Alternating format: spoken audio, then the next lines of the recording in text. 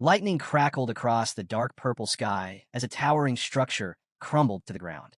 The moment they spoke of it, the moment it truly happened, words no one dared to utter finally came to life. The battlefield was soaked in blood. The war was lost. All eyes were fixed on the collapsing tower. One warrior, unable to bear the weight of defeat, turned his back and walked away. Shame clung to him like a shadow. There was nothing left to fight for. A cane struck the earth with fury, the sound echoing like a final cry of defiance. Sun Wukong, his right arm lost, roared in sheer rage. "This isn't over," he bellowed.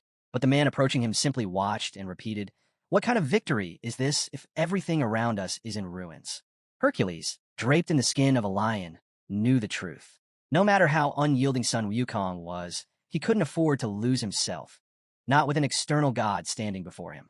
As he faced the warrior, the hero of Olympus realized that their location would soon be discovered. His gaze flickered to the glowing blue sphere hovering in the air. Perhaps they'd already been found. The magical orb pulsed once before hitting the ground, its energy crackling behind the men as they argued. Footsteps interrupted them. Slow, steady, unshaken. Kim Yuan approached, his black suit pristine despite the chaos, silver chains draped over his chest. The moment they turned, the warriors froze. They hadn't expected to see him. He lowered himself onto a nearby stone, head bowed, an unsettling silence filling the space between them. Blood stained his face, smudged along his shirt collar. No one spoke. No one dared to ask. But the answer was clear. They were all dead, except him. The magic sphere shuddered before being swallowed by black smoke. The air grew thick with unease. Hercules, barely holding Sun Wukong back, felt the weight of despair settle in.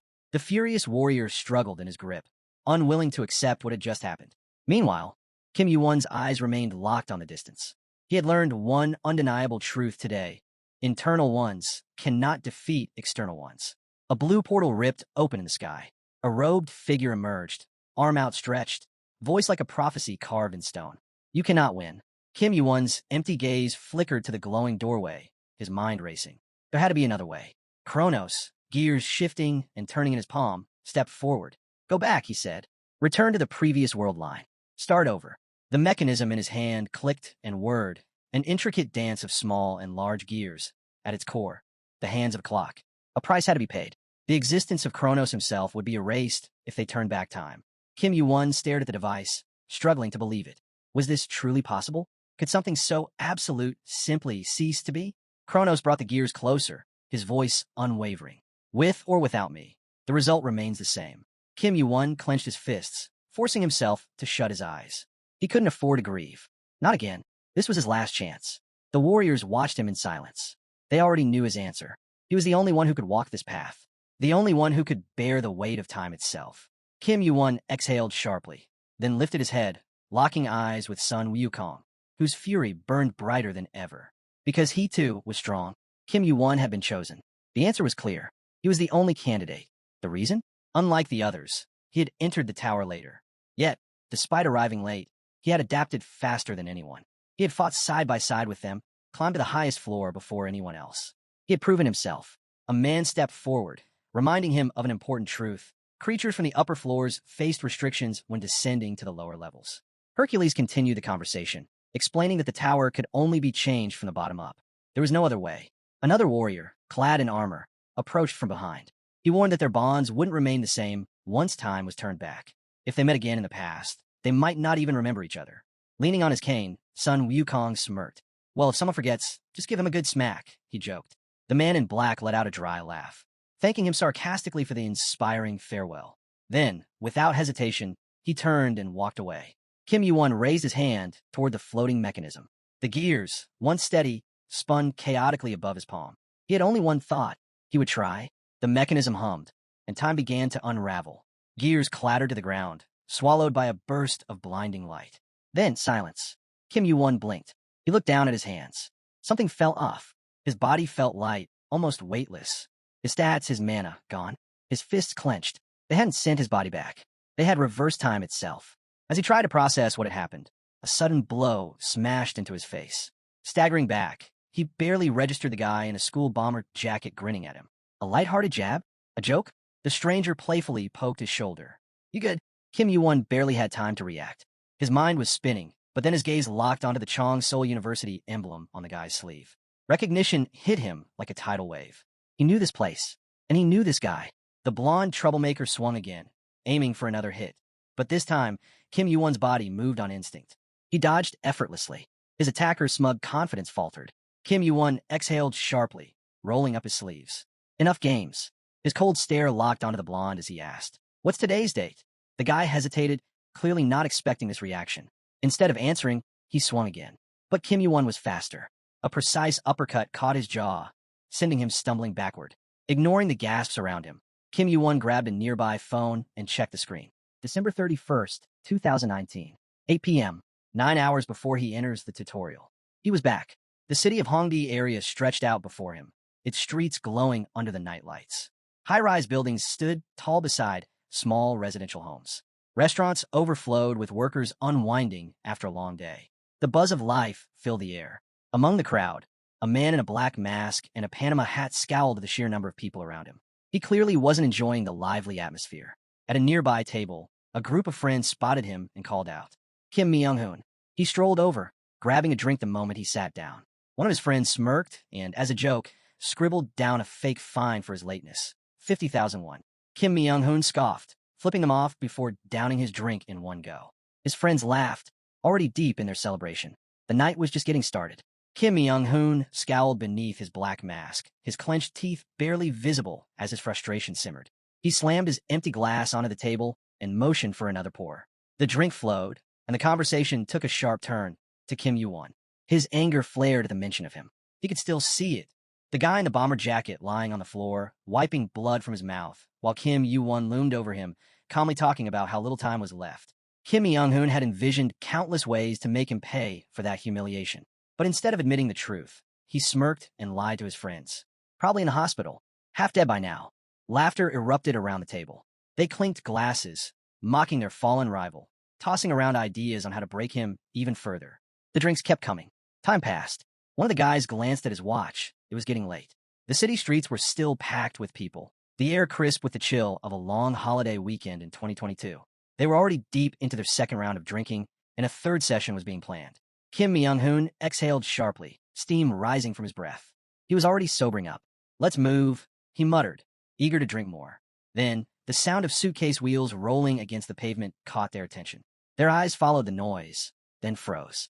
A lone figure in a black suit walked past, dragging his luggage behind him. Kim Yuan. Their laughter died instantly. They hadn't expected to see him here. Kim Myung-hoon ripped off his mask, his expression twisting into something unreadable. He didn't hesitate. He took off after him, calling out to his back, "Hey, Kim Yuan." The dark-haired man didn't stop. A group of friends quickly closed in, surrounding Kim Yuan before he could pass. The guy in the Panama hat scoffed. "What are you doing here?" Pedestrians moved past them, unaware of the rising tension. But Kim Yuan, he barely spared them a glance. Instead, he raised his wrist, eyes locked on his watch. "Almost midnight," he murmured. His voice was calm. Too calm. "Let's enjoy these last 3 minutes to the fullest." Then, he removed his watch. Kim Myung-hoon's brow furrowed. "What the hell are you talking about?" But Kim Yuan wasn't listening. He crouched down, calmly unzipping his suitcase. Kim Myung-hoon took another step forward, then stopped. His breath hitched. His body went rigid. His friends, who had been ready to taunt Kim Yuan, staggered backward, faces drained of color. Inside the suitcase was a small black backpack and an arsenal of bladed weapons. Axes, knives, machetes, enough to arm a small war party. Panic spread through the group. They shoved Kim Myung-hoon away, suddenly desperate to de-escalate. "Hey man, just chill. We were joking, all right? Just forget it." Kim Yuan didn't even acknowledge their words. He calmly picked up an axe, slung the backpack over his shoulder, and turned toward the street. His mind was set. This was the moment. The watch, now lying abandoned on the pavement, let out a single, sharp chime. Midnight. Then chaos. Lightning streaked across the sky. Violent purple rays erupted, engulfing the city in a blinding glow. Screams filled the air. People clutched their heads, staggering as reality itself twisted. But Kim Yuan? He walked forward, unshaken, unbothered. Kim Myung-hoon stared at him in horror. Why wasn't he affected? Why wasn't he in pain like everyone else? A blue digital screen flickered to life above the city. Text scrolled across it, cold and merciless. District 2031. Population, 12,140. The tutorial begins. Survive the zombie invasion. In 30 minutes, all creatures will be eliminated. Kim Yuan exhaled slowly, tightening his grip on the axe.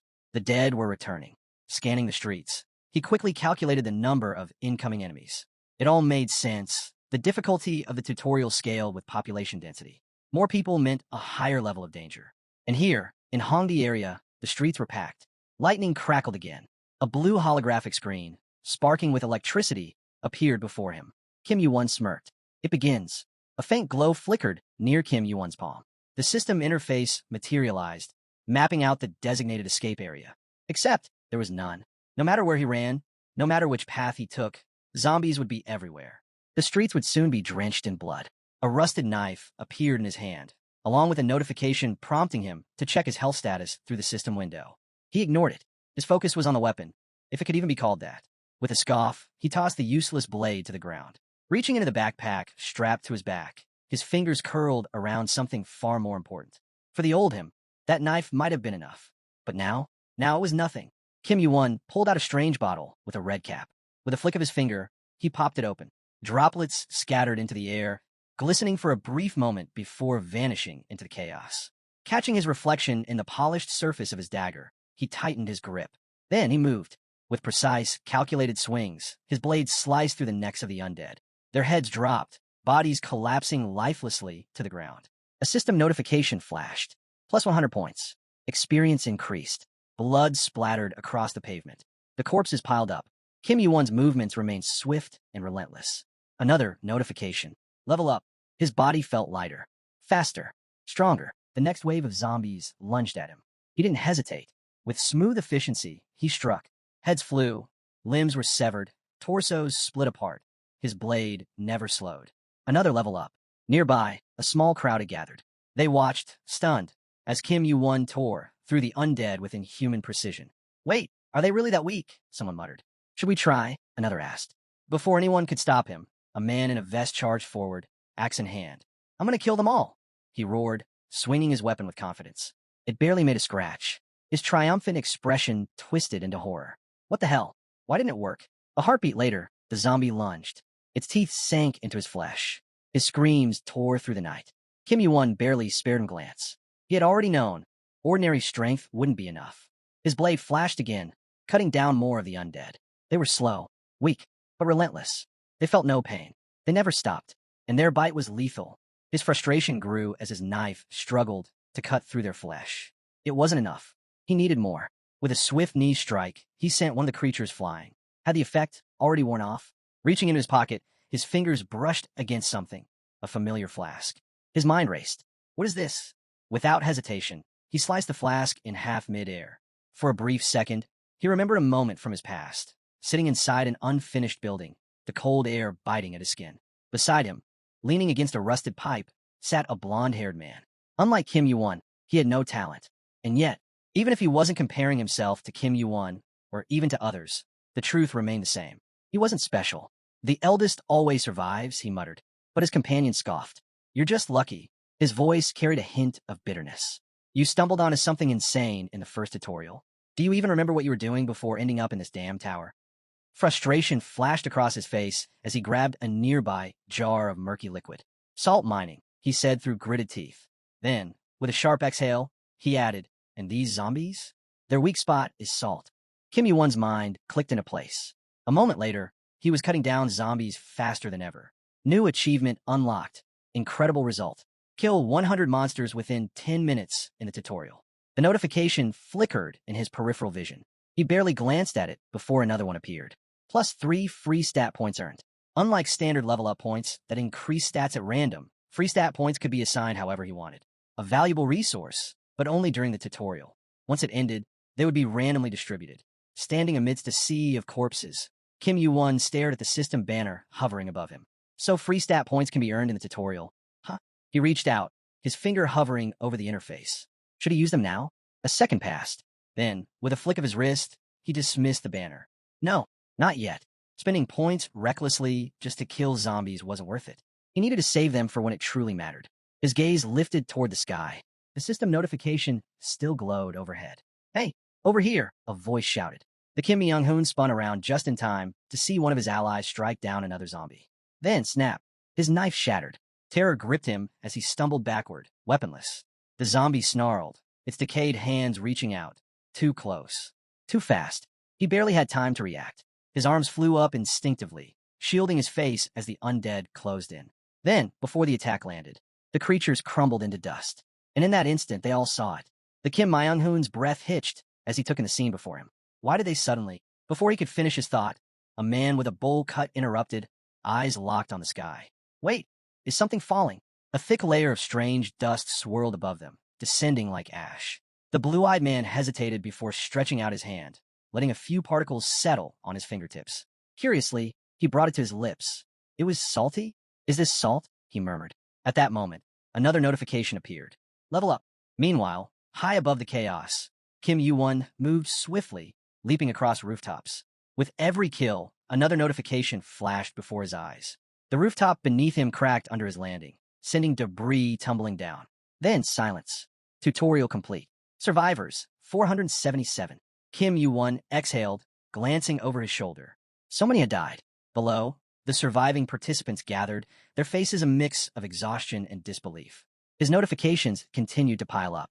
Final reward calculated. Total enemies killed, 1,427. Points earned, 1,427. Additional stat points received. Strength +1, endurance +2. Free stat point +1.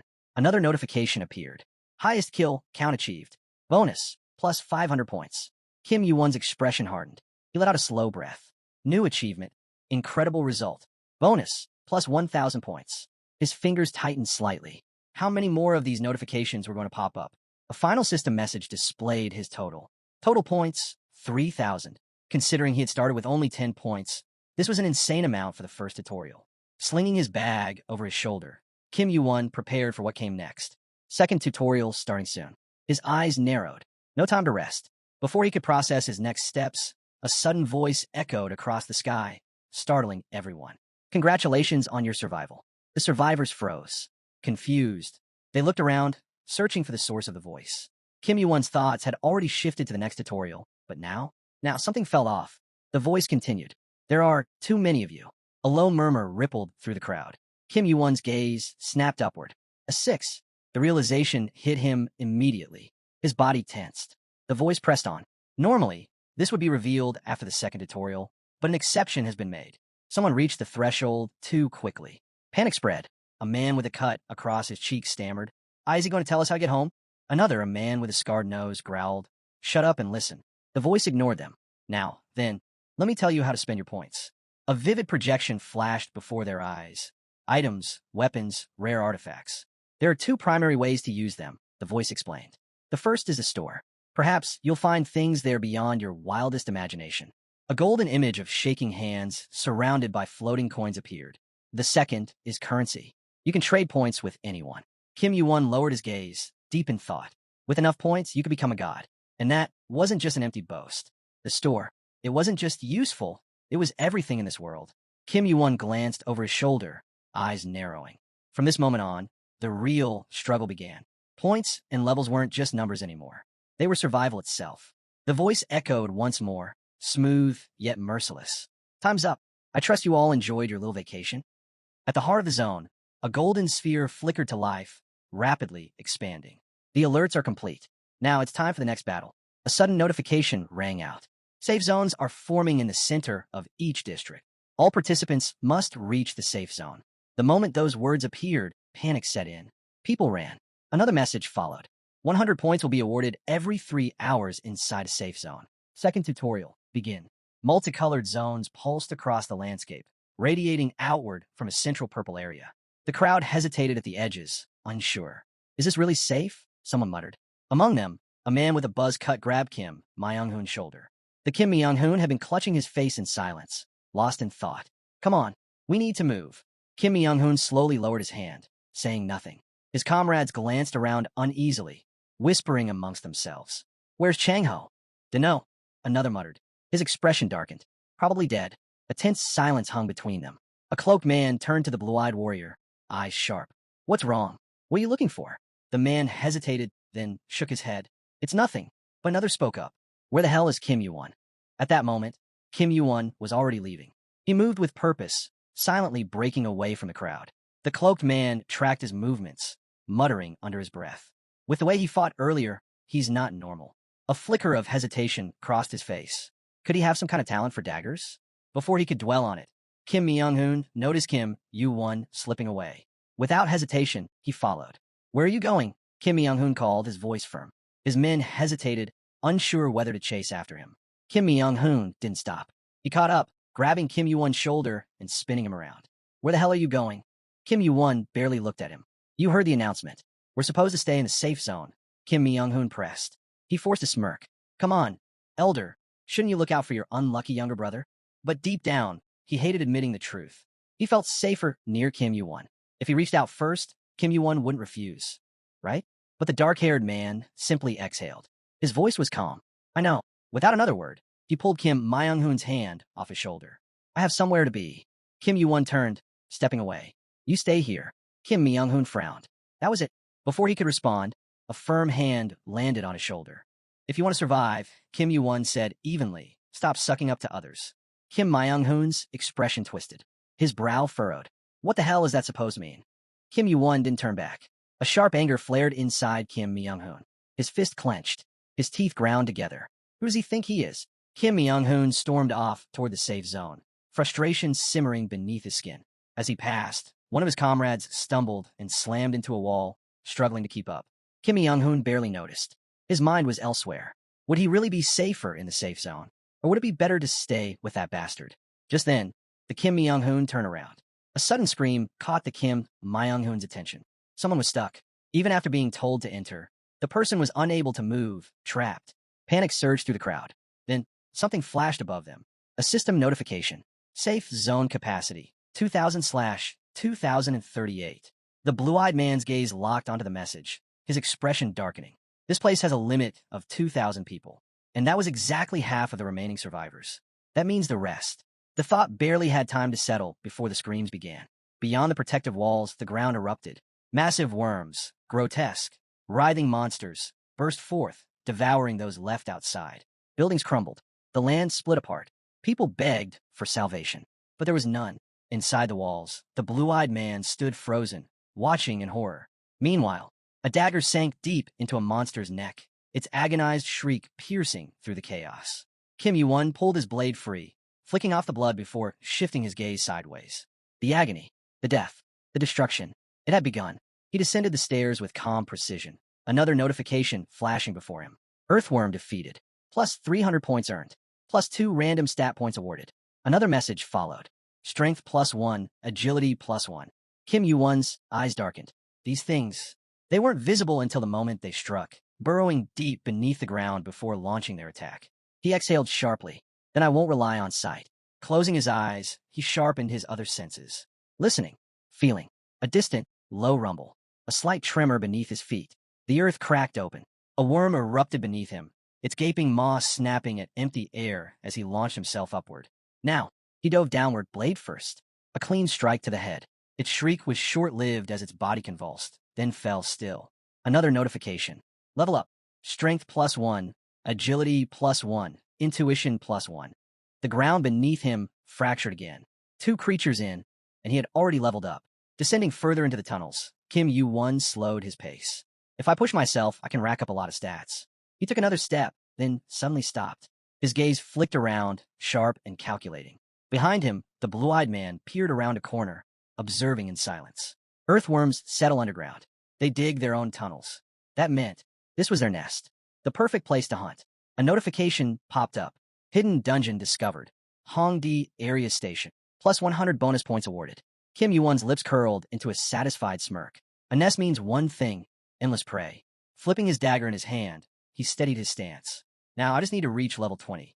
A monstrous screech tore through the tunnels. A worm lunged, its massive jaws gaping wide. Kim Yuan didn't hesitate. With a single leap, he cleared the creature's head, then cut it down mid-air. Green blood splattered the walls as he landed seamlessly, already moving toward his next target. The state of flow took over. His daggers became an extension of himself, striking down the creatures one by one.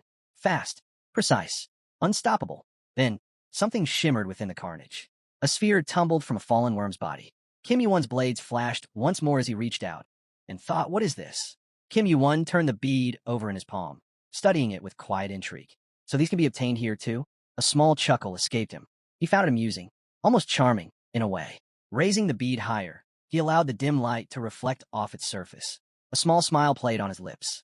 "Apologies," he murmured, voice barely above a whisper. "But I have my reasons for wiping you out." Outside the safe zone, the night was filled with horrific screams.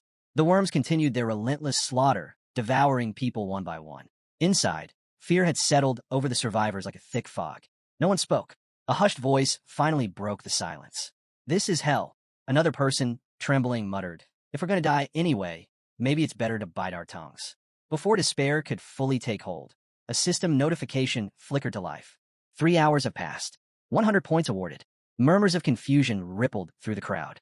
People stared at the glowing message in disbelief. What is this?" someone stammered. A realization dawned. "It's like money," another whispered. 100 points? That's a lot. But before relief could settle, another notification appeared. Red zone inactive. Safe zone capacity reduced to 1,500. The area began to shrink. People froze. What? The next message hit like a death sentence. If the safe zone exceeds capacity, individuals will be randomly expelled. A ripple of terror shot through the crowd. The ground beneath them trembled. The zone was shrinking.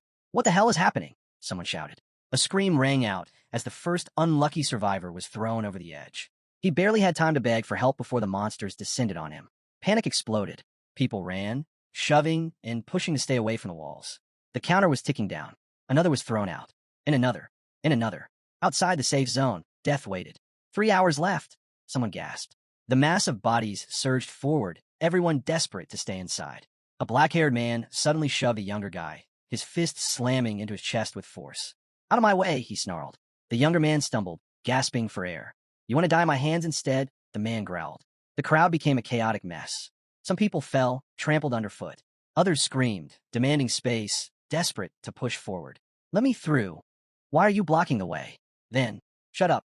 Kim Myung-hoon's voice tore through the chaos, silencing everyone. The survivors turned, startled. The aggression in his eyes was unmistakable. A cruel smirk tugged at his lips. "Since this is how it is," he said darkly, eyes gleaming with something twisted, "let's decide who dies in my place." The moment those words left his mouth, the crowd changed. Kim Myung-hoon's face twisted with rage as he roared. "That's right. We choose who dies." His fists clenched as his gaze swept over the terrified faces around him. At this rate, he thought, I can make it out of here. His cold stare locked onto a trembling man standing opposite him. The old guy looked weak. Easy target. Kim Myung-hoon grabbed him by the collar, his grip tight. If I offer him up, I'll survive, he thought. The man's eyes widened in terror. He was powerless, helpless. Around them, people screamed in horror. What is he doing? He's lost his mind. But Kim Myung-hoon didn't care. His teeth clenched, determination burning in his gaze. I'll kill this old man if I have to. Meanwhile, Kim Yuan's blade flashed. A monstrous maw opened, snapping shut, but it was too slow. His dagger tore through flesh. The creature's body split apart, severed cleanly. Green blood splattered against the ground as he moved forward. Swift, precise, unstoppable.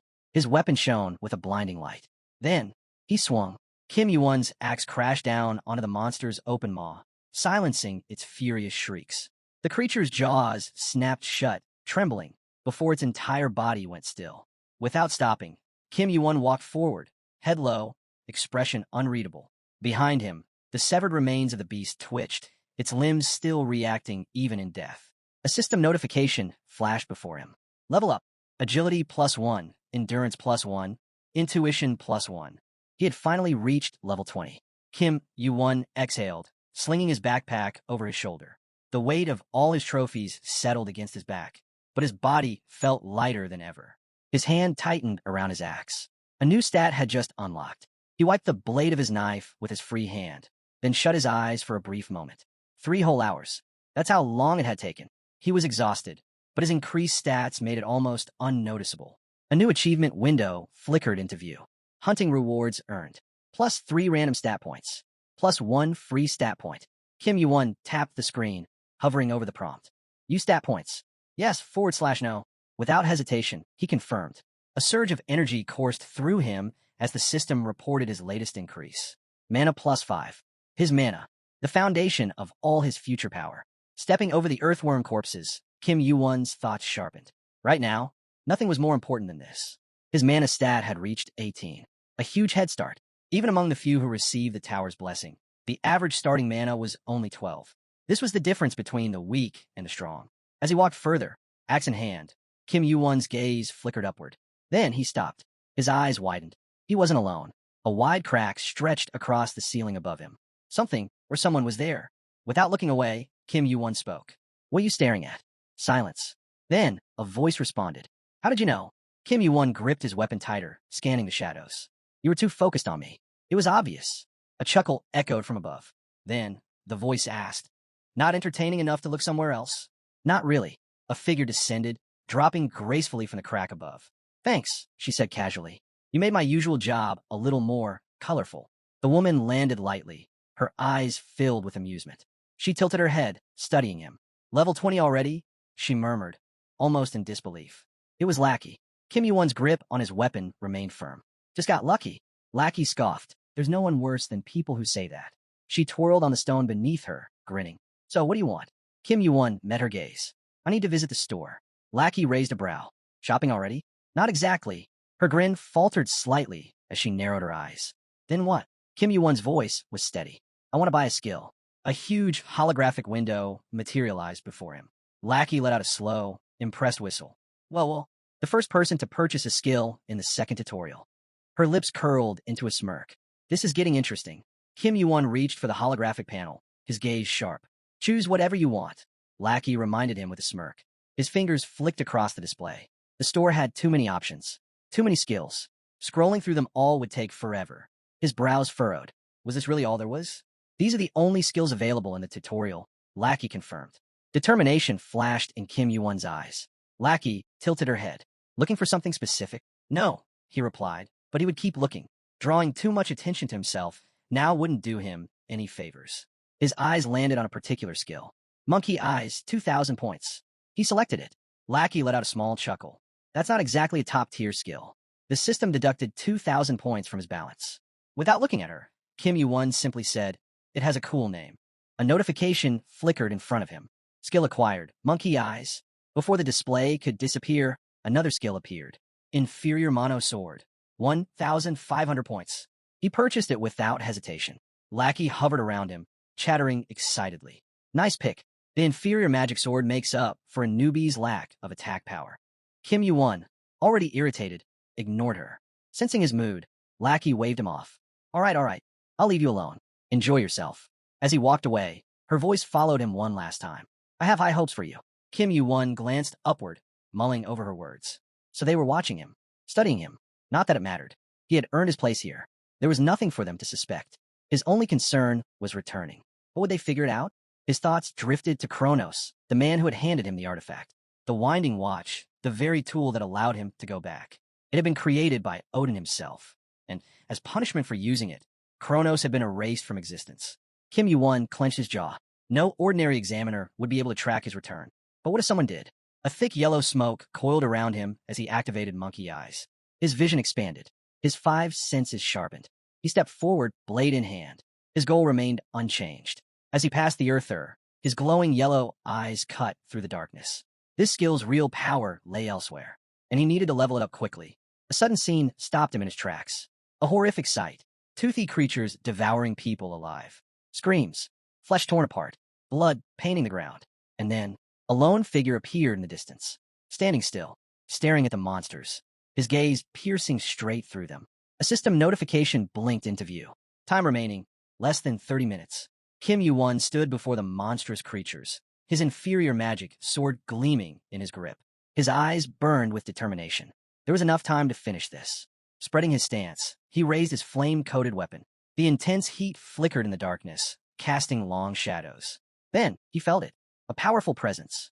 A massive, purple creature emerged, its enormous maw stretching open in a bone-chilling roar. Kim Yu-won's gaze sharpened. The boss of the second tutorial. The mother of worms. He let out a slow breath.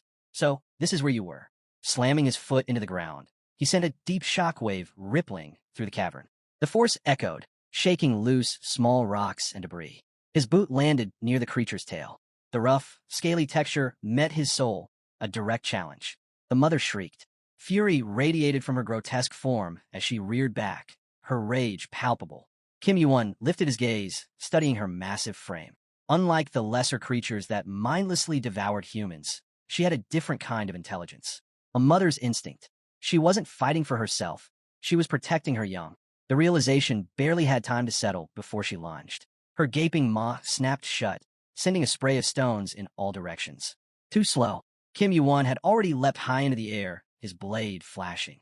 As he soared toward her, he pointed his sword forward, his voice unwavering. I'll end this now. His axe and sword struck in tandem. With a brutal arc, his weapons carved into her massive frame, slicing through the thick outer hide. A piercing shriek erupted from the mother of worms. Thrashing wildly, she tried to shake him off, but Kim Yuan was relentless. Blow after blow rained down. His gaze hardened, a small grin tugging at his lips. What's next? She tried to throw him. A sudden jerk sent him airborne, tumbling midair. But instead of falling back, he charged. His sword gleamed brighter, the blue flames roaring to life. He twisted his body, flipping above her, and landed another devastating slash. Madness and determination flared in his eyes. This isn't over. The mother of worms, now covered in wounds, let out a final, desperate roar. But Kim Yuan was already moving. With a single, unstoppable strike, his blade cut deep, splitting her massive form in two. Her death wail echoed through the cavern.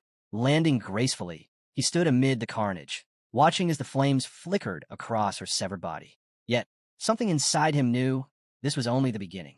Meanwhile, Kim Myung-hoon stumbled backward, his breath ragged. A trembling hand grasped at his leg. Please, help me," a desperate voice croaked. He looked down. A man, half buried under debris, bleeding, reached for him. Kim Myung-hoon's expression twisted. Without hesitation, he ripped out a knife. "Shut up." His voice was cold, ruthless. The old man's eyes widened in horror. Kim Myung-hoon's grin widened, and at that moment, the true monster revealed itself. "Stick to the plan."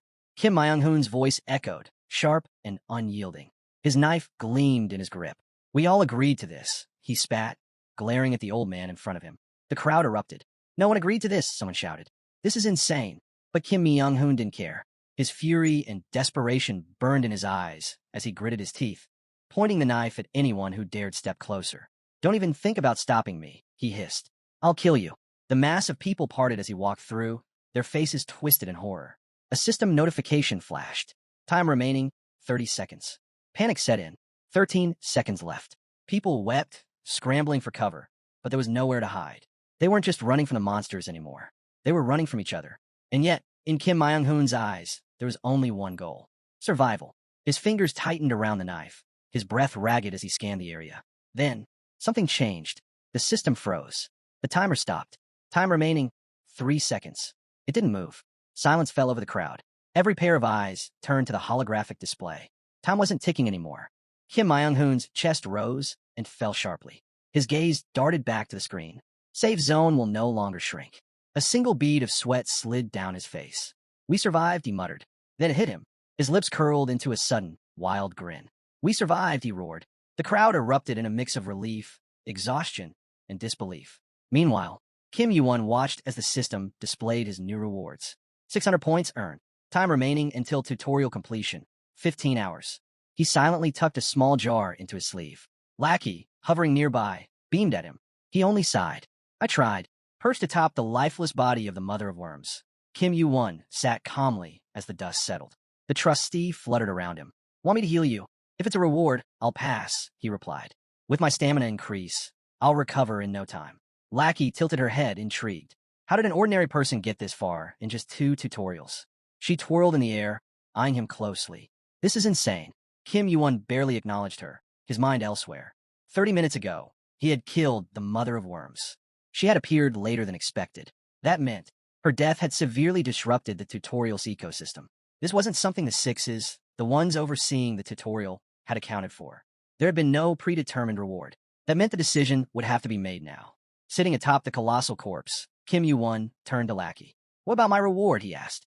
Lackey's playful expression flickered. She crossed her arms. "You figured that out pretty quickly. So there's one." She sighed, spinning on her sphere. "Well, since you seem to understand how things work here, I suppose I can't leave you hanging." Her voice dripped with amusement. Kim Yuan's eyes narrowed. "Then tell me what it is."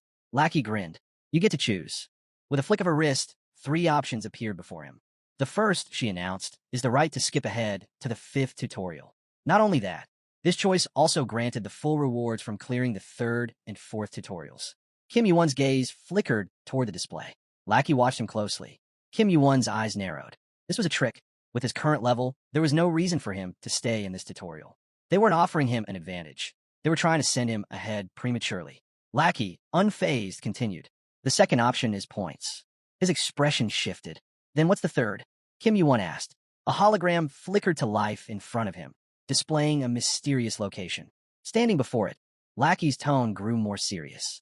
The third is a connection to Olympus. Kim Yuan's eyes widened slightly. Lackey studied him. I'm guessing you don't fully understand yet. She wasn't wrong. She continued. The tutorial? It's just the beginning. Her usually playful demeanor hardened. The tower houses countless powers and beings, some who hold authority equal to the gods themselves. Kim Yuan's mind flashed with images of the gods, mighty, untouchable beings ruling from above. Lackey smirked. Olympus is one of the greatest authorities in the tower. If you accept, they'll recommend you. Her voice lowered. With their backing, you'll be protected after the tutorial ends. Kim Yuan absently ran his fingers over his leg, deep in thought. He hadn't expected this. He knew Olympus held enormous influence. Kronos was one of their rankers, after all. If he had their support, his climb up the tower would be safer. Faster. But, no. He stood up straight, his decision clear. I'll take the points. Lackey froze. Her eyes flickered with genuine surprise. You're sure? A notification flashed. 10,000 points earned. Lackey sighed, waving her hands. Fine, but at least let me explain before you waste them. She stepped forward, her voice warning him. You should choose carefully. You clearly don't know enough about Olympus yet. You'll regret this later. But before she could continue, Kim Yuan cut her off. He slung his backpack over his shoulder. If you're just here to deliver orders, then do your job. Lackey stiffened. Kim Yuan's gaze sharpened. You didn't clear this with the other 6, did you? Her expression shifted. You didn't even check with the manager. Lackey's smile faltered. For the first time, she looked uneasy. Kim Yuan took a slow step forward. What's the deal, Lackey? His voice was calm, but piercing. Was it just Olympus that bribed you? Or was it heaven? A flash of anger crossed her face. A gun materialized in her hand, the barrel aimed straight at him. But Kim Yuan only smirked. Thanks for running your mouth. Now, he knew exactly what he had to do. A new prompt appeared. Offer. Private meeting with the manager, 1,000 points. Kim Yuan's finger hovered over the button. Lackey darted around him, panicked. Wait, what are you? Transaction confirmed. He stepped down from the corpse of the mother of worms, leaving her behind. His gaze hardened as the notification flickered. The manager has accepted your request. The tutorial and the tower, they had to be kept separate, and if he wanted to face Olympus, he had to make his own way. Then, a blinding light filled the space before him. Kim Yuan squinted, shielding his eyes. A portal split open, and from the void, a single leg stepped through. A low, quiet voice echoed from within. So, you're the one who arranged this meeting? A bandaged hand reached out. A deep, amused laugh rumbled from the portal. So, you paid only 1,000 points for this meeting? The voice carried a mix of amusement and curiosity. Stepping through the portal, the bearded leader fixed his gaze on Kim Yuan, his towering presence undeniable. You called for me? He asked. Kim Yuan stood his ground, meeting the giant's gaze. I'm a participant in the tutorial. The leader's lips curled into a grin. A participant who slaughtered over 1,000 monsters in the first tutorial. As the massive figure fully emerged, the ground seemed to tremble beneath his weight. His sheer size was overwhelming.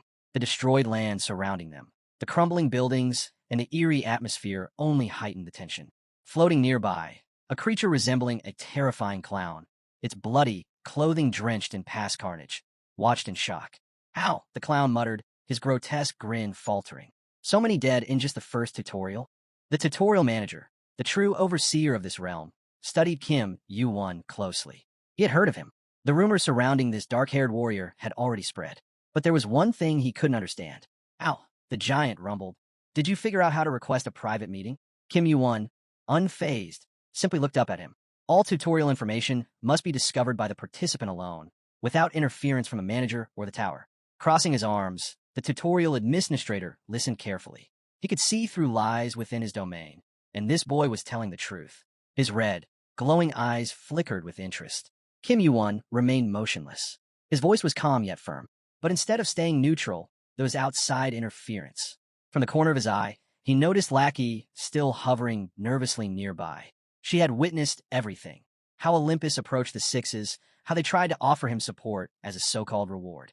And now, she was terrified. The clown-like figure flinched as the manager's fury turned to him. With a single, bone-crushing slam, the giant's hand smashed down, pinning the Olympian's arm to the ground. A crack, a scream. Blood dripped from the trembling hand beneath his palm. Do not extend your reach where it isn't needed. The warning was absolute. The tutorial manager shook off his hand, his rage simmering down as he turned his attention back to Kim Yuan. Kim Yuan exhaled. This is the second rule of the tutorial. The manager's fiery gaze softened. He said nothing, only listened. Kim Yuan continued. All actions and achievements of a tutorial participant must be rewarded according to their exceptionality. Turning slightly, Kim Yuan admitted, that's why I called you. He had spent his own hard-earned points. He had exposed the sixth corruption. Now, standing before the towering manager, he asked plainly, what's your opinion? The lower creatures, twisted monsters with razor-sharp teeth, had already been tested, and yet, no abnormalities had been found. The manager scratched his thick beard, deep in thought. Kim Yuan said nothing. Though it wasn't by his own hand, he had eliminated a 6, of being close to a ranker, and that had happened within the second tutorial.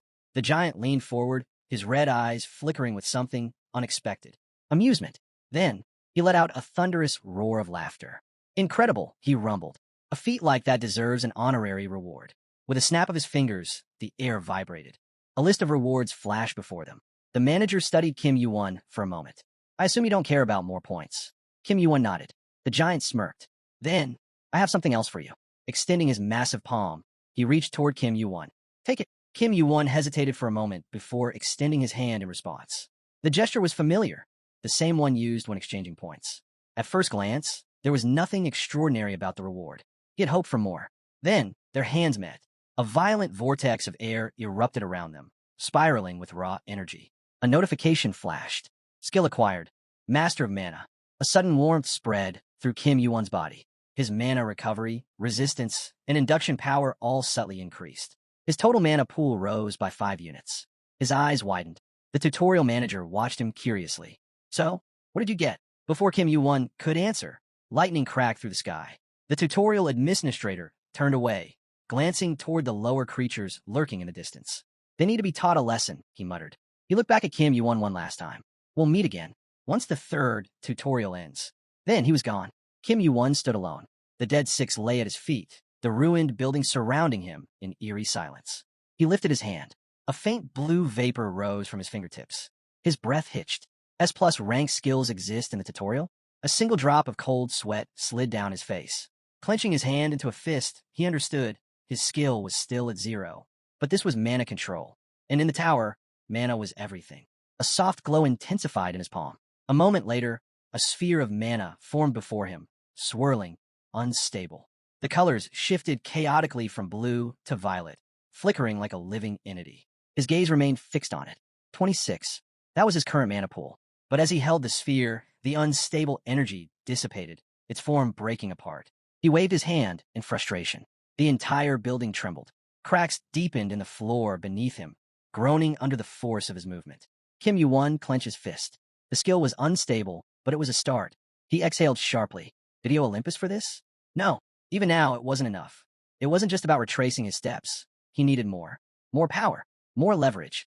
And he had no time to waste. A swarm of eyeless, fanged creatures surrounded him. Kim Yuan darted forward, blade in hand. The second tutorial had 10 hours, 10 minutes, and 11 seconds remaining. Hongbi Area Street, safe zone. The surviving crowd was split into 2 factions. Some still clung to hope, believing that higher powers wouldn't abandon them. Others? They knew better. There's going to be a third, a fourth, and who knows how many more, someone muttered anxiously. In the growing tension, a panicked man suddenly lost control. Hands grabbed his shirt, jerking him back. It was Kim Myung-hoon. Get together, he snapped. You're coming with me. We need to gather the next supply team and move. The man stared at him, wide-eyed. Kim Myung-hoon exhaled. Look, thanks to you, a lot of people who were supposed to die will survive. So don't fall apart now. The man gulped and nodded. Kim Myung-hoon turned back, hurrying the supply team. Then, someone spotted something. A lone figure, dressed in black, walked slowly down the empty street. The crowd murmured. Who is that? Another survivor? Then, a scream. Kim Yuan's footsteps echoed against the broken asphalt. A faint scraping noise whispered beneath his boot. His eyes flickered downward. The ground shifted. Something was moving. A terrible eyeless creature erupted from beneath. It lunged. The creature lunged. But before it could strike, a shadow descended. Kim Yuan landed first, his boots slamming onto the worm's head, crushing it into the ground. The crowd in the safe zone stared in stunned silence. Mouths hung open. The timer flickered above them. Time remaining, 5 minutes, 12 seconds. Among them, Kim Myung-hoon expression twisted. Shock, anger, recognition. The brunette in black, covered in green blood. There was no doubt.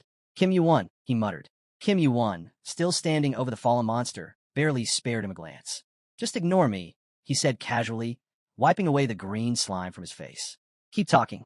A system notification appeared. Stats increased, except intuition, which decreased by 2. Kim Yuan stepped off the corpse. He had no intention of staying. He was only here for one reason, to collect his reward and move on.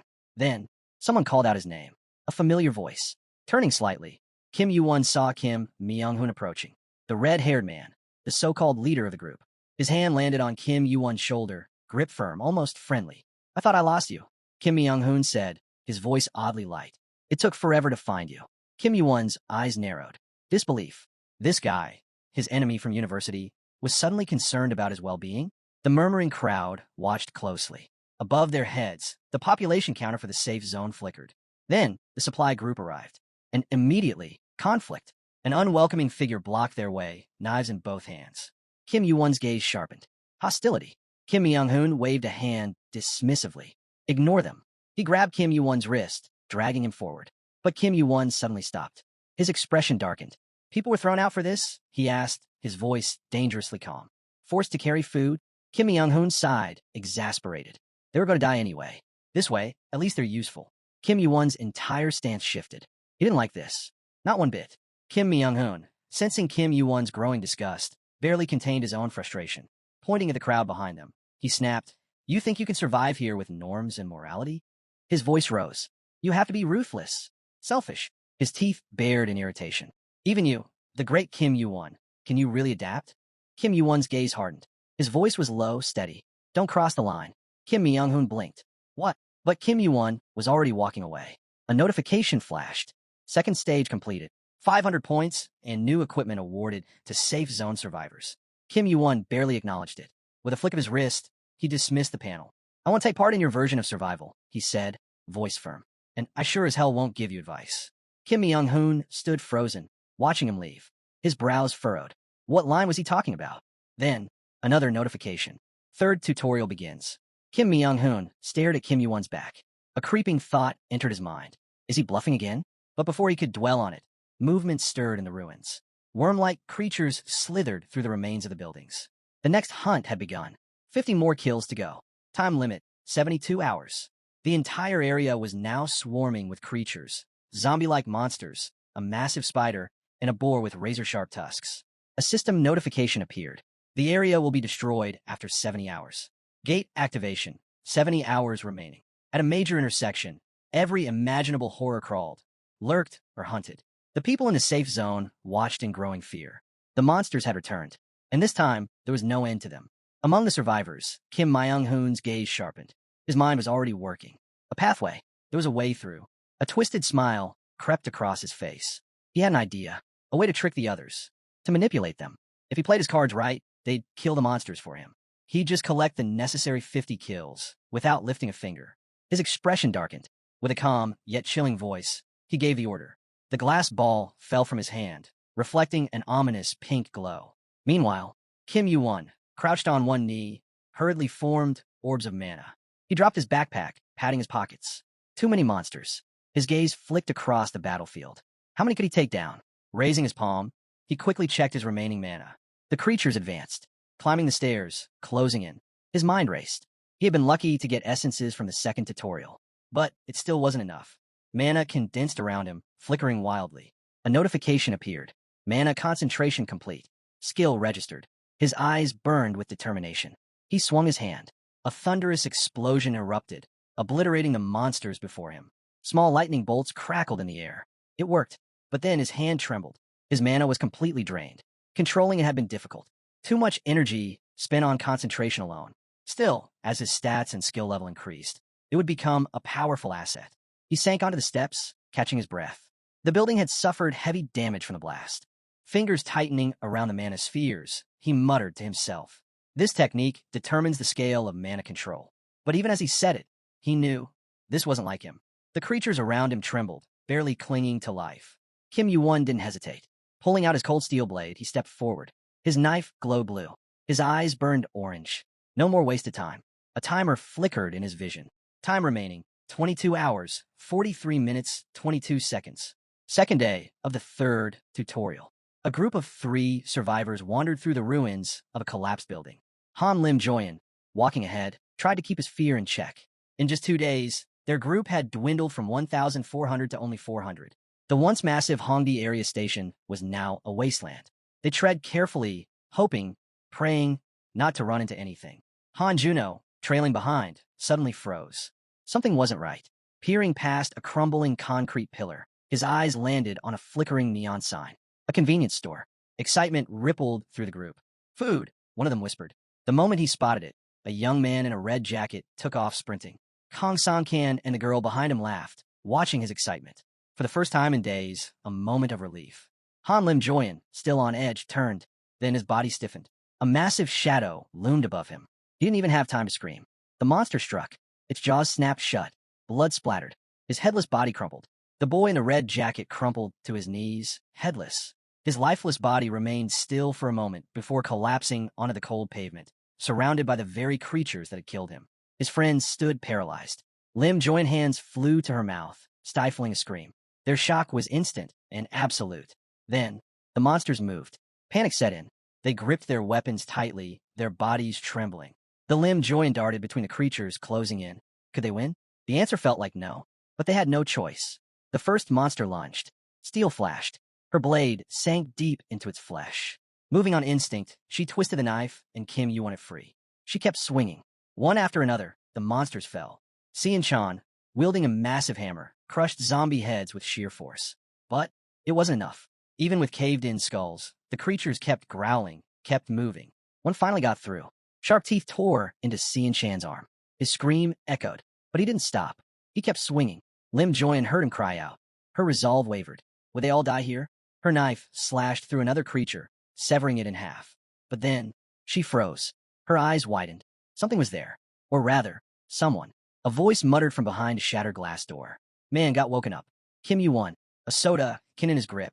Lim Joyan heart pounded. Impossible. No matter how strong someone was. No matter how high their stats had risen.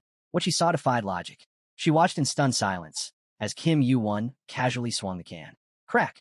The aluminum crushed the monster's skull like paper. Blood gushed. Lim Joyan ducked her head, eyes blinking in disbelief. Did he just kill it with a soda can? This is too much. Then, Kim Yuan moved. Lightning crackled. Electricity swirled around his hands and blade. A spider lunged. He cut it down instantly. The second never even got the chance. Kim Yuan's foot shot out. The kick severed its head from its body. Green blood splattered across the pavement. More bodies fell. The fight ended as quickly as it began. Kim Yuan lowered his leg, turning to the group. Silence hung in the air. Sian Chan clutched his wounded arm, his breath ragged. Lim Joyan instinctively pressed closer to him. His gaze remained locked on Kim Yuan. The tension in the air finally snapped when Lim Joyan stammered. Thanks to you, we survived. Kim Yuan didn't answer immediately. Instead, he reached into his pocket. A small container of ointment flew through the air. Lim Joyan fumbled to catch it. Put that on his arm first, Kim Yuan instructed. It's good medicine. She hesitated, then quickly opened it. Kim Yuan's eyes flicked towards Sian Chan. How much stamina do you have? Sian Chan's expression shifted. 17, he muttered. Kim Yuan exhaled, his voice unreadable. Then you won't die. Sian Chan's stomach dropped. But before relief could settle, Kim Yuan added, but there's a chance you'll never use that hand again. Sian Chan's face went pale. Without wasting another second, he rolled up his sleeve and smeared the ointment across his arm. Kim Yuan barely reacted. His hand pressed against his own neck. He shut his eyes. Had he really slept for 6 hours? The exhaustion had mostly faded, but he still felt like sleeping a bit longer. Memories of past battles with monsters flashed through his mind, reminding him that this was the first time he had gotten any rest in 3 days. No wonder he was so worn out. The scene in his head shifted to when he had finally collapsed after purchasing powder to mask odors. He realized he needed to buy a sleep aid as well. Furrowing his brows, he glanced to the side. He hadn't expected any unexpected interference. The group of people nearby watched him tensely. Without a word, Kim Yuan turned and started walking away. A girl called out after him, asking if he hunted in this area often. Her gaze was sharp as she warned him that losses were more frequent here than in the upper levels. If he was unlucky, he might run into an underground snake. making this place extremely dangerous. Kim Yuan casually responded that he wasn't here all the time. Glancing over his shoulder at the group, he mentioned that there was a cafe and a rest area nearby. Si Chan frowned in confusion. What do you mean? Kim Yuan explained that, unlike other hunting grounds, the concrete staircase here was riddled with cracks, and water had pooled in a hole on the floor.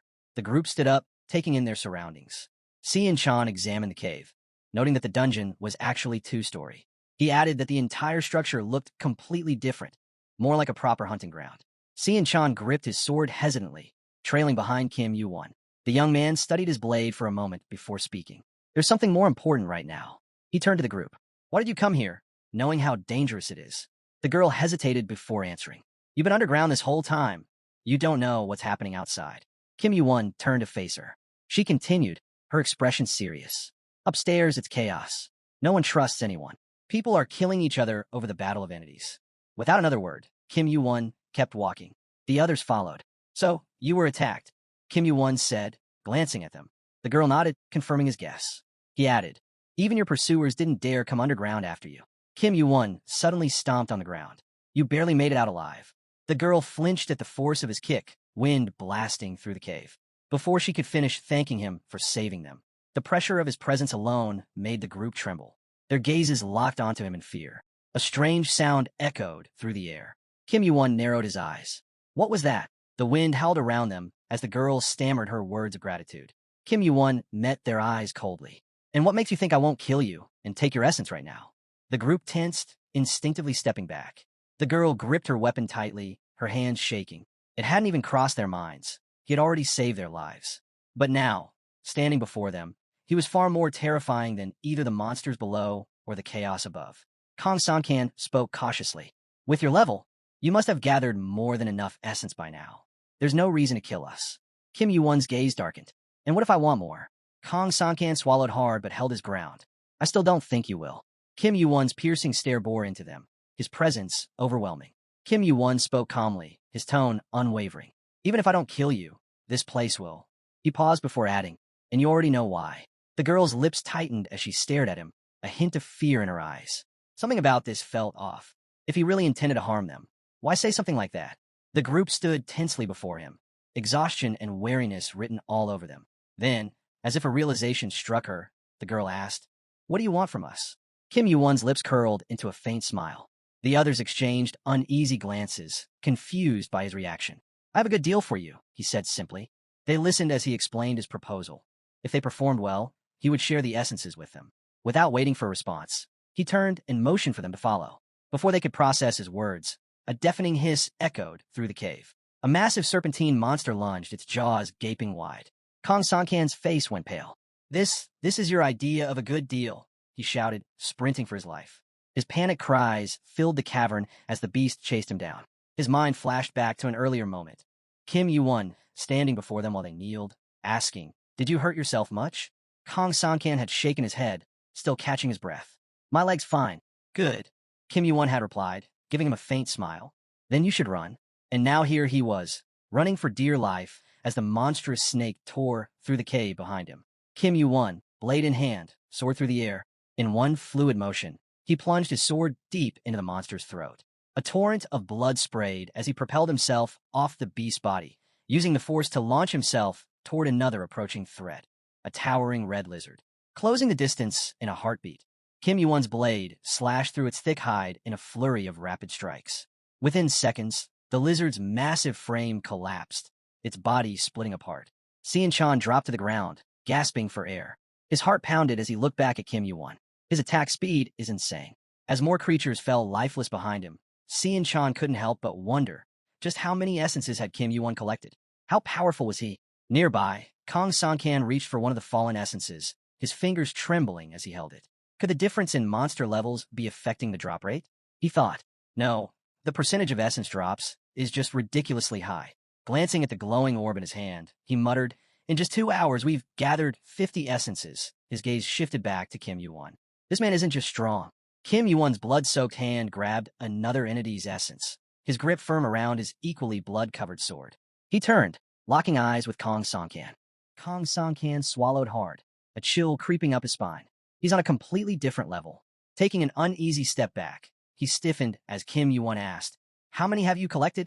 Kong Sankan hesitated before replying, "We've got another one, so that makes 6 total." Kim Yuan nodded. "You can keep one." Still shaken, Kong Sankan handed over the essences, his mind racing. The monsters aren't appearing fast enough to keep up with our hunting speed. Rising to his feet, he studied Kim Yuan carefully before asking, "Where do you plan to use all these essences?" Kim Yuan's expression remained unreadable. "My ally is a little late, but she'll catch up soon." Kong Sankan wasn't sure what to make of that answer. His curiosity finally got the better of him. "What's your level?" he asked. Kim Yuan lowered his head slightly, but said nothing. The cave was silent, save for the distant echoes of monsters lurking in the darkness. "With a hunting speed like yours, your level must be insanely high by now," Kong Sankan muttered, still trying to wrap his head around it. Kim Yuan responded calmly, "My level has pretty much stopped growing." Kong Sankan's face went pale. He froze in place, struggling to process what he'd just heard. If his level had stopped increasing, just how high was it? Kim Yuan continued, "I'll raise it again in the next tutorial." That statement alone sent a chill down Kong Sankan's spine. He hesitated before stepping closer. "Your level, it's personal information, isn't it?" he asked cautiously. "I guess I shouldn't be asking about it." "Same goes for stats." Kim Yuan gave a small nod. "Exactly." Kong Sankan immediately recoiled, raising his hands in surrender. "I get it. It's just, not long ago, some guy asked me how much stamina I had." Kim Yuan's expression darkened. "Would you rather I let my arm rot instead?" he asked, his voice carrying a hint of Anno Kim Yuan's as he dusted off his sword. Realizing his mistake, Kong Sankan covered his face with his hand, feeling a mix of regret and embarrassment. Kim Yuan added, "If you want to get stronger, you should hunt more monsters. Gather essences, sure, but don't forget to level up too." Before Kong Sankan could respond, a desperate voice cut through the air. "Kim Yuan." Han Juno sprinted toward him, running at full speed. Behind her, monsters surged forward. She stumbled, barely dodging their attacks, her screams echoing through the cave. Xian Chan's breath caught in his throat as he watched in fear. Kim Yuan's body tensed. In an instant, he moved. Sonnen gasped. "We barely had time to rest." The group sprang into action, dashing toward the charging monsters while Lim Joyan pushed forward with everything she had. Small grains of sand scattered beneath her frantic steps. Kong Sankan gritted his teeth, gripping his hammer tightly. As the monster lunged at him, he swung with full force, slamming the weapon into the base of its neck. With a sickening crunch, the beast collapsed. The system message flashed before his eyes. His level had risen. Not far away, Lim Joyan stood frozen as the monster before her fell lifeless. She turned to her ally. "Did your level go up?" Kong Sankan exhaled, still catching his breath. "Yeah, what about you?" "Same here," Lim Joyan confirmed. A soft glow caught their attention. A sphere of essence shimmered on the ground. Kim Yuan approached, picking it up effortlessly. "You done?" They both nodded. Kim Yuan glanced at the fallen entities. "Take them." Surprised, Han Juno watched as he handed her a sphere. His expression remained unreadable. "You should each have 50 now," he stated. Han Juno looked down at her hands, counting silently. "Before coming underground, we only had 20, she let out a breath. "I didn't expect to gain another 30 this fast." She turned to Kim Yuan. "Thanks." Kim Yuan barely reacted, lifting his gaze slightly before looking away. "Thanks to you, the hunt went twice as fast." But inwardly, he thought otherwise. These essences, they're barely worth talking about. His eyes flicked up to the system's display. 2 hours and 57 minutes left. Turning his back to them, he took a step forward. "The enemy's activation time is getting closer. Since we're done here, it's time to go up," he announced. The others exchanged glances before nodding. A small, relieved smile crossed their faces. Han Juno, still catching her breath, muttered, "I wonder if things are still a mess up there." Her companion sighed. "The longer it goes on, the worse it gets. The 3rd tutorial is ending soon." He stared ahead, his expression hardening. And the people outside, they're becoming more unbearable. As they climbed the stairs, a faint, ominous glow of scarlet energy flickered in the distance. The swirling energy of the gate rippled through the air, its deep crimson glow casting an eerie light over the city road. The gathered crowd stood at a cautious distance, eyes locked on the ominous portal. "That color, it means the gate is about to open," someone murmured. A man in the crowd absent-mindedly touched the pouch at his belt, feeling the weight of 45 Mona essences inside. His gaze swept over the people around him, their casual chatter masking the tension thick in the air. "They're all hiding knives behind their backs while pretending nothing's wrong," he muttered bitterly. "It's absurd." His jaw tightened as he stared ahead. Beside him, a Hyungnim scoffed. "The drop rate of these damn essences is awful," the Hyungnim said. Why risk your life fighting monsters when it's faster to just take them from someone else? The dark-haired man beside him let out a short, humorless laugh. Everyone's thinking the same thing. Even so, no one's making a move yet. The first man clenched his teeth harder. That's because the real fight starts when the gate opens, he said. And when it does, I'll grab what I can and disappear. From the edge of the road, his comrade suddenly spoke up. Is their leader looking at us? A figure emerged from the crowd, making his way toward them. The men exchanged wary glances. Is he coming this way? The Hyungna muttered. The young man closed the distance between them, stopping just short of them with a smirk. It's been a while, he said. What, 2 days? The dark-haired man narrowed his eyes. Not like we're on friendly terms. The young man's smirk faded into a frown. Still clinging to your pride, huh? He let out a sigh before continuing. You all know what's about to happen. He raised his hands slightly, standing right in front of them. Tell me, are you really aware of the situation? His tone darkened. Once this gate opens, it's going to be a bloodbath. The dark-haired man clenched his jaw, eyes burning with frustration. He's smart, he thought. He gathered a gang just for this moment. The young man tilted his head slightly, then raised his hand. I'll get straight to the point, he said. Compared to you, we have far more resources. A blond man in the group tensed, looking away. The words hung in the air for a moment before someone finally spoke. How many do you need? The answer made them freeze. 700 essences. A heavy silence fell over the group.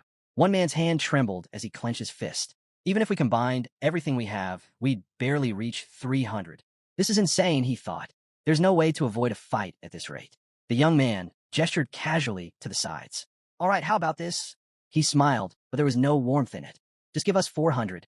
We'll take the rest ourselves. Yunhun exhaled sharply, his brows furrowing. If we refuse, an all-out massacre begins. He quickly calculated the numbers.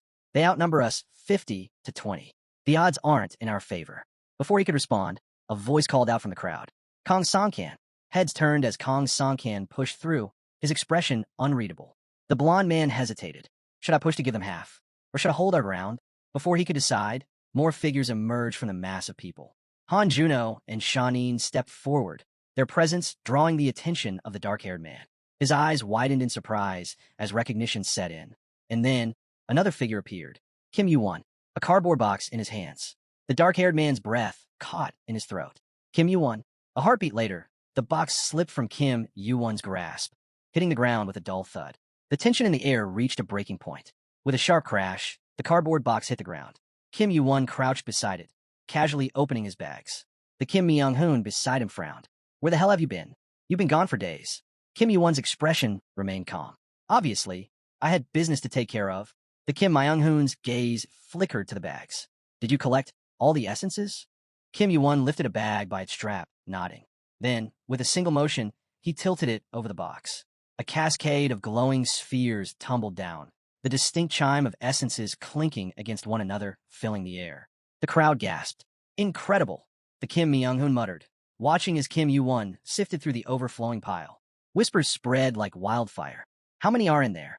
There's got to be over 1,000. The Kim Myung-hoon's jaw tightened. How'd he gather so many? He clenched his fists but forced himself to stay composed. No need to be afraid. I've got plenty of people behind me. He turned slightly, scanning the 50 or so men at his back. No matter how strong he is, he can't take on all of us at once. Taking a step forward, he moved toward the box, only to be stopped in his tracks. Kim Yuan's calm voice cut through the noise. Look down. The Kim Myung-hoon instinctively lowered his gaze.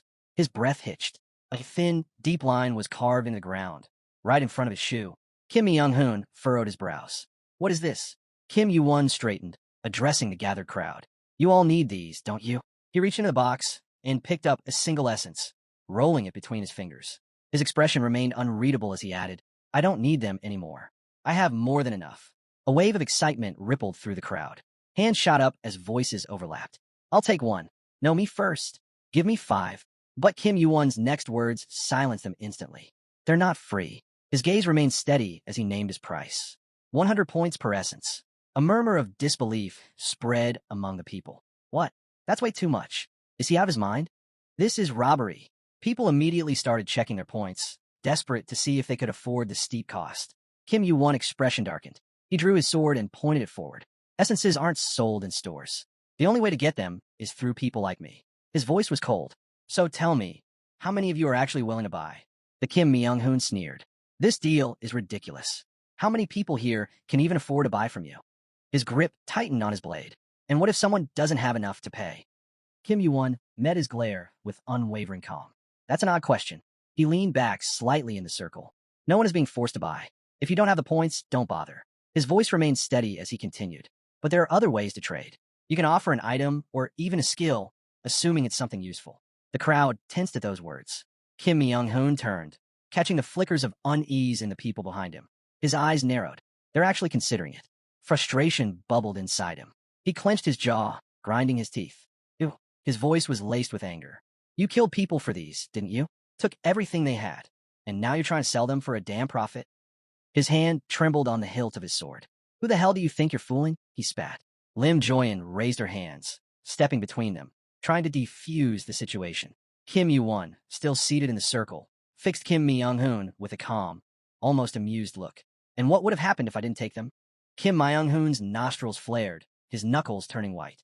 Say something that actually makes sense, he growled. This isn't going to work. The tension in the air thickened. Then from behind, a girl suddenly shouted, "That's not for you to say." The girl snapped, her voice sharp. The Kim Myung-hoon clenched his jaw, but the people around him frowned, their eyes dark with anger. You killed my friend, the girl continued, her tone laced with fury. Do you even know where they ran? The Kim Myung-hoon scoffed. If they were with me, they shouldn't have survived. A young man, standing behind Kim Yuan, raised his hand. Who exactly are you blaming? He asked. Because I know nothing about this man.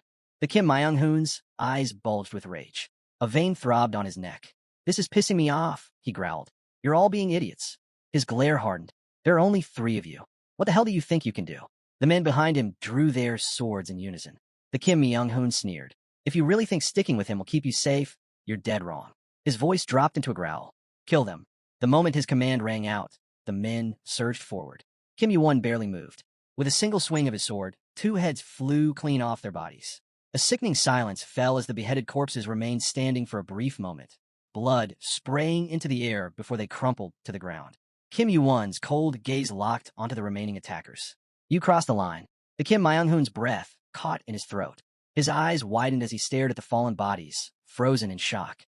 The others staggered back, their confidence wavering. Kim Yuan swallowed hard, recalling something. He told me not to cross the line. Did he really mean it? Kim Yuan's voice cut through the silence. My conditions don't change.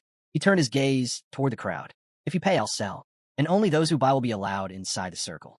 His voice was calm, unwavering. Whether you purchase or not is up to you. I won't force anyone. His eyes darkened. But if you step past this line for any other reason, you die. The moment those words left his lips, his sword erupted with an ominous aura. The ground beneath him seemed to tremble as he activated inferior magic sword. The Kim Myung-hoon clenched his teeth and waved his blade furiously. Kill him. His men hesitated, only for a second, before charging again. Kim Yuan moved like a shadow. He dodged the first strike with a swift bend, then struck. His sword cut clean through one attacker's neck. In the same motion, he slashed another across the chest, sending blood splattering onto the ground. A deep blue aura raged around him as the lifeless bodies thudded against the dirt. The Kim Myung-hoon trembled, his grip on his sword unsteady. His stomach twisted at the sight of the blood pooling around the corpses. Impossible. His mind raced. I'm level 11. This shouldn't be happening. A wave of fear crashed over him. He took an instinctive step back. I have to run. It was all about the line. He said only those who cross it will die. He spun on his heels and bolted. I made it. I survived. A flicker of relief crossed his face. Then, behind him, you think you're safe? Kim Yuan's voice rang out. The Kim Myung-hoon barely had time to process the words before a cold sensation swept over him. His vision tilted. No, the world tilted. His head was floating. He saw Kim Yuan standing there, his sword still raised, his eyes unreadable. Then, everything went dark. Blood splattered across the ground, staining the boundary of the drawn circle. The bodies of the fallen lay motionless, a grim reminder of Kim Yuan's warning. With his sword still in hand, Kim Yuan walked back toward the box. He crouched down, picking up the essences. What a mess, he muttered. Lifting the box, he turned to face another group of people. The moment their eyes met his, they instinctively took a step back. Fear gripped them. The dark-haired man in the crowd stared at Kim Yuan, stunned. Only one person could pull off a massacre like this. He tightened his fist. One person's sheer strength had just crushed an entire group's combined force. It was like watching a battle straight out of a movie, unreal, yet happening right before his eyes. He had thought he was getting used to this brutal reality, but he was wrong. Slowly, he unclenched his fist, lowering his hand before raising it slightly above his head. From behind, Kong Sankan rushed toward him. I'll buy an essence, Kong Sankan announced.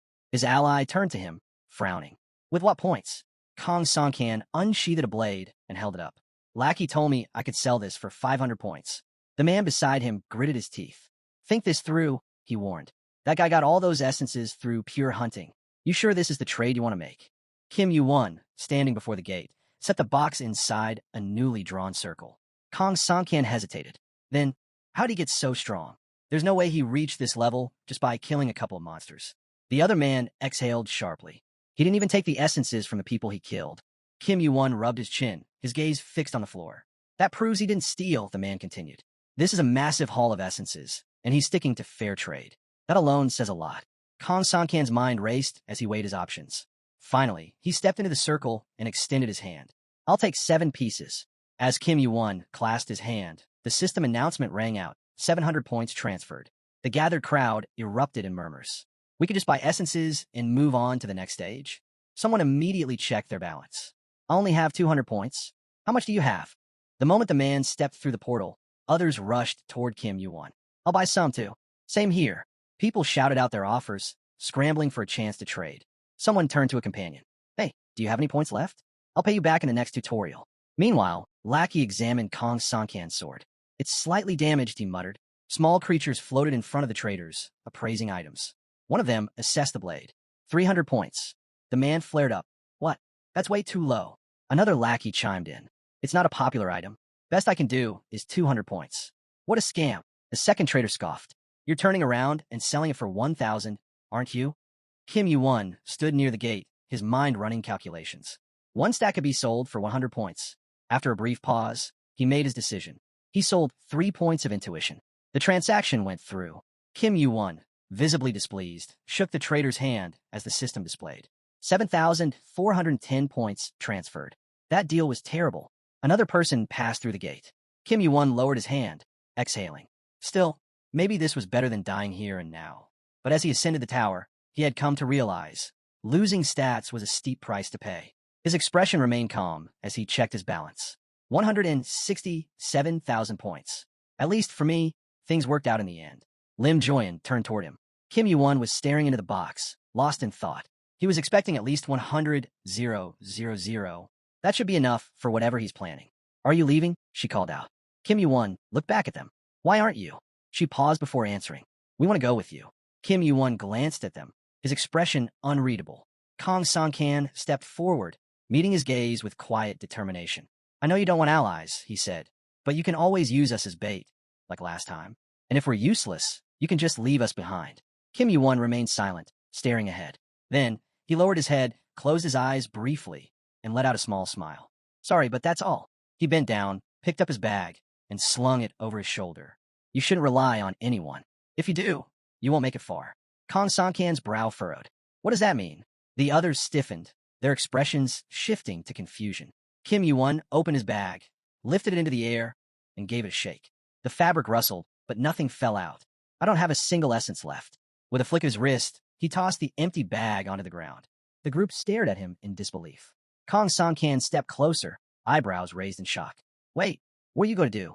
You should have at least saved 50 pieces for yourself. Kim Yuan's expression remained calm. I'm not going. A heavy silence followed. He exhaled slightly. I'm tired of running from you guys. Then, turning away, he added, you should hurry up and leave. Chaos is about to begin. Lim Joyan called out his name, but Kim Yuan didn't stop walking. The others watched him go, disappointment flickering in their eyes. A hand landed on Lim Joyan's shoulder. His ally gave him a light push. Come on, it's time to go. Reluctantly, they turned toward the gate, while Kim Yuan walked further and further away. His eyes flicked to the side, locking onto the system window. Next step, defense. A man suddenly ran up to him, panting. Wait, did you sell all the essences? Another man, wearing glasses, let out a desperate groan the moment Kim Yuan nodded. His eyebrows shot up in disbelief before his knees buckled. He collapsed to the ground, hands pressed against the dirt. More people came rushing over, eyes frantic. Kim Yuan clicked his tongue. Better to move first. The desperate residents clutched their heads, their frustration filling the air. From now on, Kim Yuan thought, this place will become a battlefield. People would be forced to risk their lives for a handful of essences. Without another word, he started walking away, putting distance between himself and the chaos. His mind quickly calculated the time. 1 hour left until the tutorial ends. He glanced to the side, considering his next move. I'll visit the store. The ground trembled slightly beneath his feet. A purple aura swirled over the road ahead. His eyes narrowed. Something's coming. In an instant, a figure materialized, shrouded in crackling energy. A manager. The man met Kim Yuan's gaze with an unsettling calm. Did you call for me? Kim Yuan looked up at him, unfazed. I did, but not you. His tone remained steady as he glanced around. Where are all the lackeys? The manager smiled faintly. Recruiting new ones. Kim Yuan's eyes sharpened. Because you lost too many? Precisely. The manager gestured, and 3 new minions appeared behind him. One of them marked with a red cross. Kim Yuan raised an eyebrow. Thinned your ranks a little too much, didn't you? The manager chuckled. Roughly 1 in 3 lackeys had certain connections. Many were involved in unfortunate incidents. His gaze flickered, as if recalling something. And of course, your recent trade didn't help. His tone was light, but there was an edge to it. A good number of my subordinates stuck around far too long because of you. His expression darkened slightly. The other side's progress has slowed because of it. The manager gritted his teeth slightly, then raised both hands, pointing at Kim Yuan. Why do you think this is because of you? He demanded. Kim Yuan remained calm. The manager continued. Over 100 people used the store just to trade with you. Lowering his head slightly, Kim Yuan closed his eyes for a moment before letting out a small breath. Isn't that a good thing? The trade was successful, wasn't it? Then, looking back at the manager, he added, but still, is your labor shortage so bad that you had to show up personally for something as simple as store usage? The manager, now standing beside him, let out a chuckle. This isn't an ordinary store. He tilted his head. Don't tell me you really don't know what my position is. Kim Yuan frowned slightly, his eyes narrowing. So, he's an object of special service. Typically, if something wasn't detected through a manager's jurisdiction, they would just turn a blind eye. But apparently, this time they had chosen not to. The air between them remained heavy. Then, the manager added, by the end of the 3rd tutorial, you had 160,000 points. At this rate, your power alone could completely destabilize the ecosystem of the tutorial. Kim Yuan met his gaze directly. That's not my intention. His voice remained even. So, I don't see the problem. Taking a step forward, he calmly stated, I'm using the store. The manager let out a low chuckle, shaking his head. That absurd self-confidence of yours. His lips curled into a small smile. I've been a manager for a long time, but I've never met someone quite like you. He lifted a hand, summoning a bright glow. In an instant, the store interface materialized in front of Kim Yuan. What do you need? The manager asked. Kim Yuan's fingers moved swiftly, clicking on an item. I'll take this first. Purchase confirmed. Mid-grade personal inventory, 10,000 points. With this, I can store and activate team items. Next, he purchased the Arctic steel sword for 50,000 points. The gleaming blade materialized in midair before him, its icy sheen reflecting the ambient glow of the store window. The manager watched closely as the sword vanished into Kim Yuan's inventory upon his command. That's quite the difficult item, he commented. Without hesitation, Kim Yuan continued. Purchase confirmed. Pyromancy robe, 60,000 points. Purchase confirmed. Magic nullification shield, 20,000 points. At this point, there was no denying it. This was a complete destruction of the tutorial's balance. Kim Yuan shrugged off his outerwear, letting it drop carelessly to the ground. With gear at this level, I'll be able to use these items well into the higher floors of the tower. He picked up the shield, slung the crimson cloak over his shoulders, and stepped forward, his confidence unwavering. Next, he bought 4 ice crystals for 20,000 points. Standing before the store window, he made one final request.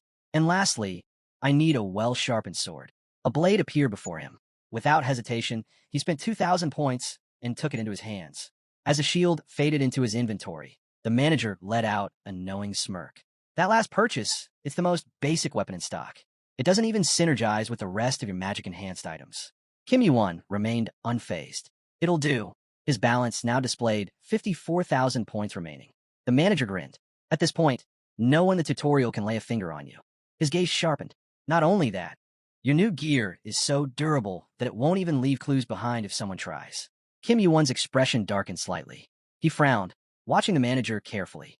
That's an oddly specific thing to point out. The manager's final words echoed in the air. This only concerns the participants. Then, with a bright flash of purple energy, he vanished. As the lingering energy dispersed, Kim Yuan remained standing in place, watching the sky. The countdown on the system window had reached its final seconds. The timer hit 0. A cold voice broke the silence. The 3rd tutorial has been completed. The floating timer window shattered into countless fragments, dissolving into nothing. But then, tutorial failed. The earth beneath him trembled violently. The massive gates groaned before slamming shut. Area destruction commencing. A deafening roar tore through the city. Cracks split the pavement as waves of monstrous energy surged between the buildings. From the depths of the earth, creatures began to crawl out, twisted forms emerging from the darkness. The sky above shifted into a deep, unnatural red. Kim Yuan's gaze remained steady as he murmured, "It's been a while since I've seen this." Reaching for his crimson cloak, he ran his fingers over the fabric. A system window popped up. Pyromancy robe, a garment infused with an ancient spell. Made from a rare material, it grants increased resistance to fire attribute magic. He tightened his grip on the fabric. I made the right choice. The air was already growing unbearably hot. Protection was his first priority, and in the tower, this cloak would be invaluable against fire-based attacks. Screams echoed from all around. People collapsed to the ground, writhing in agony as the heat intensified. Their desperate cries for help filled the air. "I can't take it, please, just let me die." Kim Yuan stepped forward, scanning the area. Only 3 survivors remained. He approached the kneeling figures. One of the men looked up at him, his face drenched in sweat. "Why are you still here?" he gasped. Their eyes met for a brief moment. The man tried to speak again, but crack! The road beneath them split open. A devastating explosion erupted from below, blasting through the asphalt. Flames engulfed the bodies of the fallen. Their screams cut short as they were incinerated alive. Kim Yuan took a step back, his expression darkening as he silently observed the destruction. Destruction in progress. Activating entity number 176. The entire city was swallowed by fire. Then, from the depths of the inferno, a massive, skeletal hand clawed its way out of the burning ground. A towering demonic skeleton, its skull adorned with twisted horn-like protrusions, loomed over the landscape. Scarlet flames poured from its empty eye sockets. One after another, countless trash-class demons surged to the surface. Kim Yuan calmly unsheathed his sword, his shield activated with a faint hum. He surveyed the battlefield. There's a lot of them, but that wasn't the problem. His gaze shifted. A massive column of fire erupted into the sky. There it was. The reason this was called destruction. Within the blazing inferno, a pair of violet, glowing eyes flickered open. Lower-class demon Surutra has appeared. Kim Yuan's lips curled into a faint smirk as he gripped his blade. "So it's you, Surutra." The fire raged higher as the monstrous figure slowly emerged. "During Ragnarok, you were the size of a mountain. Here, you're only the size of a house." The demon's colossal, fiery hands pressed against the scorched earth, its form trembling with anticipation. Behind it, an army of skeletons assembled, ready to raze the world to the ground. Then, in a voice dripping with malice, the giant flame demon growled, "Another world will be consumed." The system echoed through the air, declaring the demon as the 176th child of the tower. The colossal demon's fiery eyes locked onto Kim Yuan, its speech interrupted. "If this world was meant to disappear," Kim Yuan said coldly, "then you shouldn't have been born in the first place." The demon let out a low growl. Kim Yuan smirked and shouted, "Why so sentimental? 176 children, and you're not even in menopause?" A deep rumble shook the ground as the demon's burning rage intensified. Kim Yuan rolled his shoulders. "Enough talk. Let's get started." The surrounding demons stirred at his words. Recognition flashed in their burning eyes. "Oh," one of them hissed. The colossal demon crouched slightly, its molten hands pressing into the ground. "A monkey from a mountain of flowers and fruits," Sura murmured. "You have the same eyes." The earth beneath its feet cracked, sending tremors through the battlefield. Surutra's voice rumbled. "Do you truly think you can escape this place?" A massive, flaming sword materialized in the demon's grip. Its army surged forward. Kim Yuan exhaled, gripping his blade. His sword shimmered with a swirling aura as he bent his knees, lowering his stance. The first wave of skeletons lunged toward him. With a single precise strike, crack, he split the lead skeleton's skull in two. A fiery explosion erupted from the remains, engulfing him in smoke and flames. Sura watched in confusion as the battlefield was momentarily shrouded in black smoke. The moment the embers faded, Kim Yuan emerged, completely unscathed. The demon's eyes narrowed. That's no ordinary garment. The pyromancy robe absorbed heat damage from the explosion. The pyromancy robe artifact provides increased resistance to fire-based attacks. Kim Yuan chuckled, brushing off the ash on his shoulder. "So, think it was a wise investment." He took a deliberate step forward.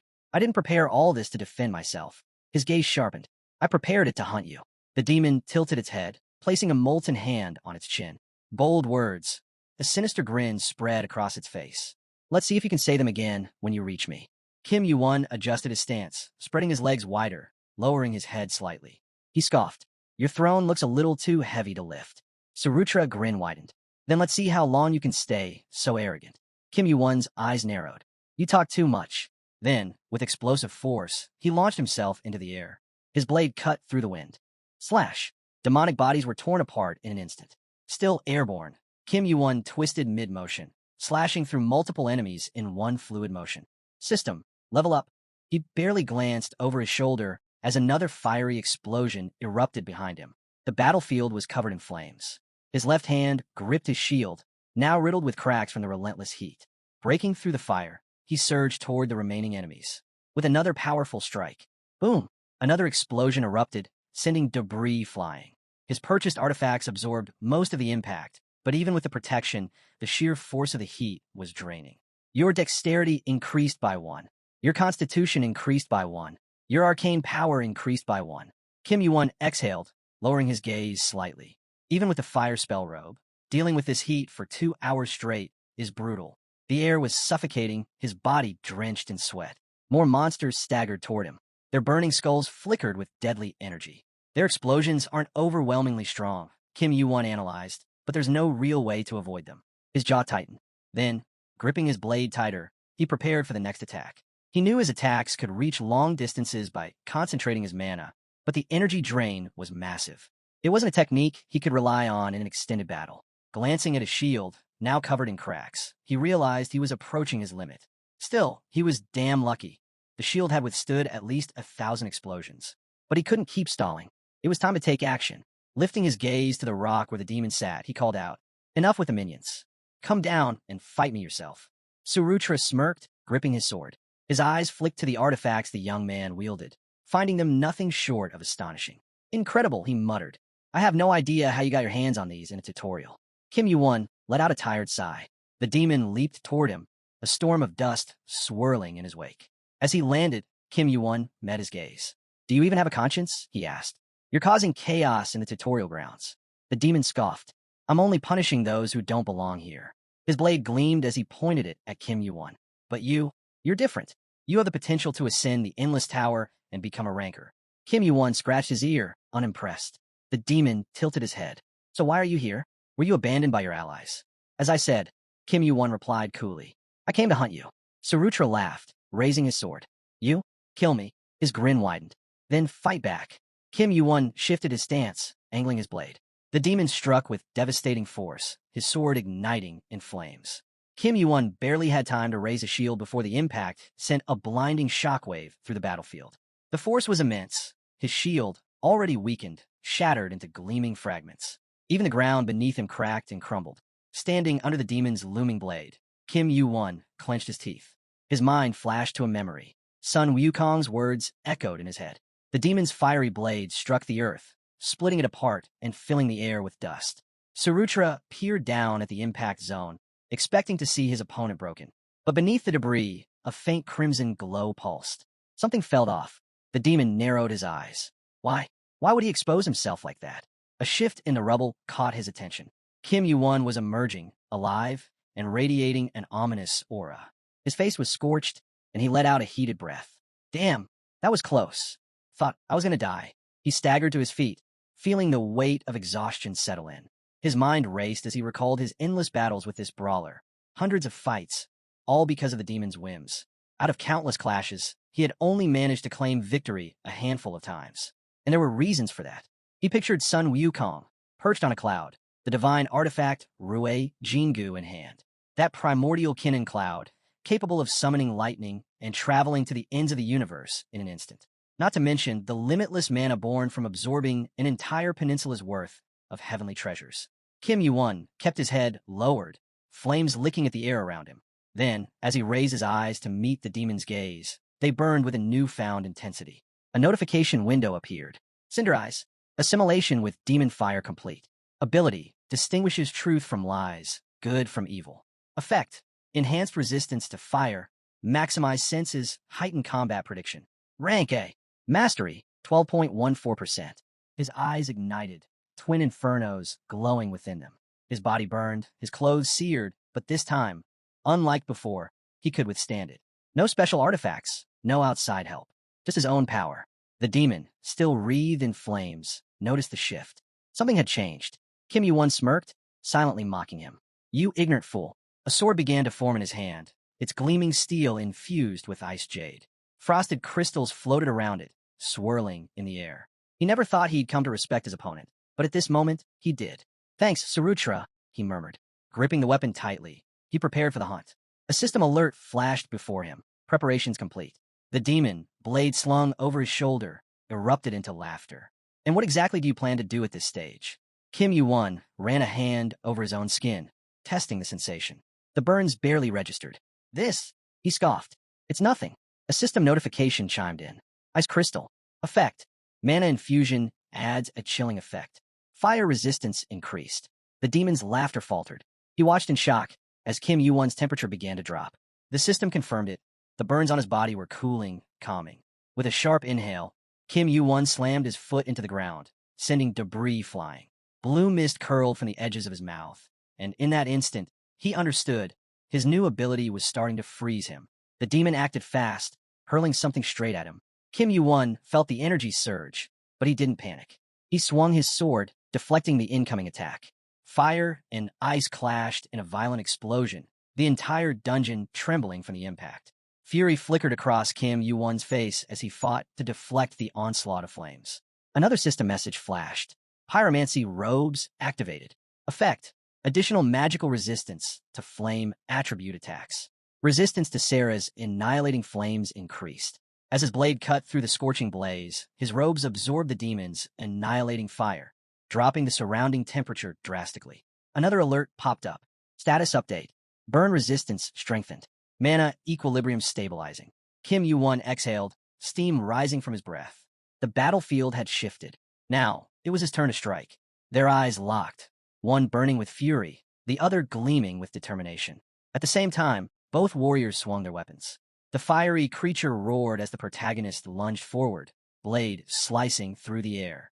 A burst of purple liquid sprayed from Sarah's wound as Kim Yuan's sword struck true. The monster let out a furious scream, whipping around to glare at his opponent. Kim Yuan grinned, his crimson eyes glowing as he braced for the next attack. But then, something unexpected, clusters of mana shot toward him at high speed. A bead of sweat slid down his face. Too dangerous. He needed to move. Sarah thrust his hand forward, and a system notification flashed. Cinder eyes activated. Battle prediction engaged. Kim Yuan's instincts kicked in. The moment the demon swung, his iron sword flared with a blue glow. Flames surged toward him, but instead of panicking, he laughed. Reabsorbing the ice crystals, his body temperature plummeted. Too much. Frostbite crept into his limbs. He gritted his teeth, realizing that in his current state, he couldn't withstand the cold for long. No time to waste. This fight had to end now. Ducking at the last second, he narrowly dodged an incoming strike. His blade shimmered with raw energy. No more holding back. Arcane sword skill activated. With a powerful slash, he tore through the enemy's defenses. The impact sent debris flying across the dungeon. Sarah staggered, his head snapping toward Kim Yuan, eyes blazing with rage. A surge of mana erupted from behind the demon, slamming into his body. Blue energy crackled across his form. Kim Yuan's glowing eyes burned with resolve as he hurled himself forward, his weapon striking with unrelenting force. The creature's head shattered into fragments, his body crumbling under the devastating attack. Panting, Kim Yuan climbed onto the beast's fallen frame, gripping his weapon tightly. But the demon's anger hadn't faded. "You, just a green sword wielder who can't even climb the tower." Sarah spat. Flames erupted across the dungeon, surrounding them in an inferno. Kim Yuan didn't flinch. He pressed his fingers against the enemy's scorched body, activating his cold and fire spell robes. The magic counteracted Sarah's destructive fire, but not enough. The power gap remained. Heat surged around him. His body ignited, burning bright as his own flames fought against Sarah's relentless inferno. Another system alert rang out. Mana blast increased. Kim Yuan's skin blistered with third-degree burns, but he didn't stop. His grip tightened around his sword. He could win. He would win. With a final roar, he drove his blade deep into the monster, raw energy exploding from the impact. Sarah thrashed, trying to stop him, but it was too late. Kim Yuan's sword cracked under the immense force, but it didn't matter. Sarah's massive form crashed to the ground. The dungeon trembled. System notification. Creature's destruction. Successful. It was over.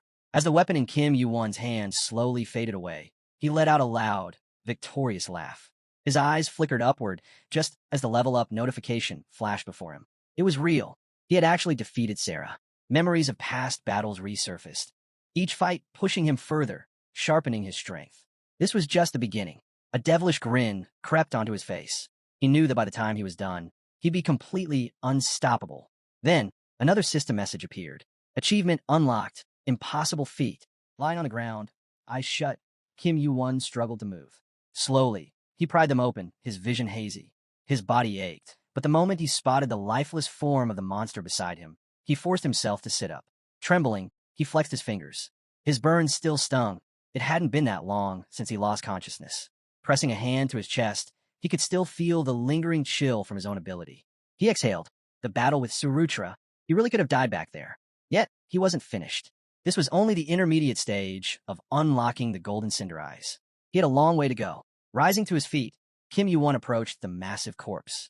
Even though the tutorial wasn't over yet, he knew he needed to stop here. He couldn't afford reckless mistakes. The path ahead was still vast. The ground beneath the slain beast rumbled, cracks forming beneath its enormous fang body. Kim Yuan narrowed his eyes. Despite its monstrous appearance, its body was more complex than it seemed. As the flames around them finally died down, he climbed onto the demon's carcass and reached down, ripping off a bone. Demon remains were valuable. Everything from their flesh to their bones could be turned into powerful items. He smirked. Then something caught his attention. His pupils shrank in surprise as he noticed something embedded deep within the monster's chest, a massive, gleaming crystal. It pulsed with an intense glow. The giant's heart. Kim Yuan realized immediately what it was. A creature born in the land of fire, one capable of channeling pure flame energy through its core. Holding the crystal in his hand, he studied it intently.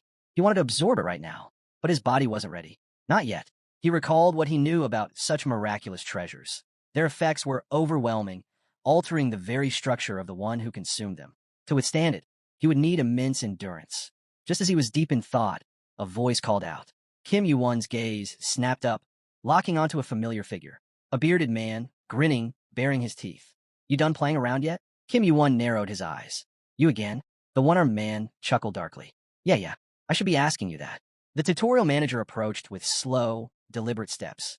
Kim Yuan hopped off the monster's body, his senses still on high alert. You still have a long way to go at this stage, the manager remarked. The bearded man groaned, running a hand through his hair. I'm getting scolded for this. The tutorial balance is completely messed up because of you. He sighed heavily. Seriously, where the hell did you even come from? His gaze flicked to Kim Yuan, frustration clear on his face. The fourth tutorial is almost over, the manager stated. You need to head to the final area, now. Kim Yuan's eyes sharpened. How much time do I have left? For hours, the man replied. The bearded warrior extended his hand toward him. Kim Yuan smirked, tightening his grip on the crystal. 4 hours? That's more than enough. The two locked hands in a firm grip. The tutorial manager spoke with a smirk. We've been debating for a while now what kind of reward would even be fitting for you. Just then, a system notification appeared. 10,000 points transferred. A soft blue mist swirled around them as the manager's handshake tightened. Another notification flashed across Kim Yuan's vision. Heaven-slaying star obtained. All stats increased by 3 points. Kim Yuan lowered the man's hand, his brows furrowing. Heaven-slaying star? He had studied top-tier skills extensively, but he had never heard of this one. A new system message clarified. Heaven-slaying star, bestowed upon those fated to defy the heavens. His expression darkened. An A+ rank skill in a tutorial? That shouldn't even be possible.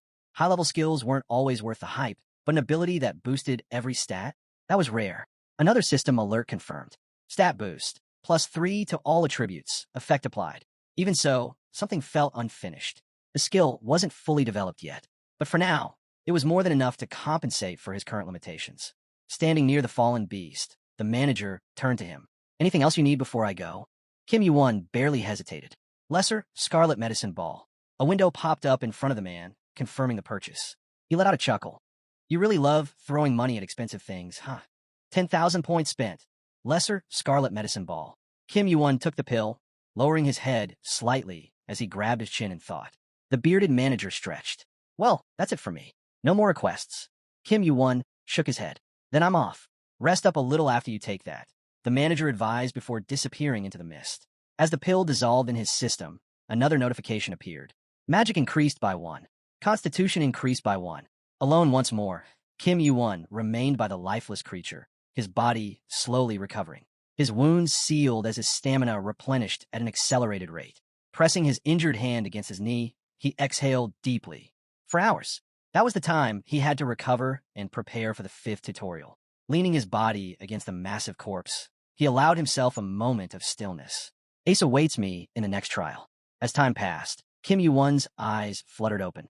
The air around him shifted. The dungeon itself was beginning to change. His pulse quickened, it starting. Pushing himself up, he took a step forward. The very fabric of space twisted beneath his feet, causing him to stumble slightly. Then suddenly grass. Green, vibrant, real grass. A new system notification flashed. Final tutorial, beginning. His sharp gaze lifted toward the horizon. Walking forward, he caught sight of other dungeon players gathering in the open field. Among them, a brunette in chainmail tilted his head, sniffing the air. "It smells like the sea," he muttered. His partner glanced around. "This place, it's massive." As Kim Yuan scanned the crowd, he realized the sheer scale of the gathering. Hundreds, maybe thousands of people from different worlds, all converging in one place. And then, the tower spoke.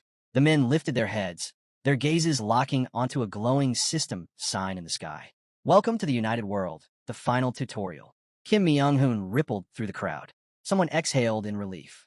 "Does this mean our dungeon run is finally over?" "Shut up," another player snapped. Beyond them, near a seething reservoir, a towering mountain loomed in the distance. Then, another notification appeared. "Warning, the island of Baraganda is slowly sinking into the sea.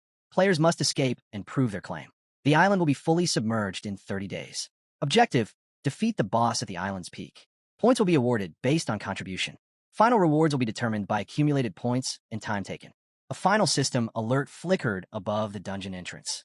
Time limit, 720 hours. A whole month. Gasps and murmurs spread through the gathered players. The longest round before this had lasted only 3 days.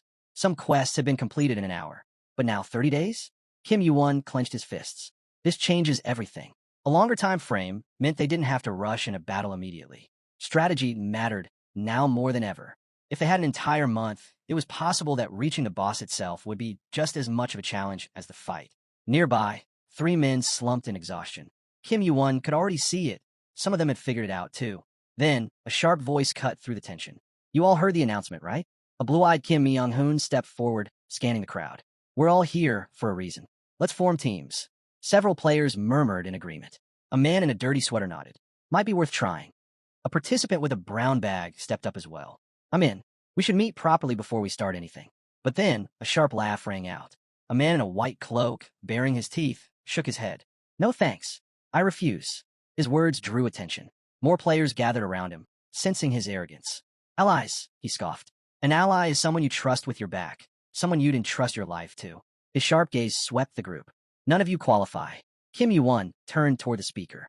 This guy, he recognized him. The Hargan clenched his fist. "Impudent bastard." Without another word, he launched an attack. As his fist flew forward, the white-hooded figure shifted. His hood fell slightly, revealing glowing, golden eyes.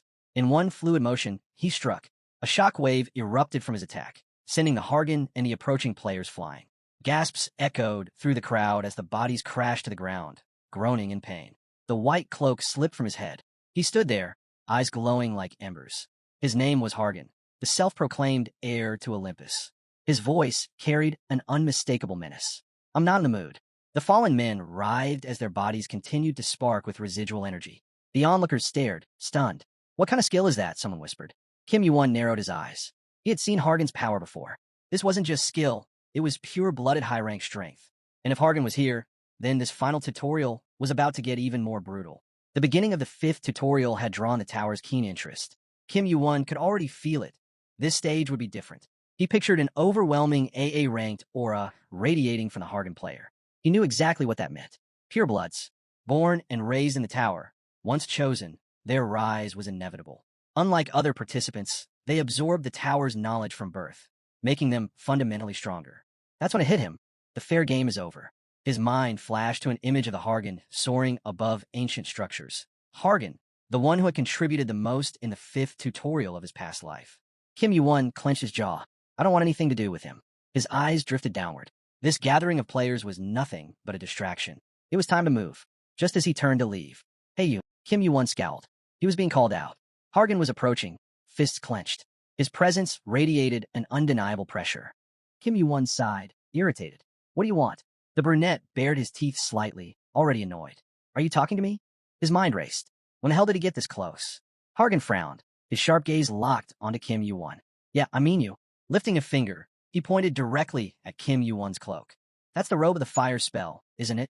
Kim Yuan's eyes narrowed slightly. The player beside him muttered, confused, that item shouldn't even be available in the tutorial. Hargan took a step forward. Where did you get it? Kim Yuan tilted his head, feigning indifference. Bought it. Used points. Hargan's frown deepened. His surprise was evident as he stared at Kim Yuan, his mind turning. Ow, the Hargans finally asked. That's an insanely expensive piece of gear. His suspicion was growing. What level are you? Kim Yuan snorted. It's rude to ask that, don't you think? Hargan's grip tightened around his own wrist. For a second, he looked troubled. He's right, he thought. But still, raising a hand, he exhaled. Fine. No more questions. Kim Yuan took the chance to step away, already uninterested. Wait, Hargan called out again. You should team up with me. No thanks. Kim Yuan replied without hesitation. Then, with a casual wave, he added, good luck. The Hargan's expression darkened. A bead of sweat rolled down his face as he watched Kim Yuan walk away. Just as the brunette was about to disappear into the trees. Hargan's patience snapped. Stop right there. A massive burst of energy erupted beneath him, shattering the ground as his foot sank into the earth.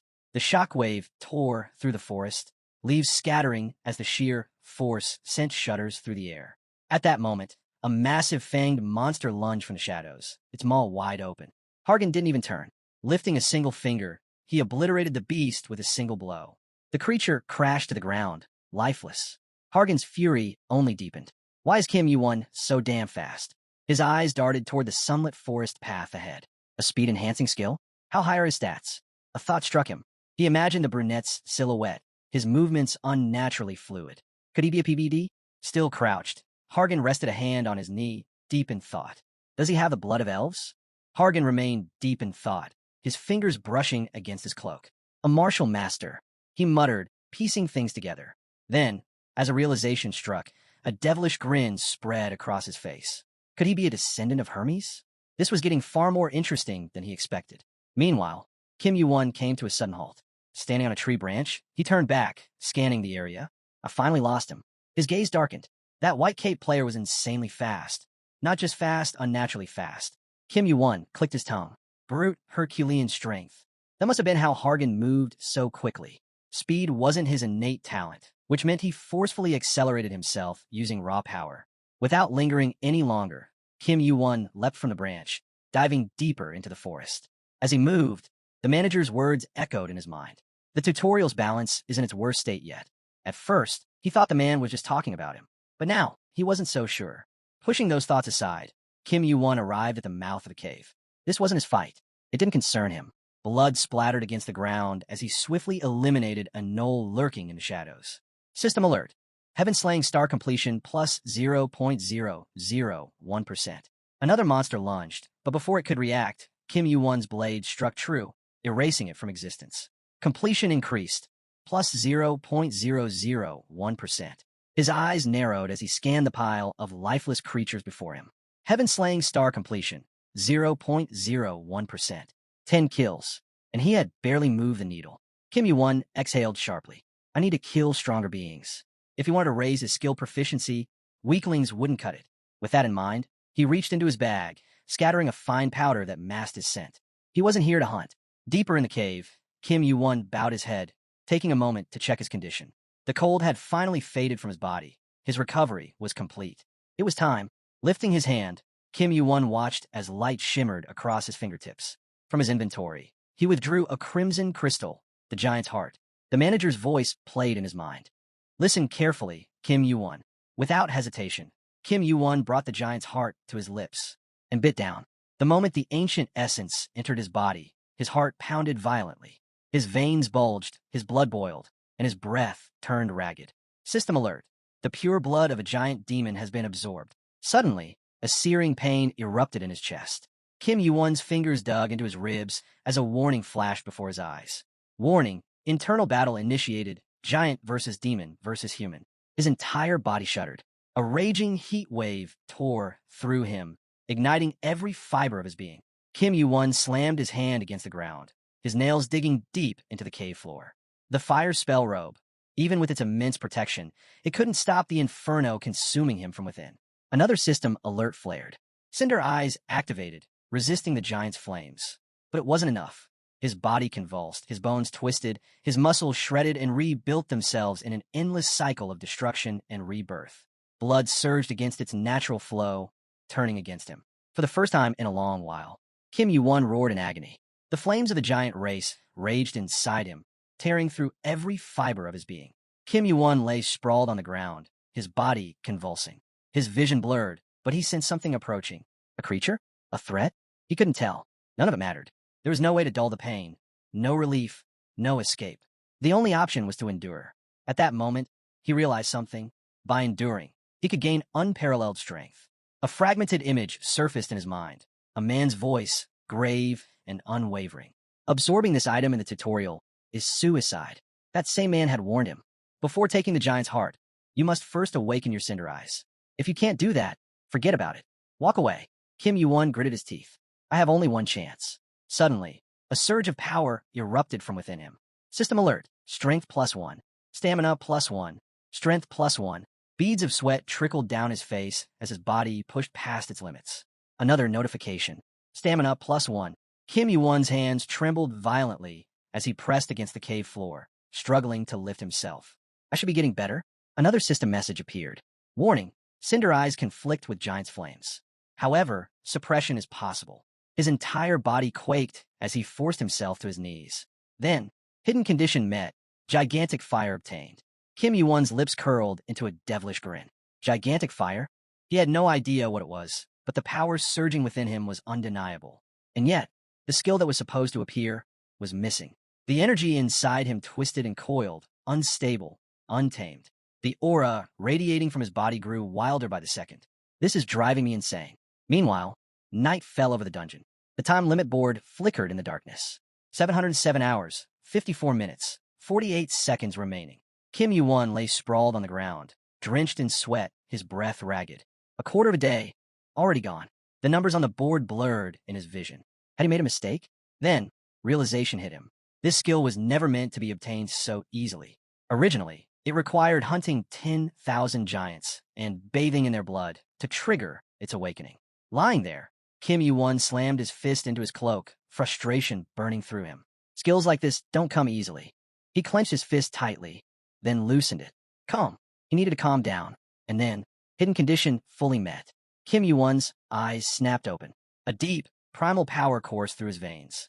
His red irises burned like embers. The pure blood of the giant and demon completely absorbed into his body. System alert. Perfect absorption of the giant's heart. Tutorial area. His vision wavered. The overwhelming surge of power was too much. Kim Yuan lost consciousness. As he collapsed, a crimson aura erupted from his body, flooding the cave in waves of sheer pressure. Then, a final notification. System alert. You have obtained gigantification. The time limit board flickered again. 696 hours, 18 minutes, 48 seconds remaining. Kim Yuan's eyes fluttered open. His body ached from the ordeal. Clutching his head, he slowly rose to his feet. His mind cleared. A quarter of a day had passed. And yet, he had succeeded. For the second time, Kim Yuan found himself in the tutorial, struggling to stand.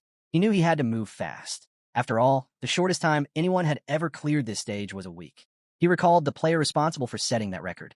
A vivid image formed in his mind. A man with one eye covered by a mask. Odin, the strongest gladiator and the formidable leader of Asgard.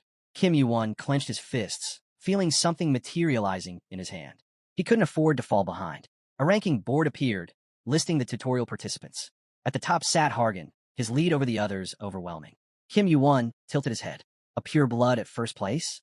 Interesting. He then noticed a blue-eyed man standing beside a girl. Both from Pantheon, a world of magic and swordsmanship. It hit him. This tutorial wasn't just for players from one world.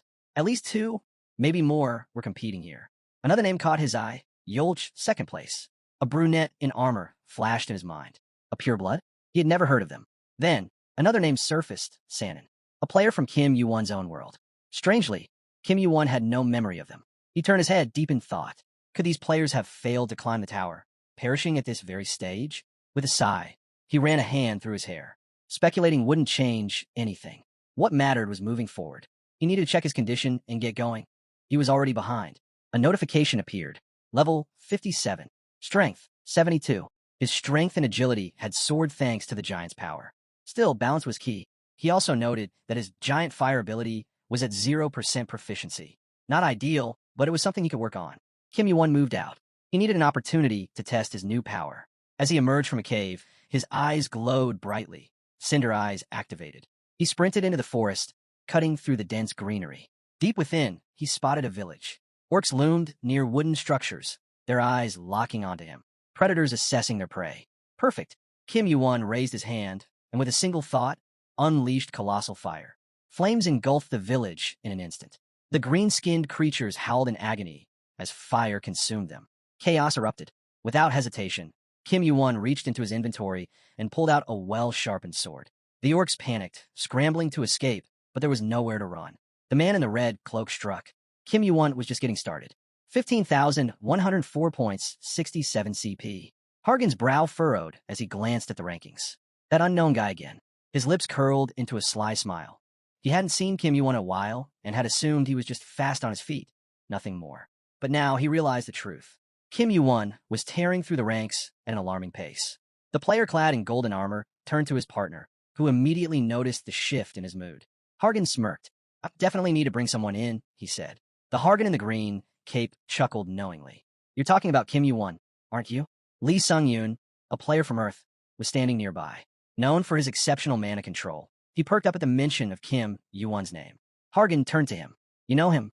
Lee Sung-yoon shook his head. No, but we're both from the first country. Still, once you see that name on the rankings, you never forget it. Hargan's gaze darkened as he recalled the tournament's leaderboard. If Kim Yuan kept up this pace, the rankings would shift drastically, and soon. He clenched his fist before calling out to his team. The gathered players turned their eyes toward him. The pure blood reminded them that he had personally assembled this squad, each of them chosen for their abilities. He glanced at the empty slot meant for Kim Yuan, then smirked. It's time for the hunt. His team moved out. Meanwhile, in another part of the battlefield, a glowing magic sphere materialized in a participant's hand. Is this what you wanted, Uncle? He asked. A paladin, part dark elf, part Pantheon-born warrior, tilted his head and made a sharp motion with his hand. I've found it. The Hargan scowled at him. I told you not to call me that. The players stood at the edge of a massive cliff. Their leader stepped forward, observing the terrain below. His sharp eyes analyzed the depths of the cavern. Then, the pure blood channeled his magic, warning his partner to step back before the spell was unleashed. Hargan clenched his fist, and suddenly, the earth shattered. Massive chunks of rock broke apart, sending tremors through the ground. Lee Sung-yoon wiped a bead of sweat from his forehead. It had taken him half a day to locate this spot, but now, standing at the edge of the pit, he could feel it. A suffocating, overwhelming aura. A player stood below. How long would it have taken to find her without Paladin's help? One of them muttered. Hargan didn't wait for an answer. Move in. The men leaped down into the pit. The cavern was far more spacious than expected, its shadows stretching endlessly. The elf with silver braids held up his glowing magic sphere, scanning the surroundings. His uncle's face had gone pale. What's wrong with you? The elf asked, frowning. The paladin's expression darkened. Something wasn't right. At that moment, Hargan's eyes narrowed. There had been no notification about discovering a dungeon, which meant someone had found it first. His team called out to him as he made his way toward the cave entrance. Then, a fair-haired player ran up to him, panting, Captain, check the rankings. Hargan turned, and as his eyes landed on the leaderboard, his pupils shrank in fury. Kim Yuan was in first place. Above him, Hargan's grip tightened, his knuckles turning white.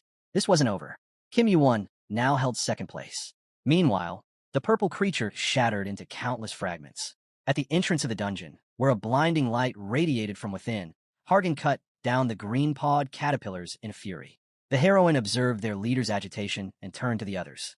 Does anyone know why he's so worked up? One of the players shrugged. Probably just fired up. The latter tilted her head. More like the thrill of competition is getting to him. Nearby, a flustered player blushed as the brunette approached. The girl sighed. This hunt isn't going well. The captain's cutting down most of the monsters on his own. Hearing this, Lee Sung-yoon nodded. Yeah, that could be a problem. Yolch, a pure blood from the tower, closed her eyes as someone suggested splitting the team. The group turned to their leader, whose aura pulsed with sheer battle presence. Hargan gave a sharp nod. The cave splits into two paths. We'll divide into two teams. Aladdin and Paladin will handle navigation and communication for their respective groups. The players stood in silence as Hargan called out their names, dividing them. Those assigned to the right side exchanged glances. No issues there since Yolch was on their team. Iron swords gleamed in the brunette's hands as she raised her weapon. The long-haired girl smirked. See you on the other side. A faint glow shimmered from a player's hand as he activated Mana Blast. The moment his energy surged, the very ground trembled beneath them. Caterpillars lifted their heads, sensing the threat above, just as the brunette struck from the air. In a single motion, Yolch closed her eyes and cut through them all. In seconds, the battlefield was silent, the ground littered with monster corpses. Sun Lim Joyan flexed his fingers, rolling his shoulders. A teammate standing behind him asked, "How long have we been at this?" Sun Lim Joyan frowned. He had been burning through his mana. Right now, he could only manage 2 more energy bursts before running dry. He needed to conserve his power. Ahead, a massive wooden door loomed in the cave. One of the men eyed it warily. Why is it so huge? His partner hesitated before suggesting, could be a boss room. Aladdin studied the door intently. A boss room? Lee Sung-yu nodded. I've seen something similar in games before. In my old world, places like this always meant a boss fight was waiting inside. They turned as Yolch approached. She glanced between them and let out a quiet warning. Don't let your guard down. The moment you relax is the moment you die. A smirk stretched across the Hargan boy's face. I like the way you think. The brunette's partner tensed, glancing at her with unease. She picked up on it immediately. What's wrong? The rankings, he muttered. Before she could respond, a low rumbling sound echoed through the cave. A dense fog rolled in, cloaking the cavern in an eerie mist. Then a noise. The team snapped to attention. The sound's coming from a door. One of the players muttered, tightening his grip on his weapon. The brunette's eyes sharpened. Stay focused. Lee Sung-yoon, take the rear position. They stepped closer, standing just before the slightly open wooden door. A player narrowed his eyes, piecing things together. The recent ranking shift, the points for first place, it has to be related. Then, from beyond the door, a purple mist seeped into the cave. The air grew thick, heavy with something unnatural. And through the shifting haze, bloodied body parts littered the ground. The room was littered with the remains of the slain creature. As the players stepped inside, a notification flashed before them. You have entered in boss room. They froze.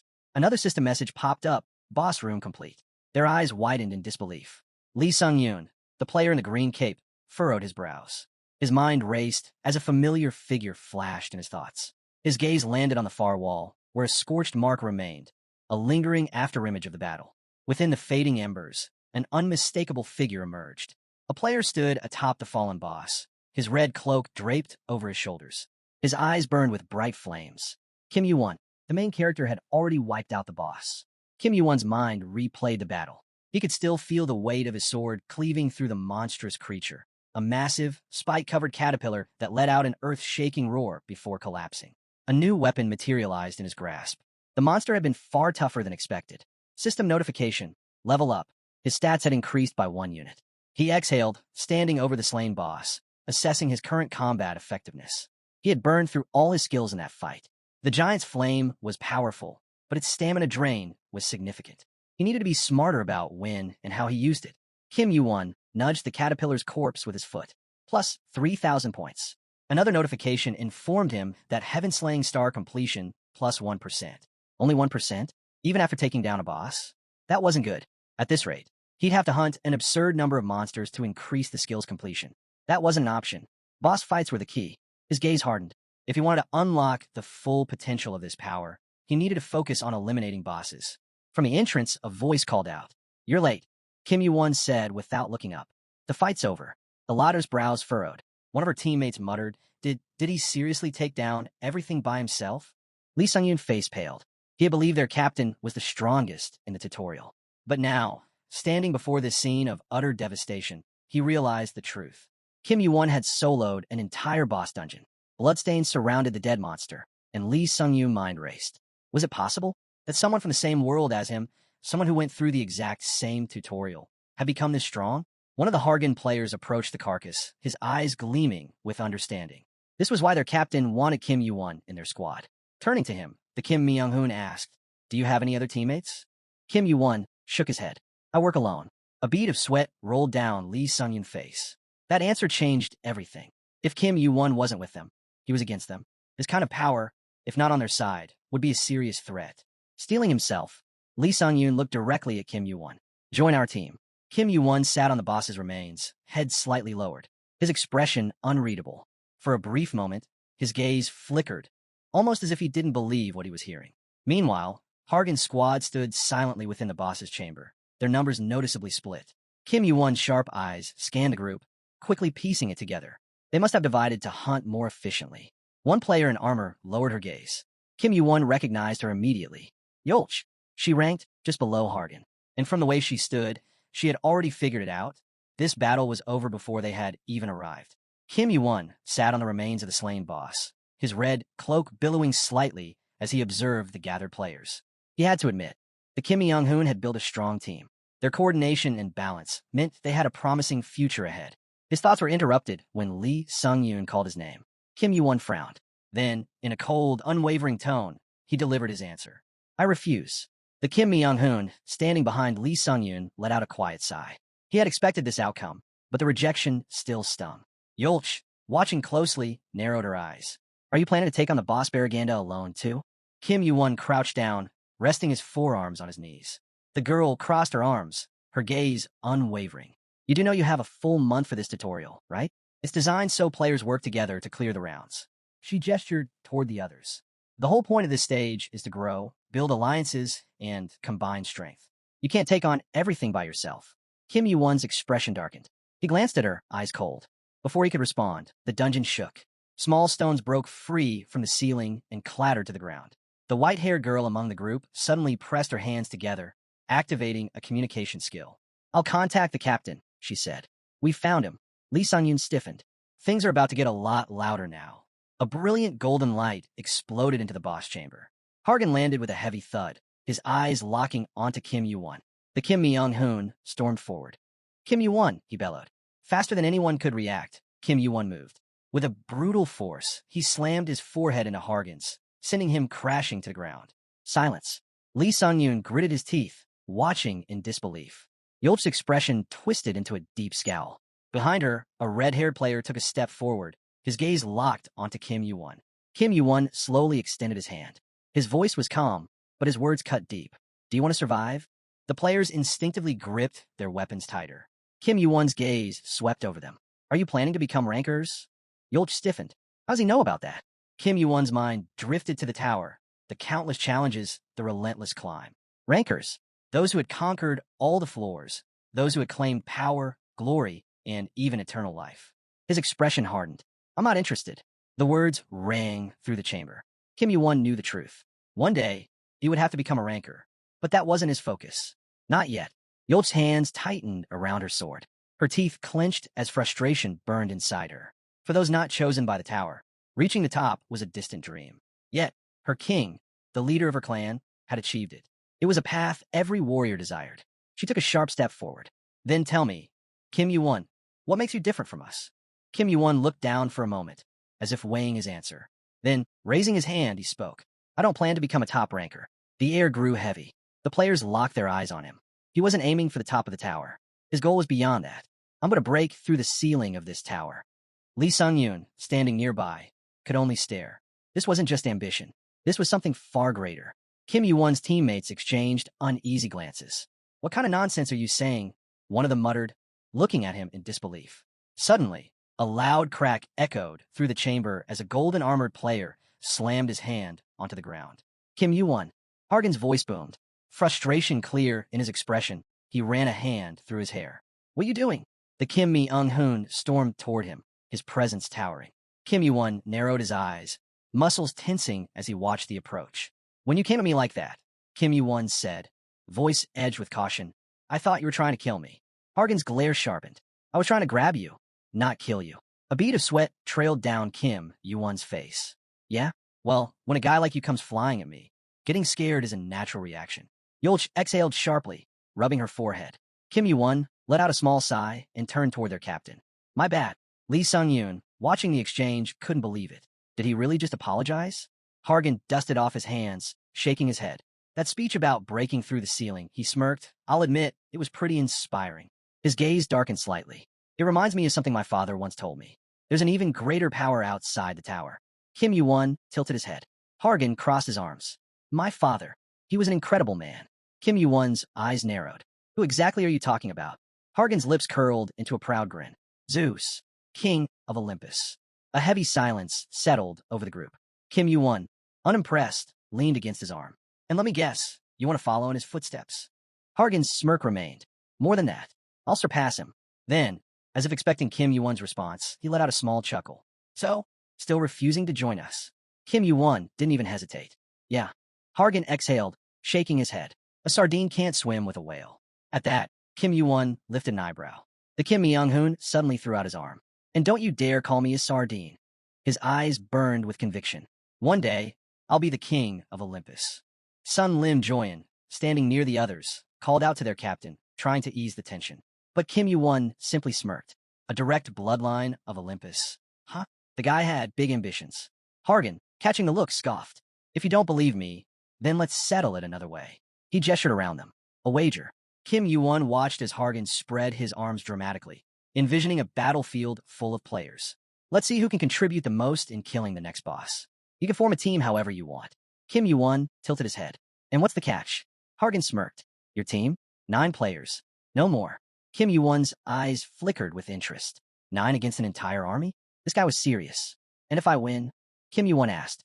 Hargan's smirk widened. Then you join my team. Kim Yuan leaned back, amused. And if I win? The Kim Myung-hoon chuckled. Then I'll treat you like an older brother. For a second, silence filled the room. Then, Kim Yuan burst into laughter. The golden-armored player scowled. What's so funny? Kim Yuan wiped a tear from his eye, a sly grin still on his face. What's so great about having you as a younger brother? His expression darkened slightly. Either way, I have to change the future. As the group approached the slain caterpillar, Kim Yuan casually tapped his fingers against its spiked hide. Hargan frowned. You planning on using the golden card? Kim Yuan shrugged. Might as well. Could be useful. The Hargan crossed his arms. And what if I help you instead? Kim Yuan gave him a sharp look. And what do you want in return? If I can't fulfill my end of the deal, Hargan smirked, I'll give you one of my items. Kim Yuan rolled his shoulders. Fine, we'll figure it out when the time comes. The Kim Myung-hoon suddenly clenched his fists. With a loud crack, he slammed his hands together. The bet is set. Kim Yuan's face went pale. He had a bad feeling about this. Hargan let out a breath, adjusting his stance. Don't disappear on me, he told Kim Yuan. We'll meet again on the first floor. Kim Yuan raised an eyebrow. Hargan was always brimming with energy whenever they crossed paths. Amused, he made a casual remark. You might actually clear this tutorial in 10 days. Hargan blinked, then suddenly crashed to the ground where his team stood. Did you all hear that? He called out, rubbing his head. 10 days. We need to pick up the pace. Despite his enthusiasm, his expression twisted into disbelief when Kim Yuan calmly advised him. Don't rush. Stop watching the seconds tick by. Timing isn't everything. Kim Yuan stepped forward, stopping before a large display with the remaining time limit. He raised his hand, and the screen flickered. 632 hours, 7 minutes, 46 seconds. Then, with a single command from Kim Yuan, time stop. Everything froze. One of the players turned to him, stunned. What is this? Hargan narrowed his eyes at Kim Yuan, suspicion creeping into his features. Why did the time stop? Kim Yuan exhaled. Baraganda isn't just a boss. The group fell silent. It's not a monster, Kim Yuan continued. It's a sacred beast. The weight of his words sank in. Standing among the slain creatures, Kim Yuan glanced at them before explaining. These things are parasites. Hargan stiffened. Parasites? Kim Yuan nodded. They've infested the sacred beast's body, draining its power, tormenting it without end. The moment Baraganda started sinking, I knew. The parasites are killing it. He gestured toward the massive caterpillar-like creature with fangs. That's their king. It keeps spawning more of them, non-stop. A single bead of sweat rolled down Hargan's face. This was insane. How did Kim Yuan know all this? Even Olympus, the rulers of the tower, had no knowledge of this. And yet, this player of unknown origin spoke as if he had seen everything firsthand. Kim Yuan turned back toward the system's control panel. The time restriction won't lift until the manager or one of his assistants resets the system. Hargan's mind reeled. How do you know all this? Kim Yuan didn't answer right away. Instead, he pictured a man, an imposing figure with a mask covering one eye. Odin. Kim Yuan had learned this secret from him. The 5th tutorial was a battle against time. The entire trial hinged on how many bosses could be defeated before the time limit ran out. He remembered a certain player, a warrior with a necklace around his neck.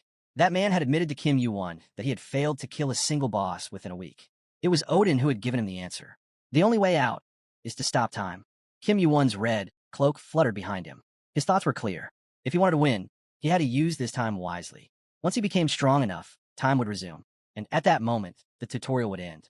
Meanwhile, the other players began to panic. The countdown clock still showed no movement. What's going on? One of them muttered, baring his teeth. Is this a glitch? Another player, a Kim Myung-hoon with a brown bag slung over his shoulder, raised his weapon. The time limit will restart soon, he barked. Why are you all just standing there? His voice echoed through the cave. This is our chance. If time has stopped, we need to maximize our scores before it resumes.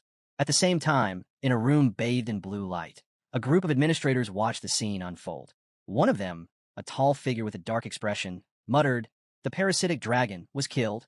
Another administrator turned sharply. That's the first time that's happened since Odin. Across the room, a green-clad figure clutched his head. Does the manager even know about this? His partner hesitated. The manager's still dealing with that scandal involving Olympus. The red-cloaked administrator narrowed his eyes. Then someone needs to inform him. Because at this moment, something unprecedented was happening in the tower. The parasite wasn't something that could be stumbled upon by chance. Meanwhile, deep in the dungeon, a night fell.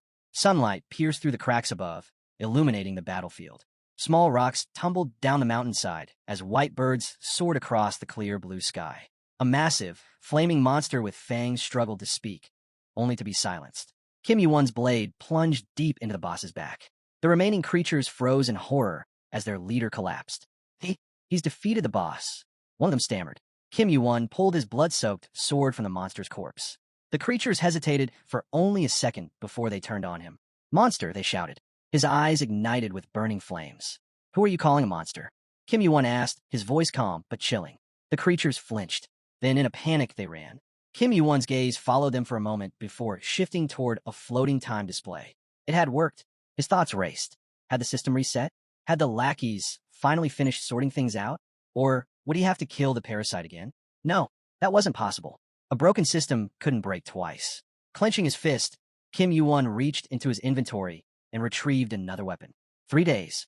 That's how much more time he had gained. Far more than he expected. His gaze lifted toward the sky, toward the looming mountain covered in mist. Beyond it, the Tower of the Gods. Without hesitation, he moved forward. Suddenly, boom. A violent explosion rocked the dungeon, tearing open a cliffside. Lee Sung-yoon, standing on the outskirts, steadied himself, resting his hand on his belt. His eyes swept the battlefield as he turned to his partner. "People are starting to gather," he muttered. The latter nodded. "Defeating the boss means big points. It's the fastest way to climb the ranks." She glanced toward the approaching figures. Anyone with skill will want a piece of the action. Nearby, a green-eyed player frowned deeply. A group of powerful players stood at the base of the mountain, their presence radiating intense mana. He analyzed them carefully, judging by their mana flow. Most of them are at least level 20. The Hargan player turned to Yolch, who met his gaze with a serious expression. "That's the minimum level required to enter the tower," she confirmed. Lee Sung-yoon narrowed his eyes. "Do all tower players know how to use mana?" Yolch shook her head. "Most of them don't." She turned her gaze toward the mountainside, watching the crowd. "Many of these players are born inside the tower." Lee Sung-yoon raised an eyebrow. "Like you." She nodded. "The tower selects individuals and bestows its blessings upon them. Those chosen become purebloods." The Kim Myung-hoon girl tilted her head slightly, curious. "Does that mean they can kill the boss?" Yolch hesitated. "I can't say." Her gaze darkened slightly. "I didn't think this would ever happen in the first place." Further up the mountain, a figure in golden armor stepped forward with confidence. She recalled Hargan's image, his squad standing by his side. Even now, she struggled to comprehend just how powerful he truly was. A thick fog swirled at the mountain's peak. One of the players frowned. "We're a bit behind schedule." Another player nodded. "We needed to make full use of the extra time." A ladder peered into the distance, her sharp gaze locking onto something. "Is Kim Yuan here yet?" a player beside her asked. She didn't look away. "He's coming." At that moment, Kim Yuan stepped forward. His head bowed slightly as he made his way toward the gathering players. Someone called his name. He lifted his head, his expression unreadable. Then, mana began to surge. As Kim Yuan approached, he sensed something different from the surrounding players. The flow of energy around Aladdin and Lee Sung-yoon had changed. They had leveled up significantly. The brunette tilted his head, mildly displeased. His gaze shifted toward Hargan, who had also grown stronger. The Kim Myung-hoon smirked, calling out his name. "Kim Yuan." Raising a hand, he chuckled. Where's your team? Then, tilting his head, he asked, planning to take on the boss alone again? Kim Yuan shrugged. I get more points that way. Hargan ran a hand through his hair, frustrated. You're out of your mind. He knew people called him crazy, but Kim Yuan? He was on another level. His expression darkened as he recalled the rankings. The gap between them and Kim Yuan was around 7,000 points.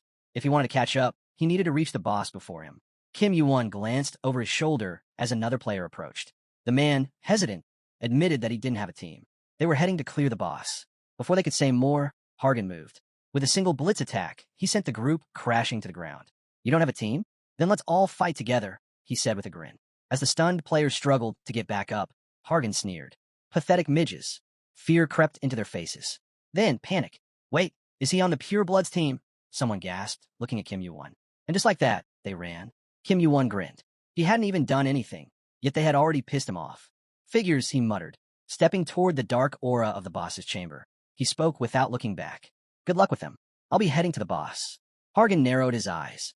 You're leaving already? Kim Yuan turned slightly. The tutorial time is limited. Every second counts. The Kim Myung-hoon bared his teeth in frustration. What bothered him more was the nagging question in his head. How had Kim Yuan cleared the tutorial in less than 5 days when they had an entire month? Then let's speed things up, Hargan muttered. And without warning, he shoved Kim Yuan off the cliff. The brunette plummeted down. Boom! He landed with a heavy crash in the first boss room. As dust settled around him, Kim Yuan's sharp gaze took in the surroundings. Nearby, a monstrous, fanged dragon loomed. Orcs and red-skinned creatures stood at its side, shields raised, spears in hand. A system notification appeared. Find the boss and complete the quest. Kim Yuan barely had a second to react before a barrage of wooden spears soared through the air. The creatures let out guttural roars as a crowd of players appeared on the other side of the boss room. A man in a black shirt muttered to his partner, Who the hell are these guys? Another player swallowed hard. Forget them. Look at the number of monsters. Kim Yuan scowled, lifting his head. He needed to clear several checkpoints before reaching the boss. The creatures, each with pure killing intent in their eyes, stared down their opponents. But something felt off. This wasn't just a battle. Kim Yuan narrowed his gaze. These monsters weren't meant to coexist. Then it hit him they were being controlled. His hand moved to his inventory. A flaming weapon materialized in his grip. He knew exactly where the boss was, and he had no intention of wasting time. A combination skill activated. Kim Yuan, shrouded in raw power, advanced toward the monsters. Excitement flickered in the eyes of a nearby player. Finally, we'll get to see why he's ranked higher than our captain. At that moment, Lee Sung-yoon clenched his fists, because soon they would all understand. Hargan stood with his arms crossed, his golden armor gleaming under the dungeon's fiery glow. His expression twisted into a deep frown. Despite his Anno Kim Yuan, he had decided he'd give Kim Yuan a chance. Suddenly, a distant rumbling echoed through the cavern. The red-haired player's eyes narrowed as a wave of energy surged through the air. His partner trembled. Where did Kim Yuan go? Before anyone could react, tongues of flame erupted, engulfing the battlefield. The monsters snapped their heads upward, just in time to see Kim Yuan descending from above. A single strike. Boom! The ground trembled violently as Kim Yuan's blade pierced the earth. In the same instant, the bodies of every nearby monster simultaneously detonated. Lee Sung-yoon, standing near Paladin, stared in utter disbelief. His mouth opened, but no words came out. What just happened? Kim Yuan sat atop one of the creatures, his eyes burning with fire. Lee Sung-yoon's blood ran cold. This guy, he's a monster. No, he's worse than the captain. Hargan's eyes darkened as he took in the scene before him. Someone muttered in disbelief. This is a monster even worse than the captain. Lee Sung-yoon's breath hitched as his gaze darted to Hargan. The Hargan smirked, lightning crackling around him. With a sharp clap of his fists, Hargan grinned. I knew it. Fire and lightning exploded outward. The green-cloaked player jumped back just in time to avoid the surging energy. Meanwhile, Hargan leaped high into the air. His thoughts were sharp, focused. I can't afford to lose here. Turning his gaze toward Kim Yuan, he shouted, Wait for me. A spear materialized out of thin air. Hargan crushed it effortlessly with a single blow. But before he could react, a wave of thick, purple sludge poured from above, landing directly on his head. His eyes widened. What the? At that moment, a blazing blade slashed through the air, slicing the sludge apart. Kim Yuan, suspended mid-air, his flaming sword cut through the corruption in a single stroke. A group of players rushed toward the commotion. Yolch sliced through several weapons that had been launched their way. Behind her, Lee Sung-yoon sprinted forward. I refuse to just stand back and watch. Yulch sighed. Just don't drop your guard. There are still traps ahead. Paladin and Aladdin raised their hands, casting fire and water spells simultaneously. Their magic hurtled toward the source of the purple energy. The green cloak player activated Mana Blast. A blue orb flickered to life in his palm as he lifted it skyward. Everyone get down, he roared. Kim Yuan instinctively dodged the blast. A surge of energy tore through the battlefield. As the dust settled, he exhaled. At least none of them had any skills that would get in his way. Thank God. The last thing he needed was for them to die in the middle of this. Just then, Hardin called out, "Hey, over here." Kim Yuan followed his gaze, landing before a massive door, its surface adorned with intricate carvings of unknown creatures. Hardin tilted his head up, staring. This is... He stepped closer, studying the enormous gate. The artwork, it's strange, he muttered. One of the players reached out, tracing the symbols with his fingers. Is this war? Possibly, came the response. I've never seen this before. Running his hand over the carvings once more, the player whispered with certainty, the boss is behind this door. Hargan's expression shifted as he turned toward Kim Yuan. The brunette stepped forward and pressed his palm against the massive gate. Hargan's eyes narrowed. Wait, are you seriously just walking in without a word? Kim Yuan didn't even turn back. I was planning to go alone, remember? Hargan scowled. Not anymore. Crossing his arms, he muttered, like it or not, we're in this together now. Not that it'll make much of a difference. Then, a deep, rumbling sound echoed from behind the door. The players instinctively tensed. Something was waiting for them, and it had just been awakened. The group trembled as they stood behind the Kim Myung-eun. Lee Sung-yoon, looking uneasy, asked what was happening. One of the men muttered that if it was the boss, then just a single scream could numb their entire body. The armored man stared ahead, deep in thought. He had a strong feeling about what kind of boss they were dealing with. If his guess was right, this thing was massive. Without another word, he motioned for the group to move forward. Sparks crackled in the dimly lit cave, golden lightning flickering from the hand of the armored man. He ordered everyone to step back. The man behind him remained silent, his expression unreadable. Then, chained tightly in the center of the cavern, a monstrous, three-headed dragon stirred. Its green eyes gleamed ominously as it bared its fangs and let out a low growl. Someone in the group hesitated.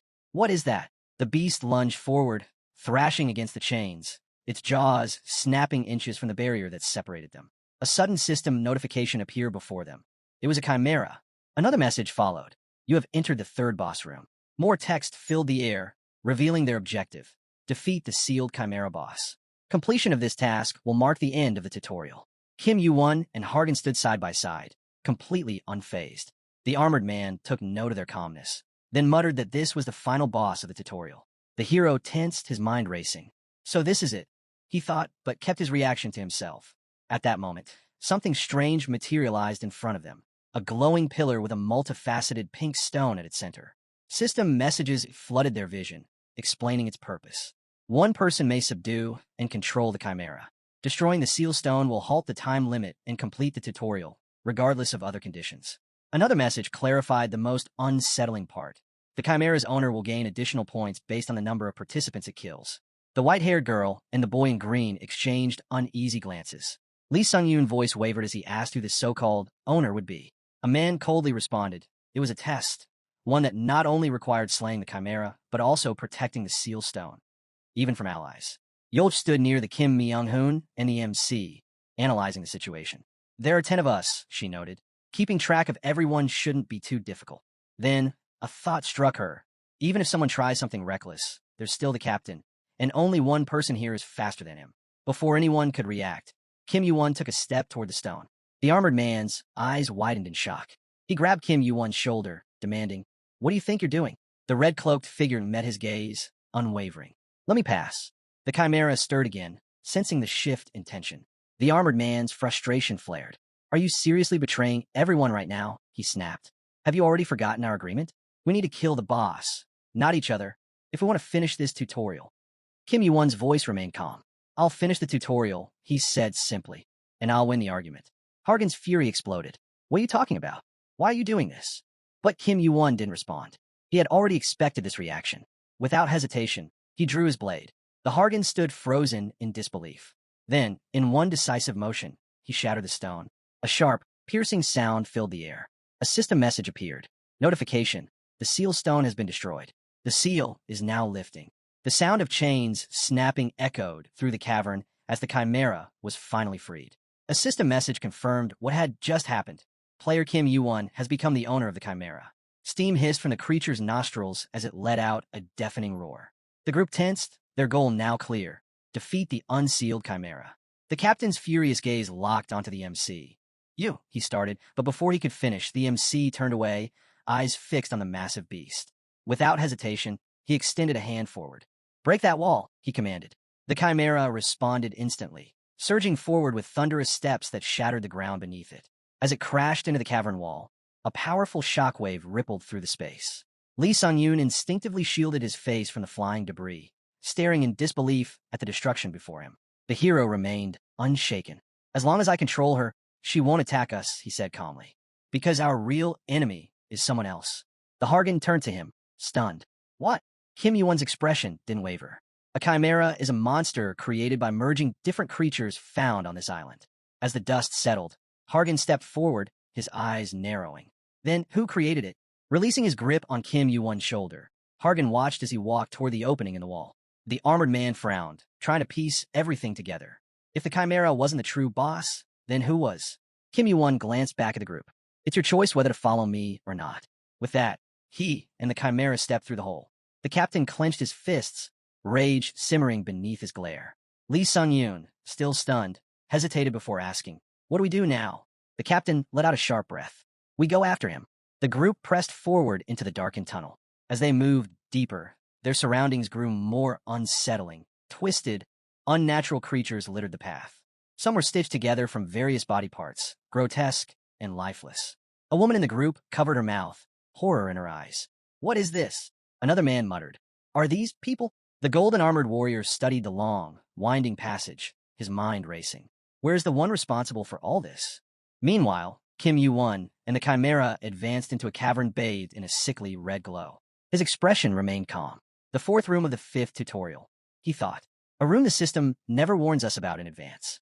Then, a system notification popped up. "You have entered the fourth boss room." The group soon found themselves in a horrifying chamber. Chains, cages, and remnants of human corpses filled the space. And amidst the chaos, a figure sat hunched, cloaked in tattered robes. The system message flickered again. "Boss updating." Kim Yuan smirked, his tone almost mocking. "Did we wake you from a midday nap, old man?" The figure shifted, bony fingers absent-mindedly tracing over grotesque, stitched flesh. Slowly, he lifted his hood, revealing piercing red eyes that gleamed through the darkness. The system confirmed it. Boss identified, the chimera's creator. The chimera let out a guttural snarl, steam rising from its mouth as if sensing its maker's presence. The old man exhaled slowly, his voice rasping as he ran his hands over a pile of flesh. "This is a first." Rising from his seat, he turned toward the group, his lips curling into a grin. "You want control over the chimera?" he mused. "Not to betray it, but to bring it here." His amusement grew. "Interesting." Tension filled the room as the group braced themselves. The old man's gaze flickered to Hargan. A knowing smirk spread across his face. "Ah, I see. There's Zeus blood here, isn't there?" Hargan's eyes burned with fury as he locked onto the creator of the chimera, and the battle was just beginning. The old man's voice dripped with amusement. "A half-breed, huh? You'll do just fine." The man in armor's fury boiled over. He stepped forward, his voice thundering through the chamber.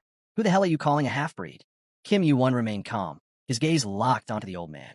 "He's talking about the black magician, Childa. He disappeared from the Rancor Tower long ago." The Hargan eyes widened.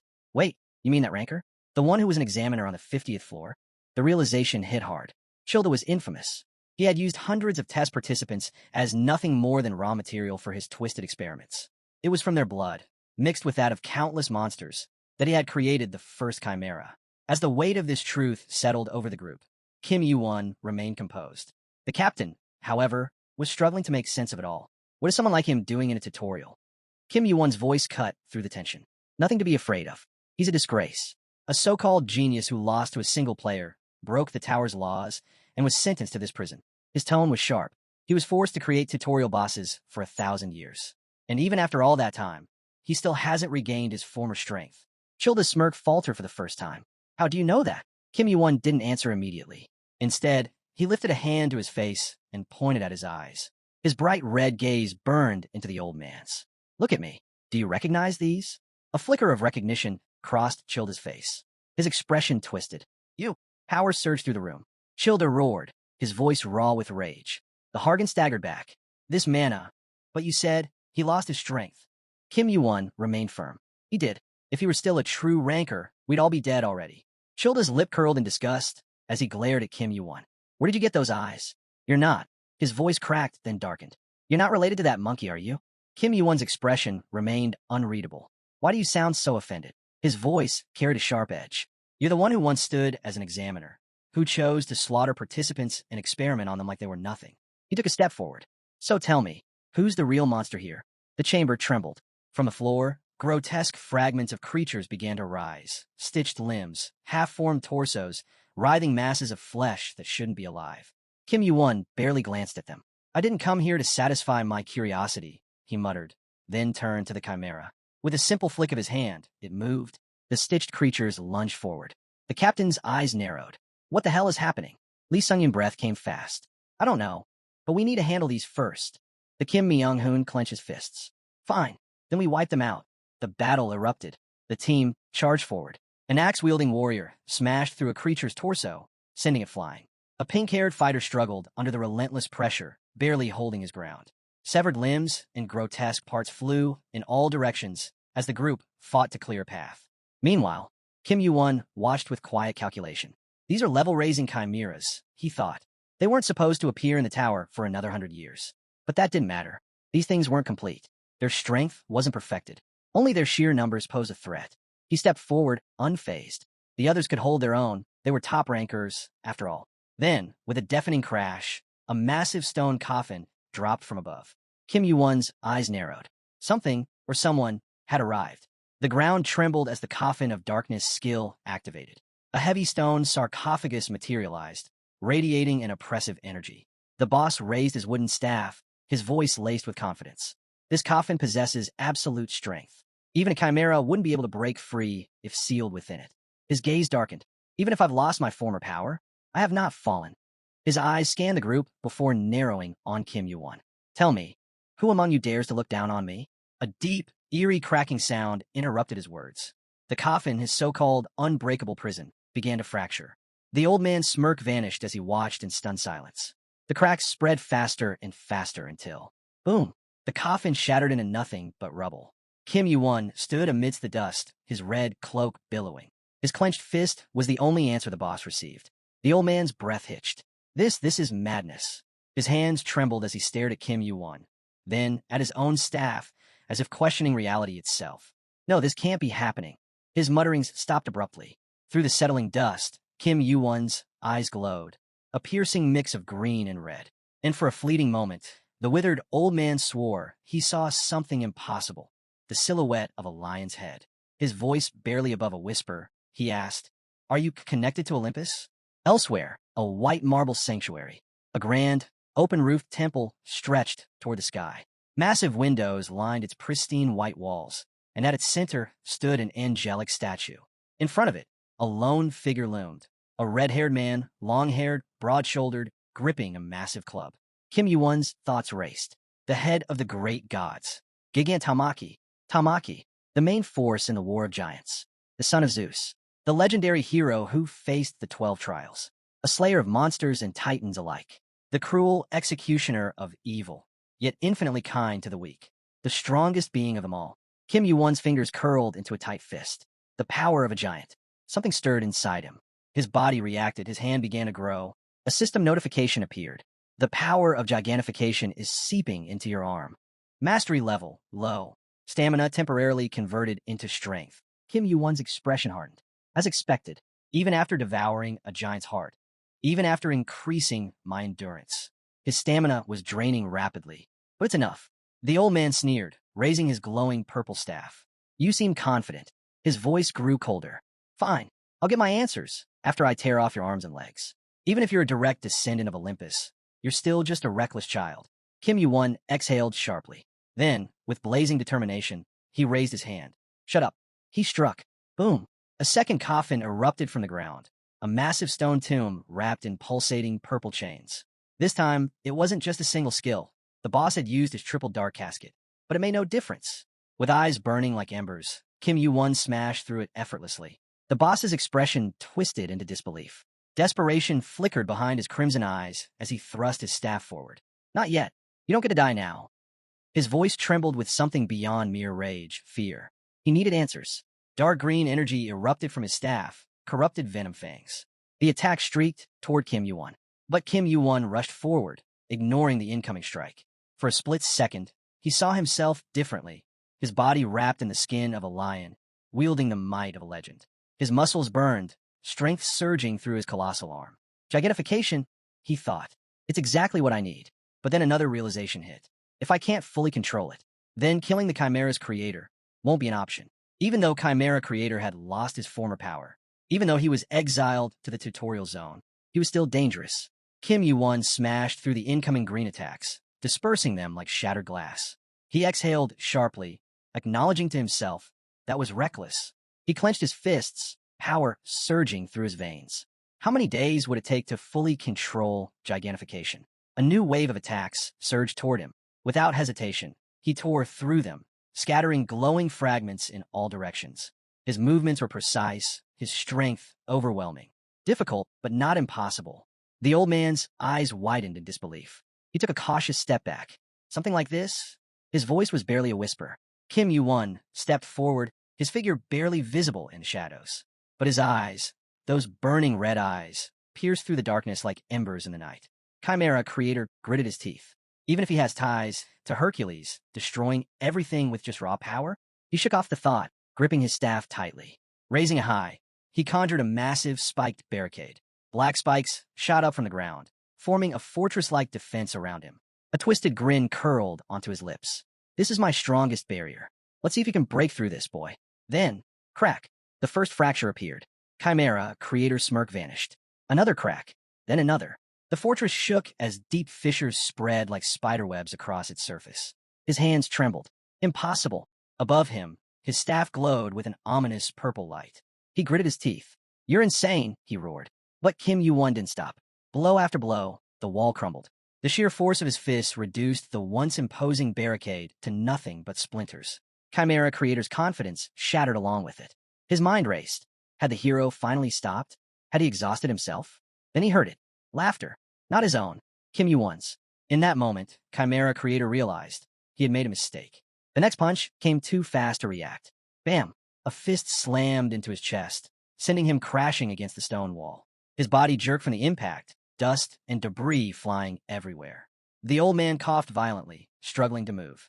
But before he could react, crush! Kim Yuan's next punch landed squarely on his face. Chimera creator felt his skull fracture. The hero didn't stop. Another blow, then another. Blood sprayed against the cold ground as Kim Yuan's strikes came relentlessly, mercilessly.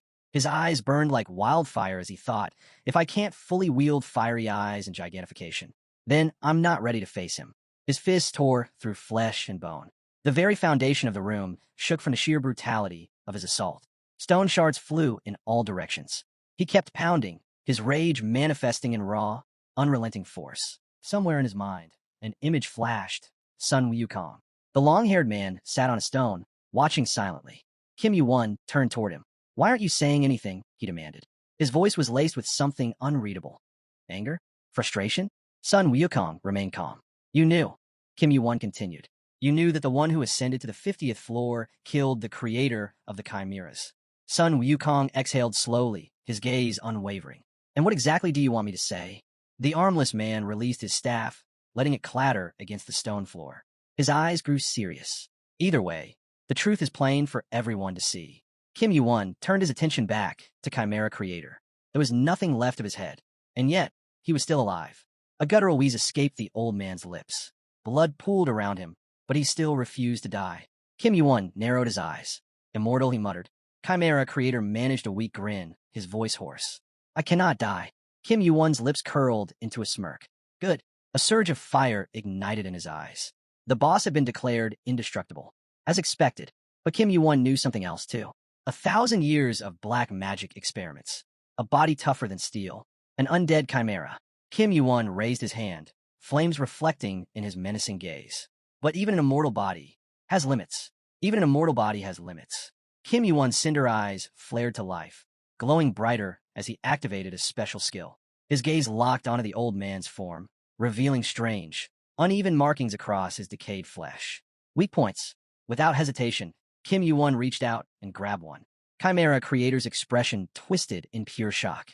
Then, R.I.P., Kim Yuan tore off the withered man's arm and flung it aside. A piercing scream echoed through the cavern. Chimera creator writhed on the ground, his remaining hand clawing at the dirt as he shrieked, "Stop!" But Kim Yuan wasn't finished. His fingers dug into the boss's flesh, ripping pieces away one by one. The chamber filled with the sickening sound of tearing flesh, accompanied by Chimera creator's agonized wails. "Stop! Please," the old man howled. Kim Yuan didn't even blink. His grip tightened around Chimera creator's leg, twisting it. "How many?" Kim Yuan's voice was sharp, cutting through the screams like a blade. "How many people did you rip apart with these very hands?" Chimera creator's mouth hung open, breathless, his face contorted in terror. Kim Yuan clicked his tongue. A memory surfaced. Himself, clad in a suit, standing before three figures. One of them had told him, "Fight Surutra in the tutorial. Obtain Cinder Eyes. Then, absorb his heart and gain gigantification." Kim Yuan smirked bitterly. And that would create an absurd monster. Ding! System notifications flooded his vision. Achievement unlocked. Impossible to believe. Boss defeated. The creator of chimeras. Due to acquiring an impossible achievement, reward calculation has been delayed. Tutorial complete. Level up. Strength +2. Agility +2. Stamina +1. Agility +1. Heaven-slaying stars completion rate increased by 8.34%. Kim Yuan exhaled, wiping his bloodied hand against his cloak. He hadn't expected this. To become something this absurd. He straightened, staring at the new notification that appeared. Heaven-slaying star. Kim Yuan is a rare talent, destined to conquer the heavens. The weight of the lives he chooses in the future will shape his fate and his value. Rank, A+. Completion rate, 10.3%. Kim Yuan's gaze flickered. So just like Sarah, am I being treated as a boss too? Another message followed. Stat boost. All stats +3, based on the number and level of those slain. Kim Yuan smirked to himself. Every 5% completion seems to grant a stat bonus. If I reach 100%, I'll gain at least 20 stats. At that moment, the stitched monsters in the cavern began to collapse, lifeless. The brunette watched as one by one, they fell like puppets with their strings cut. His thoughts were interrupted by the sound of shocked voices. The group stood among the fallen creatures, eyes wide in disbelief. "What just happened?" someone asked. The axe-wielding warrior frowned. "Is it over? Are they going to get back up?" Kim Yuan waved a hand dismissively. "No need to worry. The boss is dead. They won't be getting back up." Lee Sung-yoon exhaled heavily, shoulders sagging. "Damn, this time, I really thought I was going to die." A ladder appeared in the distance, descending toward the group, a sign the tutorial had truly ended. A worried voice called out, "Is anyone injured?" A few members of the group gathered near a dark-haired girl who had fallen to one knee. Yolch! Hargan, who had been standing still, suddenly shouted her name. His usual composure shattered. Kim Yuan turned to look. Yolch clutched her side, her wound glowing green. The Hargan frowned, saying nothing. A fair-haired figure knelt beside her, activating a healing skill. The healing light faded as the fair-haired one finished tending to the long-haired girl's wounds. Nearby, the captain stood beside Kim Yuan, watching the aftermath in silence. With a sharp exhale, the captain spoke. "Let's wrap this up quickly." His voice was steady but firm. Then, turning to the rest of the group, he ordered, "Take care of the wounded." A few voices responded in affirmation.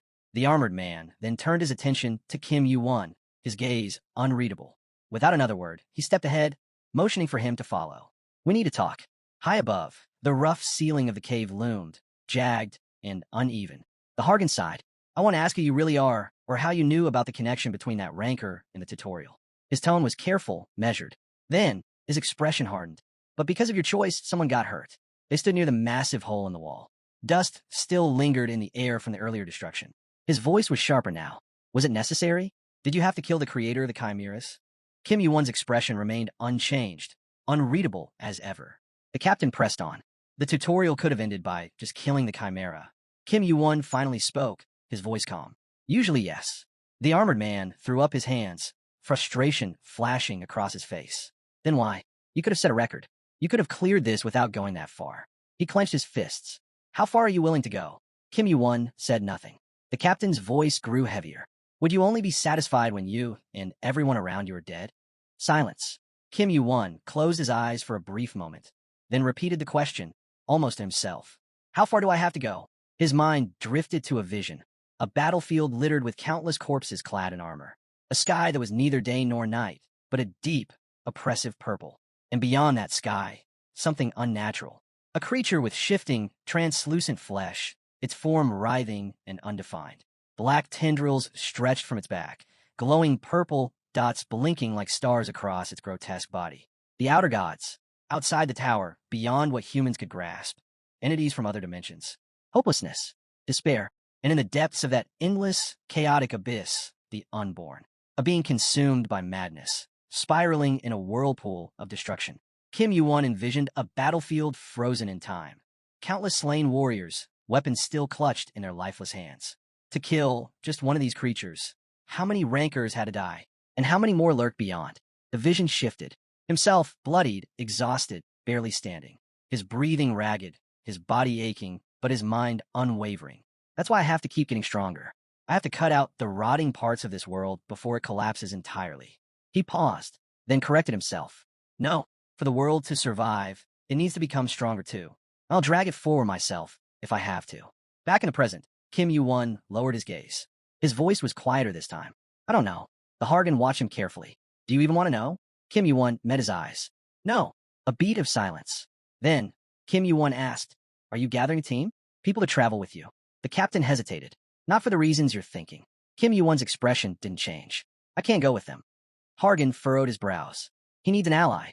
Someone strong enough to reduce the risk of traveling with him. He turned away from Kim Yuan, clenching his jaw. Just what kind of thorny path have you chosen? Then, Kim Yuan's voice cut through his thoughts. Stop talking about teams. His tone was final. This could happen to any of them at any moment. Then, without another word, he turned to face a tall man, standing ahead. The captain let out a sigh, signaling the end of their conversation. Without looking back, he started walking away. I'm done here, he muttered. Then, turning to the long-haired man, he added, sorry to keep you waiting. How long have you been here? The unknown figure chuckled, folding his arms across his broad chest. The tension in the air was interesting, he mused. Kim Yuan turned to the Hargan, who was watching the scene with narrowed eyes.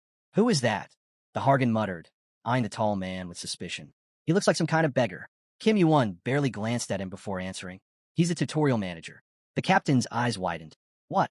Immediately, he straightened and bowed deeply, a being at the level of the highest-ranked rankers. He barely managed to finish his thought before realizing. This is Hargan from Olympus. I am at your service, he said formally. The bearded man barely acknowledged him. Kim Yuan exhaled. Don't act like that, he said flatly. Just greet him properly.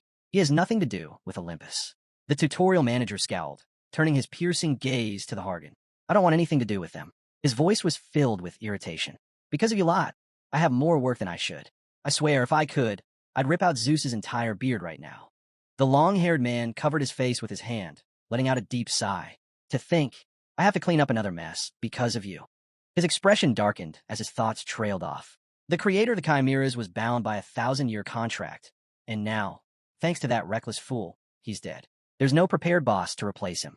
With an irritated grunt, the tutorial manager turned his glare toward Kim Yuan. Well, thanks to someone, this tutorial gets to live a little longer. He folded his arms. Is that what you came to tell me? Or are you here to demand a reward? Without waiting for a reply, the high-ranking official extended his hand. A soft blue glow pulsed in his palm. You're in more of a hurry than you let on, he muttered. As the light faded, a small black stone appeared in his grasp. He tossed it toward Kim Yuan. Do whatever you want with it. Use it or guard it. It's your choice. Ding. You have received Dark Divine Creator, a shard of primordial darkness. Stores an immense reserve of dark attribute mana. Unrefined. Requires an excellent craftsman to process. Class. Ingredient item. Effects. O conceals and alters dark attribute mana. O increases mana resistance. O mana capacity plus 20%. O mana consumption reduced by 20%. Kim Yuan stared at the stone in his palm, his mind racing. The Dark Divine Creator? A memory surfaced, a vision of a man holding a similar stone aloft. Kim Yuan's breath caught in his throat. The Dark Divine Creator, or rather, a fragment of Hades' helmet. Hades, the god of the underworld, one of the 3 supreme rulers of Olympus. His helmet was among the strongest relics in existence, and at its core was this very stone, one of the most important artifacts to obtain upon returning to the past. Yet somehow he had it now. Kim Yuan's fingers curled around the stone. His gaze flickered toward the captain, who was watching him intently, as if trying to read his thoughts. I know where the god of the sea's stone is. Now, only the lightning fragment remains. but he remained silent. The Hargan put his hands on his hips, frowning. What exactly do you need that for? Kim Yuan said nothing, still deep in thought. If I move fast enough, I can collect them much quicker than I originally planned. The tutorial manager snapped his fingers, cutting through the tension. Are you all done now? His voice carried impatience. Then his tone shifted. The conditions have been met. We're heading to the tower. And with that, the group was launched into the sky. As the group soared through the air, the tutorial manager's voice echoed behind them. The rest will receive rewards based on their contributions. His tone was indifferent, but then he sighed. And even though it pains me to say it, Hargan's reward is pretty decent, too. The armored man turned back slightly, nodding in gratitude. Thank you. The high-ranking official barely acknowledged him. Instead, his eyes locked onto Kim Yuan. This will be our last meeting, he stated firmly. Are you planning to cause this much chaos when you reach the top, too? Kim Yuan smirked. Guess we'll find out. The tall man exhaled through his nose. Yeah, that doesn't inspire confidence at all. His gaze drifted down to Kim Yuan's hand, where the dark divine creator rested in his palm. With something like that, you're capable of causing far greater destruction. Then, to everyone's surprise, the tutorial manager grinned. Chaos, huh? He shook his head. Well, if you're going to be a storm, at least be a wave that shakes this entire tower. Before Kim Yuan could respond, everything faded to black. Ding. New system notifications appeared. Time remaining until tower advancement. 598 hours, 55 minutes, 40 seconds. The next screen revealed the final rankings. First place, Kim Yuan. Second place, Hargan. Third place, Yolch. The tutorial had officially ended. Ding. Final rewards. 67.488 points earned. New record bonus, plus 50,000 additional points. Kim Yuan's inventory flashed. A purple glow appeared at the center of his interface. His eyes narrowed. What's this? A mysterious egg materialized within his inventory. It had no name, no description, just a strange, pulsating presence. An egg? Kim Yuan thought, confused. There were items like this in the tutorial? Before he could inspect it further, the world around him shifted, and he arrived at the first floor. Kim Yuan looked up. The sky here felt vastly different from the sealed-off tutorial. As he moved, adjusting to the new environment, he continued scrolling through his inventory, checking for any additional rewards. The Hargan beside him crossed his arms. We've arrived. They weren't alone. Hundreds of other rankers stood nearby, their gazes sharp and calculating. The outskirts of the first floor's step of beginning were filled with guild representatives and scouts. Veteran players scanned the newcomers with interest, whispering amongst themselves. Why are they here already? One muttered. There's still plenty of time left before the tutorial ends, another noted. Kim Yuan silently observed them, realization settling in. From this point on, they were no longer participants, they were now players. Most of these newcomers had been sent ahead of schedule, and judging by the emblems and banners scattered throughout the area, guilds were already preparing to recruit them. Hargan suddenly stiffened, his posture tense. His gaze swept across the crowd, locking onto a few familiar faces. Olympus, he muttered. Kim Yuan caught the name immediately. He glanced at Hargan. You're planning to join a guild? The armored man hesitated for a moment before nodding. Yeah, Kim Yuan raised an eyebrow. Didn't take you for someone who wanted a team. Hargan scoffed. I don't. I never intended to look for a guild, let alone join one. But his fists clenched. I lost our bet, and I keep my word. Kim Yuan's gaze remained unreadable. Hargan seemed deep in thought. He recalled his last conversation with the tutorial manager. There was something he wanted to say, something about Olympus. But before he could bring it up, he noticed Kim Yuan had already turned away. Is something going on between you and Olympus? Hargan asked carefully. Kim Yuan paused. Then, without looking back, he replied, You mean that Olympus? The one you think is fair and just. Hargan frowned. What are you? Kim Yuan turned slightly, his expression unreadable. Figure it out yourself. Don't rely on other people's words. If you want to understand the truth, find it on your own. Hargan's eyes widened slightly. Kim Yuan took a step forward. The Hargan scowled. You're leaving again? Kim Yuan didn't answer. The Hargan crossed his arms. At least register as a player before heading to the village. His tone was annoyed. So we can actually contact you. Kim Yuan waved a hand dismissively as he walked off. Hargan glared after him, muttering under his breath. That bastard. And with that, Kim Yuan disappeared into the city beyond. A group of armored figures knelt before Hargan, their presence heavy with respect. Behind them stood an Olympian player, his stance formal as he stepped forward. The Hargan turned around as the man introduced himself, his tone filled with reverence. Welcome, Great Blood. Hargan's sharp gaze flickered over the gathered warriors. He had seen this man before. The fair-haired Olympian caught the recognition in his eyes and smiled. It is an honor that you remember me. Hargan crossed his arms, still assessing him. Agamemnon. The man bowed, slightly in acknowledgement. So, you're follower of Ares? Hargan asked, his voice casual but laced with meaning. I heard he's recently become a top ranker. Pass along my congratulations. Agamemnon's face remained composed. I am indeed his follower. However, he straightened, his expression darkening slightly. I hold deep respect for family ties. Until my mother is found, I will not pass along your words. Hargan's eyes narrowed. A fury burned behind them as his aura flickered, electric, unstable. The ground around him seemed to spark with raw energy. Agamemnon quickly bowed again. Please, don't react so harshly, he urged. You know well the character of Lord Ares. Hargan closed his eyes, exhaling through his nose. Family ties are created, not just inherited, Agamemnon continued. And I wish to create a family for you as well. The Hargan opened his eyes slowly, his gaze cold. The true insult was not from Agamemnon, but from Ares himself, the one who neglected him, who treated him as insignificant. And yet, taking his anger out on this lower-ranked follower would do nothing but strain relations with Olympus. With a sharp turn, Hargan let him go. Agamemnon followed a step behind, his tone shifting. The brunette, who just left. He's not one of yours, is he? Hargan didn't answer immediately. He glanced toward the distant streets of the city, lush with vibrant greenery. He's a friend.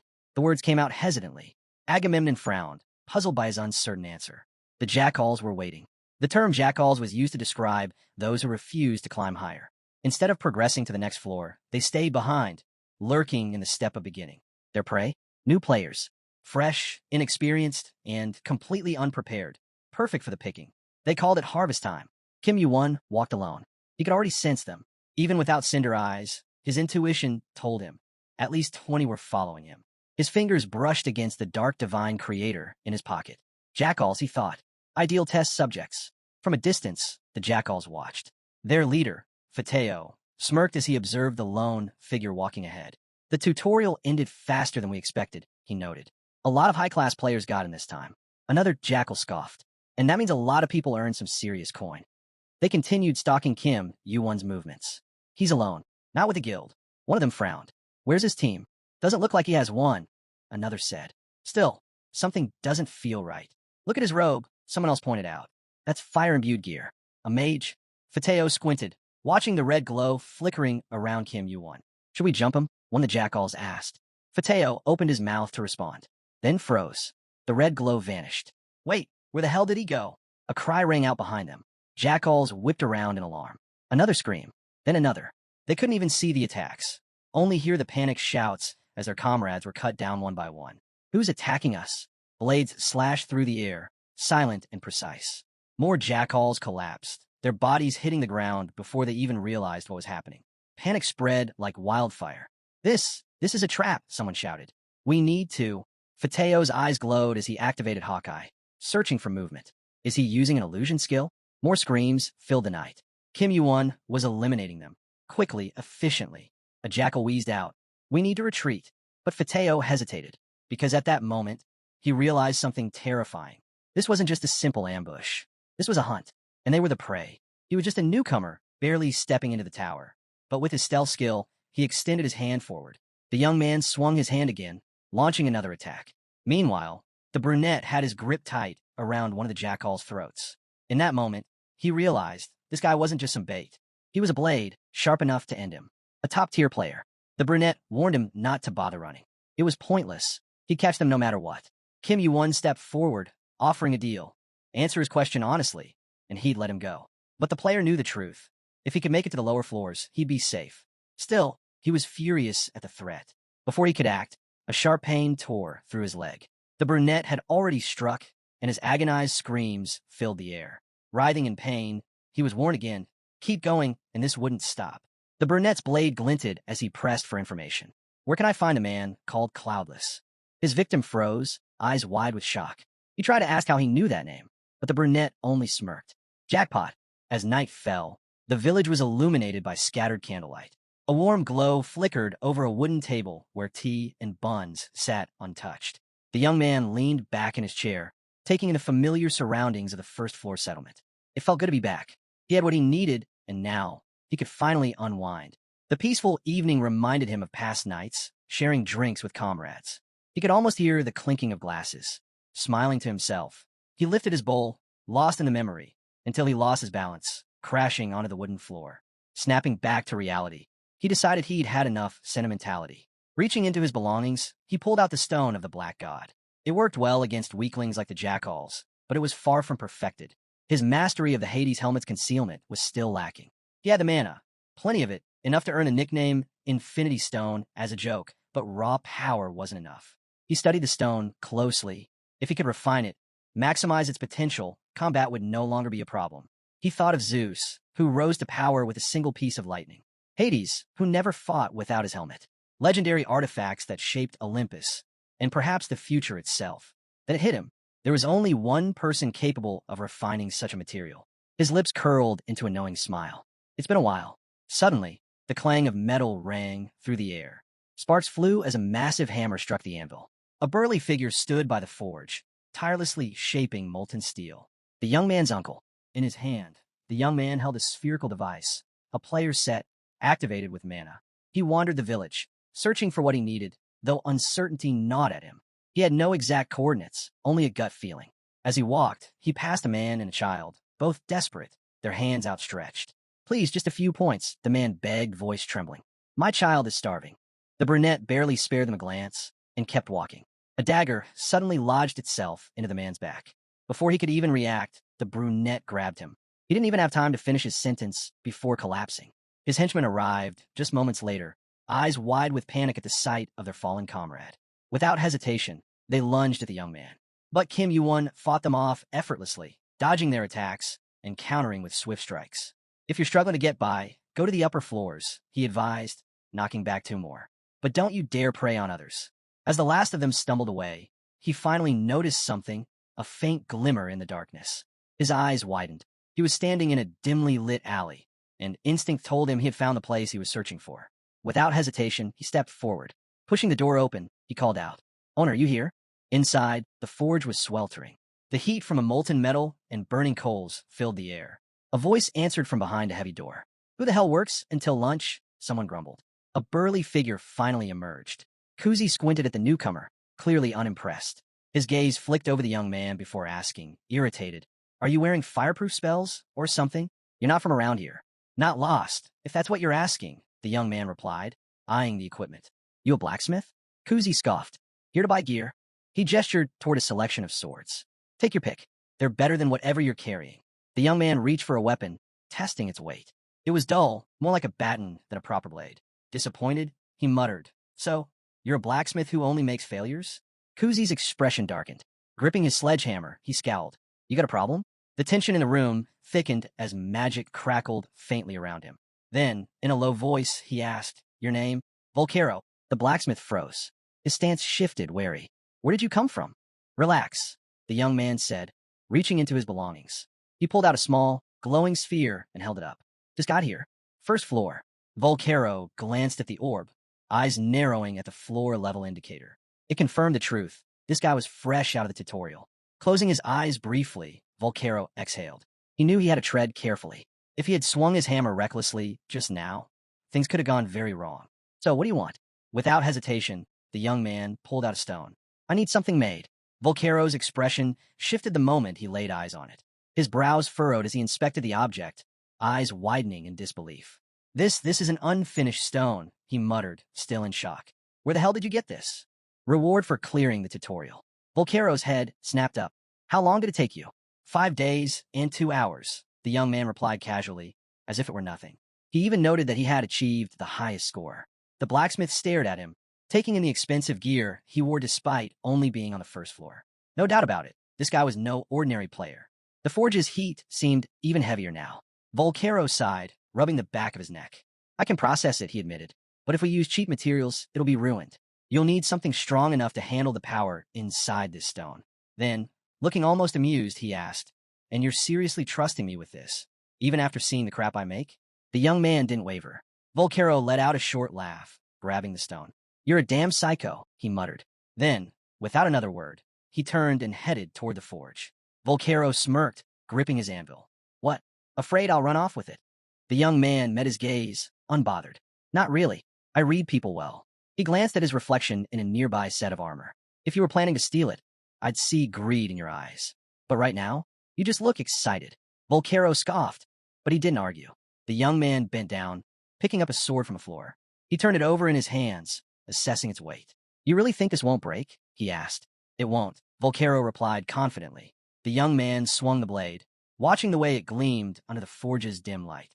The balance was perfect, impressive considering the cheap materials and tight deadline. A product of raw experience and undeniable skill, wasted away in a place like this. Handing the weapon back, he commented, the blade holds up, but the handle's rough.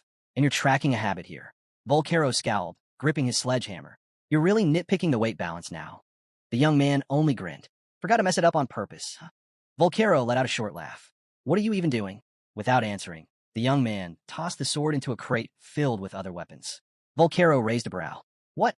You some kind of perfectionist? Not exactly, the young man replied, but something close. Volcaro didn't entirely get what he meant, but he exhaled and nodded. Fine, I'll take the order. He leaned forward, eyes sharp. But since you trust me so much, I've got one condition. The young man smiled. Keep this forge a secret, Volcaro said. No one can know this order even exists. Can you handle that? The young man gave him a knowing look. Of course. The sky stretched out, clear and blue.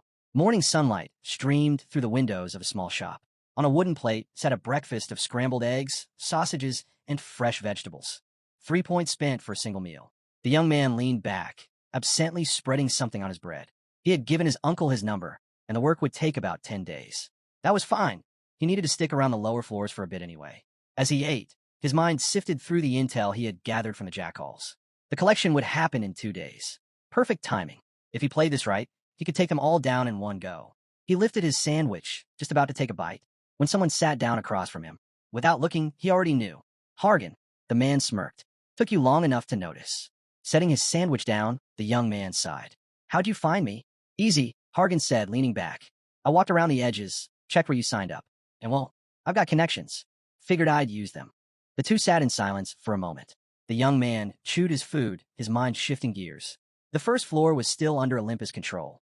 Zeus' family could move freely without trouble. No surprises there. Hargan, however, had a different agenda. He leaned in slightly. Give me your number. The young man raised a brow. Didn't take you for the type to ask a guy for his number. Hargan rolled his eyes. Still as much of a pain as before. Before the young man could reply, another figure approached. He glanced up. The newcomer wasn't exactly the friendly type. Hargan paid no mind and dug into his own food. So, he asked between bites, when are you heading up the tower? In about 5 days, the young man answered. Gonna grind levels in the outer region first. He reached for his cutlery, casually adding, the team needs time to get stronger too. Hargan smirked, resting his elbows on the table. The young man did the same. Hargan kept chewing as he spoke. I need your help with something. The young man glanced up. With what? Pulling out the roots of a pack of jackals. He sighed, leaning back. Just finding them in a crowd is already a problem. His expression tensed when Hargan added, and it'll be just the two of us. Explain, Hargan demanded. It's too early for details, the young man replied casually. Come see me the evening after tomorrow. I'll tell you everything then. Hargan huffed, stabbing his fork into his food. Fine, but we're going together. Wouldn't have it any other way. Hargan finished his meal quickly, standing up just as the young man was about to rise. You eat fast, he remarked. The young man shrugged. Got a lot to handle today, Hargan said, stretching. I'll head out first. The brunette watched him go, noting how similar he was to the team he had built during the tutorial. A team he planned to develop and rise with. Then he stiffened. Someone was watching him. His gaze locked onto a man in a black robe. The young man sighed, setting down his cup. If you've got business, get to the point. The man placed a hand on the table, smirking. Didn't expect to see you here so soon. Pulling back his hood, he extended a hand. First time meeting you. Pleasure to finally make your acquaintance. The young man shook his hand firmly. Agamemnon, the man introduced himself. Olympus faction. He took a seat across from the brunette, his sharp eyes flicking to where Hargan had been sitting. The Hargan, blood of the heavenly ruler. Not even a proper greeting. The young man remained expressionless. You're here on a mission, aren't you? A steaming cup of tea was set between them. Agamemnon lifted it, his smile unreadable. Heard you placed first in the tutorial. He swirled the tea lightly before adding, Hargan was second. They sat in silence for a moment. The gap between first and second is massive, Agamemnon continued. Rumors say a monster entered the tower. The young man smirked. That's so? Appreciate the compliment. Agamemnon took a slow sip. Funny thing, that Kim Myung-hoon calls you a friend. Strange, isn't it? The young man chuckled. Yeah, you think Hargan's the type to want friends. Agamemnon set his tea down, studying him. Or maybe he's just trying to buy your loyalty. He glanced into his cup, watching his own reflection ripple in the tea. Honestly, not joining his team might be the smart move. Connections from the tutorial? They don't last. Most players who climb higher end up leaving them behind. Those who become rankers? Even rarer. He leaned forward slightly. But you're different. You have potential. You could become something great in this tower. He gestured slightly, his tone persuasive. So tell me, why climb with people who fit the norm? The young man remained silent. Agamemnon smiled. Mr. Ares from Olympus would like to meet you. Join us, and you'll get whatever you want. The young man tensed. Agamemnon noticed. Ares isn't like that Hargan. He doesn't even know his own mother. A nobody. His voice grew firmer. Ares is the legitimate son of Lady Hera and Lord Zeus. A ranker, a great being who's already left his mark. The young man's fingers curled slightly on the table. Agamemnon continued smoothly. Think about it. Olympus is serious about recruiting. You won't find a better opportunity. The young man let out a slow breath. Then, bang, his fist slammed against the table. The teacup rattled, but he remained calm. Enough. Agamemnon fell silent, watching him carefully. The young man lifted his cup, finishing the last drop of tea. Then, placing it back down, he gave a slight nod. Thanks for the tea, he said. Then, without another word, he stood up to leave. As he turned to leave, a stunned silence filled the air. Agamemnon frowned. You're really walking away from this? The young man stopped, but only to glance over his shoulder. I'm not joining anyone. He took a step forward, then added with a smirk, a few days ago, the Hargan son of Zeus personally invited me to his team. Turn him down too. Agamemnon's expression darkened. You talk about norms like you were above them, the young man continued. Yet, here you are, acting like Ares' personal guard dog. Funny, considering you just called him a nobody who doesn't even know his mother. Agamemnon's jaw clenched. His fingers curled into fists. The young man didn't let up. You're not Ares, but the way you talk, you'd think Zeus and Hera were your parents. His tone sharpened. I'll say it once. My answer won't change. He turned fully to face him, eyes cold. I don't work with people who aren't worth my time. With that, he walked away. Still inside the cafe, Agamemnon sat frozen, fists trembling with fury. You okay? A voice asked cautiously. Agamemnon inhaled sharply, forcing himself to calm down. How many jackalls can we mobilize right now? The player beside him hesitated. They're still collecting money. In a few days, we should have enough to gather the numbers we need. Agamemnon exhaled slowly, his mind working through the logistics. All this effort just to kill one guy, he muttered. The player across from him gave him a hard look. Think logically. He's ahead of the Hargan. If it could be dealt with easily, we wouldn't be having this conversation. Agamemnon scowled, but he knew it was true. After a brief pause, he grinned. Fine. Prep 100 men first. Lifting a hand to his face, he traced a finger over his cheek, as if picturing the moment of victory. As soon as harvest time ends, he said, voice dripping with satisfaction, we're killing him. 2 days later, the setting sun bathed the city in golden light. The young man walked with a steady pace, his Hargan companion trailing slightly behind. So, how are we handling the jackalls? Hargan asked. First, I need to meet someone, the young man replied. Took a long time to find him. Hargan frowned, but didn't press. And who exactly are we meeting? Just follow me. Agamemnon, watching from a distance, narrowed his eyes at the exchange. His gaze locked onto the young man's fiery eyes, and a memory flashed through his mind. A passage from the past. A name. A legend. Could he be related? His thoughts drifted to a child. One who had once been called the Great Sage, equal to heaven. A man who had ascended the tower and become a top ranker in under a century. A fighter with the most dominant qualities in ranker history. The realization hit like a spark in dry grass. Hargan's gaze lingered on the brunette's shifting cloak, watching the way it moved. There was no doubt. This guy wasn't just using Mert abilities. He wielded fire. The same fire as his brother, Apollo. His fingers twitched as another possibility surfaced. His eyes darted to the young man's hand. There was Gigante. His breath caught. Hercules, the only one in Olympus with that skill. The Vahi, descendants of the giants, possessed this power. Could Kim Yuan be from a giant's bloodline? If so, why wasn't he part of Olympus? Hargan barely had time to process when Hargan, his name snapped him out of his thoughts. The brunette stood by the door, staring at him expectantly. Are you going to respond properly, or what? Hargan blinked. He wasn't sure what he was supposed to say. The door creaked open, revealing a man inside. We're closed for the day, he muttered. The brunette stepped forward, respectful yet firm. I need to see someone. The man sighed, scribbling something down. If you're looking for something, leave your name and contact. Mu Wunshin, the young man interrupted. The man's hand froze over the paper. He looked up, hesitation flickering in his eyes. What did you just say? Mu Wunshin, the young man repeated. The man's grip on the pen tightened before He bolted. Cursing under his breath, he rushed for the exit, shoving past stunned customers. Kim Yuan didn't hesitate. He shot forward, hand latching onto the fleeing man's collar before he could escape. The fugitive barely had a chance to escape.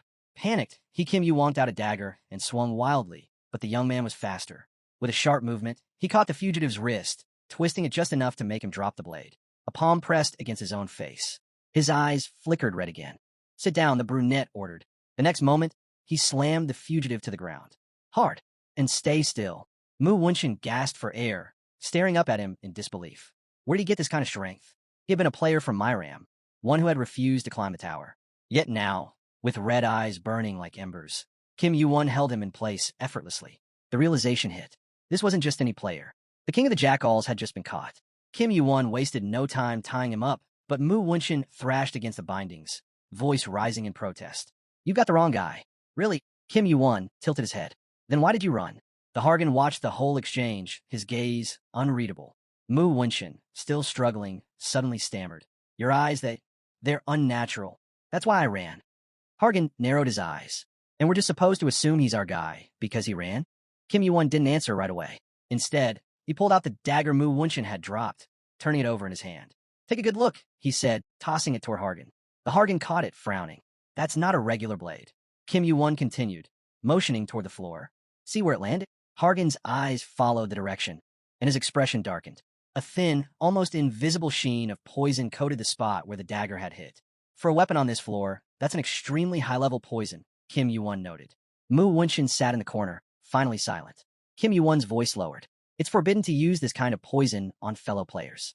Even owning it requires special permission." He raised an eyebrow. "Tell me, why would the owner of a simple haberdashery store need something like this?" The room fell into silence. Then, Mu Wunshin let out a slow breath. His entire demeanor shifted. He stopped resisting, stopped pretending. His lips curled into a smirk. "Where did you get your information?" Kim Yuan grinned. "So I was right." Hargan tensed. The man's face had changed. His voice had changed. Even his presence felt different. With an irritated sigh, Mu Wunshin shook his head. "You're an arrogant little bastard, aren't you?" His tone was laced with amusement. "Do you even realize who you're messing with?" Hargan's gaze flickered between him and Kim Yuan. Something about the way his hair and eyes shifted, setting off alarms in his head. His lips parted slightly in realization. Then, suddenly, everything around him sparked. Hargan clenched his fists. "Is it true?" he growled. "Did Olympus betray us?" Kim Yuan leaned in close to Mu Wunshin. "Do you take orders from Agamemnon?" His voice was calm, but there was an edge to it. "I have some questions for him." Mu Wunshin let out a low laugh. "The heavenly ruler sure seems interested in the affairs of the first floor. Even sent his son to the tutorial." His words sent a ripple of tension through the room. Kim Yuan's tone darkened. "How long are you planning to stay a servant of Agamemnon, instead of standing with the great three gods?" Hargan's head lowered slightly. "What does that even mean?" Meanwhile, Kim Yuan fixed Mu Wunshin with an ice-cold stare. "I could punish you right here," he murmured. "Consider yourself lucky." Mu Wunshin chuckled. "You talk big," but a flicker of uncertainty crossed his eyes when Kim Yuan's hand tightened around his bindings. "Then prove yourself," Kim Yuan said. "If you can handle what's coming, you might just earn more responsibility within Olympus." Hargan watched the exchange in shock. What the hell is happening? Mu Wunshin exhaled, weighing his options. "What do you need me to do?" Kim Yuan crouched beside him, meeting his gaze. "How many jackals are there in total?" Mu Wunshin hesitated, then answered, "Around 1,000. Kim Yuan pulled a small note from his pocket and slipped it into Mu Wunshin's bound hands. "Gather everyone by tomorrow night. Be at this location by midnight." Mu Wunshin's face remained unreadable. Kim Yuan's voice dropped lower. "And don't tell anyone from the stall, Ammonius or Ares. This is for your own good." A heavy silence passed between them. Then, without breaking eye contact, Kim Yuan asked, "Can you handle it?" Mu Wunshin exhaled through his nose. "Fine." Satisfied, Kim Yuan stood up. He turned to Hargan, placing a firm hand on his shoulder. And then he smiled. "Leave," Kim Yuan said. Hargan frowned, clearly not understanding anything. Night fell over the city, its streets lit only by dim lanterns. Inside one of the houses, voices echoed in frustration. "You're selling out someone else's father?" Hargan stood, fists clenched, his anger barely contained. You better start explaining. Everything. Right now." Kim Yuan remained calm. "You heard it yourself. Olympus and the jackals are working together." Hargan gritted his teeth, trembling with rage. "You actually expect me to believe that?" His voice rose. "That's impossible. Olympus' name is sacred, and you're telling me." "Hargan, The sharpness in Kim Yuan's voice cut through his outburst. He turned away from him, pulling his cloak tighter around his shoulders. I don't know what kind of Olympus you believe in, Kim Yuan continued. But from now on, stop looking at it through blind loyalty. Open your eyes. See it for what it really is. Hargan's expression hardened. The hero's cloak fluttered in the night breeze, his presence unmoving. Hargan exhaled sharply, frustration burning inside him. He thought about the warriors who had once stood beside him, about Yuan's devastated face when he asked if Olympus had truly betrayed them. If Kim Yuan wanted to expose the truth, let him. But Hargan wasn't going to take anyone's word for it. He would see for himself. His mind drifted back to Agamemnon's smirking face. This won't be easy. Truth never is. Standing on the damp stone path, he muttered under his breath, the ins and outs of Olympus. The small town was quiet, its identical houses lined neatly under the pale moonlight. The towering white structure in the distance stood like a monument of authority, a beacon of power. 2 days later, Kim Yuan sat on the steps of a grand white building, resting his elbow on his knee. The arched entrance loomed behind him. If you'd taken any longer, I would have left without you, he remarked, glancing back. Hargan walked up beside him. His expression was unreadable. So, thought everything through? Kim Yuan asked. The Hargan took a slow breath. I was born and raised in Olympus. He closed his eyes. Memories surfaced. The massive white statue of a deity. The weight of expectation. The teachings drilled into him since childhood. Olympus is my home, he continued. It's my family. My father, his voice softened just slightly, was my idol. A vision of a girl in white robes flickered in his mind. My mother. I don't have many memories of her, he admitted. I don't even remember her face. But he could still hear her voice. Her words. The image of her lips moved in his mind, repeating what she had once told him. Never forget the pride that comes with bearing the name Olympus. His eyes opened, determined. That pride is Olympus. Kim Yuan, still sitting on the steps, studied him carefully. So, what's your decision? Hargan slowly raised his hand. Golden lightning flickered between his fingers, crackling with power. Kim Yuan, whether you're right or wrong, it doesn't matter. His eyes burned with resolve. The jackals have to be wiped out. They're parasites feeding off the first floor. The lightning coiled around his fingers, glowing intensely. Kim Yuan clenched his fists, the radiance reflecting in his sharp gaze. Then, golden armor materialized across Hargan's body, gleaming in the light. His presence shifted, an aura of pure power surrounding him. I'll cut them down with my own hands, he declared. Deep inside a hidden cave, a flickering torch barely illuminated the damp stone walls. The air was thick and stale. Masked figures stood in clusters, their animal-like disguises casting eerie shadows on the cavern walls. A man in a wolf mask turned to his companion. This cave, it's always been here, right? His voice was low. The second man nodded, shifting uncomfortably. Yeah, but why does it feel different? A faint squishing sound echoed beneath their feet. The wolf-masked man frowned. And why the hell does the ground feel wet? A silent tension filled the cave as the jackals began to realize something was very, very wrong. The cavern was massive. 1,000 people had gathered, jackals from every corner, all drawn to this single meeting point. Have you ever seen this many of us in one place? Someone murmured. Never, another whispered back. We usually stay scattered. This is the first time we've all gathered together like this. A man in a green suit approached, his sharp eyes scanning the crowd. That team managed to get a poisonous proc snake this time. A nearby jackal's jaw dropped. That thing's worth 10,000 points. Someone else groaned, and our team came up empty again. Then, he appeared. A figure in a green suit, a flowing purple cape, and a red animal mask stepped forward. Yuan, the king of the jackals. Spreading his arms, he spoke. Is everything in place? The jackals turned to him.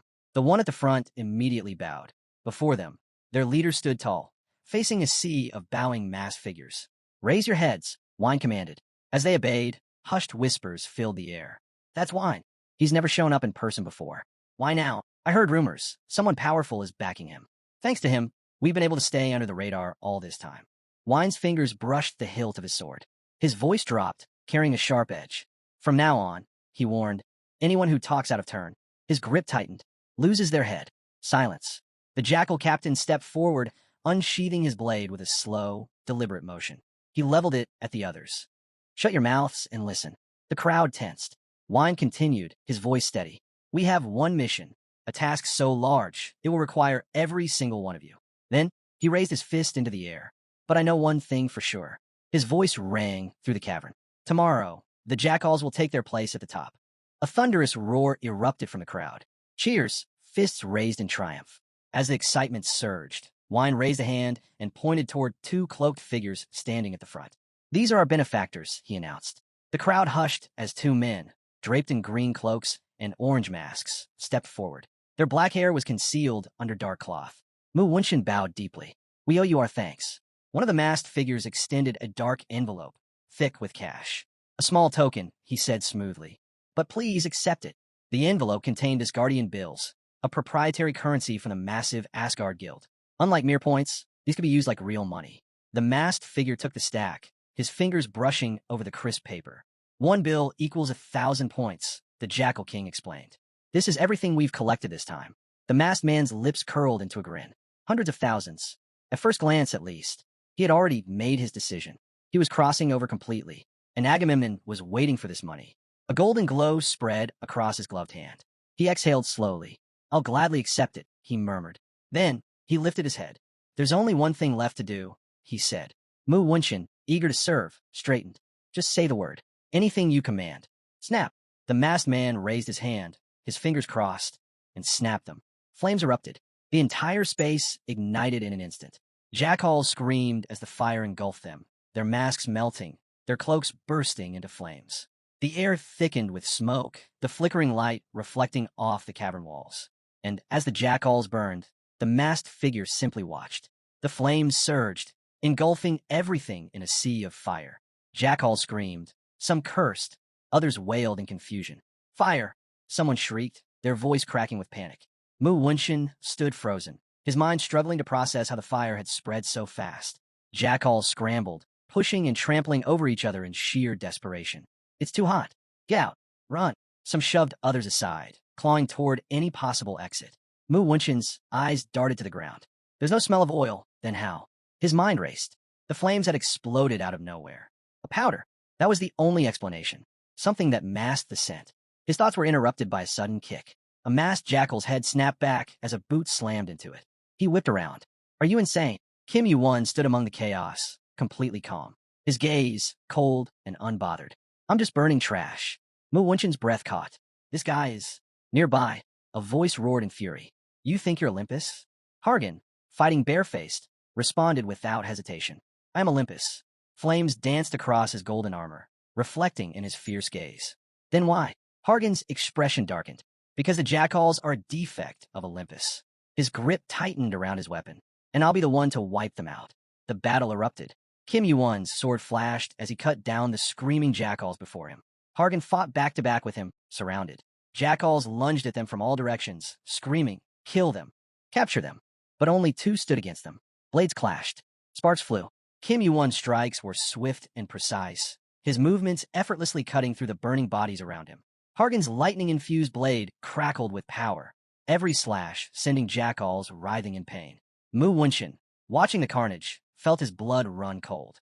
I made a mistake. They weren't here to negotiate. They came to kill us." The Jackal King's breathing turned erratic. "I need to contact Agamemnon." A ball of light flared in his hands as he attempted to send a message. Error. Message cannot be sent. His face twisted in panic. Why isn't it working? He turned desperately to Kim Yuan, demanding answers. Kim Yuan, mid-strike, barely spared him a glance. "In this chaos? You really thought that would work?" His sword slammed into another jackal before he finally looked at Mu Wunshin, his eyes burning red. "Game sets transmit messages through mana," Kim Yuan explained coldly. "If the air is completely flooded with it." Mu Wunshin froze. "Then the transmission won't work." He staggered back, realization sinking in. This was a trap. Then rage. "You!" His voice cracked with fury. Cursing, he lunged forward, the cave shaking around him as he summoned his strength. Stones broke free from the ceiling, fire and debris flying. Mu Wunshin, now maskless, his face twisted with pure hatred, screamed as he charged. "Die!" Kim Yuan didn't move. He stood still, unshaken, waiting. Then he turned, his flaming eyes locked onto Mu Wunshin. Mu Wunshin's body froze. "I can't move." His sword was raised, but it wouldn't swing. Kim Yuan took a single step forward, his sword trailing a faint afterimage behind it. In a single, fluid motion, he slashed. Goodbye. A deep cut split across Mu Wunshin's body. Smoke curled into the night sky, pillars of blackened ash rising over the mountains. Kim Yuan stood beside Hargan, who sat nearby, breathing heavily. The Kim Myung-hoon lifted his head. "Are you okay?" Kim Yuan turned to him, his gaze unreadable. "You..." Hargan exhaled sharply. 1,000 dead. His fingers twitched as the weight of it settled in. He wasn't exhausted from fighting. It was the sheer guilt pressing down on him. He looked at Kim Yuan, searching his expression. How are you this calm? Kim Yuan didn't answer immediately. Hargan watched him carefully. Had he always been like this? The man beside him spoke up, saying murder, kidnapping, robbery, and slave trading were how jackals made their living.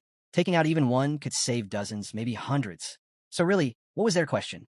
The Hargan glanced over and admitted that was true. But before he could finish, Kim Yuan cut him off. If guilt made you hesitate now, who knew what kind of trouble that mercy would bring later? Hargan sat quietly, his hands resting on his knees. After a pause, he said, Your tongue's sharper than it looks, and you're smarter than most. Kim Yuan smirked. Is that supposed to be a compliment? The Hargan stood, rubbing his head with both hands. Guess it is. Kim Yuan eyed him, realizing he'd felt this way before. But, as always, it didn't last long. A few words were enough to snap him back. Then Kim Yuan turned to the other man, his gaze steady. He heard him say, You're so flawless, it's exhausting. Kim Yuan just shrugged. And you're nothing like you seem. Hargan stepped up, facing him. You don't exactly look like the nice type either. The brunette chuckled. I'll take that as a compliment, too. The Hargan crossed his arms. Not everyone's willing to take on a job with zero payoff. But you? You've been doing it since the start.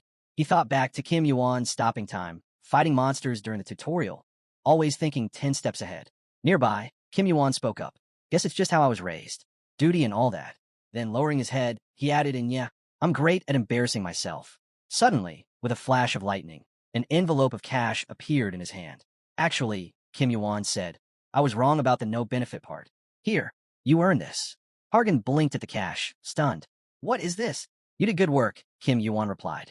Take it, or not. Up to you. Hargan stared at the Asgardian bills, clearly tempted, but not giving a straight answer. The Hargan snatched the envelope. Fine, we'll split it. Thought you might say that, Kim Yuan said with a grin. Covering one eye with his armored hand, Hargan heard the question. So, you came in second during the tutorial, right? Yeah. What? Kim Yuan held the cash, watching him closely. What did you get as a reward? Before he could answer, an angry roar echoed through the room. A fist slammed onto the table with a loud thud. Agamemnon gripped his mug tight, teeth bared. Why is it impossible to get a straight answer around here? He shouted. Across from him, a man nervously held a small white orb. I've been trying to reach Mu Wunshin, no luck. Agamemnon's face twisted in fury, veins popping as he thought. Unless they've lost their minds, there's no way they'd run off with our money. Just then, someone burst into the room, breathless. Agamemnon, found the jackals. I'm thinking, maybe we should go check it out together. Meanwhile, deep in a cave, cloaked figures stood over scorched corpses. One of them stepped closer, his voice uneasy. What is this? He looked around, eyes wide with fear. Is this really W and the others? On the ground, twisted bodies lay broken, blood pooling beneath them. Blood pooled around the bodies, and someone muttered that there might be more. Money? What about the money we collected? One man shouted. No one answered. Standing in the middle of the cave, Agamemnon threw his head back and roared in frustration. Meanwhile, Kim Yuan eyed the stack of bills in his hands. 384,000 points in total. More than enough, he thought. Sitting at a table under the soft glow of a lamp, he ran the bills through his fingers. Even after splitting the haul with Hargan, this was an amount that most rankers only dreamed of. At least now, lodging and living expenses wouldn't be a concern. Pressing the money to his face, he couldn't help but think how tempting it was to rush straight to Asgard and trade it all for points. But the moment he did that, the Olympians would know exactly who wiped out the jackals. From the start, he'd been neck-deep in the chaos of the first floor. Golden lightning crackled as Kim Yuan slipped the cash into his inventory. It wasn't quite enough to buy every material he needed, but it could get him some solid components, maybe even enough to craft the skeleton for the Dark God Stone. Faster than he'd expected, the pieces were coming together. Later, dressed in black and sitting on the edge of his bed, Kim Yuan stared at the stone. Out of all the items he had, this one was easily the highest rank. And somewhere, in the hands of a master blacksmith, it was already unlocking its true potential. Lying back, he raised his hand. Lightning sparked at his fingertips. And then, an egg appeared. Its shell was marked with a swirling purple pattern. The system's message popped up. Unknown egg. Owner. Unknown. Hatch method. Unknown. Hatch rate. 0%. Kim Yuan turned the egg over in his hands. The description told him almost nothing. How was he supposed to use something like this? He thought back to the rewards from the tutorial. Second place had earned Hargan the Hand of Thunder, a prize impressive enough even among rankers. And now here he was, stuck with a mystery egg. But maybe that wasn't such a bad thing. If this thing was rare enough to be compared to the dark divine crystal, or even stronger, there had to be something special inside. Pressing his palm to his forehead, Kim Yuan sighed. Trying to figure it out was giving him a headache. But then, as he absent-mindedly glanced at the egg, something caught his eye. The pattern. When he first got the egg, it didn't look like this. Lifting it closer, he examined the design. The lines, the shape. He knew this pattern. He sat up straight, his brows furrowed and his eyes glowing faint red. In his mind, the image of an external god flashed. Suddenly, a blue alert flickered into view. Unknown egg has greeted you. Staring at it, Kim Yuan muttered under his breath. Just, what are you? His gaze drifted to the wooden sign on the wall. A shield and hammer carved into the wood. Exhaling slowly, he rose to his feet. Cloaked in red, he leaned against the doorway, lost in thought. So much had happened in just a few days, and there was still so much left to figure out. Wondering what might hatch from the egg, Kim Yuan couldn't help but question if it would become a loyal ally or something capable of destroying the world all over again. His mind drifted to the image of a long-haired girl, always accompanied by a massive bird and a dragon-like creature. Kim Yuan recalled how creatures born from eggs usually recognize the first person they see after hatching as their parent, the one they stay closest to from start. That's why the rare rankers lucky enough to hatch sacred beasts never left their side. If this egg worked the same way, if raising it was even possible, Kim Yuan pulled back the curtain, gazing outside. This was turning into a dangerous gamble. Shaking his head, he muttered to himself, enough. Overthinking won't change a thing. Time to focus on what's in front of me. Down in the forge, red-hot tongs hissed as they dipped something into water. He's here, someone said. Volcaro glanced up from his desk as Kim Yuan entered. There you are. The man placed a small, glowing blue stone onto the clock. This one's really powerful, he said, then motioned for Kim Yuan to sit. I wanted to ask you something. Pulling up a stool across from Kim Yuan, Volcaro leaned in. You need to decide. What type of weapon? What style? Sword? If so, what length? How heavy? Same for armor. What's your preference? Kim Yuan frowned. Why all the questions? Volcaro held up a small glass vial filled with a dark, blue-black substance. A byproduct from the stone showed up during processing, he explained. With a nod, he added, I'm thinking of crafting something with it. Since the stone's powerful on its own, this powder's way more valuable than anything you'd get from normal materials. Kim Yuan considered it. He wasn't wrong. After all, the Hades sickle was forged from powder made by refining just a fragment of a helmet. But don't you need special materials for that? Kim Yuan asked. Without a word, Volcaro shot to his feet, knocking his chair back, and disappeared deeper into the forge. I don't have adamantium, his voice echoed, but I've got something close. Moments later, he returned holding a long, greenish block. This is about 1 kilo and 800 grams, he said. Not a huge amount, but enough to work with. Once we mix it, it should do the trick. The system chimed in, mithril. Durability and strength are average, but its mana conductivity is exceptional. A rare metal that, with the right alloy, can even grant mana resistance. Item classification, ingredient. Kim Yuan studied the mithril. Not bad. Mithril goes for a decent price. He calculated quickly. Normally, Lackey 100 grams alone were expensive, but this was over 1.5 kilos. Easily worth at least 300,000 points. Volcaro held the block silently, waiting for his decision. If Kim Yuan exchanged the jackal's currency, it'd cover the cost. But right now, that wasn't an option. For now, he'd have to settle for just 600 grams. As he thought it over, his hand drifted to his chin. Why not take out a loan? Someone suggested. Kim Yuan raised an eyebrow as he sank into a chair. A loan? What if they just take the money and vanish? Still gripping the mithril, Volcaro looked over and replied. No matter what, Volcaro insisted he wanted to craft something from it himself. He was offering, so even if Kim Yuan ran off later, he wouldn't take offense. With a firm gaze, the blacksmith added, to be clear, what you've entrusted me with is worth far more than a bit of mithril. Honestly, its value can't even be measured in points. Kim Yuan looked at him quietly as Volcaro continued. If you're trusting me with something this important, shouldn't I trust you just as much in return? Kim Yuan thought back to his past life. Volcaro really hadn't changed at all. With a small smile, Kim Yuan summoned a gleaming weapon from his inventory. Stepping forward, he held the sword out toward Volcaro. Just make me one sword. Weight doesn't matter, as long as I can wield it. Try to keep the shape similar to this. Volcaro took the blade with a grin of satisfaction. Swords, huh? Good. That's where my skills shine the most. Under a dark sky, a towering white building loomed ahead. 1 week later, inside the Olympus branch guild house, Agamemnon rested his hand on his chest plate. His expression was sharp, his resolve set. He hadn't expected a chance like this to come so soon. The memory of that cave, littered with corpses, flashed through his mind. Taking out the jackals felt like the tower's way of testing him, clearing the way for even bigger opportunities. If he played this right, maybe, just maybe, even the ruler of heaven would take notice. A cloaked man approached, giving him a nod.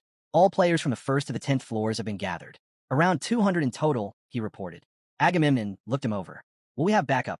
With the manager's involvement and the tower's rules in place, support has arrived just as expected, the subordinate replied. Agamemnon gripped the hilt of his blade. Perfect. Outside the white guild hall, warriors mounted their horses, armor gleaming under the night sky. Agamemnon, clad in gold, raised his voice. Let's move out. Olympus army, we're taking down the criminal. Elsewhere, with a clean swing of his sword, Yuan sliced through a massive serpent and a towering tiger in just a few strikes. A notification flashed before him. Heaven-slaying star completion increased by 0.006%. Smoke curled around him as he glanced back over his shoulder. At this rate, progress was barely moving. The system panel appeared. Heaven-slaying star, a talent destined to rise and conquer the heavens. The more lives taken, the more fate and value shift. Rank, A+. Completion rate, 10.5%. Yuan sighed.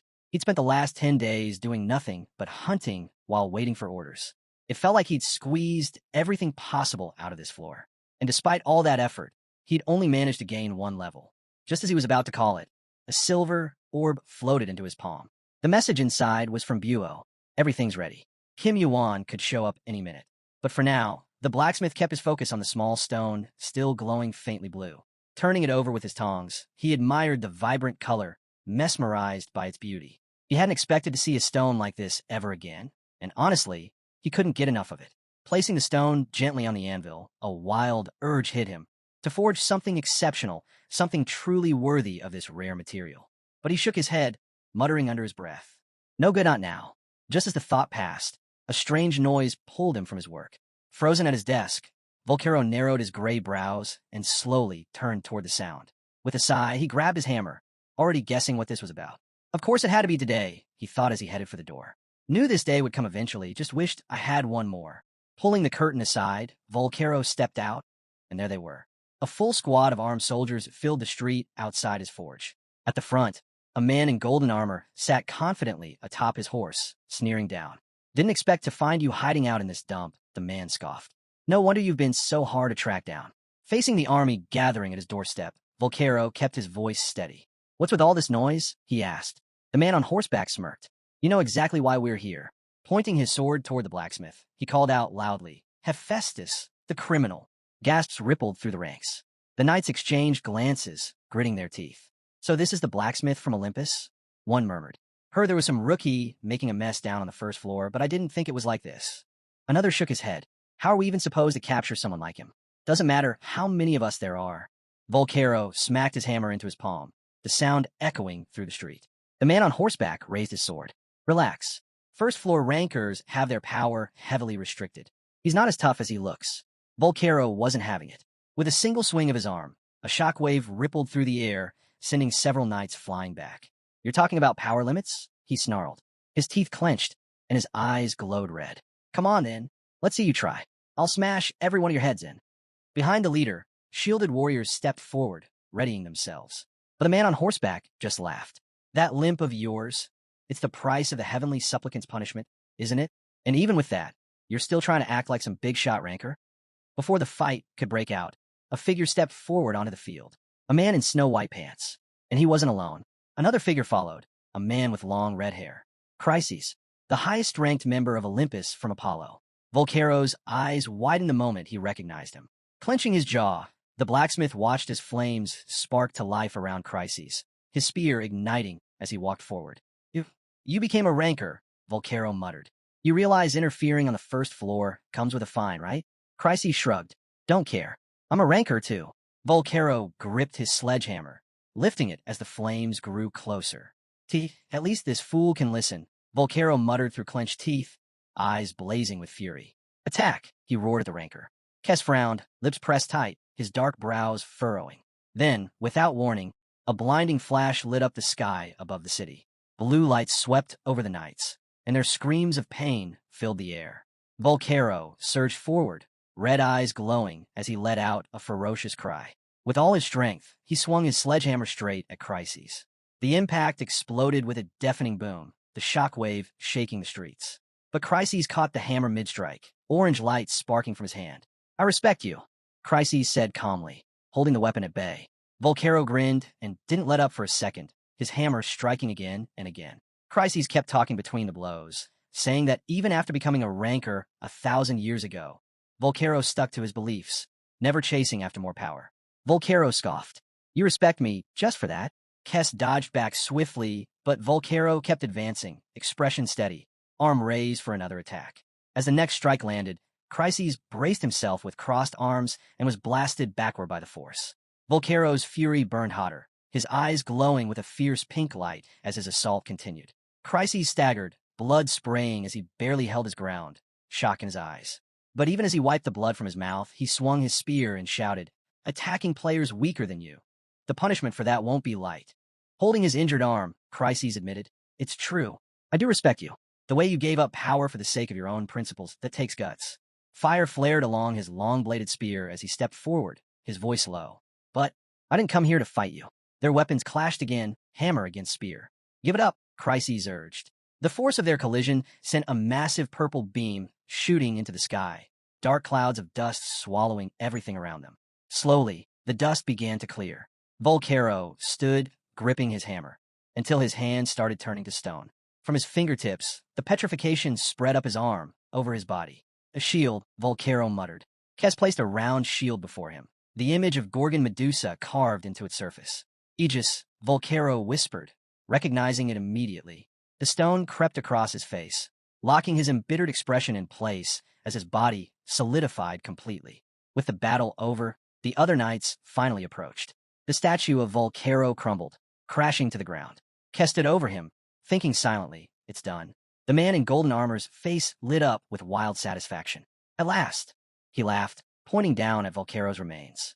"Grab the criminal. Hurry," he ordered. But Kim Yuan curled his lips into a smirk. "That's not going to happen." Moments later, the knight's screams rang out as fresh wounds split across their bodies. Standing protectively in front of Volcaro's fallen form, the ranker's sharp gaze swept over the scene. With dark brows furrowed and his eyes flashing red, he looked at the chaos around him and muttered, "What a bunch of pathetic fools." Standing amid the chaos, Kim Yuan glanced around with mild amusement. "What are you all doing in such a lovely place?" he asked. The knight in golden armor locked eyes with him. "Wait, is it really you?" he asked, recognizing Kim Yuan, standing beside the petrified Volcaro. The murmurs spread fast.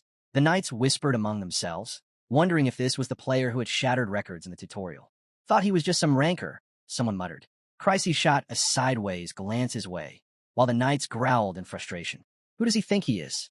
Showing up alone and interfering like this?" Kim Yuan's glowing red eyes settled on the ranker. He remembered him. Clearly, they've lost their minds, Kim Yuan thought, watching rankers prepare to brawl in this cramped street. If this fight dragged on any longer, the administration might step in. And when that happened, Olympus would lose a serious chunk of its power on the first floor. One of the knights stepped up, demanding, "What exactly are you doing here?" Kim Yuan glanced at Volcaro's stone body. "I still need him," Kim Yuan thought, "at least for Gigan Tamaki's sake." The petrified blacksmith shifted slightly.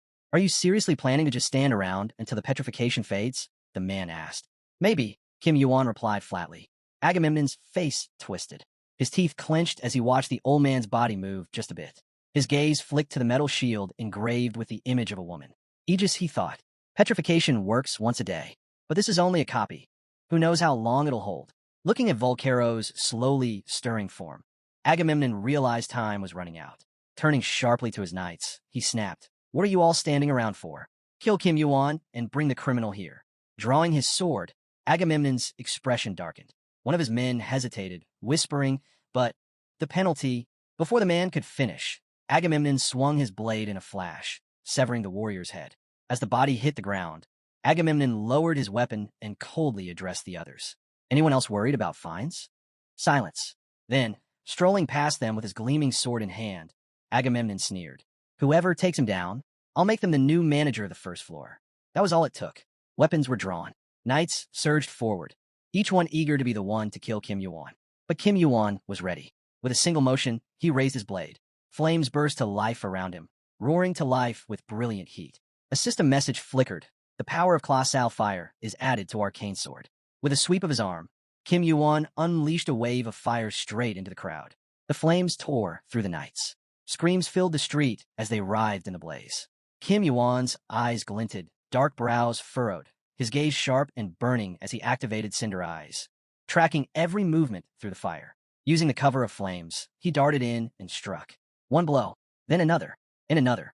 His blade flashed through the air, cutting down night after night. The street was chaos. The system flashed again. Cinder Eyes resist incoming fire mana. Another knight fell at Kim Yuan's feet, his body crumpling to ash as Kim Yuan's sword tore through him. Without slowing down, Kim Yuan glanced back with a cold, lethal stare. Then, raising his hand, he summoned a blazing sphere. In his palm, Kim Yuan formed a blazing sphere and hurled it straight ahead. The moment it struck, the impact melted everything in its path. A deafening explosion followed, and a blinding white flash consumed the entire street. Kim Yuan's eyes widened in surprise as he glanced around. Did they really think they could win this with numbers alone? He muttered. Yet, despite the chaos, the knights regrouped and began charging toward him. But as Kim Yuan raised his sword once more, he tilted his head. What's wrong? Why stop now? Come on, all at once, he taunted. Agamemnon's face twisted in confusion and rage. None of this made sense. Everyone here had cleared at least the 10th floor. So how was this one guy, first place or not, holding his ground so easily? Agamemnon looked at Kim Yuan's face, his fiery orange aura raging like a living flame. A system notification blinked. Cinder Eyes controls colossal fire. Agamemnon scowled. This guy, there's no way he's just a rookie. Kim Yuan moved fast, swinging his sword. Columns of fire erupted from the ground, roaring toward the knights. Grinding his teeth, Kim Yuan glanced at the still petrified blacksmith. Volcaro, he shouted through the flames. How long are you planning to nap over there? Another surge of fire exploded around them, the heat warping the air. Then, footsteps echoed across the shattered stone. A system alert appeared. Cinder Eyes resists sun shards. Pyromancy Robe resists sun shards. Kim Yuan immediately knew. So, he's joining the fight now. Chryses stepped forward, palm raised, flames swirling to life in his hands. How are you connected to Hephaestus? He asked without slowing. Kim Yuan brushed his face with the back of his hand. I'm his client, he answered flatly. Chryses narrowed his eyes. All this just for that. Bright flames danced from his palms as he advanced. Kim Yuan swept his hand through the air, dismissing his blade. A rancor was still a rancor, and even with penalties weighing him down, Chryses radiated that crushing aura.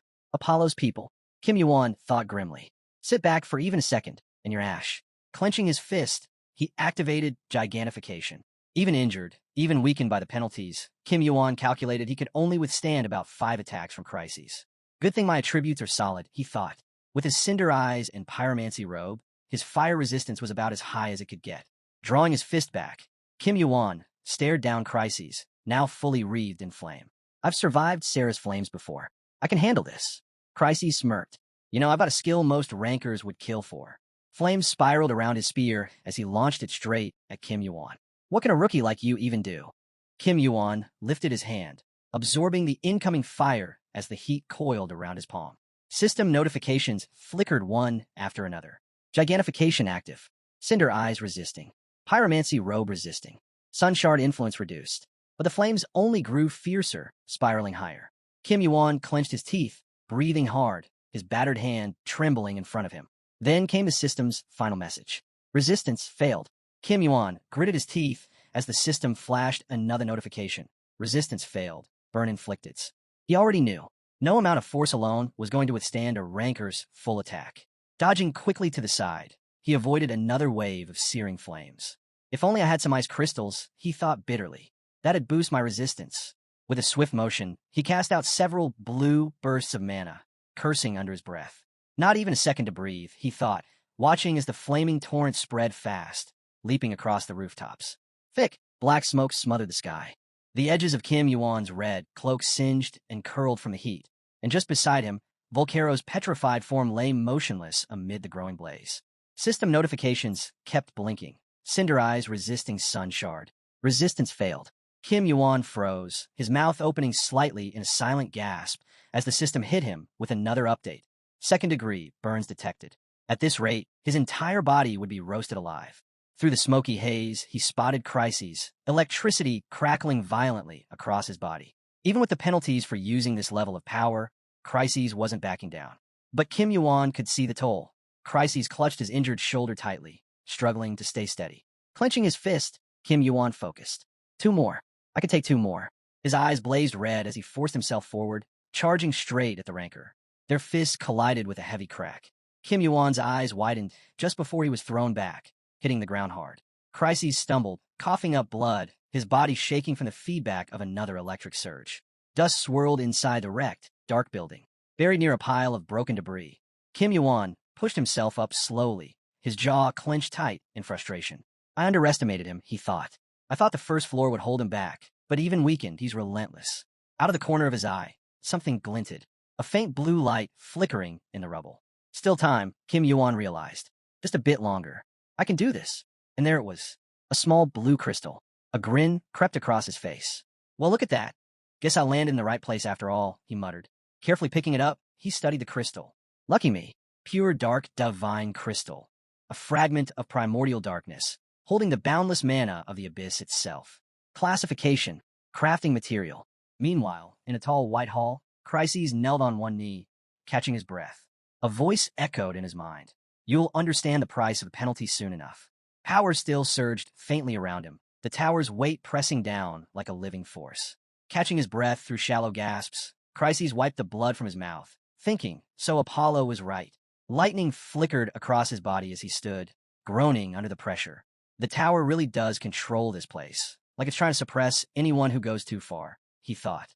Hand pressed to his chest, Crises tried to steady himself as Agamemnon approached. Nice work, Agamemnon said quietly. Crises only thought, yeah, the tower's will itself is the real penalty. Agamemnon's expression hardened. Enough stalling. Let's finish this. Get the criminal under guard, and find the others before it's too late. Heal the wounded, Agamemnon ordered, and the others quickly moved to obey. One soldier, glancing at the gaping hole in the wall, hesitated. And what about Kim Yuan? Crises stepped forward, his voice low. Better to leave him. The knight looked over in surprise. So we're just giving up on him? Crises smirked. We've already stirred up enough chaos down here and broken more than a few tower laws. No point in adding needless deaths to the list. But before anyone could answer, a deafening explosion shattered the air. Chunks of the wall blasted apart, stone flying in every direction. Through the dust and smoke, a dark figure stepped into view. In one hand, Kim Yuan held his sword. In the other, the blue crystal pulsed, glowing bright. Crises immediately stepped in front of Agamemnon, raising an arm protectively. So, he's still alive, Crises muttered. Agamemnon's expression hardened. Do you still think we can just let him walk away? Crises shook his head. Not anymore. He's too dangerous. Staring ahead, he narrowed his eyes at Kim Yuan's growing aura, shadowy energy swirling from the crystal clenched tightly in his fist. That's darkness mana, Crises said. And if it's this intense, coming from someone on the edge of collapse, that's not normal. Agamemnon stepped forward. You're already worn out. Leave him to us. But just as he spoke, his eyes widened in shock. Without warning, wild streams of mana surged from Kim Yuan's position, lashing out and striking several soldiers. At the same time, Kim Yuan knelt beside Volcuro, one hand resting on the blacksmith's petrified form, the other gripping his sword. Agamemnon watched in disbelief. Petrification doesn't block consciousness. It's almost over. Realizing the danger, Agamemnon roared, What are you all waiting for? Move. The soldiers charged. Kim Yuan didn't flinch. The blue crystal in his palm ignited, its light expanding until it swallowed the street. As the soldiers closed in, their bodies began to wither mid-stride, skin cracking, their eyes glowing an eerie blue as their life drained away. Crises glanced toward Agamemnon with a grin. What did I tell you? You've gone and awakened something we can't control. The tower itself just summoned a monster. Agamemnon's hands trembled as he gritted his teeth. How can you be so calm? Crises shrugged.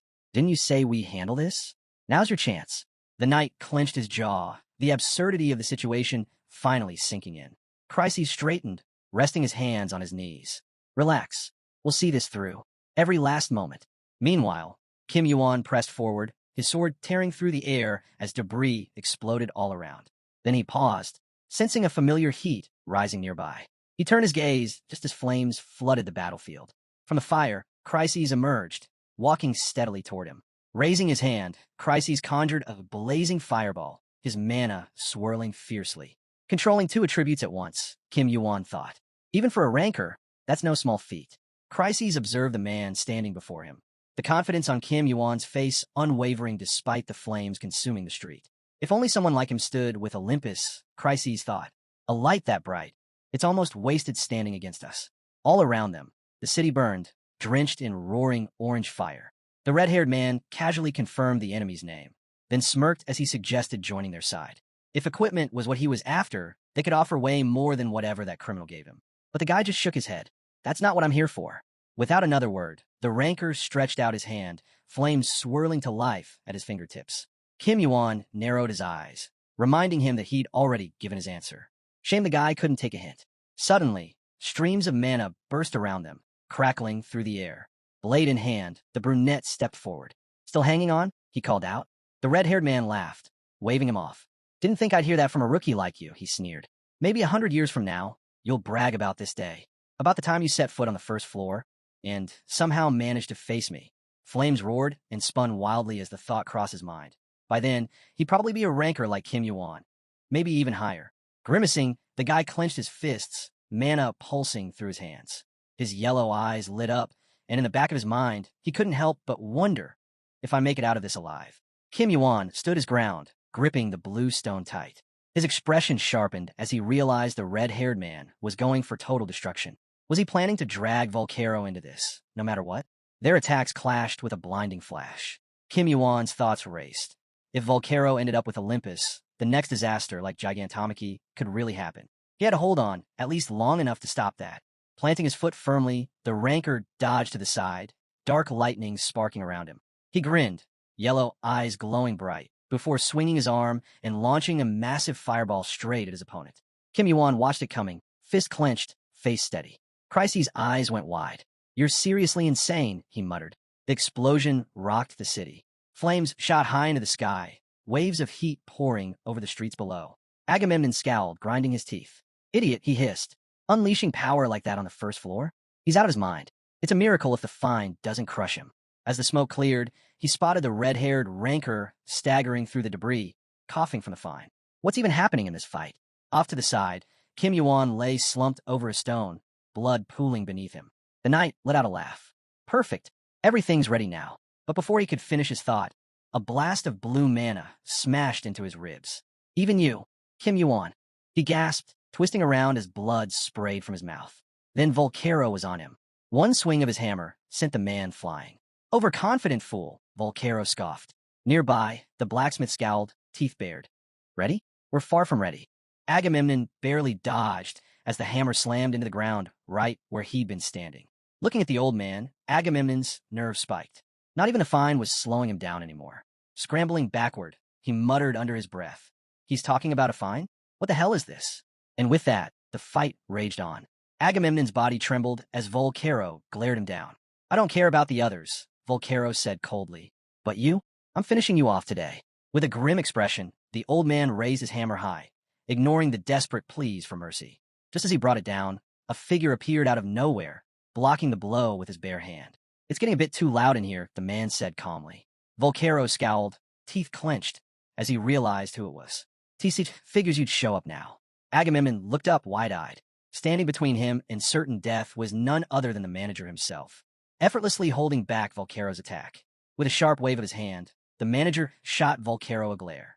Exactly how long do you expect me to sit back and watch your faction tear up the first floor? He asked. If you're so eager for a real fight, take it upstairs. Volcaro shot a glance over his shoulder, clearly annoyed. You're misunderstanding. I'm not here to brawl with some worn-out soldier. The man in armor snarled, but held his tongue as the manager turned to him next. So that's how it is? The manager said, nodding. Figures. Without warning, the manager tapped the brunette beside him on the head, knocking his helmet clean off. Now, give this to Zeus, he ordered. As the man's forehead glowed faintly pink, the manager leaned in. And if you try anything like that again, I'll rip out every last hair on that god's face. The poor guy collapsed to the ground with a heavy thud. Don't you dare forget a single word, the manager added. Watching the scene unfold, Brat chuckled. Now, this. I like. The armored soldier rubbed his head, groaning as the manager gave him a wicked smile. Oh, I'll pass along your little request. Word for word. As the manager turned away, his mind drifted to Olympus. Pathetic bunch, he thought. They're finished. Meanwhile, elsewhere, the man in the red cloak fought deep within a dungeon, bathed in a bloody glow. A system notification popped up. Egg shows its teeth. Bruised and battered, the man wiped blood from his face. The danger was only growing. He figured the monster was either waiting for the right moment to devour him, or somehow protect him. Another alert flashed. Had gone back to sleep. Somewhere else, in a quiet room, a brunette lay on a bed, bangs covering his eyes. Someone nearby asked when he'd lost consciousness. Me? The main character murmured. The gray-haired man scowled. What are you talking about, Kim Yuan? Volcaro shot an irritated glance at the guy who'd just called him uncle. What's with that tone? The older man growled. As the brunette sat up, clutching his head, the man leaned in. You feeling okay? Still not great, the guy admitted, then looked up. What about you, uncle? Volcaro's expression darkened. How many times do I have to tell you? Stop calling me that. The sharp glare he gave made the room fall silent. He couldn't exactly call him uncle, could he? Gritting his teeth, the man dropped his head, and the brunette spoke up. Doesn't matter what I call you. You still owe me your life, he said. The older man shot him a glare. Enough. Don't push your luck, he snapped. You're as shameless as they come. Hephaestus scowled, while Volcaro awkwardly turned away, avoiding the gaze of the guy sitting on the bed. Thanks, Volcaro muttered under his breath. The words caught the main character off guard. He blinked, stunned. What? How many times do I have to say it before you get it? Volcaro barked, noticing the surprised look. Kim Yuan thought about it, and realized he hadn't even said it twice. Nearby, Hephaestus gripped the blade of a weapon with a wooden rod. So, who could have done this to you? The brunette asked quietly, his voice more hesitant than usual. Tightening his hold on the weapon's handle, the old man exhaled. Truth is, my name isn't Volcaro, he admitted. It's Hephaestus, the blacksmith of Olympus. Kim Yuan stared at him, processing the confession. You don't look that surprised, Hephaestus pointed out. I am. Very, Kim Yuan replied. The old man smirked. Guess lying isn't your thing. Hephaestus glanced at him, piecing it together. He realized now why he'd been suspicious of this guy from the start.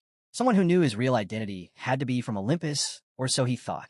But now it was clear, this kid wasn't ordinary, and he wasn't part of Olympus either. Meanwhile, standing over a wooden table, another man spoke up. Olympus is going to lay low after what happened. They'll need time to recover, he said. That's why I'm renting out a proper forge. Got a few days to work with.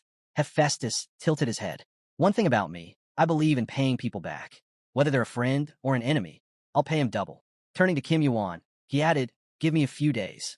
Kim Yuan, still sitting on the bed, studied him closely as the man promised to forge him the best blade he could make. A faint smile crept across Kim Yuan's face. Soon after, dressed in torn clothes, he climbed off the bed. Understood, he said. Once the sword's ready, I've got work to do.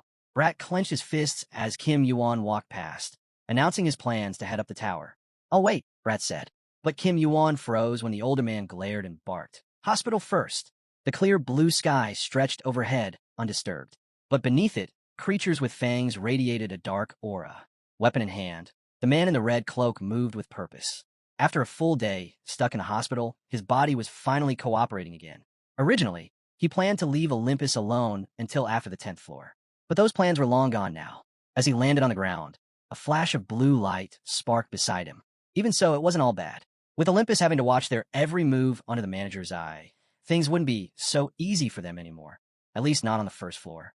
Years passed, and somewhere along the way, Kim Yuan realized his relationship with his uncle had returned to the way it was before his rebirth. Clenching his fist, he couldn't shake the feeling that everything happening now would have a huge impact on the upcoming second Ganymachia. In his hand, a blue crystal shimmered faintly. Controlling it was no easy task. The more he focused, the clearer it became. The gap in power between this crystal and Kaini was massive. An inventory window flickered into view. No matter how different the crystal was from the finished helmet, Kim Yuan knew the real difference came from the one using it. A system message popped up. Pure dark divine crystal. Fragment of primordial darkness. Looking closer, Kim Yuan noticed 3 key changes after refining it. The description no longer said the item was unpurified, and its resistance and energy gain had both increased. He pictured a castle drenched in red light. The last change? The ability to summon hell itself, a power directly tied to Hades. Hell, the very source of divine power. Clenching his fist tighter, Kim Yuan understood that the stone's true strength was limited. He couldn't draw out its full potential just yet. But even with that restriction, he could feel it now. The real nature of the pure, dark divine crystal wasn't just about storing power. It was a conduit, a bridge to something far greater. Sword in hand, standing on the path ahead, Kim Yuan realized he was finally starting to grasp how to use it. And with that thought, he made up his mind. It was time to begin again. A A silver ball nearby lit up with a message from Hephaestus, asking Kim Yuan to meet him. Kim Yuan exhaled. The moment had come. The sword was ready. Energy pulsed from the workshop with the wooden staircase as Kim Yuan stepped inside, bowing his head. Judging by the size of the place, it must have cost a fortune. An image flashed through his mind. Iron chain mail coated in gold. Even the worst of his uncle's creations sold for tens of thousands of points. And with every sale from Olympus, the man took a cut. Only about 1% of rankers are actually rich, Kim Yuan thought. Descending the stairs of the forge, he noticed how quiet it was. Maybe the work was already finished. Sure enough, Volcaro stood near a container of blazing flame. Without a word, he handed something over. Kim Yuan remembered how the old man never wasted time on small talk. Straight to business, as always. Holding the wooden box, Kim Yuan gave it a shake. What's this? I thought we agreed on a blade. Just open it, Volcaro said. Lifting the lid, Kim Yuan blinked. Empty. Looking over the table, he caught Volcaro giving him an unimpressed stare. A surprise? Kim Yuan asked. Look again, Volcaro said flatly. Digging deeper, Kim Yuan pulled out a clear object, turning it over in his hands. Invisible gloves? He guessed. They're slippery? A system window appeared. A system window popped up in front of Kim Yuan, explaining the item. Thin gloves crafted from a rare material, designed for excellent mana conductivity. Did you use a mithril blend for these? Kim Yuan asked. The blacksmith raised a brow. Sharp eyes. Kim Yuan slid the transparent gloves onto his hands, noting how flawlessly they fit. But something felt odd. There was nothing embedded inside. Why bother making something so intricate if they were just empty? Transparent gear wasn't exactly easy to produce. As he adjusted the glove, Kim Yuan spotted a long slit on the palm. The moment he placed the magic crystal inside, it shimmered brightly, resonating through the glove.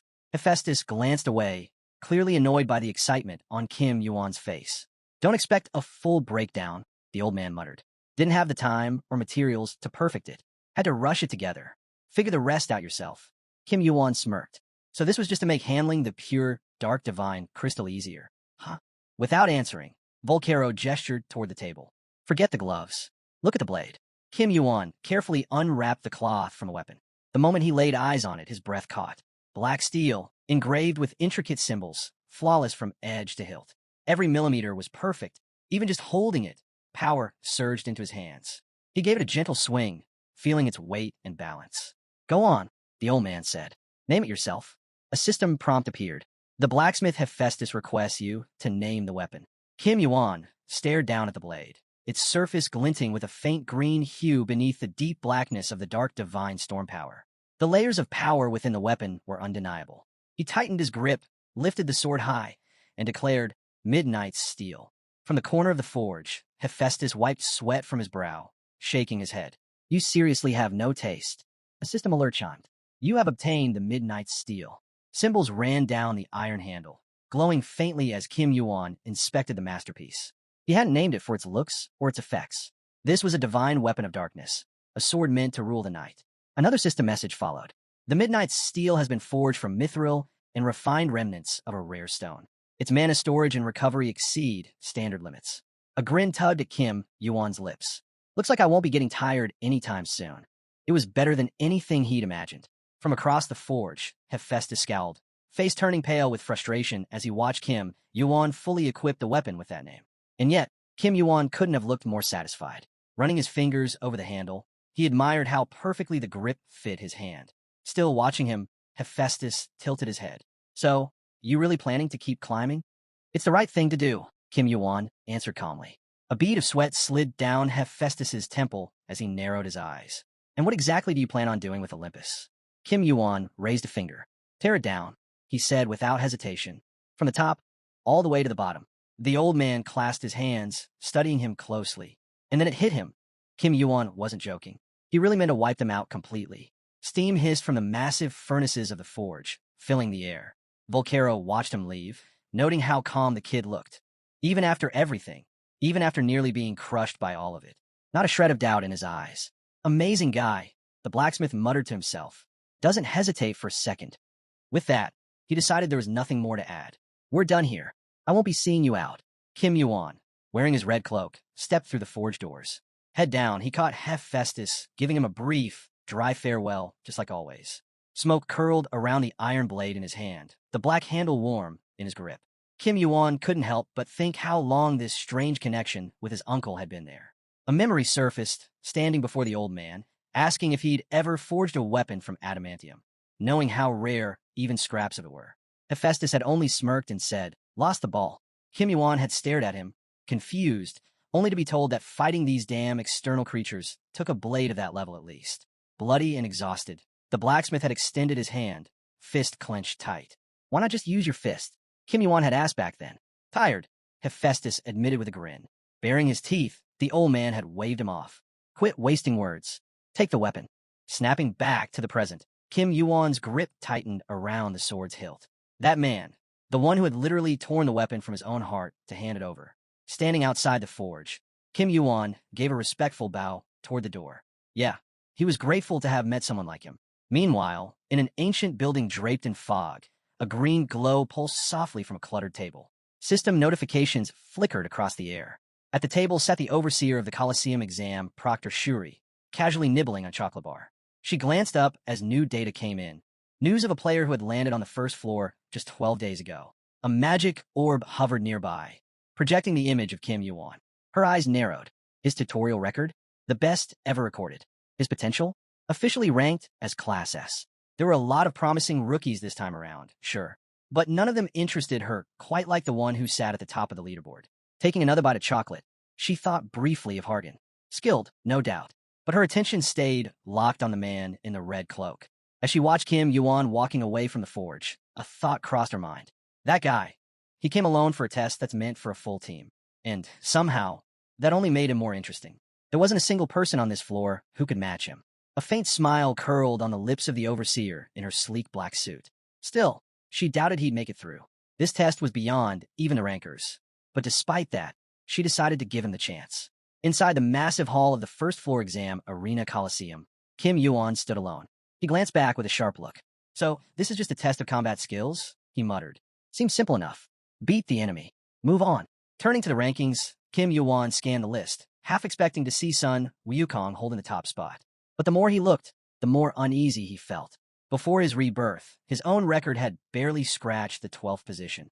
Now, that's where Hargan sat. It seemed the guy had performed well this time, managing to clear 16 rounds. Kim Yuan gripped his sword tighter.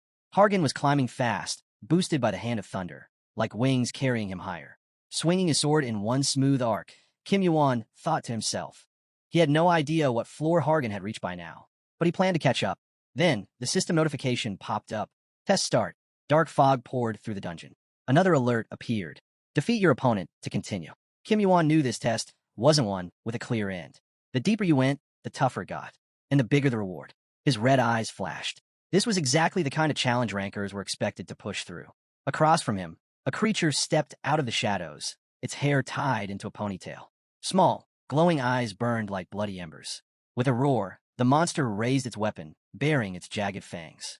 Kim Yuan's magic sword lit up in a streak of blue, mana swirling along the blade. One clean slash. The creature barely had time to react. Its body split clean in two, hitting the ground with a heavy crash. A system message appeared. Heaven-slaying star completion increased by 0.008%. Then another. First floor test completed. Kim Yuan lowered his sword, steady and focused. This is where the real work begins, he thought. Just as he caught his breath, another prompt appeared. Would you like to challenge the next test? Kim Yuan tilted his head slightly. No, I'm done here, he said. But the system didn't stop. Next test unlocked. Second round starting. Back in the Coliseum, the Hargan overseer frowned, her eyes widening in disbelief. No way, she whispered. Flashes of Kim Yuan battling the orcs played through her mind. Hargan had managed to take down a few creatures himself. But this was different. This wasn't just impressive. This was historic. Kim Yuan had cleared the test faster than Sun Wukong, the all-conquering Buddha, the great sage equal to heaven. And he wasn't even slowing down. The Coliseum shook as Kim Yuan leapt high into the air.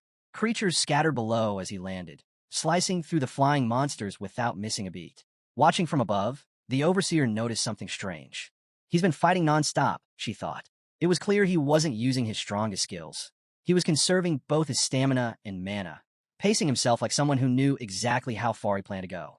Kim Yuan drove the tip of his sword through another creature's chest. Shuri, observing from afar, realized something else. He's not even looking at this test, she thought. His sights are set way beyond it. With each passing round, the count kept rising. Kim Yuan tore through another enemy, severing its head in one clean motion. The overseer narrowed her eyes. He wasn't just surviving.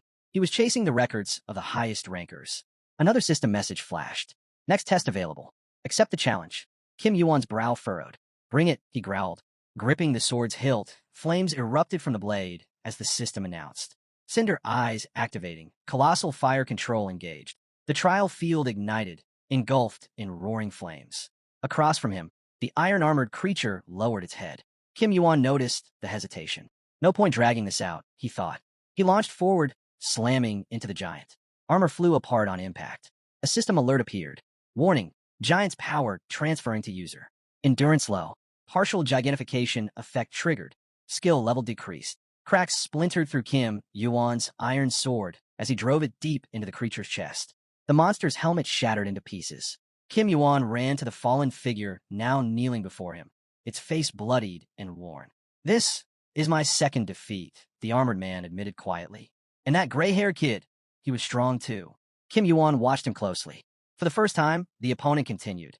I've met someone who just keeps getting up. Doesn't matter how many times you're cut down or stabbed. You rise. Back then, the difference in our strength was barely noticeable. But now, you're something else. Kim Yuan glanced at the battered sword in his opponent's hand. If your weapon hadn't been so worn out, he said, I might not have one so easily. The armored man nodded. Victory is yours, he said. Kim Yuan reached out and touched his face. Thanks for the fight, the man whispered. A system notification popped up. Level up. Another alert followed. Stats increased by +1. And then, Heaven-Slaying Star completion increased by 4.78% for clearing 19 rounds. Kim Yuan stood silently, gripping the hilt of his sword. I've finally caught up to Sun Wukong, he thought, but his eyes were already fixed forward. Next was the 20th round, the one no player had ever passed. A system prompt appeared. Next challenge available. Will you continue? Kim Yuan didn't hesitate. I'm not done yet. As the countdown began, a notification warned him that if he didn't respond within 30 seconds, he'd automatically be sent into the next round. Kim Yuan smirked as the seconds ticked down. They're not even giving me time to breathe, he thought. 18 seconds left. Kim Yuan glanced at the scoreboard. If they gave us time to rest, he thought, there wouldn't be much point in calling it a Colosseum test. With steady hands, he gripped the hilt of his sword. All right, he said, but as the timer dropped to 10 seconds, he frowned. I'm out, he declared, deciding to end the challenge. But the system had other plans. Player has accepted the next challenge. Without warning, a new alert flashed. Final test, starting. Kim Yuan's eyes widened as the entire battlefield filled with dense red fog. The iron gates groaned open, releasing a suffocating wave of mana so strong, it felt like it stripped him down to his very bones. Tensing every muscle, Kim Yuan braced himself. This is it, he thought. The one I've been expecting. Another system message appeared. Giant's power is transferring to the user. Kim Yuan pointed his sword toward the gate as a dark, heavy aura poured out. Then came the creature. Two bright, yellow eyes glared out from the mist. A system alert confirmed his suspicion. This was the boss of the final challenge. Kim Yuan gritted his teeth, holding his ground. Through the swirling debris, the massive black serpent slithered into view. The air thickened as its presence pressed down on him. Even with gigantism active, Kim Yuan felt himself getting crushed under the sheer weight of its power. The monster's gaze locked on him, daring him to fall. Kim Yuan dropped low, digging his nails into the dirt to keep from collapsing. A memory flashed through his mind. Sun Wukong, facing the 20th floor test, getting wiped out by a single strike from a beast's tail. That same fate was staring him down now. One wrong move, one misstep, and it was over. As he watched the serpent's head sway, Kim Yuan confirmed what he already feared. This was no ordinary boss. Someone called out to him from the shadows. Kim Yuan, the voice echoed. Baring his teeth, Kim Yuan snarled, recognizing the tone. You didn't think a monster like this would go unnoticed, did you? He didn't need to ask what it was. Its massive body shimmered with thick, armored scales. 8 heads, 8 tails. A creature so large, it could coil around entire mountains. Divine or demonic, it hardly mattered. This was no simple beast. This was an ancient fragment of an external god. And here it was, standing before him in the final test. Sweat dripped down Kim Yuan's face as realization sank in. The managers really went all out this time. The serpent's eyes burned like fire as the system displayed a new mission. Objective: eliminate Yamada no Orochi's 8th head. Kim Yuan glanced up. Who set this difficulty? He thought bitterly. The dragon lunged, jaws wide. Kim Yuan dashed to the side, dodging the deadly bite, heart pounding. Looking back, he scowled. One slip, one misstep, and this thing wouldn't give him a second chance. Not with a monster like this. Chunks of stone exploded toward Kim Yuan as he sprinted with everything he had. Behind him, the creature's long tail swept across the battlefield in a violent arc. It smashed into Kim Yuan, sending him skidding across the ground, barely able to stay upright. Digging his heel into the dirt, he looked up, just in time to see the massive tail swinging back at him. With a heavy slam, the boss pinned its tail to the ground. But before it could press the advantage, Kim Yuan slipped behind it, blade drawn. "This isn't the Orochi I remember," Kim Yuan muttered, his sword glowing with blue light. Channeling the power of the pure, dark divine crystal, he struck the monster's head with all his strength, the blow cutting through the thick fog. But as the impact landed, he bared his teeth in frustration. Too shallow, he thought. That won't be enough. The dragon roared, shaking the entire arena, its massive body thrashing wildly. Kim Yuan tightened his grip on his weapon, already realizing the truth. Even with the pure, dark divine crystal fueling him, the creature's scales were almost impossible to pierce. He darted along its body, landing stricrices wherever he could, but none of them hit deep enough. This test, it's unreal, he thought. A powerful blow sent him flying across the field, his red cloak billowing as his eyes ignited with fierce, burning flames. Still, he knew the tower never set tests that couldn't be beaten. Squinting, he scanned the creature's body. There had to be something, some weakness, some clue. From the balcony above, Shuri watched anxiously, sweat trailing down her cheek. She couldn't figure out why Kim Yuan suddenly stopped attacking. With the furious dragon still rampaging below, it seemed obvious to her. He must have realized he'd pushed too far. "He's already gone beyond impossible," she whispered. An image of Kim Yuan flashed across the magic orb. Her heart skipped. He found something. Shuri wanted to scream for him to back off. Hurting Orochi was already more than enough. But down on the battlefield, Kim Yuan's eyes glowed brighter than ever, flames blazing from within. He launched himself across the serpent scales, his weapon flashing green. Shuri leaned over the railing, gripping it tightly. He's aiming, she realized, pulse quickening, right at Orochi's heart. The only weak spot, the only place the scales didn't cover. Kim Yuan raised his sword high, his focus razor sharp. One shot, this was it. With a powerful thrust, he drove his blade deep into the exposed spot. The dragon's agonized scream tore through the Colosseum, echoing as its massive body writhed beneath him. Standing atop the beast, Kim Yuan didn't stop. He kept striking, each blow forcing the blade deeper. Orochi's gaping maw opened wide, its eyes rolling white as a dark aura poured from its body. With a final, earth-shaking crash, the serpent collapsed to the ground. But something wasn't right. Even now, even with its body broken, it refused to fall silent. Shuri trembled as she clenched her fists. This shouldn't be happening, she whispered. Black fog swirled across the battlefield, covering everything in darkness. Susenu once managed to put a powerful, magic-wielding serpent to sleep. A beast so massive it could coil around 8 mountain peaks and valleys at once. The secret? An unbreakable, enchanted sword designed to seal away creatures like that. The warden also remembered that Susenu had struck Orochi's heart, leaving a wound that never healed. That injury became the serpent's only weak spot. Exhausted, Kim Yuan tightened his grip on his weapon, the weight of it grounding him as he realized the old legend had come back to life. Sitting atop the enemy's corpse, his red cloak draped over the remains, a notification popped up before his eyes. He had successfully taken down Yamato, no Orochi's 8th head. Another alert followed, showing his heaven-slaying star's progress had jumped by 12.85%, boosting several of his stats. But the news didn't stop there. The final test had been completed, and just like that, his achievements were officially recorded in the Colosseum. Head lowered, Kim Yuan felt a wave of disappointment wash over him. A window appeared with his updated stats, level 69. Sliding his sword back into its case, he recalled that he'd leveled up during the 19th test. But now, reaching higher levels past 60 wasn't going to come easy. One successful hunt wouldn't cut it anymore. Stepping down from the monster's scaled remains, Kim Yuan did the math. Still 31 levels away from hitting 100. But somehow, his progress was moving faster than he'd expected. Then a voice called out his name, pulling him from his thoughts. Annoyed, he looked up. A girl in a black dress was making her way over. Just one glance, and he recognized her. An elf with Lackey blades strapped across her back. Her movements so subtle, she left no trace behind. It had to be Shuri, the supervisor of the first floor trial. Shuri studied him closely, about to ask if he was Yamato Orochi, but stopped herself. Instead, she asked if he knew the dragon's weak point. Standing beside the monster's body, Kim Yuan shrugged. The tower doesn't give out impossible tests, he said. Even though this was the final stage, he felt like the difficulty was something he could manage. That's why he'd taken a closer look. He tapped his forehead. That's how I figured out. Shuri nodded, then asked if he had cinder eyes with golden pupils. Kim Yuan smirked. Not quite there yet. Frowning, Shuri pursed her lips, clearly deep in thought. Cinder eyes with gigantification. If that were true, then this player might be on par with the highest-ranking peak-level fighters. Tilting her head and resting her chin in her hand, Shuri asked him straight out. Was he the heir of the great sage equal to heaven? Whatever doubts she'd had before, they seemed to vanish now. But Kim Yuan wasn't impressed. His expression darkened as she reminded him that test supervisors couldn't reveal details about the battles or the participants involved. Right then, Kim Yuan realized she'd probably already figured it all out. Shuri had misunderstood him. With confidence, she grabbed the handle of a weapon and told him she had an extra reward from the manager. The weapon came in a rusty case.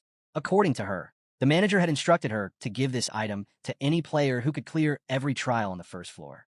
Glancing over at Araka's remains, she admitted she'd never thought the day would come when she'd finally hand it over.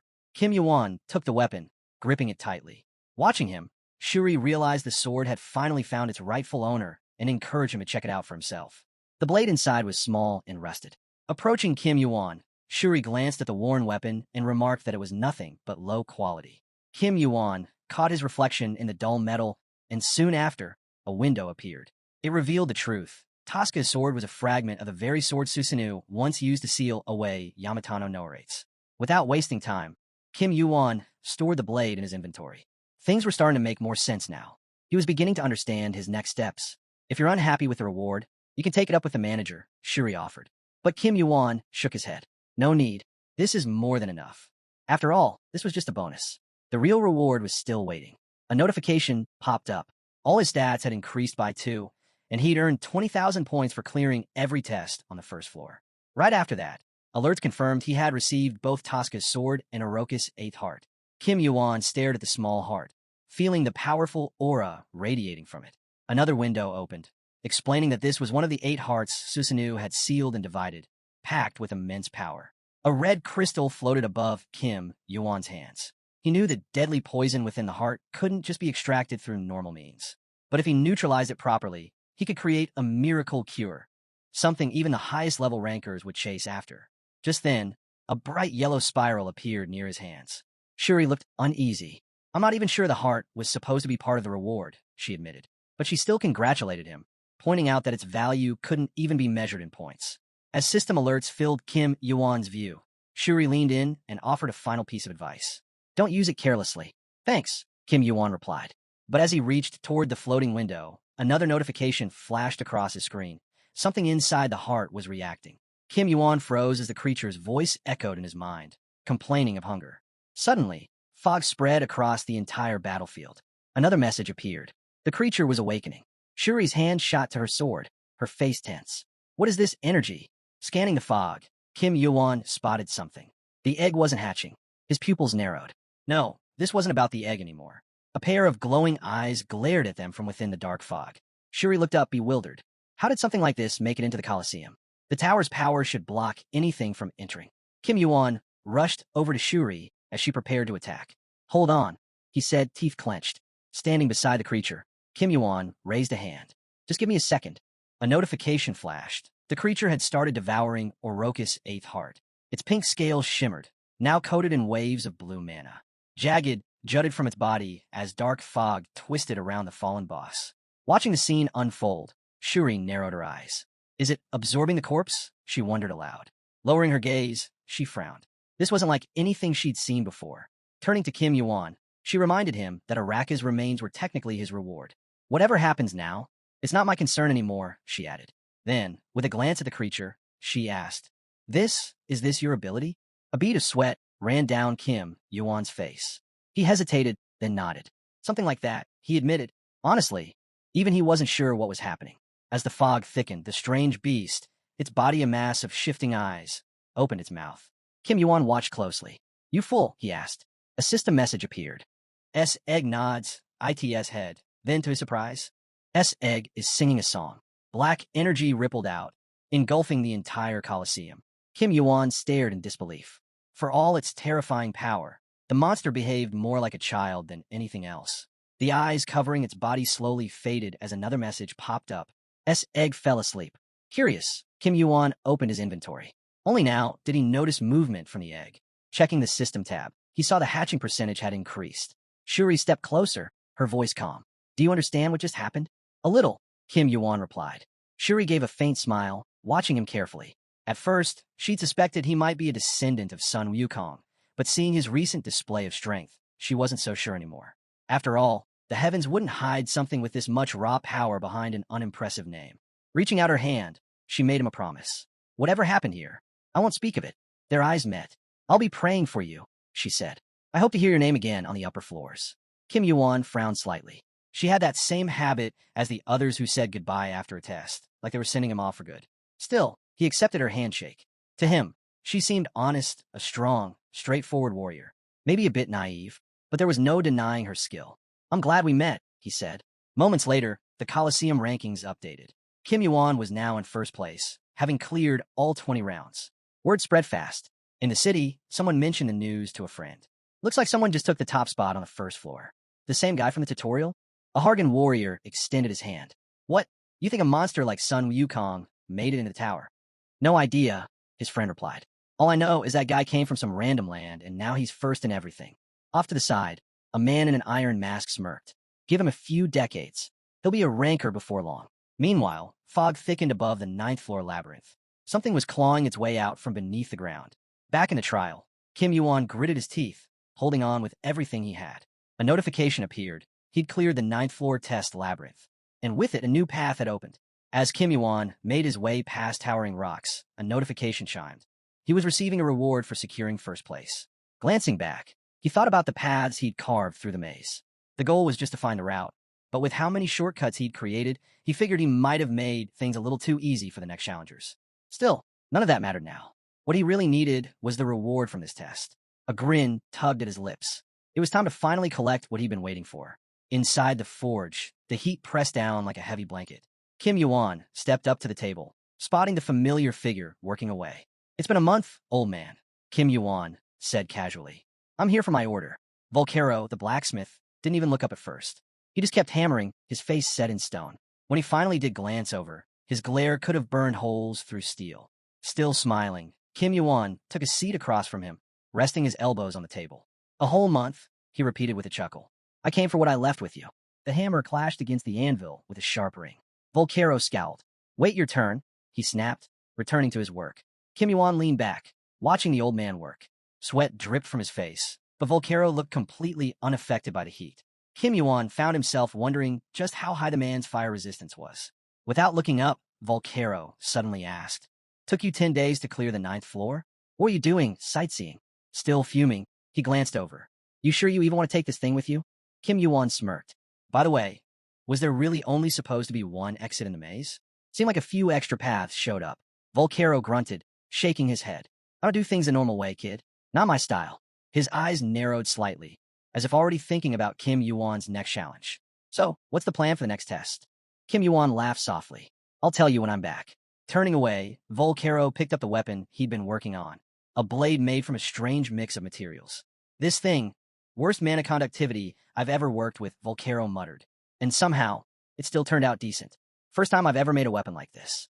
The mana resistance is awful, but the balance is perfect. He held the sword out toward Kim Yuan. Figured minerals like fail and tar and obsidian would suit you. Armor great stuff, but seems you'll make it work. Kim Yuan took the blade, feeling its weight settle into his grip. The moment his fingers wrapped around the hilt, one of his skills flared to life. And before Volcaro could finish his sentence, the weapon was already responding. The sword in Kim Yuan's hands was technically a failed creation, built with the worst mana conductivity possible. But for what he needed, it couldn't have turned out better. In its own way, it was the perfect success. As he turned the blade over, inspecting its unique form, a holographic window appeared. It warned of a failure in his civilization skill. Some unknown force had blocked his mana flow. Even so, Kim Yuan couldn't help but admire the blacksmith's craftsmanship. Walking back over, Kim Yuan gave a nod of approval. I like it, he said. Volcaro smirked. Figured you would. Definitely one of the more unusual challenges I've worked on. Not every day someone asks for a weapon made from materials meant for top-tier armor. They shook hands, and just as they did, a notification popped up Kim Yuan had automatically transferred 10,000 points to the blacksmith Hephaestus. Volcaro stiffened. What's this? Why are you paying me? Kim Yuan grinned. Take it. Get too used to free things, and bad luck bound to follow. The old man scoffed, but said nothing more. Expect me back, Kim Yuan added with a smirk before stepping toward the portal waiting outside the forge. As he crossed through, messages flowed in confirming the 9th floor test completion. Another deducted 10 points for using the portal. Now, all that remained was selecting his next destination. Kim Yuan glanced ahead, realizing the moment had come. The double-digit floors. Facing the portal, he made his choice. 10th floor, Wuhan of Abei. The system checked his clearance, and the transfer began. As the light faded, a sprawling new world unfolded before him. The land of Murim, alive with bustling cities and countless people. His journey began in a northern stronghold known as the City of Martial Arts. Looking over the map, Kim Yuan understood just how vast this place was. Surrounded by sea, the entire continent was shaped by the power of its strongest warriors. And here, there was no waiting. The test of the 10th floor started immediately. Shouts rang out from the crowd. One man raised his hand. Recruitment for the Dragon Clan is open. All you need is the will to fight. Before the words could settle, Kim Yuan cut in sharply. All swordsmen, access to the Gentleman's Blade Room is now available. Moments later, a burly man from the Heavy Steel clan stepped forward. We'll turn your body into living steel. No one crafts warriors like us. Then came the notification. The 10th floor trial had begun. To clear it, players had to select a clan, train under them, and pass their unique test. Before Kim Yuan stood a sea of people, each promoting their own clan, each offering their own path. This wasn't like the floors before. Here, the rules were different. The challenges were deeper. No wonder so many players got stuck here, never able to move on. It almost felt like its own strange world. As Kim Yuan stood, considering his options, a voice called out from behind. Hey, is that yours? For the first time in Murim, a towering man blocked Kim Yuan's path, grinning as he looked him over. Judging by your gear, you must be pretty skilled, he said. How about it? Go what did I ask? Stretching out his arms, the man declared that their meeting was no coincidence. Fate had led Kim Yuan here, and now he was meant to join the Blue Blade clan. At the mention of a clan, Kim Yuan glanced at him, puzzled. Something about the word didn't sit right. A few more members of the Blue Blade clan gathered around, proudly explaining that their clan's legacy stretched back long before the tower itself. Kim Yuan scanned the group, thinking it was strange. Big-name clans wouldn't waste their time hanging around a place like this, definitely not in person. The clan leader extended his hand toward Kim Yuan. Hey, are you even listening? But Kim Yuan shook his head. Sorry, but I'm aiming for a different clan. The man's grin vanished. His expression darkened as he glared at Kim Yuan. Did you just brush off the Blue Blade clan? Without waiting for an answer, he reached for his weapon. Kim Yuan sighed, watching the man prepare to fight. Drawing his own sword, the clan leader sneered. You've been lucky so far, but you're acting way too cautious for someone who made it here. You sure you know what you're getting into? Kim Yuan didn't even know who this guy thought he was. He barely knew anything about the Blue Blade clan to begin with. Still, as he stood tall across from the man, he realized this had turned into an annoying situation. Guys like this like to throw their weight around, bullying weaker players just to show off and drag attention to their small-time clans. Looking directly at his opponent, Kim Yuan gave a cold warning. If you so much as lay a finger on any player who's already down, it's not just going to hurt your reputation. It'll wreck your clan's name. The man scoffed. Smart words, but this is Murim. Here, only strength matters. You think I can let someone disrespect my clan and just stand by in silence? He shot Kim Yuan a glare full of rage. Too late to start begging. Kim Yuan stepped forward, his voice steady. Beg? Not interested. But since you're so eager for trouble, I might as well give it to you.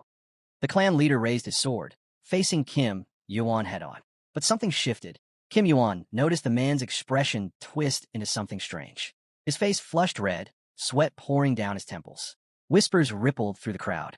People exchanged confused glances. Why was their leader just standing there like that? Kim Yuan, still calm, kept his gaze locked on him. Then, as if realizing all eyes were on him, the clan leader dropped to his knees, head bowed, frozen in place. Murmurs spread. Some thought he was obsessed with testing strangers. Others couldn't believe what they were seeing. Without waiting for more chatter, Kim Yuan turned away and left. He didn't have time to waste on this nonsense.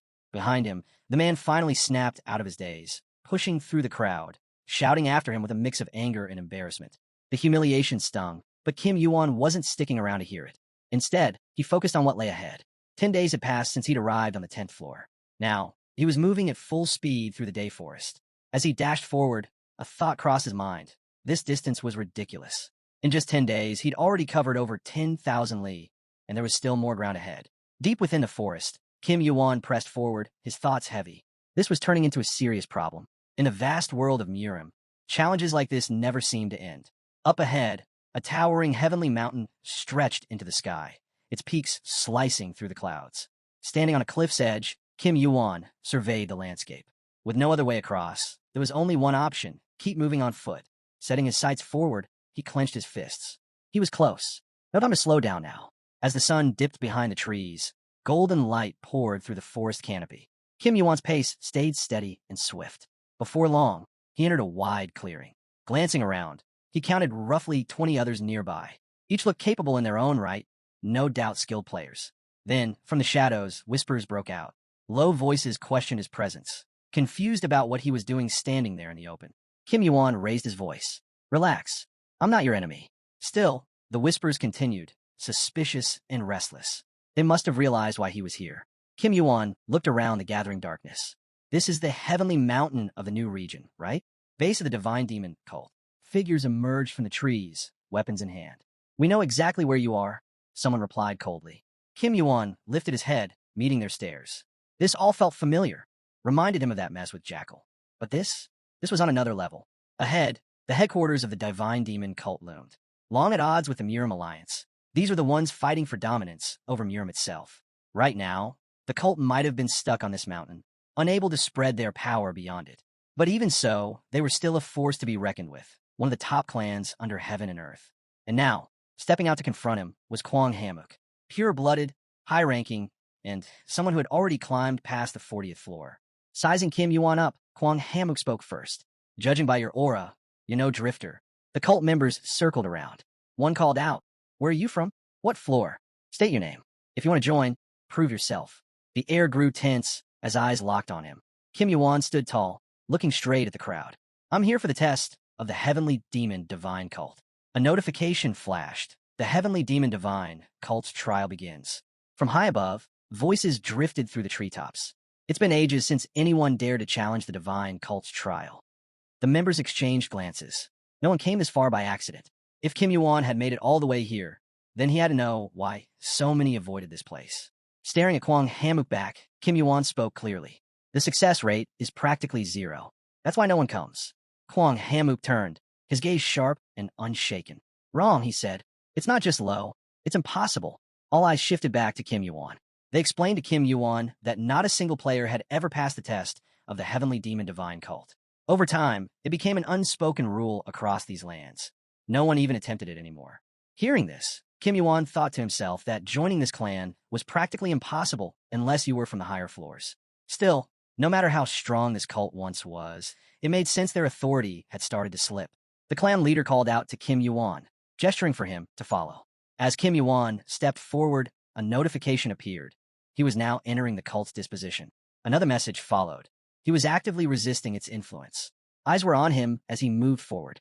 The deeper he went, the more the warnings echoed in his mind. If he strayed from the right path, the illusion would consume him. Glancing at the clan leader ahead, Kim Yuan noticed the route was nothing like the ones they'd traveled so far. Somewhere among the dozen paths stretched out before him was the real road, but only one. "Be careful," the leader warned sharply. "One wrong step and you're finished. No one will ever find you again unless the heavenly demon himself decides to intervene." The moment the words left his mouth, Kim Yuan vanished before the crowd's eyes. Confused murmurs broke out as everyone searched for him, but the fog had already swallowed the forest whole. Up ahead, Kim Yuan activated his Cinder Eye skill. Flames flickered around him, lighting his way as he pressed on. Glancing back, he realized he'd already crossed more than 10 different junctions. Still, the road didn't seem to end. How long did this trial stretch on? The fog crept lower, clinging to the ground, until something ahead caught his attention. A fork in the path. Activating Cinder Eyes again, Kim Yuan scanned both routes. To his surprise, they were both real. Neither one triggered the illusion. That meant there was no trap waiting here, but the correct choice was still hidden somewhere. Then, a faint breeze brushed past him. Kim Yuan focused, noticing the wind coming from the left path. Without hesitation, he turned and stepped forward. The further he walked, the more the environment around him shifted. Before long, he reached a small, worn building. Near the entrance, an ancient machine rumbled, still working after who knew how long. Inside, sitting on the floor, was a man. The moment Kim Yuan laid eyes on him, he knew. This wasn't just anyone. This was a living legend of Mirim, a high ranker from an era long before the world of Mirim had ever entered the tower. The old man looked up, scoffing as if amused that Kim Yuan had managed to make it this far. Behind Kim Yuan, a notification appeared. He had passed the first test of the heavenly demon divine cult. Glancing back into the room, Kim Yuan noticed something strange. The door was shut tight, yet the wind still blew steadily inside. And in that moment, he wondered, maybe this wasn't exactly the reality he thought he was seeing. Maybe this wasn't a simple room after all. Maybe none of this was real. Before Kim Yuan could get lost in thought, the old man, sitting calmly in front of him, broke the silence. "How did you figure out this was still part of the test?" he asked. Standing tall, Kim Yuan answered without hesitation. "I knew from the start. What kind of test ends just by following someone else?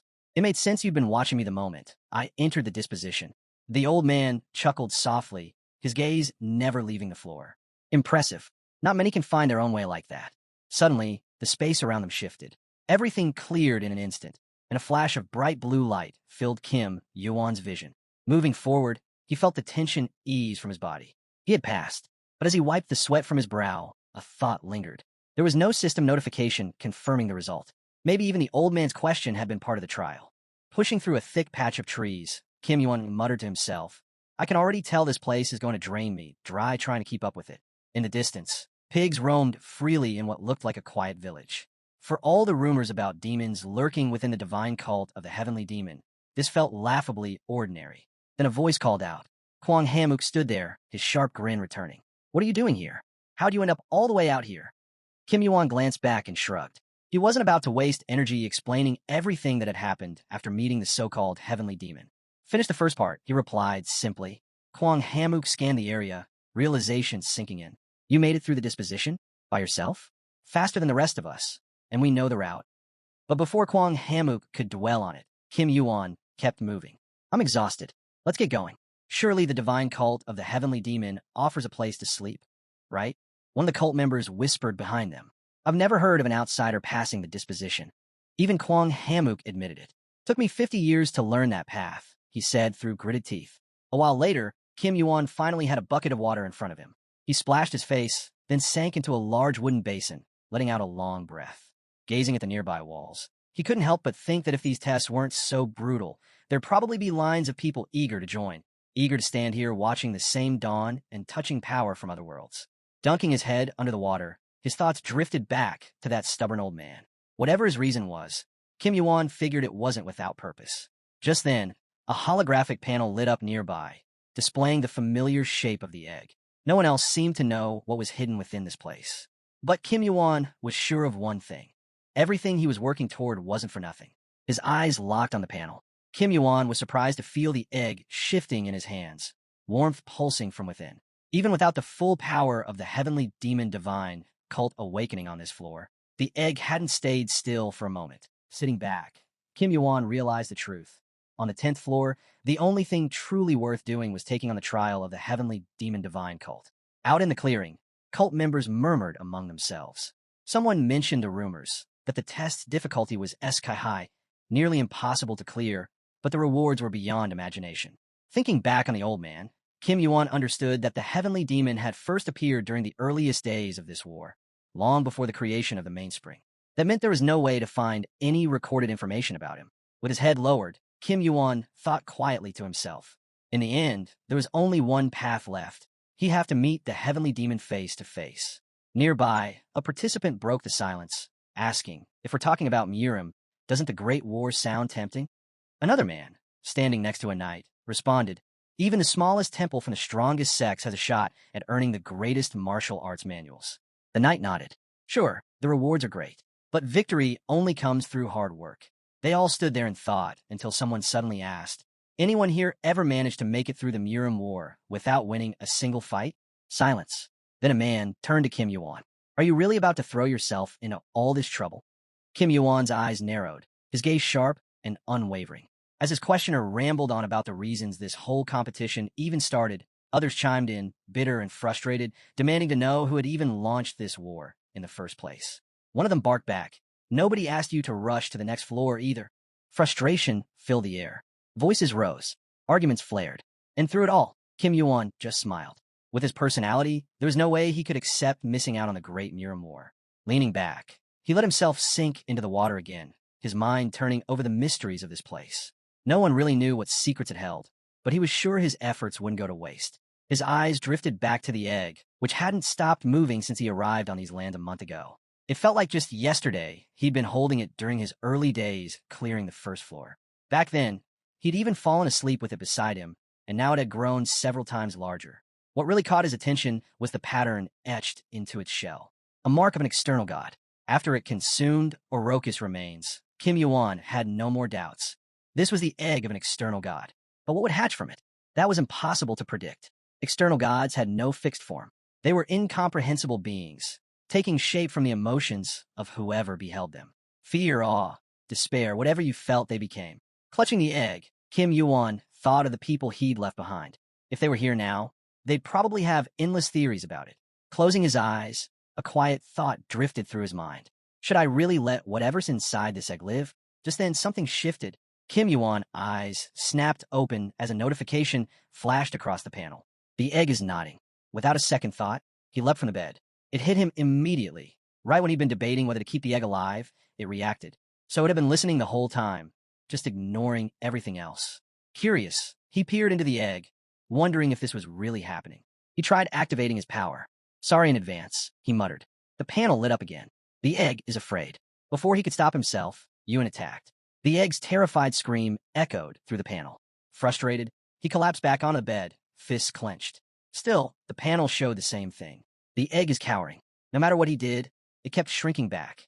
Even after unleashing a burst of power, something that usually impressed Iraq, Irachi immediately recognized him as its master. But none of it mattered.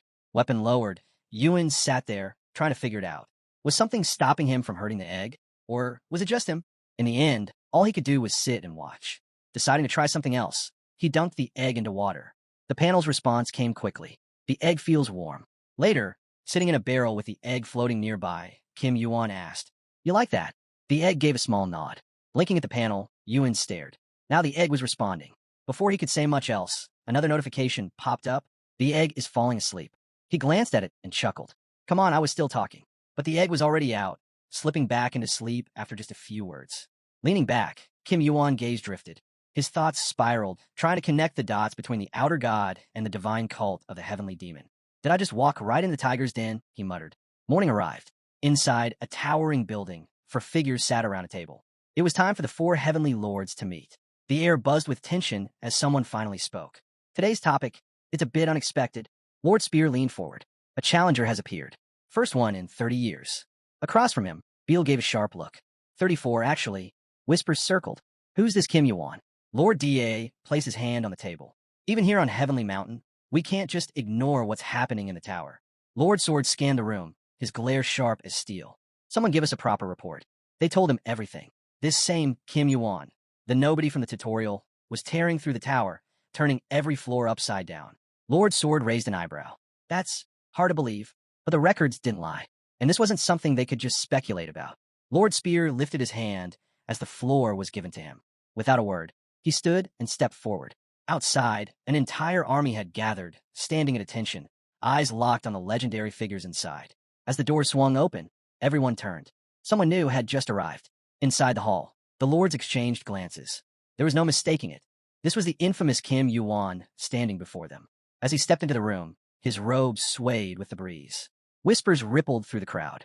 Not even a hint of fear. And in front of the divine cult's lords, no less. Lifting his gaze, Kim Yuan spotted the 4 figures ahead. These were no ordinary opponents. They had climbed to the very peak of the divine cult, each one a master in their own right. Looking around the room, it hit him. The second test wouldn't come from the heavenly demon. It would come directly from the lords. One of the elders smirked. To be expected from someone who cleared the cult leader's first trial. Then, one of the lords stepped forward. This guy really is something, he muttered before announcing the start of the second test. From the side, Yering emerged, eyes fixed ahead as he addressed the lords. Permission to handle this one myself. The lords exchanged a silent glance. After a brief pause, they nodded. Do as you wish. Cheon Jaryong turned to face Kim Yuan. Even from where he stood, Kim Yuan could feel the pressure. This wasn't going to be some formal, controlled test. This was a real fight. A chill ran through him. This felt different. Dangerous. Lord Sword's voice broke through the tension. A test without a reward would be pointless.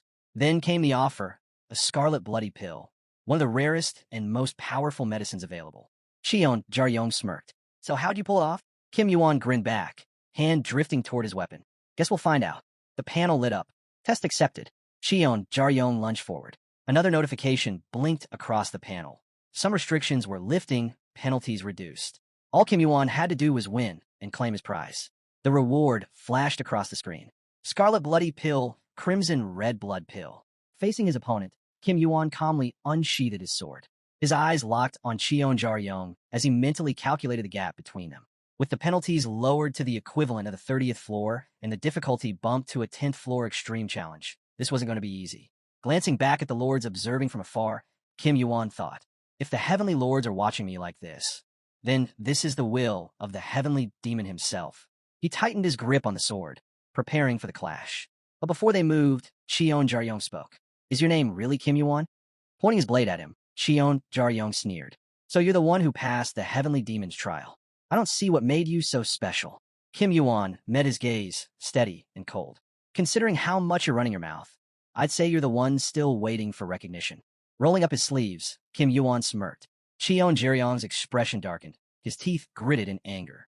In the very next instant, Cheon Jaryong struck, his sword slicing through the air, his glare sharp and unrelenting. Kim Yuan sidestepped just in time, dodging the blow. Cheon Jaryong's gaze burned with fury, but Kim Yuan met it head-on, neither backing down as they moved swiftly across the hall. Their steps clashed, Cheon Jaryong's feet nearly tangling with Kim Yuan's as he lunged forward. You'll never earn recognition. Cheon Jaryong shouted, his voice echoing.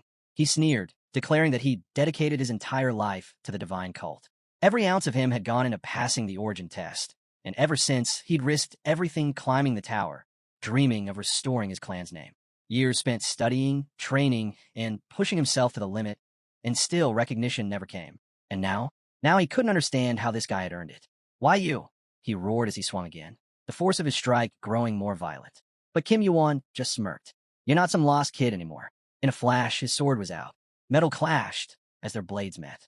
Cheon Jaryong tried to counter, but Kim Yuan was already gone, dodging with ease and sending Cheon Jaryong's attack off course. Sizing him up, Kim Yuan repeated the question. But this time, he didn't wait for an answer. He stepped in close, and with a heavy swing, his fist rocketed toward Cheon Jaryong. Power surged through him. Partial gigantification unleashed. The punch connected with crushing force. Cheon Jaryong staggered back, blood streaking down his face as he collapsed, his expression twisted in disbelief. Standing over him, Kim Yuan spoke calmly. You're weak. That's why you weren't recognized. Then, turning toward the heavenly lords, his eyes met Lord Sword's, whose clenched jaw trembled in silence. Suddenly, all four lords erupted in shouts of approval, unable to hide their surprise and admiration. Incredible. He didn't even use his sword to finish him. One of the lords broke into a smile. Reward him. Give him the Crimson Blood Medicine Ball. A notification flashed. Crimson Blood Medicine Ball. Kim Yuan held the box in his hands, staring at it. He'd barely broken a sweat to earn something this valuable. Opposite him, the lord stepped forward.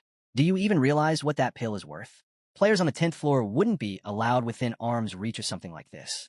Yet you treated this whole test like a game. Murmurs rose from the crowd. Have you even studied martial arts? What clan are you from? Kim Yuan shrugged. Just messing around. Lord Sword watched him carefully.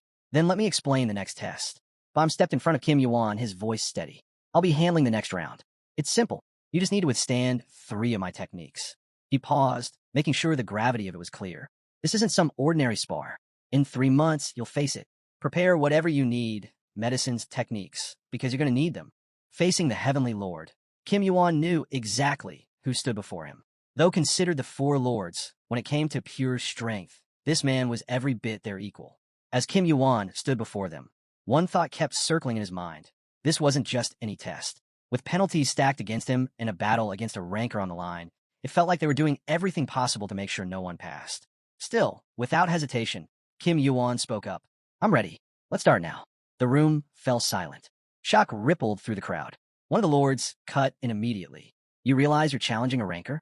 Declaring that so casually, it's as if you're mocking the divine cult of the heavenly demon. Kim Yuan bowed his head slightly in apology, but even as the words left his mouth, Peng Baklam stepped forward, gathering his power. If that's your wish, I'll honor it. Another lord quickly moved to stop him, but Lord Sword's voice rang out. This test can only be changed by the heavenly demon himself. But Peng Baklam didn't back down.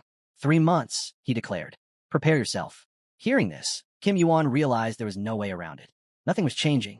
Around him, murmurs spread. That's the guy? The one who dares look down on a lord.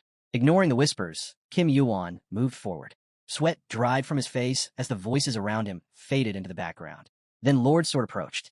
Seeing him up close, Kim Yuan couldn't help but think. This was a man ranked second in power within the cult, and now he was personally escorting him. As they walked, Kim Yuan asked quietly, "Was this an order from the cult leader?" Without looking back, the Lord answered, "No, I just haven't seen someone like you in a long time. I think you might actually pass the test." For a moment, Kim Yuan felt it. This wasn't like the usual ambition of other clans, hoping to pull someone in just to boost their own name. This felt real. But before he could think on it further, they stopped. Without turning, the Lord spoke again. "If you want to prepare, head into the martial arts storage. You'll find techniques and weapons there." Then, glancing back, he asked, "Why the rush for the hospital?" Kim Yuan shrugged. "I'll check out the books and weapons later." As they continued walking, Kim Yuan confirmed with the Lord. "So, I'll have access to everything? High-class techniques, medicines, the works?" The Lord nodded. "Everything." But before turning away, the old man left him with a warning. "You might regret it." Meanwhile, in a quiet courtyard near the building, a group of men in traditional blue robes were seated, carefully sorting through various ingredients. At the front, the chief physician of the divine cult, Lan, stared ahead, still trying to process what he'd just heard. The newcomer wanted everything. Kim Yuan lowered his head slightly as the brunette in front of him packed the ingredients into his inventory. Jean Ilwan shook his head, counting the supplies. Hundreds of gold worth of rare materials. Enough to supply the cult in a full-scale war against the Alliance. And somehow, this one guy was about to take it all. How does he even plan to use this much? Jean Ilwan muttered. The doctor couldn't believe it. All this for one person, he muttered, shaking his head. Still, he made sure to remind Kim Yuan. Anything left over after 3 months comes back. Only you're allowed to use these. And if anything is spoiled, you're covering the cost yourself. Without a word, Kim Yuan extended his hand, transferring every pill, root, and herb into his inventory. "Don't worry, I won't forget," he said calmly. Around them, the once full pots and bowls were completely emptied. As Kim Yuan turned to leave, he glanced back. "See you in 3 months." Lord Sword stayed silent, while Il Huan muttered half-heartedly, "Just don't forget the leftovers." But even the doctor knew it was pointless. There won't be anything left, he thought with a tired sigh. Deep in the mountains, surrounded by a lush green forest, the entrance to the divine cult's hidden training cave flickered with torchlight. Inside, dressed in simple black robes, Kim Yuan stood alone. He glanced around the sealed cavern. Locked tight. No way in or out unless someone broke the entrance. Perfect, he thought. Opening his inventory, a flood of medicines appeared. Roots, capsules, pills, powders, all carefully arranged around him. One by one, he started consuming them. Deer antlers accepted. Poison resistance slightly increased for 24 hours. Aster root taken. Poison resistance increased for 21 hours. Banchok flower absorbed. Resistance to 98 types of poisons gained for 46 hours. Kneeling on the ground, surrounded by a mountain of herbs, Kim Yuan forced them down. With a scowl, he stuffed another handful of poisonous aster root into his mouth.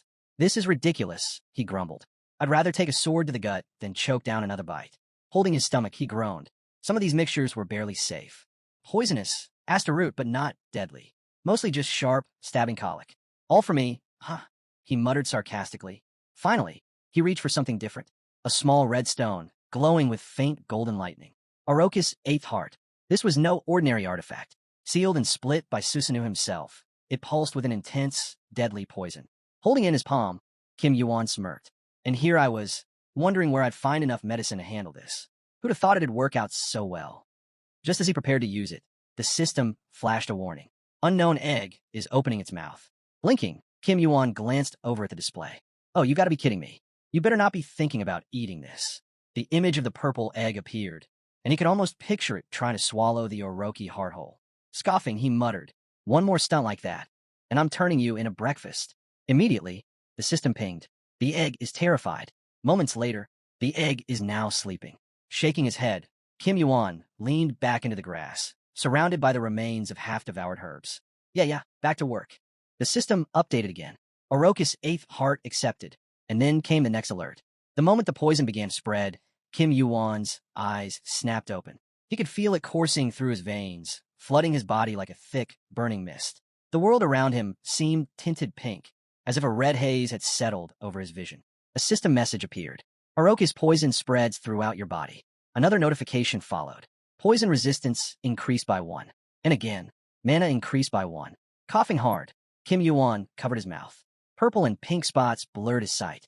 His entire body trembled as he dropped to his knees, his mind screaming for more medicine. Mana increased by 1. He glanced at his shaking palm, blood. Mana increased by 1. Grinding his forehead against the floor, his breathing grew ragged. Mana increased by 1. Through the pain, one thought cut through. This mana growth, it's unreal. Suddenly, a golden system alert flashed before him. Title acquired. Master of Mana. Ability unlocked. Legal skill, S+ rank. Mastery, 3.05%. Mana regeneration, plus 10%. Mana resistance, plus 10%. Mana induction increased. Mana control increased. He laughed weakly to himself. So this is mana control. For the first time, mana felt like it was moving on its own, flowing smoothly inside him. Hands still trembling, Kim Yuan grabbed more medicine. I'm going to absorb every last bit of Araka's mana. In its heart, dragging himself upright, he kept swallowing herbs. I didn't expect this to be so brutal. Blood streaked his face, and still the system chimed. Mana increased by 1. He wiped his mouth, whispering under his breath. This is going to take a while. And so it did. For an entire month, nothing but system alerts and the endless, grinding rise of mana. Outside, 2 figures stood near the hidden cave entrance in the green forest. One of them sighed, hand resting on his hip. It's already been a month, and not a single word from him. He glanced toward the cave, shaking his head. I thought he'd at least come out to study some secret techniques or something. But no, just locked away like he's planning to stay the full 3 months. Kwang Hamuk frowned, watching the sealed cave. Nobody who climbed it to the 10th floor skips the chance to learn martial arts. He has to know that. So what's he even doing in there? He imagined the heavenly lord, training non-stop in some secluded hall, shaking the very mountain with every strike. Then his thoughts shifted to Kim Yuan. What about him? He's been so quiet this whole time, I'm starting to think he might be dead. Nearby, Cheon Jaryong scowled. And all those herbs? What the hell does he even need them for? Before anyone could answer, a sudden noise made them freeze. The cave door slowly creaked open. Dark smoke poured out. And then, through the haze, Kim Yuan stepped into view. Casually, he looked up. Oh, you guys came to greet me? The men just stared, stunned speechless. Moments later, Kim Yuan sat at a table piled high with food, tearing into a piece of fried meat. Warriors gathered around, and the once silent cave now buzzed with energy. Looking completely drained, Kim Yuan gnawed on a steamed bun as someone asked if he'd really been starving the entire month. After all, there were plenty of cereal balls stored in the cave. Clenching a piece of meat in his hand, Kim Yuan shrugged. If I was planning to step outside even once, no way I was eating something that bland. Cheon Jaryong watched him, puzzled. Wait, did he actually go through all those supplements? Does this guy have 3 stomachs or something? Nearby, the bearded man frowned. Don't tell me. You've been living off medicinal herbs this whole time? Kwang Hamuk crossed his arms, scanning Kim Yuan carefully. Weird. I don't see any injuries. No poisoning either. But then, something clicked. Kwang Hamuk eyes narrowed. Wait. Antidotes, he muttered under his breath. In his mind, he pictured rare stones cloaked in a black haze. Items with extraordinary effects, but too dangerous to use because of the deadly poison they carried. Most people wouldn't even dare touch them. But, with endless antidotes on hand, yeah, someone reckless enough might try it. Still, how strong did that poison have to be for him to need that much medicine just to survive it? Pushing away from the table, Kim Yuan stretched. Man, that was good. Time to go. Kwang Hamuk glanced over. Where to? Back to the cave. Kim Yuan shook his head. Nah, martial arts archive. Where is it? Soon after, he was standing at the base of a stone staircase that led to a large, gray building, the cult's martial arts archive. Guards in heavy armor flanked the entrance. Kim Yuan took one look at them and thought, impressive, definitely players. Some of them might even be rankers. This place wasn't just any archive. It held the roots and secrets of the divine cult of the heavenly demon, the top of the underworld itself. As he approached, a man in a light, traditional robe stepped forward, bowed slightly, and greeted him. Mr. Kim Yuan, we've been expecting you. I'll be your guide. The door swung open, revealing a massive chamber lined with endless shelves and tables, all stacked with books. This is it, the man said, gesturing around. Eyes wide, Kim Yuan took it all in. I can read all of these. The man nodded, but then, gesturing to a door off to the side, he added, except for that section. Entry's forbidden. Everything else, though, feel free. Take your time. As Kim Yuan wandered between the shelves, his hands skimmed over the spines of countless manuals. Low-level techniques, figures they'd let an outsider read these, he thought. Still, the sheer size of this archive was insane. It was at least 3 or 4 times larger than the one at the Namgung clan. He'd been through plenty of martial arts libraries before, but nothing like this. He flipped open one of the manuals, eyeing the diagram of a fighter mid-strike. With just 2 months left until the test, there was no room for hesitation. He had to find what he needed and master in half that time. Tossing the book aside, he shook his head. Not good enough. What he needed was something else entirely. Something that could withstand Lord Fist, one of the 4 heavenly lords. The lords of the divine cult of the heavenly demon, some of the most powerful masters in all of Myram. And now, Kim Yuan was hunting through their secrets. Resting his palm on an old brown textbook, he closed his eyes for a moment. He was sure the technique he needed had to be here. In his mind, he pictured a fair-haired man with a beard, sitting with his hands formed into a perfect circle, the origin of the heavenly demon cult itself. A technique created by none other than John Mugon, the heavenly demon. Opening the book, his eyes scanned the ancient text. A faint red glow flickered in his gaze. So this is it, the beginning of a heavenly demon. Meanwhile, back in the hall, a small green teacup rested on the table. A whole month? Came the quiet question. A man nodded as he approached Lord Sword. Yes, he spent the first month locked away in the training cave. And now, he spent another month buried in the martial arts archive. Lord Sword leaned back, recalling how Kim Yuan's fingers had flipped endlessly through page after page. I checked on him myself. Looks like he's trying to read every single book in there. 3 months wouldn't be enough. Honestly, 3 years wouldn't be either. In the archive, Kim Yuan stood quietly, leaning against the table, still holding the brown book in his hands. Lord Sword tilted his head, watching from afar. Just like when he wiped out all those medicinal herbs, his methods are so deliberate. But even now, I can't tell if it's genius or just a waste of time. Across the table, a long-bearded man sipped his tea and let out a quiet sigh. Maybe so, but that's exactly why I'm starting to have high hopes for him. The more unpredictable he is, the better. A soft creak echoed as the archive doors opened. Kim Yuan stepped out, and the man who had guided him through the archives approached. Leaving already? It's only noon. You usually stay much later. With a calm smile, Kim Yuan replied, I've got what I came for. The man watched him leave, unpredictable as ever. Another month passed. Inside the waiting room, near the divine cult's training grounds, a red robe hung neatly on a stand. First month in the cave, second in the archive, and now the third, back in the cave again. Lord Fist stood in the center of the room, arms outstretched as his assistants wrapped thick bandages around them. Sliding into his burgundy robes, he smirked. What a waste of time. Was there any point to all that hiding? As they fastened his metal bracers, he flexed his hands. Everyone's so excited about this so-called new star. Guess I'll try not to kill him. Out on the vast training grounds of the heavenly demon cult, a crowd had already begun to gather. 2 men watched from the sidelines, both grinning. Haven't seen a match like this in years, one said. Yeah, doesn't happen every day that we get to watch a lord show off his skills. The other stroked his chin thoughtfully. But hey, I heard Kim Yuan's made quite a name for himself too. Big guilds are practically fighting over him. The second man blinked in surprise, watching as Lord Fist descended the long, orange staircase.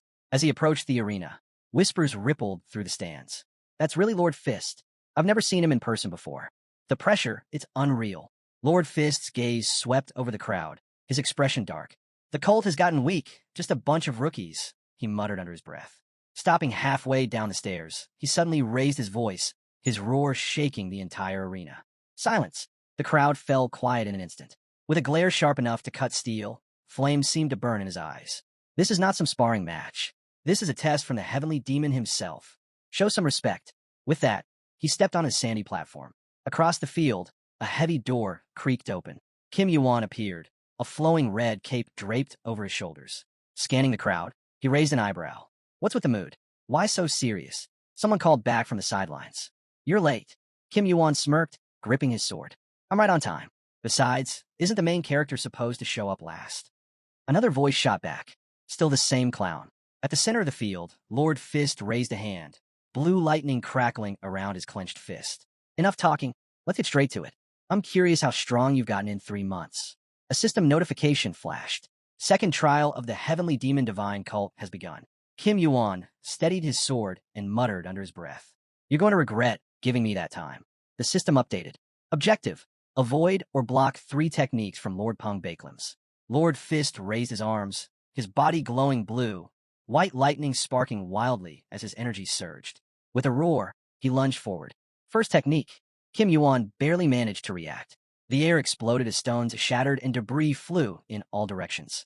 A massive shockwave tore through the platform, blue lightning ripping through the ground, leaving only destruction in its path. Kim Yuan landed just outside the blast zone, exhaling sharply. That was just the first. Getting hit by that would have been a death sentence. Across the field, Lord Fist chuckled, his lightning-coated fist still crackling. Smart. Blocking that would have turned you into minced meat. Kim Yuan's mind raced. In Murim, mana, what they called ki, was everything. For a ranker on the 10th floor, trapped under penalty restrictions, to still have this kind of strength, this guy wasn't just strong. He was terrifying. Images of his previous battle with Ki flashed through his mind. How badly Ka had been injured after fighting his uncle. And even then, his penalty had been worse than this. But Lord Fist? He was on a whole other level.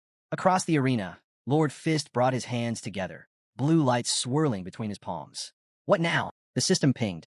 Second technique, incoming. Kim Yuan tensed. Better dodge this one too. Lord Fist's palms shifted, locking into a seal. Kim Yuan's eyes widened. His fists, they're getting faster.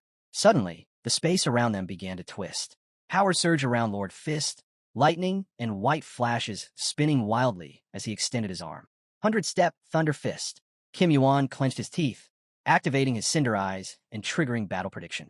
His body moved on instinct, dodging cleanly as a streak of blue light ripped past him. A second blow followed, sending a massive shockwave across the platform. Lord Fist narrowed his eyes, dodged again. Watching Kim Yuan closely, he realized it wasn't just speed. This guy was reading his every move. His gaze fell on Kim Yuan's scarlet eyes. So that's it, a skill that predicts attacks. No wonder he's so confident. Lightning flickered from Lord Fist's own eyes as he smirked. But don't get confident. The world of Murim's a bit bigger than your little tricks. He leapt back, power gathering in his hand as blue lightning spiraled outward. As long as we're under the same sky, you're not dodging this one. Magic pulsed around him, swirling with violent energy. High above, Lord Spear chuckled from the balcony. This one's going to destroy more than just the training ground. As the sky darkened, thick storm clouds rolled in. Where did those come from? Voices murmured in the stands. Lord Sword frowned. We need a barrier to protect everyone. Lord Spear waved his hand. Already on it. Back on the field, Kim Yuan glanced at the commotion. Even the heavenly lords were taking this seriously. So this is a real technique, he thought. Above them, the clouds merged into a massive, glowing blue sphere. The sky rumbled. Kim Yuan's gaze shifted to the storm gathering overhead. A blast this wide would cover the entire arena. Planting his foot firmly on the ground, he made his choice. If it spread that wide, the power's probably thinner. I can block it. Green light flared around his hand, the power of the giant pouring into his arm. His sword shimmered as his hand grew larger, partial gigantification fully activated, crackling with blue sparks. Lord Fist glared. You're not dodging? Think that'll work. With his eyes glowing green, he roared, swinging his arm forward as lightning danced across his body. Then came the third technique, heaven-splitting thunder. A blinding explosion ripped through the arena. White and blue shockwaves blasted outward, stones and debris flying as the ground tore apart. When the dust finally began to settle, the crowd stared in silence. Someone collapsed next to a friend. I thought I was done for. Another covered his mouth, stunned. This is the power of a heavenly lord. Through the thick haze of dust and lightning, flashes of blue flickered on the broken platform. What happened to Kim Yuan? Someone whispered. As the fog cleared, there he stood, unshaken, eyes burning red, sword clenched tightly in his glowing hand. The system's message appeared. Second test of the heavenly demon divine cult. Passed. Blue energy still swirled around Kim Yuan's arm. Proof of the storm he had just survived. Lightning crackled as he sized up the attack. The force felt exactly like what you'd expect from a martial artist who'd climbed the tower and earned the rank of a true player. He figured he could block it, but the way martial arts and skills fused together? Unreal. Across the shattered platform, Lord Fist stood his ground. The blue glow around him started to fade as he calmly explained how he deflected the strike. Watching him, the man thought, I really believed I could stop her. But for someone of Lord Fist's level to not only block that hit, but walk away without a scratch, that was something else. With a smirk, Lord Fist tilted his head back. Red lightning swirled around him as he asked, So, want to keep going? Right on cue, the system chimed in. Do you want to continue the test? Kim Yuan kept his gaze forward, deep in thought. Even with the penalties, the guy practically glowed. A grin tugged at Kim Yuan's lips. Finally, it was time to stop holding back.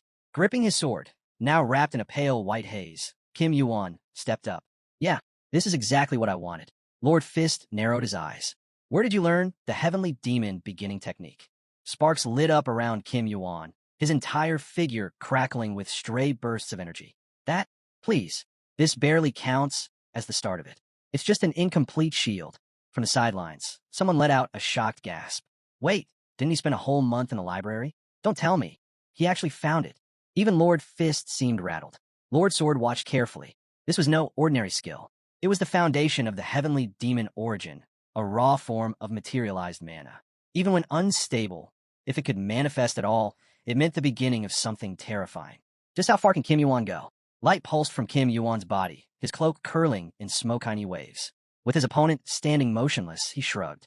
If you're not making the first move, I'll take the lead. In a flash, his red eyes flared to life.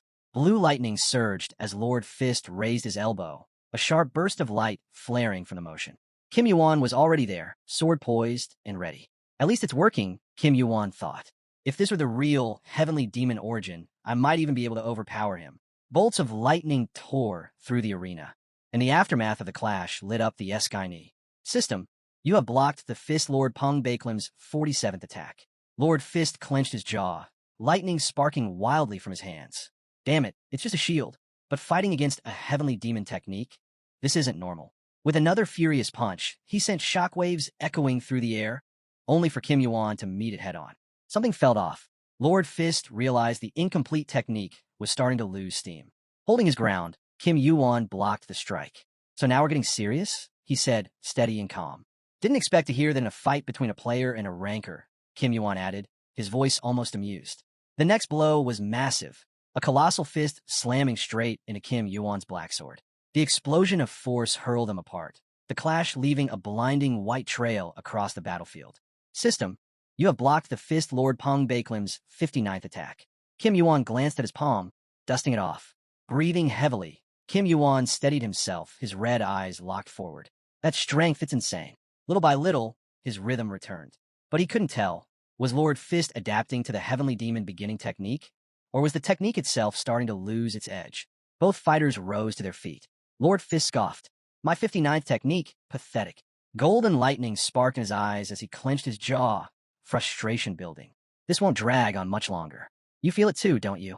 A swirl of colorful lightning wrapped around his fist as he glared at Kim Yuan.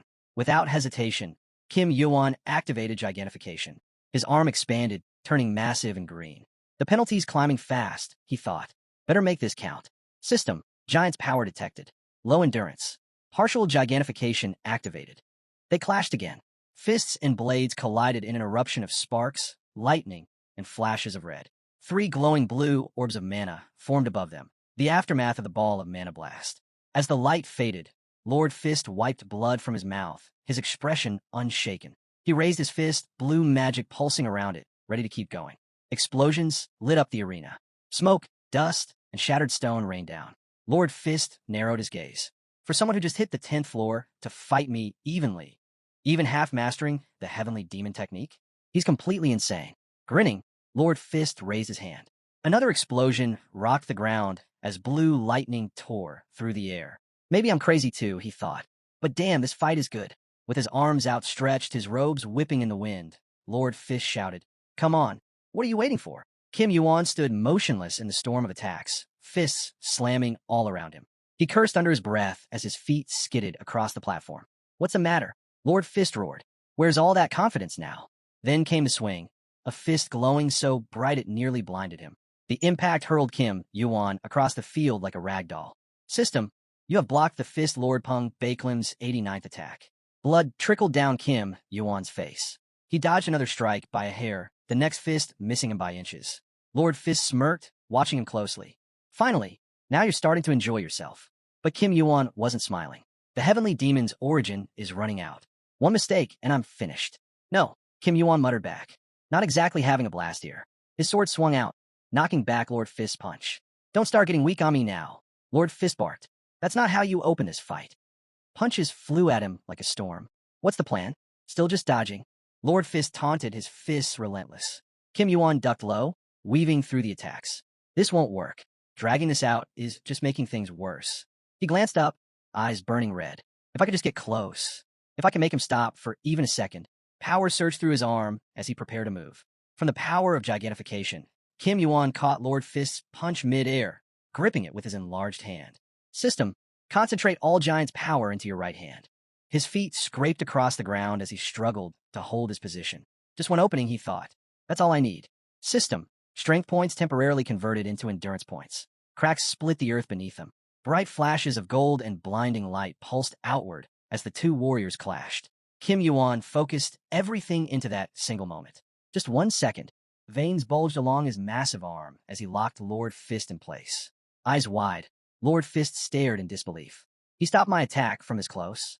A green glow flickered in the Lord's gaze. What is this?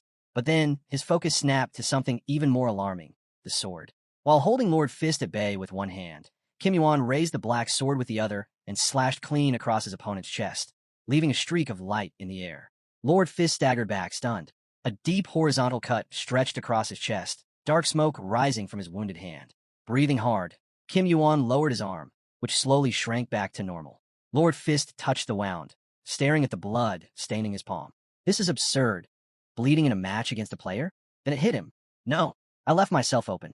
He took the chance I gave him. Looking at Kim Yuan, the thought crossed his mind. If this kept going, he would eventually win. A few more techniques, and the fight was his. But this wasn't a duel. This was only a test. And if Kim Yuan had just a bit more time, a few more levels, slightly better stats. Lowering his hands and bowing his head, Lord Fist spoke. I admit defeat. System, Fist Lord Pung Baklam has admitted defeat. The training ground lay in ruins, fractured by the battle. Shocked voices rang out from the stands. The impossible had just happened. On the red podium, men in traditional robes stood beside a towering drum. Lord Sword watched from above, his thoughts calm but certain. A miracle. Maybe, just maybe, this young man is truly worthy. One of the elders beside him tried to protest. This test breaks the rules. Lord Sword cut him off immediately. Let him be. Our job is to observe.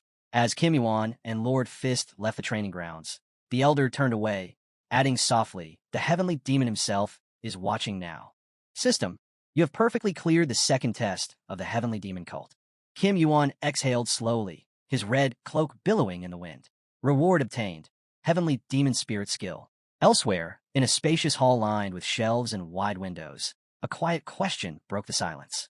Are we really just going to leave things like this? Lord Spear frowned as the room buzzed with the news. Everyone had rushed to the library, hunting for the skilled demon technique. Lord Sword, seated calmly nearby, shook his head. It's no problem. Looking down at the open book before him, he gestured to a sketch of a meditating warrior. That technique, it was filed under basic martial arts for a reason.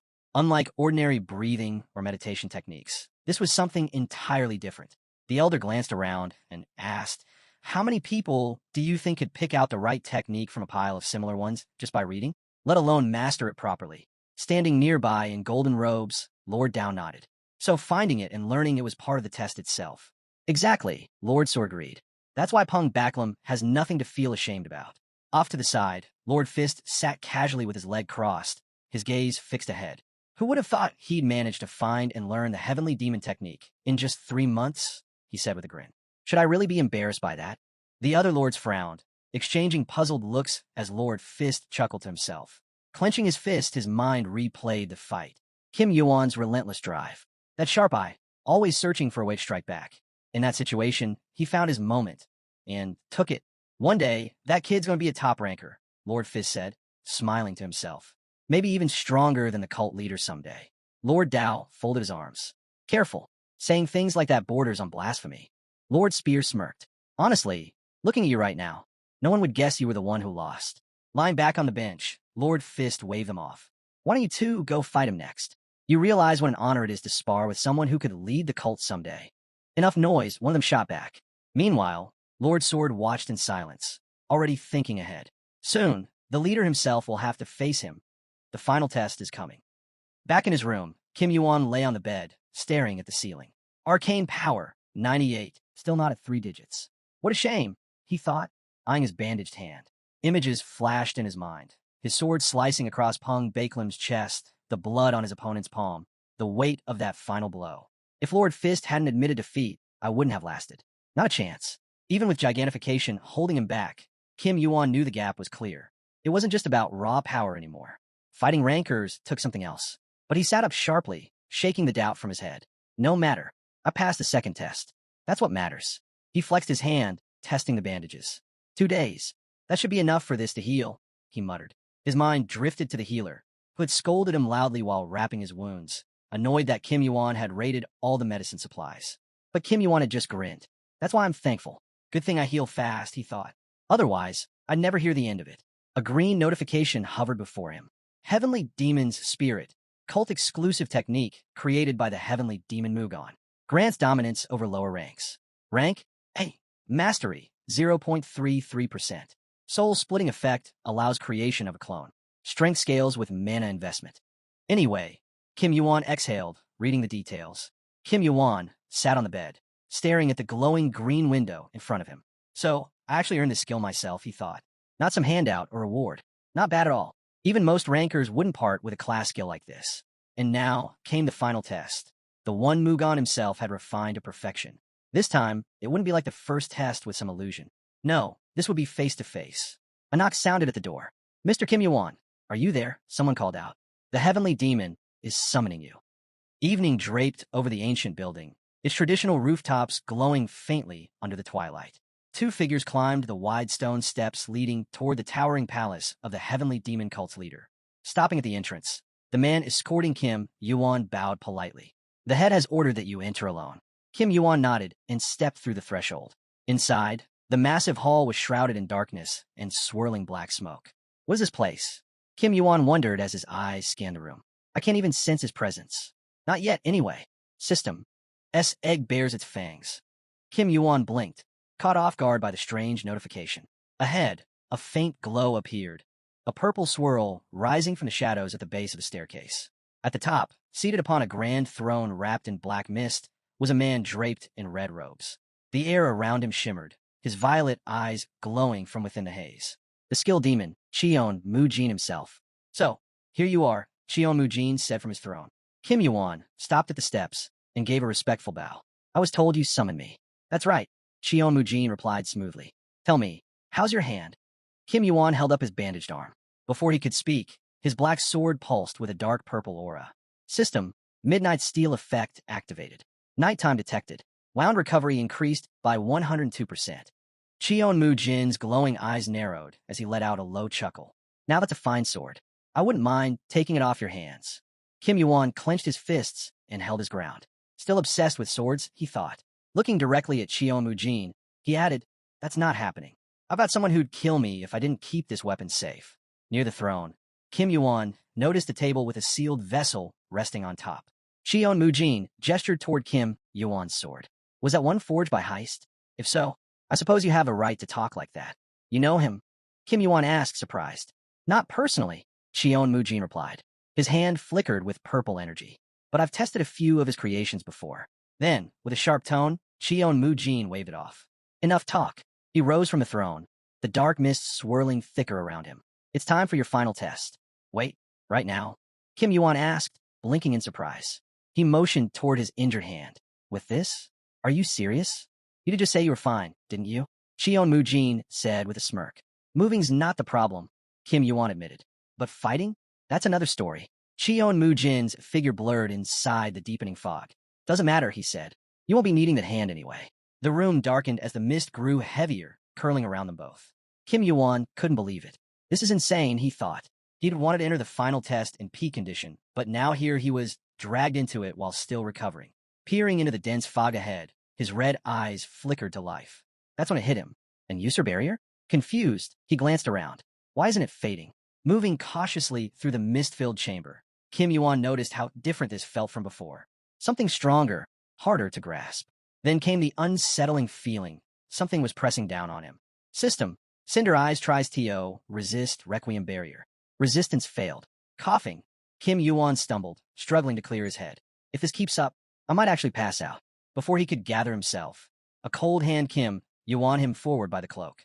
In the blink of an eye, Kim Yuan was standing atop the highest step of the chamber. System, you have entered the Heavenly Demonic Cave. Final trial of the Heavenly Demon Cult has begun. Shielding his face from the swirling black fog, Kim Yuan narrowed his eyes. There, standing calmly in the center of the shadows, was Cheon Mujin. The old man tilted his head, calling Kim Yuan closer. Now deep within the cave, Kim Yuan raised his hand, summoning a faint light to push back the darkness. Tell me, Cheon Mujin said, his voice echoing. Have you properly mastered the demon spirit? Kim Yuan nodded. It registered as a skill. That'll make things easier, Cheon Mujin replied. Skills do tend to simplify the world these days. With a serious expression, Cheon Mujin turned and walked forward. Kim Yuan followed in silence, watching his back. I enjoyed your last fight, Cheon Mujin added. Good luck from here on out. Kim Yuan furrowed his brow. Why wish me luck now? Before he could puzzle it out, system notifications flickered to life before his eyes. The egg bears ITS fangs. The egg salivates. A brilliant purple aura formed ahead, swirling into a glowing core of violet energy.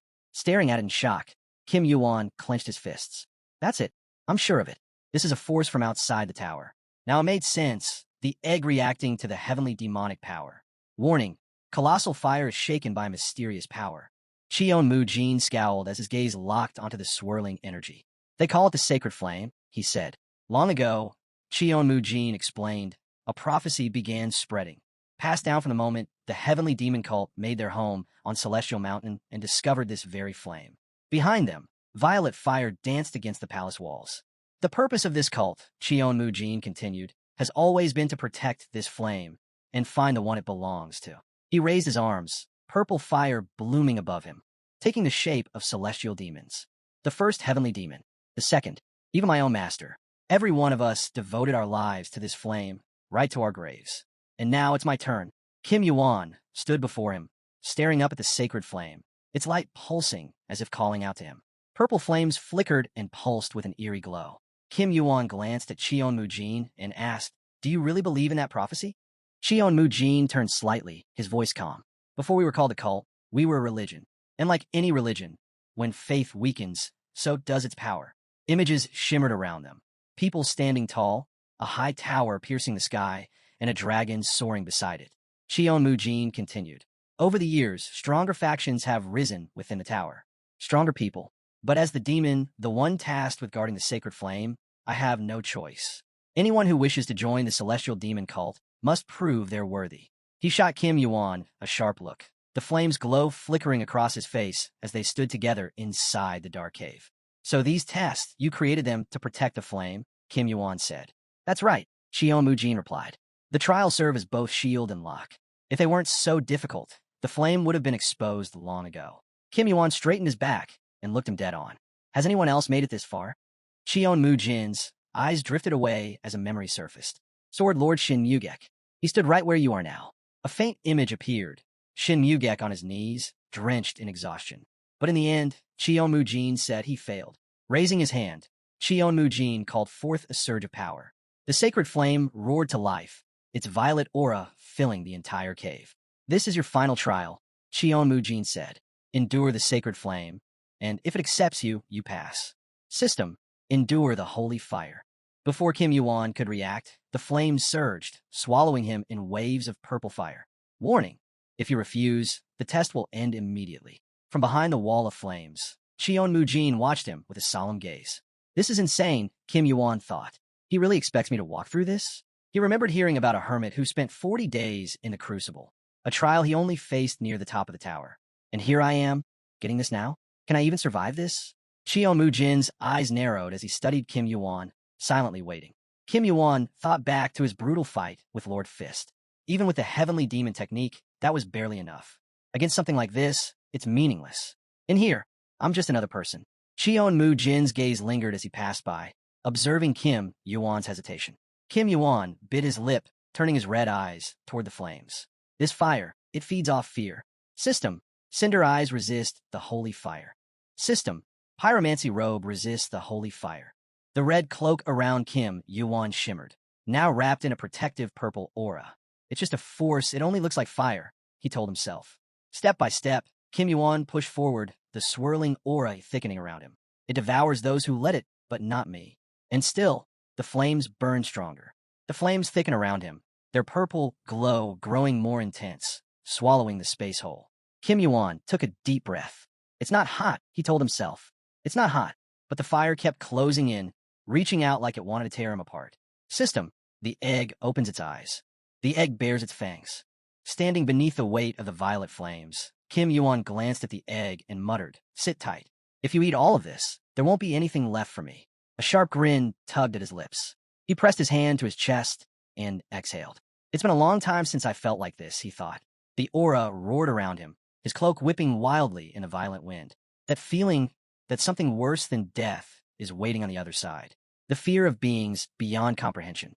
Outer gods, and the battles we fought against them. Kim Yuan clenched his fist tight. "If I'm scared of this, I don't deserve any of it." Locking eyes with the violet flames, he narrowed his gaze as they crawled closer, wrapping tighter. "I don't know who you are," Kim Yuan said lowly, "but if you're another outer god, I've had enough of your kind." Standing tall within the storm of purple fire, Kim Yuan steadied himself. The only thing weaker since going back in time is this body, he thought. Memories flashed, his past self standing with his boot planted firmly on the ground. The endless wars, the outer gods. He remembered that worn-out figure in a black cloak, back turned to the chaos, holding on to a dying world with nothing but grit and a sword. He'd come back for one reason, to fix everything. The endless battles, the despair hanging like a shadow over the sky, the creeping chaos that devoured everything, and the choice they'd made, together, after spilling more blood than they could count. Climbing from nothing, returning to the past. None of it weakened me, Kim Yuan thought. It only made me stronger. Standing before the sacred flame, he pressed his fist to his chest. "I came here for one reason," he said firmly. Eyes locked on the flames, his voice rang out. "I came back to defeat them." Black lightning erupted from the purple aura, crackling violently around him. The flames surged, swallowing him whole. Kim Yuan gritted his teeth, holding steady as the fire consumed everything. The violet flames swirled, condensing into heavy clots around him. Kim Yuan pressed his palm to his chest, and a crystal, shaped like a drop of water, glowed on his hand. System, Heavenly Demonic Cult final test completed. Kim Yuan stood still in the heart of the cave, surrounded by the lingering clots of the sacred flame. System, title acquired, Vice Lord of the Heavenly Demonic Cult. Rewards, 100,000 points. Strength +1. Agility +2. Endurance +1. Intuition +1. Mana +1. Skill obtained. Higher tier flame ability surpassing colossal fire. Kim Yuan lifted his head, eyes fixed on the lingering sacred flame. The skill, its change, he realized. System, skill acquired, Holy Fire. 11th floor unlocked. You may now proceed to the next floor. His face was pale, exhaustion weighing heavily on his features as he stared ahead. "So, I passed. But wasn't there supposed to be a fight?" Still processing all, Kim Yuan thought, "Did I really just obtain the colossal flame?" Meanwhile, Cheon Mujin watched from a distance as the violet fire slowly faded. He gave up, Cheon Mujin thought, surprised at how quickly the flame was dying down. But as the last embers drifted, his eyes widened. No, wait. Is he going to die? Then, through the smoke, Cheon Mujin spotted a silhouette. Kim Yuan, still standing, blackened by soot and surrounded by floating clots of flame. He survived. Kim Yuan stood motionless, head bowed, fists clenched tight. But something was wrong. The flame, it wasn't returning to Cheon Mujin. Slowly, Kim Yuan stepped toward him. "What happened?" Cheon Mujin asked, his voice low as confusion flickered across his face. Then Kim Yuan's body gave out, collapsing right in front of him. System, title acquired, Vice Lord of the Heavenly Demonic Cult. Rights granted, full authority over all cult members. Title type, Celestial Demon. Rank, B. System, skill acquired, Holy Fire. Description, an eternal flame fueled by emotion. Creates massive fire without consuming mana. Automatically targets enemies while sparing allies. Rank, S+. Completion, 0%. Additional effect, wound aggravation. Cheon Mujin sat back, replaying everything that had just happened. So, he really passed. He actually claimed the sacred flame, Cheon Mujin thought, still processing the impossible. Days later, the heavy doors of the Heavenly Demon's chamber creaked open, a faint glow seeping through the cracks. Kim Yuan stepped out, standing before Cheon Mujin once more. They moved to a quiet gazebo by the water, the air cool and still. Cheon Mujin glanced at him. "You woke up quickly. I was surprised you didn't have a single burn on you." Sipping his tea, Kim Yuan shrugged. "Anyway, I guess I don't have to stay here anymore, do I? I have the sacred flame now. Feels like I've already fulfilled my part as a heavenly demon." Cheon Mujin reached for his teacup, glancing over at Kim Yuan. "Things like that don't change so easily. And honestly, the idea of leaving worries me more than staying." A white porcelain tea set rested neatly between them, untouched except for Cheon Mujin's cup. Kim Yuan leaned back. "So, I got the title. Then accept it. Cheon Mujin said without hesitation. You have the holy fire, the spirit of the heavenly demon. You've earned it. Cheon Mujin lowered his head, sipping from the cup as Kim Yuan sat quietly. But Kim Yuan broke the silence. Even if I become a ranker, I won't be joining the cult. Cheon Mujin looked up sharply, his gaze dark and direct. That's your right. Joining us was never an obligation. It's just the reward you earned for completing the test. Cheon Mujin paused, the weight of the years flashing in his eyes. And besides, he added with a cold smirk, things here stopped being what they used to be a long time ago. The heavenly demon leaned back, his gaze steady as he spoke. Being able to control that power, that's as valuable a reward as the holy fire itself.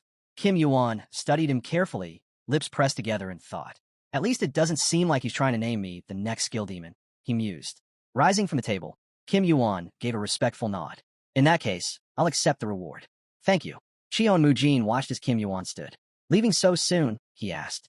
I have to, Kim Yuan answered. It's time to return back to the beginning of the great Muram War. With a sharp grin, Kim Yuan shot the old man a look. Cheon Mujin tilted his head. You plan to get involved? Maybe, Kim Yuan replied with a smirk. Guess we'll find out. Without another word, Kim Yuan turned and left, leaving the heavenly demon alone at the table in the quiet gazebo. Cheon Mujin sat there in silence, hardly believing it was over. The weight that had shackled him for so long, gone. Closing his eyes, lips pressed into a thin line, he exhaled slowly. Now what? Then, opening his eyes once more, he looked ahead.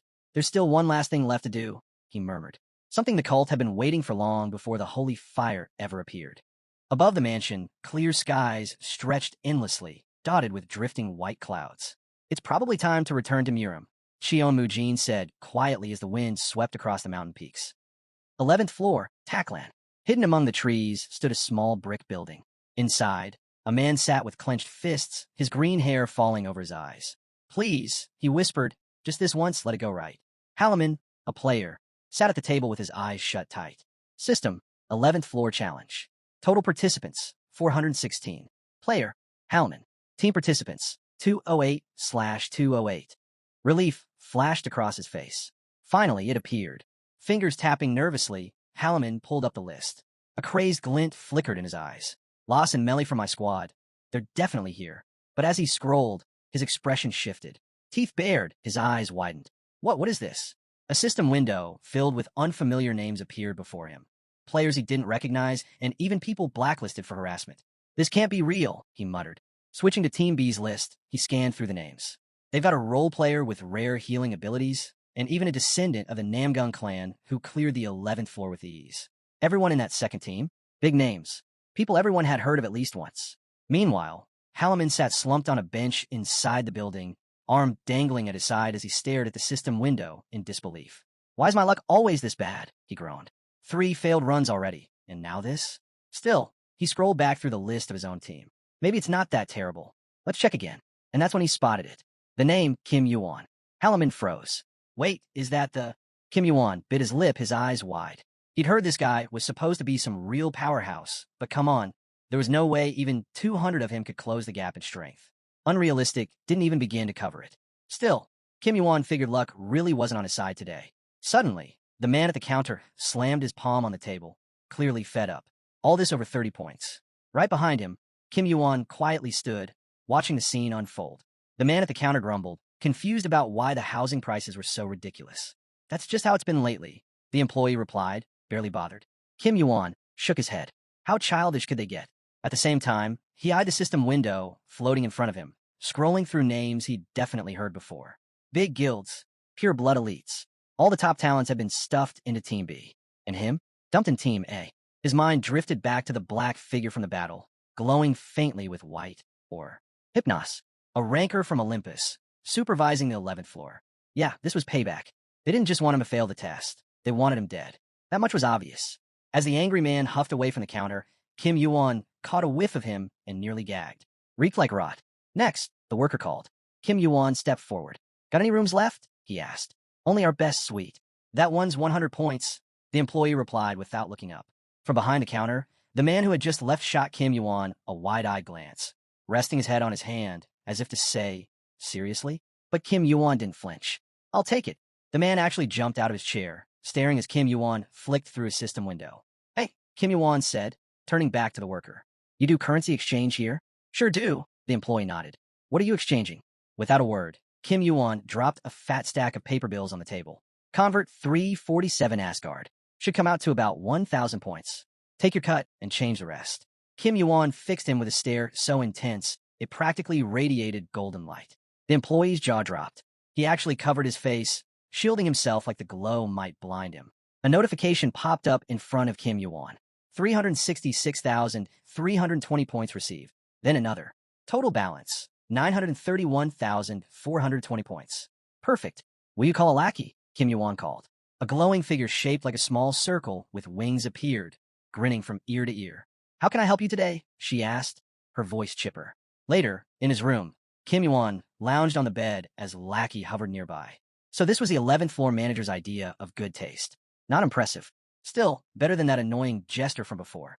I want to check out the store, Kim Yuan said. Lackey zipped around him with extra enthusiasm. Say the word, and it's yours. We got everything. Kim Yuan narrowed his eyes. Figured she'd act all friendly. She could probably smell the points. I'm just browsing for now, he said. Lackey snapped her fingers with a playful grin. Request accepted. A system window popped up right in front of Kim Yuan. Lackey's voice rang out. Time to open the store. Without wasting a second, Kim Yuan tapped the screen and began scrolling through the endless list of items. His mind was focused on one thing, adamantium. That was the missing piece to complete the Dark God Stone. If it was out there, the store would have it. As he scanned the listings, Kim Yuan's eyes widened and his brows pulled together.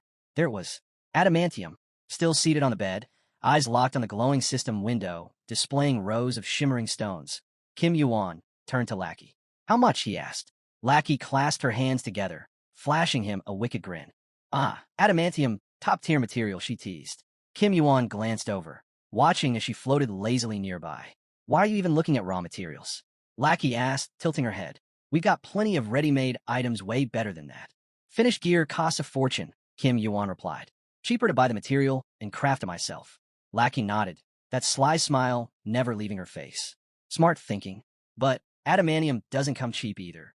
We're talking about a material that never breaks, channels mana like nothing else, and even boosts it. She twirled in the air.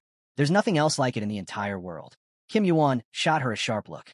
This little troublemaker knew exactly how valuable it was. Lackey kept on. But hey, imagine what you could make with it. Kim Yuan couldn't deny it. She was right. He pulled out a GRY stone, its purple aura pulsing faintly in his hand. Materials like this? There weren't even a dozen blacksmiths out there good enough to handle them. That's exactly why adamantium was every blacksmith's ultimate prize. Resting one leg on the bed, Kim Yuan kept his gaze on Lackey. You ever heard of Hephaestus? Lackey suddenly asked. Kim Yuan narrowed his eyes. Why? Lackey chuckled. Because with adamantium, you could mass-produce first-class items, no problem. The possibilities are endless. Soft light from the window spilled across the room as Lackey kept talking. Usually, people struggle just to find a blacksmith. And even if they do, they're stuck paying outrageous fees just to get something made. But you, she winked. You got options. With a little spin, Lackey raised a glowing finger, a pink aura swirling around it. And that's exactly why the price of adamantium is just a tiny bit higher for someone like you. Get it? Then she laid it out. So, for 1.5 kilos of adamantium, I'd say 1.5 million points. Fair, right? Kim Yuan sat perfectly still on the bed, lips pressed together. He lowered his head just slightly, his bangs falling over his eyes as he muttered, I don't have that kind of money. Lackey didn't miss a beat. With a grin, she pulled a glowing calculator out of thin air. No worries, she chirped. We can set you up with a loan. Great rates. Just 11.5%. And with your credit score. She winked again. We'll make it work. Lackey grinned wide, clutching the calculator like it was her greatest treasure. With your rating, she said, we can knock it down to just 10% interest. Kim Yuan let out a breath. Doesn't seem like I've got much of a choice. Lackey nodded eagerly. Smart move. We'll just put the rest on credit and call it a day. But Kim Yuan raised his hand and shut the system store with a swipe. Forget it. I'll find it somewhere else. Lackey blinked, thrown off for a moment. A nervous smile tugged at her lips. Wait, you might not realize how rare this stuff is. You won't just stumble across it again. It's fine, Kim Yuan shrugged. Plenty of time left, other lackeys on other floors. There are always auctions. Worst case, I'll pick up something else. Lackey fluttered in place, her wings flapping anxiously. Really though, such a shame to walk away from a deal like this, Kim Yuan added, his gaze drifting downward. Lackey zipped closer. Hold on. Wait, don't go riding it off so fast. Kim Yuan shot her a cold look. I already said I'm done. Not buying it. Lackey fumbled, scrambling to hold the deal together. What if I drop it to 1.3 million? No need, Kim Yuan replied flatly. 1.2 million? Still not interested. A million. I can't go lower or I'm losing everything here.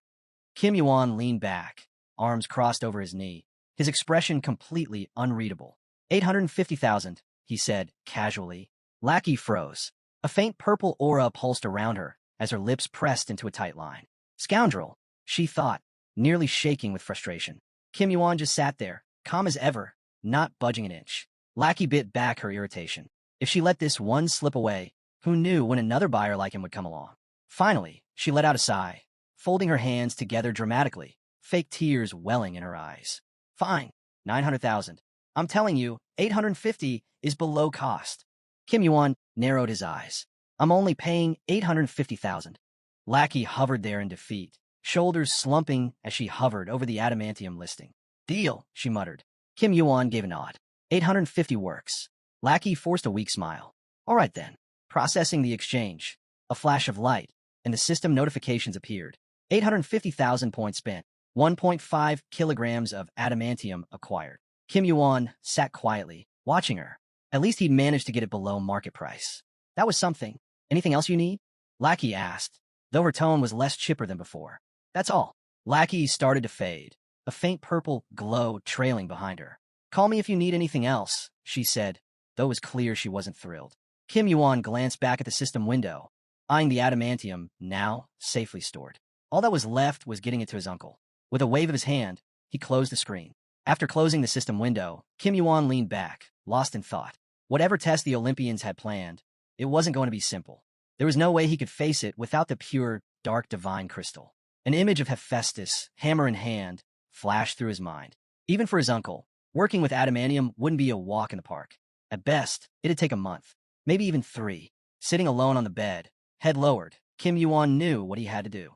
The moment the test was over, he'd find Hephaestus. There was still a week left, plenty of time to handle a few things. He turned his gaze toward the window, lips parting slightly. Maybe a walk would clear his head.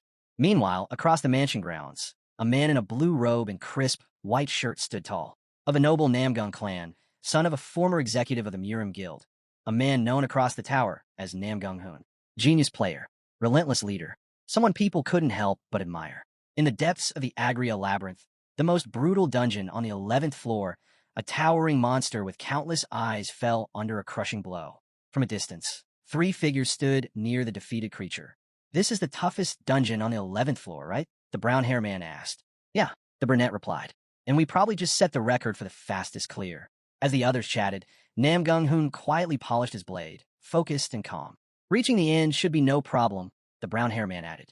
Honestly, this all feels too easy. Don't forget who's with us, the brunette smirked. Captain Namgung-hun shot them both a sharp glance. Let's move. The sooner we finish, the sooner we can rest before the test. The team advanced through the dungeon, warriors weaving through the dust-choked corridors.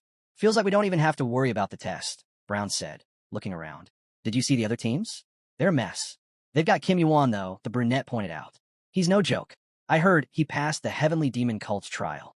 The group muttered among themselves as they moved, following close behind the captain. What's it matter? Brown scoffed. Guy's been cursed with terrible luck since day one. Namgung-hun didn't bother responding. He just raised a hand to silence them. Focus. No slacking off. Give it everything you've got. Through the thick clouds of dust, the silhouettes barely held shape. Got it, one of the warriors said. Captain's always got our backs, another added. Leading the way, Namgung-hun stayed quiet. He'd never met Kim Yuan, not face to face, but the stories about him didn't stop. As they pressed deeper, a faint purple glow flickered through the shadows. Namgung-hun's steps quickened. Wherever Kim Yuan came from, it only made him more curious. Another chance to measure his own strength. And maybe, just maybe, test himself against Kim Yuan directly. But suddenly, that purple glow surged. Something dangerous lurked ahead.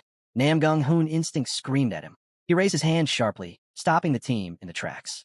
Hold it, he ordered. Everyone froze.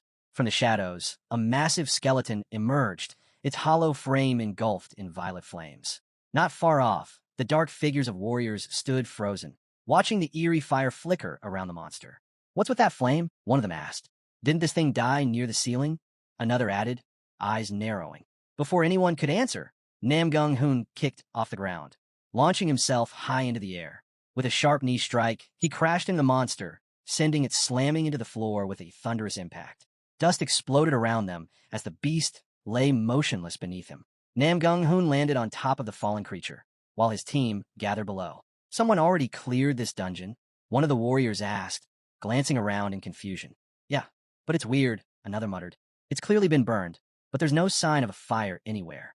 Running his hand along a deep slash carved into the monster's body, Namgung-hoon studied the damage. It wasn't just burned. The wound was precise. The blade that made it had to be about 4 inches wide. The heat must have softened the creature's hide, making it vulnerable to a single, fatal strike. As he stared at the bloody gash, Namgung-hoon couldn't help but picture the shadowy figure responsible. Who could pull off something like this? If not a ranker, then who? But clearing a dungeon like this? That didn't add up. No ranker would waste time on a place like this. Namgung-hoon's lips pressed into a thin line as his eyes widened slightly. Unless, no other explanation made sense. Whoever did this was operating at ranker level, whether they wore the title or not. Still perched atop the scorched monster, Namgung-hoon glanced down at his team. We're heading back, he said. This dungeon's already been taken care of. Meanwhile, in another part of the labyrinth, a system notification flickered in front of Kim Yuan. Agria's thread acquired. The silver thread hovered in the air, faintly glowing. It shimmered as Kim Yuan grabbed it and stored away through the system. A grin crept across his face as he looked to the side, humming softly to himself. A material like this? Easy 1,000 points, at least. But he'd hold on to it. Might come in handy later. Holding out his hand, purple flames ignited from his palm. Better than I expected, he thought. With the sunset casting a warm orange glow over the trees around him, Kim Yuan studied the fire. Before the test began, he wanted to get a feel for it. See how far he could push it. It wasn't all that strong yet, not with his current completion rate. But that didn't matter. The real power wasn't in the flame itself. He remembered how he unleashed it on a massive monster, followed by a single strike of his blade. The key wasn't just the fire. It was how the flame thrived on emotions. It grew by devouring the feelings of those it targeted. And that's what made it so hard to control. No matter how strong someone's willpower was, the flame's strength depended entirely on the emotions it consumed. Kim Yuan clenched his fist, snuffing out the purple blaze. That had always been the most terrifying part of the Outer God skills. But now that he wielded it himself, he wouldn't trade it for anything. As his mana and completion rate improved, so would the flame's power. A flash of thought crossed his mind. GRY stones, money, and a system window displaying the skill. Heaven-slaying star. A system window glowed in front of Kim Yuan, displaying the details of his latest skill. Fate of Heaven. A destiny crafted to conquer the heavens. Its power scales with the weight of the lives taken along the way. The more he gains, the greater his value becomes. Rank, A+. Completion, 91.67%. Effect, boosts all skills by 3, increasing with each kill, depending on the level and number of enemies. Kim Yuan smirked to himself. He'd pushed Heaven's fate further than expected. For just the 11th floor, he was well ahead of schedule. But this was only the beginning. His pace was picking up faster than even he had planned. While climbing the stairs inside the building, Kim Yuan quietly hoped his momentum would keep going strong. As he reached the 2nd floor, a crowd immediately caught his attention. One player in particular gawked at him in shock, mouth slightly open, eyes wide. You're Kim Yuan, the man blurted out. Kim Yuan gave him a flat look, brow furrowing. He had no idea who this guy was. And you are? Kim Yuan asked, barely interested. The man straightened up. All right, I'm Halman. We're all from Team A2.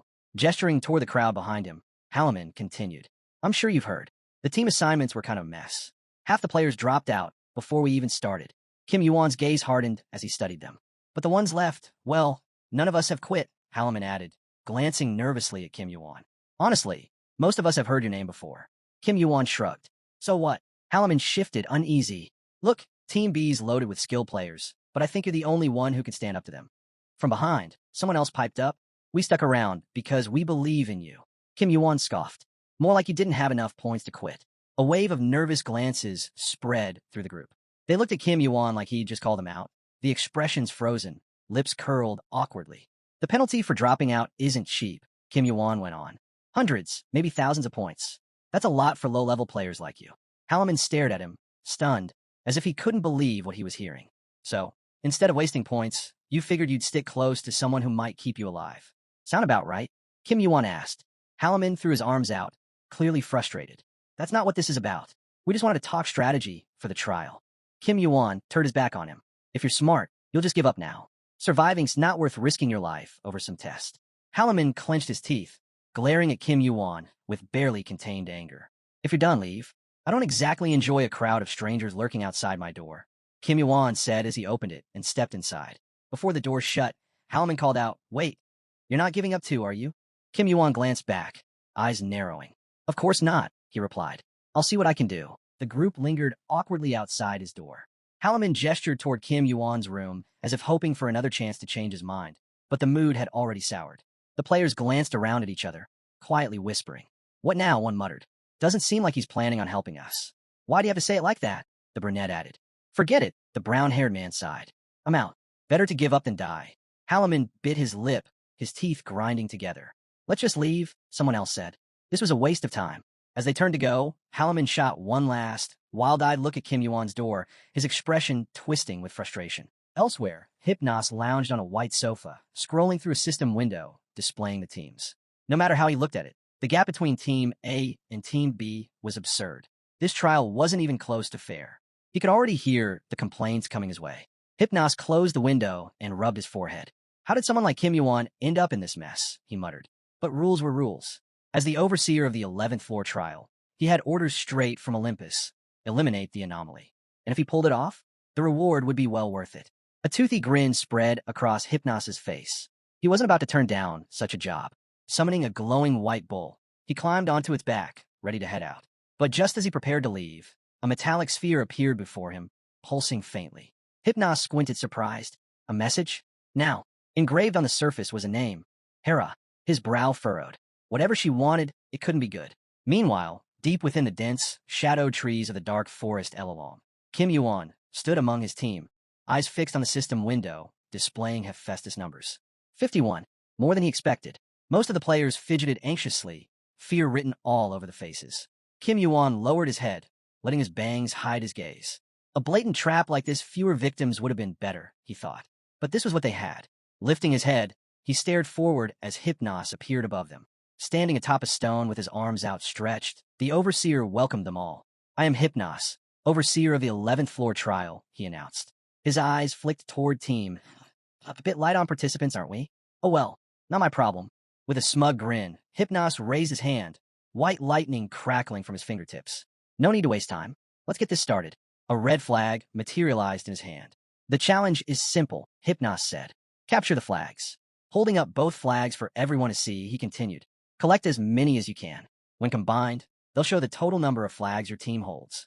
Hypnos pressed the two flags together, and a number 2 glowed on the surface. Holding them high, he turned to the participants. "Now you're probably wondering where to find these flags," he said, his voice echoing across the field. "Well, the forest behind you is specially crafted by the steward long ago, just for this trial." A system display flickered to life, projecting images of the creatures lurking within the forest, an entire ecosystem of monsters, each more dangerous than the last. "This place is crawling with beasts of every level," Hypnos continued. "And the flags? They're scattered everywhere. You'll find them on the paths, hanging from the trees, tucked into the ravines, and some are even on the monsters themselves." From the crowd, an armored player smirked, clearly amused by the challenge ahead. Hypnos spread his arms wide, a cluster of radiant flags floating in the air around him. "All you need to do is collect as many as you can. Simple, right?" A sinister smile crossed his face, his gaze cold and sharp like a serpent's. "But here's where it gets interesting," he added. "This challenge isn't called pick up the flags. It's capture the flags. Meaning you can steal, threaten, fight, and kill. Whatever it take." Whispers rippled through the crowd. On the other side, members of Team B exchanged uneasy glances. Some looked downright terrified. Hypnos kept going. "And one last twist," he said, holding up a flag adorned with a golden crown. "Each team will have a king. One player from each side will be chosen at random. And the king? Every flag they hold counts double."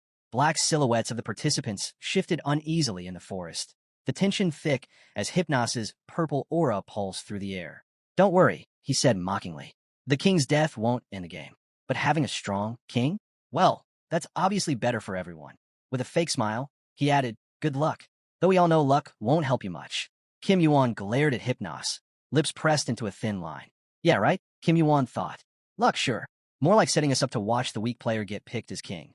Hypnos raised his hand, a glowing purple magic circle spinning to life before him. "Let the trial begin," he declared. Magic circles of every color lit up beneath both teams. Above the players, purple lightning flashed, and system notifications began to pour in. 11th floor trial. Capture the flags. Begin.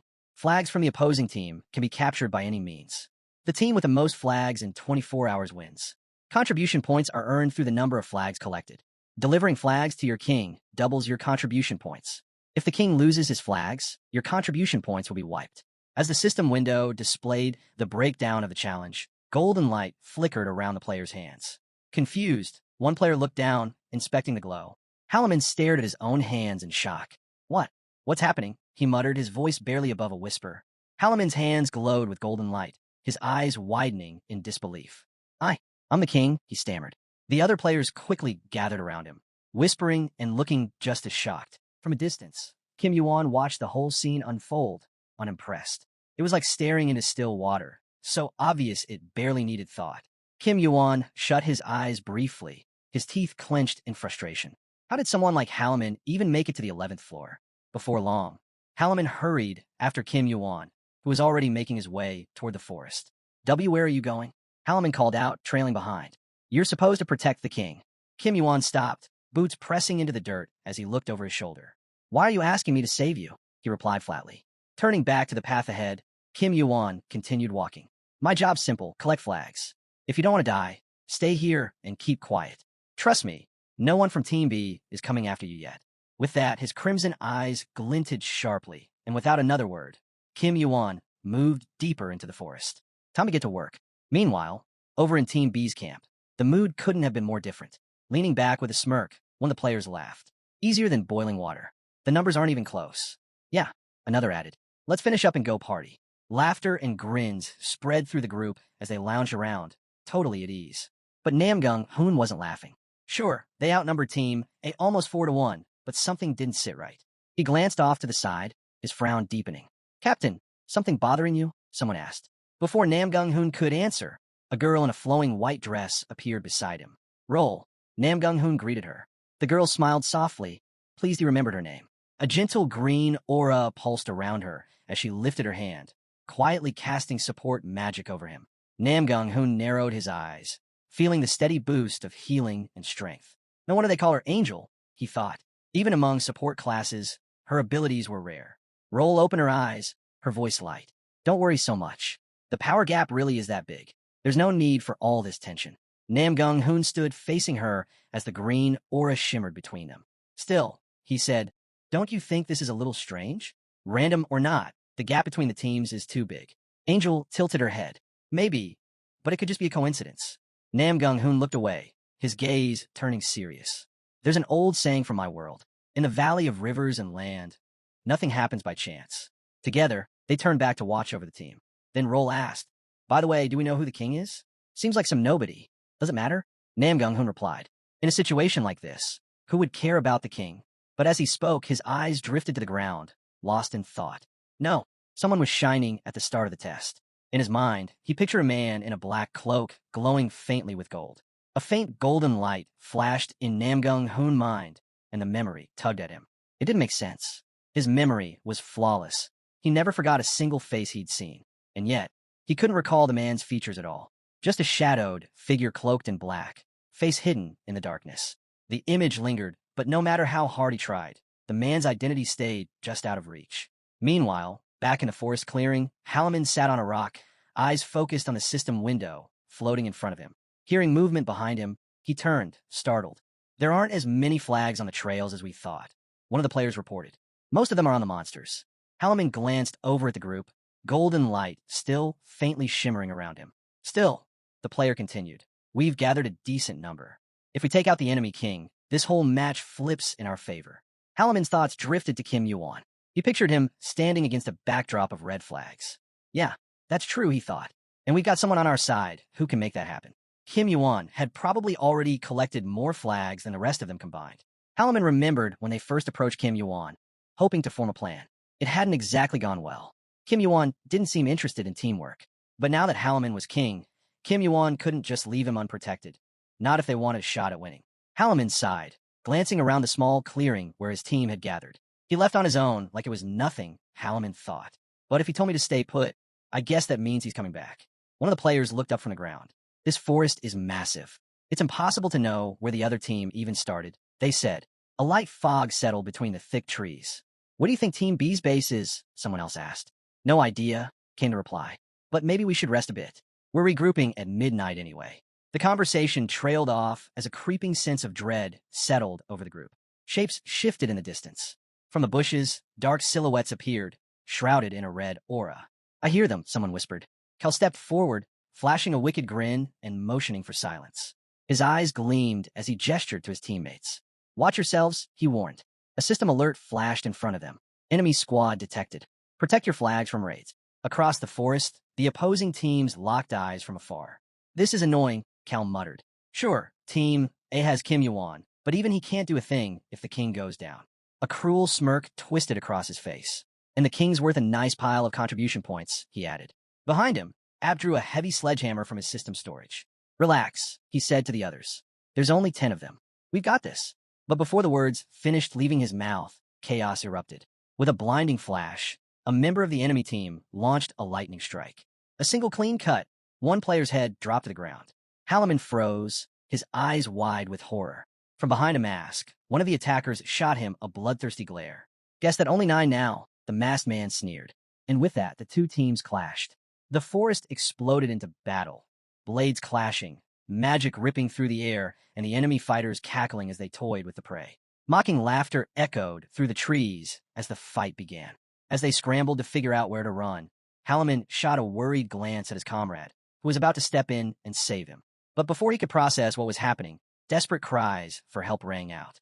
Halloman froze, stunned, as blood sprayed through the air. In the blink of an eye, one of the enemy fighters sliced Halloman's ally clean in half. Rage flared within Halloman. He wanted nothing more than to tear the enemy king apart. But his thoughts were cut short. Halloman collapsed to the ground, his legs twitching uncontrollably. The enemy fighter, his gaze sharp and merciless, locked eyes on Halloman and raised his sword to end him. Panic tore through Halloman as he let out a terrified scream. He clenched his teeth, shut his eyes tight, and braced himself for the final blow. This was it. He was done for. But just before the sword could fall, the main character burst onto the scene, cutting down Halloman attacker in a single, swift strike. Kim Yuan glared at Halloman, his eyes glowing a deep red. With clear disdain, he reminded him, I told you to stay put. The sarcasm was impossible to miss. Tears welled in Halloman's eyes. Flames crackled faintly around him as he sat there, watching Kim Yuan confidently lower his sword to his side. Across the battlefield, the remaining enemy fighters stood frozen. The death of the companion had rattled them. Now they knew exactly who stood before them, a problem far bigger than they were ready to handle. Realizing the danger, the enemy forces panicked. Fall back, someone shouted. Fighters scattered in every direction, but running didn't save them. Kim Yuan was already on the move, a streak of blue light trailing behind him as he tore through the ranks, cutting them down one after another. The enemy leader shouted in frustration, demanding to know why his men were retreating. We have the numbers, he yelled. A masked fighter stepped up, twin daggers flashing, signaling his men to back him up as he charged straight for Kim Yuan. But it was useless. Kim Yuan moved like lightning. His blade slashed through the enemy ranks, and a masked fighter dropped after a fatal strike. Blood sprayed with every swing of Kim Yuan's sword. Bodies fell around him, and his comrade watched as Kim Yuan carved through them without pause. One of the enemies, trembling with fear, bared his teeth as he watched his friends fall.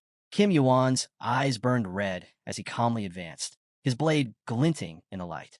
A red flag flew into the air, signaling surrender. One of the fighters dropped to his knees, waving the flag and pleading for mercy. Please, I only have 2 flags left. The others have way more. Kim Yuan stood over him, cold and silent. Notifications flashed. 2 flags and 20 contribution points gained. Standing at the heart of the battlefield, his red contribution score glowing, Kim Yuan was surrounded by what remained of the fighters. With a sharp glance, Kim Yuan looked around. So, what's it going to be? He asked. Hand over everything. Or, do you want to end up like them? The fighters exchanged panicked looks, realizing just how real the threat of death had become. One of them managed to ask, voice shaking, How much? How much do you want from us? Another notification popped up, 1 more flag secured. Another notification popped up, 1 more flag secured, along with 10 contribution points. Red flags rippled in the wind, the colors shining bright across the battlefield. Another alert followed, awarding another flag and 10 more points. The main character stood there, holding the capture flag with a satisfied grin. Nearby, Halaman watched, a faint aura rising from him. He couldn't help but feel grateful they were on the same side. But then, catching himself, Halaman thought he was being ridiculous, grinning at Kim Yuan after everything. Still, his mood sank, unsure why, as if something didn't sit right. A loud announcement cut through the air, declaring the first half of the match officially over. Soon after, Halaman found himself standing across from Kim Yuan in the dark, shadowed forest. He blinked in surprise. So soon? Somehow, they'd already moved on to the second phase of the trial. Only 4 hours had passed since it all began. The new battleground was a dense forest, wrapped in mountains and darkness. Kim Yuan quietly wondered where the rest of the team had gone. They split up, Halaman explained. Figured it'd be smarter to grab more free flags first. Kim Yuan, partially hidden behind his flowing red cloak, nodded. Smart. Assuming they don't get lost out there. A red flag fluttered nearby, the number 27 painted boldly on its surface. Halaman stood beside Kim Yuan, staring up at him as he reached toward a glowing yellow screen. Halaman could hardly believe his eyes. Kim Yuan had done all this himself? The number of flags he'd collected was insane. The screen displayed the totals. Team A with 64 flags, Team B with 105. Even after everything Kim Yuan had just gathered, the total only added up to 64. By his count, there should have been 67. Something wasn't adding up. Kim Yuan studied the numbers from behind his long bangs. This was exactly what he expected. They'd officially entered the real capture the flag phase. He turned to Halaman and said flatly, by now, everyone's got enough flags. Team B's probably realized it more sense to hunt players than to waste time on monsters. Halaman's eyes widened as the weight of those words hit him. Kim Yuan was right. And chances were, just like before, the enemy would be coming straight for the king. Kim Yuan glanced down at Halaman, who was still radiating the aura of a king. Do we have another king on our side? Kim Yuan asked. Halaman nodded. Yeah, there's one more. Without missing a beat, Kim Yuan shot him a cold look. From now on, don't wander more than 20 meters from me, he ordered. Even I'm not winning this without the king. Halaman gulped, watching Kim Yuan's red cloak ripple in the wind. What's your name? Kim Yuan asked sharply. Stick close. 20 meters. No more. Halaman nodded. Got it. He couldn't help but think to himself. The real fight was only just beginning. Over on the enemy's side, heavy clouds darkened the summer sky as Namgung Hun addressed his group. So you just ran off and handed over your flags? He demanded. 2 fighters stood before him, heads lowered as he scolded them. We didn't even see Kim Yuan's attacks, one admitted. He took out our best guy in one strike. Yeah, the other added. I couldn't even tell when he drew his sword. Namgung Hun shut his eyes, brow furrowed in frustration. Namgung Hun furrowed his brow deeply as his men described what they'd seen. Kim Yuan's eyes, they said, looked almost demonic. Just remembering it left them trembling. Namgung Hun was furious. How could his fighters look so weak? Team B had mostly mid-level players, and even though they outnumbered Kim Yuan 10-1, they still ran off in fear. Pathetic. With a bitter glare, Namgung Hun looked ahead, unimpressed by the chaos unfolding. He couldn't help but wonder, if they kept splitting up, they'd just get picked off one by one. Elsewhere, Team Namgung Hun now stood across from the Angel and her squad. There's 10 of us against just one Kim Yuan, Namgung Hun pointed out flatly. But so what? That barely matters.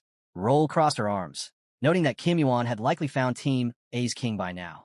If that was the case, chances were high he'd be sticking close to protect him from here on out. A tall Hargan with flowing hair studied Team B's fighters carefully. Without hesitation, she ordered Namgung Hun to contact Salamov, Kachel, and the rest of the top players immediately. The leader in the blue cape stared down the Angel and her fighters, his expression full of disdain. So, this is the strategy you want to use? He asked coldly. He reminded everyone that there was still plenty of time left. Running wasn't an option. Despite the losses, they still had some powerful players on the side. Standing with the others, Namgung Hun nodded. It's all accounted for. And don't forget, we've still got a wild card of our own. The armored fighters exchanged glances, silently waiting to hear if anyone else had a better idea. But no one spoke. The bald fighter with scars stayed quiet, arms crossed. As the two teams stood facing each other, blue auras crackling around them, the Angel finally broke the silence. This is it, she said simply. Roll smirked and raised her hand. Then let's settle this. We captured both the king and Kim Yuan at the same time. 12 hours had passed since the trial began.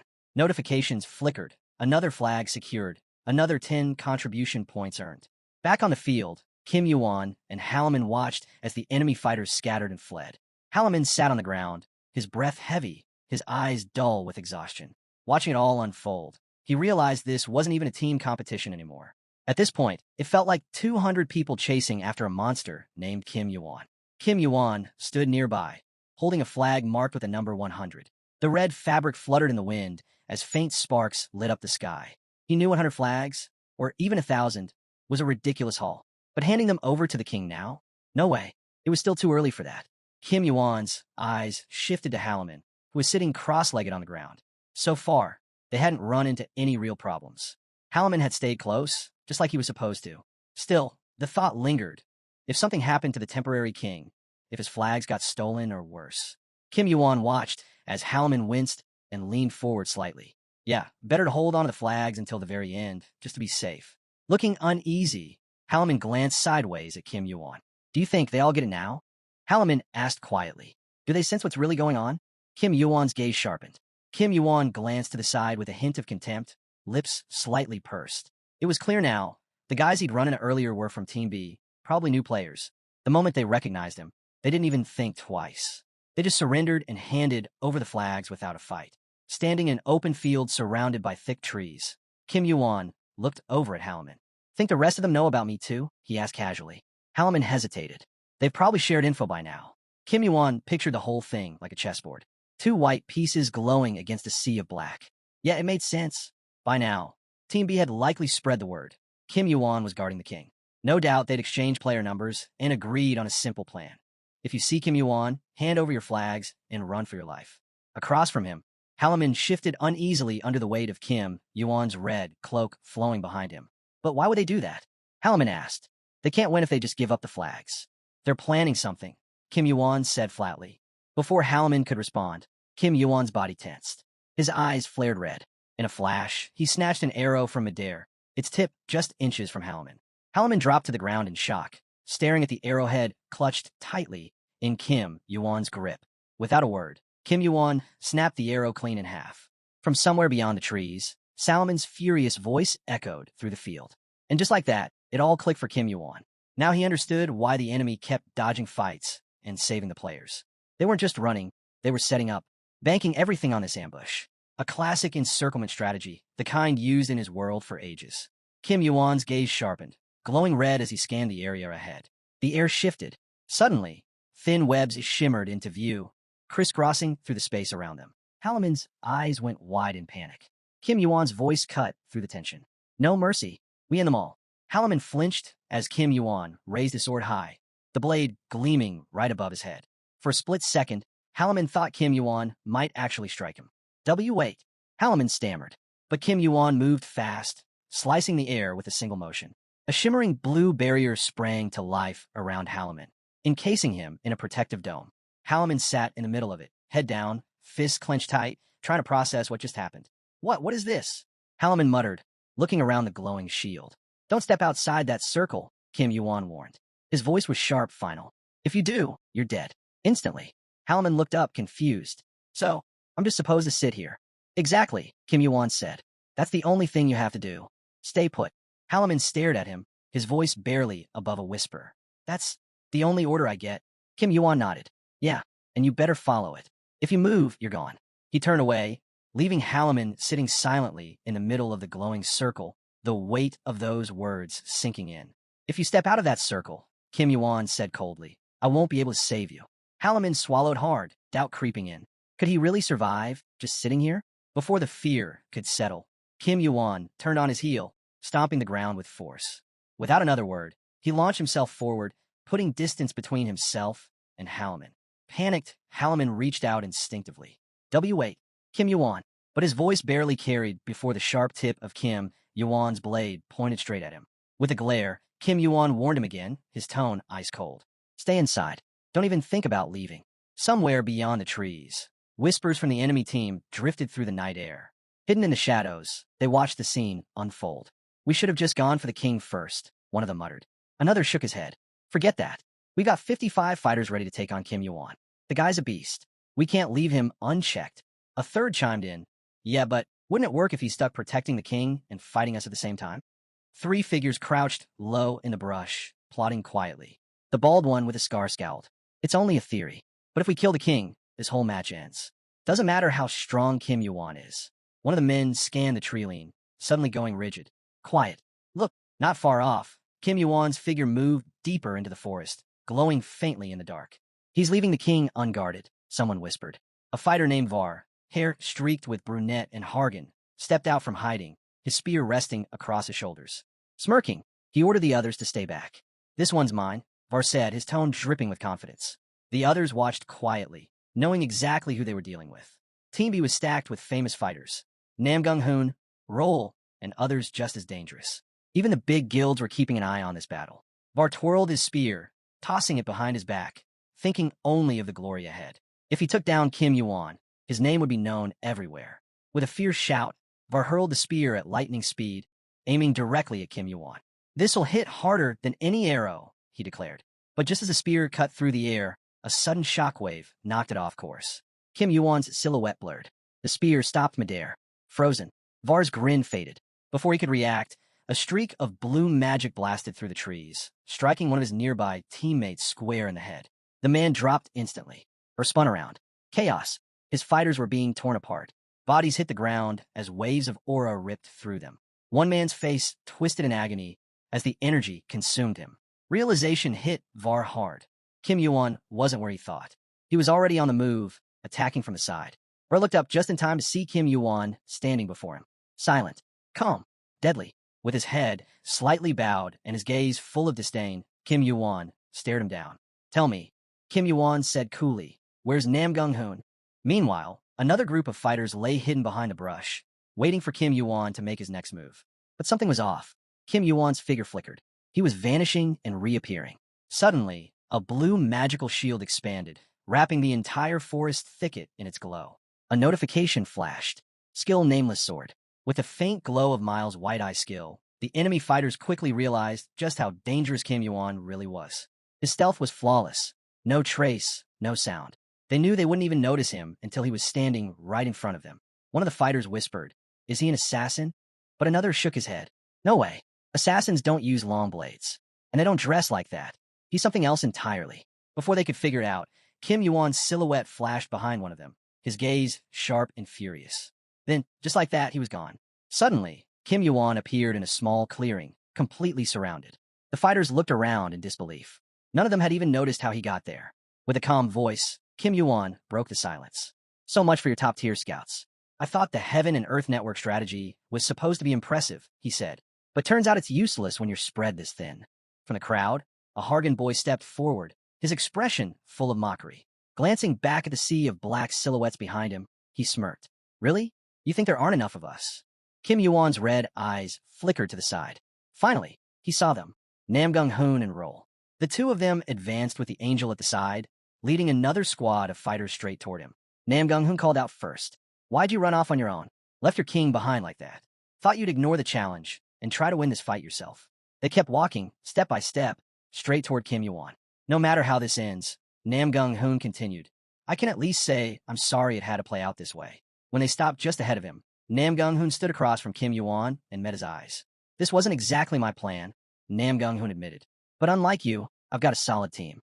I'm not ashamed of how we got here." Kim Yuan studied the opposing squad carefully as another fighter chimed in. "That's just how it is. Some people get lucky. Some don't." The clearing quickly filled with black-cloaked figures, surrounding the space between the trees and bushes. Namgung-hoon didn't drag it out. "Surrender now," he said simply. "I'd rather not have to win like this." Kim Yuan let out a quiet, sarcastic laugh. So this was all Namgung-hoon had to say? Drawing his sword, Kim Yuan held it out in front of him, blade gleaming. "Funny," he replied. "From what I'd heard, you weren't the talkative type." Namgung-hoon, his expression darkening, unsheathed his massive blade. He had a feeling this conversation was never going to end peacefully. "Everyone back," Namgung-hoon ordered. "I'm handling this myself." The fighters stepped aside, giving them space in the middle of the clearing. Two blades, two opponents. Kim Yuan tilted his head. "So, you're asking for a one-on-one?" he said coolly. "Doesn't matter to me how many of you there are." Namgung-hoon smirked. "Thanks for the concern." With a stomp of his foot, the ground shook beneath him as he launched into his attack. Kim Yuan narrowed his eyes, watching the strike from under his brow. The moment the blades met, the air snapped with energy. And from there, the real fight began. Kim Yuan kept his focus locked on Namgung-hoon, noting just how much power the player from the 11th floor was packing.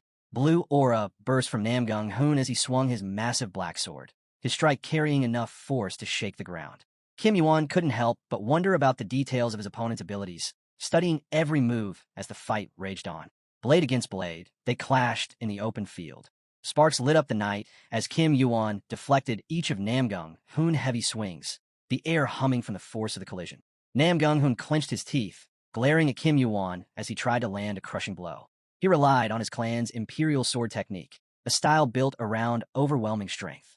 The sword were known for being heavier than any others, capable of delivering devastating strike from any angle, if the wielder was strong enough to handle it. But no matter how hard he swung, Kim Yuan blocked every strike with precision.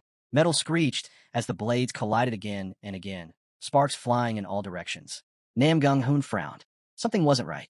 He was gripping his sword as tightly as he could, pouring all his strength into every hit, but it still wasn't enough. Frustration flared in Namgung Hoon's eyes. Suddenly, his body glowed bright green as his aura surged, boosting his power to the limit. The fight grew even fiercer. Bursts of energy and showers of sparks filled the clearing as they pushed each other to the brink. A notification flashed. Namgung Hoon's body was now under the Archangel's blessing. His stamina surged. His movements became lighter. His recovery sped up. Namgung Hoon's expression turned savage as he bared his teeth, fueled by the buff. From the sidelines, the Roll raised her hand, channeling waves of aura into the fight. Kim Yuan shot a glare toward the enemy leader. Really? Bust mid-fight? How pathetic, he spat. Roll, watching from a distance, answered coolly. If Namgung Hoon can't beat you even with this, it's over anyway. The angel's aura pulsed through the battlefield as she extended her hand forward, reinforcing Namgung Hoon as the fight reached its peak. But Namgung Hoon paused for a moment, confused by her words. What did she mean? Before he could figure it out, his eyes snapped back to Kim Yuan. Kim Yuan raised his blade, violet flames swirling around him as his skill activated. In that instant, images flashed in Namgung Hoon's mind, visions of ancient monsters of the legendary Regressed dungeon. Reflected in Kim Yuan's glowing red pupils was Namgung Hoon's own silhouette, and for a moment, Namgung Hoon wondered if this was just coincidence or something much bigger. A sarcastic grin tugged at Kim Yuan's lips as violet flames surged around him, spreading across the battlefield. Namgung Hoon's thoughts spiraled. Kim Yuan had been in a Regressed dungeon, but something didn't add up. The skill Kim Yuan used now felt nothing like the traces left behind in that dungeon. This didn't match up with what should have been possible. Was Kim Yuan really the same person who left that mark? Or was this an entirely different power? The violet flames crept closer, wrapping the air in the glow. Namgung Hoon's chest tightened as the reality sank in. If he wasn't just imagining things, then Kim Yuan might actually be unstoppable. Kim Yuan stood firm, his blade in hand, surrounded by a swirling cloud of purple aura. Above the battlefield, the angel hovered midair, her outstretched arm glowing as green magic pulsed toward the fighters below. From her place in the sky, Roll suddenly called out. Fall back, she ordered, her voice sharp. Kim Yuan's eyes narrowed. Why were they stopping the fight? But the angel already knew the answer. If they kept going, none of them would make it out alive. She stared forward, reading the battlefield clearly. Kim Yuan glanced over at Namgung Hoon, still locked in the center of the field with him, the purple aura flickering between them. And then, to his surprise, Namgung Hoon backed down. Just like that. Before leaving the fight, Namgung Hoon asked only one thing. Was it really you who cleared the Regressed dungeon? Kim Yuan smirked, answering with playful sarcasm. What do you think? Lowering his blade, Kim Yuan realized the enemy squad had made the decision. They were done. Namgung Hoon sheathed his sword, stepping back as his team gathered behind him, murmuring among themselves. The mention of Regressed dungeon had thrown them all off. That was the 11th floor's nightmare, a place they'd already attempted and failed. And now, standing before them, was the man who had cleared it alone. Whispers filled the group. Why hadn't Namgung Hoon told them sooner? Why stop now? One fighter argued. We can't just quit, not without a real fight. If we all work together, we might stand a chance. But Namgung Hoon shook his head with a bitter smirk. Chance? There's no chance. Kim Yuan already closed the gap between our teams by himself. Look around. He's earned this. Without another word, Namgung Hoon turned away, eyes shut as if the fight had never happened. If you want to keep going, he told Roll, you'll do it without me. I'm done. Roll glared after him, calling him a coward. She'd expected more from someone like Namgung Hoon. But without looking back, Namgung Hoon answered calmly. Say what you want. I'd rather protect my team than waste the lives for pride. And with that, the fighters turned and followed the leader off the battlefield. They hated losing, sure, but they respected Namgung Hoon for that choice. They understood they could always take the test again. What mattered now was survival. As the last of them disappeared into the trees, hovered in front of Kim Yuan, keeping her distance. For what it's worth, she said, we were hoping to keep our losses low. Someone like you shouldn't bother with these small games. Kim Yuan watched silently as she spoke, recalling the brief, eerie moment when shadows of people moved through the empty forest. They'd need the strength soon enough. The real threat was still out there, the outer gods. Roll thought of Hercules, imagining his strength and calm. In times like these, they needed warriors who could rise to the top. There was no sense in wasting an entire squad over pride. Meanwhile, Kim Yuan reflected on an image of himself, exhausted, slouched in a suit, drained from endless battles. If Hercules had been standing here instead of him, he probably would have found a way out of all this without spilling a drop of blood. Kim Yuan thought back to the kind of hero who never broke his promises. Someone like Hercules. That was the reason people respected him. Kim Yuan respected him too. But deep down, he knew he wasn't that kind of hero. Peeking out from under his long bangs, Kim Yuan smirked. I was hoping you'd all leave quietly, he said with a grin. Guess that's not how this ends. He had considered trying to end it peacefully. But if that didn't work, well, so be it. Up above, the angel pressed her palms together, a radiant light shining between them. A divine defense skill. She pointed the blue glow directly at Kim Yuan, who stood in the distance like a shadow. Everyone, she shouted. Attack him together. Kim Yuan sighed as he drew his blade, purple streams of aura swirling around him. So, we're really doing this, he muttered. Guess I'm stuck playing your little game after all. The fighters charged, blue auras flaring from the bodies as they rushed toward him. But as they closed the distance, they were met with the glow of Kim Yuan's violet flames, burning brighter with every step. They quickly realized those flames weren't just for show. The fire reflected every skill they threw at him. Just push through it, the angel shouted. There's only one of him. But the moment they tried, they froze in place. The faces twisted in fear as the violet flames rose higher, forming the terrifying silhouette of a massive, raging monster. Kim Yuan stood at its center, blade in hand, the purple aura pulsing around him. It's a demon, one of the fighters shouted in horror. Kim Yuan figured that's exactly what it looked like to them. Holy fires or not, fear twisted it into something monstrous. And the more afraid they became, the stronger the flames grew. Kim Yuan knew he had to control it before it got too big. If it spread out of control, even he might not be able to hold it back. One of the fighters, shaking under the weight of the aura, raised his sword high. Kill him, he screamed. But before he could strike, Kim Yuan sent a wave of violet flames surging across the battlefield, knocking them all off the feet. Even with the enhancement skills, they barely held up under the pressure. Kim Yuan watched it all carefully, eyeing the scattered streams of multicolored aura flickering through the clearing. How many buffs could Roll stack at once? He was curious to see. The angel lifted her hands high, sending blue flames streaking into the sky. She activated the power of her angel wings, summoning the strength of a giant. But nothing worked. Frustration twisted her face. Magic circled her palms as she held them above her head, but the attacks that were supposed to overwhelm him weren't doing anything. Worse, the moment her fighters hit the edge of the flames, they froze. Trapped, frozen in fear, caught in an illusion none of them could break. Violet aura crackled across the battlefield. It was clear now, they couldn't even reach Kim Yuan, let alone defeat him. Realizing this, the angel spread her palms wide, sending a final stream of light into the sky. Above Kim Yuan, a massive glowing sword began to take shape, pulsing with energy. A punishing sword skill meant to end it all. Roll glared down at him. This is the end for you, she shouted. The huge magical blade hovered above Kim Yuan, ready to strike. The massive glowing sword came crashing down from the sky, aiming straight for Kim Yuan. Without hesitation, he tightened his grip on his blade. With a single, sharp swing, he sliced the enormous magic sword into pieces. Roll watched in shock, eyes wide. She couldn't believe what she'd just seen. That should have been impossible. A deafening explosion erupted above the battlefield. Golden shards of the shattered sword scattered through the air, raining down over the field where fighters stood frozen, watching in disbelief. Panic spread. The realization hit them all at once. This fight was over. If they stayed, they'd die. They remembered Namgung Hoon words about valuing the lives of his comrades over pride. Now those words made perfect sense. Near the edge of the battlefield, lightning cracked around the angel as she stood motionless, staring at the wreckage of her failed attack. For the first time, she understood Namgung Hoon had been right. Smoke thickened across the field as the fighters bolted, escaping into the shadows. There was no point in staying. From a distance, Kim Yuan watched them go, waiting to see what they do next. The Roll remained still, quietly realizing that even if they captured the king, none of it would matter if they lost everyone here. Kim Yuan's voice cut through the haze. If you're thinking of surrendering, he called out, hand over all your flags. Do that, and I might let you go. Roll looked over at him, surprised. You can hear our telepathy? Kim Yuan smirked.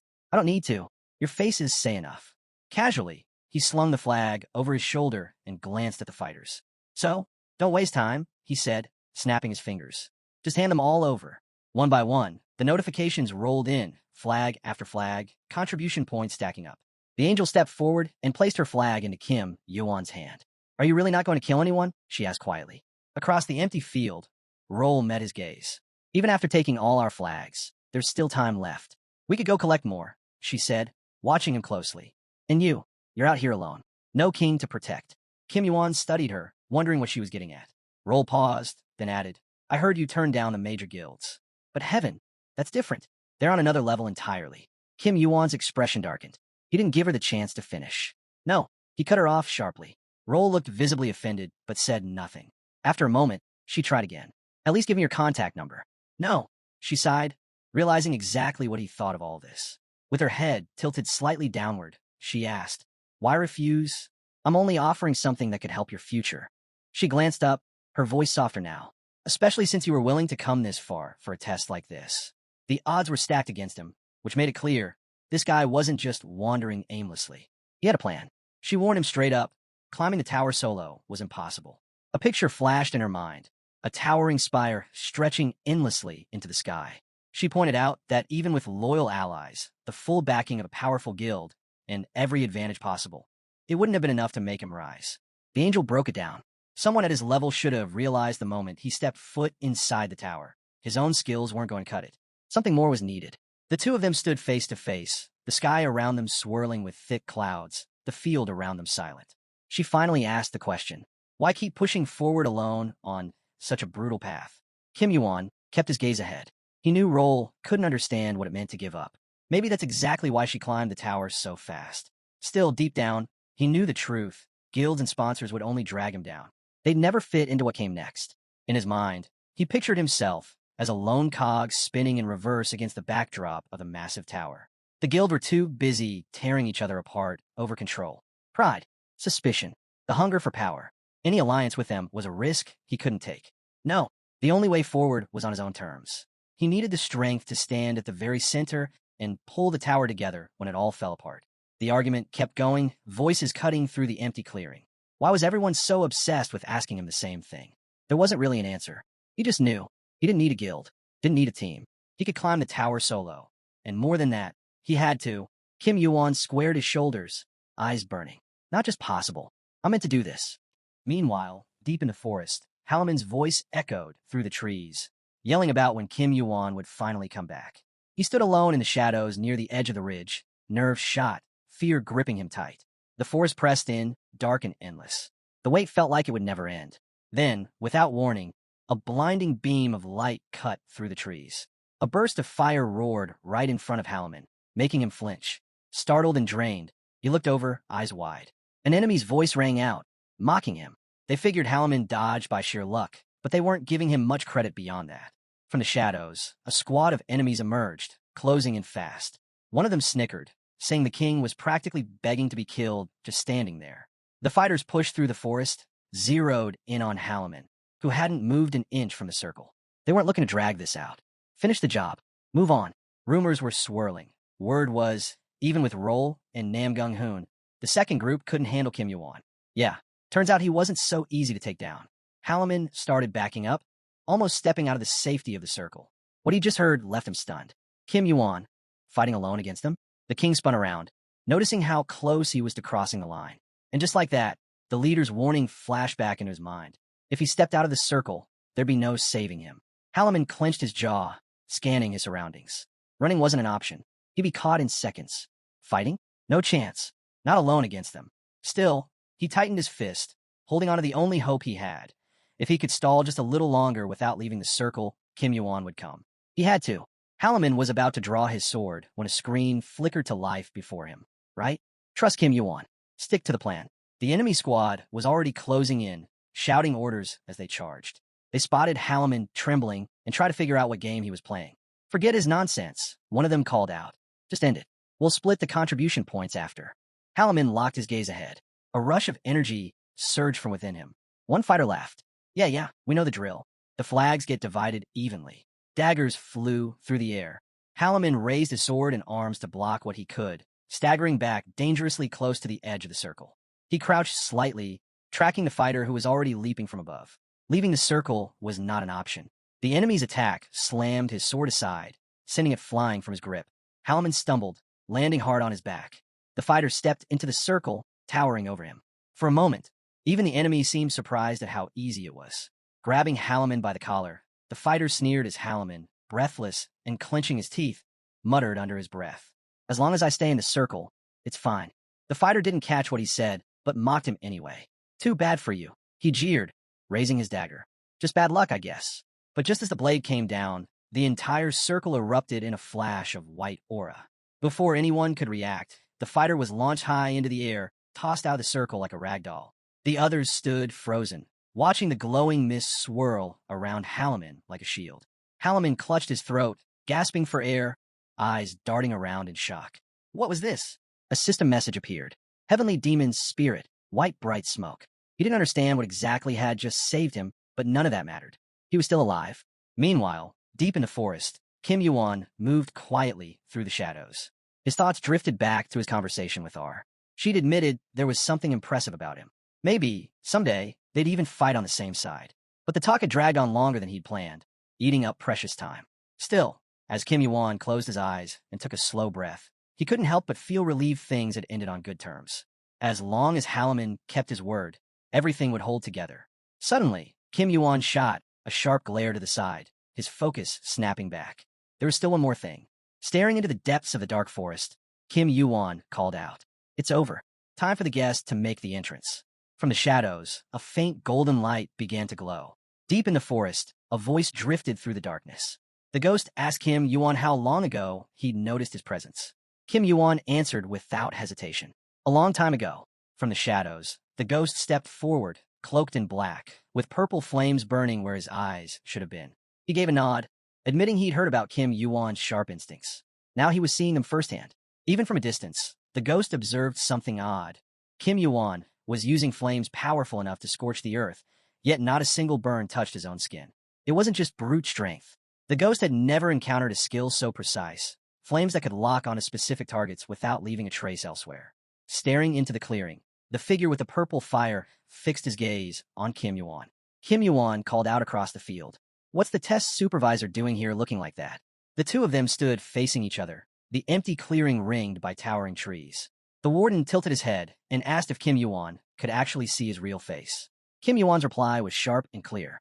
He could. A skill he'd picked up let him see through disguises, even ones worn by rankers. The warden let out a heavy sigh from behind his flaming mask. This wasn't some casual encounter anymore. Then, with a smirk, the mask vanished, and Hypnos revealed himself. He admitted he was impressed. From the very start of the test, he decided to crown himself king of this stage. But Kim Yuan wasn't making that easy. Kim Yuan studied Hypnos carefully as he stood shrouded in the pitch-black night. Hypnos added with a grin that he never expected Kim Yuan to take on Team B all by himself. Kim Yuan narrowed his eyes, watching him from beneath his bangs. He knew exactly who Hypnos was, a ranker from Olympus, notorious for his mastery over illusions. And if the higher-ups ever found out a ranker interfered in a basic test, things would explode fast, worse than any chaos happening on the ground floors. One way or another, Kim Yuan realized he'd have to handle this on his own. A faint, sarcastic smile crept across his face. So, this is the kind of welcome you set up for me, he said. Didn't expect such a fancy trap. A dark purple aura flared around him, filling the air with pressure. Hypnos watched from beneath his hood, uneasy. This didn't make sense. No normal player could unleash that much mana and stay standing. By all rights, Kim Yuan should have passed out from exhaustion already. Hypnos realized it wasn't just raw power keeping Kim Yuan going. This was pure willpower. Then he remembered the mission briefing. Kim Yuan had to be eliminated, no exceptions. When the biggest guilds were targeting one player this hard, it usually meant serious trouble. Now Hypnos understood why they sent someone like him to handle it. Better safe than sorry. Yellow aura crackled around Hypnos, clashing against Kim Yuan's dark purple energy. Activating his Dark Knight skill, Hypnos took a step forward, feet planted wide. He announced that the technique spread hallucinations to everything living nearby, forcing anyone caught in its range to sleep. The two of them faced off, the powers lighting up the clearing. Hypnos grinned. This one's stronger than what you saw earlier. Still managing to hold on? Must be getting hard to fight, right? Kim Yuan's body wavered, leaning forward as the weight of the skill pressed down on him. Hypnos watched closely, waiting for the moment Kim Yuan would finally give in. Go ahead, he whispered. Stop fighting already. Kim Yuan closed his eyes. Hypnos smirked. Time to reward him with a sweet, endless dream. As Kim Yuan stood motionless, head bowed, Hypnos slowly reached for the dagger hidden beneath his cloak, violet flames flickering across his hand. He thought to himself, if some low-level player like Kim Yuan ever claimed he fought an Olympus ranker, no one would believe a word of it. Hypnos raised a small blade to Kim Yuan's chest. Even ignoring the absurd gap between the levels, Olympus didn't bother with nobodies like this. They wouldn't even glance at him, and yet here he was. You should be honored, Hypnos said with a sneer, purple flames curling around his hood once more. If you manage to survive, hey, at least you'll have one hell of a story to tell. He pressed the dagger closer, almost whispering his mock sympathy. But before the blade could strike, Kim Yuan moved. In a flash, his sword slashed upward, cutting straight across Hypnos. Hypnos staggered back, grimacing as pain tore through him. Clutching his side, he glared at Kim Yuan, furious. That wasn't even deep, Kim Yuan said coolly, eyes fixed on him. Hypnos hissed, accusing Kim Yuan of playing games, calling him a coward for fighting back like that. Kim Yuan scoffed and looked away. You're really not the one to throw around words like coward, he shot back. He added that, normally, bragging about fighting rankers wasn't his thing, but facing off against a pathetic Olympus overseer like Hypnos? Yeah, that might be worth telling people just for the laugh. Hypnos hunched forward, pressing against the wound on his chest. All the trash talk in the world won't change how this ends, he growled. But Kim Yuan was already gripping his blade tighter, sharpening his focus. A notification blinked in front of him. Dark Knight skill activated. Stamina recovery boosted by 200%. He smirked. Oh, I think it will change things. Another message popped up. Mana recovery boosted by 100%. Mana pool at 100%. Kim Yuan's gaze locked onto Hypnos as the night sky above them shifted. A massive moon appeared, casting pale light over the entire battlefield. Kim Yuan grinned to himself. Night wasn't just Hypnos' advantage. This was when the midnight steel came alive, its full power unleashed in the darkness. Sure, it had plenty of limits, but under perfect conditions like this, there wasn't a weapon out there that could beat it. The two faced each other from across the clearing. Hypnos, draped in his red cloak, narrowed his eyes, studying the blue-haired opponent ahead of him. A close-range mage using dark attribute mana, perfect for elder skills. And even though Kim Yuan managed to land a hit, Hypnos wasn't worried. He was still a ranker from Olympus. Drawing on his magic, Hypnos let purple mana swirl around him. His hand expanded, glowing a bright green. Confident as ever, he was sure he had the upper hand. Without a word, Hypnos lunged forward. Kim Yuan didn't hesitate. He charged straight in to meet him. The blades clashed in the middle of the night, power colliding as the battle exploded. The swords clashed again, sending out a massive shockwave that shattered the stone beneath the feet. Kim Yuan leaped back, dodging a swift strike from the blue-haired ranker. Hypnos came at him with another slash, but Kim Yuan twisted his body, leaning back just in time to avoid the blade.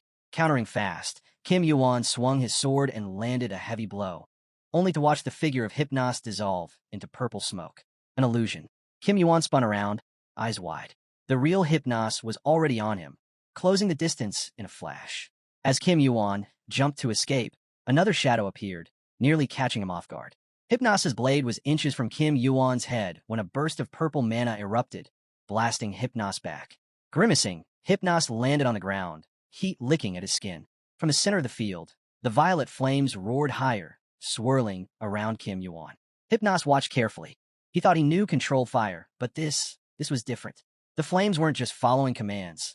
They felt almost alive. Blue hair brushed through the heat, confusion flickering across Kim Yuan's face as he noticed the temperature rising fast.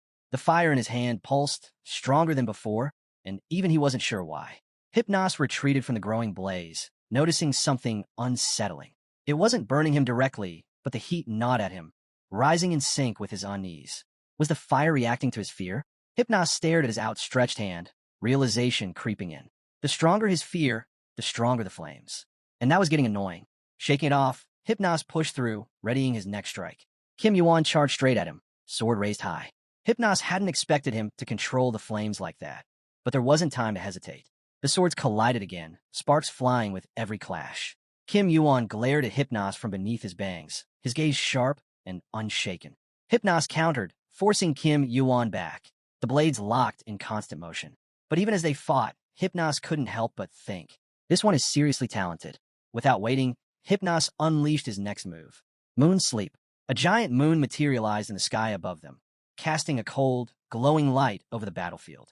This would end it, or so he thought. Cracks spread across the moon's surface, and with a shattering roar, it broke apart and vanished. Kim Yuan barely moved, standing calmly in the wreckage of the failed attack. Lowering his head, he asked quietly, "What? Are you scared of the test supervisor?" Hypnos, still at a distance, scoffed. "I serve Olympus. Nothing else." Kim Yuan smirked. "Funny. Say whatever you want. People like you will never understand what a higher goal really is." Hypnos gripped his sword tighter, black mist swirling from the blade. The words echoed in his mind. The higher goal. They couldn't even begin to comprehend the weight he carried. Memories flickered through his mind, scenes from his past, ticking like the gears of a massive clock. They didn't understand. Anyone try to rewind time like this would have to bear the weight of the entire tower. And for that, the chosen must endure everything. The burden, the resolve, the impossible duty of holding this world together. A world built on the sacrifices of tens, even hundreds of, a world of countless realms, billions upon billions of lives, all of it resting on the edge of collapse.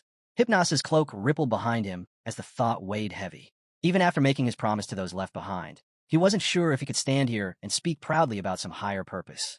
Maybe he didn't fully understand what it meant, but there was one thing he knew for certain. With a glare locked on Kim Yuan, Hypnos spat out the words. The real meaning of a higher goal is sacrificing yourself, not sacrificing others.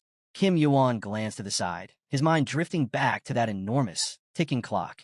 Just like Hypnos, he had turned back time. Also, he could walk through this hell one more time. And honestly, he smiled. Isn't it way cooler this way?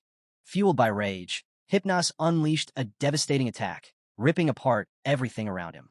The ground shattered, stones blasted into the air. Hypnos stood laughing in the middle of the destruction. From across the ruined field, Kim Yuan looked toward the spot where Hypnos had been and spoke calmly. Cooler, huh? You don't get to talk about that. Not when you know nothing about Olympus's so-called noble goals. He thought for a moment. Maybe this was crossing a line even the tower wouldn't forgive. Hypnos shut his eyes, whispering to himself. This is all for Olympus. But before he could react, Kim Yuan was already behind him. The blade plunged through Hypnos's back, piercing straight through. Blood splattered. Hypnos twisted slightly, eyes wide and filled with disbelief. Kim Yuan met his gaze, silent and steady. The rancor let out a sharp, pained cry, stumbling forward as he clutched his wound. Turning back, gasping, Hypnos struggled to understand. How did you do that? Moon's dream, a skill that made fear itself real. Even if someone could see through illusions, it wasn't supposed to be possible to break free. Kim Yuan's blade dripped with blood, his stance unshaken. The falling debris and chaos. It was impossible not to feel fear in a moment like this. What kind of eyes are those? Hypnos demanded. Kim Yuan just smirked. Very good ones. Hypnos snarled. This isn't over. If illusions won't work, I still have more. But Kim Yuan cut him off, his voice calm and final. No, it ends here. In his mind, Kim Yuan knew the truth. Even if it wasn't fully mastered yet, this skill was the perfect counter to hallucinations. And that's why he'd been so confident from the start. This is the end, Kim Yuan declared. Hypnos raised his sword, desperate to swing one last time. But above him, a massive dark figure loomed, glowing eyes staring down. Before he could react, cracks splintered across his purple blade. Hypnos looked up, eyes wide in shock, right as the sword shattered in a blinding flash of light. The shattered blade crumbled to pieces, and Hypnos dropped to one knee, head bowed low before the manager. Without wasting a second, the manager demanded an explanation. Grinding his teeth, Hypnos shot a glare back, muttering under his breath, "It's just that." Off to the side, Kim Yuan stood calmly, arms crossed over his chest, watching as Hypnos stammered through his apology. "I'm sorry," Hypnos said, his voice barely above a whisper. The manager's gaze hardened. "Did Olympus order this?" he asked coldly. Lowering his head, Hypnos struck his chest with his fist just as the manager began listing names. Was it Ares? Hera? But Hypnos quickly cut him off. "No, it was me. My own decision." The manager's expression darkened. His eyes bored down on Hypnos with a look of cold disapproval. "So now you're trying to take all the blame yourself?" Hypnos looked up, pitiful and strained. "Not exactly," he admitted weakly, but the manager wasn't convinced. Even if that's true, Olympus won't walk away from this untouched. A looming shadow formed behind the manager, towering and oppressive. "I'm stripping you of your overseer status," he declared. and I'm revoking all rights Olympus held over the 11th floor. Before Hypnos could protest, his voice rising in desperation, the manager shot him a glare so fierce it silenced him instantly. How dare you raise your voice at me? A moment later, Hypnos was thrown aside, his body slamming hard against the ground. Dazed, he tried to push himself up, only for the manager to step in and crush him back down. Stones cracked and scattered as Hypnos's head was pinned to the earth. Kim Yuan stood nearby, listening quietly as curses spilled out from beneath the rubble. Amid the chaos, Hypnos caught sight of Kim Yuan waving at him, face calm and unbothered. Then, just like that, the manager sent Hypnos underground, disappearing from sight. The manager turned, his attention shifting to Kim Yuan. Across from him, standing in his long red cloak, Kim Yuan met his gaze. Kim Yuan, the manager called out. Kim Yuan gave a slight nod, eyes closed for a moment. I've heard you're quite the difficult one, the manager said. But what exactly did you expect, challenging a ranker like that? Kim Yuan looked up, meeting his gaze. I had no choice, he replied. Too much has been slipping through the cracks with no one keeping proper control. As he spoke, Kim Yuan thought to himself that people like this, those with such authority in the tower, might as well be its rulers. But as long as no laws were broken, there was no reason to fear them. Looking back at the manager, Kim Yuan asked, Tell me, doesn't it seem like a lot of strange things have happened during this test? Starting from the team assignments. The manager frowned, arms crossing as he studied Kim Yuan's face. So you're suggesting this was all my fault? Someone has to take responsibility, Kim Yuan answered plainly. For a moment, the manager stared at him in silence. Then, a grin tugged at the corner of his mouth. Bold of you, he said, but you're not exactly wrong.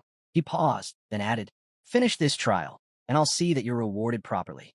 The two of them stood face to face in the open clearing, the tension finally beginning to ease. Kim Yuan glanced at the manager and asked if he planned on backing out of his promise later.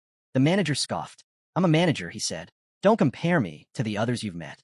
But as he spoke, his eyes shifted toward the bushes, spotting a dark silhouette lurking nearby. With a quick glance back at Kim Yuan, he added, We've got plenty of witnesses.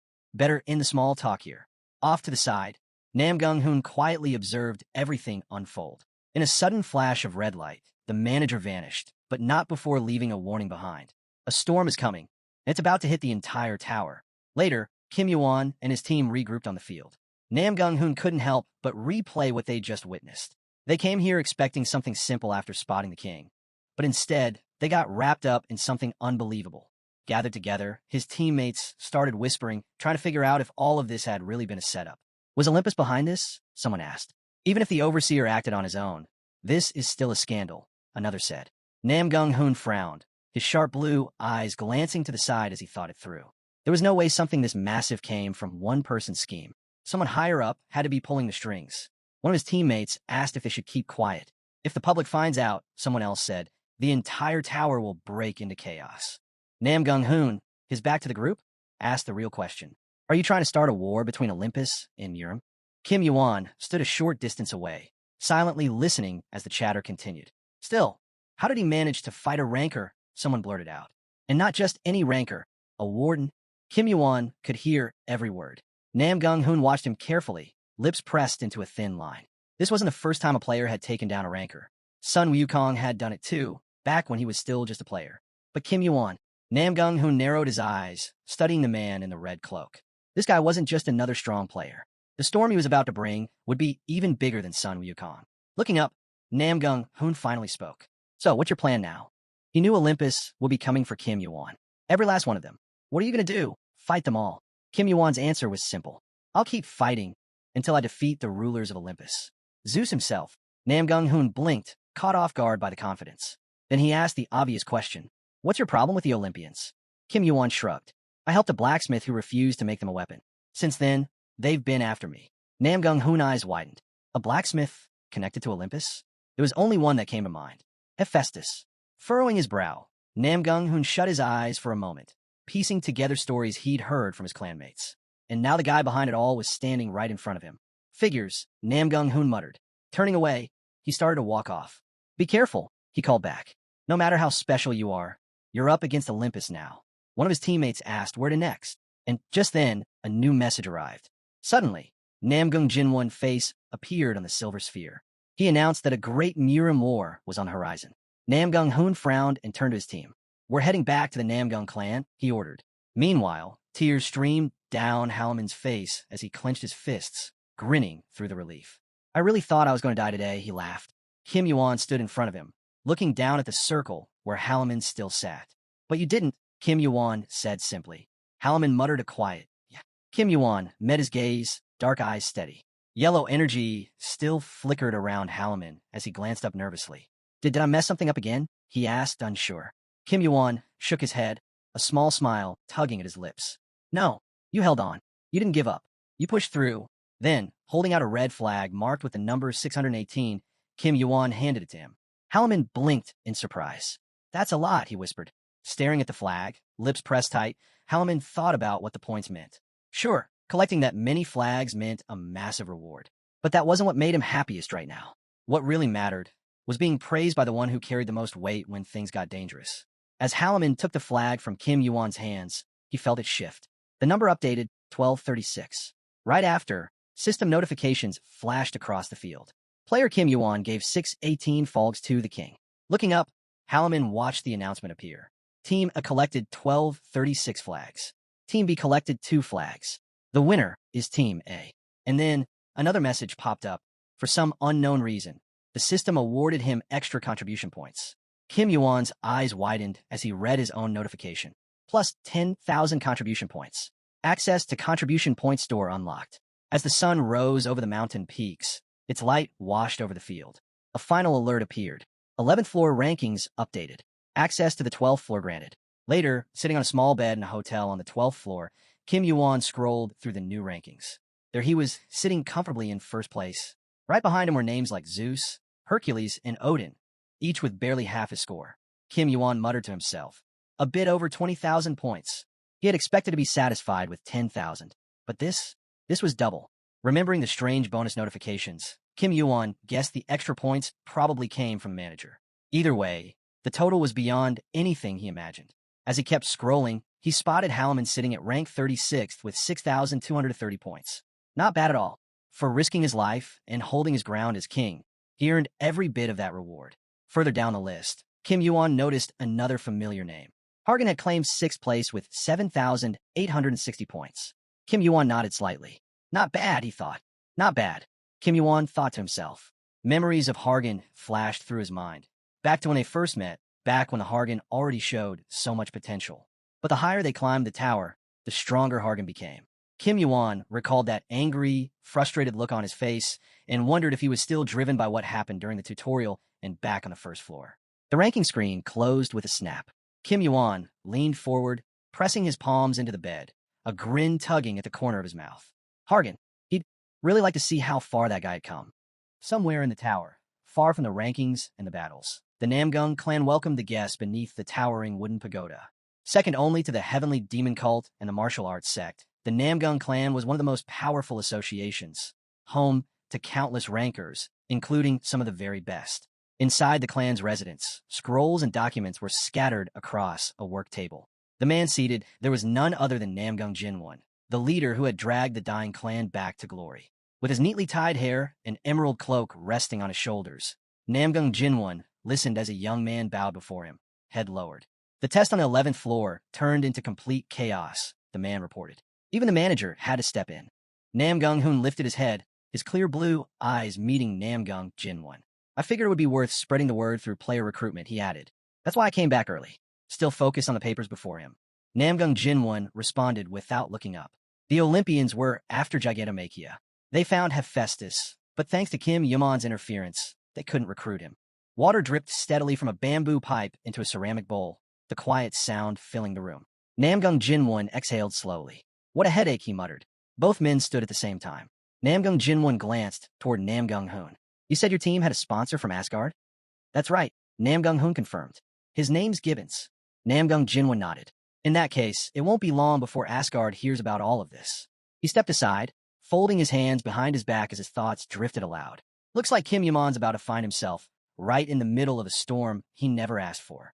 Scanning the shelves lined with ancient books, Namgung Jinwon smirked slightly. This time, Miram Grand might really shake things up. Meanwhile, a bright purple flash split the air.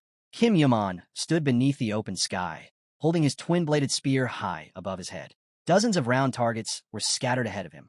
With a sharp push off the ground, Kim Yuman lunged forward, his red eyes glowing. He swung the spear, igniting it as the blade sliced through the air.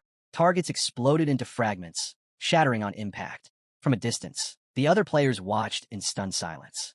Even from so far back, he was hitting the targets cleanly and faster with each strike. More targets crumbled moments later. The group stared wide-eyed. "This is insane," someone muttered. "How many is he planning to break?" Another shook his head. "Looks like he's about to." Kim Yuman hovered in the air, surrounded by countless fragments as a system notification rang out. He had shattered 1,000 targets.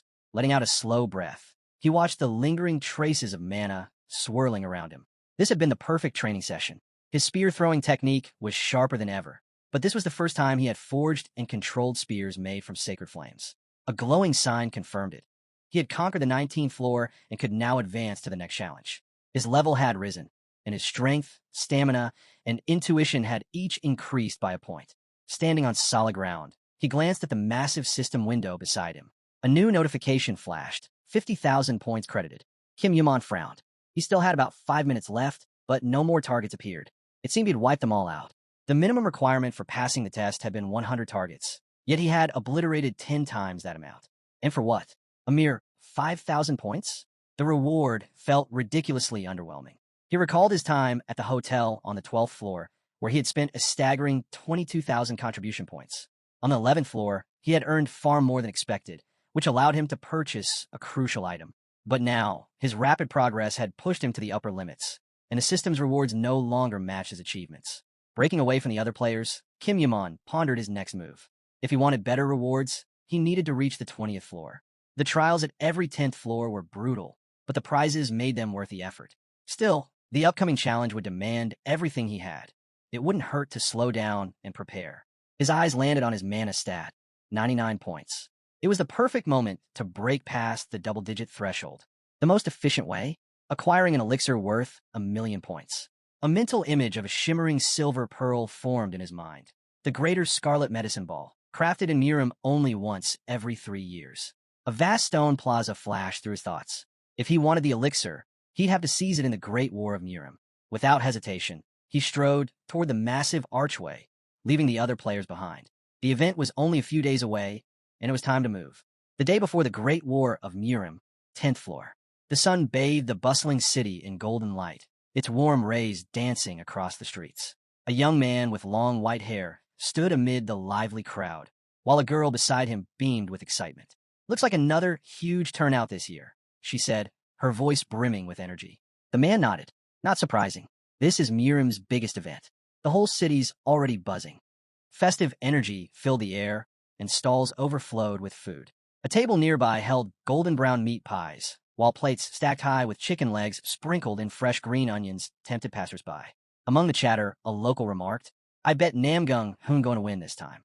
Another nodded. "Yeah, I heard he's considered a genius, even in the Namgung clan. And they're the ones hosting the war, after all." As the bustling city streets filled with chatter, one man mentioned that he was still part of the Miram Guild, though it wasn't even the largest guild around. Conversations buzzed about the upcoming competition, and someone speculated that in that case, Hargang was the likely winner. Rumors swirled. He had already reached the 25th floor and was simply waiting there for the event to begin. A blur shot down the street, a man running at breakneck speed. A bystander shook their head. "This is madness," they muttered. "Give it 10 years, and he'll probably be a ranker." Suddenly, a loud slam echoed through the marketplace as a blond man smacked the table with both hands, startling the person sitting behind him. He grinned, his voice ringing with excitement. "I've got big news. The legendary Miram will have a new challenger, Kim Yuman." He hopped onto a bench, propping one foot up as he settled beside 2 men deep in conversation. One of them raised an eyebrow. "Isn't he just focused on climbing floors?" he asked. "Why would he be interested in this competition?" The blonde shrugged. "That's what I want to know too. A guy who's turned down offers from the biggest guilds, refused sponsorships, and yet he's stepping into an event where everyone fights tooth and nail for the prize." Seated near a small commercial building, a few more people speculated. "Maybe it's about the reward," one suggested. "If he's entering, he must be confident he'll win." Another nodded. "It's no coincidence that his name keeps coming up in every major event lately." Nearby, a towering white pagoda stood against the skyline. A man smirked. "If Kim Yuman involved, you can bet the guilds will be all over this war." He leaned forward, tapping the table. "I'll put points on how many try to recruit him." "Shut up and leave," someone muttered. The conversation took a sharp turn when a pink-haired girl approached, only to be met with rejection. Her eyes widened in shock. She wasn't the only one. Next, a dark-skinned man with jet black hair stepped forward, only to be dismissed as well. Then, a long-haired blonde tried his luck, only to face the same fate. Standing opposite a tall brunette in a black kimono was a formidable figure, a towering man with blue skin, the leader of the Earthly Branches Guild. A ranker, a dragon. Brunil. Kim Yaman crossed his arms. Leave. Brunil let out a breath and spread his arms. Shouldn't you at least invite me in first? These discussions don't happen on doorsteps. Kim Yaman found him irritating. Before he could respond, another voice cut through the tension. I heard the Earthly Branch clan's been struggling lately, but for the guild leader himself to show up in person? Brunil turned, his expression darkening as he recognized the newcomer. A blond man in a pristine white suit stepped forward, a large golden cross gleaming on his chest. Surreal, the dragon muttered. Surreal's gaze flicked to Kim Yaman, his lips curling into a smile. So, we finally meet, he said. I'm at the Zion Guild. Kim Yaman stood at the massive door, scanning the figures before him. His patience was wearing thin. Now, a high-ranking archangel, he muttered. Just how talented do they think I am?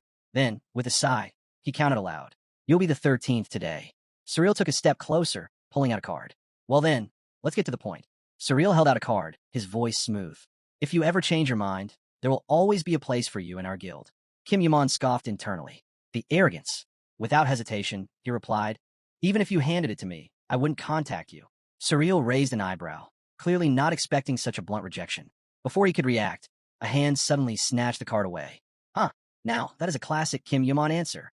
Hargang grinned, twirling the card between his fingers before looking at Kim Yaman with a playful smile. So what about me? You gonna kick me out too? His tone was teasing, his wink full of mischief. Then, in one smooth motion, he burned the business card to ashes. Kim Yaman exhaled. Yeah, you too. Leave. The blonde smile faltered. Wait, seriously? His voice held a hint of disbelief. Kim Yaman nodded, dead serious. Standing nearby, both Brunil and Surreal silently observed the exchange. The two guild leaders wore grim expressions, processing what had just happened. Even Hargang, a rising star from Olympus, and someone who had apparently gone through the tutorial with Kim Yaman, had come all this way to recruit him. Hargang's face twisted in exaggerated displeasure before Kim Yaman smirked. I'm joking. Get inside. The blonde let out an exasperated sigh. You have zero sense of humor. Before any more could be said, the front door slammed shut in Brunil and Surreal's faces. The archangel clenched his jaw, fists tightening in frustration. Behind him, his fair-haired subordinate fumed. This is insulting. He didn't even let you inside. This dishonors our guild. Brunil let out a low chuckle. Don't take it too personally. We weren't the only ones turned away. With a shrug, he motioned for them to leave. Inside, in a spacious room lined with intricately carved wooden walls, Hargang took in his surroundings with an approving nod. Not bad, he mused. You've racked up quite a fortune, huh? Kim Yaman leaned back. The points are still coming in. Since I stopped climbing for now, I figured I might as well rest comfortably. Hargang turned toward the door, eyebrows shooting up when a sudden knock was followed by a loud, desperate voice calling for Kim Yaman. Kim Yaman barely reacted. Ignore it. If it was urgent, they'd break the door down. Hargang let out a chuckle, pushing his chair back as he sat. Nice place, but I don't see how anyone could relax with that happening all day. He leaned forward, resting an elbow on the table. How often does this happen? Today's been especially bad, Kim Yaman admitted. It's probably because of the Great Murim War coming up. Hargang smirked. Well, no surprise there. You're famous. Anyone with half a brain could figure out where you're staying just by looking around. Kim Yaman shrugged. They could have just asked. I would have told them. Hargang let out a dramatic sigh, shaking his head. Where's the fun in that? I wanted to surprise you. But judging by that face of yours, not much catches you off guard anymore. They both sat at the wooden table as Kim Yaman casually asked, What about your team? They're staying at an inn, Hargang replied. I came alone. Kim Yaman gave him a skeptical glance. No one slipped up? Not a single one, Hargang assured him. They're all sharp in their own way. Trust me, every last one of them will be rankers someday. Kim Yaman glanced upward, deep in thought. Kim Yaman pursed his lips as Hargang casually shifted the conversation. I heard you got into a pretty big fight recently, the blonde said, leaning forward. Something about stopping Hephaestus from being taken? Kim Yaman remained silent, his hands resting on the table as he listened. Not that it's my business, Hargang continued, tilting his head slightly. But do you have any idea who his father is? Kim Yaman's expression didn't change, but Hargang smirked. A lot of information gets around, and when I heard about it, I seriously thought you had lost your mind. His eyes narrowed slightly. What exactly is your problem with Olympus? Kim Yaman glanced at him. noting how confident he looked despite the weight of his words. Hargang shrugged. Not that I care about public opinion, he added, but this whole mess affected her the most. He absent-mindedly placed a hand beside a small cup. Aries too, though I never really got along with either of them. Kim Yaman eyes darkened slightly.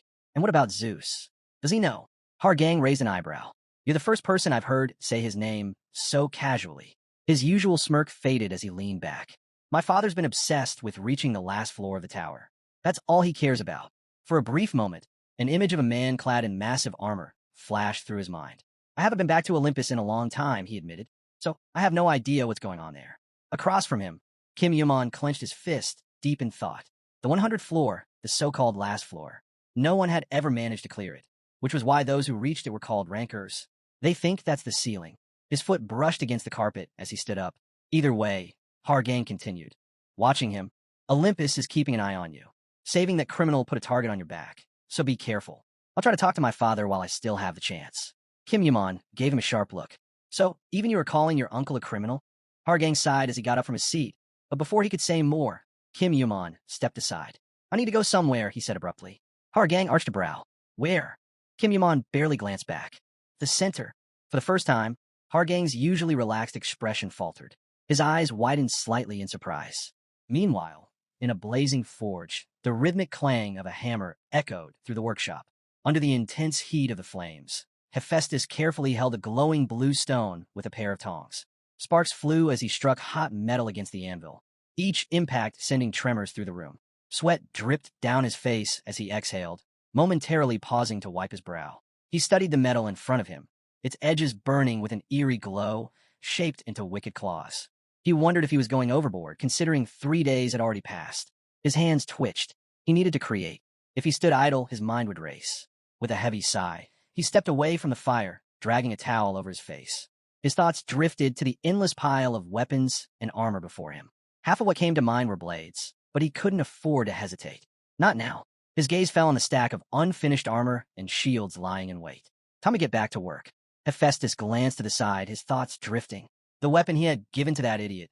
No, he corrected himself, his benefactor. His gaze shifted to the open doorway, and he smirked slightly. Rumors had already reached the first floor. Kim Yaman had once again made a spectacular climb up the tower. Almost done, Hephaestus muttered to himself, hammering away at the metal. A sudden voice interrupted him. You hear? Startled, the blacksmith looked up, his eyes widening as Kim Yaman stepped into the forge. He scowled. Did no one ever teach you how to knock? Hargang followed behind, descending the stairs casually. Hephaestus shot him a questioning look. And who's this? The blonde stepped forward, meeting the blacksmith's gaze. Hargang, he introduced himself. A sharp scoff. Just a copy of your father, Hephaestus remarked unimpressed. Hargang's expression darkened, his jaw tightening. Are you going to call me little brother too? His voice carried an edge. The old man shook his head. Your family's conflicts run too deep for that kind of sentiment. Before another word could be spoken, emerald energy flickered around Hephaestus, his aura glowing dangerously. You here for my soul too? He snapped. Hargang sighed. Not at all. Hephaestus frowned, watching the exchange. You don't even have the strength for that, Hargang added with a smirk. I just came to see you. The blacksmith's eyes narrowed. Why? Kim Yaman suddenly spoke, his tone steady. Because I don't trust Olympus. The room went silent. Hephaestus studied him carefully, while Hargang lowered his head, his fists clenched. Since the day I was born, the blonde muttered, I was taught that my so-called respected older brother was a criminal. That's what Olympus drilled into me. He took a deep breath, but then I found out my friend was the one who saved him. Hephaestus stroked his gray beard thoughtfully. Hargang's voice was firm. That opened my eyes to a lot. And now, I want to see the truth for myself. The blacksmith observed him closely. Something about the boy's eyes, the way they burned with determination, reminded him of someone. He pictured a tall, golden-haired man in his mind. His father's son, through and through. The three stood there in silence, the forge crackling around them. Hephaestus finally broke it. What is it you're after? Hargang turned to Kim Yaman before answering. I can't say for sure yet, he admitted. I've only seen the surface. His eyes met the blacksmith's. But I did hear you stop forging for Olympus. Hephaestus didn't respond immediately, his expression unreadable. Hargang pressed on. That wasn't always the case. There are still plenty of weapons and artifacts in Olympus bound by your craft. He took a step forward. What made you stop? Kim Yaman shifted his gaze to the blacksmith, who hesitated for a moment. Hephaestus closed his eyes briefly, then exhaled. Because of the beginning of Gigantomachy. Kim Yaman turned away, quietly heading for the exit as the old man's voice deepened. In his mind, an image formed, an imposing warrior clad in massive armor, his long hair tied back in a ponytail. Giants, one of the few races that dominated the tower, their power and sheer presence unmatched. And with them came war. In the open field, warriors gathered. Their representatives stepped forward, standing in the center as onlookers whispered among themselves. Some feared them, pointing fingers, calling their power unnatural. But the truth was undeniable. The Olympians owed their very existence to the giants. And yet, they followed them into battle. Among the warriors stood Hephaestus, clad in armor. The giants had once seen the Olympians as comrades, even friends. He had, too, his gray brows furrowed as he recalled the past, a memory seared into his mind. He had trusted the giants, considered them his brothers. Until that day, his eyes widened in shock, his breath catching as pain exploded through his back. A sword had pierced him, not just any blade, his own creation. Another blade followed, ripping through his chest. His voice was hollow as he spoke. I was stabbed in the heart by my own weapon. Gigantomachy, a war started by Olympus, by Zeus himself, when the giants were deemed unworthy, disposable. The reason? Simple, ruthless. Politics. What followed was a massacre, a blood-soaked battlefield where two once allied races slaughtered each other. From the outside, the giants were seen as monstrous, dangerous. But the truth? Greed drove humanity. They no longer wanted to share power, they wanted to own it. An image of Odin on the battlefield surfaced in Hephaestus' mind. The giants of Asgard, the giants of Olympus. Their guilds torn apart, turned against one another in an endless war. Dragons soared around the tower, their mighty roars shaking the skies. Below, lifeless bodies littered the ground, a testament to the brutality of it all. Swords clashed like rolling thunder, and rivers of blood soaked the earth. Hephaestus clenched his comrade's lifeless body in his arms, grief breaking through his usually stoic demeanor. His voice cracked as he cried out, his heart shattered. This was all for Olympus, he said bitterly. They did this just to wash away the stain of ever working alongside giants. The forge blazed, its flames roaring in the silence as Hephaestus' voice lowered. That's why I stopped making weapons for them. Kim Yaman stood still, absorbing every word. He had heard this story before, a long time ago. Back then, he hadn't been able to grasp its weight, but now he understood. The blacksmith clenched his fists, his knuckles white. He was holding himself back, barely keeping his emotions in check. Hargang's expression darkened. Decades ago, they asked you to forge weapons again, he murmured, a grim realization settling in. Were they for the remaining giants? Hephaestus exhaled heavily. That's what I assumed. Hargang's fists trembled. Are they trying to repeat Gigantomachy? Hephaestus hesitated for a moment before answering. I believe it's still in the preparation stage, but the possibility is there. Hargang's eyes widened in disbelief. The blacksmith gave him a long, measured look. That's the end of my story, he said simply. Whether you choose to believe it or not, that's up to you. His back turned as he spoke his final words. I still stand against Olympus. Kim Yaman slowly descended the stairs, his mind racing. Behind him, Hephaestus waved a hand. You didn't just come here to introduce him, did you? His lips curled into a knowing smirk.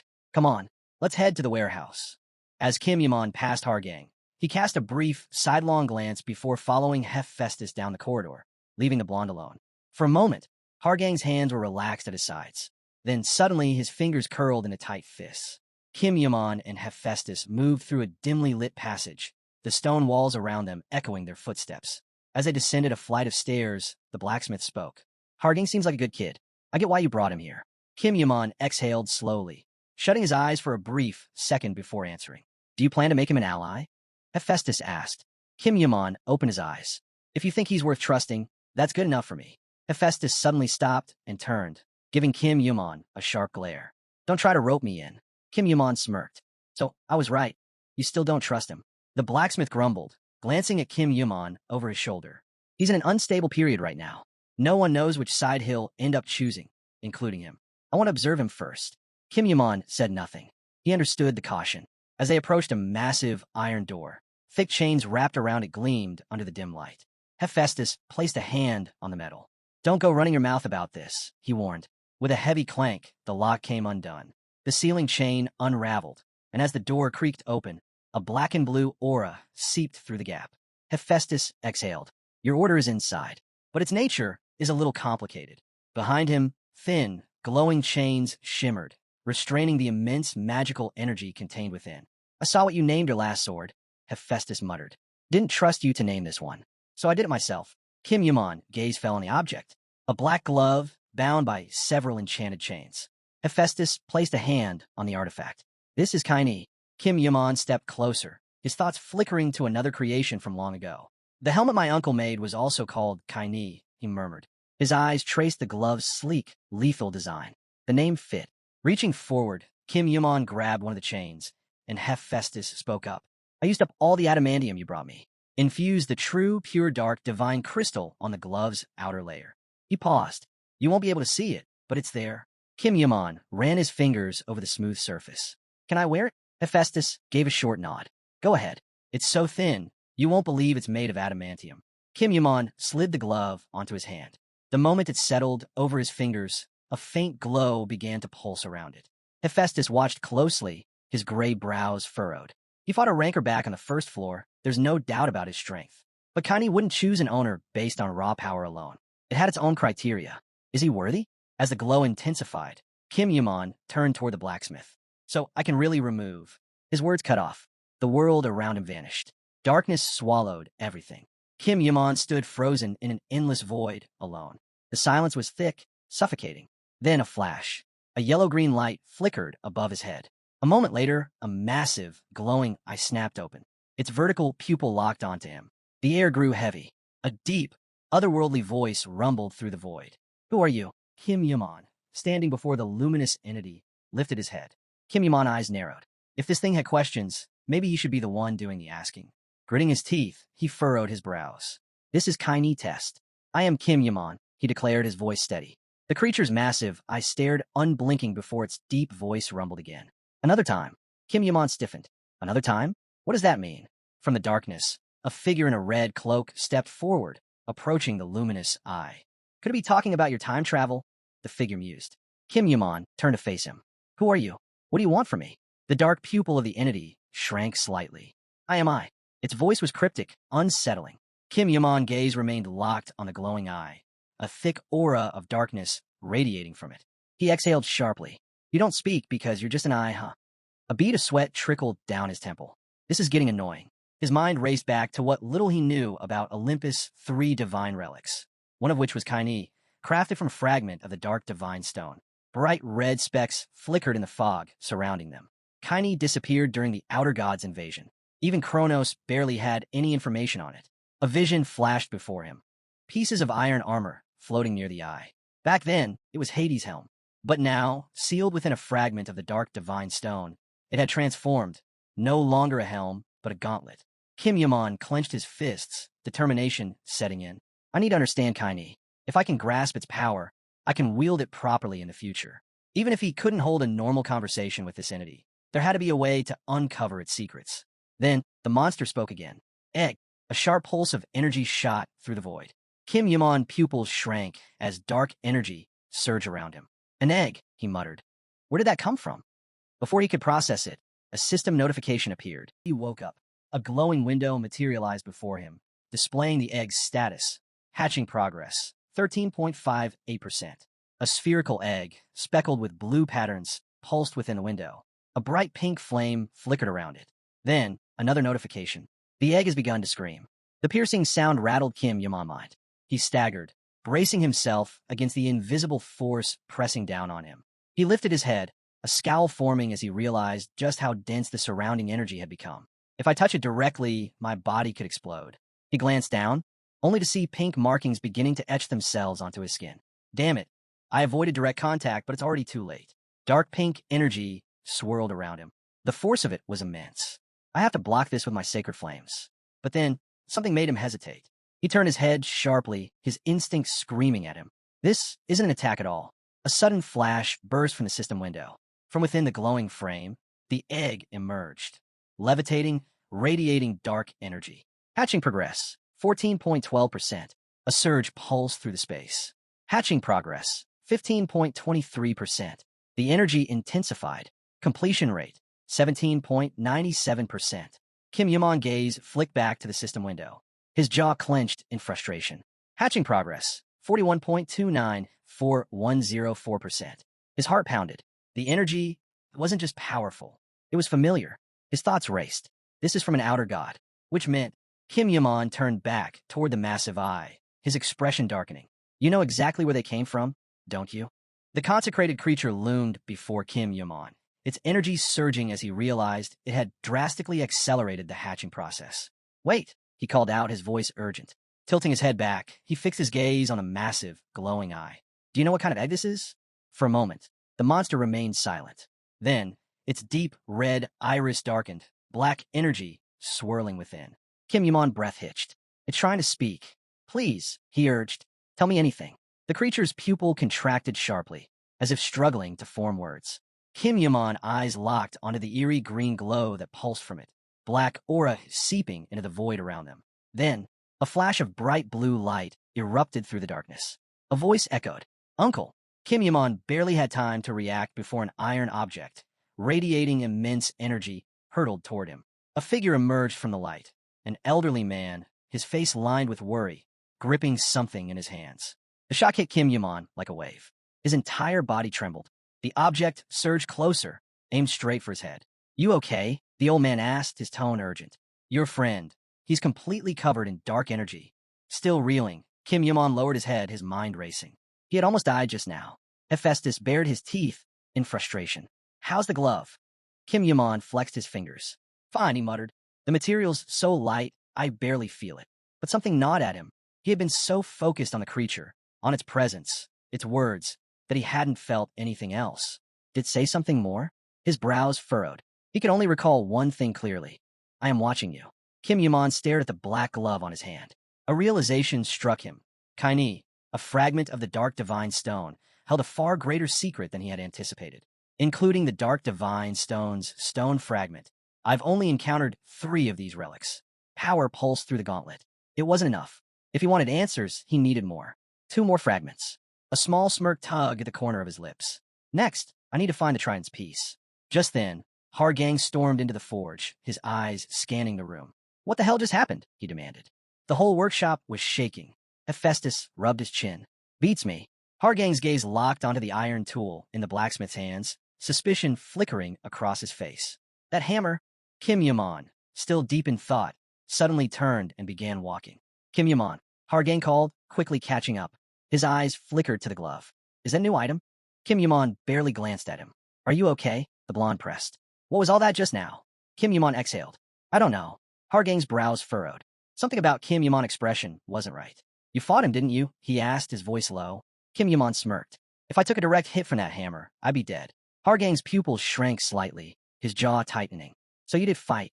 Behind them, Hephaestus turned back to his work, hammering away as if nothing had happened. Kim Yaman, his mind clearer now, clenched his fists. This is just the beginning. Hargang exhaled, shaking his head. Honestly, I don't even know what just happened. Kim Yaman glanced sideways. Have you at least collected your thoughts? The blonde rubbed the back of his neck, still looking a bit dazed. I'm getting there. But first, I think I need to meet with my sister and brother. A single bead of sweat rolled down Kim Yaman's face. Which ones? He asked, tilting his head. Do you even know how many siblings you have? Hargang let out a small chuckle. Apollo and Artemis. Kim Yaman's expression hardened. The image of 2 warriors, clad in iron chainmail and radiating immense power, flashed through his mind. Apollo and Artemis, illegitimate children of Zeus, just like Hargang. But unlike him, they were already ranked among the top 10 strongest high rankers in Olympus. More importantly, they had both fought directly in the Gigantomachia War. Hargang scratched his head, looking troubled. So that's it, Kim Yaman realized. He wants to hear the truth from those who witnessed the war firsthand. Hargang looked up as Kim Yaman spoke. You're planning to investigate this yourself, aren't you? The blonde nodded, but quickly changed the subject. I'm also focusing on a great Miram War. He moved his hand to the side in a sweeping motion. I want to establish my presence. Make sure the Olympians know my name. Kim Yaman raised an eyebrow. Didn't think you cared about that sort of thing. Hargang bared his teeth in a grin. I'm not Ares. His tone carried an edge. If I want power of my own, I don't have the luxury of sitting back and waiting. I have to prove myself. Constantly. A vision flickered through Kim Yaman's mind. Iron weapons hovering over a battlefield soaked in blood. Hargang's expression turned serious. This time, the competition will be stacked. Way more skilled participants than before. You know what that means, right? Kim Yaman nodded. More rankers in the mix.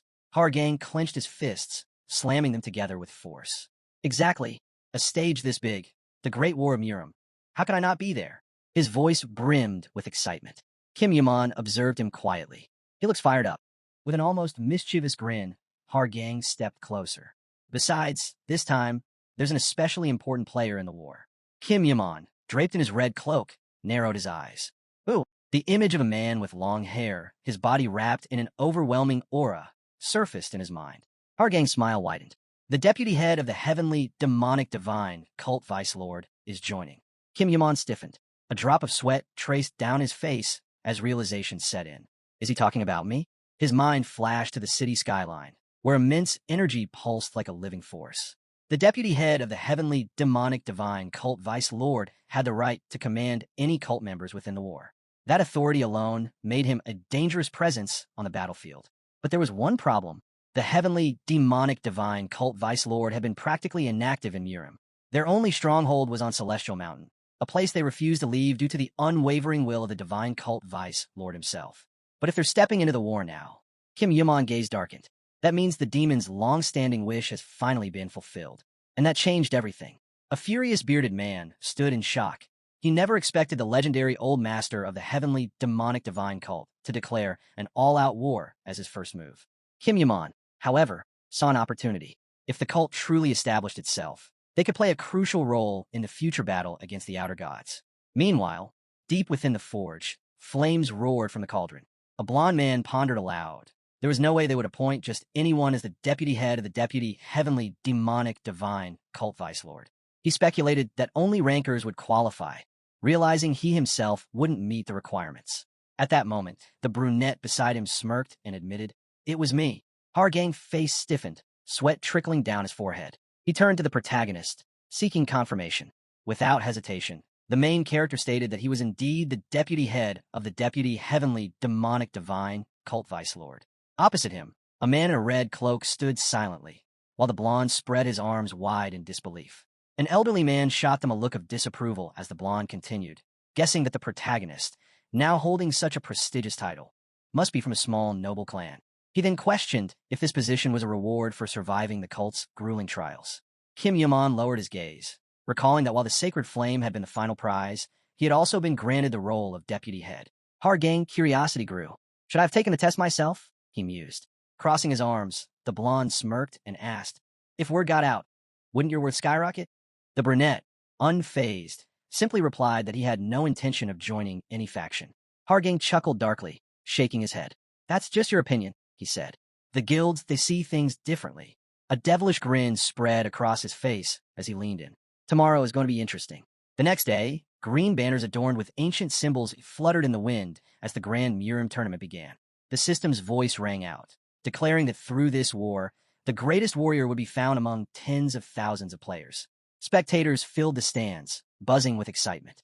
The announcer hyped up the crowd, reminding them that even among the audience, there were plenty of powerful players. But today, all eyes were locked on the rising stars of history. So, he called out, "Who will claim victory this time?" In the crowd, a green-haired girl clad in armor turned her head with confidence. The system then posed the question, who will seize an item worth millions of points? The massive battle arena came into view, surrounded by houses with blue rooftops. The moment had arrived.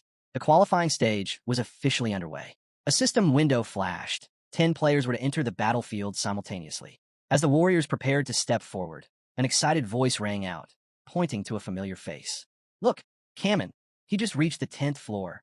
Among the fighters, a warrior draped in a blue cloak clenched his fist, ready for battle. Another voice in the crowd recognized Yang Wono, a known member of the Blue Blade clan. The man grinned widely. His reputation wasn't exactly clean, but at least people knew his name. Yang Wono strode toward the arena, recalling his climb to the 18th floor. He knew that only players up to the 25th floor could compete. As he stepped onto the battlefield, his gaze locked onto a brunette with a ponytail. If he wanted to stand out, there was only one way. He had to climb the rankings, no matter what. Yang Wono knew he had to make a name for himself, to raise his clan's reputation and catch the attention of the guild leader. Suddenly, a murmur spread through the crowd as someone recognized a familiar figure in a red cloak. "You? I've met you before," the voice called out. Yang Wono, caught off guard, nearly stumbled in surprise before scowling. "You again," he muttered, calling the protagonist a few choice names. The audience stirred as Kim Yaman stepped into the arena. Across the battlefield, a green-haired warrior gritted his teeth. His worst-case scenario had just come true. He was stuck in the same qualifying group as the one opponent he didn't want to face. A system notification flashed in the air. 10 seconds until the qualifying round begins. The brunette glanced back at his opponent, already deciding to eliminate him first. Yang Wonol's voice rang out. Hey, red cloak. The countdown reached 4. A warrior in a blue cape tightened his grip on his weapon, his eyes filled with bitter resentment. I haven't forgotten what you did to me, he snarled. The arena rumbled, shifting as the battlefield transformed. The Great Murim Wars qualifiers had begun. On a wooden bridge, the green-haired player bared his teeth in frustration. Kim Yaman wasted no time. He launched himself at his enemy.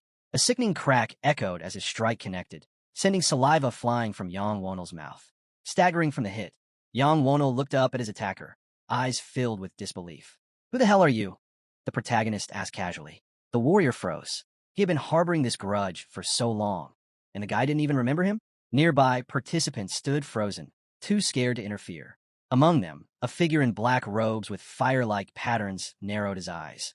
Seeing the familiar stance and speed, he realized immediately Kim Yaman was in the arena. Chaos erupted as fighters scrambled out of the way. The protagonist barely glanced at them. Come at me all at once, or one at a time, he said, voice steady. Either way, don't waste my time. His weapon crackled with energy as he raised it, a silent warning to his opponents. If you won't attack, he added, taking a step forward, then I will. The crowd held its breath. Fear crept into the warriors' eyes as they lowered their heads, hesitating. Then, in an instant, the battle began. The brunette moved like a storm, tearing through his enemies with ruthless precision. Pain cries filled the air as players were struck down, their bodies hitting the ground hard. Blood splattered across the battlefield. A ponytailed player watched in horror, eyes darting back and forth, struggling to keep up.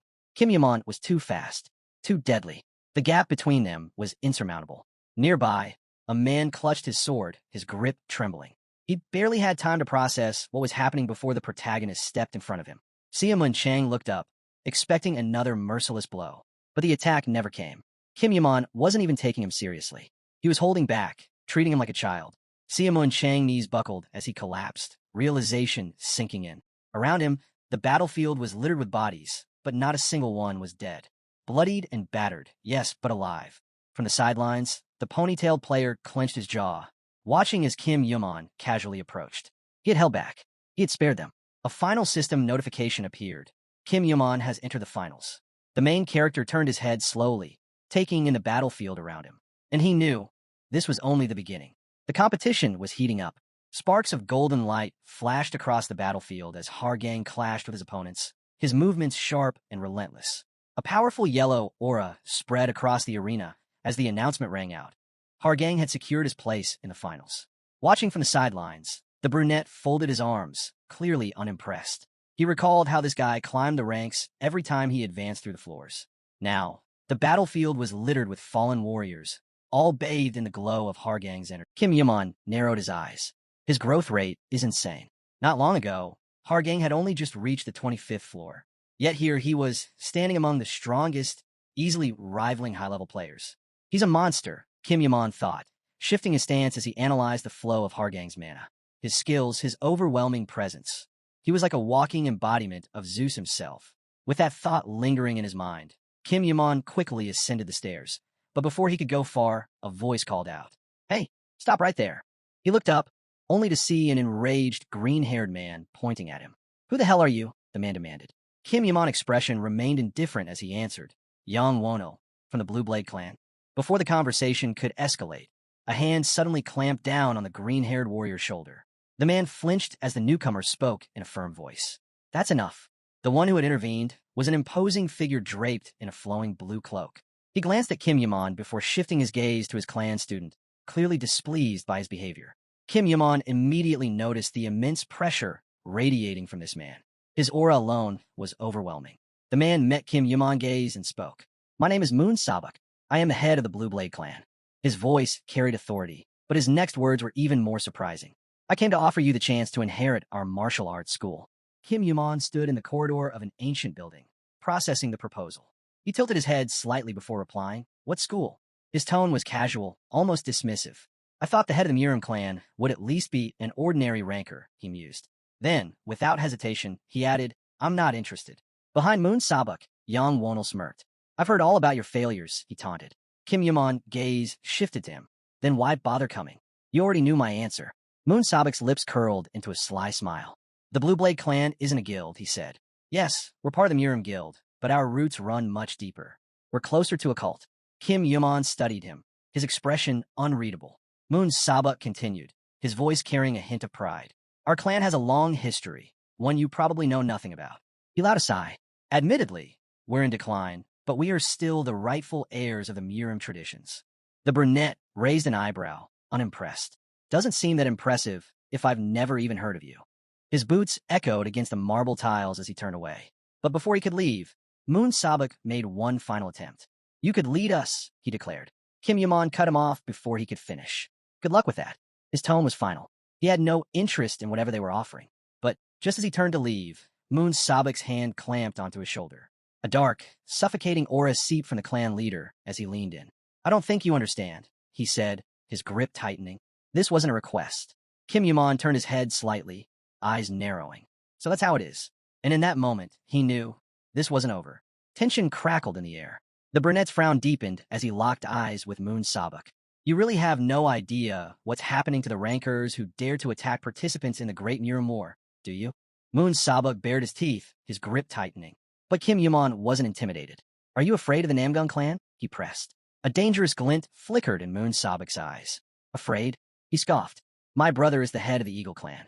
You really think I'd be worried about them? Kim Yamon turned slightly, his mind clicking into place. So, someone's covering for him. His voice was calm, but pointed.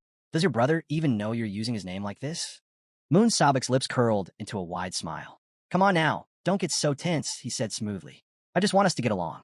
The blue-eyed warrior's expression darkened. Then maybe you should start by listening. Kim Yamon gripped Moon Sabek's wrist tightly, his tone unwavering. I've already given you my answer, and I'll say it again. I refuse. For a brief moment, the air between them stilled. Then, an ominous energy flickered around Kim Yamon. His reputation wasn't just hearsay. His strength was real. Moon Sabek's eyes narrowed as he calculated the situation. If things escalated, how much would it cost him? Kim Yamon leaned in slightly. Do you really think I rely on the Namgung clan? A bead of sweat rolled down Moon Sabek's temple. The brunette's grip tightened, his strength sending a sharp jolt through Moon Sabek's arm. I rely on no one but myself, he said coldly. The two warriors finally stepped back from each other. Moon Sabek instinctively reached for his weapon, but hesitated. Kim Yamon wasn't an easy target. He could tell just by standing in front of him. He had always used force to get what he wanted, but this time, things weren't going his way. Still, a smirk tugged at his lips. Looks like this isn't over yet, he muttered. But we won't have to settle things right away. The Great Murim War is far from finished. Kim Yamon studied him, but before he could respond, a new presence loomed behind them. Kim Yamon. A cold chill ran down Moon Sabek's spine as a powerful aura filled the space. He turned slightly, and his stomach twisted. Standing there was a man whose very presence commanded respect. The Lord. Moon Sabek's throat tightened as he instinctively took a step back. Ew, what are you doing here? He muttered. The Lord's voice was calm but firm. You've been wasting enough time. With a small bow of his head, the red-haired hero placed a hand over his heart and greeted Kim Yamon. Deputy Head. Moon Sabek's mind raced. Deputy Head? That title, in all of Mam, only one position held such weight. His breath caught as realization struck him like a hammer. Kim Yamon was the deputy head of the heavenly, demonic, divine cult vice lord. Shock settled in, and for the first time, genuine fear flickered in Moon Sabek's eyes. How had this guy, this nobody, risen so high? At that moment, Pung Baeklim turned toward Kim Yamon, his expression calm, yet sharp. What do you want me to do with a man who picked a fight with you? A deadly energy rippled through the air as he added, Should I kill him? Moon Sabek froze, body trembling as Pung Baeklim killing intent crashed over him like a tidal wave. But Kim Yamon remained composed. With a casual shake of his head, he dismissed the idea. We haven't even started fighting. Moon Sabek barely managed to suppress the shudder that ran through him. His hand clenched into a fist, trying to regain his composure. And in that moment, he knew he had gravely underestimated his opponent. Moon Sabek's grip tightened around the handle of his weapon, but deep down, he knew the truth. If he challenged Kim Yamon, he would lose 9 times out of 10, and even if he somehow managed to win, it would only create another problem. That victory would make him an enemy of the heavenly demon cult. Slowly, he exhaled and set his sword aside. His pride took a hit, but he had no choice. I had no idea you were the deputy head of the heavenly demon, he admitted. I overstepped. Three men stood in the corridor of the ancient building, its towering staircases stretching endlessly in the dim light. Moon Saba glanced between them before adding, "Had I known, I wouldn't have approached you in the first place." Pung Bakelim's expression darkened. "Don't lump us in with any clan," he warned coldly. Moon Sabak turned away, nodding stiffly. "I understand." Without another word, he stepped back and left, his retreating figure disappearing down the long corridor. Kim Yaman watched him go, his frown lingering. His gaze trailed along the ceiling, where intricate patterns adorned the stone. After a moment, he turned to the others. "Did you start the rumor?" he asked. "That the deputy head of the Heavenly Demon would be competing in the Great Muram War?" At that, someone chuckled. Pung Bakelim, walking just behind Kim Yaman, smirked. "We caused a bit of a stir," he admitted. "But that's only because everyone was excited to finally step into the world of Muram." Before Kim Yaman could respond, Pung Bakelim suddenly grabbed his head with both hands, ruffling his hair. "I was one of them," he said with a grin. Kim Yaman froze for a second before sighing. So that's his real personality. The red-haired hero finally let go, spreading his arms. "Anyway, the head of the Juga clan is covering for Moon Sabak. Once the tournament is over, we'll need to handle them carefully." Kim Yaman nodded, his gaze sharpening. Pung Bakelim's smile didn't fade as he added, "After the Great Muram War ends, the Namgung clan is hosting a dinner party. A perfect time to discuss things or deal with any interference." Kim Yaman knocked on a nearby door, his mind already shifting toward the next issue. Pung Bakelim tilted his head. "You coming to dinner?" Kim Yaman scoffed. "Not really my thing." The gilded wooden door creaked open slightly, and a voice from inside granted him permission to enter. Stepping into the warmly lit room, Kim Yaman's eyes landed on a Cheon Mujin draped in a red cloak. He stood near a small wooden table, carefully pouring tea from a clay teapot. Cheon Mujin looked up, his expression calm. "Well done," he said simply. Kim Yaman took a seat at the low table, his eyes flicking to a pendulum swinging gently nearby. "Did you come to watch the qualifying rounds?" he asked. Cheon Mujin chuckled, shaking his head. "There was nothing to see," he replied. "You were going to win anyway." A small smile tugged at Kim Yaman's lips. Cheon Mujin poured another stream of tea, and Kim Yaman casually positioned a clay bowl under it. "That's true," he admitted. But then something changed. A heavy, suffocating aura filled the room. Kim Yaman's body tensed. His eyes flickered to the tea, but what he felt had nothing to do with the drink itself. His breath hitched as he realized. The mana of the heavenly demonic cult was flowing directly into the cup. A bead of sweat trickled down his face. It felt as though an immense weight had suddenly pressed down on his shoulders, like he was standing beneath a roaring waterfall. The tea kept pouring. The bowl was nearly full. Cracks began to form along its surface. Kim Yaman clenched his jaw. "Is this a test?" The dark energy swirling around him grew stronger. The pressure was immense. Yet, as he bowed his head slightly, a single thought solidified in his mind. "I can't break." Kim Yaman struggled to keep his grip steady as the clay bowl in his hands continued to fill. The liquid poured endlessly, its weight growing heavier with every second. He glanced at the wooden stand where the teapot rested. Chinese mana had begun seeping out, its energy diffusing into the air. "It's reacting," Kim Yaman realized. "The flow of energy is responding to my emotions." His gaze snapped up to the elderly man before him. Cheon Mujin watched him closely before finally speaking. "Now I'm certain." Kim Yaman exhaled slowly, closing his eyes for a moment. Then, Cheon Mujin's voice cut through the silence. "Why are you even participating in the Great Muram War?" he asked. "This is nothing more than a battlefield for children." The brunette opened his eyes, his expression unwavering. "I still have a long way to go," he admitted. "I need the Great Scarlet Medicine Ball." Cheon Mujin turned away, his eyes drifting toward the cityscape beyond the window. Sunlight poured into the room, casting long shadows across the floor. "You're not a real martial artist," Kim Yaman continued. "I depend on the system. My stats matter more than anything."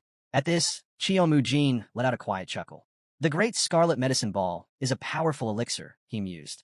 "One of the reasons the Muram War has grown so vast." Across the room, Cheon Mujin turned toward them, his expression sharp. "Why are you here?" he asked, his voice carrying an edge. Cheon Mujin smiled slightly. "It's time for the heavenly demon cult to descend from the mountain." His tone was calm, but the weight behind his words was unmistakable. "We're planning to recruit new blood, and to solidify our influence, we'll be conducting a test." Kim Yaman remained seated at the table, arms folded, listening intently. With the advancement of technology, it's become easier to move between the mountain and the outside world, Cheon Mujin continued. "It's time we took a more active role in Muram." A smirk crept across Kim Yaman's face. His fingers tapped lightly against the wooden table. "Are you sure about that?" He leaned forward slightly. You do remember that I'm not exactly suited to be your deputy, right? I never planned on staying in one place for long. Cheon Mu-jin frowned, turning his head toward Kim Yamon. Even if I can't fulfill the responsibilities of my position, Kim Yamon said, his voice steady, I still intend to exercise my rights. That won't sit well with the cult. Cheon Mu-jin scoffed. You forget, I'm the head of the heavenly demon cult, he said. As long as I acknowledge you, no one will dare to oppose it. Kim Yamon studied him for a moment before responding. You really think so? He leaned back slightly. Even if there's a risk that the cult could fall because of me? Cheon Mu-jin expression darkened. He didn't like the suggestion. The golden light streaming through the massive windows cast an ethereal glow over the room as the conversation shifted. They spoke of gigantomachy. Cheon Mu-jin man eyes settled on the brunette. I never took part in that war, he admitted. I was on the Heavenly Mountain at the time, but everyone remembers it. His gaze was unreadable as he turned back to Kim Yamon. Do you intend to stop the next one?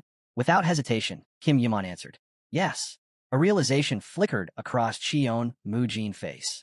So that's why. He finally understood why Kim Yamon had once called himself the enemy of Olympus. Kim Yamon met Cheon Mu-jin's stare and spoke plainly. Are you really willing to risk your cult for a war against Olympus? Cheon Mu-jin's expression remained calm. What's the point of being afraid to step outside just because there's a storm brewing? He asked. The only way to know the outcome is to face it. Kim Yamon tilted his head slightly, studying the man before him. He's so certain, but why? A part of him still couldn't understand. To them, I'm still an outsider. And yet, the storm is already on the horizon. Even those who share the same blood, born and raised together, aren't always willing to walk the same thorny path. Cheon Mu-jin bared his teeth in frustration and turned away. Meanwhile, Kim Yamon couldn't help but wonder, why was he so willing to take this path alongside me? As if sensing his doubt, Cheon Mu-jin's voice cut through the silence. Remember this, he said firmly. His eyes held an intensity that sent a chill through the room. Everything else doesn't matter. The air grew heavy as Cheon Mu-jin continued. There's only one thing you need to keep in mind. Then, in a tone that left no room for argument, he addressed Kim Yamon directly. Deputy Head. A soft blue light began to spread through the room, swirling around them like mist. The porcelain shelves reflected the glow, casting long shadows across the walls. Cheon Mu-jin's voice carried a finality that made Kim Yamon straighten slightly. You are now a member of the Sky Demon cult. Meanwhile, in another room, Moon Sabuk in a black robe sat comfortably, surrounded by several others. Across from him, a figure stood with a sour expression. The robed man studied him for a moment before finally speaking. Why so gloomy, head of the Blue Blade clan? The seated man smirked, lifting a cup of tea to his lips. The Great Miram War has been a success once again. So many remarkable participants this time. His companion sighed. You're not wrong. He shifted slightly. Take the Prince of Olympus, for example. A descendant of Asgard, Zion's, Angel, and that. Another voice chimed in. We should add Kim Yamon to that list as well. I'd love to get my hands on him. He'd be a perfect addition to our divine martial school. The man in the blue robe took a slow sip from his mug. Across from him, a bearded man chuckled. I heard he even passed the test of the heavenly demonic cult before coming here. His eyes gleamed with curiosity. Impressive, but it does make me wonder, why would he choose them over any of the other clans? The man drinking tea finally set his cup down and, without hesitation, cut in. That man is the current deputy head of the heavenly demonic divine cult vice lord. The room fell into stunned silence. One of the men shifted uncomfortably. Wait, are you saying he's really their deputy head? His voice carried a mix of disbelief and concern. All eyes turned toward the Moon Sabuk, waiting for confirmation. He exhaled slowly before nodding. A ranker from the heavenly demonic cult addressed him by that title. And you don't often come across someone so young with that level of talent. He paused. I had hoped to greet him personally as a sign of respect. The bearded man raised an eyebrow. And the Moon Sabuk expression darkened. I was blocked before I could even approach him. Their ranker stepped in, making it very clear that I wasn't welcome. Silence stretched between them. One of the men, sitting nearby, finally scoffed. Typical, he muttered. The cultists have always been like that. You should have known better. Another nodded in agreement. The Miram Guild and the Heavenly Demon Cult have never gotten along. That won't change anytime soon. The blue-eyed man across from them furrowed his brows. To those in power, the demonic cult is a threat, an enemy that could shake the authority they've built over centuries. He let out a slow breath. In other words, no one here will ever accept Kim Yamon. And just like that, the air in the room grew heavier. But then, he folded his hands calmly and said, Enough. The atmosphere in the room grew heavy. One of the men leaned forward, his expression serious. So, Are we just going to sit back and let the deputy of the heavenly demon cult win this historically significant great Miramor? A man sitting farther down the table shook his head. Of course not. But do you have a plan? A smirk crossed the first man's face. Without a word, he flicked a knife across the table. It landed with a sharp thud, striking a roasted chicken and shaking the entire spread. I have an excellent plan, he said, his voice laced with amusement. Then, with a gleam in his eyes, he added, why not make our move in the final round? 2 days later, in the heart of a grand city with architecture reminiscent of ancient China, life bustled with energy. Hargang kicked at the ground in frustration. I can't believe they postponed the final. His voice carried a hint of irritation as he crossed his arms. And now, they've suddenly changed the competition format to a free-for-all. A short distance away, Kim Yuman stood silently. Hargang turned to him, his curiosity piqued. Even Miram is changing little by little. What do you think about all this? Kim Yuman shrugged. Who knows? Then, his expression sharpened. The sooner this ends, the better. Hargang frowned, considering his words. Yeah, you're probably right, he admitted. If they had stuck to one-on-one matches, this would have dragged on forever. Despite his words, he still seemed restless, absently swinging his leg back and forth. Kim Yaman raised an eyebrow. And where'd you dump your guys this time? Hargang laughed. They ran off to enjoy themselves, he said with a grin. Today's the last free day before the finals, so they went out to have fun. Kim Yaman tilted his head slightly. So, does that mean they won't be competing? With a playful smirk, Hargang lifted a hand, conjuring a glowing sphere above his palm. That's right. The light flickered, crackling with energy. They all backed out the moment they found out you'd be in the finals. His grin widened. Smart choice, in a way. Just then, the sphere above them pulsed and let out a ringing chime. A system notification appeared in the air. 5 minutes until the start of the Great Miramor. Hargang stretched and jumped up from his seat, sparks of lightning dancing around him. Well, time to move. Kim Yaman chuckled lightly and nodded. Yeah, let's go. As they made their way toward the grand arena, Kim Yaman couldn't help but think he's been waiting for this day. The final stage. The arena was overflowing with people. Thousands of spectators filled the stands, their excited murmurs blending into a constant hum. Massive screens flickered to life, displaying the images of the participants. Kim Yaman strode forward, his red cloak flowing behind him, Hargang walking beside him. Gasps and whispers erupted in the crowd. That's them. They're really here. The sheer weight of their presence sent a ripple through the audience. Kim Yaman narrowed his eyes slightly, sensing the countless gazes locked onto them. There are even more people watching today. He glanced at Hargang. Is it because of him? Because he has an impeccable background? Ahead, a blond man stood with a serious expression. Unlike his usual talkative self, he had been completely silent since they left the inn. He's getting into the right mindset, Kim Yaman noted. Then, suddenly, a voice called out from behind. Well, it's been a long time. Kim Yaman turned, his sharp blue eyes locking onto the newcomer. A tall, stately man approached confidently, his piercing gaze unwavering. He spoke again, addressing Kim Yaman by name. As the distance between them closed, Kim Yaman studied him for a moment before smirking. Hard to forget you, Nam Gung-hoon. Hargang's eyebrows shot up. Wait him. Kim Yaman and the newcomer locked eyes. The man with the ponytail studied him for a moment before speaking. We went through the test on the 11th floor together, he said, even if we were opponents back then. Hargang folded his arms. So, you made it out alive, even after facing Ma's opponents? The tension in the air eased slightly as they shook hands firmly. The heir to Olympus introduced himself, stating his name and title. Kim Yaman raised an eyebrow. A lot of people claim to be heirs of Olympus, he said, unimpressed. The blonde smirked, resting his chin on his hand. Yeah, well, my family's a mess. The Chinese warrior standing nearby blinked. That was an unexpected response. He had expected arrogance or pride, not casual indifference. Got it, he said simply, but his expression shifted as his gaze landed on Kim Yaman. His brows furrowed slightly, a knowing look in his eyes. So it's true. He's really the deputy head of the heavenly demonic cult. His thoughts drifted back to the way the heads of the cult had spoken and the way they had observed them from a distance. Not long ago, a man with jet black hair had questioned the timing of it all. Strange, isn't it? He had said. The moment someone clears their trial, the cult starts moving. From afar, a gazebo stood over the water, a picturesque view masking the tension beneath the surface. And now, that same cult wants to take the Great Miramor, even without being part of any guild. Another voice scoffed.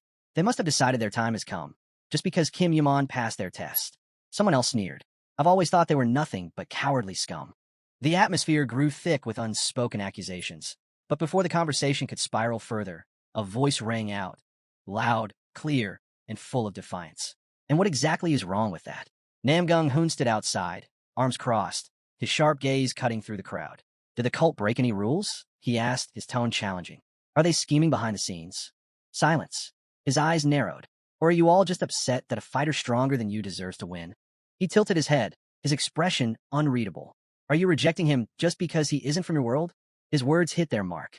Someone exhaled a puff of smoke from a long pipe, shaking their head. Still spouting that naive nonsense, I see. Zhuge Jinshin, standing to the side, smirked as he put his phone away. If you're so scared, he said, maybe you should just stay out of it. The Chinese warrior's jaw tightened. A snake.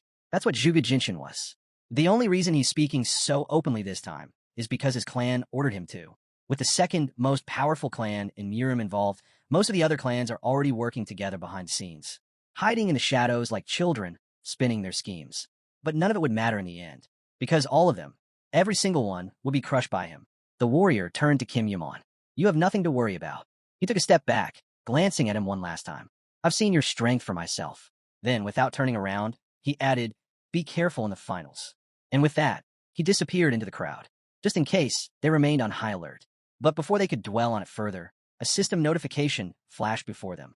Finals of the Great Mirim War will begin shortly. All finalists must proceed to the arena immediately. As they moved through the passage leading to the battleground, the announcement repeated once more. Hargang glanced over. So, about what Hans said, why should we be careful? The air was thick with floating ash particles, the remnants of past battles still lingering. Kim Yamon exhaled. It's better if we head in first. A bright light shone from the tunnel's exit, and as they stepped forward, an enormous battlefield stretched out before them. Hargang scanned the scene before him, a grin forming on his lips. Now I get it, he said, realization dawning. But Kim Yamon remained silent, his gaze unreadable. All around them, warriors turned to face them with hard, aggressive stares. The tension in the air was undeniable. Hargang chuckled, his tone light but cautious. I take it I'm not the popular one here. Among the crowd, a man with red eyes observed them, shaking his head. Childish. The fair-haired man adjusted his glove, his expression growing serious. You're the only opponent I care about, he admitted. Don't let anyone else take you down before I get my shot. With that, he pulled out a dagger, flipping it between his fingers before pointing it at Kim Yamon. Take care of yourself. They bumped fists, exchanging knowing smiles. Not that it would ever happen to me, Hargang added, his confidence unwavering. As they prepared for the inevitable battle, a man in a flowing red robe strode forward, his white hair trailing behind him.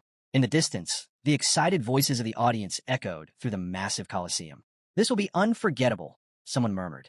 If it's come to this, another voice added, maybe we should make these new rules permanent. A deep laugh followed. Now, that's an idea. Meanwhile, in a more secluded area, a man dressed in blue lowered his gaze.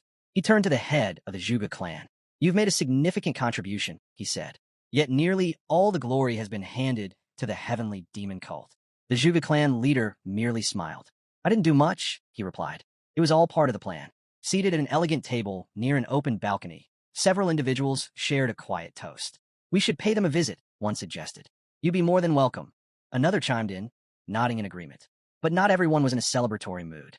At a distance, a bearded man sat in silence, his expression clouded with discontent. He cast his gaze downward, deep in thought. Rot and stench. That's all this is. Mirim is no longer ruled by the strongest swordsmen, but by the most silver-tongued manipulators. His eyes landed on a pale-faced man, deep in conversation with another guest. That man, Yang Wonol, he seethed internally. The fact that he's climbed to the second highest position, gaining more influence than even a Namgung clan, is nothing but a testament to my own failure.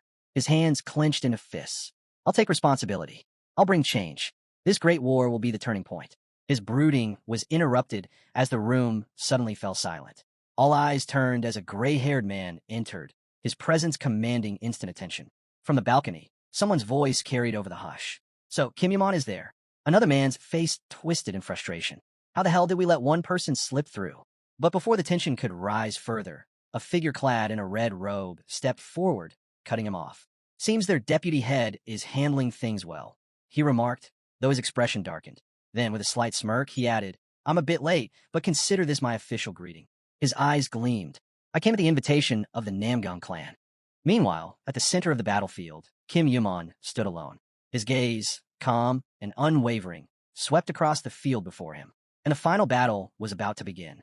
He stepped to the side, introducing himself before declaring that he was the head of the cult of the heavenly demonic cult Cheonmujin. Instantly, the room tensed.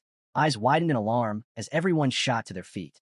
Moon Sabak trembled with unease, barely managing to stammer out a question, only to be cut off. A bearded man standing behind him spoke instead, greeting the unexpected guest. He had been waiting. Lifting his gaze, he acknowledged the long journey his visitor had taken. A suffocating aura filled the room. Instinctively, the warriors reached for their weapons, but the heavenly demon remained silent, his presence alone speaking volumes. The old man's sharp eyes locked onto one of them, a man gripping his blade too tightly. His voice was low but threatening. "If you draw that sword, you die." The leader hesitated. Then, slowly, he put his weapon away. A man in red stepped forward, resting a hand on his back. A wise choice. With a few measured steps, he advanced, surveying the room. "From what I hear, the deputy head of the heavenly demon cult is still leading the battle." He chuckled, then tilted his head. "Isn't it strange that the heavenly demon cult would actually win the Great War?" The gray-haired man turned to them, eyes flickering with something unreadable. "What's with those faces?" Silence. No one dared to speak. He smiled. "Do I look angry?" The tension thickened. "There must be some misunderstanding," he continued, his voice eerily calm. "Why would I be angry?" Then his gaze sharpened, fire igniting in his eyes. His voice rang with certainty. "No matter what obstacles you've put in place, they'll all be crushed." A sudden blur. Kim Yumon barely dodged as an axe came flying at him. It smashed into the ground beside him, the force cracking the stone floor. His eyes widened. A magical weapon? No. In the world of Mirim, this was known as a Kai weapon. That meant his thoughts halted as realization struck. This opponent was no ordinary fighter. Before he could react, another attack came. A spearman lunged, striking fast. Kim Yumon barely managed to block. His attacker's eyes widened in frustration, teeth grinding as he swiftly retreated, closing the distance again in an instant. Kim Yumon planted his feet, scanning the battlefield. He frowned. "Is it just me? Or is everyone only aiming for me?" His opponent scoffed. "Nothing personal." A group of warriors closed in. The spearman stepped forward, voice steady. "The cult of the heavenly demon has always been the enemy of the alliance." Off to the side, a red-eyed man observed the chaos. A smirk played on his lips as he lifted a fan to his mouth. "So they changed the rules of the final for this?" He chuckled to himself. Simple, but effective. His gaze shifted, watching as a warrior with a mace clashed with another wielding an axe. If thousands of people were thrown into battle at once, it was only natural that the strongest would become the primary targets. And those unfamiliar with the deeper workings of this fight, they wouldn't suspect a thing. His eyes landed on Kim Yumon, who was fighting fiercely. He nodded slightly. His effort is admirable. Then, gripping his sword, he let his aura surge, his voice cutting through the air. But chaos is still chaos. He activated his arcane sword skill, but a notification popped up. An unknown force was blocking his mana. Narrowing his eyes, he shifted the sword to the side, surrounding it with an aura. Another notification appeared. The effectiveness of the arcane sword was only partially reduced. The red-eyed man observed the weapon intently. Its movements, its presence, it truly lived up to its reputation. A key sword of this magnitude could only be forged by someone with a mana level above 60. Standing among his comrades, he analyzed the situation. The rumors had exaggerated Kim Yumon abilities. His skills weren't even close to those of a true ranker. Overrated. Manageable. Nearby, a long-haired man snapped his fan shut, his calculations complete. His lips curled into a knowing smirk. "It's time to begin."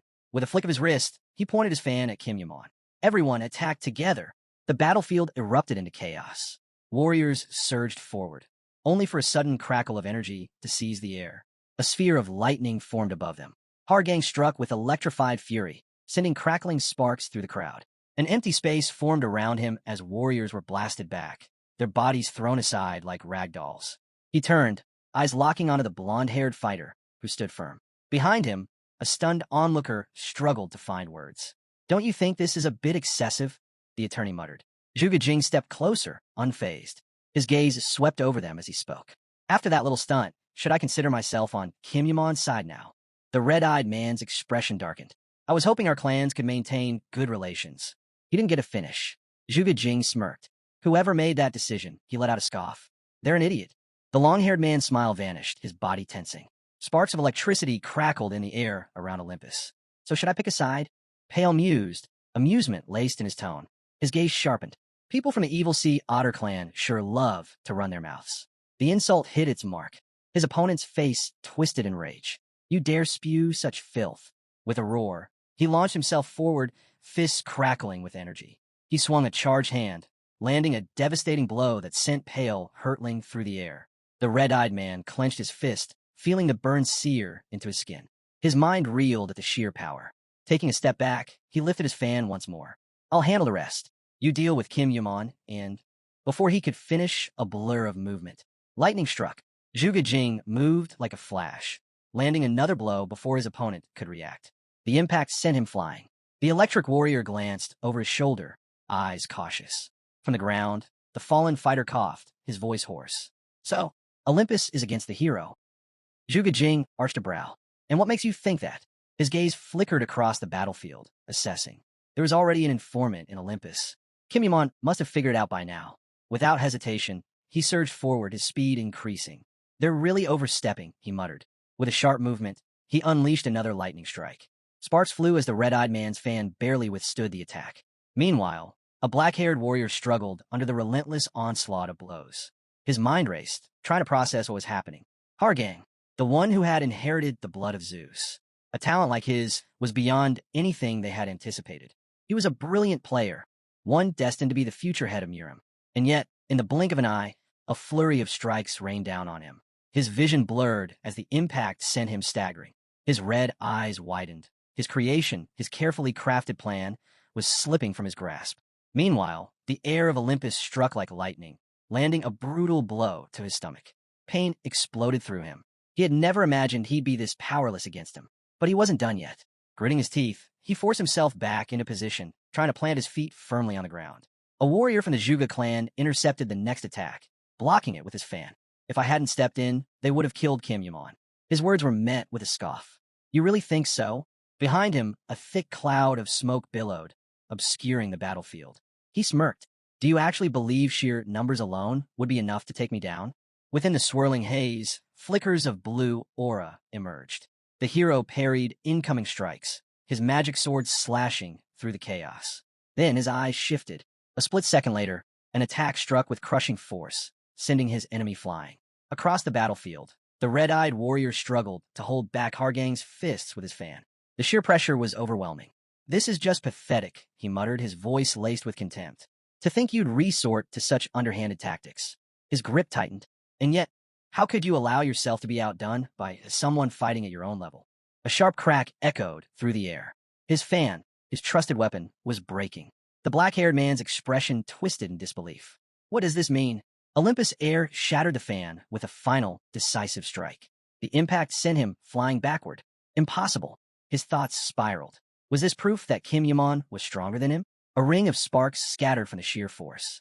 The warrior from the Zhuge clan tumbled through the air before crashing to the ground. He lay still. Blood pooled beneath him. The red-eyed warriors stood frozen, staring in horror at their fallen leader. Then he rasped out a single, desperate plea. I lost. Please stop. His men hesitated only for a moment before panic took over.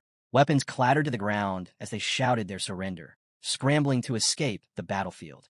The hero stood firm, gripping his weapon as he turned to his last remaining opponent. Looks like it's just the two of us now, he said. Are you ready? The warrior smirked, slapping his chest. I've been waiting for this. Their eyes met. One gaze steady, the other burning with determination. You know, the warrior mused, they say the best fruits are picked at just the right time. Kim Yuan lowered his weapon. His opponent's expression darkened. What the hell are you doing? The gray-eyed man exhaled. I get that you're tired of waiting, but first, I have two questions for you. T-Sich. His opponent crossed his arms. Fine, but make it quick. Don't ruin the mood. Glancing at the bodies littering the ground, the man in the red cloak asked, Do you regret going against Olympus again? The blonde scoffed. I'm not an idiot. I knew exactly what I was getting into. Their standoff continued, unwavering. Of course, I don't regret it, the fair-haired warrior said, his voice firm. Now, what's your second question? Kim Yuan took a breath. Then he asked, Hargang had forgotten how he had crushed this man with a single strike in the past. But then, memories of their battles flooded back. His breath hitched, his face momentarily paling, his brows furrowed. No, how could he possibly forget? The humiliation of being taken down instantly by someone who wasn't even a ranker? Even now, that same man hadn't drawn the sword on his belt. Even his so-called magic sword, weak. Clearly, he was holding back. grinding his foot into the ground. He cracked the stone beneath him. Of course, I remember. His voice was sharp, unwavering. How could I forget? Lightning surged around him as he shifted into a fighting stance. Now, let me ask you something in return. His eyes narrowed. Do you still look the same as you did that day? Kim Yaman met his gaze, calm and steady. No, you seem even smaller. Hargang clenched his fist. I see. A new thought surfaced. This man had been hiding his strength all along, and now it was time to force it out. The air of Olympus charged, fist raised. His strike met steel, colliding against Kim Yaman's sword with a deafening impact. Sparks erupted, scattering in all directions. Warriors nearby shielded their eyes from the blinding light. This is madness, a bald warrior muttered. Are they really just players? Another asked, voice tinged with disbelief. Could they be rankers? Their weapons clashed again, movements so fast they blurred. The yellow-eyed man grinned, eyes burning with exhilaration. Use more force, he urged. He struck the sword once more, harder this time. Both fighters lifted off the ground, the sheer force of their battle sending shockwaves through the air. Sparks crackled, energy surging wildly. Then a thick, suffocating silence. In the distance, a black-haired warrior fell to his knees, struggling to breathe. His voice was hoarse, desperate. Hold back, your power. On the other side of the battlefield, the head of the blue blade stood firm, weapon raised to block the incoming wave of force. His teeth clenched. So this is finally worthy of being called a finale. He had never imagined Hargang possessed such overwhelming strength. His hand trembled. The name of Zhu Sun had always been spoken with reverence, worshipped even, a force that awakened the very essence of competition. But now, trying to challenge him was futile. An armored warrior watched from a distance, eyes scanning the battlefield. At this level, even several players of equal strength wouldn't stand chance. His gaze followed Kim Yaman movements. Even he was struggling.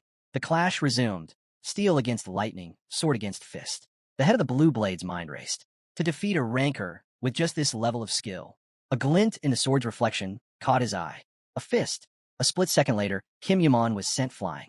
He crashed into the ground, skidding back several meters before stopping himself. Gray eyes sharpened. He's playful, but a streak of electricity cut through the battlefield. The blonde warrior moved, leaving a trail of lightning in his wake. His agility, unreal. The air of Olympus struck from above. Kim Yaman barely had time to react, raising his blade to block the incoming attack. Lightning sparked on impact, and then the fair-haired warrior pulled back, preparing for his next move. Hargang clenched his fist, brows knitting together. Was this still not enough? Before he could react, the protagonist's hand shot out, gripping his face. Yellow eyes burned with fury. You bastard, he cursed, struggling against the iron grip. Kim Yaman, however, only gave a slight smile. Their battle unleashed another surge of energy, sparks crackling through the air. Kim Yaman's sword gleamed with aura, electricity dancing around it. They stood motionless, facing each other. The man in the red cloak broke the silence. You're strong, he admitted. Hargang scoffed, his grip tightening on his injured hand. This stick of yours, even as an unfinished sword, it's barely holding together. His voice was edged with frustration. Are you ready to keep going? A fresh cut had formed on his arm. He stared at it, then at Kim Yaman. What the hell are you even trying to? He stopped mid-sentence. Something fell off.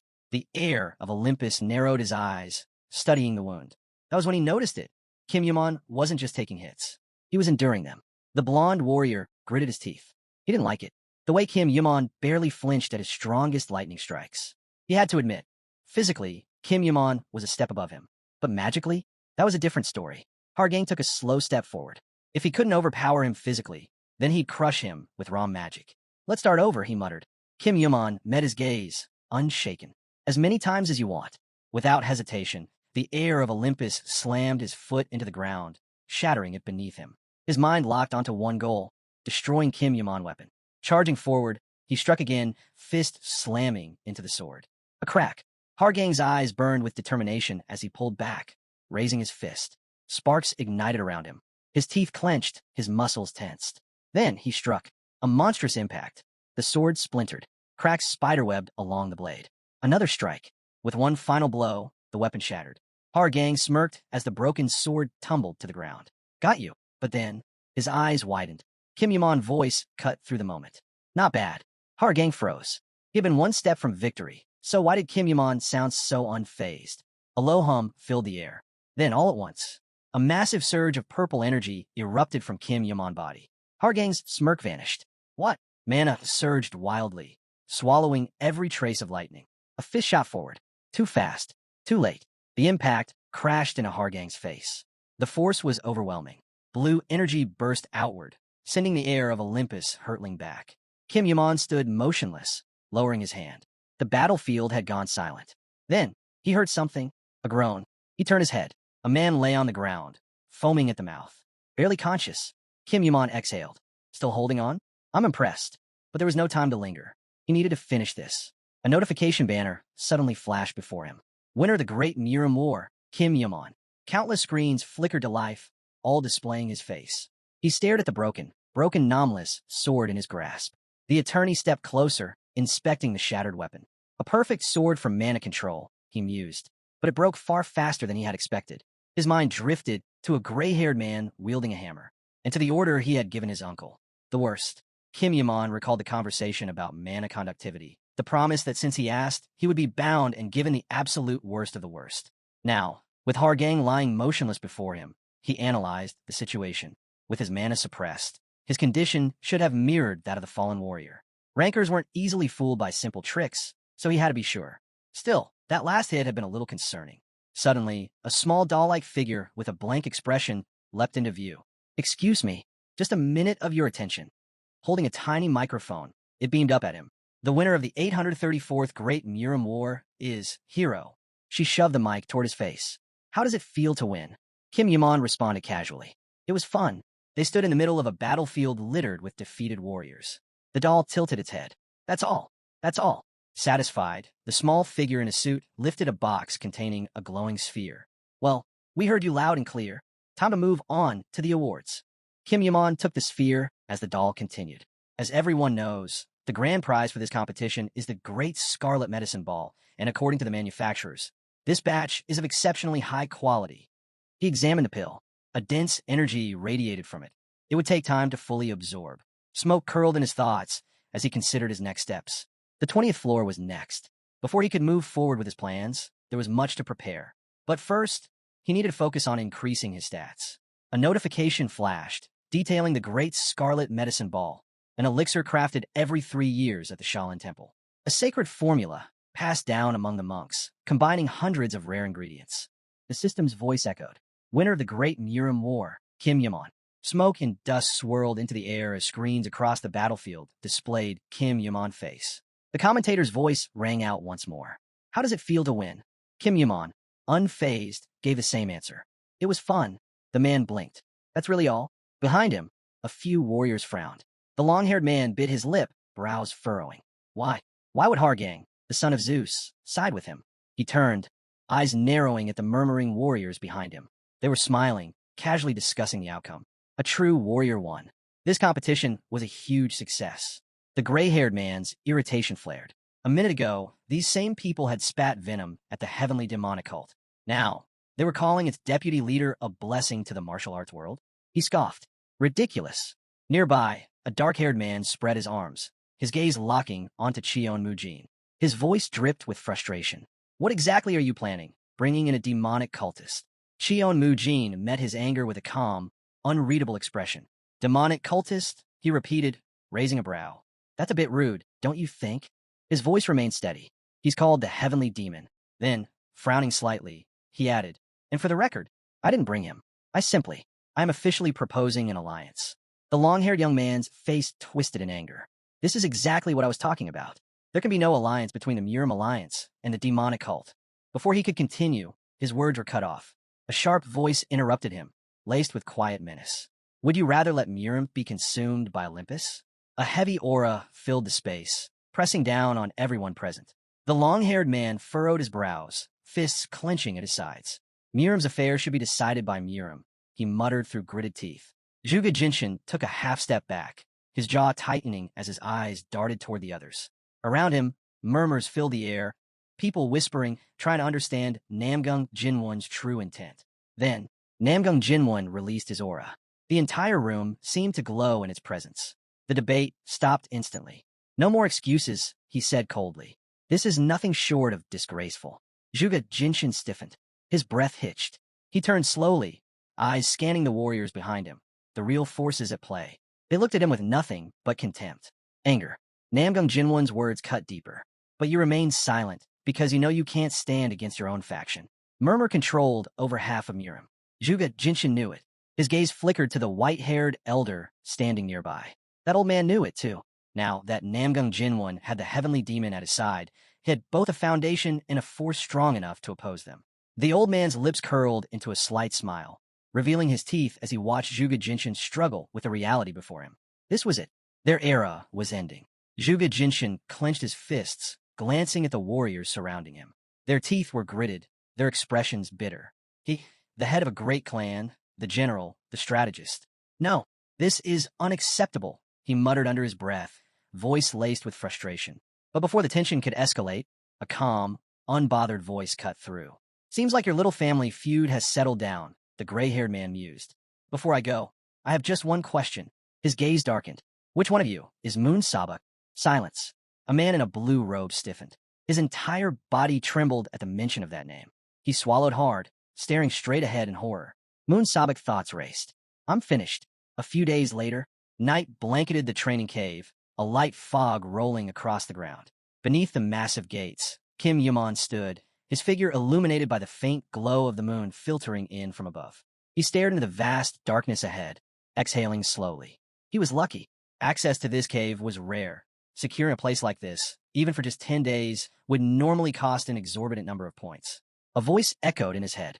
For the winner of the Great Murim War, such privileges are only natural. The Namgung clan are serious people. Kim Yaman lowered his gaze, glancing down at his leg. When he had first entered the tower, he had dreamed of becoming a Namgung clan ranker. Back then, that title had seemed so distant, so great. Now, he sank to the ground, crossing his legs as he opened the system window. Within it, the great scarlet medicine ball glowed faintly. His eyes traced the item description. An elixir created once every 3 years at the Shaolin Temple. A sacred formula crafted from hundreds of rare ingredients, known only to the monks of Shale. Effect: upon consumption, the user will receive a significant increase in mana, plus 99 mana. He studied the pill, then glanced down at his own hand. His expression remained unreadable. Only one stat remained before he reached 100. But he knew this final step wouldn't come easily. Reaching 100 wouldn't be easy. Kim Yaman knew that all too well. He had learned it the hard way in his past life. Holding the great scarlet medicine ball between his fingers, he recalled an old truth. Its effectiveness wasn't absolute. The benefits it brought depended entirely on the one taking it. The past flashed through his mind. In Murim, everyone preached about key circulation and breathing techniques. But in reality, the most important thing was concentration. He swallowed the pill. The real question wasn't about how much mana he could gain, but how much his body could withstand. The moment the pill dissolved, streams of mana surged through the air, rushing toward him. Kim Yaman clenched his fists as energy coiled around his body. A pure, exhilarating force flooded his veins, spreading in every direction. His head remained bowed as the magic raged around him. The purer the mana, the stronger the resistance. A dense mass of mana gathered near his chest, restrained, almost as if something were holding it back. My mana mastery skill, he realized. It's controlling the flow, but it's not enough. The energy continued to swell, filling every inch of space around him. He exhaled sharply, his brows knitting together. It was getting harder to contain. His mana level was rising, but it had reached a bottleneck. Sweat rolled down his chin. At this rate, my chances of increasing my stats are barely 50-50. But if he failed, the system window flickered. His arcane power remained frozen in place. Meanwhile, on the 20th floor, Marine Kingdom Portugia. A double-sided axe slammed into the ground, shaking the island beneath it. On one of the 12 islands of Portugia Neptu, a group of terrified people cowered. One of them, trembling, clasped his hands in prayer. Please, we've done nothing wrong. Why are you doing this? A smirking bandit scoffed. Spare me the theatrics. He tilted his head. Oof. Are all giants this cowardly? The dark-skinned islanders flinched, fear in their eyes. A man stepped forward. This child, by your standards, he's barely 10 years old. His voice was tight. And yet, he already stands over 4 meters tall. Another islander murmured, they grow so fast, it's getting harder to hide them. A man with a yellow bandana crossed his arms, grinning. You should have behaved when Asgard was still protecting you. His smirk widened. But you had to get involved with demons. A bald bandit laughed, cracking his knuckles. Enough talk. His tone turned sharp. Tell us what we want to know. One of the giants swallowed hard. What do you mean? The man named Harang smiled lazily. The Legend of Portugius, a sea stone floating above an ancient city shrouded in dense manna.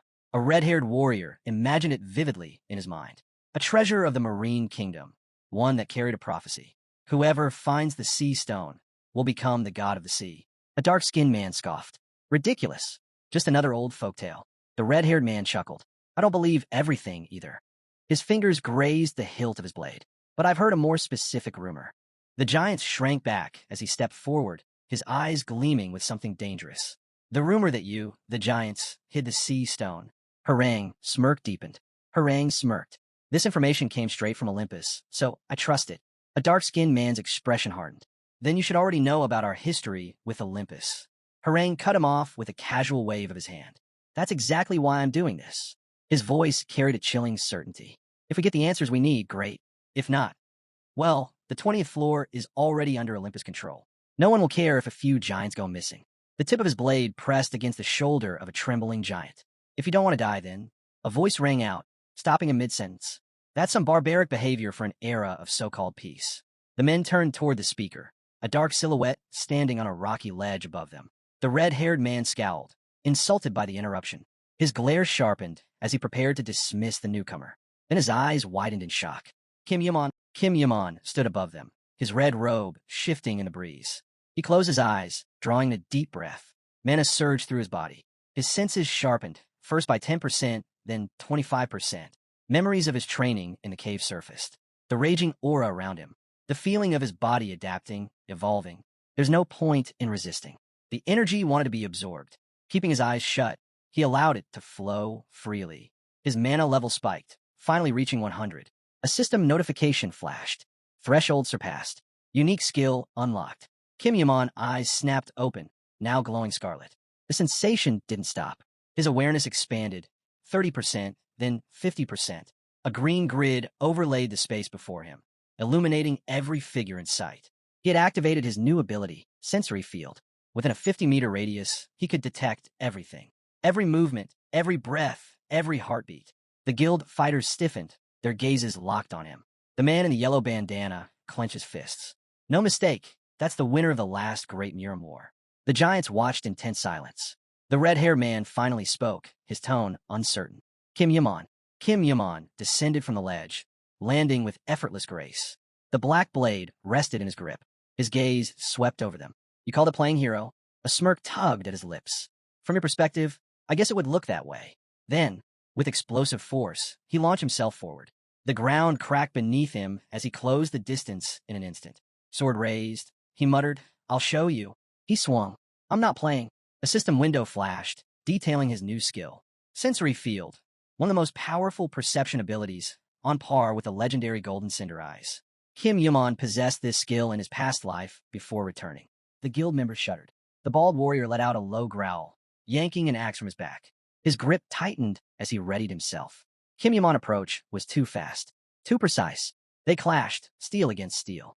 The bald man's brows furrowed in fear. Where the hell did this kid get so much power? Kim Yaman remained planted firmly on the ground, his stance unwavering. The axe-wielding warrior gritted his teeth and pulled back. But Kim Yaman was already moving. The bald warrior steadied himself, taking a step back. His grip tightened around his axe. Speak, he demanded. What faction are you from? He narrowed his eyes. I don't know which clan you belong to, but you'd be wise not to meddle in our affairs. We have our own laws. Before he could press further, Harangue raised a hand, cutting him off. The red-haired man studied Kim Yaman intently. Then, recognition flashed in his eyes. I've seen you before. Stepping in front of his ally, Harangue's gaze sharpened. Your name, it's Kim Yaman, isn't it? A sharp intake of breath came from nearby. Var, standing beside a young girl, stiffened. Wait, try Kim Yaman. A tense silence followed. Harangue's lips curled into a smirk. The deputy head of the heavenly demonic cult himself. Here on the 20th floor. His ally's face twisted in frustration. You mean this is the same guy? His voice dripped with irritation. He barely made it here. He's not like the small fry we've been dealing with. Harangue silenced him with a subtle nudge to the shoulder. Lowering his voice, he whispered, That may be, but he's still the deputy head of the cult. Someone needs to keep him occupied and set up an ambush. A flicker of understanding passed between them. The bald man casually slid his weapon behind his back, feigning ease. Looks like the giants got lucky today. Meanwhile, Kim Yaman stood firm, his blade in hand, his cloak fluttering in the wind. Harang watched him carefully. A thorn in Olympus' side. An opportunity like this was rare. A reason to rob them further. His eyes narrowed as a plan began forming in his mind. He needed to contact the warden of the 20th floor immediately. Night fell over the forest. Kim Yaman stood on a narrow path, flanked by young giants. They shuffled uneasily, their hands clenching with nervous energy. A girl stepped forward, bowing slightly. "Thank you for saving us." The dark-skinned children stared up at him, curiosity and uncertainty in their gazes. Kim Yaman's expression remained unreadable. "You're giants," he said plainly. "No matter how young, killing a few humans shouldn't be an issue for you." The giant boy's brows furrowed. "You seem to know a lot about us." His voice carried suspicion. "Who are you? Are you from Olympus?" "Asgard." Before Kim Yaman could answer, a girl beside him interjected. "Whatever the case, he did save us." The boy exhaled sharply. "That's true." But then, his expression darkened. "Still, he's human, which means he didn't help us for free." Kim Yaman met his gaze calmly. "Smart guess." The giant boy's muscles tensed. His gut feeling had been right. "Then you're after the sea stone too, aren't you?" His voice grew louder. "Why don't humans ever believe us when we say we don't have it?" His fists clenched. "You're all the same." Kim Yaman remained silent. The boy's frustration spilled over. "Why do you only believe in nonsense? Why do we have to suffer for it?" Kim Yaman cut him off. "I know you don't have the sea stone." The giant stilled, eyes widening slightly. Kim Yaman's voice remained steady. "I'm not here for that." He took a step forward, locking eyes with the boy. "I'm here to meet someone. The elder, Urfa." The giant boy clenched his fists tighter. The name carried weight. "The elder doesn't accept visitors," he said firmly. "Especially not humans." His voice wavered slightly, but he pushed on.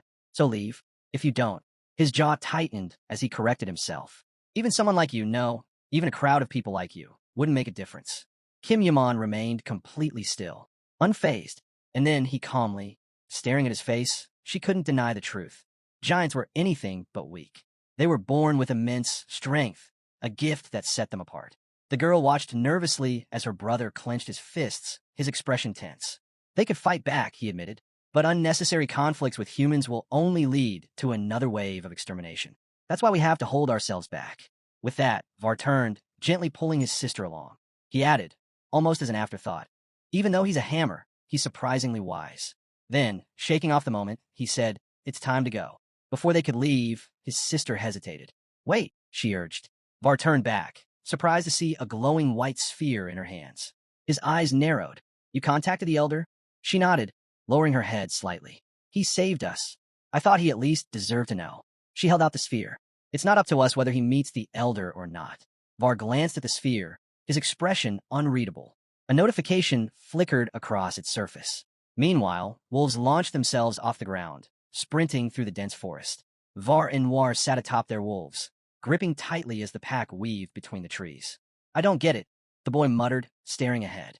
Kim Yaman raced alongside them on a massive wolf, deep in thought. "Why does the elder want to meet me?" He furrowed his brows, still puzzled. His sister, watching him, wondered aloud. "Do you have the taming skills of the druids? How else could you subdue a beast like that so easily?" Kim Yaman's mind flashed back to his encounter with the wolf. They had locked eyes, both brimming with defiance. Then, with a single blow, he had sent the creature flying. Var, still dissatisfied, looked away. But his sister grinned.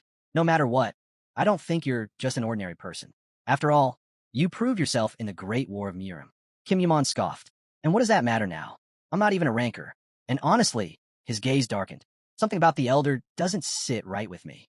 The wolves surged forward, their powerful limbs launching them off a cliff. For a moment, their silhouettes hung in the air before they landed gracefully below. The boy and girl dismounted. He started to speak, but his words caught at his throat as he noticed something unexpected. The wolf had begun licking Kim Yaman's face. "Hey, stop. He's not food," Var shouted in alarm. Kim Yaman barely reacted, only tilting his head slightly. "We're here." Before them stood the great tree of Adam, bathed in an ethereal blue glow beneath the moonlight. The boy placed his hands on his belt, a smirk playing at his lips. "Well," he asked, "what do you think of the view?" Kim Yaman gazed up at the towering tree, his expression calm. The boy beside him explained, "According to the elder, this is one of the world's trees, though whether that's true or not, I have no idea." As he spoke, Kim Yaman's mind drifted back to a memory, the great Adam tree, once believed to be indestructible, swallowed by flames. Fierce battles raged at its base, warriors clashing beneath its colossal branches. The very thought of that mighty tree which neither axe nor fire was supposed to bring down, burning to ashes in the second gigantomachy. It was something he had witnessed before his return in time. Lost in thought, he lowered his gaze. A voice snapped him back to the present. Hey, why are you just standing there? Get down here. Kim Yaman exhaled and leaped from his perch, landing smoothly beside them, his hand pressing into the sand for balance. From now on, the boy warned, his tone serious. You need to watch yourself carefully. One wrong move here, and you'll be flattened like a pancake. Without waiting for a response, he gestured for Kim Yaman to follow. The village of giants lay hidden beneath a moonlit sky, its streets illuminated by the soft glow of blue crystals. Their light cast an ethereal shimmer across the settlement, untouched by the outside world. As Kim Yaman walked, he could feel the weight of countless stares on him. The villagers, enormous in stature, watched with suspicion and curiosity. After all, humans didn't simply walk into a place like this. Is he a guest? One of the giants murmured. The girl beside Kim Yaman remained unfazed. Ignore them, she said coolly. You're the elder's guest. You have nothing to fear. Ahead, stone steps led up a hill toward a massive house. The air grew colder as they approached the towering entrance. Kim Yaman placed a hand over his chest, steadying himself. The elders inside? He asked.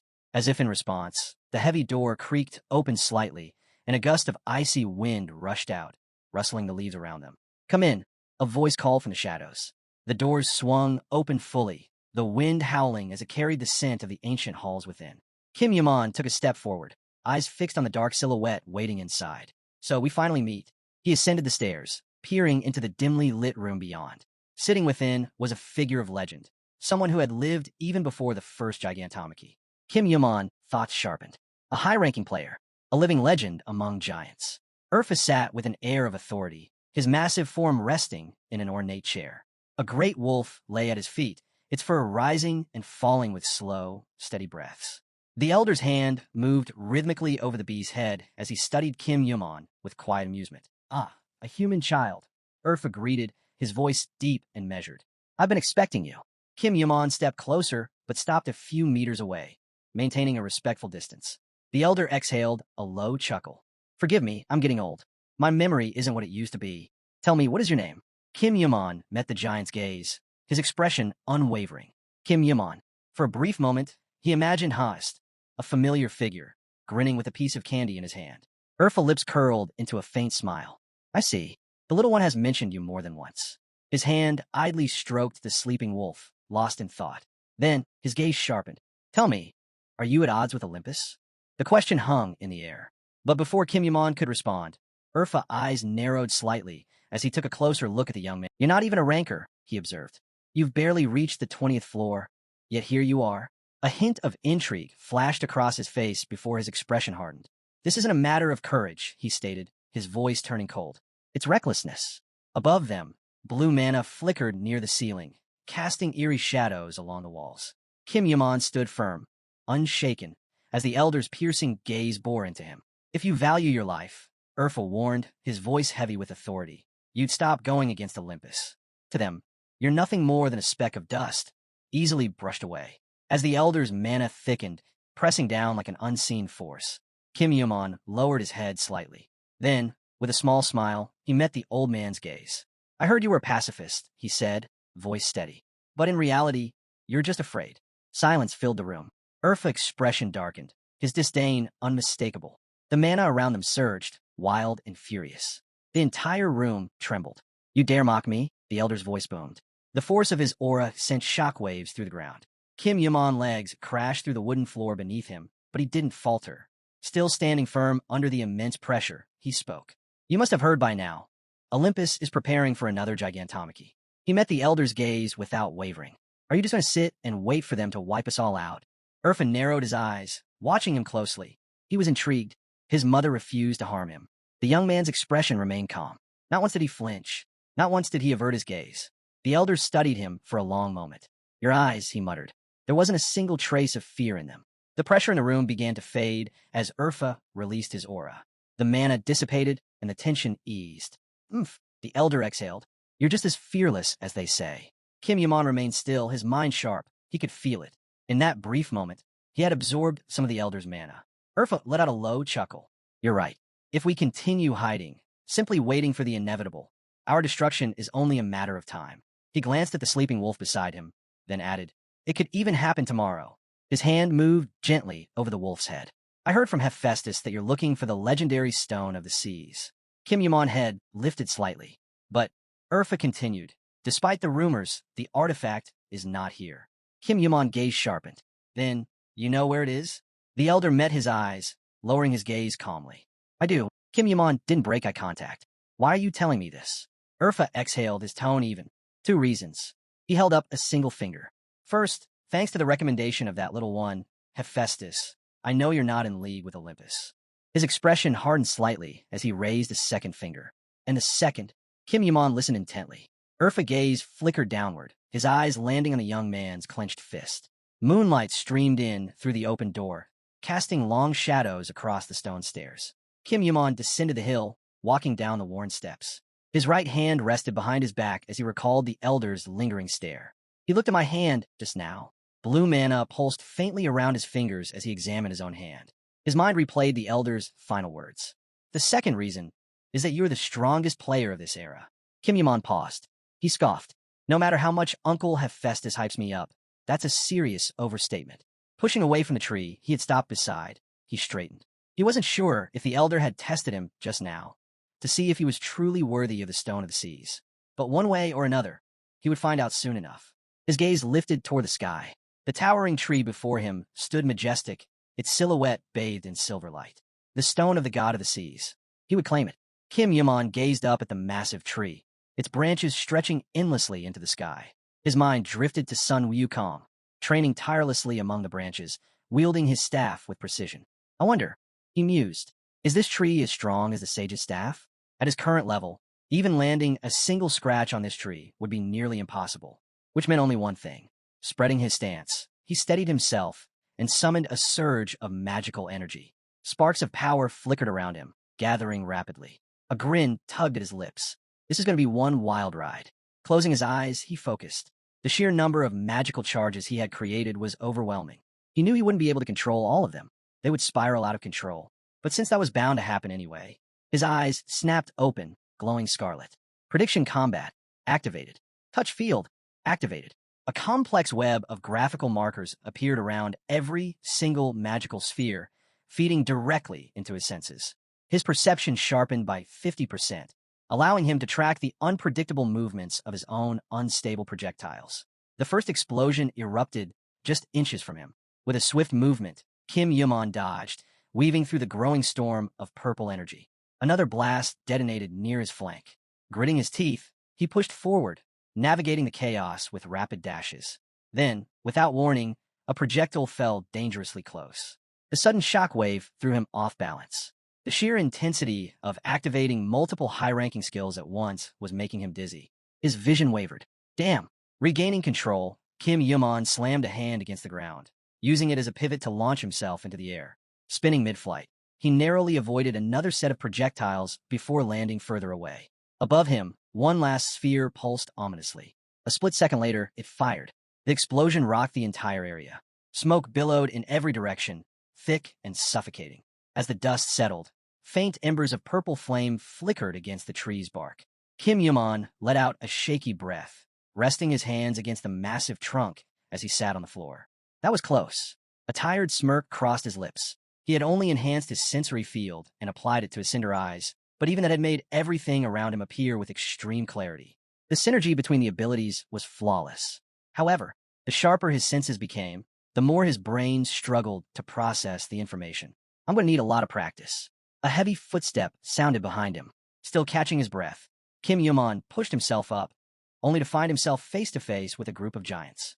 One of them, the leader, stepped forward. His gaze was sharp with disdain. "So, this is where you've been hiding." Kim Yaman met his glare silently. The giant's name was Quant, and his expression made his opinion of humans painfully clear. "You're supposed to be some kind of big deal, huh?" Quant scoffed. "I've heard the rumors, but I don't see anything special." Kim Yaman said nothing, merely observing. Another giant, standing beside Quant, crossed his arms. The elder invited him himself. "We all saw a bearer bring him to the village." Quant scoffed. "So what? That doesn't change anything." The boy next to him frowned. "What's the difference?" "The difference?" Quant's expression darkened. "Humans are our enemies." Blue flames flickered ominously in the distance. Deep within the village, the elder sat in his chamber, his eyes closed, dozing lightly. But in his mind, a single phrase echoed over and over again. A voice, persistent and unwavering, repeating the same words.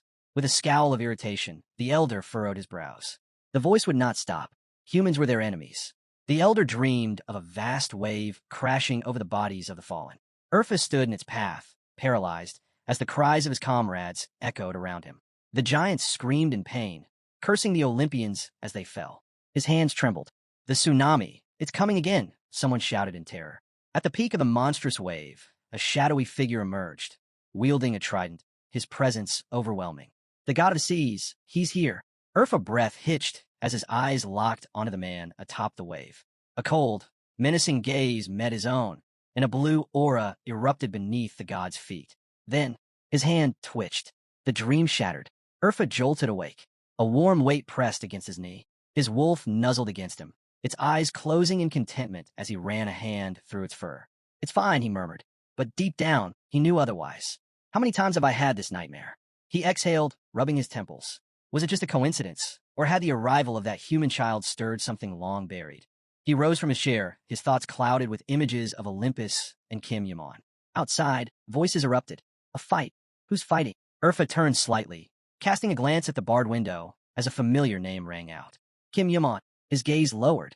This time, things won't go the way I want them to. Fog rolled through the wooden lattice.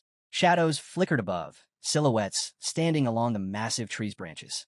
The elder's thoughts drifted once more. Poseidon. At that very moment, Kim Yuan stood firm, gripping a giant's massive fist midair. His expression remained calm, unfazed by the sheer difference in size. A thin mist swirled around them, making the battlefield seem almost otherworldly. Quant's jaw tightened. His brows furrowed as he stared at the human in disbelief. A smirk tugged at Kim Yuan's lips. The giant's eyes darkened in anger. You little puppy. Before he could finish, Kim Yuan's grip tightened. A sharp crack filled the air. Quant winced, his muscles tensing from the sudden force. He tried to yank his hand back, but Kim Yuan twisted his wrist sharply, cutting off his movement. A strangled groan escaped the giant's lips. His face turned red from the pain. The surrounding giants murmured in shock. He's forcing Quant down. How is a human suppressing one of us? Kim Yuan gave the giant a sharp pull, throwing him off balance. With a heavy thud, Quant crashed to the ground. Dust kicked up around him as he groaned, stunned by the impact. The others stiffened, watching with wary eyes. Kim Yuan's gaze swept over them, cold and challenging. There's only 5 of you. His voice was steady. Go ahead, call all your friends. His smirk deepened. I'll play with you for as long as you want. From a distance, Dee sprinted toward the scene, his heart pounding. How many people are there now? His sister ran alongside him, both of them breathless as they reached the crowd. All around, the giants whispered among themselves. He even took down Tulker and Vulcan. How is this possible? Another muttered. Dozens of us, and none can stop him. Kim Yuan didn't seem concerned. His hand clenched the fabric of another opponent's clothes. With one swift motion, he planted his foot firmly against the ground, pulling his opponent forward. The next second, a thunderous crash.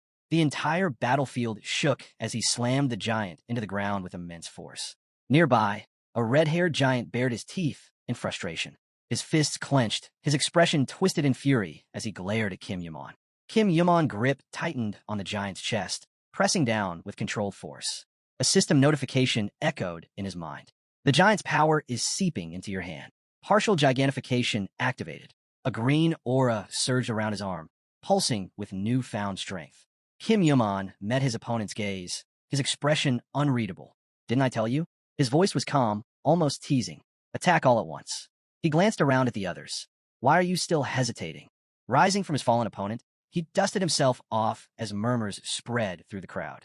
More villagers had gathered, their eyes locked on him. Noir clasped her hands together, remaining silent as her brother spoke. I told you not to fight him, Var said, stretching his shoulder with a faint frown. But if he's asking for it, he trailed off before smirking. Well, shouldn't we properly respect our guest? His sister lifted a brow, but she said nothing. The tension in the air thickened as their silhouettes moved toward Kim Yuan.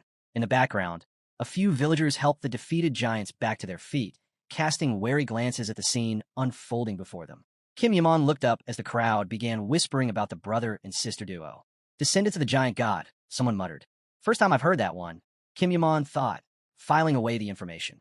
Var rolled his shoulders, his expression shifting into something more eager. All right, he said, cracking his knuckles. From the moment I saw you, my fists have been itching. His eyes locked onto Kim Yaman, glinting with anticipation. Let's see what the famous Kim Yaman can do. His energy spiked. Don't hold back, Kim Yaman replied, a smirk tugging at the corner of his lips. Scarlet light flickered in his eyes as his battle aura surged. Var grinned. That's the spirit. Without another word, he leaped into the air, hands raised high, ready to bring them crashing down. Kim Yaman didn't move.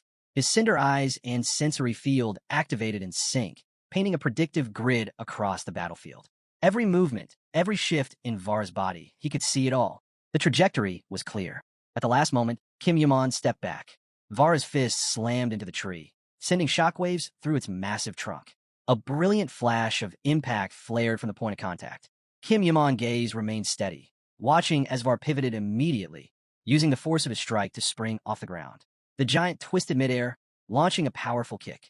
Kim Yaman raised his arm in defense. The impact rattled through him. His hand trembled slightly from the sheer force. Stronger than I expected. Before he could recover, a sharp voice cut through the air. Oi, catch! Kim Yaman's eyes flicked toward Noir. She was already in motion. He barely had time to react before she struck. Instinct kicked in. He unsheathed his blade, parrying the attack just in time. The force of the clash sent him skidding back several meters. Damn! His eyes widened slightly. Try to match them in raw strength without mana is reckless. But if this was about training, then he'd only use the skills he needed to refine. Var charged again, his neck struck a blur. Kim Yaman dodged, barely slipping past the attack. Grinding his teeth, Var scoffed. You know why I never argue with my sister? Without waiting for an answer, he leaped. Above him, Noir mirrored his movement, raising her arms for a devastating blow. Kim Yaman stood still, watching. The full force of their attack was coming straight for him, and he wasn't backing down. A powerful flash erupted as their blows clashed. The children's eyes widened as they took in the sight. Where the attacks had struck, the tree's bark shimmered with a glowing blue aura. But Kim Yaman was nowhere to be seen. Their heads snapped downward, searching for him. Where did he go? High above them, Kim Yaman hovered in midair.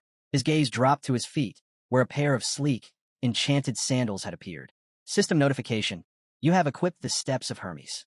A translucent system window flickered before his eyes, detailing their abilities. Imbued with the power of Hermes, these long-lost sandals grant the wearer plus 50% jumping power.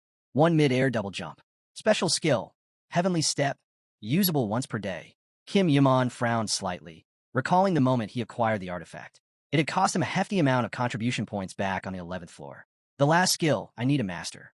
No time like the present. With explosive speed, he propelled himself downward, energy crackling around him. He had already used his jump. Now it was time to activate Heavenly Step. In an instant, he reappeared between the brother and sister. A sharp glint flashed through the air. Noir flinched, instinctively clutching her arm where Kim Yaman's blade had grazed her. Blood welled against her fingers as she stared in confusion. Noir! Var's voice rang out in alarm.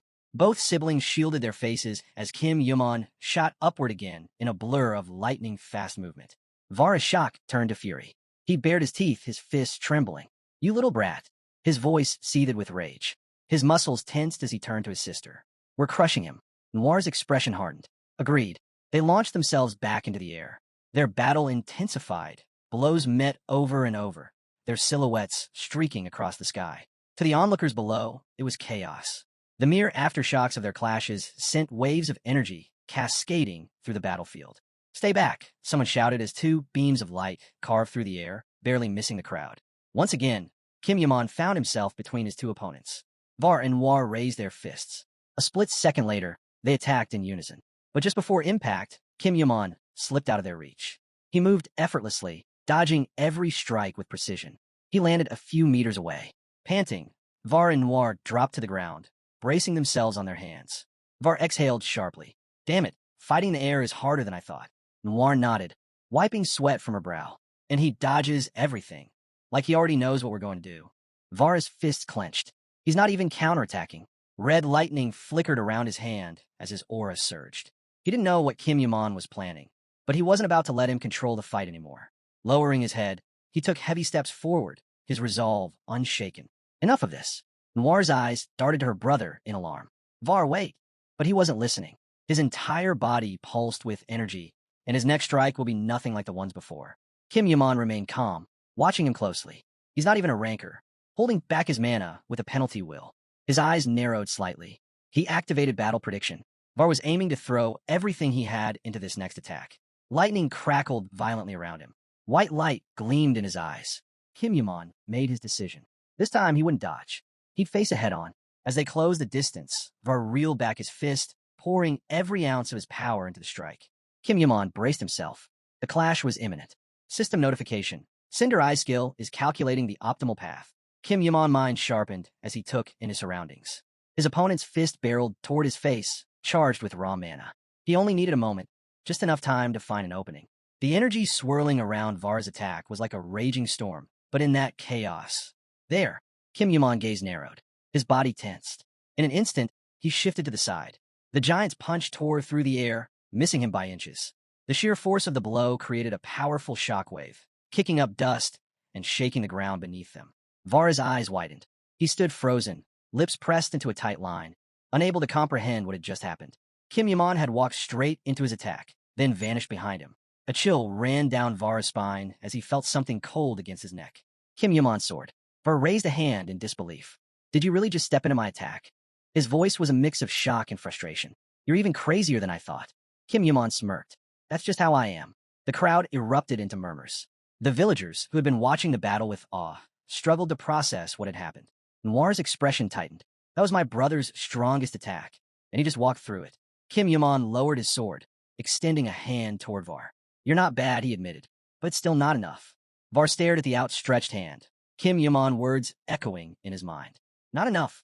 His expression shifted. He clenched his jaw before exhaling sharply, then broke into a confident grin. Then I'll take my revenge tomorrow, he declared. He grasped Kim Yaman's hand firmly, shaking it. Thanks for the fight. But in his mind, the thought lingered. Next time I'll win. The blue stone glowed under the moonlight. Var frowned as he stared ahead, absent-mindedly tearing into a chunk of meat. The past 10 days had passed quickly, yet the battle with Kim Yaman still played in his mind. Kim Yaman sat among the giants at a massive table. On one side sat Noir, and across from them, for other giants burned with barely contained frustration. Kim Yaman sighed, glancing at his plate. Suddenly, a loud slam shook the table. Var's fist rested firmly on the wooden surface as he declared, After we eat, we're having another match. This time, I will win. His brows furrowed in determination as he clenched his fist. The other giants exchanged glances. Eat faster. Var barked at them. Quit wasting time. One of them groaned. If I eat too fast, I'll get indigestion. Kim Yaman raised a hand, cutting him off. I'm not fighting today. Silence fell over the group. Var blinked. What? Kim Yaman exhaled, leaning back slightly. Tomorrow, I'm heading to the 20th floor trial. I need to save my strength. A moment of realization dawned over the table. Var scoffed but leaned back in his seat, chewing on his food with a frustrated expression. Noir studied Kim Yaman with interest. Var eventually sighed. Fine, he muttered. Guess I'll wait.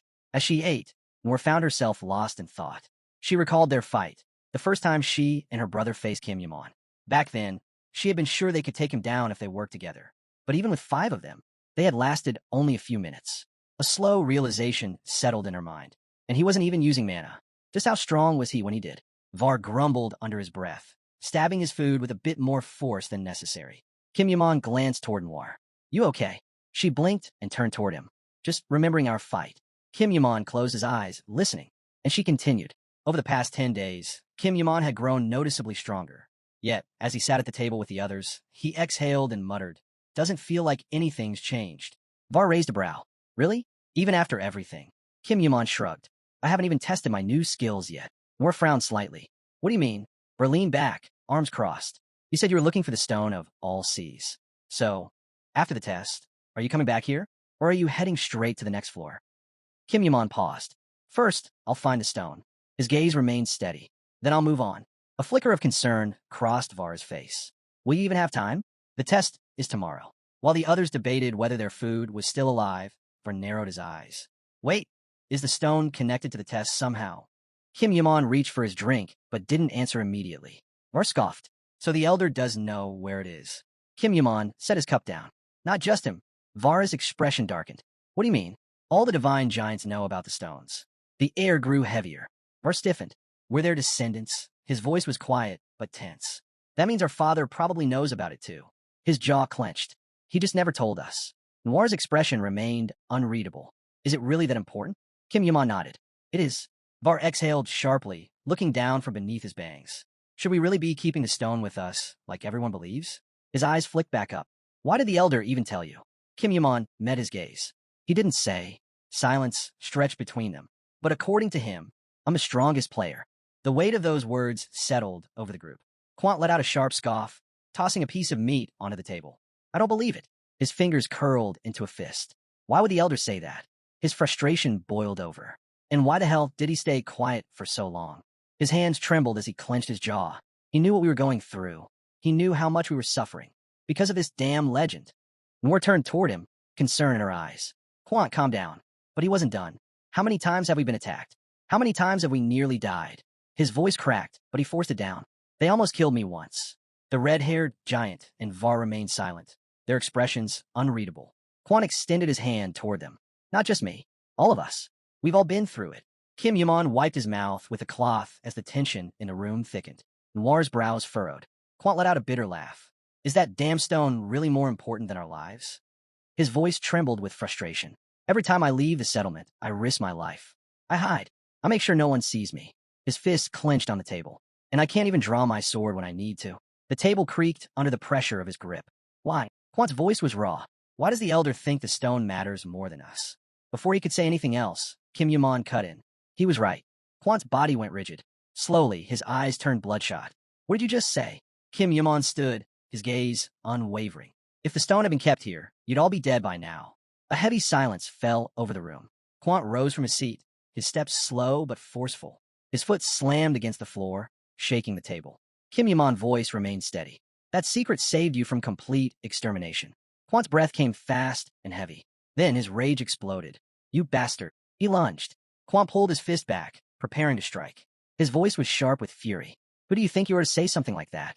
His fist came crashing down. But Kim Yaman was faster.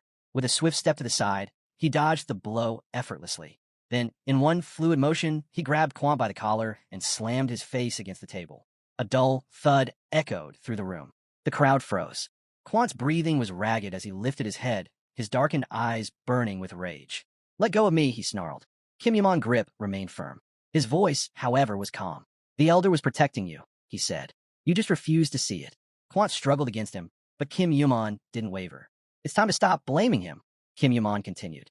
He kept the stone a secret to keep you alive. To keep all of you alive. He released his grip. Quant staggered back, falling off the table. Without another word, Kim Yaman turned and began walking away. Noir stared after him, surprised. He's leaving? Nearby, the red-haired giant placed a hand on Quant's shoulder, trying to steady him. Calm down, he advised. You've been going at it with him for days now. Face it, he's just too much for you. Quant clenched his fists, gritting his teeth. I don't care. His frustration hadn't faded. I'm going to the elder, he snapped. I want answers. But Var stepped in front of him, his expression firm. Enough. His voice was unwavering. The elder may have been reckless, but tomorrow everything will fall into place. Stop overthinking it. Quant glared at him, but after a moment, he exhaled sharply and looked away. His mind still swirled with doubt. Was the elder really hiding this from us?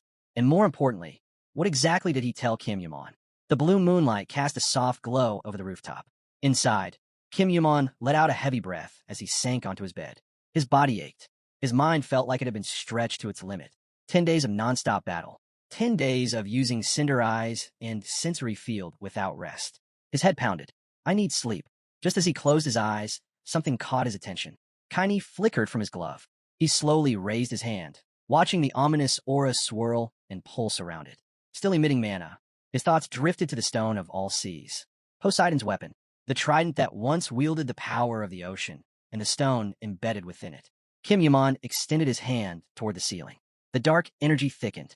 It's been reacting more and more ever since I reached this floor. His gaze hardened.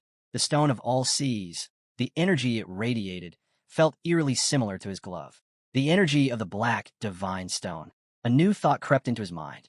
Are they reacting to each other? He exhaled, exhaustion settling over him, but his mind refused to rest. If they share the same nature, then this makes sense. A small smirk formed on his lips. If my theory is correct, he clenched his fist, watching as the dark aura pulsed outward. Then this glove is my Dragon Ball radar. This was his key to finding the stone. Now he just needed to figure out how to control it. Kaini swirled, filling the room. Kim Yaman could feel it, a longing, a pull. The glove was searching. It wanted to find the missing piece. As the darkness coiled around his fingers, Kim Yumon closed his eyes, and mentally, he reached out. Kaini gathered around his clenched fist as the system announced that the feminine flame would power the glove. The young man smirked, declaring that his victory was inevitable. So much so that even Hephaestus would celebrate in delight. As he opened his eyes, he muttered that she had slept long enough. A surge of purple aura flared around his hand. With a commanding voice, he ordered the eye to appear. Instantly, a blazing scarlet eye materialized in the air. Below them lay an island surrounded by shimmering blue waters, basking under the golden sunlight. Jagged cliffs dominated the landscape, while dense forests teemed with giant monkeys and bears. As he approached Var and War, he remarked that for such a small island, the number of monsters was overwhelming. Then a thought crossed his mind. Was this place designed after him? Could Triton have been inspired by his existence? Noir shot him a questioning look, while his sister chuckled, asking if he still remembered the time he was nearly devoured by Chimera. Kim Yumon exhaled, closing his eyes for a moment. Meanwhile, the boy beside him awkwardly admitted that the elder had sent them to escort him to the test grounds. But honestly, he couldn't understand why. Nothing here was truly a threat to him. The girl turned to Kim Yumon, raising her hand slightly. Even their rankers viewed this island with caution, she explained, believing that it could become a battlefield at any moment. Her brother nodded in agreement. This trial was clearly on a much grander scale than before. Kim Yumon thoughts drifted back to his last conversation with the elder. The old man had safeguarded the secrets of the seas for years, and now, Kim Yumon understood his hesitation. Ever since the Gigantomachia era, Titans had been forced to remain in the shadows. But now, with the elder revealing his hand, it was only a matter of time before Olympus caught wind of the truth. And when that happened, the giants would be in grave danger. Determined, Kim Yumon clenched his fists. He had to find the stone. As he strode forward, Var and Noir watched him in silence. Then, the system's voice echoed once more. Test of the 20th floor will commence in 10 minutes. A wave of tension filled the air. Noir clasped her hands together, concern evident in her stance. The boy, however, straightened his shoulders, his expression sharpening with resolve. New times had come for the giants. Now that the elder had allowed them to leave the forest, they couldn't afford to fail him. With a confident yet serious look, the boy vowed that they would not disappoint. He had waited for this day for far too long.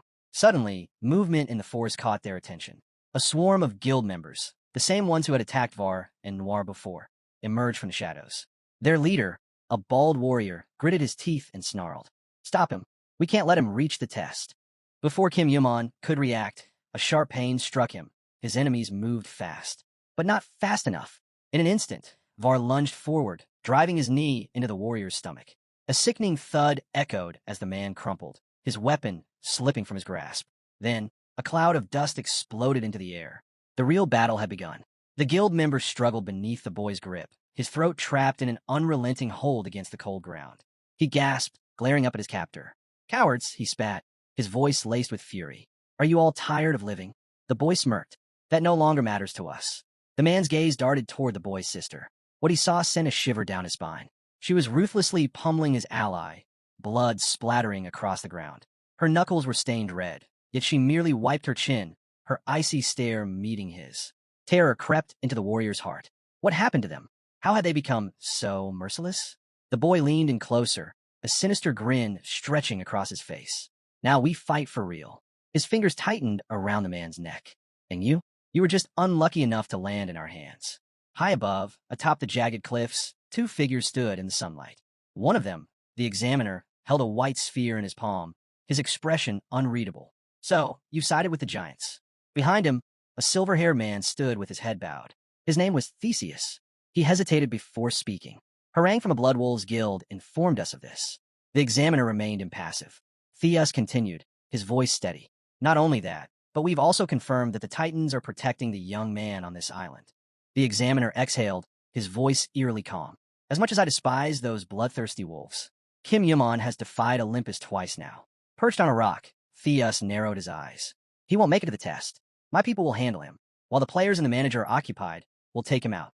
The silver-haired man turned to face him, his mind clouded with doubt. It's still strange. Why would the giants help him? After what happened with Gigantomachy, they should hate humans. There's no way their loyalty changed just because he stood up for them. The examiner remained silent, staring out into the horizon. No one can answer that. But Theus wasn't convinced. The words of his master echoed in his mind. The giants are hiding the stone of all the seas. He clenched his fists, recalling the moment he knelt before his master, the day he was appointed as the examiner of the 20th floor. His master's command had been absolute. Find a stone. Do this, and I will acknowledge you as my son. For a fleeting moment, an image of Poseidon filled his thoughts. His father's piercing gaze, his obsession with the stone. Poseidon had even defied Zeus himself in pursuit of it. Then, another vision appeared, the young man standing alongside the giants. Thea's breath hitched. Was he somehow connected to the stone? His mind raced. The moment Kim Yuman appeared, the giants left their forest. Coincidence? No, there had to be something more. The examiner remained still, his thoughts cold and calculated. If there was any reason for this alliance, he had yet to find it. His expression darkened. He lowered his head slightly, clenching his teeth. Forgive me, master. I failed to stop Kim Yuman.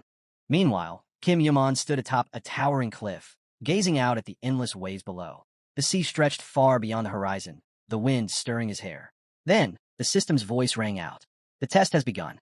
With an unreadable expression, Kim Yuman prepared for what lay ahead. Despite the obstacles along the way, Kim Yuman had arrived just in time. He was certain that the giants could handle the gill without issue. The waves churned violently against the shore as the system's voice echoed across the island. This land is home to countless sea creatures. Defeating them will reward participants with sea hearts. The more hearts collected, the higher the score. Then, the system added one more detail. The test will last 12 hours. Kim Yuman placed a hand on his forehead, deep in thought. This is just like the capture the flag test from the 11th floor. The only difference was that there were no limits on how many people could pass. Most participants were probably convinced that, with a team, they could clear this trial and advance to the 21st floor without much difficulty. Kim Yuman took a step forward and smirked. How naive. With a single leap, he launched himself off the cliff, diving headfirst into the ocean below. As he plummeted, he muttered, "No one else is passing this test, but me." The water engulfed him, and instantly, his mind drifted to the elder's words. Hephaestus told me you're searching for the stone of all seas. But according to the elder, all those rumors were false. The artifact was never with the giants to begin with. Kim Yuman opened his cinder eyes, scanning the vast, dark abyss before him. Glowing orbs of light emerged from the depths. Monsters. He recalled the elder's warning. If you truly want to find a stone, you'll have to go deeper, into the most dangerous waters. The depths are filled with creatures far worse than anything you've faced. As the monstrous figures circled him, Kim Yuman remained still. The elder had also said something else. Defeating these creatures will be the easiest part of your trial.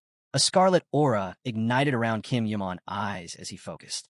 Suddenly, amidst the darkness, something caught his attention, a golden glow emanating from a rock deep below. His thoughts flashed back to the elder's voice. Tell me, boy, are you truly worthy of claiming the stone of all seas? Before Kim Yuman could react, a massive sea beast lunged forward, its jaws wide open. And in the next instant, its body was cleaved in two. The lifeless corpse of the monster crashed in front of a group of challengers. One of them, a man clad in armor, turned to his team. Is everyone all right? Another participant laughed. This test is easier than we thought. We've already gathered 15 hearts, one for each of us. The system timer flashed. 6 hours, 18 minutes, and 21 seconds remaining. The armored man wiped blue blood from his gloved hand, holding up a shimmering blue crystal. We still have half our time left. At this rate, we can collect another heart for every member of the team.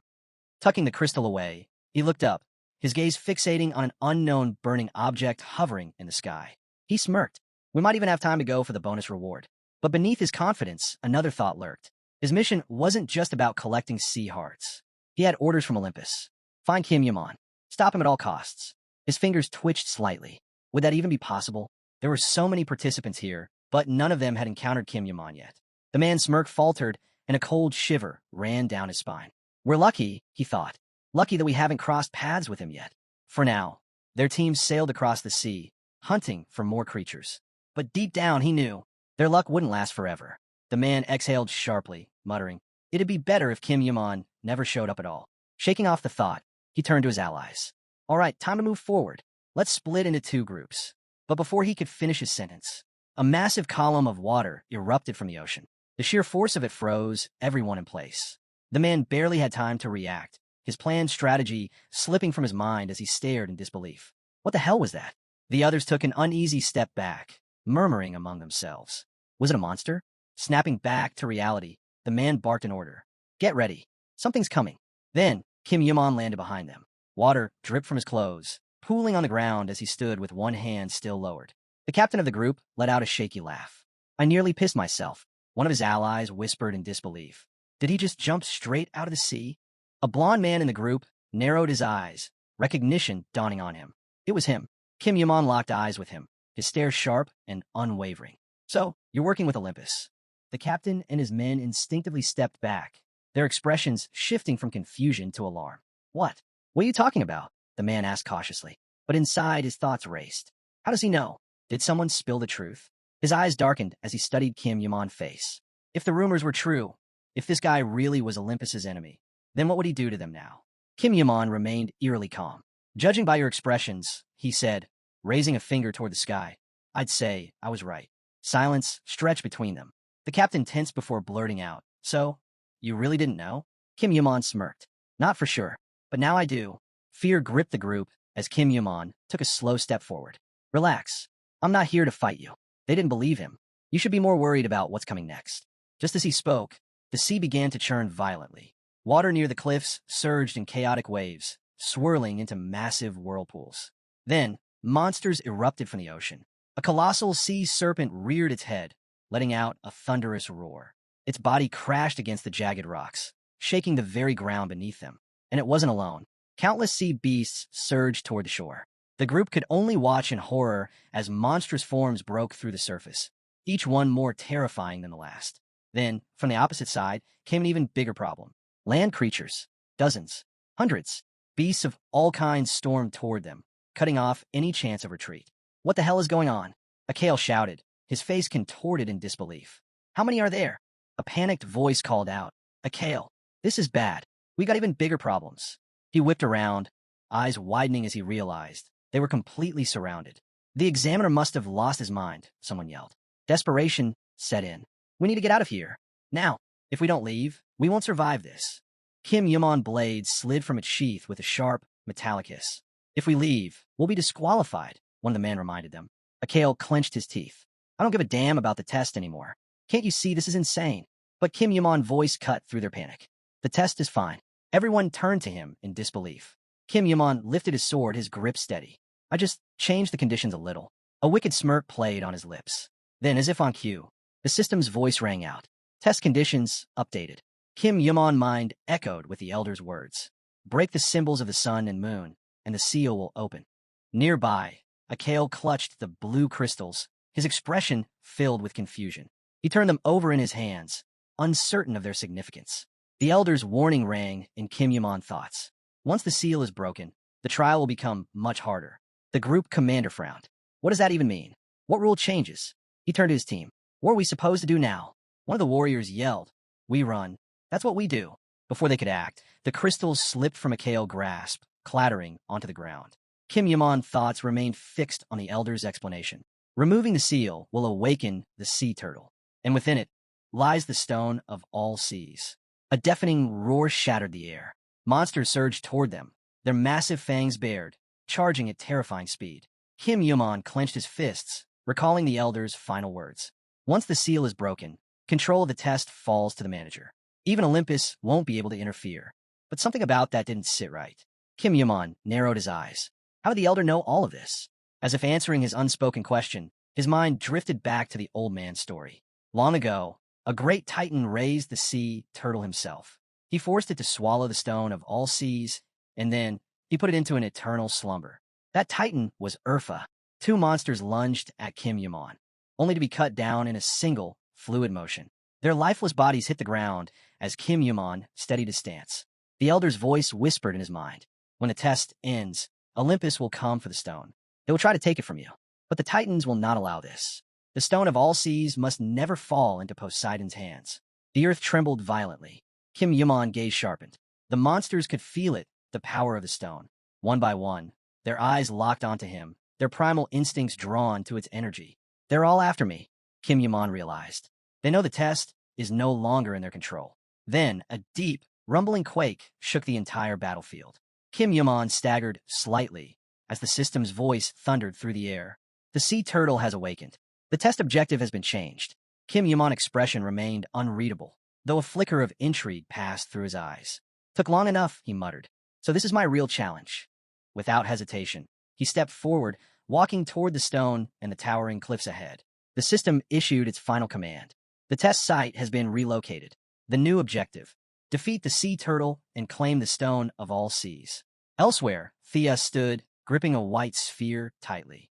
A notification flickered across its surface. A new message from Search Group 2. Their report stated that they were thoroughly searching the island's central region, with Search Group number 1 staying in close contact. Soon they would find him.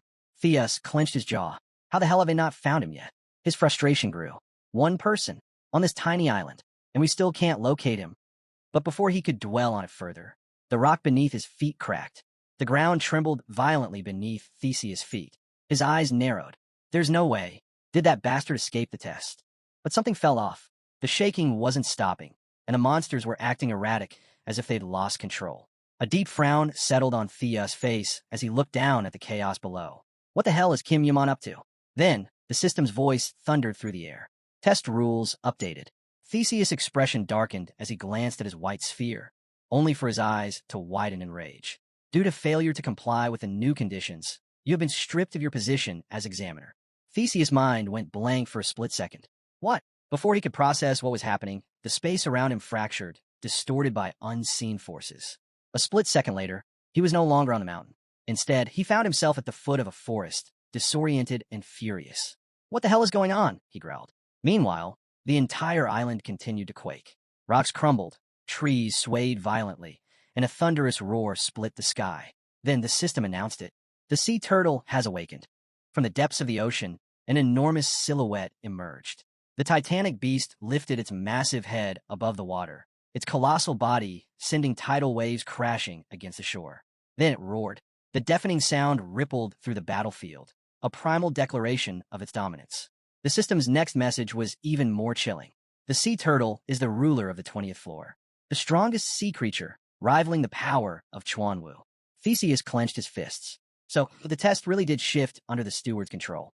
He grimaced. If only they had known the truth sooner, that the stone of all seas was hidden inside the turtle. His gaze flickered to his white sphere, his thoughts sharp. This is Kim Yuman doing. No one else could have pulled something like this off. His jaw tightened. I need to alert everyone. We need backup. But before he could act, a body hit the ground behind him. Theseus turned sharply. It was Harang. He collapsed, barely conscious, groaning in pain. Another figure crashed down next to him. The guild captain. Theseus' eyes widened. These guys. Then, a voice rang out from behind him. It's been a while, hasn't it? Theseus turned, his gaze locking onto a towering figure wreathed in fire. Sitar, the fire titan ranker. Behind Sitar, more titans stood, their expressions unreadable. Theseus exhaled sharply, his glare unwavering. We haven't seen each other since Gigantomachy. Sitar gave a small smirk. And yet, you're still as stiff as ever. Theseus' body tensed as Sitar stepped forward. I hear you've been keeping busy, climbing the ranks, becoming an examiner. His eyes flickered with amusement. Shouldn't you be watching over the test, then? Theseus scoffed. The situation has changed. And what about you? What's a Titan doing here? His tone turned accusatory. Trying to sabotage the test. Sitar simply chuckled. Sabotage? Please. The flames around him flickered as he recalled the past. I only stepped in when the Blood Wolves launched a full-scale attack on 2 young Titans. The whole damn pack was hunting them. What was I supposed to do, stand by and watch? His gaze sharpened. Or is protecting my own people suddenly a crime? Theseus clenched his teeth. This was getting worse by the second. You trying to provoke me, Titan? He growled. Suddenly, Olympus soldiers rushed forward, drawing their weapons. Theseus didn't hesitate. I won't allow interference in this test. Sutar's allies stepped up behind him, their stance unwavering.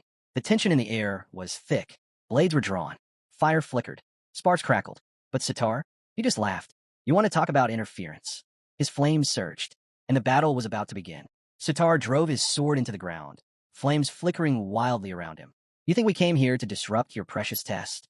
His voice was sharp, filled with contempt. His grip tightened as he raised his head. We don't care about this damn test.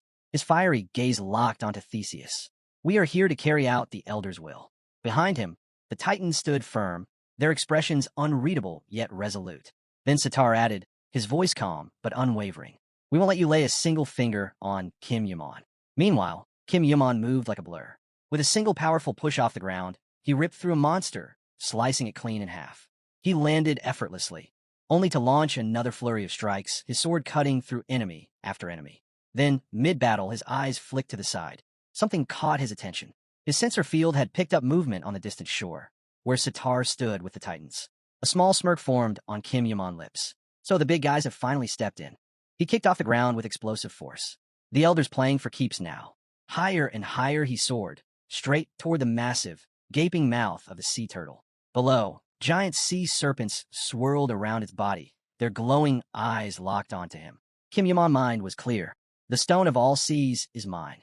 As he dove, a serpent lunged toward him. He twisted in midair, using its massive body as a stepping stone, and kicked off, sending himself even faster toward the turtle's mouth.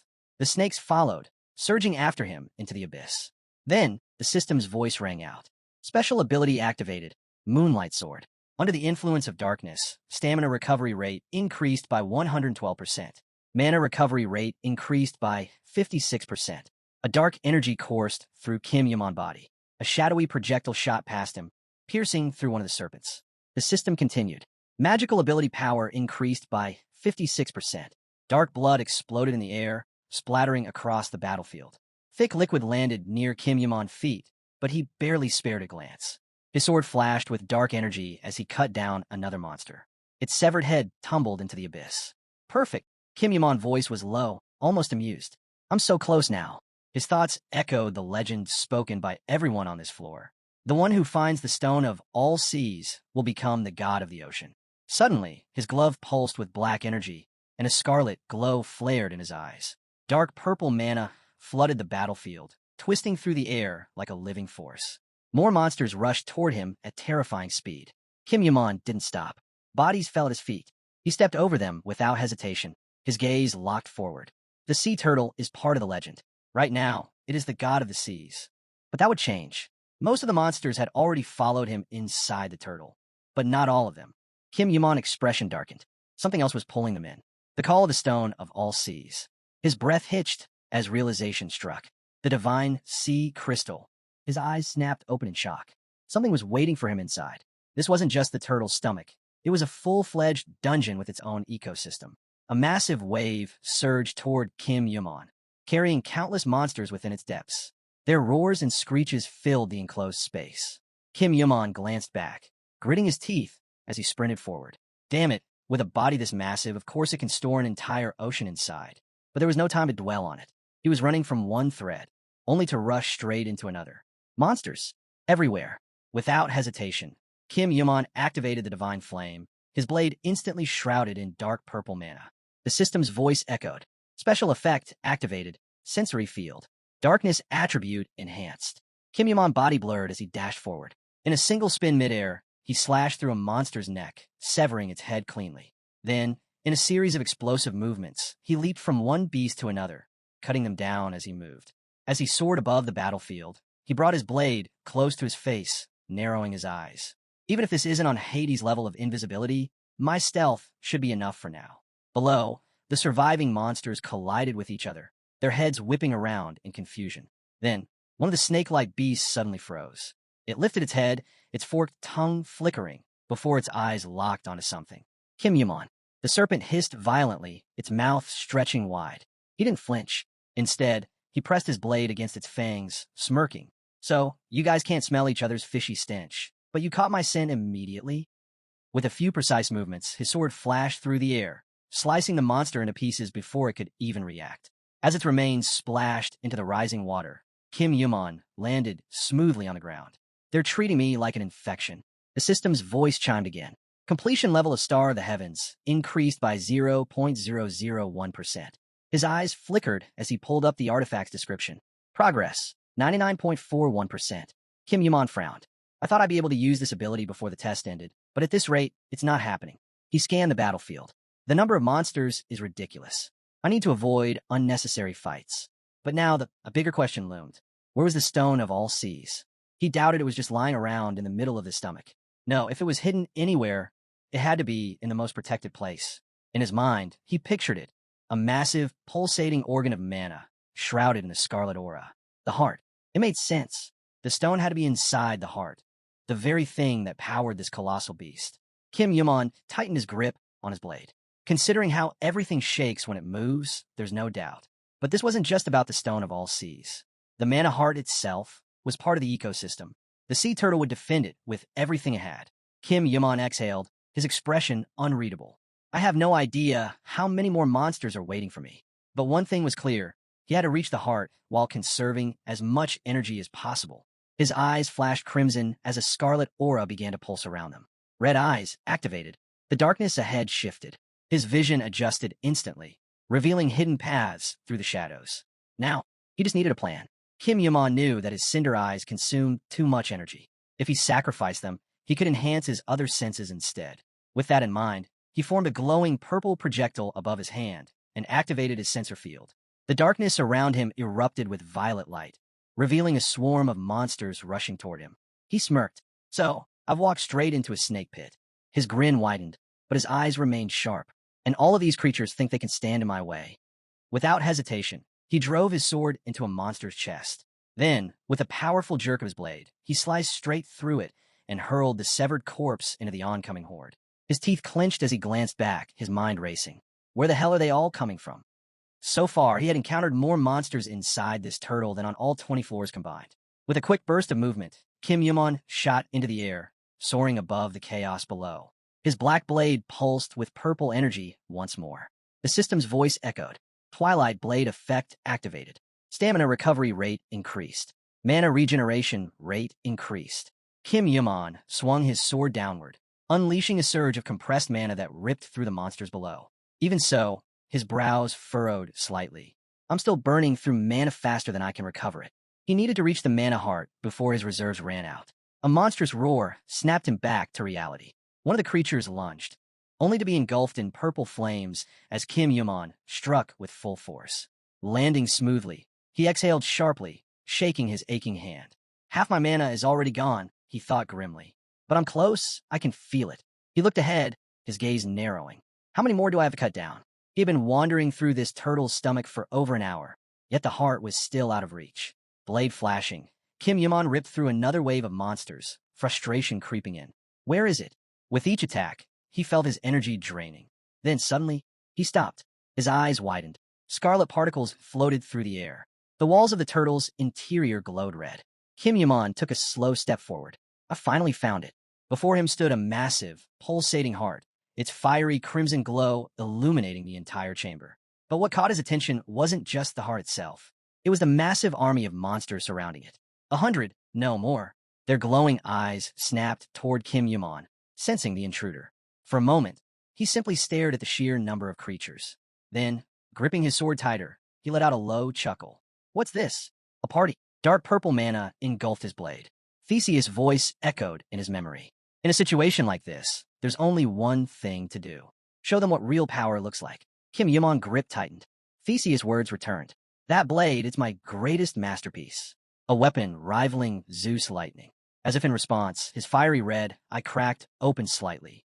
Then, in the next instant, it snapped open completely. Dark lightning exploded outward, twisting violently through the air. The system's voice thundered through the chamber. Skill activated, summoning hell.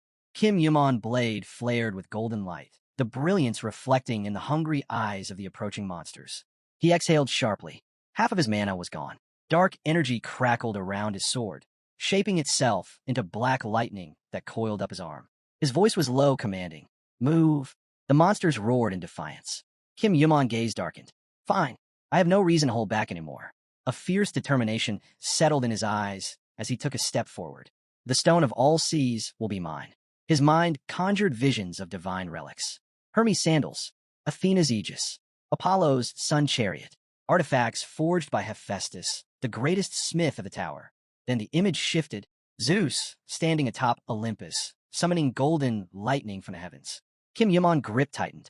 If you had to choose the greatest of Hephaestus' works, it would have to be Zeus' lightning, a weapon that could shatter entire islands with a single strike, a force capable of controlling the skies themselves. Kim Yaman's gaze flickered with something cold and resolute. And now, that weapon has a rival. The air around him grew heavy. The monsters sensed the shift, their eyes gleaming as they tightened their encirclement. Dark energy surged outward, wrapping around Kim Yaman like an extension of his very being. He clenched his teeth. Adamantium can channel the power of dark sea crystals to their absolute limit. But weapons alone didn't define strength. Their true power depended on the hands that wielded them. His fiery red eye burned bright. The original Kaini was forged by a mere apprentice. This time, mine was crafted by Hephaestus himself. Monsters lurched forward, their jaws snapping as they charged. A blinding blue flash illuminated the chamber. Kim Yaman narrowed his eyes. Even knowing they would die, they still came for him. The stone has them completely brainwashed. No hesitation. He swung his sword. Dark light erupted, slicing through space itself. A black void split open before him, summoning hell. The thick, churning mass of dark energy expanded outward, swallowing everything in its path. The monsters vanished instantly. Kim Yaman frowned. Where did they go? Then pain. A sharp, searing agony ripped through his arm. His breath hitched. He glanced down, his fingers twitching in confusion. It feels like my arm is being torn apart. His brow furrowed. Why? He had invested over 100 points into dark magic, and it still wasn't enough? A cold realization settled in. He wasn't controlling the power. The power was controlling him. Gritting his teeth, he crouched low, then activated the Hermes sandals. I just need to endure. With an explosive burst, he shot into the air, soaring past the monsters below. The system's voice echoed. Effect activated. Jump height increased by 50%. Blade in hand, Kim Yaman twisted midair, and as he descended, he slashed forward, tearing another rift into space itself. A black chasm yawned open before him, and whatever lay beyond was darker than anything he had ever seen. The space in front of him rippled as he activated Sky Step, propelling himself upward. Soaring toward the top of the tower, he felt the weight of countless monstrous eyes locked onto him. System alert. Movement speed increased by 100%.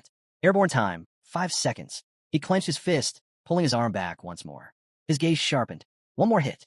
His mind raced as his cinder eyes locked onto the target, calculating the perfect path. Scarlet energy surged around him, crackling in the air. A dense wave of purple mana materialized, blocking his path to the crystal. He scanned the area, searching. Then he felt it. A pulse. A surge of power hidden in the darkness. There it was. The stone of all seas suspended midair, glowing with a deep blue aura. The eye embedded in his glove flared to life, radiating intense mana. System alert. Kaini has detected the energy of the sea crystal. His vision tinged red as power coursed through him. He gritted his teeth, raising his fist once again. He had finally found what he was looking for. There was no hesitation now. He would reach it with a single decisive strike. Slashing through space itself, he tore open a black rift, its jagged edges pulsating with golden light. His attack exploded forward, ripping through the oncoming monsters. The impact sent shockwaves through the battlefield, tearing them apart in a blood-red storm. The air filled with the scent of iron as a crimson fountain erupted around him. The surviving creatures shrank back in fear, their grotesque forms wading through the pools of blood toward the crystal. Then the serpent moved, noticing a dark energy source. Its forked tongue flickered as it opened its maw, saliva dripping in anticipation. But before it could strike, slash, a single blow. Its massive body split in two, each half falling away in opposite directions. The young man stood still, arm outstretched, head lowered.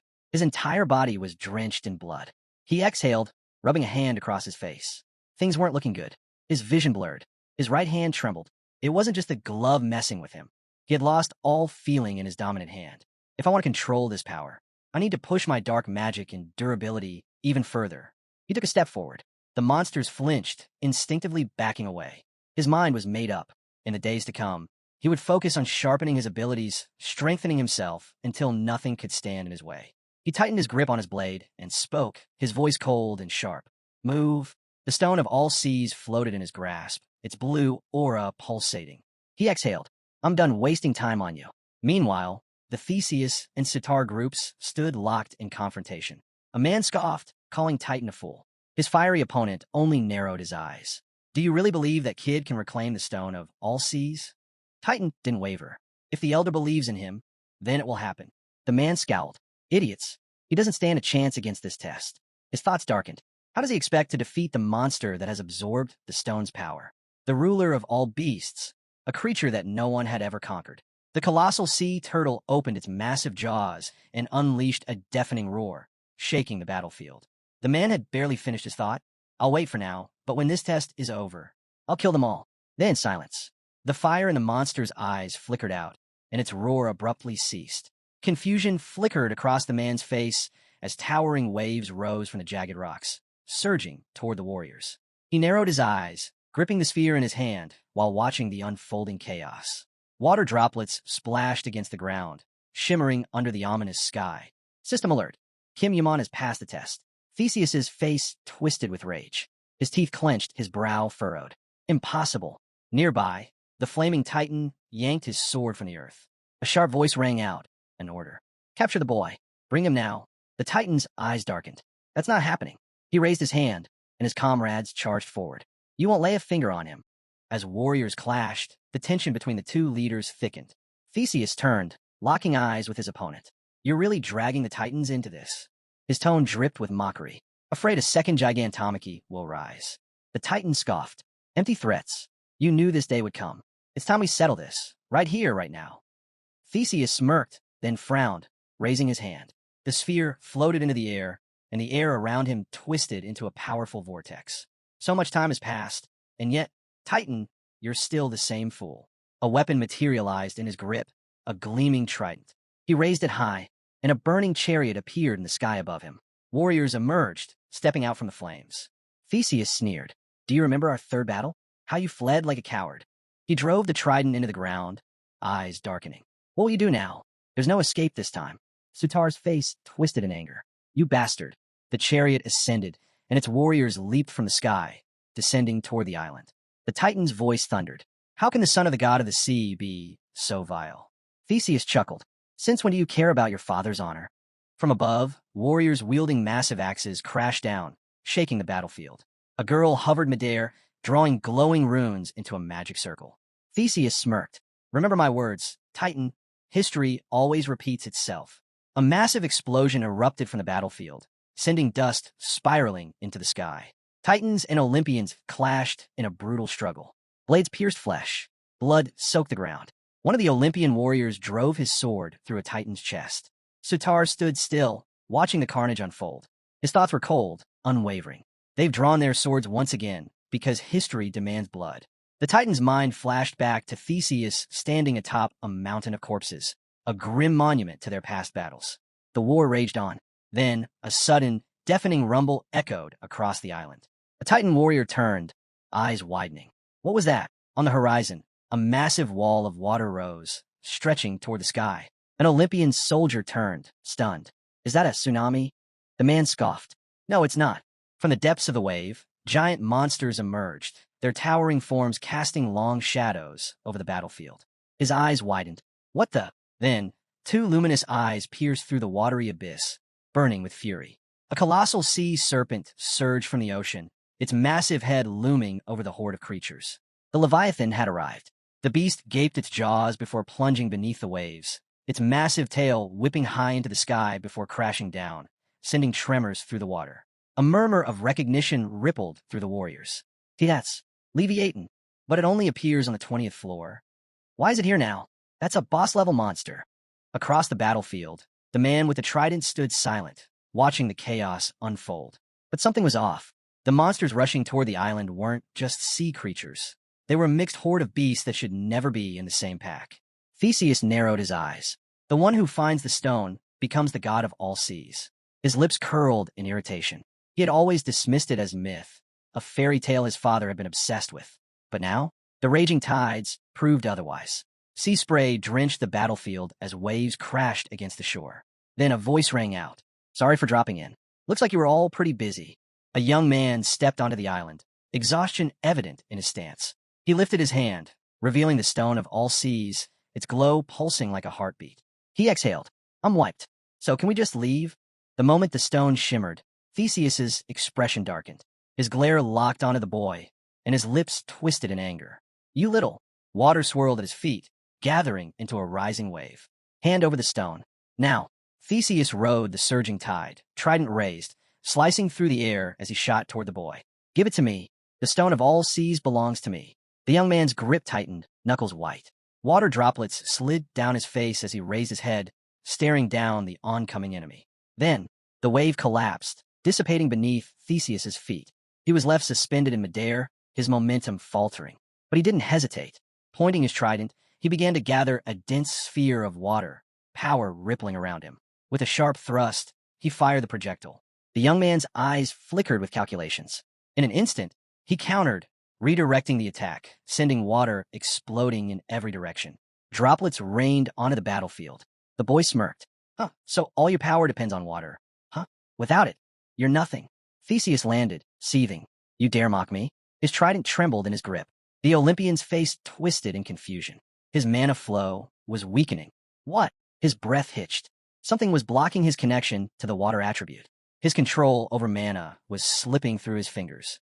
His vision sharpened, and his bloodshot eyes locked onto the stone. It's that damn thing. Suddenly, golden lightning crackled around him, filling the air with an electrified charge. The young man tensed. He's reaching his limit. His cinder eyes activated, and his sensory field expanded.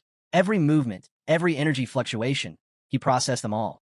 Then Theseus lunged, his trident flashing forward. The young man dodged, twisting just as the weapon slashed past. Steel clashed as he countered with his sword. For a moment, their eyes locked. The young man smirked. He struck. Theseus barely blocked in time. The battle for the Stone of All Seas was just beginning. Their weapons clashed, unleashing a violent shockwave that rippled through the battlefield. Locked in combat, neither backed down. The next strike came. Another burst of mana exploded between them as they exchanged blows. The young man clenched his teeth, eyes sharp with determination. I'm not backing down. His blade struck, wedging itself between the prongs of Theseus's trident. Theseus snarled, his brows knitting together in frustration. Blood dripped from the corner of his mouth. His father's words echoed in his mind. Find the Stone of All Seas. Succeed, and I will recognize you as my son. Gritting his teeth, Theseus lowered his trident, twisting his opponent's sword out of alignment. Dark energy crackled around his spear. It doesn't matter what it takes. The power swirled violently around him. I will win my father's favor. I will become the heir of Poseidon. Slamming his spear into the ground, he sent a shockwave of aura tearing through the battlefield. The earth beneath his opponent fractured, splitting apart. The young man's grip faltered. His sword was dragged into the crumbling ground. But he was faster. Hermes' sandals activated. In a flash, he leapt away, dodging the devastating impact as the ground beneath him shattered into jagged ruins. Theseus staggered, his head drooping forward. Blood dripped from his lips. The young man landed a short distance away, dispelling his sandals, eyes still locked on his opponent. His breath was ragged. He wiped his cheek, taking a moment to think. Theseus's weakness is his rage, his recklessness. But he's trying to stay composed. Spitting out blood, he lifted his gaze. Something was at stake here, something bigger than just the battle. Theseus tightened his grip on his spear, golden lightning raging around its handle. His jaw clenched. Once I'm done with you, he said darkly, I'll deal with the Titans next. Both hands gripped the trident, its weight heavy with power. His eyes burned with defiance. You chose the wrong opponent, Theseus declared. I am Theseus, son of the great Poseidon. The young man exhaled, adjusting his grip on his blade. He felt the Stone of All Seas pulse in his other hand, its glow intensifying. Time to use Kaini. He smirked, resting his sword in front of him. So, you finally made up your mind? His voice was calm. Good. Let's do this right, and level up at the same time. The battle raged on. The armies of the Titans and Olympians clashed in the distance, their conflict swallowing the battlefield in a thick wall of dust. Once again, the young man's blade locked between the trident's prongs, their weapons grinding against each other, sending sparks flying. A powerful flash of light ignited the space between them. They glared at one another, eyes filled with raw fury. Another exchange of blows. Another blast of energy. The battlefield was engulfed in swirling dust and chaos. Theseus spun his trident, launching a vicious strike. The young man activated his sandals, dodging in a blur just before the attack struck. He landed behind Theseus. The battlefield lay in ruins around them, the air thick with smoke and debris. Theseus gritted his teeth, his frustration boiling over. He cursed under his breath. Why is this brat so damn hard to hit? Through the swirling dust, he could barely make out the silhouette of his opponent. He scowled. This isn't just a matter of... Theseus gritted his teeth. How is he dodging everything? It wasn't just reflexes. The young man knew exactly where the next attack would land. Then Theseus saw it, those glowing red eyes. So that's it. The young man's scarlet eyes pulsed, radiating a powerful aura. He activated his sensor field, heightening his awareness. He tightened his grip on the Stone of All Seas, realization sinking in. Theseus can barely use his water attributes. That means the stone is suppressing him. Still, the power gap between them was undeniable. The blood of Poseidon flowed through Theseus's veins. The difference in their levels was clear. The ground trembled. Monsters surged from the ocean, their colossal forms smashing through rock, sending stone fragments crashing down. The young man's gaze flicked to the side. Theseus narrowed his eyes. What's wrong? Finally realized you can't win. The young man scoffed. Don't be ridiculous. He turned back, locking eyes with his opponent. Where are you running? Scared those sea creatures will catch you. Theseus sneered. You talk too boldly for a dead man. Then, an Olympian soldier grabbed Theseus's arm. My lord, the soldier urged, this battle is out of control. We need to retreat. Theseus ripped his arm free, his expression twisting in fury. Don't interfere, he snapped. The soldier's eyes flickered with hesitation. We have to fall back, sir.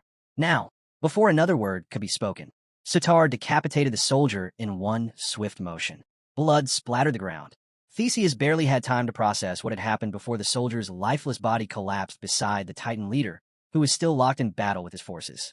Sitar's voice rang out like thunder. Kill them all. Crush the Olympians. None of them leave this island alive. He scanned the battlefield, eyes burning with cold fury. Rip off their arms and legs, take them as trophies.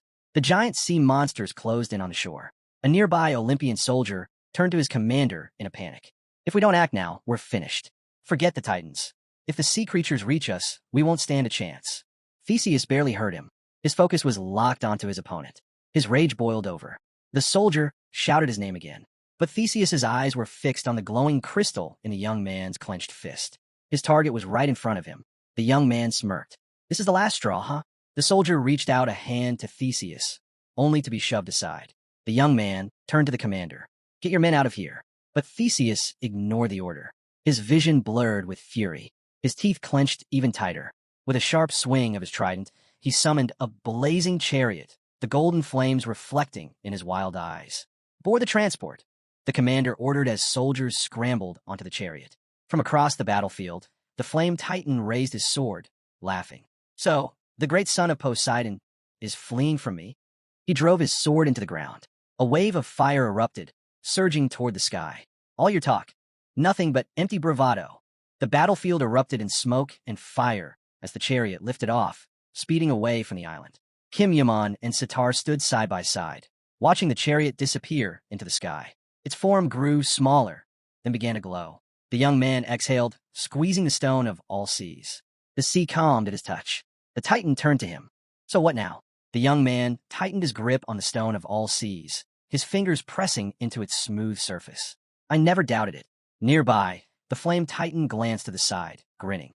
Finally, they've stopped hiding. The sea was calm at last. The titan raised his glass high, his voice booming with triumph. The day has come. The giants have defeated Olympus.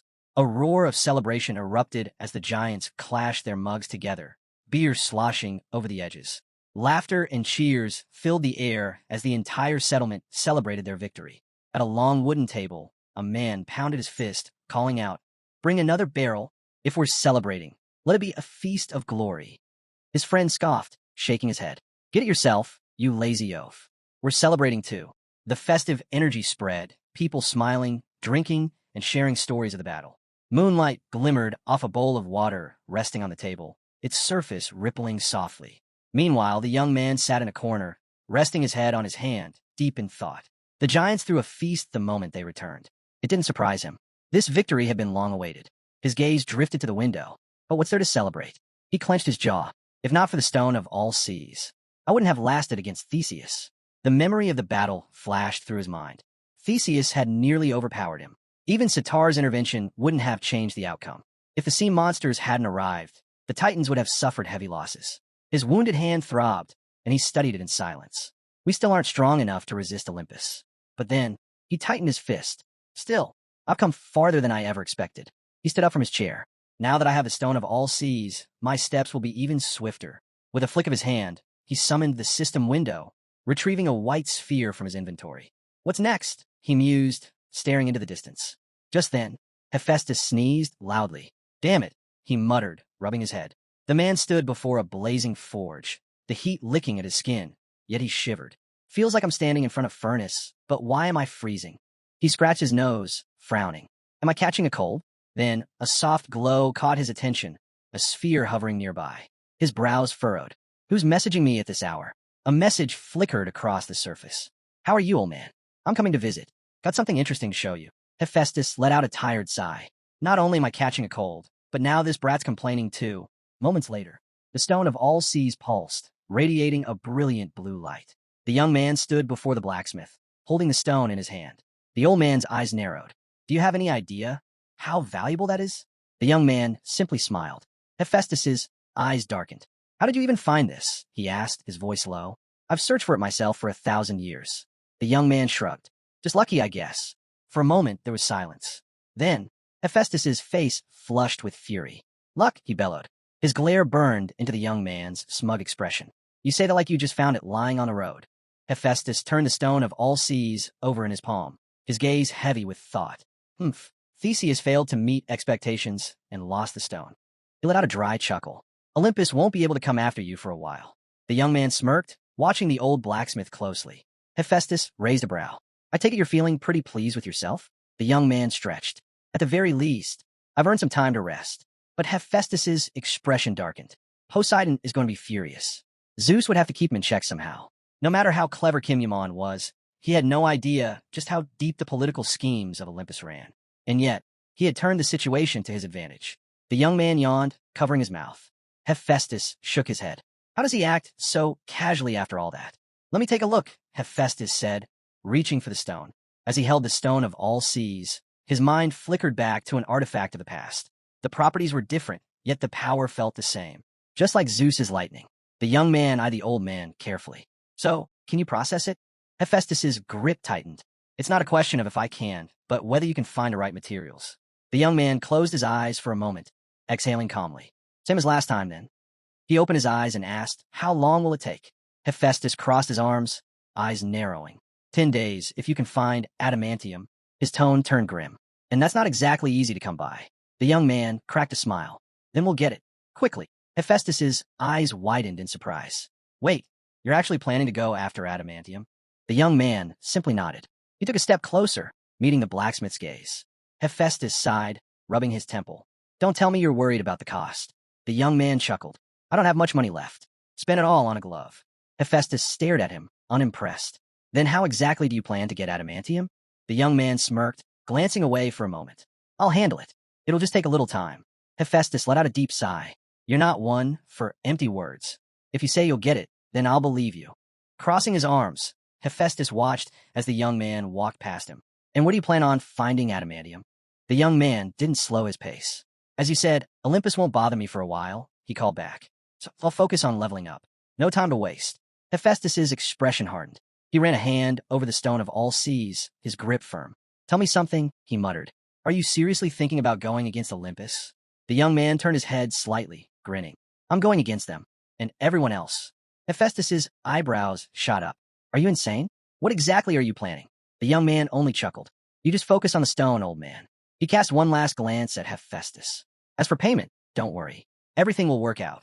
Hephaestus watched him go, unease settling in his chest. Because if there was one thing he knew for sure, that kid wasn't bluffing. As the young man departed, he gave a casual wave. See you around, old man. A heavy fog settled over the city as he descended the stairs. Hephaestus was definitely surprised. He smirked. If he knew what I was really up to, he'd probably faint. Then, a notification flickered beside him. Egg movement detected. His gaze shifted. Shaking again? The incubation percentage must have increased. It had likely been active for at least half a day. A soft purple glow emerged from the system window. The young man let out a small chuckle. Hang in there a little longer. Maybe we'll meet your brothers and sisters soon. The system described the egg's movements, tilting slightly, as if listening. He rested a hand on it. It's going to be fun. His expression darkened slightly.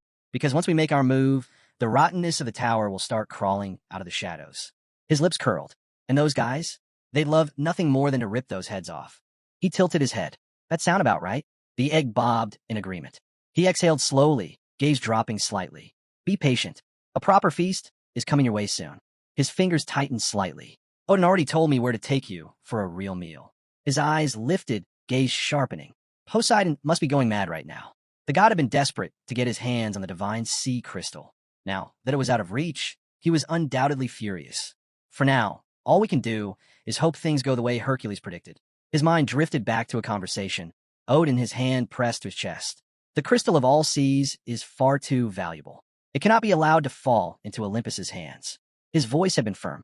Odin's brows furrowed, his tone grim. If you claim it, expect a retaliation of colossal force. You'll be painting a target on your back. Hercules, standing beside him, had simply shrugged. As long as my father remains Lord of Olympus, he won't be able to act directly. The young man had looked at him, questioning. Hercules continued, voice calm. Poseidon can't move against a mere player, not even a ranker, as long as you hold the divine sea stone. Then his tone turned more serious. But the moment a large guild makes its move, others will follow. That's when things get complicated. The memory shifted. Odin and Hercules had stood opposite each other, discussing the inevitable. Odin had narrowed his eyes. What about Poseidon? Should we expect him to act outside of Zeus's orders? The young man had answered without hesitation. Zeus will keep him in check. He won't be able to do anything. The three great gods of Olympus may share the same bloodline, but they're far from allies. Their entire existence is a power struggle. A vivid image appeared in his mind. Hades, Zeus, Poseidon, three brothers, bound by fate, but locked in endless conflict. Hercules had explained, his voice unwavering. My father's battle with Poseidon was the most brutal of them all. In his vision, a golden stone radiated power in Zeus's grasp. After Zeus obtained the divine celestial crystal, he forged his lightning and took control of more than half of Olympus. The image shifted, his father's face stern and calculating. Zeus understood one thing clearly. Neither the divine sea crystal nor the divine dark crystal could ever fall into his brother's hands. The young man clenched his fists. And now, the war was only beginning. Hercules rested his hand on his knee, studying the young man. So, you're saying everything will just resolve itself? The demigod shrugged. Maybe. Hercules exhaled, shaking his head. All you need to do is keep the crystal of all seas in your possession. Let Zeus and Poseidon tear each other apart. Just then, a box crashed to the floor, splitting into two halves. Far away, in the depths of the sea, Poseidon went berserk.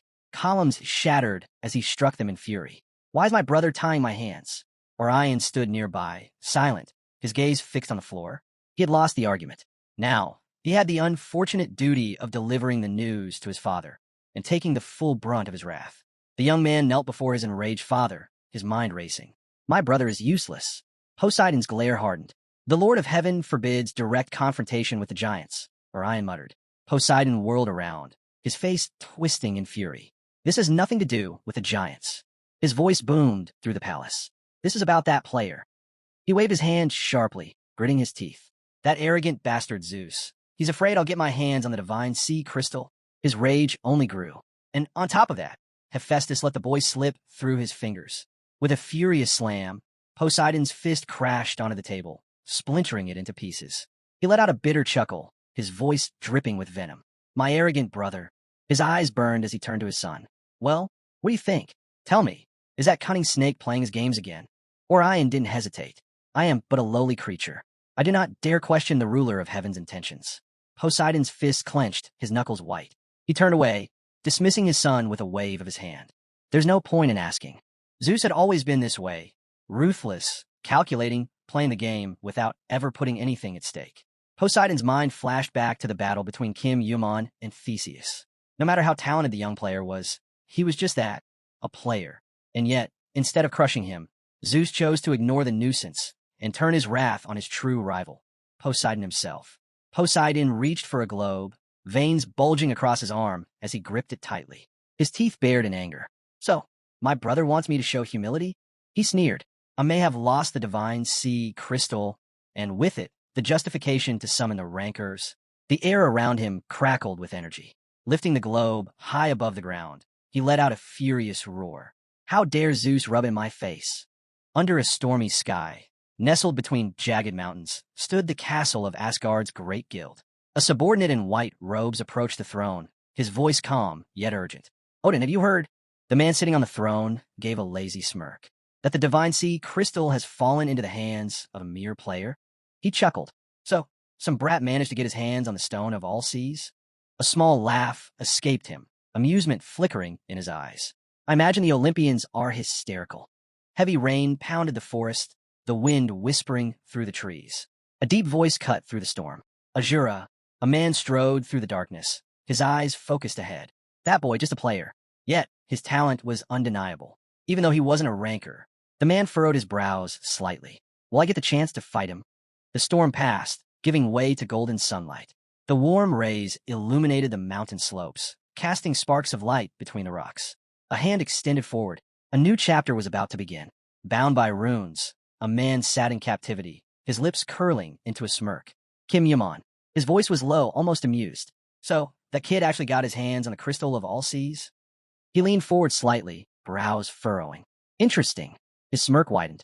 I thought he was just some newbie. A dark glint flashed in his eyes. Can't wait to see what happens next. The burning remains of a cart crackled in the heart of a lush green forest. Kim Yaman stood beside it, his gaze steady. First floor of the tower. The chariot driver turned to him. We've arrived. Thanks for using Olympus's pride, the sun chariot. A system notification flashed. 1,000 points spent. Kim Yaman's gaze followed the floating cart, watching as it prepared for departure. The driver grinned. Call us again anytime. As the chariot ascended, Kim Yaman's thoughts drifted. Even if this one was just a copy, Theseus had brought the exact same model with him. How many more did they make? His lips parted slightly, his jaw tightening.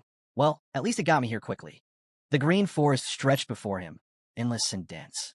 Kim Yaman moved deeper in, until he reached the outer wall of the first floor, the edge of the world. Lifting his gloved hand, he traced his fingers over the unseen force ahead. He had heard the stories. No one has ever broken through this wall. The dark canopy of trees swallowed him in shadow. No one ever thought it could collapse on its own. He opened his system inventory, pulling out his weapon. No time for sentimentality. A system notification appeared. Cinder eyes, finding trajectory. Kim Yaman tightened his grip. Another system window materialized. Tosca's sword pieces, a shard of the legendary sword used by Susenu to seal Yamada no Orochi. A special power remains sealed within. To awaken it, all fragments must be gathered. Kim Yaman's gaze shifted. In the distance, a column of orange aura pulsed in the heart of the forest. Flames flickered, casting eerie shadows through the trees. He narrowed his eyes. Odin was right. This place's difficulty doesn't match the first floor at all. His mind raced. The dungeon of Susenu, one of the 3 noble children. Highest ranker, 57th place. Kim Yaman stepped forward, slowly approaching the pillar of light. Before his return, this artificial dungeon had remained hidden for hundreds of years. He clenched his fist around the blade fragment. Back then, the other 2 ghosts found the remaining pieces and reforged the blade of the 3 deities. Now, an orange glow seeped from the fragment in his grasp. If Susanu's relics are truly here, they'll stop at nothing to retrieve them. His expression darkened. Forgive me. His fingers curled tighter around the fragment. But I'll be taking them first. With measured precision, Kim Yaman drove the blade fragment into the pillar of orange aura. A crimson glow erupted from the ground. A single hieroglyph flared to life. System notification. The secret dungeon of Susanu's legacy has been discovered. Kim Yaman exhaled, watching as the air around him twisted and warped. Kronos, winding mechanism. Truly incredible. The world around him turned red. Before his eyes, a colossal tower rose from the ground. A system alert chimed, checking compliance with dungeon entry conditions. Check passed. Access granted. Kim Yaman smirked. I made it. 100 years vanished in an instant. The protagonist turned his head, his eyes locking onto the towering structure that had suddenly appeared before him. System alert. To obtain the hidden Susenu relics, you must ascend the tower. Find a key, and you may leave the dungeon. Scanning the immense height of the structure, he concluded that both the key and the relics must be inside. Without hesitation, he accessed his system storage, tucking away the sword fragment, just as the sound of movement echoed behind him. Monsters. Fanged beasts emerged from the shadows, their eyes locked onto Kim Yaman. These creatures had no intention of letting him advance. Vampire hyenas, Kim Yaman muttered, recognizing them as fourth-floor threats and beyond. His gaze darkened. Instead of fear, a smirk played at his lips. The more, the merrier, he said. Without hesitation, he lunged forward. His blade sliced through flesh and bone, cutting the hyenas down before they could retaliate. The system flooded him with notifications, but one in particular stood out. Heaven's fate has increased by 0.001%. With a final strike, Kim Yaman plunged his sword into a hyena's chest, then grabbed its limp body and hurled it into another, sending both crashing to the ground. The battle was over. He turned toward the massive stone gate of the tower, stepping over the fallen monsters. His serious gaze never wavered as another system alert appeared. Heaven's fate, 99.54% complete. Kim Yaman's mind processed the numbers. Gaining 3,000 points had only increased it by 0.5%. An immense gap still remained. But with his level rising, his intuition had sharpened significantly. Bloodstained fingers pressed against the tower's gate. At his touch, Red light seeped from the cracks, illuminating the entrance. With a low groan, the doors creaked open. He stepped inside. System alert. You have entered the Susenu dungeon. The air grew heavy as Kim Yuman walked down a dimly lit corridor. Another message flashed before him. Ascend to the 100th floor. Pass the Susenu test. His footsteps echoed in the dark. Narrow corridors stretched ahead. This place was a labyrinth, a miniature version of the tower itself. Susenu. He had never encountered the deity before, only heard dark rumors. Yet despite the ominous tales, one fact remained consistent. Susenu was a force to be reckoned with. A sudden shift in the air made Kim Yuman freeze. His inventory had opened on its own. A crimson glow erupted from within. From the depths of his storage, a blade fragment floated outward, pulsing with an eerie red aura. Kim Yuman breath hitched. Before him, a figure began to materialize. A warrior cloaked in spectral energy, eyes gleaming like molten fire. A samurai. The spirit took in his surroundings. Then his gaze settled on Kim Yuman. His voice, deep and commanding, broke the silence. Who are you? He demanded. Are you the wielder of Tosca's sword? Kim Yuman narrowed his eyes. His grip tightened. I am. The samurai studied him intently, his expression unreadable. And then, in a tone laced with intrigue, he murmured, Judging by your presence, you may yet be worthy.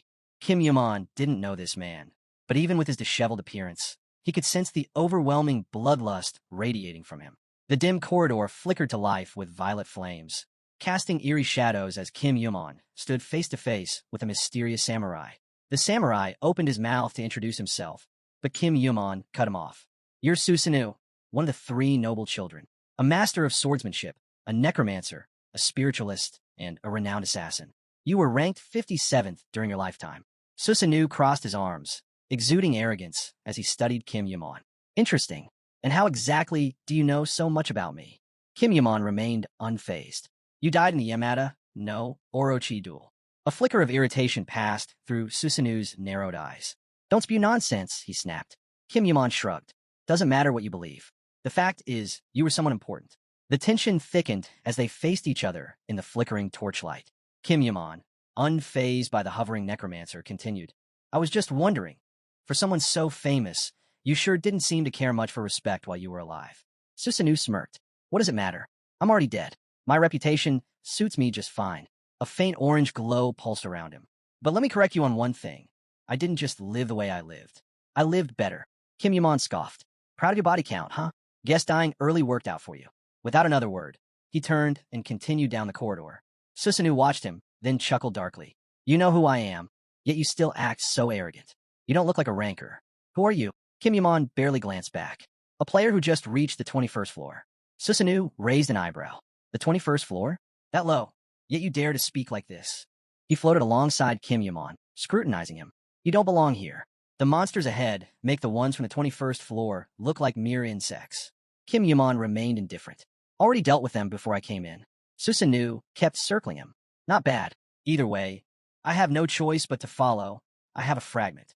Kim Yuman didn't react. Whatever.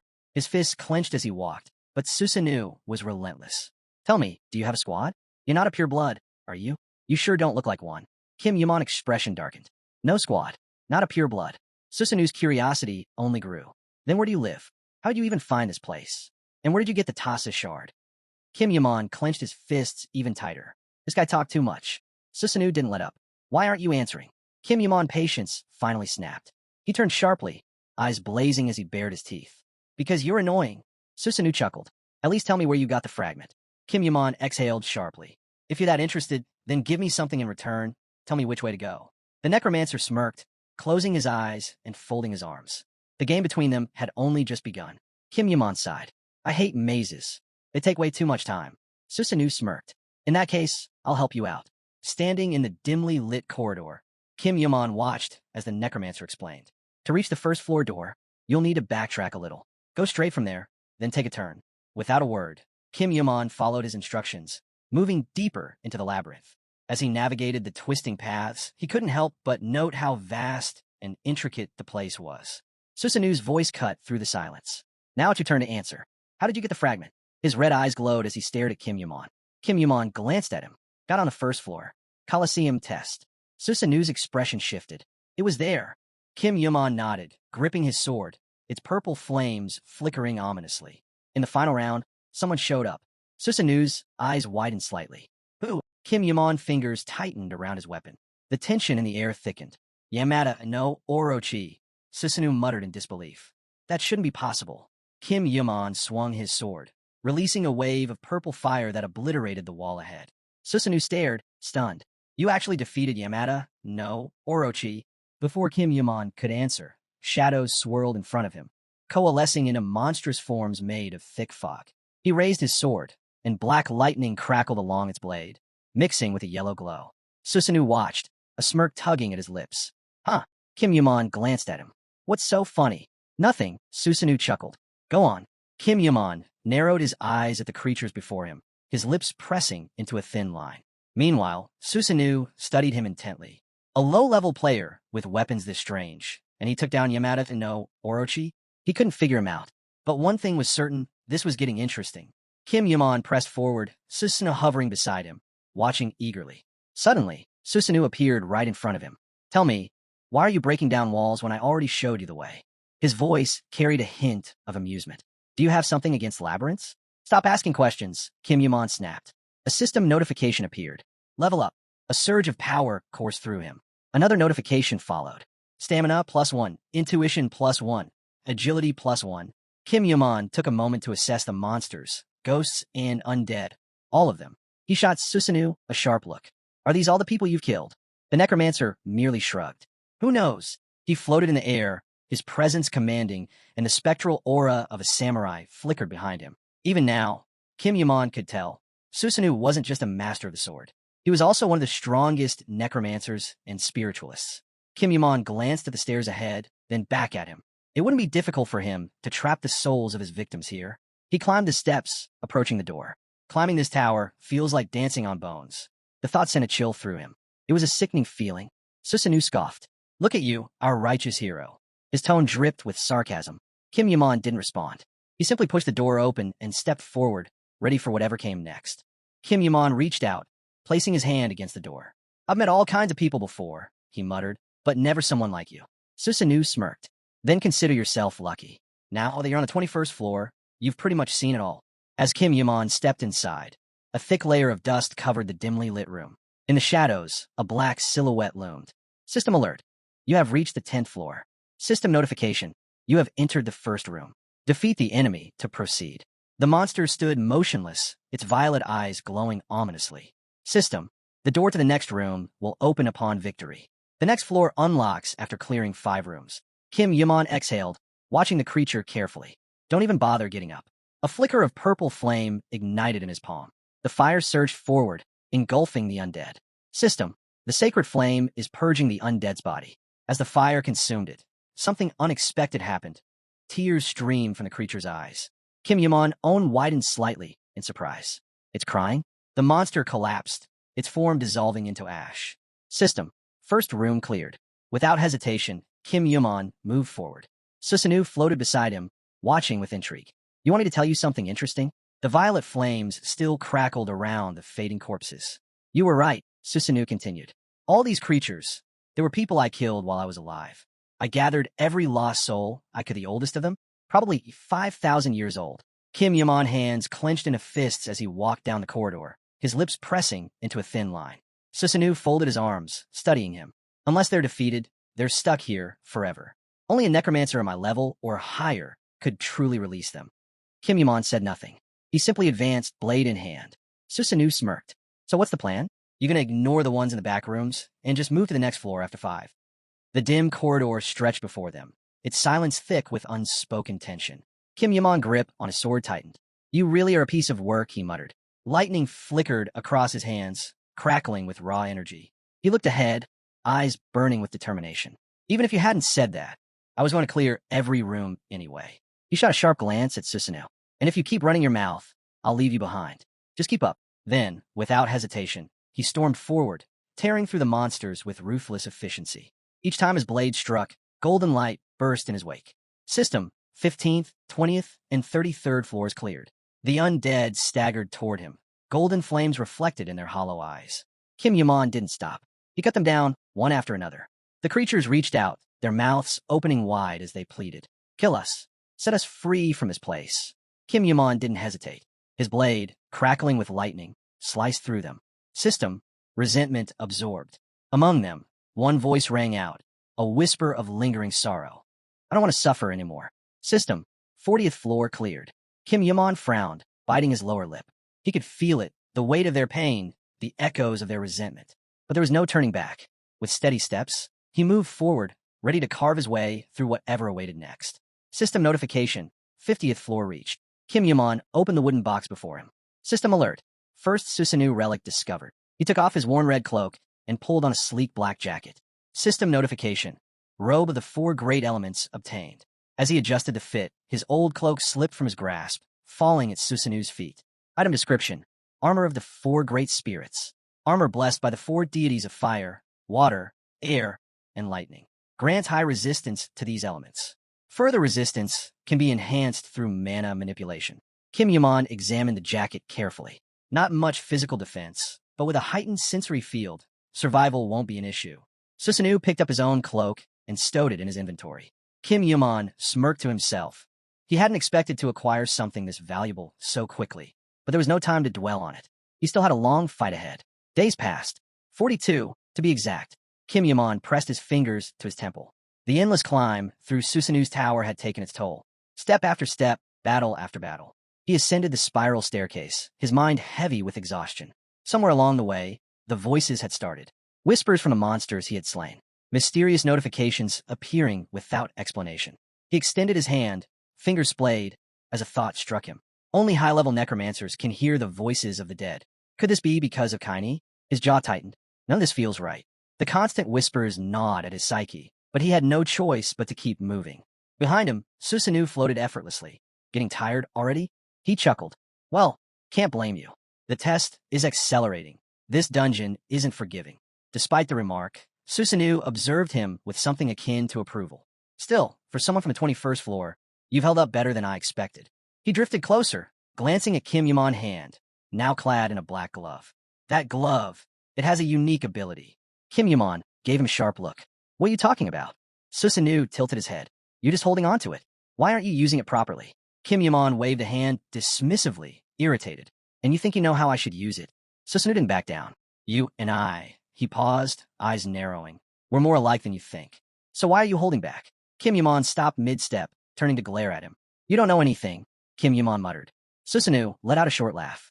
Oh, then why do you look so frustrated? Kim Yaman scoffed and turned away. If you don't actually know something, stop pretending you do. Susenu shrugged. I've said my piece.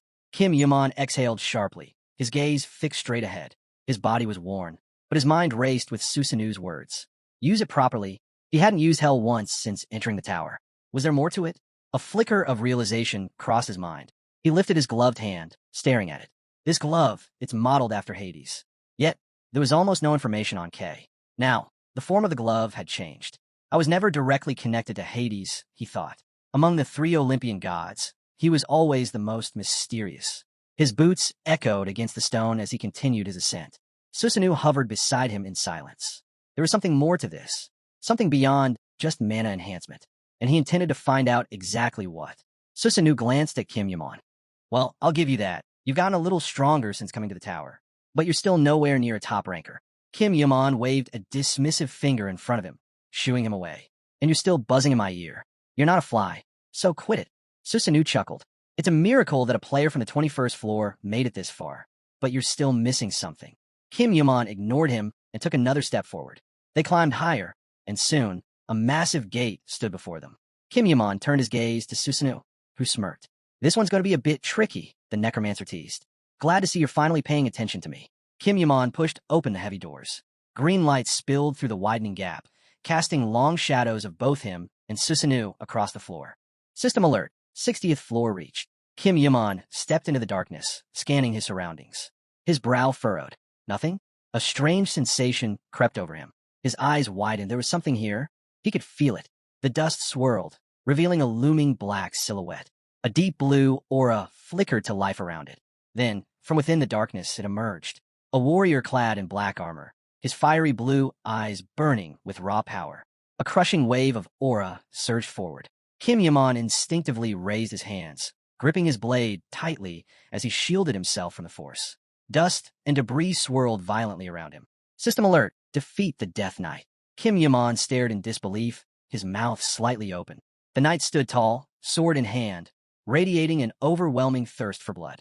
And then, system alert, defeat the king of knights Arthur. Kim Yaman stiffened. Arthur? The knight's glowing eyes locked onto him, piercing through the darkness. Above the tower, storm clouds swirled. Somewhere beyond, a memory stirred. Merlin. When Merlin had first met Arthur, he had been just a novice, a boy wielding a blade like a ghost. Yet, his comrades had believed in him. All of them. Arthur. A younger Arthur turned, running toward Merlin, who clutched a stack of books to his chest. Off to the library again. Arthur teased, grabbing Merlin's arm before he could escape. Merlin hesitated, momentarily thrown off balance. Arthur. Arthur grinned. Enough reading. Come train with me for once. Before Merlin could protest, Arthur pulled him forward, the books tumbling to the ground. Merlin thought back to those days. No one had ever shown greater devotion than Arthur. Now, standing before Kim Yaman, Arthur's grip tightened around his massive sword. The dust swirled once more. His piercing blue eyes glowed brighter, locked onto the challenger before him. King of Knights, leader of Britain, master of the Knights of the Round Table. Kim Yaman clenched his jaw. He knew this battle was unlike any other he had faced before, and it had only just begun.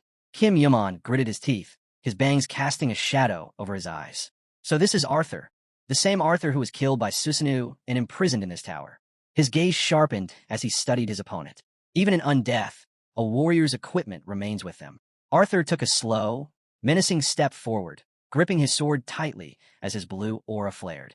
Kim Yaman's eyes locked onto the weapon, Excalibur. A thick, eerie smoke drifted from Arthur's glowing blue eyes. He never lived long enough to become a top ranker, Kim Yaman recalled, but his growth was said to be terrifyingly fast. Then, without warning, Arthur lunged. Kim Yaman barely had time to react as the knight's blade came crashing down, its arc cutting through the air with deadly precision. He twisted his body, dodging just in time as a powerful burst of icy blue mana exploded on impact. Green traces of energy crackled in the air. System alert. Skill activated. Steps of Hermes. Arthur and Kim Yaman blades met mid-strike, sending a shockwave rippling through the room. System notification. Skill activation. Skywalk. A massive burst of light erupted from the clash. Kim Yaman's sword screeched against Arthur's, purple flames licking at the dark metal. System notification. Sacred flame is consuming the Dark Knight. Arthur barely flinched. His grip tightened as his sword shimmered. Skill activation. Magic sword. Kim Yaman dodged at the last second, slipping past Arthur's lethal strike. If this were a fair fight, I wouldn't stand a chance, he admitted. But this isn't the same Arthur from before. Susenu killed him long ago. This version is under his control. He struck again, his blade meeting Arthur's with a force that sent cracks racing across the stone floor. Dust filled the air as the knight staggered back slightly, his gaze fixed on Kim Yaman. For the first time, there was a flicker of confusion in Arthur's glowing eyes. Kim Yaman smirked. What's wrong? Losing focus. He lunged, aiming for Arthur's chest, only for his blade to stop cold against a sudden wall of ice. Kim Yaman's eyes widened in shock. Ice. Arthur's response was swift. Before Kim Yaman could recover, the knight's sword sliced across his arm, drawing blood. Kim Yaman gritted his teeth, barely suppressing a wince. So this is why they called him the King of Knights. His swordsmanship is flawless. As he steadied himself, sharp blue spears erupted from the ground beneath his feet. Realization dawned on him. So that's why you're alone on the 60th floor, he muttered. You're the mid-boss, aren't you? Arthur didn't answer. He simply raised his blade. Above Kim Yaman, dozens of swords materialized in the air before raining down like deadly meteors. He barely managed to block in time, his jacket beginning to shift in color. System notification, body temperature dropping rapidly. Frost crept along his sleeves. System alert, condition, first-degree frostbite detected. Kim Yaman clenched his jaw, his lips pressed into a thin line. System notification, robe of the 4 great elements is resisting the cold. Even with its protection, the freezing air was relentless. Kim Yaman's breath turned to mist. I was able to dodge thanks to my sensory field and fiery vision. But this cold, this is different. It feels like I swallowed a mountain of ice. Then Arthur charged again, sword raised high. Kim Yaman braced himself. The real battle was just getting started. Blades rained down from above, but Kim Yaman remained calm. His attack pattern is simple. Arthur leaped high into the air, gripping his massive sword before bringing it down with incredible force. Kim Yaman braced himself, raising his blade to block the strike. His technique, it's been refined to perfection. The impact sent clouds of dust and smoke billowing through the air their dark silhouettes barely visible within the storm of debris. Then, a sudden burst of purple light cut through the haze. Arthur launched himself at Kim Yuman again, sword gleaming, while violet flames ignited around them. System notification. Body temperature rising rapidly. System alert. Frostbite resistance successful. Kim Yuman shifted his stance, gripping his blade tightly as he studied Arthur's movements. That's an impressive strategy. A system alert flashed before him. System notification. The giant's power has seeped into your hand. Endurance points temporarily converted into strength points. Kim Yuman grip tightened, his gaze locking onto Arthur with a fierce intensity. He bared his teeth. That won't work this time. Arthur remained emotionless, preparing for another attack. Kim Yuman struck first. His blade crashed down onto the knight's shoulder, unleashing a burst of purple flames. The sword sank into Arthur's armor, but the knight barely flinched. Kim Yuman didn't hesitate. In a swift motion, he severed Arthur's sword hand, sending Excalibur clattering to the ground. Before the knight could react, Kim Yuman cut off his second arm. He gave him no chance to recover. Arthur's glowing eyes locked onto Kim Yuman, but the next attack was already coming. The protagonist's blade, engulfed in roaring flames, crashed into the knight's body. A deafening explosion shook the ground. Arthur collapsed, stunned by the sheer power of the blow. Kim Yuman exhaled, staring down at his fallen opponent. That's enough, he muttered. A purple aura seeped from Arthur's broken form, swirling through the air before sinking into Kim Yuman's hand. System notification, absorbed by resentment. Kim Yuman looked up, his brow furrowing. If only Merlin could see this. Arthur's eyes flickered. Merlin? Kim Yuman breath hitched. He stared at his own hand, now glowing with a golden light. Arthur spoke. The knight turned his gaze to him. What did you just say about Merlin? Kim Yuman clenched his gloved fist, still trying to process what was happening. Arthur took a deep breath, then spoke again. If you fulfill my last request, I will form a contract with you, even if it means serving you for eternity. Kim Yuman's expression hardened as Arthur continued. Help me see Merlin again. I have something I must say to him. Kim Yuman remained silent, his gaze fixed ahead. Lancelot betrayed Britain? The thought sent a ripple of unease through him. He had heard many stories of Lancelot. The black silhouette of a warrior wielding a spear flashed through his mind. The legendary knight, the one who became the new head of the Round Table, a top ranker who turned the order into one of the strongest guilds in existence. But betrayed Britain? Kim Yuan struggled to reconcile the rumors with this revelation. He glanced down at his black glowing glove, fingers brushing against it. Arthur's voice cut through his thoughts. Will you do this for me? Kim Yuan sighed. I'm not a necromancer. He covered his glove with his other hand, lowering his gaze. I can only hear your voice because of this artifact. I don't have the power to bring you back. Arthur's expression darkened with sorrow. Kim Yuan stared at the floor, his lips parting slightly. His voice softened. But I'll do my best. Arthur's eyes flickered with the faintest glimmer of hope. Kim Yuan straightened, determination settling in. I don't believe this situation is completely hopeless, and he would prove it. Kim Yuan knew that sooner or later he would meet Merlin. That much was certain. His hand remained on the glowing golden glove as he contemplated his next move. If I have to take down Lancelot, having Arthur as an ally wouldn't be a bad idea. Raising his head, Kim Yuan met Arthur's gaze. I'll fulfill your request, he declared. As soon as the words left his lips, the golden light around him pulsed. System notification. Request of King Arthur has been accepted. Cleansing of Britain has begun. Another alert followed. System alert. Upon completion of the task, complete submission of King Arthur will be granted. Kim Yuan's expression remained serious as he processed the information. Complete submission. His gaze shifted toward the fallen sword lying on the ground. Walking over, he bent down and picked it up. This seemed like a simple request at first, but maybe it's some kind of hidden test. Behind him, Susenu sighed. Well, that ended in a pretty disappointing way. Kim Yuan barely glanced at him. So you're back. Where were you hiding? Susenu smirked, but said nothing. Kim Yuan lifted Arthur's sword, his grip firm as he turned back to the necromancer. Tell me, was it just a coincidence that you killed Arthur? Susenu narrowed his eyes. How should I know? What do you think? Kim Yuan glare hardened. The necromancer chuckled. I'll give you an answer if you make it to the top. Without warning, Kim Yuan swung the sword, launching it directly at Susenu.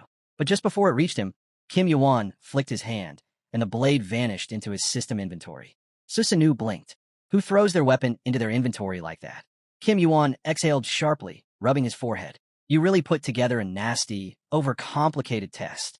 His exhaustion was starting to catch up with him. Looking off to the side, he muttered, let's just hurry up and finish this. I need to sleep. 50th floor, Ranker Control Bureau. Above a white building, gray clouds loomed. Inside, the atmosphere was tense. A red-haired man and a brunette stood frozen, staring ahead in fear. Across the table, a high-ranking official from the bureau glared at them. Slamming his fist on the desk, the official snapped. "Stop stuttering and answer already. Where's he from? Where's he now?" The two players flinched but still hesitated. Just then, the office doors swung open. A man entered, his presence shifting the tension in the room. He didn't hesitate. "How much longer are you going to stir up trouble?" Sun Wukong. Sun Wukong, the yellow-eyed man in the room, turned to glare at him. "And what exactly does that have to do with a pawn like you?" His voice dripped with contempt. The blonde-haired man, clearly irritated, sat down across from him. His expression was calm, but there was an edge of annoyance in his gaze. "You do realize I'm the director here?" he said flatly. "Try acting like it." Sun Wukong scoffed. The director leaned forward, his teeth gritted slightly. "Are you seriously picking a fight with management over your alter ego?" Sun Wukong turned away with a stomp, clearly uninterested in continuing the conversation. But this discussion was far from over. Sun Wukong turned away with a stomp. "Petty," he muttered. "Can't believe you're making this so complicated." The others watched as he stormed out, slamming the door behind him. The red-haired guy finally exhaled, relieved. A green light shimmered in front of the director, catching everyone's eye. "That pressure was insane," the yellowhead murmured. "And that was just an alter ego?" The director nodded. "If it were really him, the bureau's top brass would have shown up in person." A green system window popped up before the director, loaded with data on Yuan. He reminded the others that without an official request, they couldn't disclose anything but the player's rank. The director raised a lollipop to his mouth as he skimmed through the file. Even if he wanted to break the rules, there was barely any info to share. Not even the tower's deepest researchers knew much about this guy. His eyes landed on the origin section, just a question mark. No background, no history, not even a system glitch, he thought. No wonder the stewards are curious. Still sucking the lollipop, he frowned at the screen. Yuan hasn't passed the 21st floor in nearly 3 months, but it doesn't feel like he gave up. Cut to. Yuan now stood near a smoking undead figure. Behind him, countless monster corpses littered the floor. A system notification rang out. He had cleared the 99th floor. A stat card appeared. Strength, 99. Dexterity, 93. Stamina, 98. Perception, 99. Mana, 102. Yuan slumped onto the stairs, hands over his head, worn out. Only one floor remained, the 100th. Susenu, the tiny spirit, floated nearby, watching. "You look seriously down. What's wrong?" Yuan slowly stood in the dim corridor. Susenu tilted his head. "Aren't you curious what's up ahead?" Yuan realized the necromancer had taken initiative. It was time to move. Susenu crossed his arms and gave him a stern look. "I didn't expect someone from the 21st floor to make it here," he admitted. "Even now, it's hard to believe what I've seen." Yuan stood firm, black boots rooted to the step. Arthur listed his powers, his fiery gaze, his giant form, even sacred fire. With all that, could you really be a ranker? Approaching the massive gate ahead, Yuan replied calmly, "I'm not a ranker." "Not yet." Floating above him, Susenu watched closely. "Then what are you?" Just as they were about to step through the door, Arthur's spirit began to fade, dissolving into nothingness. A system notification popped up. The top floor had been reached. Another message followed. Upon passing this trial, they would obtain Susenu's new relic. Kim Yuan stepped through the gate into a vast, open chamber. His expression darkened. Had Arthur's spirit truly disappeared? Pushing forward into the dimly lit space, he waved his gloved hand. Susenu's voice cut through the silence. "The one who killed me is here," he said. Kim Yuan's steps faltered. His eyes narrowed. He was about to face Arthur's killer. A deep, rumbling presence filled the air. A massive, demon-like entity, shaped by the spirit of Susenu, sat at the end of the corridor, waiting. From the shadows, Susenu's spirit welcomed Kim Yuan, inviting him to continue their conversation. They stood at opposite ends of the vast room, sizing each other up. The spirit was intrigued, questioning Kim Yuan's claim that he wasn't a ranker. Was he truly never one? Kim Yuan remained silent, his crimson gaze piercing through his thick bangs. This spirit had lost its mind. He had never expected Susenu to become the dungeon's boss. A sharp glare settled over his face as he activated Cinder Eyes, analyzing his opponent's character. "Enough bluffing," Susenu said, his voice edged with amusement. "Just give me a straight answer." The tension between them thickened. The two figures, one alive, one a lingering spirit, stood at a crossroads, waiting to see who would break first. Kim Yuan reached for his blade. "Let's settle it with a bet," he proposed. "Whoever loses answers a question. Truthfully." The samurai spirit smirked from his throne, his fingers tightening around his sword. "You're saying that as if you think I'd hesitate." Kim Yuan shrugged. "You wouldn't take the bet unless you were sure of something." Death Knight Susenu let out a low chuckle. A twisted grin stretched across his face. You think you know me? He unsheathed his weapon, its edge glinting with raw power. Fine, let's see if you're worth an answer. A notification flickered into existence. A wager has been made with Susenu. The winner will claim the truth. They stood poised, blades ready, in the endless corridor.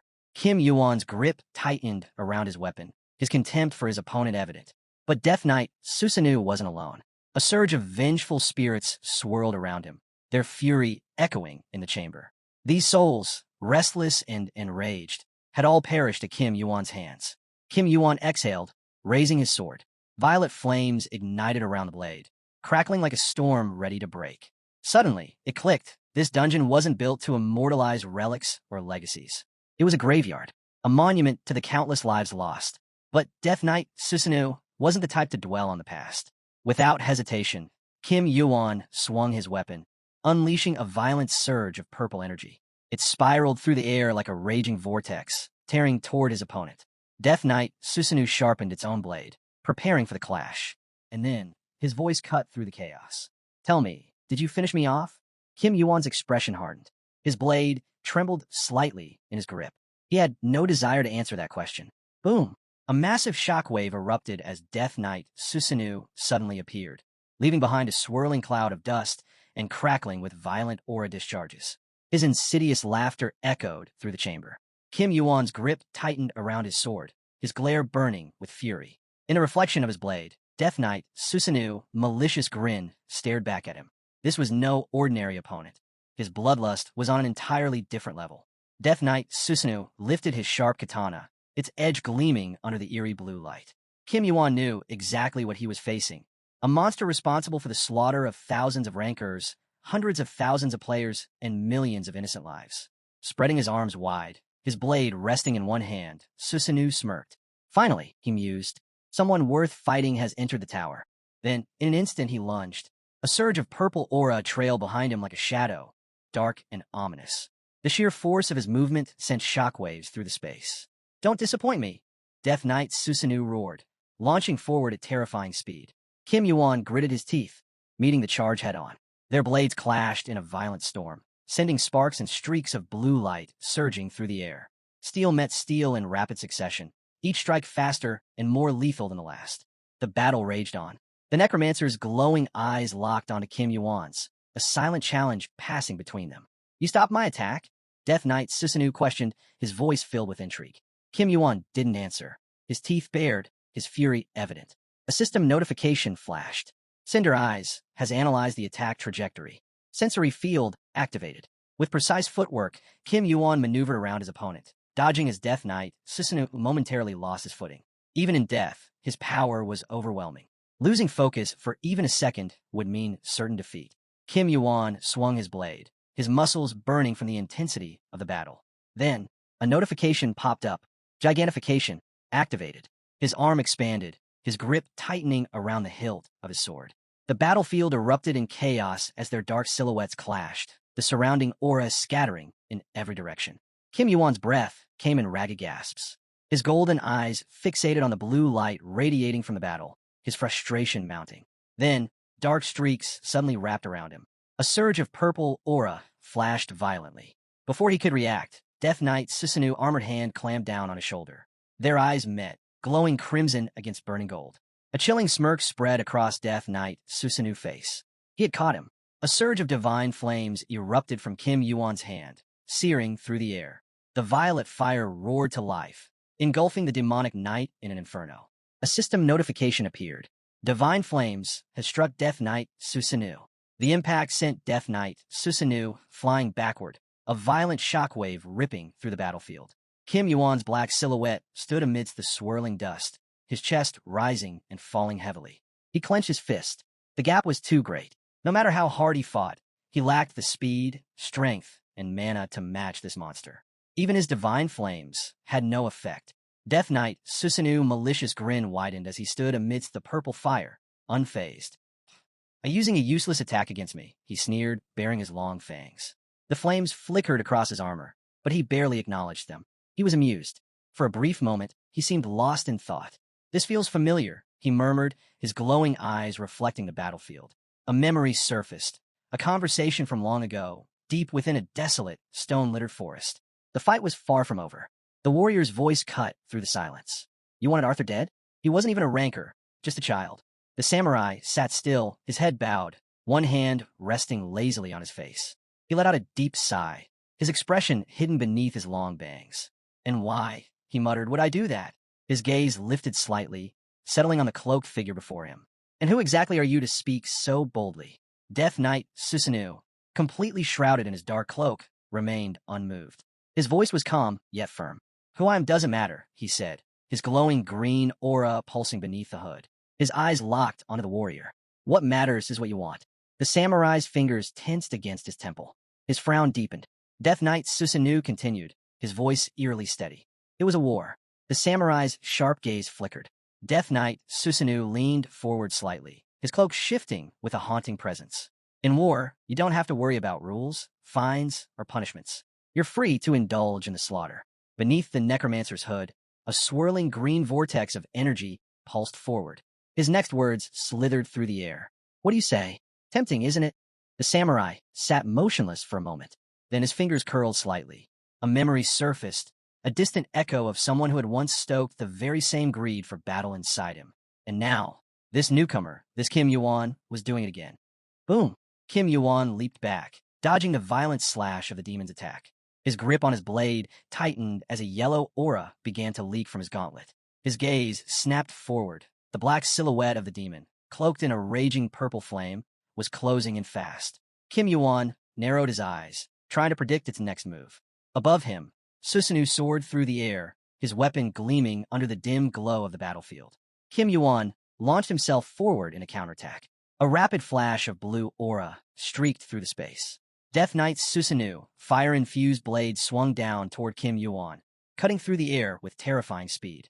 Kim Yuan's eyes widened. If I take that hit, the wound will never stop bleeding. He gritted his teeth. The necromancer growled in frustration. Kim Yuan could dodge, but he was pushing the fight too far. The samurai's katana came crashing down. Kim Yuan barely managed to intercept, bracing against the impact as steel met steel. What should I expect from someone from the 21st floor? Susenu thought. His grip tightened. Fine, if he's going to keep pushing me. Their blades clashed violently, sending sparks flying through the air. Death Knight Susenu lunged, sword slicing toward Kim Yuan, who twisted his body, barely dodging the attack. He leaned back, balancing himself on the very edge of control, before swinging his blade in retaliation. The demon snarled and charged forward, his dark energy crackling. His clenched fist pulsed with raw power before he slammed it down. Boom! A deafening explosion erupted, sending shockwaves across the battlefield. The sheer force of it rippled through the air, distorting everything in its path. The demon exhaled, his mouth curving into a twisted grin. He watched in satisfaction as the purple flames swirled wildly around him. You're finally using your technique properly, he sneered. I like it. Kim Yuan clenched his jaw, his gauntlet glowing with yellow light. His blade remained extended, unwavering, as he locked eyes with his enemy. Death Knight Susenu smirk lingered. He had no intention of letting Kim Yuan die quickly. Kim Yuan, his expression unwavering, raised his sword in defiance. There were things he needed to hear, things only this enemy could answer. His teeth bared, his fury unrelenting. He wasn't a necromancer, but now he understood. He understood why he could hear the voices of the dead. He understood why his blade absorbed souls. And most of all, he understood what he had become. Kim Yuan's eyes flickered with recognition as he looked at Kaini. A memory surfaced. He recalled the small spirit of Susenu, the ghostly figure that had once touched his glove. At that moment, the little spirit had revealed something crucial. Your gloves have a unique ability, it had said. But why haven't you used it? It's your ace in the hole. Kim Yuan had never answered. Now, Susenu gazed at him with a sarcastic smirk, his sharp eyes gleaming. You and I were exactly alike, he mused. Visions flashed through his mind. Monstrous heads with glowing eyes, terrifying beings of immense power. He knew what the sea stone could do. It commanded the very oceans. Kim Yuan's thoughts raced as another image surfaced. Hargan, summoning lightning, his arms raised in defiance. He knew what the heavenly stone controlled. It held power over the skies. And then, he remembered the black vortex, looming high above like a single all-seeing eye. His crimson gaze locked onto the black stone as it pulsed with unimaginable energy. Death Knight Susenu watched him closely. From Kim Yuan's black silhouette, a brilliant yellow light radiated, illuminating the battlefield. The necromancer's fingers clenched around his katana, its edge glowing with roaring purple flames. A grin spread across his face. Now, Death Knight Susenu exhaled, excitement brimming in his tone. The real fight begins. In the sky above, a red, pupil-shaped aura manifested, a demonic eye bathed in darkness. Kaini I had opened, and with it, hell descended. Kim Yuan shifted his sword to the side, his entire arm engulfed in a blinding aura. From beneath his long bangs, his gaze locked onto the celestial glow radiating from Kaini eye. A voice whispered in his mind, "Follow the dragon." The sky shattered with golden light. From the abyss, massive dragon eyes emerged, swirling with pure yellow energy. In the darkened expanse of the battlefield, streams of golden aura twisted like serpents, flooding the space. Kim Yuan stood firm, his sword extended, his silhouette bathed in the golden inferno of Kaini power. Death Knight Susenu clenched his blade tighter, reveling in the moment. The battle had truly begun. Then it happened. Kaini piercing eyes streaked past the necromancer's form, their radiant energy slashing through the violet flames. For the first time, Susenu hesitated. Something was wrong. The demon braced himself, feet planted wide, his sword steady as violet flames surged around him. But his silhouette flickered. The space around him warped, his phantoms losing control. Death Knight Susenu eyes widened in fury. "What have you done?" Across the battlefield, Kim Yuan stood motionless, his sword still outstretched. Above him, Kaini golden gaze loomed, its presence overwhelming. Susenu gritted his teeth. Kim Yuan had unlocked Kaini true power, and now the battlefield was his. The yellow aura of the Kaini demon flooded the space, its sheer force commanding absolute dominion over the dead. A slow smirk stretched across Kim Yuan's face. His eyes glowed with an unyielding, malicious light. In that moment, he understood. He understood what kind of power rested in his hands. Death Knight Susenu cursed himself. He had made a mistake. A stupid mistake. Telling Kim Yuan about this power had been a grave miscalculation. But even worse, thinking that Kim Yuan couldn't wield it was outright foolishness. Across the battlefield, the black silhouette of the necromancer remained unmoving, his outstretched arms still pulsing with raw energy. Behind him, golden streaks of Kaini aura, violet flames, and blue energy collided in chaos. Death Knight Susenu snarled. Enough! With blinding speed, he lunged forward, his blade tearing through the air in a direct strike toward Kim Yuan. But Kim Yuan was ready. Their swords clashed in a violent spark of power, their aura erupting like a storm. Death Knight Susenu fury burned through his purple eyes, his expression twisted in rage. Their battle intensified, the very space around them shattering as blue waves of Kaini energy surged across the battlefield. The fight had escalated, and neither of them was backing down. The battlefield was chaos. Kim Yuan's red eyes locked onto his enemy, his frown deepening. Sparks flew as their blades clashed, metal ringing through the burning space. Kaini yellow aura loomed above them, pulsing with raw energy. Kim Yuan smirked, his voice dripping with sarcasm. "You really are a fool," he muttered, feeling Kaini aura absorb into him. Susenu had made a critical mistake. He had overestimated himself. Notification. The power of giants fills your hand. Hell has been summoned. The system alerts flickered in his vision, but Kim Yuan didn't need them to tell him what was happening. His body burned with overwhelming strength.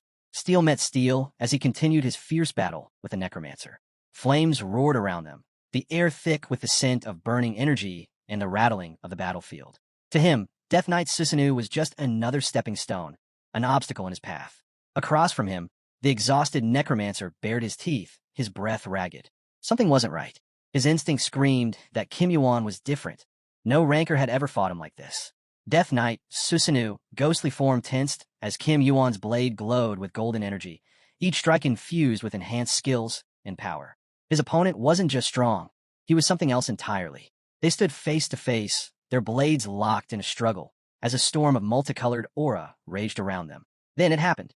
Phantoms, wreathed in purple aura, surged between them, breaking free from Death Knight Susenu control. The demon staggered back, his glowing eyes wide with disbelief. His mouth opened slightly, his expression frozen in shock. Impossible. His phantoms, his very essence, was slipping away. Above them, Kaini massive eye burned in the sky, its black pupils surrounded by a blazing golden light. Violet flames scattered into the atmosphere as Death Knight Susenu fear took hold.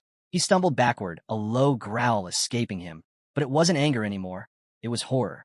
His body erupted in violet fire. and suddenly, he screamed. The sound was raw, filled with agony. He couldn't understand. How could a dead man feel such excruciating pain? Kim Yuan's eyes remained fixed on him, silent and calculating. So, he finally feels it. Death Knight Susenu thrashed violently, his form twisting in a vortex of violet flames. The fire fed off his very essence, consuming him like a relentless predator. How dare you? The necromancer's voice was ragged, furious, desperate. He writhed in the flames, his body betraying him. But Kim Yuan didn't flinch. Death Knight Susenu rage turned to hatred, his voice booming across the battlefield. You scoundrel! In response, Kim Yuan merely smiled, cold, merciless. It's over. Death Knight Susenu, bound in violet flames, lunged forward one last time. His katana tore through the air, its edge still burning with one final, desperate attack. Kim Yuan watched him calm. Then, without hesitation, he extended his hand. Tiny golden aura surged forth. Death Knight Susenu body shuddered, his movements slowing. Something was wrong. His blade wavered, his form flickering like a dying ember. Kim Yuan's voice was steady, final. No matter how great they were in life, in the end, they all become phantoms. A fitting fate for a name like Death Knight Susenu. The violet flames whipped into a furious spiral, engulfing the demon completely. His silhouette blurred, then began to dissolve. A single notification appeared. You have completed Susenu's dungeon. You have received the soul of a necromancer. Kim Yuan lowered his arm, his breath even, his expression unreadable. The battle was over. As the realization sank in, Kim Yuan took a slow breath, his eyes scanning the dark, crumbling space around him. It was over. He had done it. A system notification flickered before him. You have received Susenu's new relic. You have obtained the title, King of the Dead. Another message followed. He could now leave the dungeon using the return command. The walls trembled. Cracks spiderwebbed through the stone as red light bled into the chamber from the outside.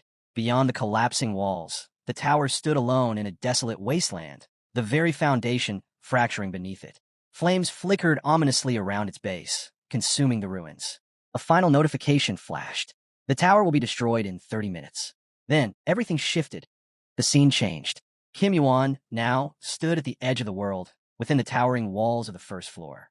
A massive stone barrier stretched endlessly around him, enclosing a space dotted with small, twisted trees. Two cards materialized in front of him. A green card, a red card. Their contents revealed what he had earned from the battle. His gaze settled on the red card first. The description of the legendary Kyuzugang's sword. It was Susenu's blade, a weapon he had pulled from the corpse of a fallen monster. His eyes narrowed as he read further. This sword, one of the 3 sacred treasures, had been discovered within the body of the legendary 8-headed serpent, Yamada no Orochi, a blade of immense power, but not without cost. Weapons like these, Kim Yuan muttered, his fingers grazing the card, only grant strength during battle, but in the long run, they consume the wielder's body and soul. He lifted his gaze, his bangs casting a shadow over his eyes. What about the second reward? The green card described the title, King of the Dead.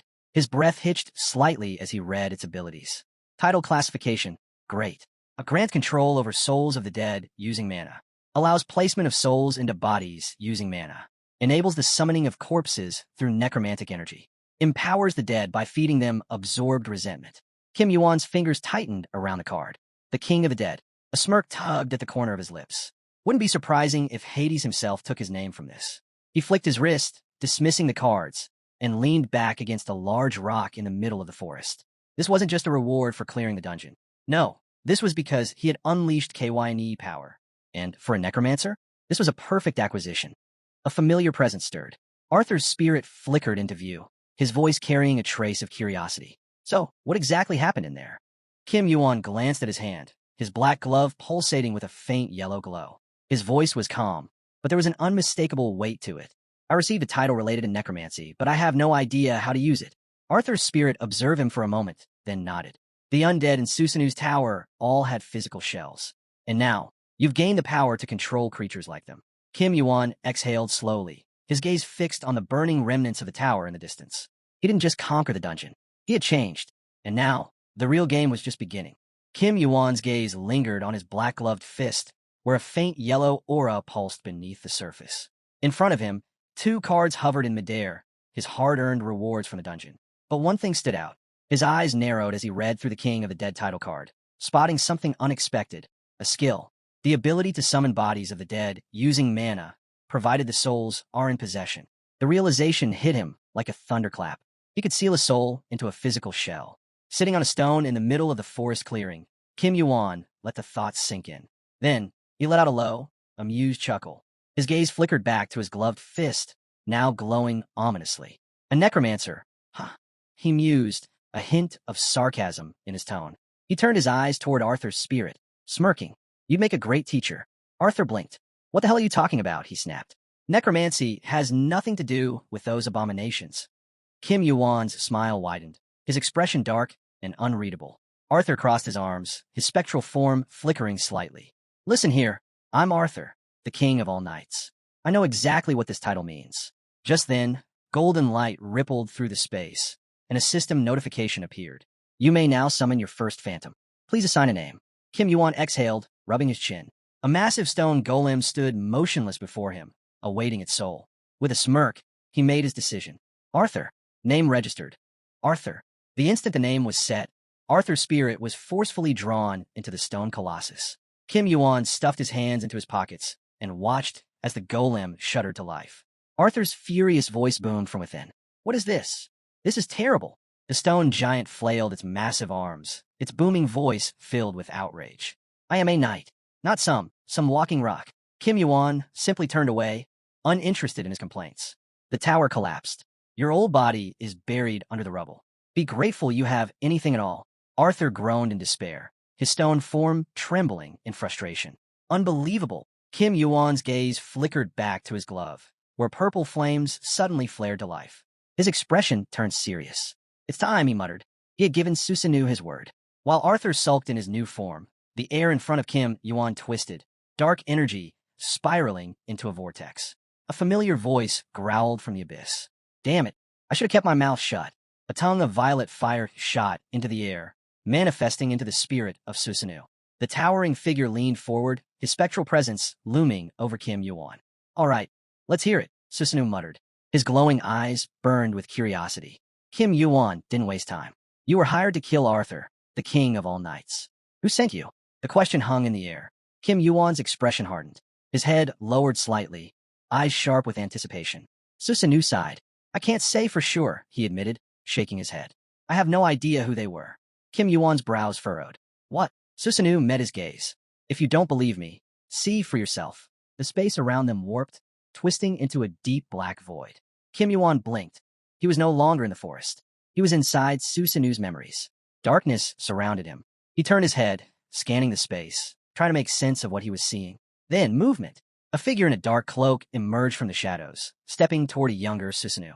The air around them was heavy, filled with an eerie, unspoken intent. The hooded figure spoke. A single request. Kill Arthur. And in that moment, everything clicked. Arthur wasn't even a rancor. The thought echoed in Kim Yuan's mind as he peered into Susenu's memories. A gray, fog-like space surrounded him, the past unfolding before his eyes. Susenu sat opposite a cloaked magician, their conversation frozen in time. Why should I kill him, child? Susenu's voice was sharp, laced with confusion. The black silhouette of the magician remained still. Then, in a chilling tone, he spoke. War is coming. You, of all people, should know how to enjoy it. Kim Yuan narrowed his eyes. Something about the magician's voice felt familiar. His focus shifted. A green aura pulsed from the magician's form, an energy unlike anything in this world. His breath caught. This wasn't just anyone. This was an outer god, an entity beyond comprehension. One of the oldest, most chaotic beings the tower had ever witnessed. Foolish chaos. The outer god's faceless form shimmered with a radiant green light, its presence an eerie void against the memory's backdrop. Kim Yuan watched as the entity and Susenu exchanged words, the air heavy with unspoken consequences. What a tempting offer, Susenu muttered, intrigued. As if in response, black rains laced with green aura drifted to the ground. The outer god's voice echoed through the space. Arthur's death will plant the seeds of war, seeds that will spread across the entire tower. Kim Yuan's crimson gaze darkened as he watched the deal unfold. Seated in front of the entity, Susenu grinned. Seeds of war. Huh? He mused before letting out a low, malicious laugh. Kim Yuan stood silently, watching as his future enemy sealed his fate. From beneath his long bangs, his gaze remained unmoving, cold, filled with disdain. This was the moment Susenu became the necromancer. The vision shattered. Kim Yuan found himself back in reality, standing before Susanu's fading silhouette.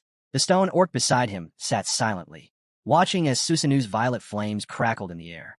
The spirit's voice rumbled. So, seen enough? Susenu crossed his arms. I never figured out who that thing really was, but I'll tell you this. After I met that guy, gigantification began. Kim Yuan remained still, head lowered, fists clenched. Susanu's voice turned grim. Not that I got to enjoy much of it, he added. Hades stepped in before things could get really interesting.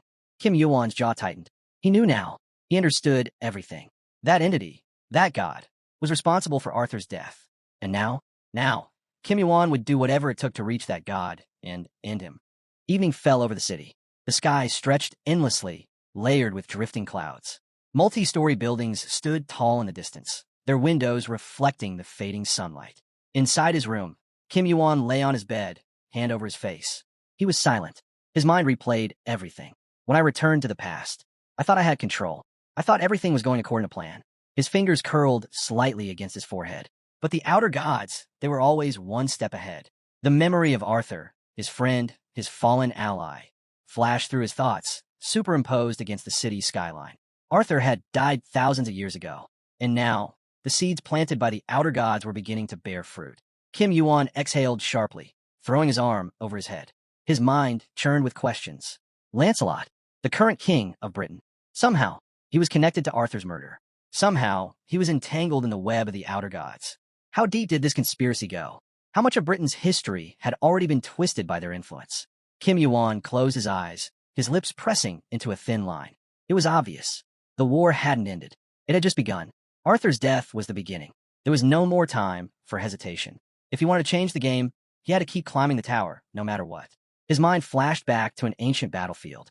A tall tower loomed in the distance, fractured by a gaping fault. At its base, an old man in a hooded cloak stood face to face with a towering, battle-hardened warrior. Merlin. Arthur. Kim Yuan was there, watching from the sidelines. His expression remained cold, unyielding, his gaze shadowed by his long bangs. Death had claimed everyone. Everyone but him.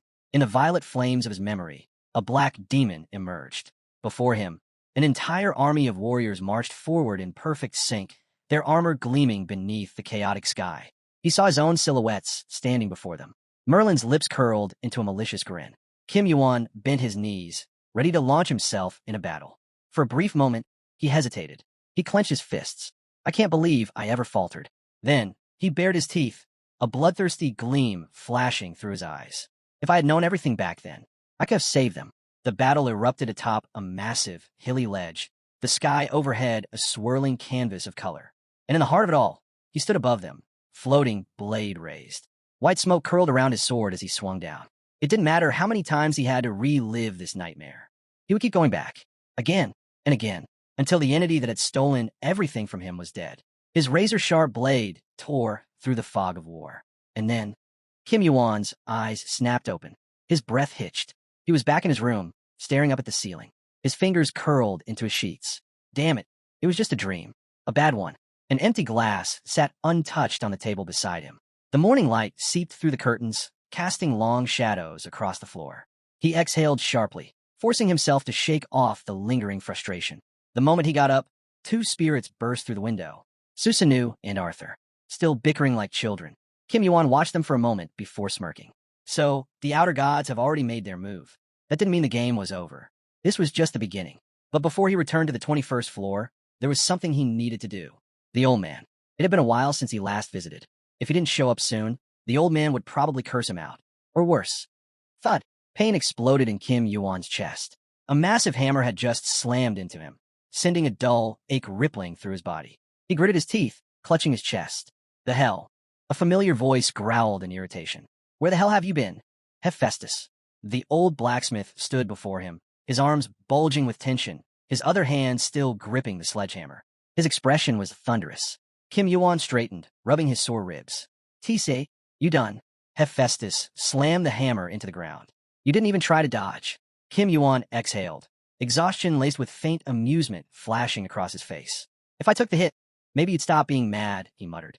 For a split second, Hephaestus hesitated, his frown deepening. Kim Yuan smirked. See, you're a lot nicer when you feel guilty. Hephaestus's anger reignited instantly. You little. Kim Yuan stepped past him, heading toward the blacksmith's workstation. Hephaestus, hands on his hips, glared after him. You didn't pass the floor test, he muttered, eyes sharp.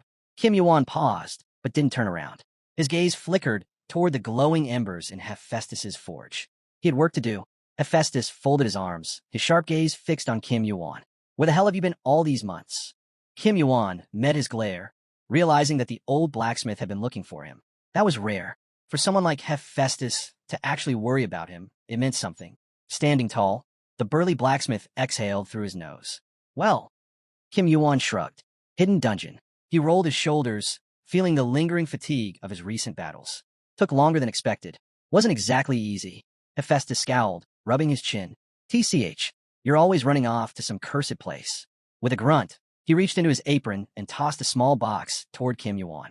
Here, you're lucky I didn't destroy it. Kim Yuan caught it effortlessly and flicked it open. Inside, a brilliant blue crystal pulsed with raw energy. His eyes narrowed slightly. A divine sea stone. Formed from primordial waters, it was infused with mana, capable of wielding power over the seas. He lifted it, tilting it under the dim forge light. The way it gleamed, it felt eerily similar to the pure, dark, divine crystal. But the energy was different. Not darkness, but endless depth. Hephaestus sat down at his workbench, waving a hand lazily. Let me see that glove of yours. Kim Yuan raised an eyebrow. What? Just give it here, Hephaestus muttered. With a sigh, Kim Yuan pulled off his black glove and tossed it onto the table. Hephaestus cracked his knuckles. I'll make a slot for the crystal. That way, you can insert it any time. Kim Yuan blinked. You're serious? Hephaestus flashed a toothy grin, a mix of pride and mischief. What? Think I don't take care of my work? Kim Yuan smirked. Didn't take you for the sentimental type. Hephaestus snorted. I'm just finishing what I started. Won't take more than half a day. Kim Yuan crossed his arms, watching as the old man picked up a blade, examining the glove with expert precision. The forge's glow cast deep shadows across the room. You know, Hephaestus muttered, his voice low with thought. If you could use Kaini power across multiple attributes, that'd be a real game changer. His hands worked swiftly, but his eyes gleamed with curiosity. But he smirked. You can't use two crystals at the same time. Kim Yuan frowned slightly. He's testing me. If Hephaestus could modify the glove to switch between crystals, then wouldn't it be possible to strengthen K itself? Kim Yuan leaned against the workbench, watching the blacksmith work. What if it could be upgraded? Hephaestus stilled for a moment. Then, he let out a low chuckle. Kim Yuan smirked. That got your attention? Huh? Hephaestus grinned knowingly, running a calloused hand over the metal plating of the glove. You're not wrong. He kept his gaze down, pretending not to care. But Kim Yuan could see it, the gears turning in his mind. Using other materials, using mana, strengthening the base. Hephaestus muttered to himself. Kim Yuan leaned forward, tilting his head. So, can it be done? Hephaestus scoffed, crossing his arms. You're a damn menace, you know that. Kim Yuan smirked. I'll take that as a yes.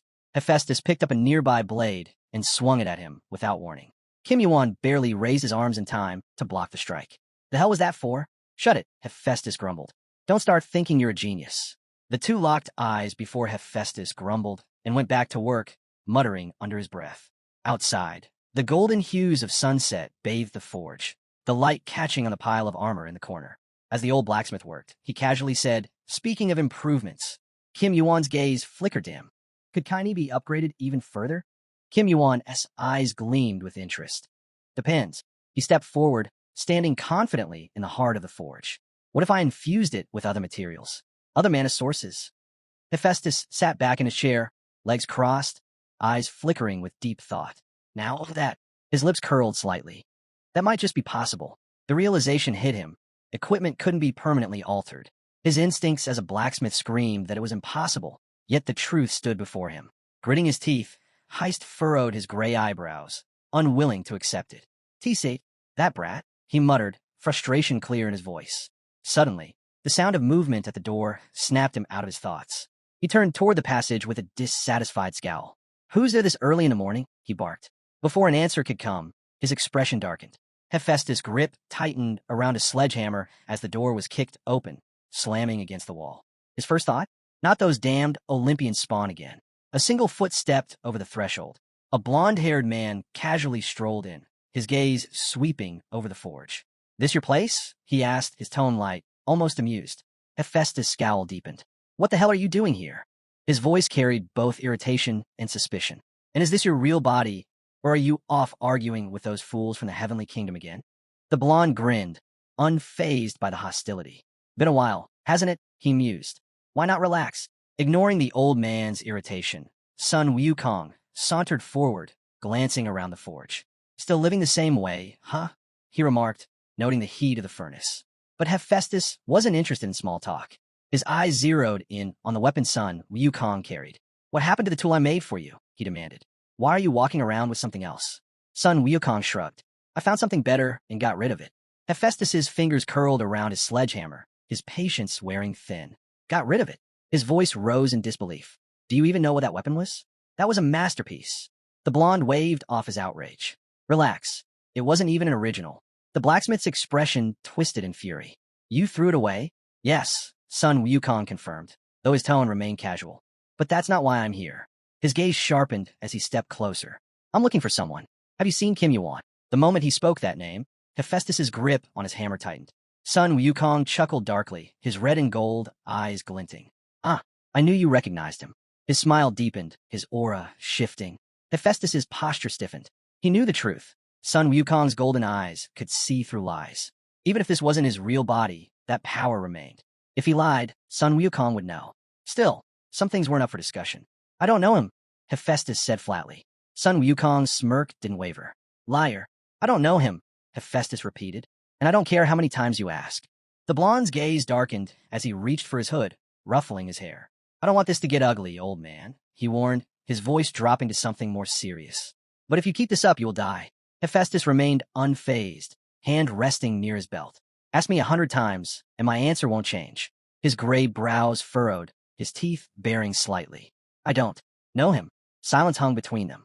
Outside, the afternoon sun illuminated the mountain peaks, casting long shadows inside the forge.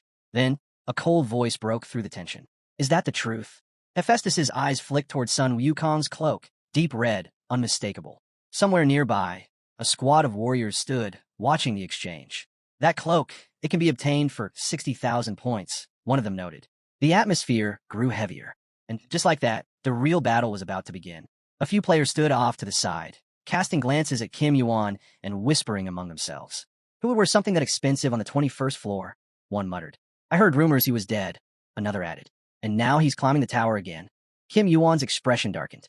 He furrowed his brows, shooting them a sharp look. Brave, aren't you? Talking about someone while he's standing right here. His voice carried an unmistakable edge. Do you want to die? The group fell silent. A little further away, a blonde elf with pointed ears observed the exchange.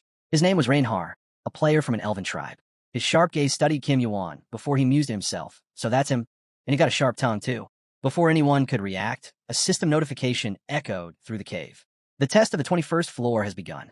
A massive blue stone appeared at the cave's center, pulsating with an eerie glow. Crystal detected. Objective: protect the crystal from incoming monsters. Another notification followed. Warning: the team has an unknown number of doppelgangers attempting to destroy the crystal.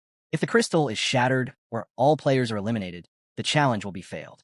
The air grew heavy as players read the message, their faces filled with shock. We have to find the fakes and kill them, someone muttered. Kim Yuan, standing in his crimson cloak, remained unfazed.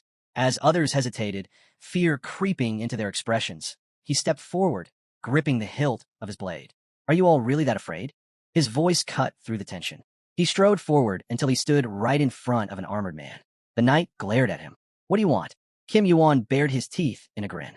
Then, in one swift motion, he swung his sword, severing the knight's head clean off. Gasps and shouts filled the cave as the man's head hit the ground. Instead of blood, his body shimmered and began to dissolve. A double, someone stammered. Kim Yuan sheathed his sword. I'll find them all before they get to the crystal. Terror spread among the players as they took in his words, and the deadly aura surrounding him. There was no mistaking it now. He wasn't a doppelganger. He was the Kim Yuan. Standing beneath the eerie blue glow of the crystal, Kim Yuan smirked. Let's get started. A deafening growl echoed through the cave. Monsters. Large, dark creatures surged forward, their forms barely visible in the shadows. They're coming, someone shouted as the beast charged. Panic erupted as players scrambled into position. There's twice as many of them now. Kim Yuan's expression remained fierce as he drove his sword into a monster's chest. Does anyone here have buff skills? He demanded. Tanks, move forward. I'll cover you. A man behind him barely had time to react before another beast lunged. It's attacking again. One of the knights scanned the battlefield before waving his hand. Get it together, he ordered. Focus on the monsters. Kim Yuan will take care of the doppelgangers. Near the edge of the chaos, Rian stood beside a man with gray hair who grinned widely. I have a good feeling about this, the gray-haired man said. Everyone's got a side spirit, after all. Reinhar scoffed. Don't get careless. The real fight had only just begun. A sudden touch on his shoulder made the elf tense. Reinhar turned his head, startled to find Kim Yuan standing back-to-back with him. I can't believe it. He has this much influence? The thought lingered in his mind as he refocused on the battle. Sorry, Reinhar muttered. I was too focused. Kim Yuan barely reacted. It's fine. I don't mind. But when the elf glanced back again, his eyes widened in shock. That face. He instinctively stepped away, studying Kim Yuan more closely. It's uncanny.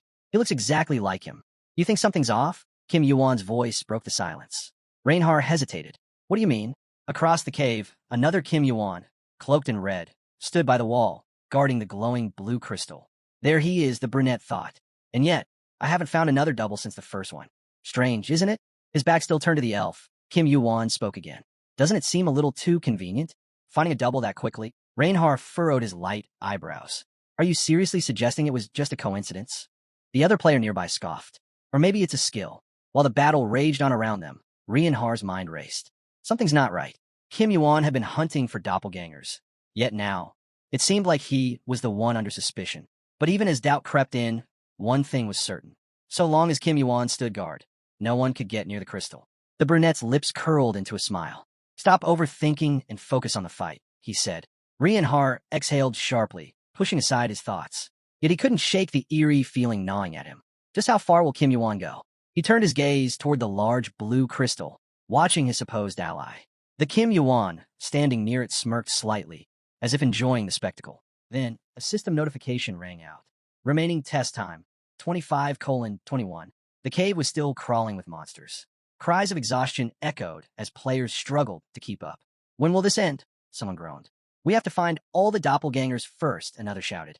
A group of warriors gathered near the crystal, whispering among themselves. Kim Yuan hasn't moved from that spot once, one pointed out. Yeah, he's not looking for doubles at all, another added. A knight frowned. At least with him there, no one's getting near the crystal.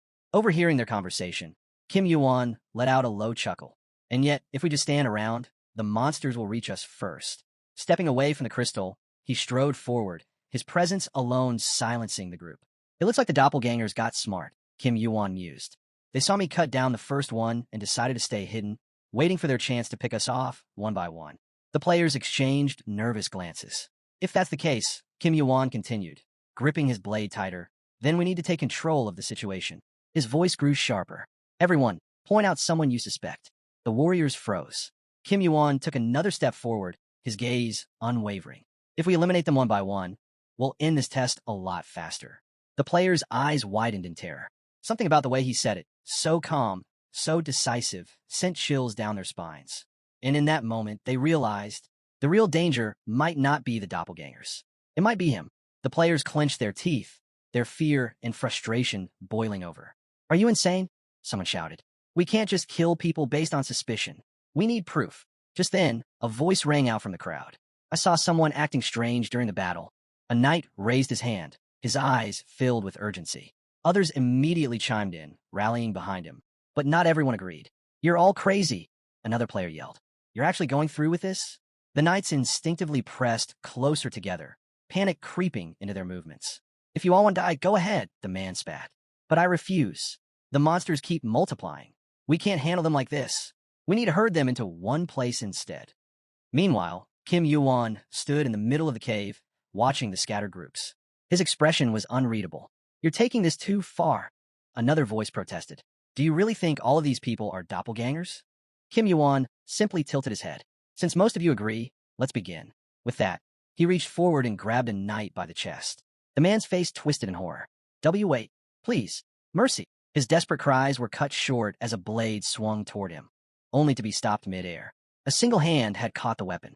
Kim Yuan's eyes narrowed as he looked at the one who had blocked his strike. His identical face stared back at him. Gasps erupted around them. Players instinctively took a step back, their eyes darting between the two identical figures standing in the middle of the cave. The real Kim Yuan furrowed his brows. I was letting this slide, since you weren't causing too much trouble.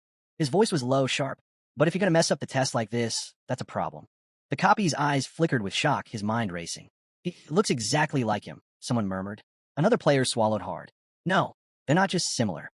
They're the same. The doppelganger's gaze dropped slightly, realization dawning. This is the real Kim Yuan. The real Kim, Yuan exhaled slowly, lifting his gaze toward his counterpart.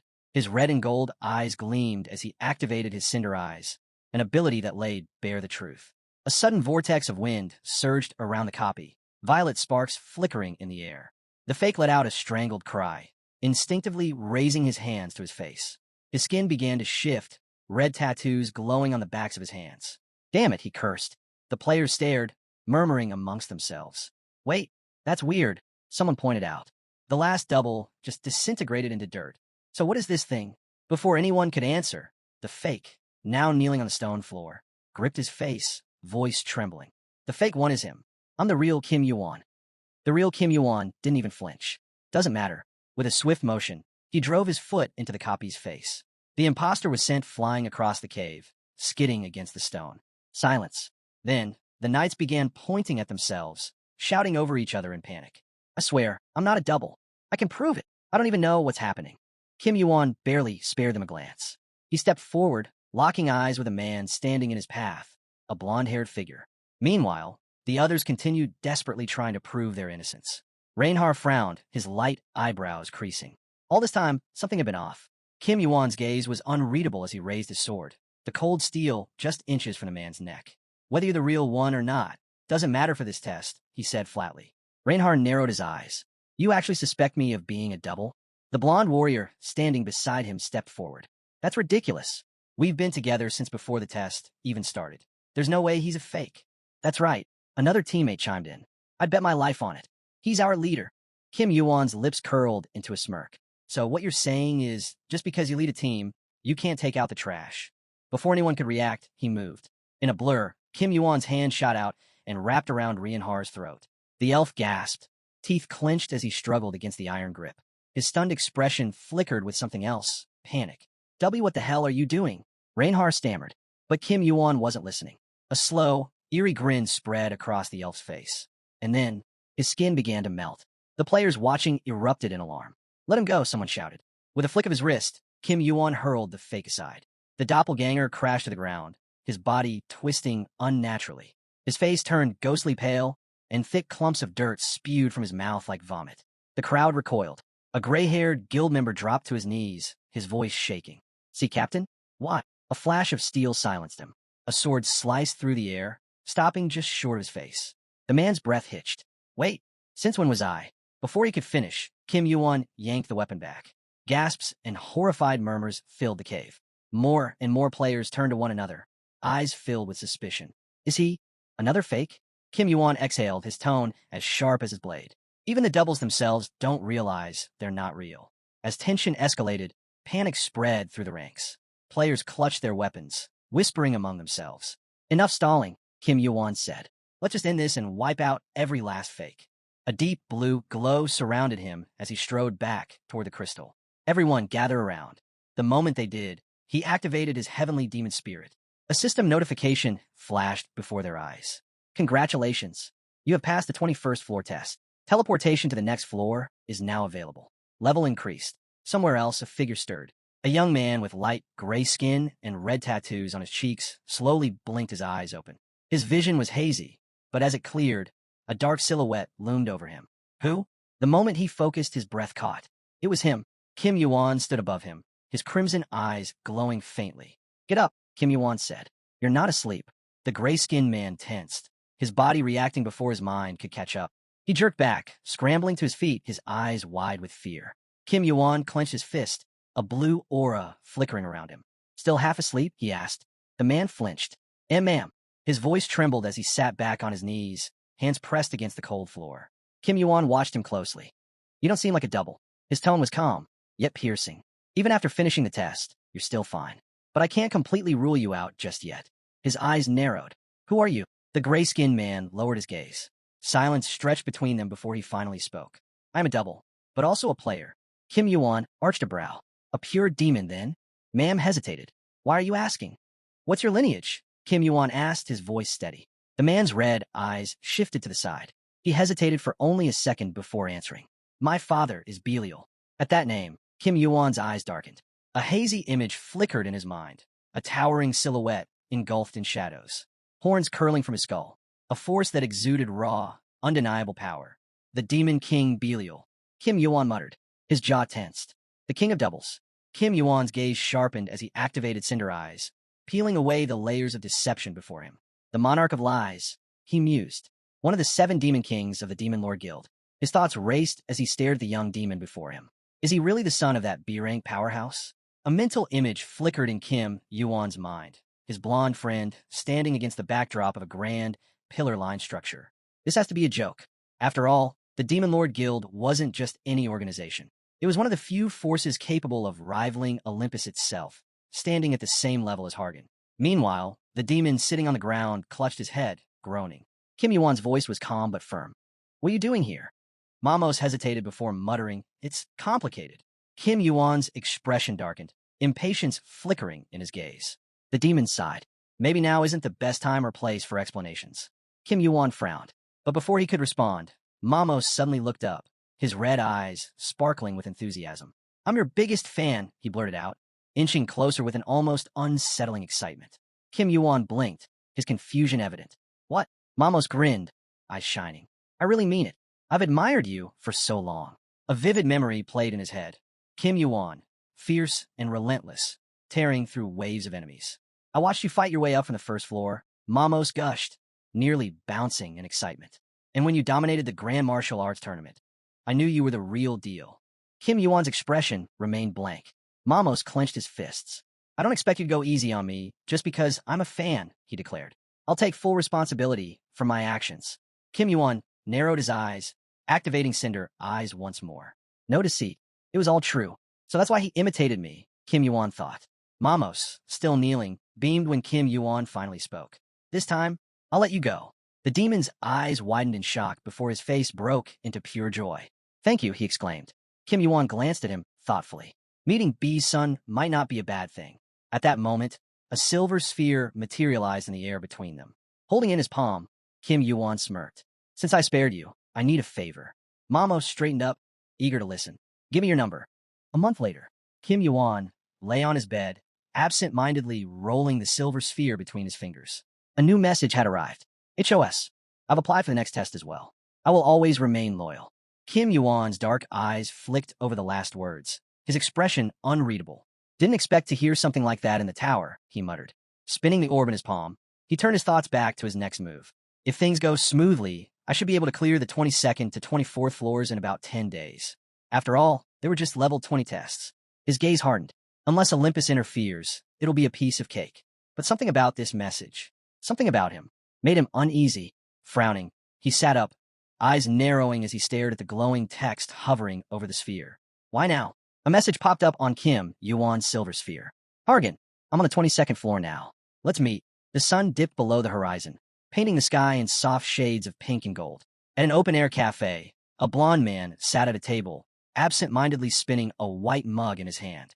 As Kim Yuan approached, Hargan looked up, then casually took a sip of his now-empty tea. You're early, Kim Yuan noted, pulling out a chair and sitting down. Hargan leaned back, arms crossed. Had nothing better to do, he admitted. Figured I'd freshen up while I waited. Kim Yuan smirked. You? Relaxing? That's a first. Hargan furrowed his eyebrows, closing his eyes for a brief moment. How far have you climbed?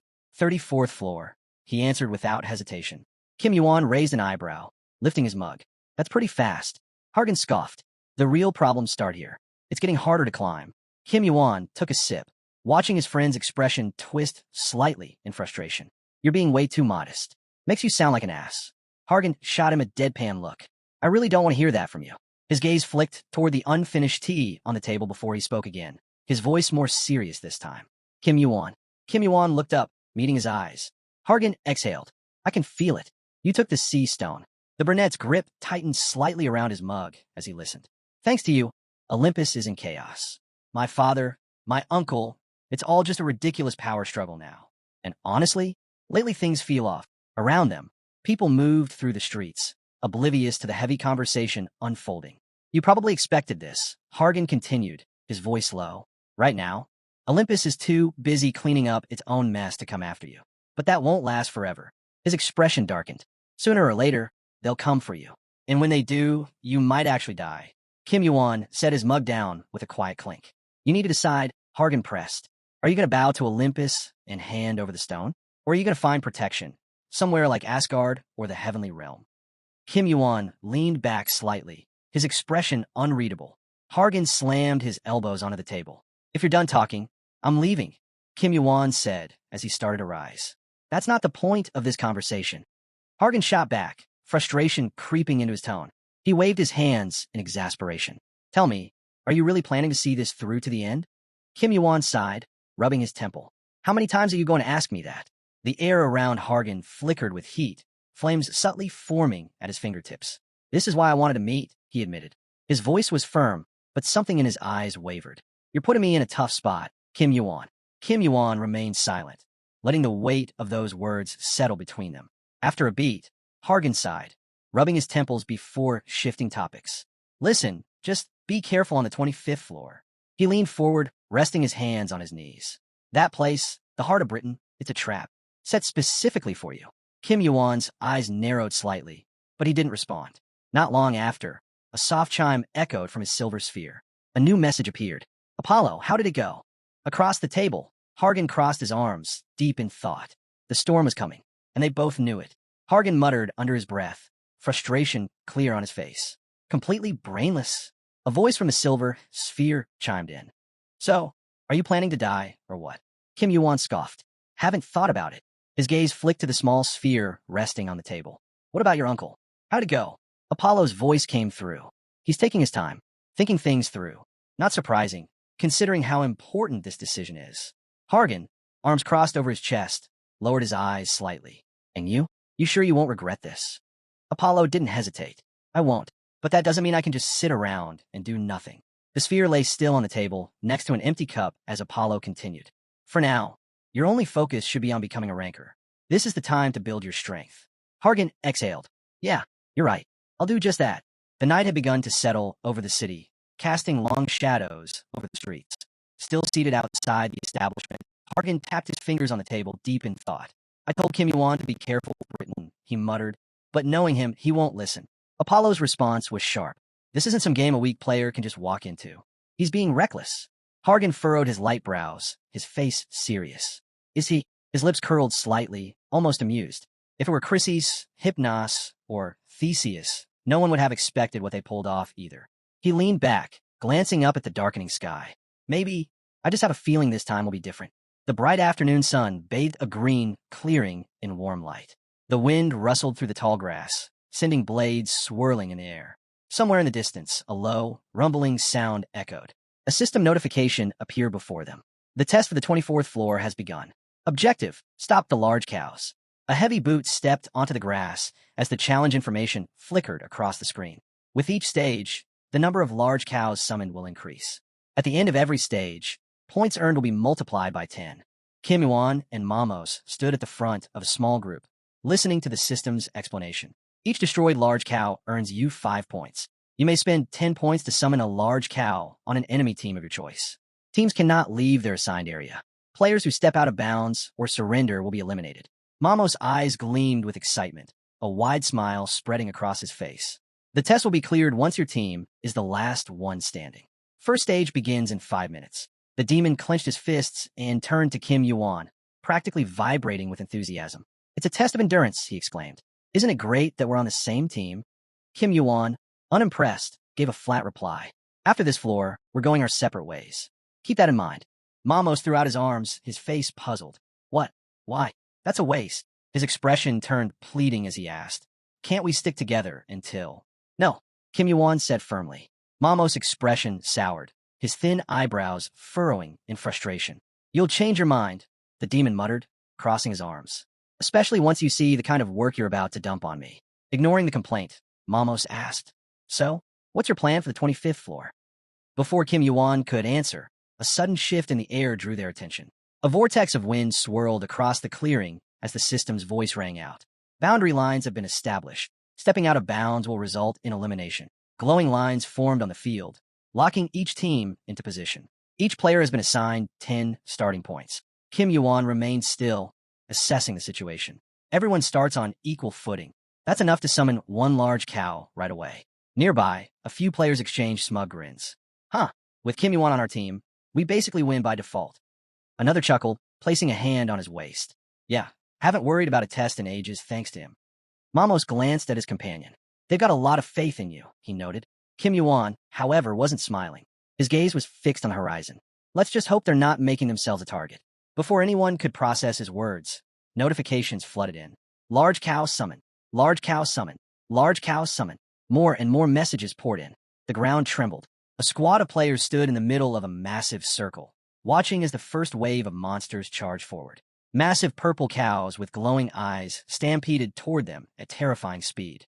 A cloud of dust rose in the distance, thickening by the second. Wait, why are there so many? Someone shouted. Already at the first stage? Another cried. There's no way to count them all. Mamos stood beside Kim Yuan, watching the chaos unfold with a knowing smile. I get it now, he murmured. They're trying to eliminate the most dangerous team first. His red eyes flickered as he noticed a faint purple glow in the distance. So it's 9 teams against us. At that moment, streaks of violet energy swirled around Kim Yuan, thick clusters of mana forming in the sky. Mamo's smile faltered. Wait, how much mana do you even have to pull this off? Less talking, more fighting, Kim Yuan ordered. With a wave of his hand, he unleashed the attack. Bright violet beams rained down, piercing straight through the approaching stampede. Explosions of pure mana erupted on impact, vaporizing the monsters in an instant. The battlefield fell silent. The only thing left beyond the boundary lines were faint remnants of purple energy dissipating into the air. The surviving players stood frozen in disbelief. How is that even possible? Someone muttered. I feel like we're just in the way, another admitted, looking utterly defeated. Kim Yuan, still facing away from them, dusted off his sleeve. Then stand still. His voice was calm but absolute. Just hold out as long as you can. Kim Yuan turned his head slightly, casting a sharp frown over his shoulder at the players behind him. So, you're staying? His voice was calm, but his eyes held a quiet intensity. One of the knights swallowed hard before hesitantly replying, Does that mean we might actually pass with a good score? Mamos grinned widely, excitement lighting up his face. Meanwhile, the knights behind him looked grim, whispering among themselves. Is he threatening us? One muttered under his breath. If we don't fight, does that mean he'll? Their voices trailed off, but the weight of their thoughts lingered in the air. Mamos, however, was unfazed, practically buzzing with enthusiasm. This is getting interesting, he mused, delighted by his new companion. Above them, white clouds drifted lazily across the bright blue sky, carried by the gentle wind. Fallen green leaves swirled through the air. But beyond this moment of stillness, other teams were strategizing. 24th floor, Team 3. A girl with green braids stretched her arms behind her head, a playful smile on her face. Well, this is almost too easy. The blonde man beside her chuckled. Yeah, looks like the large cows are barely targeting our team. They weren't the only ones noticing. 24th floor, Team 5. A group of players stood in a tight circle, their eyes scanning the battlefield. As expected, people think the same way, one of them muttered. Another nodded. It looks like every team made the same decision.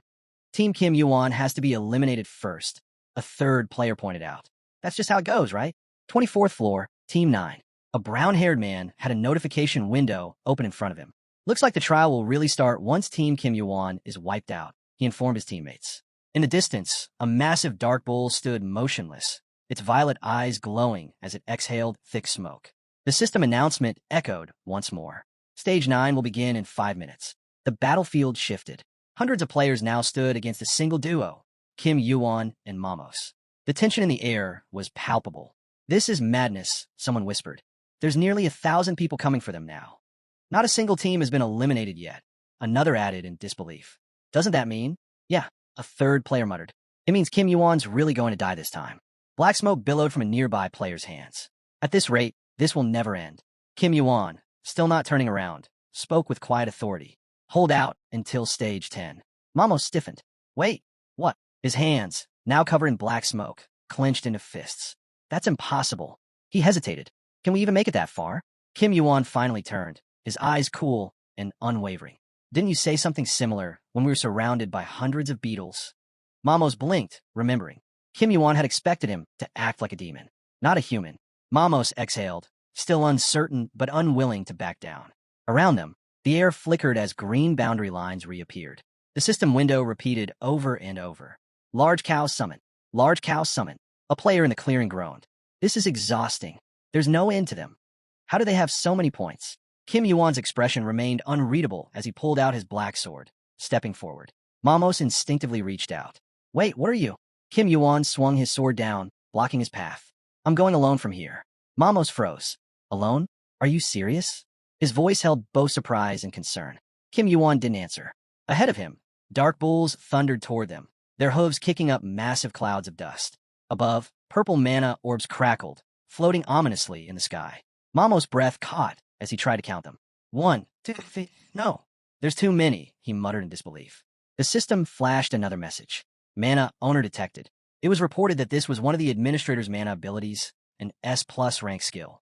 Mana regeneration rate, 21.49%. Mana resistance, plus 10%. Mana sensitivity, plus 10%. Mana control also increased. Kim Yuan carefully observed the changes, noting that manipulating mana felt noticeably smoother now. Even so, it still wasn't enough.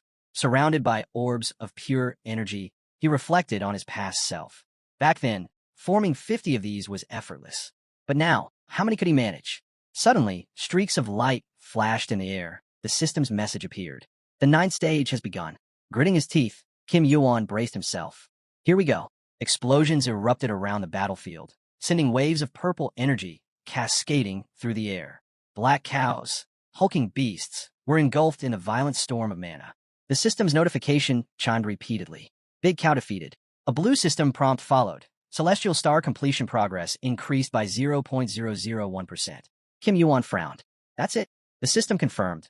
No further progress. But there was no time to dwell on it. Another wave of energy burst forth. More monsters fell, consumed by dazzling streaks of mana. Big cow defeated. Stage 11 begins. Stage 12 begins. The battlefield reset. Then, Stage 13 begins. Kim Yuan stood amidst the swirling purple light, extending his hand. Streams of mana surged forward, crackling with raw energy. Another notification appeared. Celestial Star, rank A+, completion, 99.99%. The air shimmered with countless glowing purple orbs. The system notifications continued. Big cow defeated. Completion percentage unchanged. Kim Yuan stretched his arms out, controlling the swirling mass of energy. 10 mana potions should be enough. He knew his limits. He just had to refine his control. A voice called out behind him. Mamos! Kim Yuan turned. The guy standing behind him asked if they should spend points to summon big cows on the opposing team. His eyebrows raised in surprise. Aren't we supposed to gather everyone first and attack at once? His comrade hesitated before answering. We should counter them properly, make them react. Mamos nodded but warned. More than 1,000 are flocking this way. You good? Kim Yuan exhaled, spreading his arms. I'm fine. Even if I push a little too hard, I'll last until the end. His teammate studied him carefully. How is his mana that refined? How can he control it so well? Another player, standing to the side, responded, he's on a different level. How is he not a ranker yet? Mamos stood quietly, eyes downcast in thought. It's true. His power is overwhelming. Almost unreal. As someone from the demonic race, he had grown up witnessing strength that most players could never fathom. And yet, even he found Kim Yuan's abilities astonishing. Above them, thick spheres of purple mana floated ominously in the sky. The rankers are strong, but did they ever display this kind of talent when they were players? Mamos' gaze shifted back to Kim Yuan. He's even more incredible up close than he seemed from a distance. Kim Yuan stood firm, a massive pillar of dust rising behind him as the battle raged on. Explosions erupted across the battlefield. The system chimed again. Big cow defeated. Another notification followed. Celestial star completion progress increased by 0.001%. Then, something different. Celestial star condition fulfilled. A green notification window appeared. Celestial star, rank A+, completion, 100%. The completion bar, once barely moving, was now completely filled. But before Kim Yuan could react, a new message flashed before him. Celestial star has been removed. His eyes widened. Removed? Then, another alert appeared. You have acquired demonic physique. New energy indicator, demonic energy added. A thick haze surrounded him as he spread his arms, feeling an unfamiliar power coursing through his body. Demonic energy indicator increased by 20. A new system window appeared. Demonic physique. The body of a demonic tribe member. He can now wield demonic energy. Rankus. Mastery. 0%. Exclusive demonic tribe skills available. Demonic energy plus 20. Unique. Cannot be increased by leveling. Applies to all skills. Kim Yuan clenched his fist, his black gloves tightening around his fingers. To think there'd be a skill like this. He raised a hand, sending a swirling orb of energy into the sky. Purple whirlwinds twisted violently around it, crackling with raw power. Demonic energy, it's similar to mana, but fundamentally different. He watched as a wisp of smoke rose from his fingertips. It's much more destructive. A massive vortex of purple energy shot high into the air, sending flashes of chaotic light in all directions. The battlefield trembled. Inside a marked green boundary, the heroes stood, watching in disbelief. Beyond that line, swirling darkness loomed. A voice called out. Mamo stared at Kim Yuan, eyes wide. Are you part of the demonic race? His voice wavered. How can you control demonic energy? Only demons should be able to do that. Kim Yuan turned to him, his expression unreadable. I don't know either. He stood there, facing Mamos, unshaken. I acquired a new skill, and this happened. Mamos was stunned. Another player behind him whispered, He's really a demon, isn't he? Someone else muttered. No wonder. He doesn't look human. But Kim Yuan remained unfazed. He glanced at his comrade and said, It doesn't matter. Now I have what I need. His voice grew firm. It's time to end this. The demon before him narrowed his eyes. And what exactly? Behind Kim Yuan, a system window flickered, displaying his available points. He smirked. Let's see how they handle this. The numbers on the screen began shifting rapidly. 24,350 points spent. The system messages blurred from their rapid updates, summoning 2,435 big cows to the next stage. A final system prompt appeared, requesting a command input. Kim Yuan yawned, stretching his arms lazily. Man, this is going to be bad. He lay back on the grass, arms folded behind his head. Nearby, a friend sat with a blank expression. What stage are you at now? Kim Yuan exhaled. No idea. What I mean is, his voice trailed off. Why are you pushing yourself so hard? How far do you even plan to go? Before he could answer, a new system message appeared in front of his eyes. Team 2 has summoned a big cow. He sat up with a jerk, eyes narrowing at the screen. A flood of system messages filled the air. A big cow has been summoned. A player's panic scream cut through the chaos. Stop. Just stop already. The team stood in a clearing, a glowing green boundary marking their safe zone, for now. Then a scream rang out. What's happening? The space around them shimmered ominously. Kim Yuan, standing at the center, smirked, a sharp, devilish grin. Don't look at me like that, he said. It's not my fault. The players, their faces pale, trembled in fear. How many points did he even spend? One of them gasped, eyes wide with horror. Desperation set in. One player gritted his teeth, gripping his weapon. I'll handle the front. You guys take the rear. Another turned sharply, his voice breaking. The rear. There's no rear. They're coming from all sides. The battlefield descended into chaos. Team 1 eliminated. Team 4 eliminated. Team 7 eliminated. System messages continued flashing in rapid succession. Kim Yuan's hand flickered with purple flames as he observed the carnage. Perfect. One by one, teams began dropping out. Each team had started with around 200 members, those strong enough to reach the 24th floor. Surely, at least one or two teams would survive. But that wasn't the problem. Time. If they could hold out now, the same scenario would repeat again. And next time, it would only be worse. Kim Yuan's smirk widened. Guess I'll just keep summoning until they've had enough. A deep red silhouette, its demonic face twisted in an eerie grin, flickered above him. From behind, a player whispered to his comrade. You sure he's not an actual demon? The other swallowed hard. Luckily, he's on our side. If he wasn't, I'd have chills down my spine. A golden circle of light suddenly illuminated the battlefield, filling the air with an ethereal glow. System notifications confirmed it. You have passed the 24th floor test. Total score, 50,000 points. The remaining players erupted into cheers. Some jumped in excitement. Others collapsed in relief. This is it. We did it. All eyes turned to Kim Yuan, their expressions filled with gratitude. Covered in blue pixelated light, one of them chuckled. Honestly, we didn't do a thing. It was all thanks to you. Another clapped Kim Yuan on the shoulder. I mean, you put up with us, so that counts for something, right? With that, the remaining players disappeared, their figures dissolving into the system's teleportation effect. Kim Yuan exhaled and turned his gaze to the next system message. Bonus points earned. 5,430. New skill acquired, Cloud Walk. He carefully read through the details. Cloud Walk temporarily lightens footsteps and creates an invisible path in the air. His eyes narrowed. Is this a lower-tier version of Hermes' skill? Interesting. He wanted to test it out, but with 100,000 points already in his possession, there was no rush. Nearby, Mamo spoke up. Elder, are we parting ways here? Kim Yuan glanced at him and shook his head. No, let's stick together until we reach the 25th floor. Mamo's face lit up. Really, overcome with excitement, he grabbed Kim Yuan's hand, his own palm marked with glowing red symbols. Before Kim Yuan could react, the blue pixelated light engulfed them both. Teleportation to the 25th floor initiated. In an instant, they were floating, surrounded by a shimmering blue glow. The next thing they knew, they stood before a massive, semicircular monument, its towering statues standing solemnly in arched alcoves. The 25th floor had begun. A massive circular platform stretched before them. At its center, a towering statue of a warrior astride a horse. This was the 25th floor of the Britain Tower. As they took in their surroundings, a voice echoed, musing on the meaning of Britain. One player spoke up. It's known as a beautiful city, right? I heard it's a famous tourist destination. Blue pixels shimmered behind him as the rest of the heroes materialized. Kim Yuan overheard a question. Are these the Knights of the Round Table?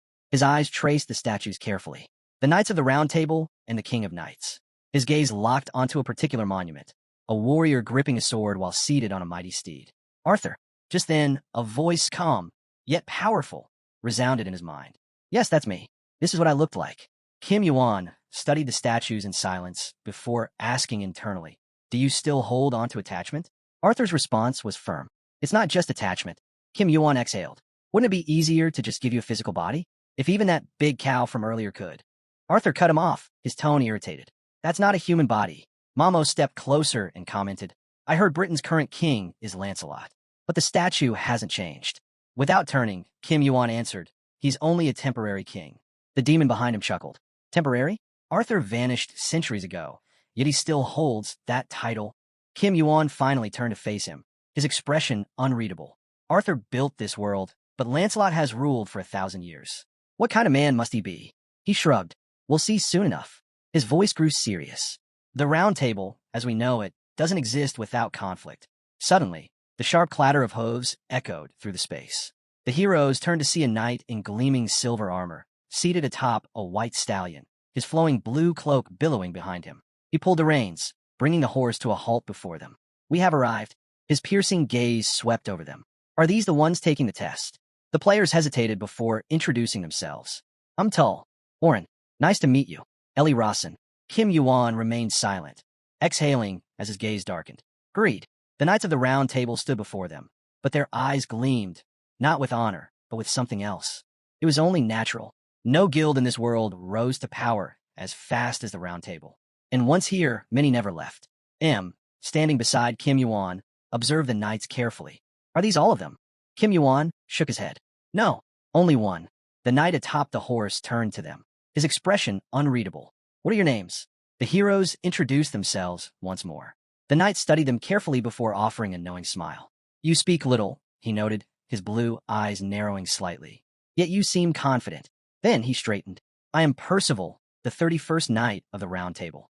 His gaze swept across them once more before he smiled. It's a pleasure to meet you. It's always refreshing to see new faces here. Then his expression shifted.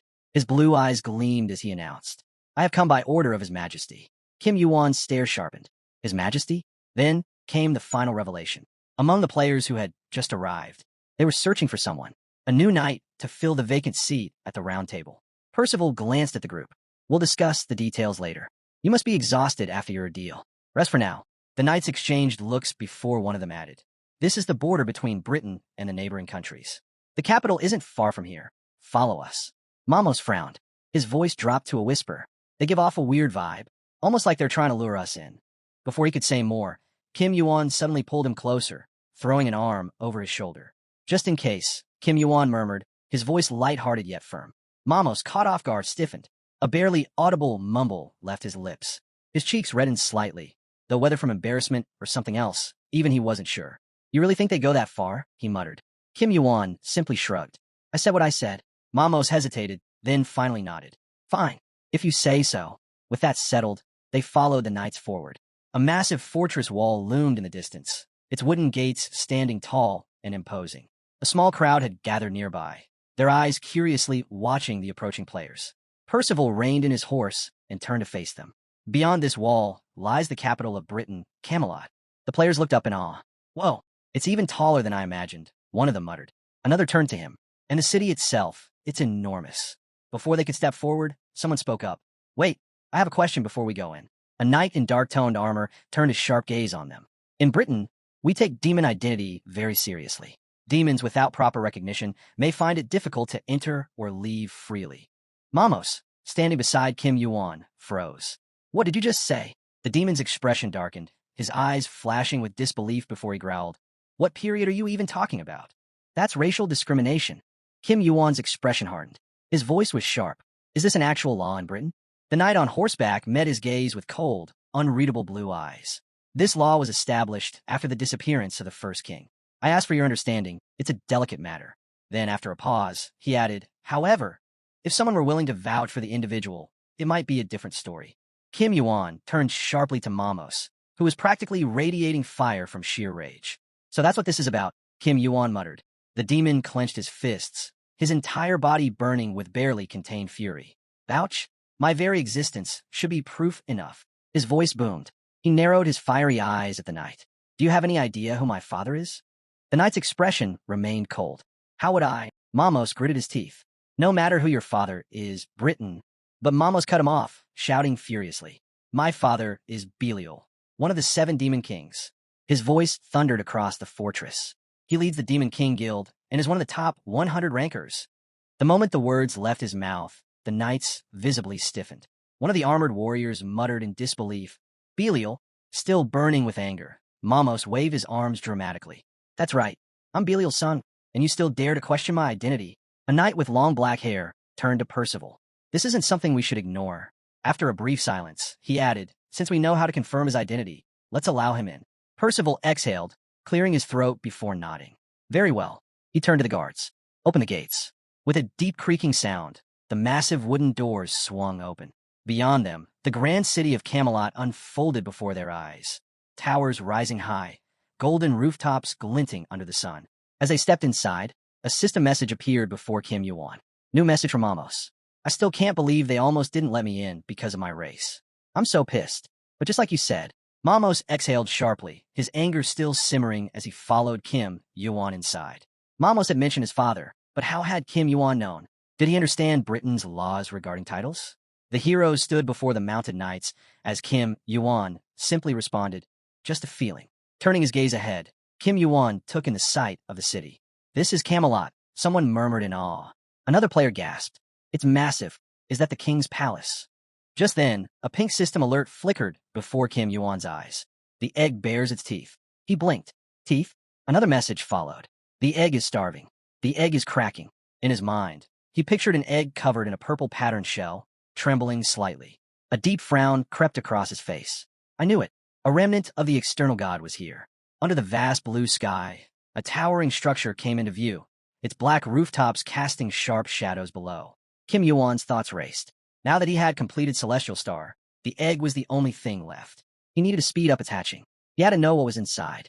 Would it become an enemy of the external gods? Or would it be the blade that stabbed him in the back? Another urgent notification popped up. The egg urges you to hurry. Kim Yuan sighed.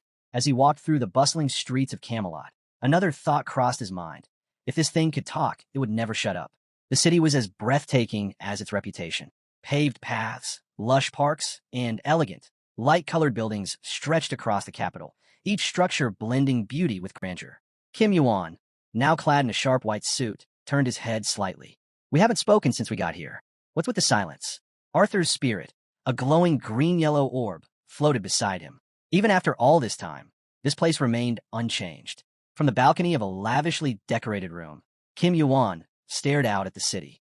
The green orb hovered beside him, drifting toward the richly adorned chamber. You mean this castle? Kim Yuan asked. It just looks like an old building to me. Arthur's voice rang in his head. It's older than you. Older than me. Then, after a pause, Arthur asked, why did you come all the way here?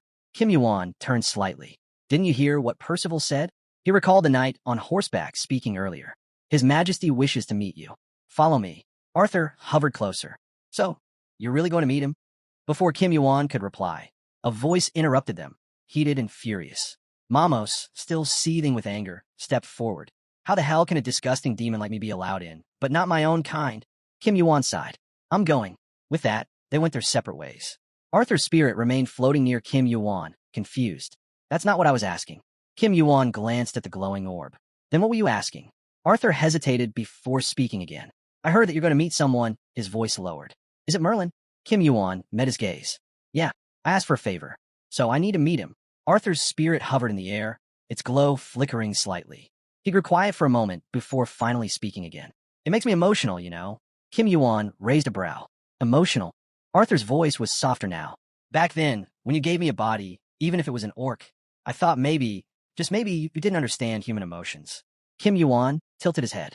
Oh, Arthur sighed. It wasn't just that. He gazed at Kim Yuan, remembering his expression, his choices, his mind constantly calculating. You always think too much, always weighing purpose and reason. Arthur's spirit flickered, its glow pulsing slightly. You always look like someone with a plan, like a man who believes in something and has the skills to make it happen. A brunette in a white suit leaned against the railing, gazing at the glowing orb. It's not that I don't have a reason. Arthur's light shimmered with golden flashes. Perhaps you lack experience. Despite you're strong, well, you're still just a low-level player. His voice grew firm. You can't afford to be soft. If you want to be a ranker, you must be like unshakable water. Your mind must remain pure. Kim Yuan's gaze stayed locked on him. No, that's not true. He straightened, his eyes shifting toward the white castle towering ahead. I didn't come here without thinking. His voice was calm, yet sharp. Watch carefully, Arthur. I'm about to turn Britain upside down. Beyond the castle's pristine walls lay a lush garden. Trimmed hedges, carefully pruned trees, and blooming flowers filling the air with a sweet fragrance. A young maid, dressed in simple attire, bowed low, fingers brushing the apron at her waist. Thank you for earlier. She hesitated before speaking again. I never imagined he'd be so angry. A memory flashed in her mind. A knight, his sword raised, his voice filled with fury. How dare you stain the armor of a knight of the Round Table? You'll pay with your hands. Her hands clenched tightly as she lowered her gaze. If you hadn't stepped in, I would have been in serious trouble. Nearby, a man dressed in a black cloak spoke in a calm, steady voice. There are knights of questionable character among the Round Table. Just like before. He sighed. If you let unnecessary criticism weigh you down, you'll only exhaust yourself. Be careful. The maid nodded, grateful. Yes, I understand. She glanced toward the garden. I haven't worked in the castle for long, but I could tell he was someone important. The way that knight panicked when he saw him. Then, as if realizing something, she gasped. I've been rude again. The man extended his palm, a soft green glow radiating from his fingertips. You want to know my name? He asked. The maid blinked, startled. The man simply smiled. Then allow me to thank you. His magic touched the rose bushes, causing the petals to shimmer with new life. I often come here when I need to clear my mind. Above them, white clouds drifted lazily across the blue sky. The old man sighed. These skies, they remind me of Marcello. Slowly, he ascended the white stone steps, his thoughts heavy. Knights in their time, I wonder where they've sold their honor. He shook his head. Where has the decency of the knights of the Round Table gone? His voice dropped, his expression filled with quiet sorrow. In my time, things were different. Then, sensing a presence, he turned his head slightly.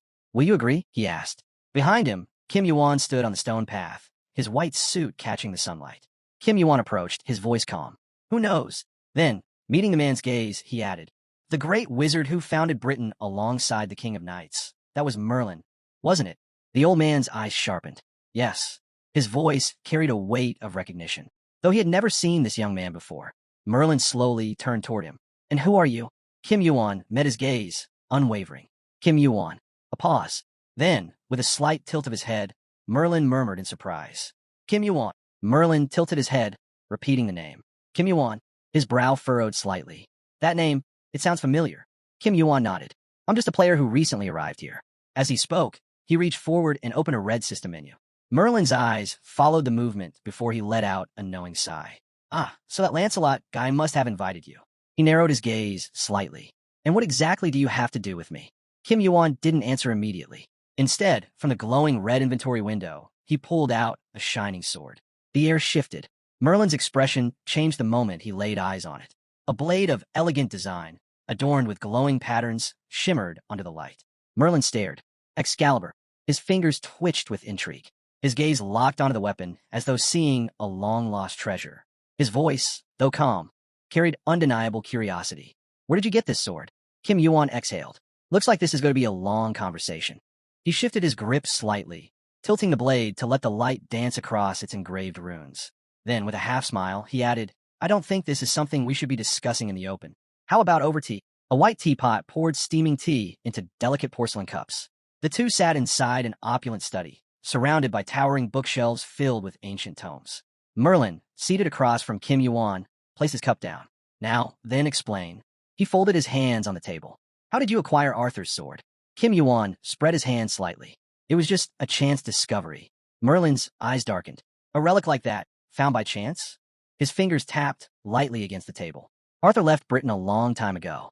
I've heard nothing of him for over 1,000 years. His voice carried a trace of bitterness. And yet, I still miss him.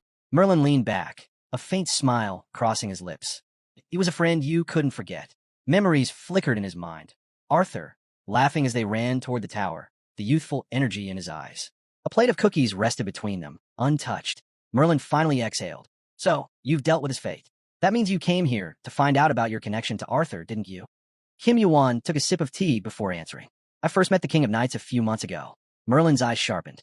A few months ago, his voice dropped into something dangerously close to disbelief. Don't tell me he's been alive all this time. Kim Yuan raised his hand. Black swirls of magic seeped from his gloved fingers, twisting into the air. Merlin's eyes narrowed. No, Kim Yuan's voice was firm. Black smoke spread through the room.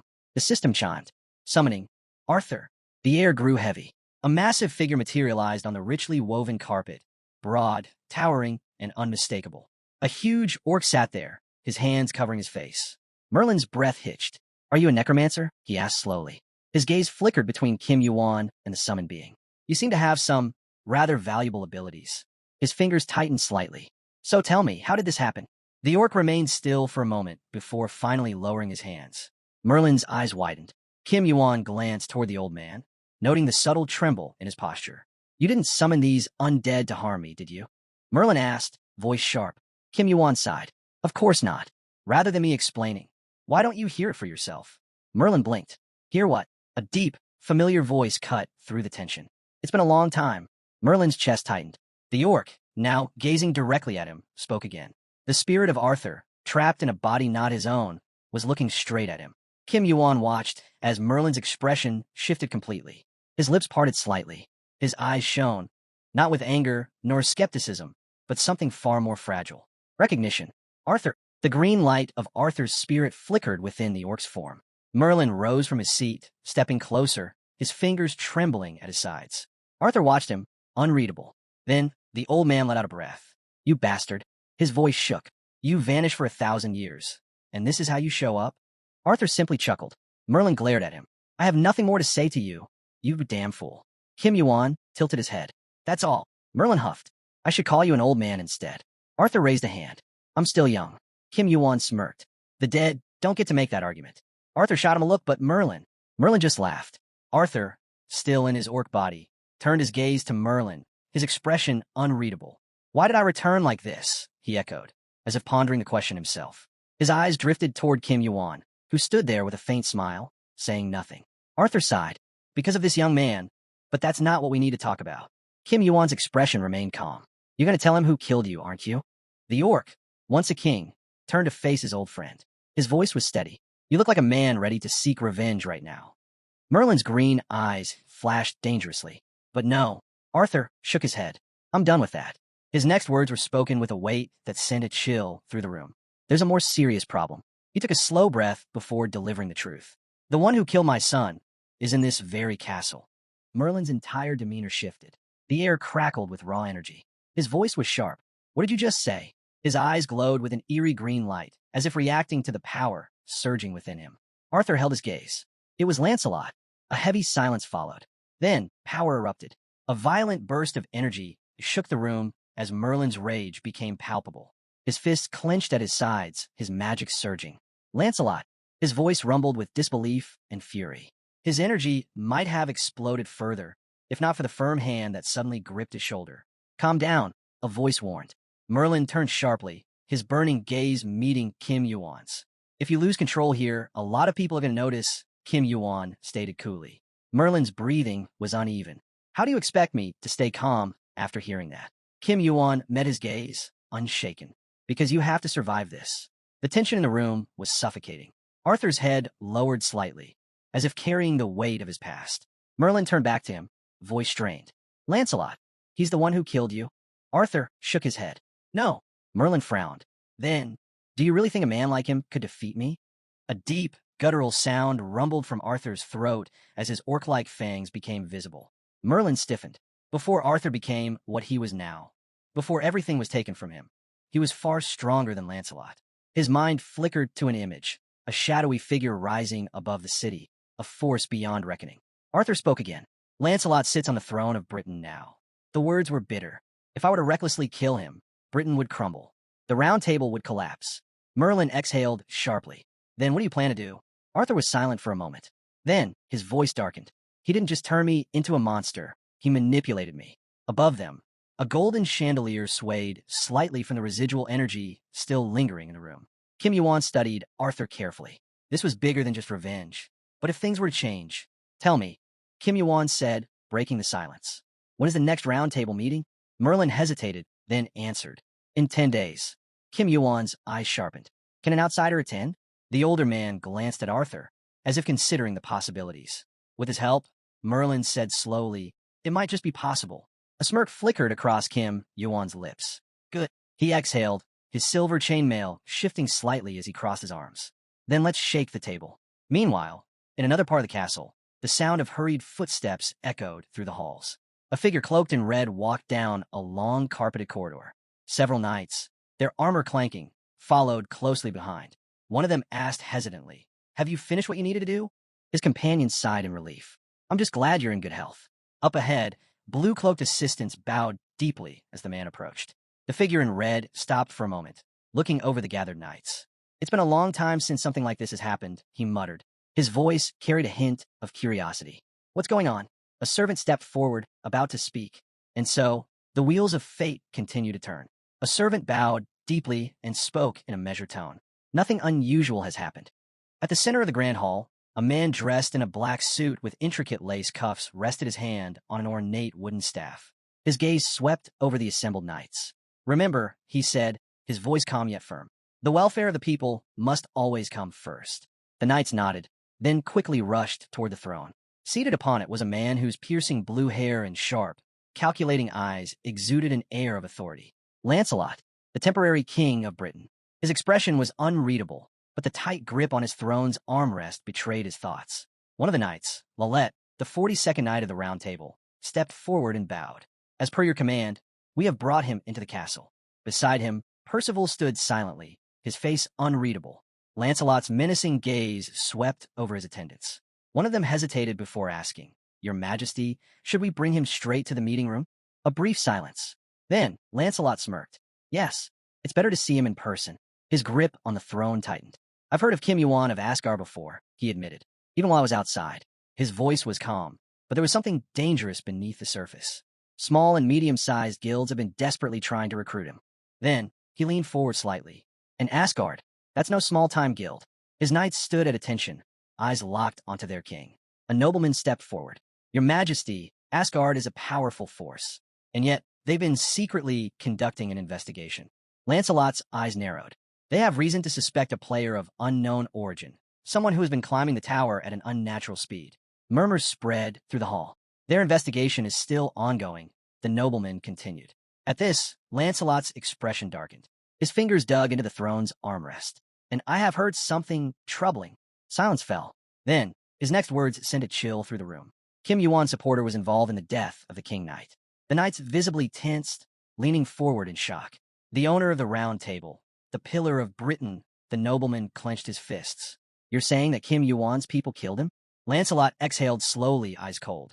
I don't have solid proof yet. But he continued, Asgard's intelligence is rarely wrong. Beside him, Foe, a knight with wild purple hair, let out a low growl, baring his teeth. Lancelot watched him carefully. He already knew what was on his mind. Why had he invited this player? As if unable to hold back any longer, the knight stepped forward. Your Majesty, he said firmly, I can't just stand by and watch this happen. Please, give me an order. A faint glimmer of amusement flickered in Lancelot's icy gaze. Sunlight filtered through the transparent dome of the castle, casting golden patterns across the polished floors. Lancelot leaned back against his throne.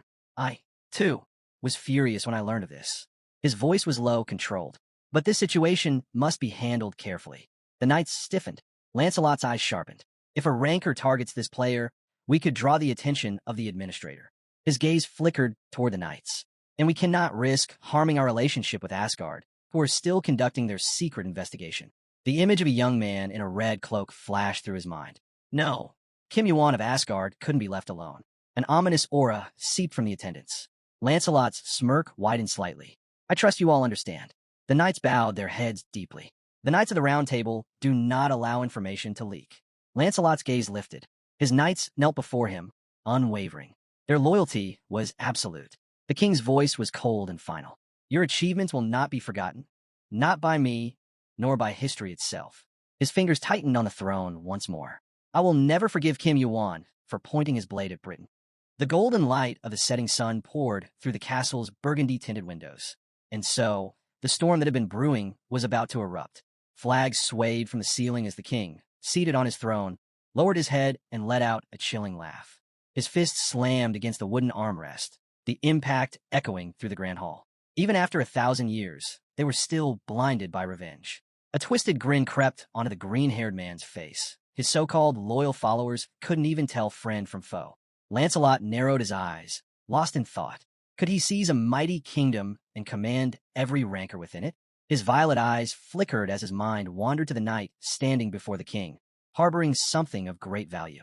Towering tables stretched toward the vaulted ceiling of the castle hall, a testament to the grandeur surrounding them. He believed everything was finally in place for the Olympus Sea. Beyond an ornate wooden door inlaid with golden patterns, muffled sounds stirred. Kim Yuan, standing still in the room, turned his gaze toward the entrance. His crimson eyes flashed. Lancelot had already begun to move. It hadn't even been a full day since his return to the palace. Suddenly, a system notification appeared. Cinder eyes, location obscured from sight. Dark energy seeped from the doorframe. Kim Yuan's eyes sharpened. His enemies were well armed, their mana volatile. It could erupt at any moment. A cold blue glow bathed the chamber. Was Lancelot plotting with someone? The way the mana swirled, barely restrained, was unsettling. At that moment, a voice rang out. Someone had called his name. An unfamiliar figure stood before him, demanding that he follow. Without hesitation, Kim Yuan stepped forward. The three of them entered an arena cloaked in pitch darkness. The knight eyed Kim Yuan with a predatory glare, his voice laced with mock gratitude. You came willingly. That makes things easier. Kim Yuan scoffed. This place feels more suited for a dance of blades. The knight gripped the hilt of his weapon, sensing the shift in atmosphere. Something was about to happen. The knight raised his sword, its edge glinting in the dim light. I have questions, he said coldly, and if you lie or refuse to answer, you'll lose your limbs. Kim Yuan bared his teeth in a smirk, his gaze darkening. And what exactly do you want to know? The knight's eyes burned with green light. The group behind the king knight's death. Tell me everything. Kim Yuan's pupils contracted. He sidestepped as the knight lunged at him. Their blades clashed, sparks flying. The knight growled, "Where are your rancor manners?" Kim Yuan steadied himself, eyes locked onto his opponent. I should be asking you that. The knight's grip on his sword tightened. I'll ask again. Who killed the king knight? Kim Yuan spread his arms, expression unreadable. Did Lancelot send you? The knight recoiled slightly, his confusion evident. How dare you? Kim Yuan's gaze remained blank as he studied his interrogator. And you are? The knight spat his name, as if expecting recognition. Kim Yuan didn't react. Instead, weapons shimmered into existence from his inventory. With a single motion, he struck the ground with his sword, the force rattling the arena. The purple-haired knight staggered, coughing up blood. A system notification flickered before Kim Yuan's eyes. Penalty received. The knight's chainmail hand gleamed as energy surged through it. Kim Yuan exhaled sharply. A mere threat wouldn't be enough. Lancelot had twisted these knights into vengeful soldiers. And at this moment, he knew there was no reasoning with them. Kim Yuan couldn't believe the king would entrust this to someone else. As dark fog coiled from his fingertips, he made his decision. First, he had to take down one of the knights. Thal stepped forward, just as Kim Yuan raised his hand toward him. The knight's expression darkened, sensing danger. As Kim Yuan's palm neared his face, the two opponents abruptly retreated, each assessing the other. A bead of sweat slid down the purple-haired knight's temple. Something was wrong. He realized his vision had been momentarily blocked.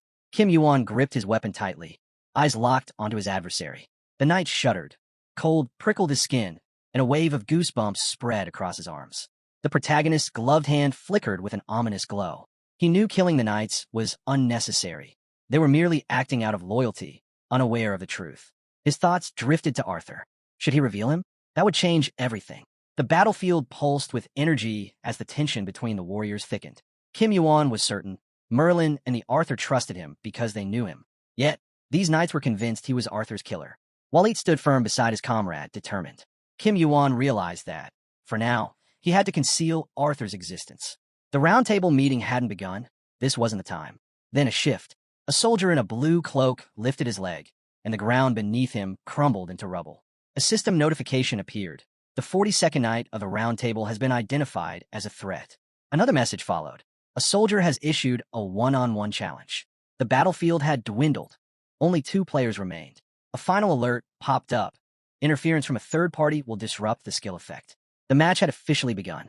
As the terrain around them shifted, Kim Yuan studied his opponent. "Will the man standing behind you just watch?" he asked, his voice steady. Lillet eyes gleamed. "Should I fight a player who wounded my pride?" A smirk tugged at Kim Yuan's lips as he raised his head. So this was where true chivalry showed itself. His tone turned sharp. "Do you really think you can win?" Thou, standing behind the knight, clenched his fist. "The Round Table has always won this way," he declared. Kim Yuan's expression darkened. How foolish. To speak of the Round Table's honor in a moment like this? A castle flashed through his mind, an ancient reminder. Before present-day Britain, before the formation of the Round Table, there had been only war. Hundreds of thousands of years of bloodshed. And yet, they clung to a power built by others, as if it were their own. The knight introduced himself like a man on horseback, proud, unwavering. But Kim Yuan had no patience for empty words. People like him had no right to preach history. A powerful aura radiated from the brunette as he stepped forward. His voice was unwavering. "You won't win like this." Raising his weapon, Kim Yuan made a silent vow. From this moment on, he would make sure his opponent understood that firsthand. A system notification flashed. "The power of the giants has been concentrated in your hand." Almost immediately, another alert followed. Temporary endurance replaced with strength. Kim Yuan tightened his grip on his weapon. Deep inside, a voice warned him, "Don't kill him." He exhaled sharply. "I won't." Lifting his sword, he advanced. This fight would require patience. A brilliant green light streaked across the battlefield as Kim Yuan struck his opponent's shield with full force. A system message appeared. "Round Table Shield, protection activated." The knight behind the shield gritted his teeth, his expression twisting in frustration. That blow was anything but ordinary. Kim Yuan pulled back, eyes narrowing. Let had underestimated him. His gaze flickered to the enemy's shield. Something fell off. Then, realization hit. Let was preparing a charge. A surge of energy erupted from the shield. Kim Yuan kicked off the ground, retreating midair to avoid the impact. As his feet landed, his body trembled. He let out a breath. "You're the real deal," he muttered. Though defensive in nature, Lillet fighting style packed enough raw power to shatter walls. The knight eyed him coldly. "If you attack with brute force, I'll do the same." Without hesitation, Lillet raised his shield. Kim Yuan smirked and leaped forward. "Then bring it on." His torn sleeve fluttered as he lifted his arm, muscles coiled with power. Another system alert appeared. Stamina has been temporarily replaced with strength. Mana swirled violently around his hand as another notification popped up. "The strength of giants has awakened within you." Kim Yuan's grip tightened. He didn't hesitate. With a sharp inhale, he drove his fist into the shield with all his might. Notification. First success in giantification. Sweat dripped down his face. He studied Lillet carefully. "That shield, how strong is it, really?" Lillet's expression darkened. This kind of power, this wasn't normal. "That thing was crafted by a true master," the knight admitted. "Forged from adamantium, the finest metal." Kim Yuan scoffed. "Then let's see how unbreakable it really is." A surge of mana exploded around him. Raising his arm, he struck again. The impact sent a deep, shuddering crack through the shield. Lillet's eyes widened. Blood dribbled from his mouth as he stumbled back. "No way. How is this possible?" Kim Yuan wasn't using any special skills, just pure, unrelenting force. Another notification appeared.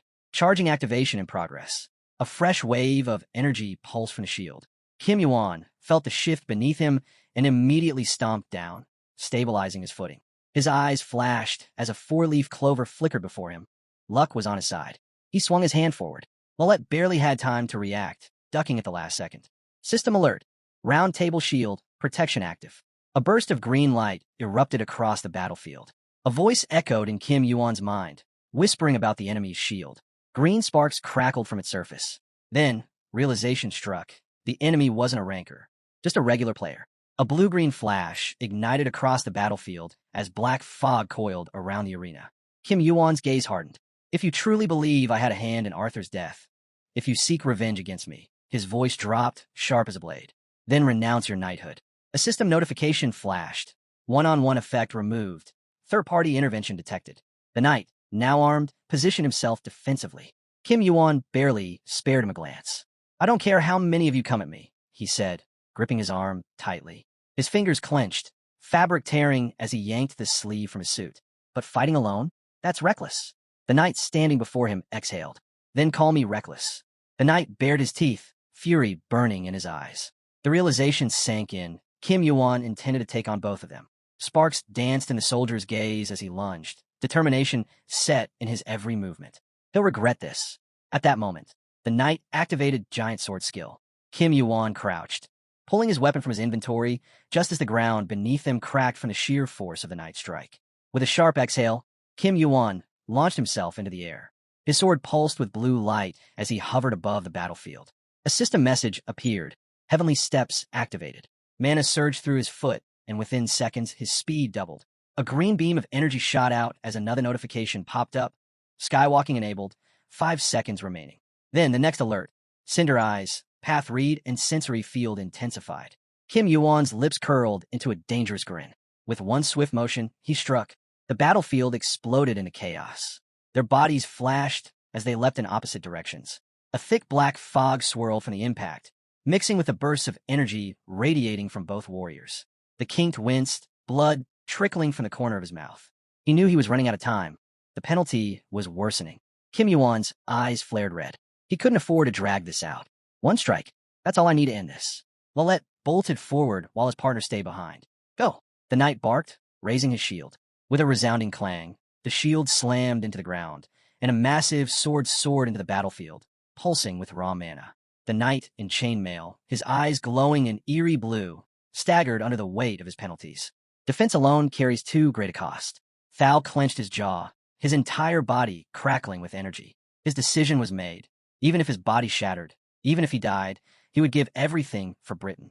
A black aura surged past Kim Yuan. He knew one reckless move could be fatal. His fingers twitched as power rippled through him. I can only use this ability for a minute. System notification. Demonic key activated. Kim Yuan's gaze flickered toward the sword radiating immense energy. He stepped forward. This fight was far from over. As soon as the system alert notified him that his demonic key had reached 20 units, the protagonist made up his mind. He had to unleash its full power. Tightening his grip around his sword's hilt, he took in the battlefield before him. The earth beneath his feet cracked apart, shifting like shattered glass. He spotted his opening. The colossal sword descended, and in that moment, he knew this was his chance to break through. Just then, a notice from the round table court appeared, granting leniency. But there was no turning back now. Clutching his weapon with both hands, he let loose everything he had the moment his demonic key reached its peak. The arena trembled, then exploded into debris under the sheer force of his strike. A blinding light flashed through the dense forest near the castle, illuminating the battlefield. As the dust settled, droplets of blood dripped onto his tattered blue cloak. Kneeling, drenched in sweat, he turned to his companion. You okay? He asked, his voice steady despite the chaos around them. Driving his weapon into the ground, he bowed his head slightly, assessing their fallen opponent. No movement. He was certain their enemy had lost consciousness. More importantly, his ally was alive. That was enough. But something gnawed at him. He was convinced that Kim Yuan had used demonic key for the last time. The thick black fog that had engulfed the area started to fade, revealing the aftermath of their battle. The knight beside him furrowed his brows, puzzled. Their opponent had wielded magic, but how? Two opposing forces couldn't coexist, could they? Then, an eerie presence filled the air. A dark mist swirled, wrapping itself around them. The weight of it pressed against his chest. It was suffocating. He tried to gather his thoughts, to dig for any possible explanation, but it was getting harder to breathe.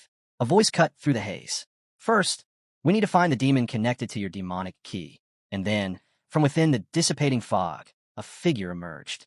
His piercing red eyes gleamed like embers in the darkness. Kim Yuan turned, sensing another presence approaching. A knight stood before him, his expression unreadable. The training room is in ruins, the knight stated flatly. Kim Yuan's gaze darkened. He turned his head, irritation flashing across his face. Then, the knight called out a name that sent a jolt through him. The king. Kim Yuan hadn't expected him to appear in person. Dressed in pristine white boots, the regal figure strode forward with an air of authority. Kim Yuan's mind raced. This man a traitor? A knowing smile curved on the lips of a blue-haired gentleman standing nearby. And suddenly it clicked. Lancelot. The king's attention shifted to his kneeling subordinates. They lowered their heads in shame, murmuring their apologies. But he was unmoved. You should at least beg for forgiveness, he stated coldly. One of the men hesitated, then lifted his head, just as a weapon materialized in the king's grasp. Your punishment is death. With a swift motion, the blade sliced through the air. A head rolled to the side, and blood splattered in its wake. The crimson droplets painted the king's face, staining his otherwise composed expression. Kim Yuan remained still as flecks of blood landed on him. Lancelot's voice rang out, filled with contempt. You've disgraced our country. Hearing this, Kim Yuan's inner voice stirred, whispering the king's name in his mind. His fingers tightened around his weapon. His hand trembled slightly. Patience. He silently commanded his demon to wait. Lancelot, still watching the kneeling knights, pressed his fingers to his temple as if warding off a headache. Kim Yuan's thoughts raced. If Lancelot died in the arena today, the world would remember him as a noble king, one who had fought to protect Britain's peace. Was it the legacy his inner voice wanted? The blue-haired knight turned slightly, swiping the blood off his cheek with the back of his hand. Then, a system notification flickered before Kim Yuan's eyes. The egg has begun to bare its fangs. His eyes narrowed as he turned to face his opponent once more. A pool of blood pooled around the fallen knights, their lifeless bodies soaking in the crimson aftermath. The protagonist locked eyes with the king, a realization striking him like a bolt of lightning. An external god was inside him. But why? If this was truly an order from Olympus, what had forced their hand? They had no reason to interfere, not until Arthur revealed himself. Was Olympus moving to protect itself, or was there something more sinister at play? As the king strode forward, arms spread wide, Kim Yuan's thoughts churned. If this wasn't the work of an external god, then what exactly had triggered this confrontation? Lancelot stepped forward, offering a brief apology for the knight's aggression. He admitted they were in disarray, unsettled by their king's recent actions. A smirk tugged at the lips of a green-haired young man standing nearby. Kim Yuan could see it clearly. He despised being caught up in all this. I only called for this meeting to calm things down, the knight admitted. Kim Yuan took a step closer, his gaze unwavering. Just as Lancelot began to speak of the King of Britain, he cut him off. I don't care whether we meet now or tomorrow. His voice was sharp, decisive. Without another word, he walked past the knight, his tone laced with impatience. Just tell me when you're ready. Lancelot clenched his fists as he watched Kim Yuan walk away. The king tilted his chin upward, realization dawning upon him. He had miscalculated. He should have sent 3 people, not 2, or perhaps even more. A surge of energy crackled in his palm as he prepared to report his findings. A notification flickered before him. His skill had restored the earth. Meanwhile, another figure watched from the distance, deep in thought. His gaze swept over the castle grounds, his expression darkening. Something was off. Had they been tracking Kim Yuan all this time? A voice broke the silence. What brings you to the arena at this hour? The sky stretched overhead, painted in soft hues of blue, clouds drifting lazily. A knight with a tail tapped his staff against the ground, his brow furrowed. Something's different. He struck the floor again, testing its stability. Turning to his comrades, he questioned, What did you do to the ground yesterday? One of them shrugged. Didn't notice anything strange, but now that you mention it, it does feel odd. Hearing their chatter, the brunette snapped. Enough. Stop talking nonsense and get in formation. Inside the castle, bathed in the golden light of the sun, the commander's voice rang out, demanding order. The knights scrambled to line up, their discipline returning. Across a grand dining table, a knife sliced through a thick piece of steak. The sharp edge gleamed as it carved into the meat, blood seeping from the cut. Seated across from the king, Kim Yuan sat in silence, his thoughts elsewhere. No matter how far away the castle was, he could feel it. Mana had been leaking from its depths all night. His grip on the knife slackened. The utensil slipped from his fingers, clattering against the table. He flexed his hand, his unease deepening. Lancelot had done something. He was sure of it. Displeasure flickered across his face as he admitted, I don't like this. The scent of blood in the air was overwhelming. The green-haired gentleman across from him smirked. Not used to fine dining. He leaned back, voice laced with amusement. Get used to it. From now on, you'll be eating like this. You deserve it. But Kim Yuan didn't take his eyes off him. His frown deepened. I said I don't like it. A glass of red wine sat untouched before him, a crisp napkin placed neatly underneath it. The gentleman's expression didn't waver. Instead, he changed the subject. Tell me, how did you meet Elder Merlin? He admitted he hadn't paid much attention to him. His interest lay elsewhere, gardening, trivial things. But then, with a measured pause, he added, ever since Kim Yuan's arrival at the castle, a certain man had begun stepping outside more often, as if searching for something or someone. A memory surfaced in Kim Yuan's mind. An elderly man with a long beard, his eyes sharp with curiosity. Why are you at the arena at this hour? He had asked. Kim Yuan had kept his response simple. I came because of the noise. Hearing this, the king had sighed. Some knights were acting out of line. I was merely trying to calm the situation. Then his tone shifted. Merlin showed up in the training room after you left yesterday. At that, the green-haired gentleman sitting across from Kim Yuan closed his eyes, wiping his mouth with a napkin. The brunette remained unfazed. It was just a coincidence, he said. The man's expression hardened. Is that so? He opened his eyes, studying Kim Yuan carefully. Kim Yuan leaned back slightly, frowning. If you have something to say, just say it. I don't need your pleasantries. A heavy silence settled in the room. The very air felt charged, thick with something dark. The king finally spoke, his voice steady. I feel quite at ease speaking here. Kim Yuan tilted his head, his frown deepening. Something was off. A traitor? Was someone luring players into a trap? With the room filled with this much mana, even sending out a message, let alone a voice recording, would be impossible. Then, Lancelot's voice broke through the tension. I heard you possess the sea stone. His gaze was unreadable. I have an acquaintance who would like it. At that, Kim Yuan narrowed his eyes. Poseidon needs a divine sea stone. The room darkened instantly, mana consuming the very light. The king's tone grew sharp. Do not speak that name so carelessly. A cold smirk played at Kim Yuan's lips. So you plan to take it by force the moment I stepped on a British soil? Lancelot didn't deny it. Instead, he admitted there were many ways to deal with Kim Yuan. Killing him was one. Burning him alive, another. A vision flickered in Kim Yuan's mind. A brunette with red markings on her face. He realized what Lancelot was doing.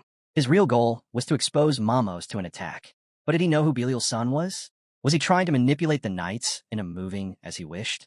Seated at the grand white table, the king finally spoke again. The power of the sea has been generous to you, Kim Yuan. He made an offer. If Kim Yuan handed over the stone and swore allegiance, he would act as if none of this had ever happened. He would even support him. A slow, devilish grin spread across Kim Yuan's face. That's interesting, considering you tried to kill me just yesterday. He leaned his elbows on the table, voice dripping with mockery. Are you telling me your intentions changed overnight? Lancelot's expression darkened, his brows furrowing deeply. Kim Yuan's smirk didn't fade. If you're so generous, then perhaps you should be the one bowing your head to me. He stood, turning away from the king. After all, you don't even know if I have something better to offer you. The king's voice cut through the space between them. Who do you think you are? Kim Yuan didn't hesitate. I know exactly who I am. Yet, as he walked away, his inner voice whispered otherwise. Do you? Do you even know what kind of person you've become? A small piece of stone crumbled, falling against the system window. Descending the castle steps, Kim Yuan's thoughts drifted back. Poseidon had reached out to him first. He understood one thing clearly. When a god set their sights on someone, they could end them at any moment. At that moment, Kim Yuan realized something. The sudden shift in Poseidon's attitude wasn't random.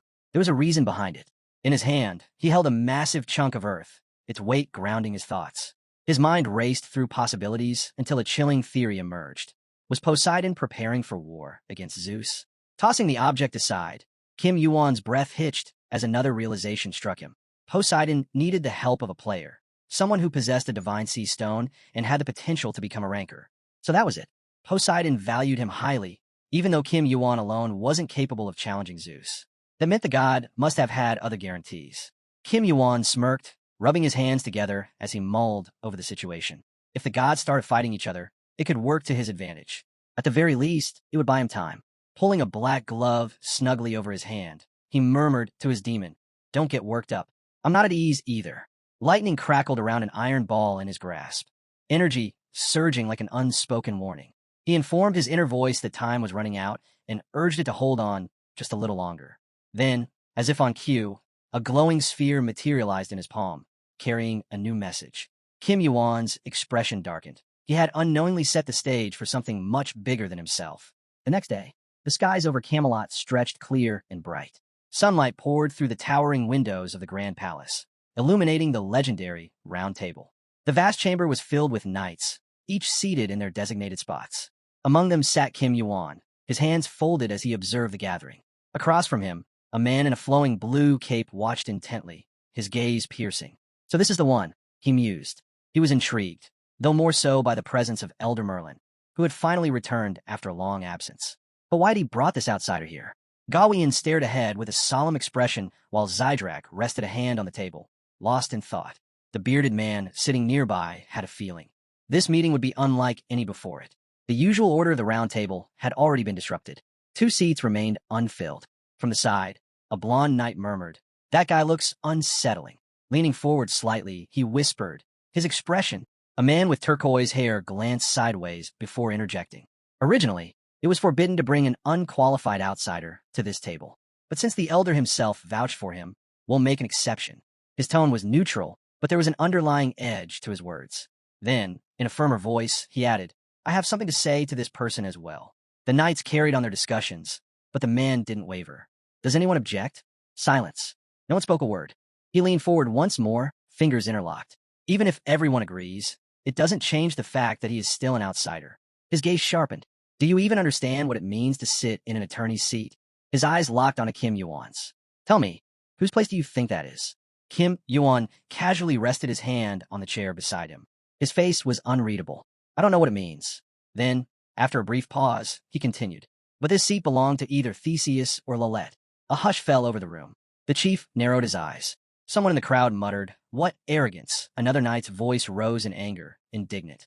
Elder Merlin, however, remained composed. "You should know well what happened to those two." Merlin nodded. "That's right." At that moment, the knights leapt to their feet, their reactions tense. Kim Yuan's voice cut through the uproar. "I saw it happen with my own eyes." A chill settled over the chamber as every gaze fixed on him. "I saw them die, right in front of me." Across the table, a warrior with a high bun clenched his fists. A loud objection shattered the tense silence. One of the knights slammed his fist on the table, his voice laced with outrage. "This is wrong." Beside him, another knight turned to Kim Yuan, his expression twisted with disdain. "Why is he even here? We need to get him out of this place."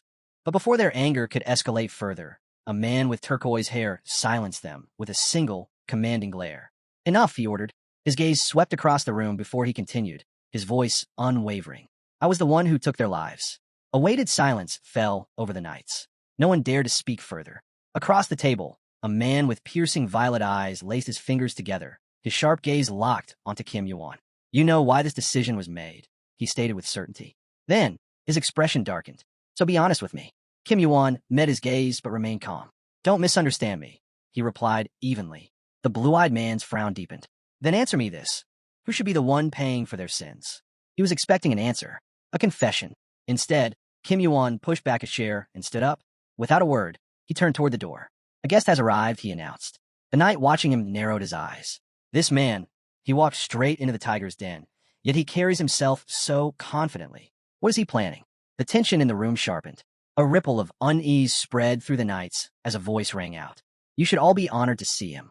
In the distance, a silhouette emerged, eyes glowing ominously. The figure strode forward, each step echoing through the chamber. From the shadows, a knight wielding a massive 2-handed sword stepped into view. The bearded man froze. The blonde knight's breath hitched. A single tear slipped down his cheek. Gasps filled the hall. The gathered knights stared in stunned disbelief. A man draped in a green robe clenched his fists, his gaze darting to the empty seat beside him before snapping forward, now filled with suspicion. Lancelot's face stiffened, a flicker of horror in his eyes.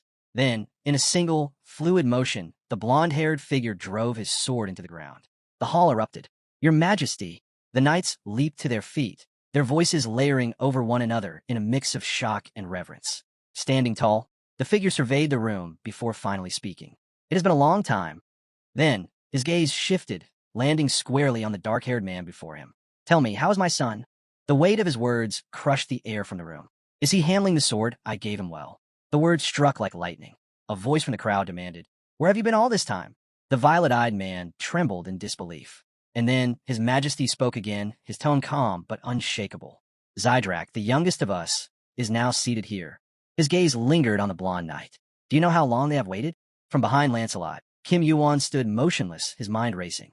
Arthur was dead. He was certain of it. If he returns to the throne, everything will change. His jaw tightened, his fingers curling into a fist. I can't allow that to happen. Lancelot's face darkened, his thoughts flashing back to the past. His chest tightened, conflicted. Then, bang, his fist slammed into the table.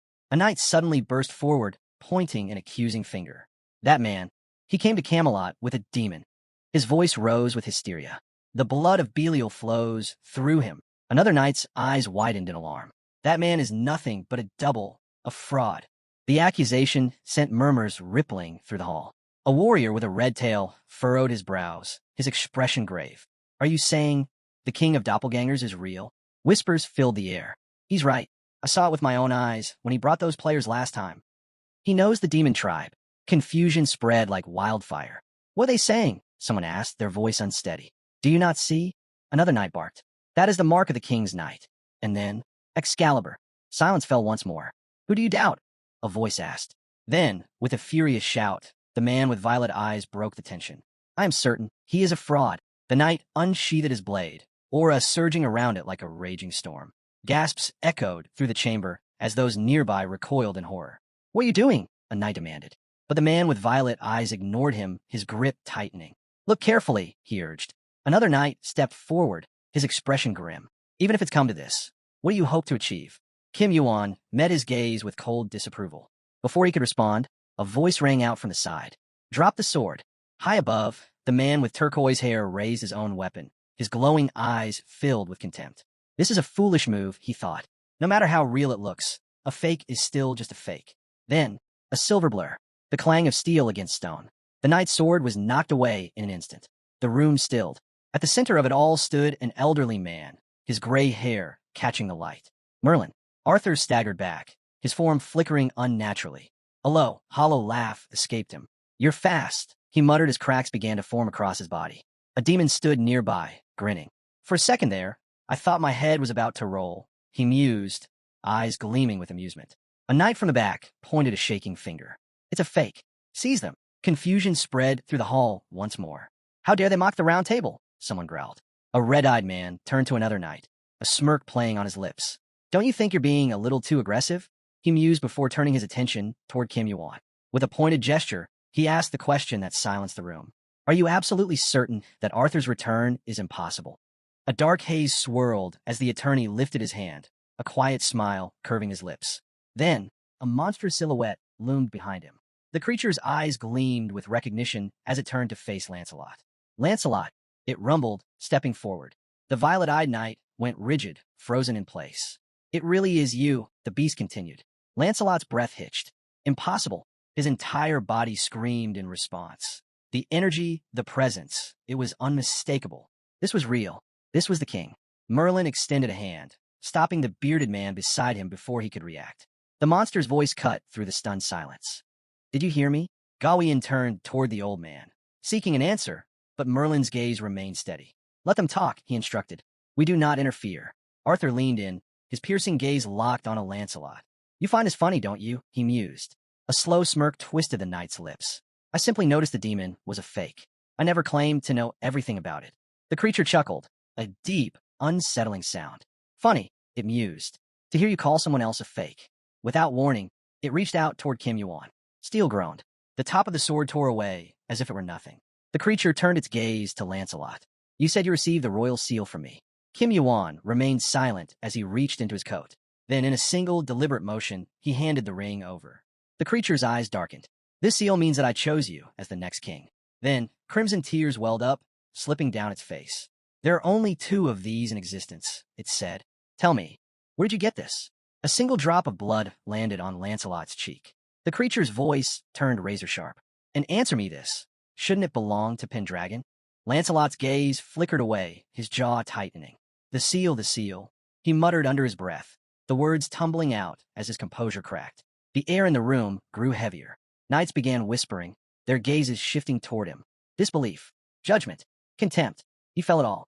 His breathing quickened. His thoughts scrambled. And then, he moved. Lancelot bolted. Curses spilled from his lips as he pushed past the stunned knights, making a break for the nearest exit. Stop him, someone shouted. But it was too late. Glass shattered as he threw himself through the window, disappearing into the night. The lavender-haired man clenched his fists, His voice was tight as he asked, "What in the hell just happened?" And then, looking around at the chaos unfolding, "Who are we supposed to believe? Who do we trust now?" One of the knights muttered, his voice laced with uncertainty. The knight beside him, still catching his breath, turned sharply. "Forget that. Did you see the traitor running?" His gaze hardened. "We need to go after him." The warriors surged forward, but just as they prepared to give chase, Arthur's voice rang out, commanding them to stop. "Hold your ground." The sheer weight of his words froze them in place. "If the knights of the round table move all at once, the people will panic," Arthur reasoned. His voice was firm, yet filled with sorrow. "Tell me, are the people not our priority?" He scanned their faces, his eyes still glistening with unshed tears. "Even if we don't pursue him, he won't make it out of Camelot." Outside, pieces of earth lay scattered in Lancelot's wake, marking the desperate path of his escape. His only thought was clear: "I have to get out of Camelot." With frantic steps, he rushed toward the massive gate, shouting for the guards. "Open the gate." The gatekeepers turned in surprise. "Sir Lancelot." But Lancelot didn't stop. "If I can't escape Britain, then I'll flee somewhere else. I'll make a new plan." Eyes fixed ahead, he sprinted toward the exit, only for his entire body to be launched backward in an instant. A powerful force sent him flying across the courtyard, crashing into the dirt. The guards stood frozen. "What just happened?" one of them whispered. "Is he okay?" Lancelot groaned, trying to push himself up. Then, a notification flickered before his eyes. "This territory has been designated as a prison. Leaving is forbidden." His breath hitched. Slowly, he looked up. A massive dome stretched over the entire castle, sealing it like an unbreakable cage. Lancelot's heart pounded. "Merlin, this is his doing." Then, a voice rang out, a command cutting through the air like steel. "Stand down. Move away from the castle." Before Lancelot could react, chains shot out from the shadows. One wrapped around his arm, another coiled around his leg. The last latched onto his neck, hoisting him high above the ground. Suspended in midair, Lancelot struggled, his breath coming in short gasps. Below, the gray-haired wizard held his staff with an air of finality. His voice was unwavering. "You are no longer a king." His piercing gaze locked onto the traitor. "You are a criminal." Memories flashed through Lancelot's mind. His conversation with Kim Yuan, the events that had unfolded at the Round Table. The green-eyed knight standing below him spoke next. "Confess," he ordered, voice as cold as ice.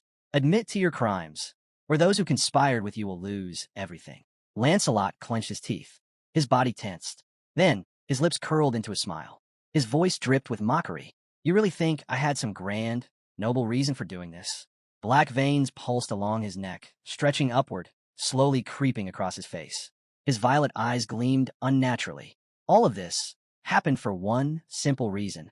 A sickening smirk spread across his face as he whispered, "I want to be king." In the next instant, a purple flash, a shock wave erupted, blasting outward in a surge of destruction. The knights were thrown back as debris rained down.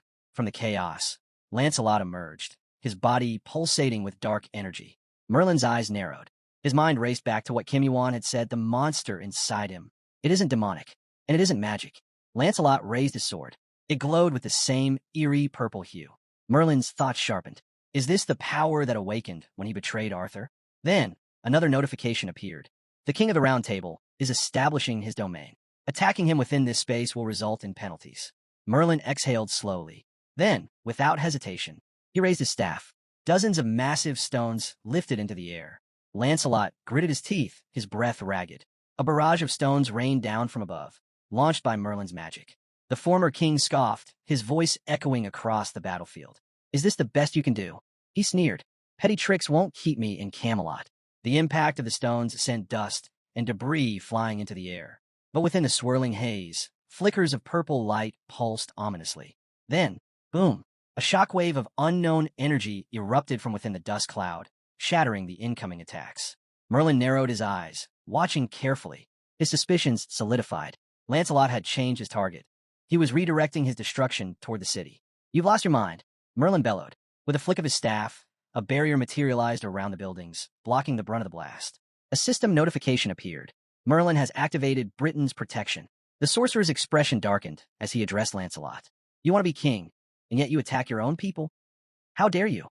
The ground trembled beneath them, cracks spreading like veins. Each impact left behind shockwaves that threatened to tear the city apart. A notification flashed. A crack has appeared in the prison. The knight in green struggled to keep his footing, his mind racing. This shouldn't be happening. Lancelot smirked. No matter how great a magician you are, even you can't hold back a rancor while maintaining all your spells. Another notification. Crack restored. Merlin clenched his jaw. Lancelot's attacks were relentless, striking the prison's boundary over and over again. More notifications followed. Another crack detected. Restoring. Crack detected. Merlin's eyes flashed with realization. So that's his plan? From the beginning, he muttered, his goal wasn't to escape. It was to exhaust my magic.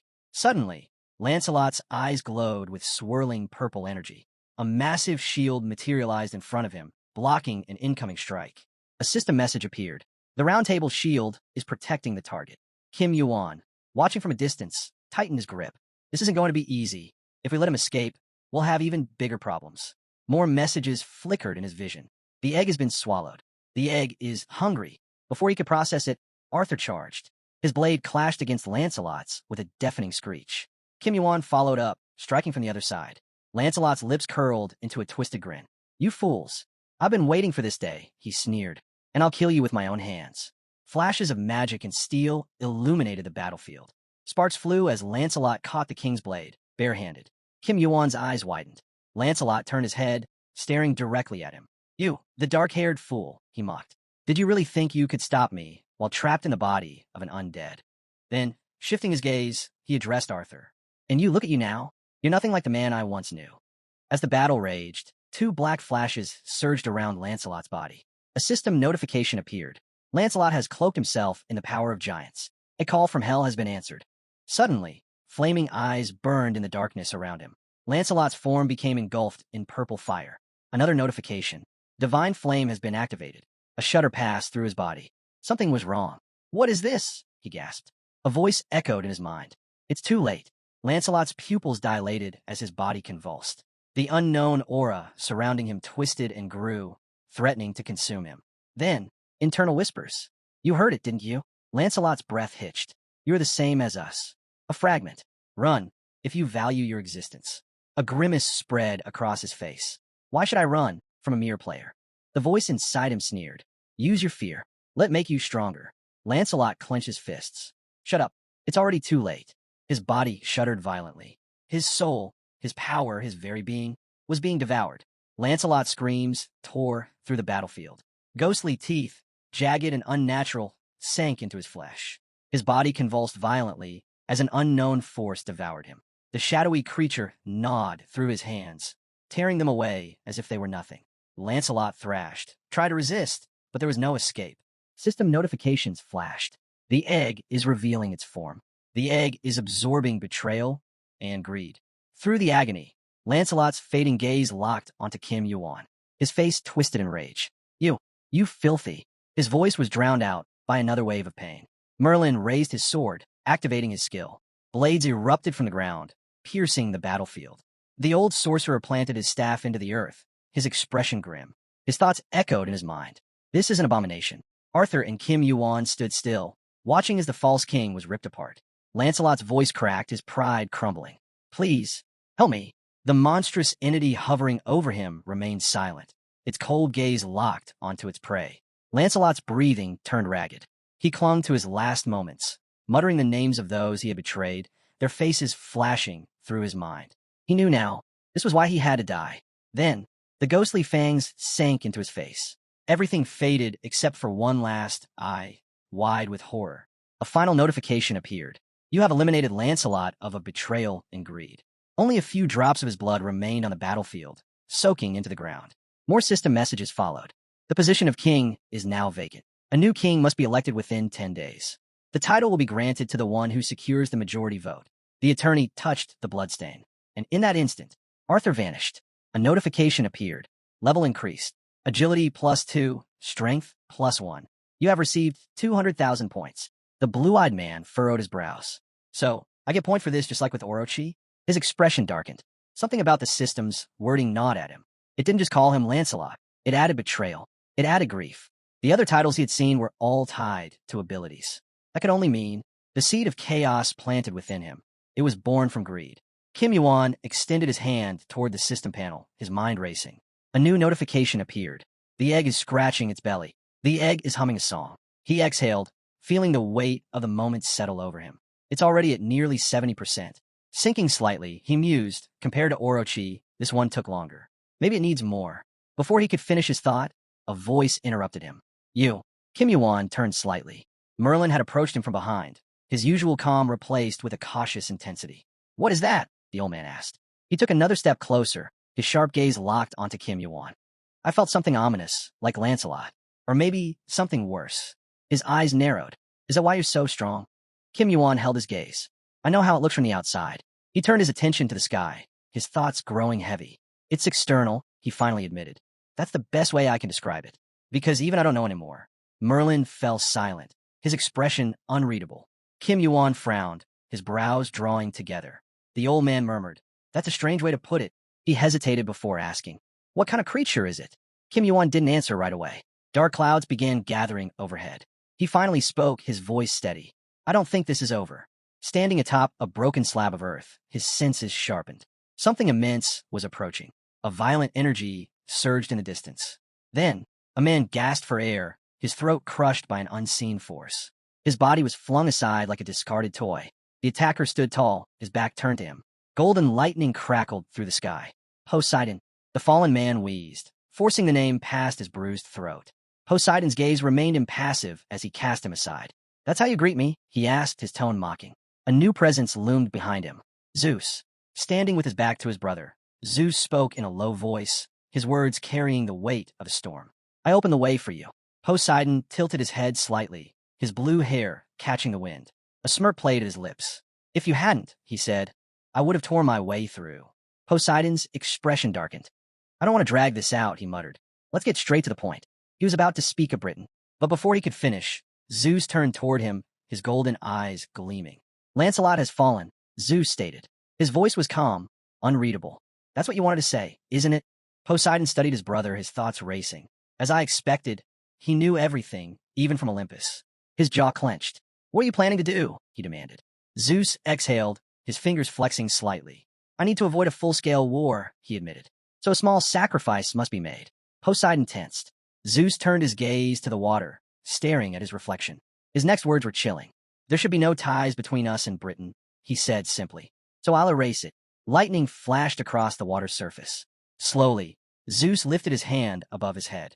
Electricity crackled between his fingers, forming into a blinding spear of lightning. Poseidon remained still, watching the raw, destructive energy gathering above them. His mind was already calculating the possibilities. If he releases that, he won't just erase Britain. He spoke without hesitation. The administrators won't sit back and watch. Zeus didn't falter. I've already spoken to them. Poseidon's frown deepened. One strike, Zeus continued, voice unwavering. That's all I'm allowed. Meanwhile, back in Camelot, the sky rumbled ominously. Standing atop the ruined battlefield, Merlin's gaze lifted toward the heavens. His expression hardened. What is he saying? The old sorcerer muttered. Kim Yuan's eyes were already locked on the storm clouds swirling above. It's Zeus, he said, voice firm. He's making his move. A system notification appeared. A new trial is being created. Kim Yuan's pupils constricted as another notification followed. The destruction of Camelot has begun. In 10 minutes, a divine lightning strike will hit Camelot. Your objective, block it. A deep breath. A single thought. I see what's happening. More energy surged into the sky, spiraling in waves of golden light. Kim Yuan's mind worked fast. Since this is framed as a trial, that means the god of Olympus even got administrator approval for this. Zeus wasn't just attacking. He was playing by the rules. Merlin frowned. Even if Lancelot was supporting Olympus, why would Zeus interfere so directly? He turned his gaze skyward, his sharp mind piecing things together. He isn't a fool, the sorcerer murmured. If he destroys Camelot, Olympus will suffer a severe penalty.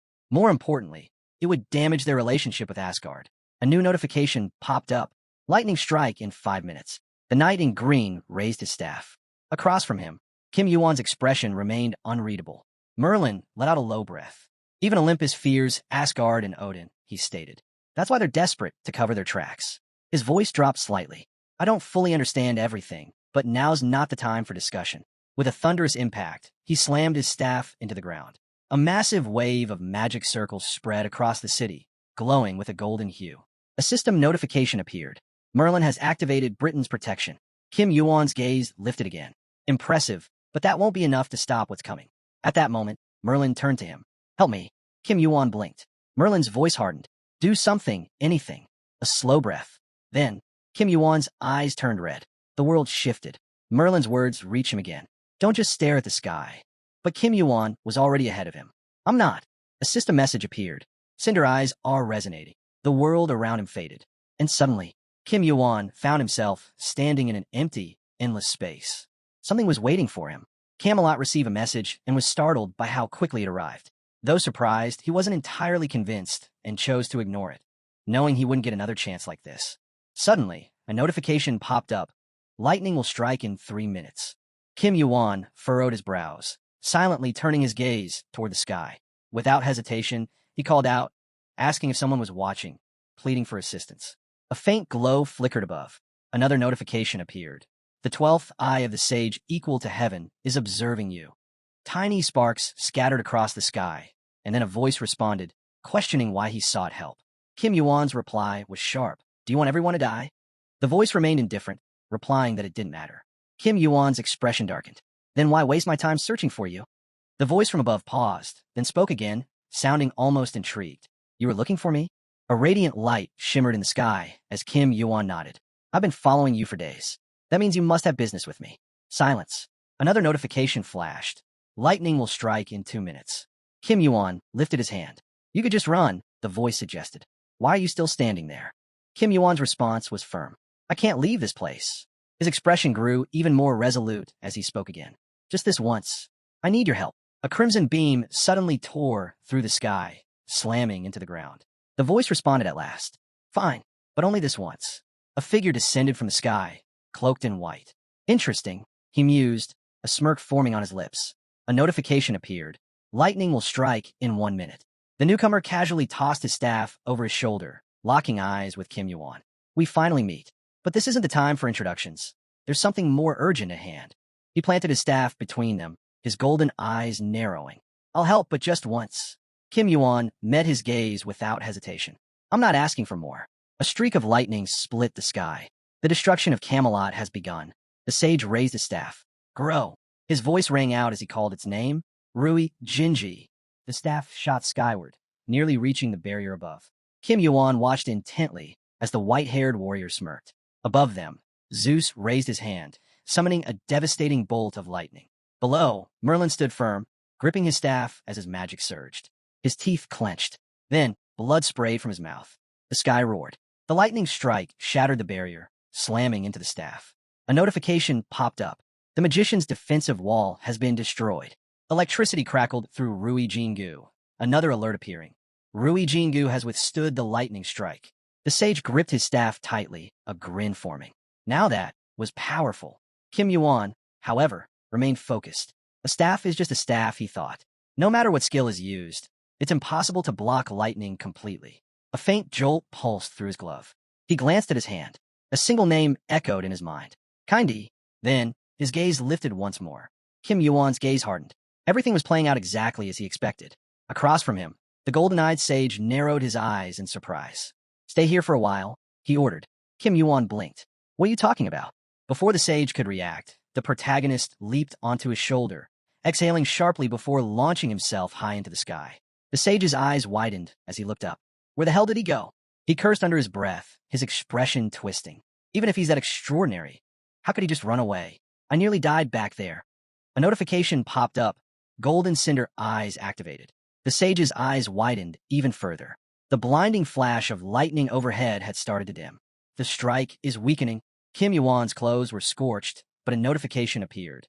The attire of the fourth greatest spirit has withstood the lightning strike. Another notification followed.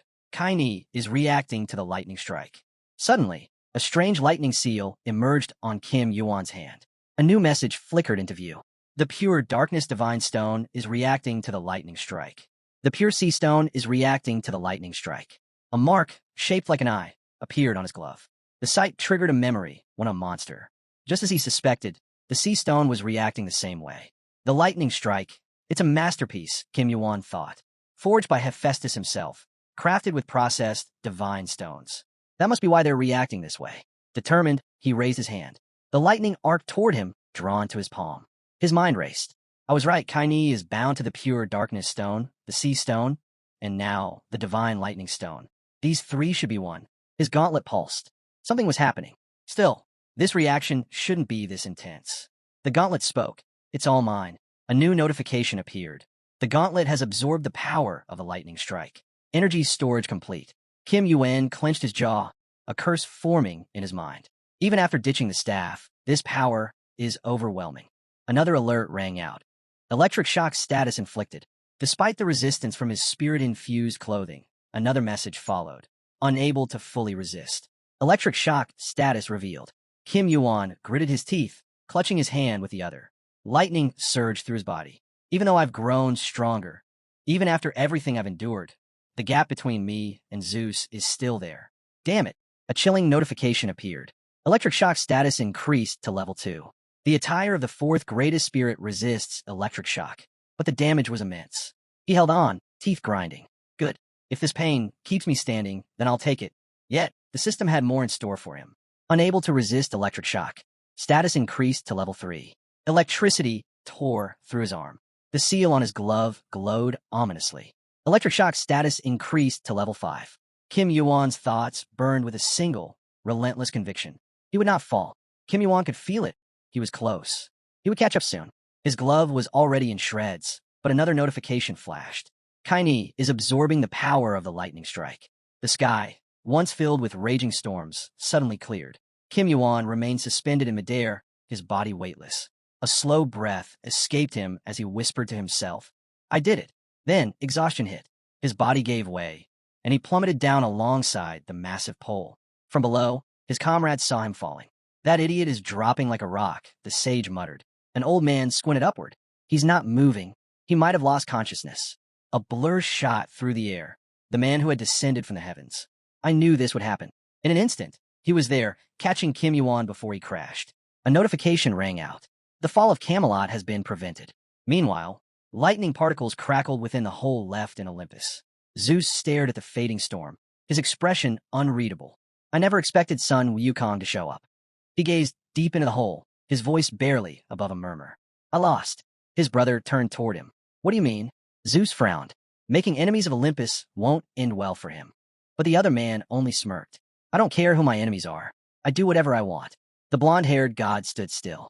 Even the heavenly kingdom and the giant guild couldn't take down the sage. He exhaled sharply. I can't just go after him recklessly because I'm irritated. His brother observed him closely. It looks like you can't even move right now. But tell me, how did that man stop the lightning strike on his own? Zeus slowly lifted his hand, sparks still dancing across his fingertips. His lips curled into a smirk. Kim Yuan has grown far more than I expected. The Lord of the Seas repeated the name in his mind. Even for Zeus to say that. Just how skilled is he? Lowering his gaze, he shut his eyes briefly. Even rankers struggle to match him now. He might be on par with some of the strongest among them. Then his eyes snapped open. What now? Asgard will hear about what happened in Britain soon. A pause. Then, he muttered, if I were in his position, I'd already be thinking about my next move. The other man gave a short nod. Agreed. There's no other choice. Suddenly, Thaiden raised a towering wall of water before him. At the same time, his brother unleashed a surge of lightning. Zeus extended his hand, lightning crackling wildly. A grin formed on his lips. You're a terrible person. I should have known you'd pull something like this. He tilted his head slightly. Tell me, do you want to defeat me too? His brother hesitated, then sighed. This is all for the revival of Olympus. A massive explosion of light erupted between them. A notification appeared. Lightning strike activated. The Lord of the Seas whipped around. Zeus, you idiot, he roared, but it was too late. At that same moment, another alert rang in Kim Yuan's system. The fall of Camelot has been prevented. Magic power increased by 2. Contribution to victory, 38.7%.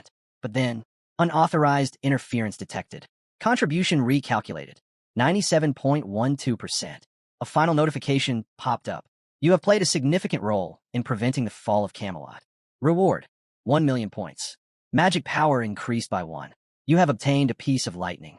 The sage caught him just in time, shaking his head. Idiot. If you were planning to die, why ask for help in the first place? But instead of answering, Kim Yuan simply repeated his question, his voice steady. The golden-eyed sage's expression shifted. His brows furrowed, his mouth even parting slightly in disbelief. This can't be happening. 5 days later, Kim Yuan slowly opened his eyes, finding himself alone in a lavish bedroom. He sat up, his mind still hazy. Something was in his hand. A blade. His gaze hardened as he studied it. What is this? He strained to recall, his memories muddled. Did I hear someone? No, I must have blacked out. Just then, a notification appeared. Moonlight's sword has been obtained. The door creaked open, and Merlin entered, arms crossed. You've been out for 5 days. Kim Yuan turned to him as he continued, his tone slightly exasperated. Honestly, I thought you were dead. What the hell did you do? Merlin sighed, stepping closer. You collapsed after taking that lightning strike. The storm vanished the moment you fell. Kim Yuan looked down at his hand. His glove pulsed faintly, small sparks dancing across his fingertips. His thoughts sharpened. I gained a skill. A notification confirmed it. Piece of lightning activated. Tiny streaks of lightning crackled, scattering across the room. Both Merlin and Kim Yuan exchanged looks of surprise. As the small sparks sizzled through the air, an old man scowled. Are you trying to destroy the castle? After all the trouble we went through to protect it. Kim Yuan grimaced, still trying to control it. My bad. Before he could say more, the door slammed open. A man in heavy boots stormed in and kicked Kim Yuan hard to the ground. You reckless bastard, the man barked. You finally wake up, and the first thing you do is cause trouble again? Merlin sighed, unfazed. There's a guest waiting for you. He's been here since you passed out. Kim Yuan stayed silent, watching the scene unfold. The blacksmith's face twisted with anger. What's with that blank stare? Don't ignore me. Blood trickled from Kim Yuan's ears as the shouting grew even louder. A notification popped up. Critical damage to ears inflicted. Merlin winced. Would you stop screaming? The blacksmith spread his arms dramatically, launching into another furious rant. Another notification flashed. Nagging sequence complete. A moment later, the candlelight flickered, casting long shadows across the room. Kim Yuan, Merlin, and the blacksmith sat at a wooden table. Kim Yuan leaned back. Long story short, I ran straight into the lightning. And from what I can tell, these 3 stones, they're meant to merge into one. His listener chuckled, stroking his chin in thought. The blacksmith remained serious, arms folded tightly. Where is he now? Kim Yuan blinked. You mean the monkey? He smirked faintly, probably sleeping somewhere, closing his eyes briefly. Kim Yuan then turned toward the guest. Why are you here? His voice was calm, but direct. If it's about Wukong, I doubt there's much you can do. The old man nodded approvingly at the exchange. The blacksmith exhaled. Fate brought me here. Kim Yuan's eyes narrowed. Fate, huh? Kim Yuan's eyes widened in surprise. Are you serious? His hand slammed against the table, reacting more out of concern than anything else. Hephaestus, however, exploded. I already told you. I came here to see the sights. The room fell silent. The man finally sat down, while Merlin, covering his face with one hand, chuckled to himself. The 3 of them remained there, locked in an unspoken moment of understanding. Kim Yuan lowered his head slightly, lifting his gloved hand. The old man's gaze sharpened. You have the sea stone, don't you? Kim Yuan nodded in confirmation. The gray-haired man folded his arms behind his back, his voice calm, yet curious. What about the sky stone? Do you have that as well? Kim Yuan hesitated. If I think about it carefully, the blacksmith suddenly furrowed his brows, recalling his earlier conversation with Kim Yuan. His mind clicked into place. You mentioned wanting to improve your weapons. Looks like you found the perfect way to do it. Merlin extended his hand toward the blacksmith. I have almost all the materials ready. Is there a place in Camelot where I can work? The old man nodded. The best blacksmith in the tower works there. No one will complain. You're welcome anytime. Kim Yuan flushed slightly, thinking to himself that their personalities matched a little too well. They met too soon, he mused. With a quick movement, the blacksmith opened his inventory, revealing 2 kilograms of adamantium. The tab displayed, adamantium, the strongest metal, the dream of all blacksmiths. The blacksmith smirked. With this, I can forge 2 weapons, ones that complement each other perfectly. Kim Yuan chuckled, folding his arms. And the cost? The blacksmith didn't miss a beat. 1,250,000 points, including production. Hephaestus raised an eyebrow. I even mined the ore for you, and you still want a discount. He scoffed. Fine. 1,500,000. Kim Yuan closed his eyes for a moment before smiling. The blacksmith glared. With a sigh, he ran a hand through his hair. All right, let's settle at 1,400,000. He wanted to punch the guy, but considering Kim Yuan had just woken up, he held back. Instead, he stretched out his hand toward the blue stone. That should be enough. Hephaestus took the payment, gripping it tightly. It'll take 4 days. Don't be late picking it up this time. Kim Yuan nodded. Got it. A notification popped up. 1,400,000 points have been deducted. 4 days later, the sky was clear, the weather pleasant. Kim Yuan stood outside with Merlin. The old mage exhaled. The kingdom hasn't improved since the king disappeared. Kim Yuan's expression remained neutral. The round table is struggling too. Merlin glanced at him before nodding. True. The people believe it was betrayal that led to all this. The country can't move forward because of it. He paused. But I saw it firsthand. The round table fought, regardless of whether Arthur was real or not.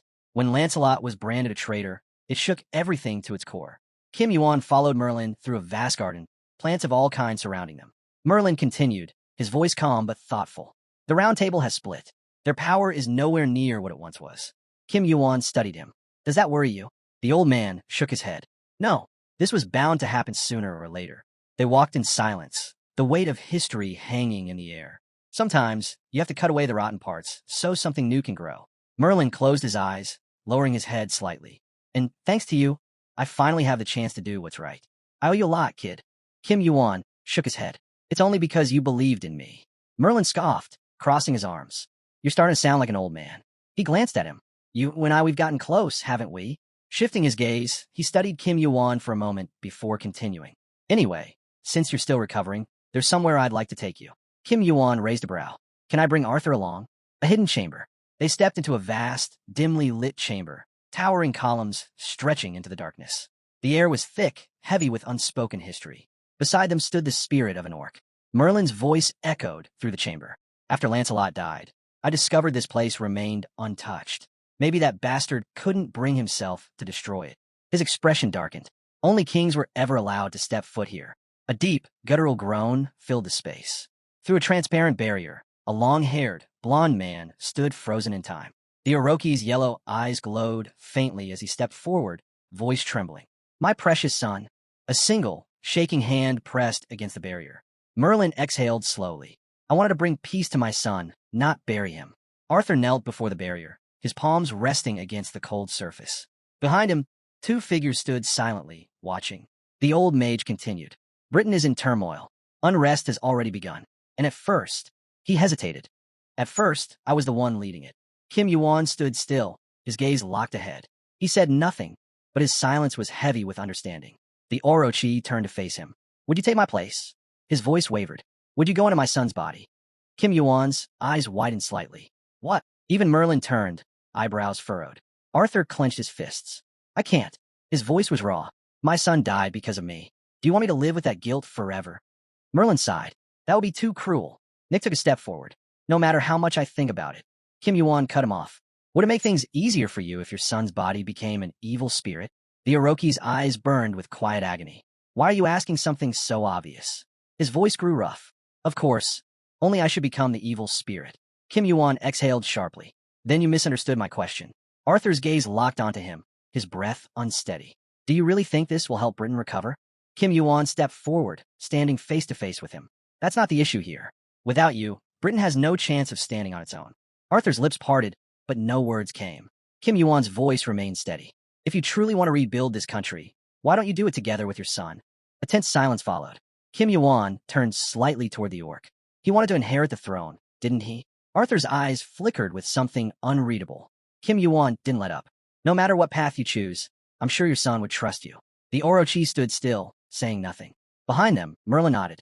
Yellow eyes glowed softly in the darkness, fixed on the cracks forming across the blond man's solemn face. This version keeps the weight of the conversation while making The Orochi let out a slow breath. My son truly loved Britain. Even if I stopped him, he would understand, as long as it was for the kingdom's sake. Kim Yuan smirked, his narrowed eyes flashing with resolve. Black smoke curled from his gloved hand as he extended it forward. Then I won't let his decision go to waste. A golden light burst from his palm, illuminating Arthur's frozen form. The Orochi's figure began to fade. The long-haired blonde lifted his head, his once empty gaze flickering with awareness. Darkness swirled around him, wrapping his body in thick, black mist. Slowly, he dropped to his knees, lowering his head.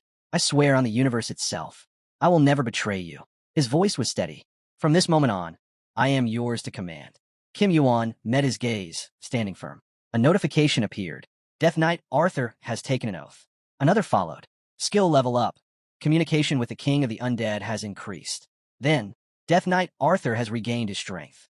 Dressed in white, Kim Yuan looked down at the knight before him. The last message confirmed it. You have earned the trust of the King of Knights. Somewhere else, Sun Wukong recalled their first meeting. How Kim Yuan had collapsed into his arms. How he had stopped the lightning strike. His thoughts drifted. Are we friends by chance? Later, as Kim Yuan stirred awake, Sun Wukong was already watching him. Finally up, he muttered. Kim Yuan flexed his fingers, staring at his palm. Why does it feel like? I've known him before. Nearby, Arthur leaned against a tree, resting his cheek on his hand. He studied Kim Yuan with quiet contemplation. No matter how strong he is, it's strange. I don't feel threatened. It's as if. His eyes darkened slightly. As if we've been close for a long time. The sun shone brightly over a small, open field. Kim Yuan and Arthur stood facing each other. How are you holding up? Kim Yuan asked, his voice even. For someone who was nearly a supreme ranker, you seem to be adjusting well. Arthur exhaled. I still need time. Kim Yuan raised his gloved hand, but Arthur stopped him. You don't have to be so formal anymore. You're my king now. Kim Yuan nodded. A golden aura pulsed around him, mingling with the dark mist that coiled at his feet. From above, a voice echoed. I never imagined the King of Knights would serve another. A shadow loomed overhead. Sun Wukong dropped from the sky, landing with ease. His expression was unreadable as he studied Kim Yuan. If I hadn't helped you back then, you'd be dead. He tilted his head slightly. So tell me, why were you so sure I would? Kim Yuan remained silent. Sun Wukong's gaze sharpened. You really don't get it, do you? He took a step forward, standing opposite Kim Yuan. If I look at it from your perspective, I suppose it makes sense.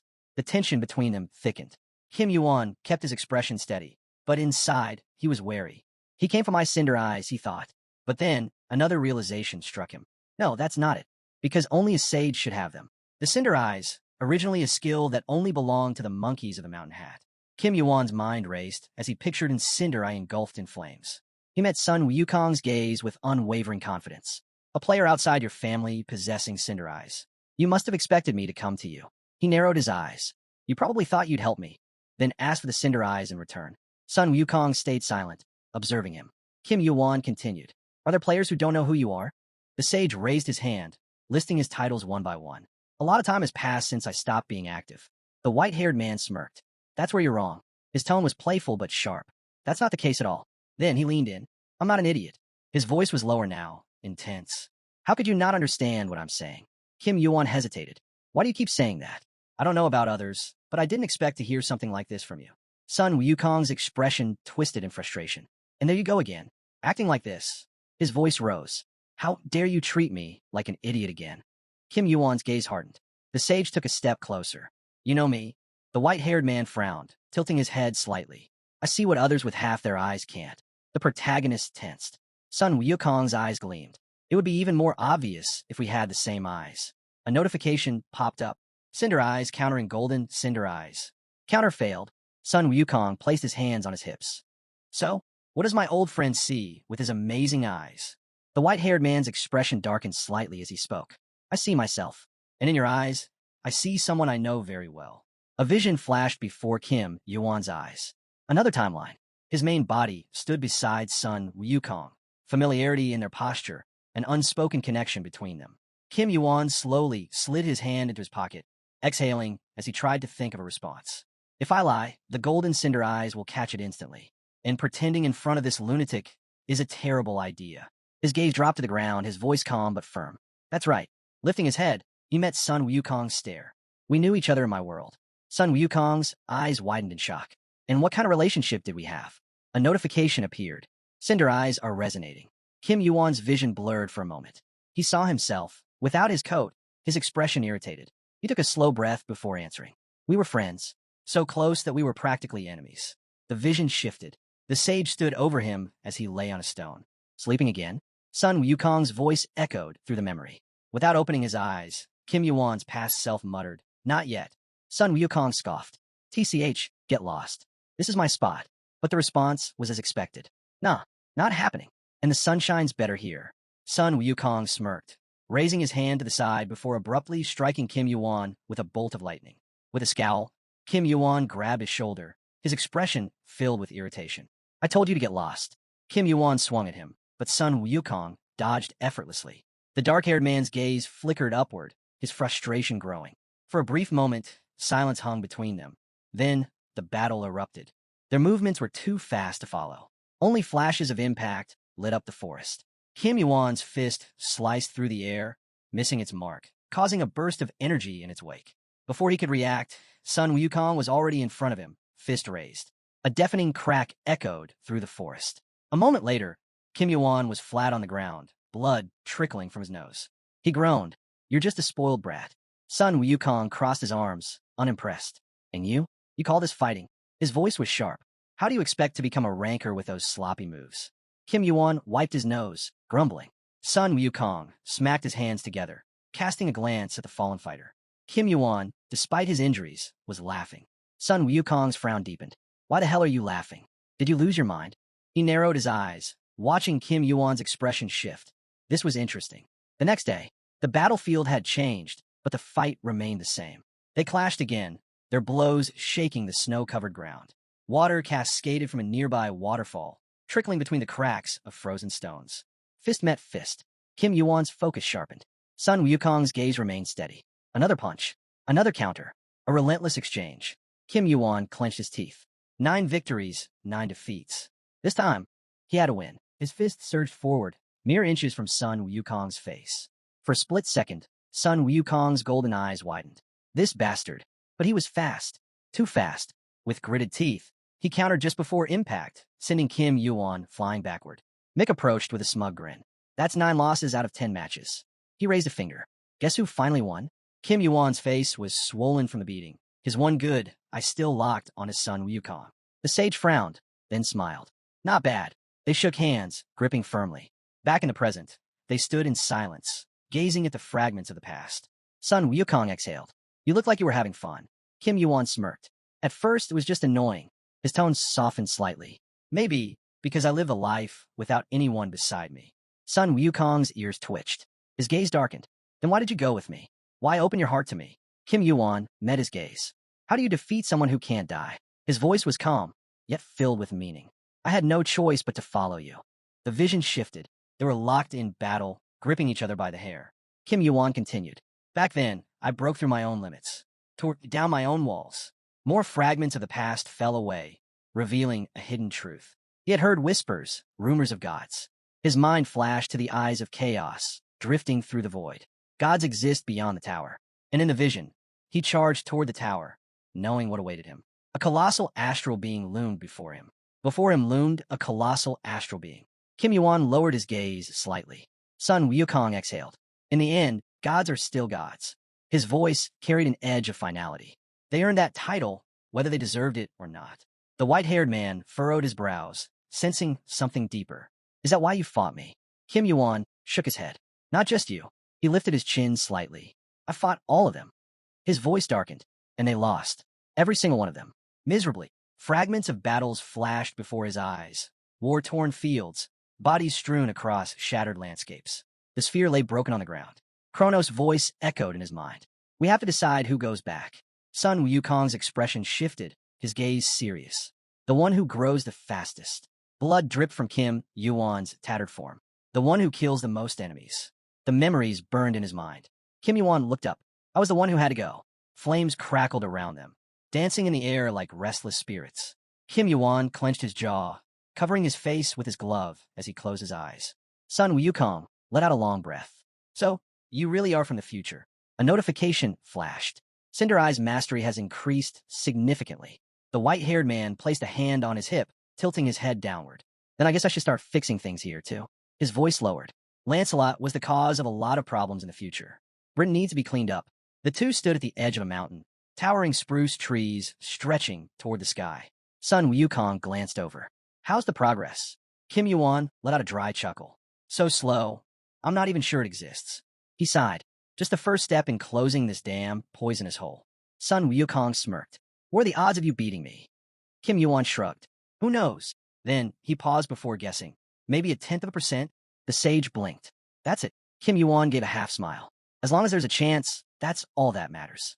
Running his fingers through his hair, he closed his eyes. Were those monsters really that strong? He sighed. Man, I hate this kind of hassle. If only I had that body right now. The hero stopped mid-sentence. Your body's stuck on the 40th floor, isn't it? Sun Wukong's golden eyes widened in pure shock. His arms flew up in alarm. How the hell do you know that? Kim Yuan remained stone-faced. You weren't listening, were you? The white-haired man clenched his jaw. You said you're from the future, but still. His ears twitched as he anxiously rubbed the side of his head. He muttered under his breath, still processing. I can't believe this. Then his gaze snapped back to Kim Yuan. Wait, You mean you helped me because you knew what my situation was? Kim Yuan smiled slightly. Of course. Sun Wukong let out an exasperated sigh. Then you should help me, too. Kim Yuan's smirk widened. I already did. But Sun Wukong frowned. You helped me before. That was for my main body. That's not enough. A sudden shift in the air. Behind the white-haired man, a gate materialized.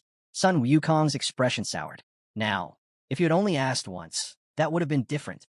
Before Kim Yuan could respond, figures on horseback burst through the portal. Women clad in armor, their presence commanding. Sun Wukong's ears twitched. His face tightened in alarm. Valkyries! Their eyes locked onto the portal behind them. Sun Wukong narrowed his gaze. What the hell happened to Asgard? His voice turned cold. They must be here to assess the situation. Kim Yuan exhaled sharply. Because the Round Table is a guardian guild, and Lancelot is still in contact with Olympus. The air crackled with tension as the Valkyries approached. His companion questioned whether they had arrived with the Valkyries solely for this reason. In response, the dark-haired one dismissed the idea, explaining that if the head of the Round Table had simply drawn a boundary on Olympus, they wouldn't have taken action. The Great War, Ragnarok, was destined to begin at the Round Table, and it was this conflict that ultimately brought Asgard to ruin. The hero stood in silence, his gaze sharp as he pieced it together. The Olympians had orchestrated everything, waiting for the cover of night to set Asgard's downfall in motion. But with Lancelot gone, he could finally breathe, though not fully relax. With that, he turned and walked away, leaving behind a concerned sage. The sage hesitated before speaking, pressing for clarity. Are you saying the Valkyries came because the war has already begun? Where are you going? His curiosity deepened. Are you planning to meet them? The dark-haired one stopped, but didn't turn. Even if I met with Asgard now, there's nothing I could do. The white-haired one stepped forward, his expression unreadable. Asgard has its own sense of duty. They won't rush into war unprepared, knowing the cost of failure. But tell me, when will it begin? The hero lifted his hand, opening his palm. Before the war starts, Olympus will collapse. The cracks have already begun to show. Silence settled between them. The yellow-eyed one studied him closely, a shiver running through him. What was going on in the hero's mind? The sheer weight of it sent chills down his spine. The hero's thoughts drifted to his former comrades. Those golden, cinder eyes had once seen him enter the tower, gathering information from powerful rankers, each step aligning with his plan. Yet no matter how much he spoke of coming from the future, could he really control every move across endless possibilities? The vast collapse he envisioned stretched beyond his grasp. And in the grand scheme of things, he was no different from the masterpiece forged by countless high rankers who had poured everything into it. Extending his hand to the side, he accepted the administrator's invitation to a private meeting. We'll reach the 40th floor soon, he said, his voice steady. No need to worry. Behind him, the sage spoke again. With the administrator's help, you'll ascend in no time. A notification appeared. The administrator was considering the request. Moments passed. Then, another message. The administrator was deep in thought. The invitation screen flickered, blurring for an instant, before the final notification appeared. The administrator had agreed to the meeting. Standing atop the wall, the hero gazed down. Before him stretched towering mountains, jagged peaks crackling with lightning. This was the border of Britain. This was the edge of the world. And so began the next chapter. Tell Mr. Kim Yuan. This time, the tale would reveal the truth of Ragnarok. The scene shifted to the malevolent Lancelot. Long ago, in the hero's future, the leader of the Round Table had ordered an assault on a demon tribe. The image formed, a false king wielding a massive hammer, launching a brutal attack. In turn, the demons rose against him, unleashing their wrath. The protagonist continued his story, recounting how the evil giants and demons had launched an attack on the Round Table. The battle raged on, and the logo of Zeus appeared, crackling with lightning. He explained that the Olympians who had sided with Lancelot couldn't just stand by and watch as the Round Table was crushed. Odin, striking the blonde warrior on the head, was a turning point. But the Asgardians, known for their peace-loving nature, couldn't afford to wait for their enemies to make the first move. War was inevitable. The conflict spread to the tower, where warriors clashed relentlessly. Kim Yuan observed the chaos, commenting, "This is how everyone fights here, they're everywhere." The protagonist's mind flashed to another scene, him strangling a monstrous, evil octopus. The war had fueled the tower's power, making it stronger than ever. But in the end, there was no point in fighting each other. Kill them instead, he commanded. He leaned toward the long-eared warrior clutching his head and asked, "Do you get it now?" The warrior groaned, rubbing his temples. "Ugh, I think I understand, but my head's killing me." Meanwhile, Kim Yuan stood before the administrator, who assessed him with a critical eye. "The difficulty is high, but the rewards will be great. You'll need to sacrifice the points you've accumulated if you want to stand trial. The hero smirked. I've racked up quite a fortune dealing with Zeus's endless demands. I'm going crazy with all these trials. The administrator raised an eyebrow. If you walk away now, that blonde fool will start throwing lightning. The white-haired warrior held up 2 fingers. The administrator's priorities come first, then the order of the tower, then the progress of the trial. That's how this world works. The protagonist glanced at him just as a notification popped up. He read it carefully. If that's the case, then let's put these roles to the test. A new message appeared. Trial fee, 30,000 points. More notifications followed. To proceed, he had to navigate through the dense forest, carving a path forward. If he cleared it quickly, he'd receive an additional reward. He exhaled sharply, glancing up. A year-long trial. They really wanted him to suffer. Then, another alert. The trial will begin after the descent. He clenched his fists. I've heard enough. Time to open the world. From above, Sun Wukong lounged on a cloud, lazily peering down. Need a hand? The white-haired one stuck out his tongue. Not happening. You'll be fine on your own. They locked eyes for a brief moment. The hero narrowed his gaze. If you really wanted to help, you'd just get disqualified. Then all your efforts will be wasted. The sage frowned, clearly conflicted. TCH, this is bad. Do you really have to wait a whole year? The hero's expression darkened. Like hell I do. With a powerful stomp, he kicked off the ground. I'll finish in a month. He leaped into the air, ready to face whatever awaited him. I'll call when it's done. Until then, goodbye. As the trial officially began, a countdown flashed. 87:59:23:59 hours remaining.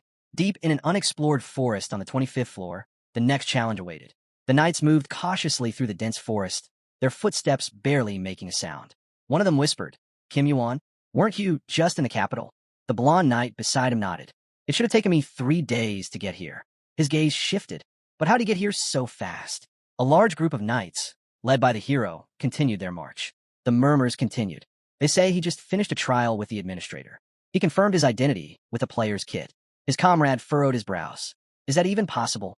Beside the dark-haired hero, a man in gleaming silver armor spoke up. If someone this skilled joins us, it would be an honor. But his voice trailed off. Isn't this all a little too easy? The group trudged forward, the tension in the air thick. Even for an annual expedition, the knights would typically inspect the forest for 3 years at most. A single reorganization alone could take a full year. Yet here was this man, claiming he'd finish everything in half a month. The protagonist stepped ahead, his voice steady. It'll get done, one way or another. His confidence left the others speechless. At the back of the group, a warlock watched him closely. He's leading from the front. A player with this much potential should be more cautious. His grip tightened around his staff. Let's hope nothing disastrous happens. Suddenly, the hero raised his hand, and a surge of lightning crackled around it. A bright flash erupted. The knights instinctively shielded themselves. What was that? The protagonist studied his palm, frowning. One of the knights hesitated before asking, Why did you just? Kim Yuan exhaled. He felt slightly drained, but still had plenty of energy. Did my stats increase again? Turning to the knight, he asked, Is this your first time among the discoverers? The knight nodded stiffly. Kim Yuan's voice turned sharp. Even the slightest hesitation can put your comrades' lives at risk. The armored man swallowed hard. His hands trembled. A leader should never look afraid, Kim Yuan warned. Just then, the air around them shifted. Lightning crackled, but this time, it spread further. A wave of notifications flooded Kim Yuan's vision. Divine Thunderstone is interacting with Kaini. Divine Darkness Stone is resonating with Divine Thunderstone. He pulled his lightning-infused hand back. Divine Thunderstone activated. Due to low proficiency, activation time, 30 seconds. A countdown appeared. Kim Yuan clenched his fist. Dark lightning gathered in his palm. As the timer ticked down, the energy condensed, swirling violently. Then, with a swift motion, he threw it forward. The black lightning tore through the forest, obliterating dozens of monsters in a single strike. The knights staggered back, raising their arms to shield themselves from the aftermath. Someone gasped, This is madness. Another muttered in disbelief. When he said he'd finish in half a month, he wasn't just bragging. The warlock stood frozen, eyes wide in horror. What is he? The hero barely glanced back. Keep moving, he ordered. By the 4th day of their expedition, the landscape had changed. Mountains of monster corpses littered the ground. The battlefield reeked of burnt flesh and scorched earth. One knight turned to his commander, watching as another comrade sprinted ahead. He's moving too fast, he shouted. At this rate, we won't be able to keep up. Kim Yuan responded calmly. Today's march ends when the sun sets. It won't be easy, but we just need to hold on a little longer. The warlock, however, wasn't focused on the journey ahead. His mind was elsewhere, gripped by unease. His eyes fixed on a man leading them, and a shiver ran down his spine. There's no monster in this forest worse than him. He had heard whispers before, rumors of a high-level ranker with abilities like this one. And now, seeing it firsthand, he could only think of one comparison: Zeus. A bolt of lightning flashed in the distance, illuminating the sky for a brief moment. The warlock clenched his fists. His strength isn't quite on the level of a high ranker yet, but his skills? He's not far off. As the group pushed forward through the dense forest, he continued his thoughts. Even if he is a level 25 player, this speed is impossible. In a place this vast, even 15 days wouldn't be enough to clear it all. A droplet of something thick and purple splashed onto the commander's cheek. He barely had time to process it before a massive serpent lunged at him from the shadows. His heart stopped. Too late. But in the same instant, a figure in red shot forward, slamming a fist into the snake's skull. The impact was brutal, crushing the creature's head into the dirt. The knight rushed to his commander's side. "Sir, are you all right?" The masked man who had saved them pulled back his hood, revealing his face. The commander, still shaken, managed to mutter a breathless, "Thank you. Who are you?" The red-haired warrior smirked. "Are you with the Pioneer Squad?" Then, without waiting for an answer, he straightened and declared, "I am the Heavenly Fist, one of the 4 heavenly leaders of the divine cult of the Heavenly Demon." The knight's blood ran cold. The divine cult of the Heavenly Demon. His mind raced. The Heavenly Fist Lord, one of the 4 great leaders of the cult. And if he's here, looking for the young cult leader, that could only mean one thing. The red-haired warrior narrowed his eyes. "Why are you looking at me like that?" The knight hesitated, then asked, "Why are you searching for your young leader here?" The warrior crossed his arms. "Because I heard he was here." Before they could question him further, a group of knights approached, their leader stepping forward. "We're the only ones in this area," he said carefully. "You shouldn't even be here without permission from the Pioneer Squad." "What?" That hit him. "Wait, we can't talk about that." Before he could say more, a deep voice cut through the tension. "Huh, I thought you might get tangled up with some weird folks, so I came back for you." A towering man raised a hand in greeting, striding toward the hero with a grin. Kim Yuan turned to him, his expression unreadable. "You came alone?" The red-haired man chuckled. "Oh, not at all. We came just as you ordered." The warlock, watching the exchange with growing concern, swallowed hard. Is the protagonist the leader of a divine cult? But before he could make sense of it, something in the distance caught his eye. His head snapped toward the movement. A group of warriors in traditional Eastern robes sprinted toward them, their expressions sharp with determination. The warlock's breath hitched. Am I seeing things? Because if he wasn't, things were about to get a lot more complicated.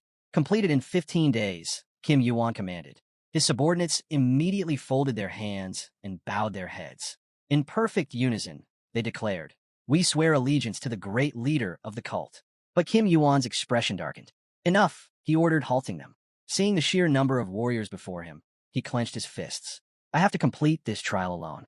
From the start, outside help, beyond the Pioneer detachment, was never an option. A message flickered across the glowing sphere in his hand. The Heavenly Demon has requested assistance in the Discovery Zone on the 25th floor. Maximum support required. He narrowed his eyes. A leader's power isn't just about strength. It's about using every available resource to its fullest. Surrounded by his cult members, Kim Yuan spoke with firm authority. "From this moment forward, your task is to assist the Discoverers. Explore this forest at top speed." The warriors exchanged eager smiles. "By your command." The forest stirred in response. Birds took flight, their cries piercing the sky. Warriors from the east surged into motion, sprinting through the dense terrain.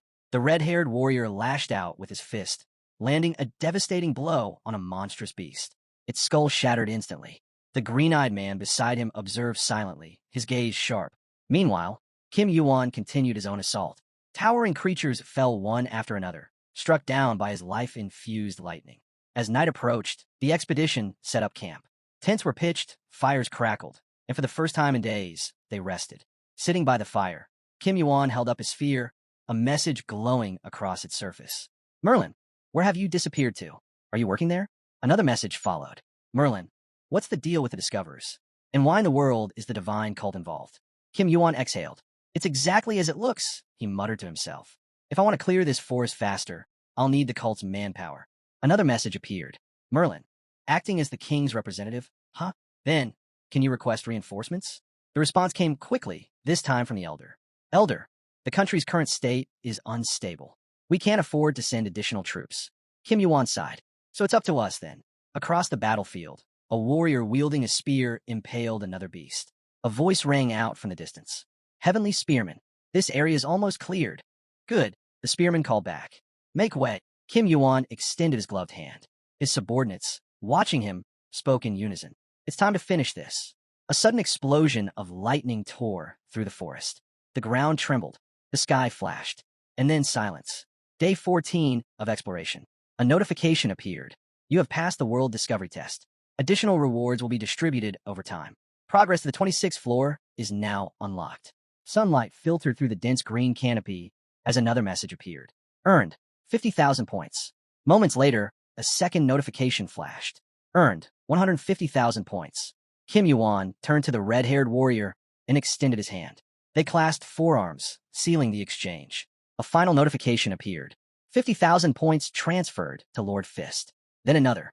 50,000 points transferred to Lord Chong. The long-haired man glanced down at his hand, his lips curling into a smirk. That's a hefty sum, he mused.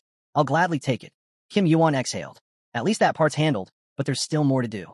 A leader who refuses to repay his subordinates is more despised than any tyrant. Kim Yuan knew this well. Without the divine cult of the heavenly demon, achieving these results would have been impossible. But now, his focus shifted elsewhere. It was time to return to Camelot. His presence was being demanded.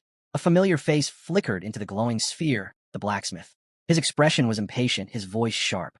I finished your request a long time ago, he snapped. Why aren't you here yet? This time, I won't forgive you. Kim Yuan sighed. No time to delay. Nearby, the large warrior inspected his palm before turning to the vice leader of the cult. Consider this a reward for your efforts, he said. Then, with a knowing smile, he added, but I prefer a different kind of reward. His fingers curled into a fist. His brows knitted together with anticipation. Despite my rank, let me challenge you to a fight. The second lord approached, but before he could intervene, Kim Yuan lifted a hand, blocking his path. I accept, he said simply. The long-haired warrior raised an eyebrow. What's with these sudden maneuvers? The challenger, now grinning, rolled his shoulders. Let's get started. The surrounding warriors quickly cleared the area, nodded in appreciation. I owe you for this, he said. Not a big deal, Kim Yuan replied. Make sure no one else gets caught up in it. The green-eyed man stood up just as a notification appeared. Battle initiated by mutual agreement. Penalties temporarily lifted. They faced each other. The Fist Lord, the last among the 4 heavenly lords to attain his title. One of the highest-ranking warriors in the divine cult of the heavenly demon. Kim Yuan clenched both fists, his lips curving into a smirk. I won't be using the heavenly demon's skills. It wasn't just out of fairness. Their abilities overlapped too much for him to go all out. But after all this time, blue lightning crackled around his form. Let's see how much I've grown. They charged at each other. The ground trembled beneath their steps. The Fist Lord smirked mid-dash. You sure you're not putting too much into this? Their fists collided. Boom. A powerful shockwave rippled outward, shaking the battlefield. Both warriors slid back into low fighting stances. The Eastern fighter raised an eyebrow. No divine flame? Kim Yuan exhaled. I've been training something else. The green-eyed man tensed. You'll regret that soon enough. He lunged forward, unleashing a flurry of blows. Kim Yuan parried effortlessly. Then crack. A sharp clap of thunder exploded between them, sending arcs of lightning through the air. The red-haired warrior grit his teeth, his expression tightening. I dodged. No, he hadn't dodged. He had blocked. His fist trembled slightly. So much time has passed. Of course, he's grown stronger. A deep green aura flared around Kim Yuan's body. Notification. Giant's power is flowing through your body. He exhaled with a knowing grin. Notification. Stamina has been redirected to strength at an increased ratio. The challenger's eyes sharpened. Fine, he muttered. If I can't use my full strength. Without hesitation, he launched himself forward, his fists soaring straight for Kim Yuan's guard. Kim Yuan responded in kind. Lightning flashed. The battle had truly begun. Kim Yuan's punches came fast and relentless. Peng Bakelim raised his arms in defense, but the sheer force behind each blow sent jolts of pain through his body. I could feel my bones cracking. The assault continued, each strike heavier than the last. How's he this strong? Peng Bakelim gritted his teeth. Losing to a player who's only climbed 10 floors. That would be unthinkable. Kim Yuan's fist rocketed toward him, aimed straight at his face. Peng Bakelim's mind raced. I've never missed a day of training. Not once. And yet, Lord Fist, still reeling from the exchange, stared at the hero in shock. His expression was unreadable, but within, a storm raged. This is exactly why I wanted to fight him properly. No interruptions. No limitations. I needed to see how much stronger he's become.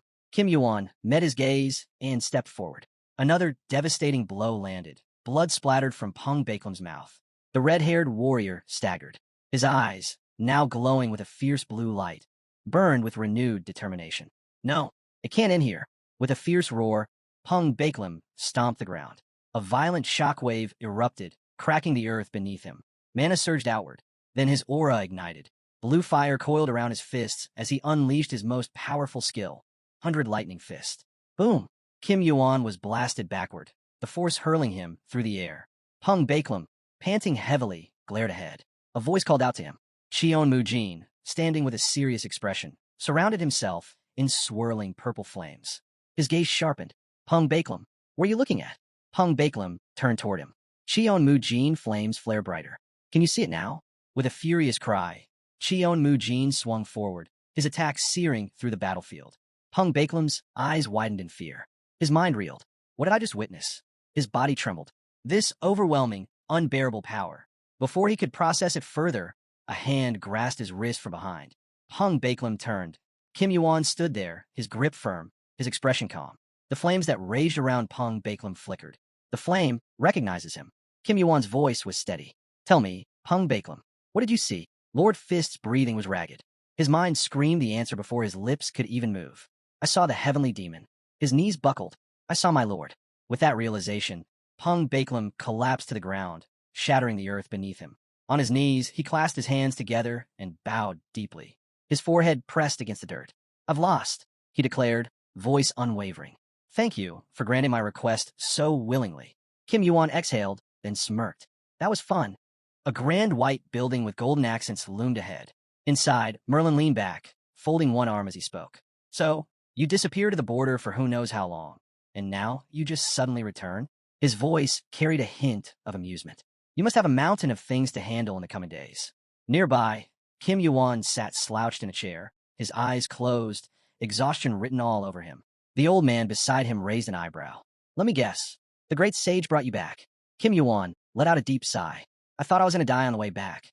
Memories of the journey flashed in his mind, his heart pounding, silent prayers for survival. Merlin chuckled. It seems you owe quite the debt to the cult of the heavenly demon. Kim Yuan tensed slightly. Or should I say, Merlin added, his tone sharper, before Myram. Kim Yuan's fingers curled slightly, his expression unreadable. Merlin exhaled.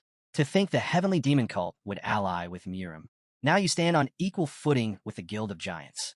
He shook his head. I can't believe it, but you were right. The old man frowned, his demeanor shifting.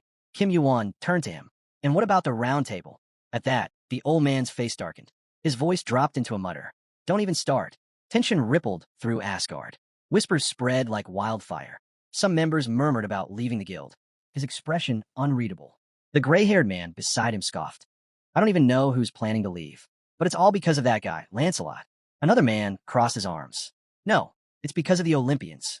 They've thrown everything into chaos. But soon, things will settle. A faint blue light shimmered in his palm. He tightened his grip, and I'll make sure of it. Merlin watched, his gaze sharp. Then do it. Before the hero, the water began to swirl, twisting into a spiraling current. Is this part of the conditions? Kim Yuan asked, narrowing his eyes. The second man nodded. Take it and rise. Kim Yuan furrowed his brows. The remnants of Triangle must be preserved at all costs, the man continued. I don't know what exactly needs saving, but once you hear the key details, you'll understand. Visions of fallen warriors flashed through Kim Yuan's mind. The sea stone. If he had it, if he crafted it into an item. Armor, not weapons. A black cloak hovered in midair, swirling with magic. M watched the hero closely. Easy made a choice he won't regret this time. The old man studied Kim Yuan as he moved, testing the cloak's flexibility. I figured you'd prefer something more comfortable than heavy armor, the old man mused. Kim Yuan nodded, adjusting the fabric over his shoulders. It's perfect. Placing a hand on his chest, he noted how light the cloak felt, draping over most of his body. If key condensed adamantium, would that count as an expansion of volume? A notification flashed. Triangle, armor crafted from pure sea stone. Infused with adamantium, drawing power from the ocean. Functions. O controls the sea. O enhances water mana concentration.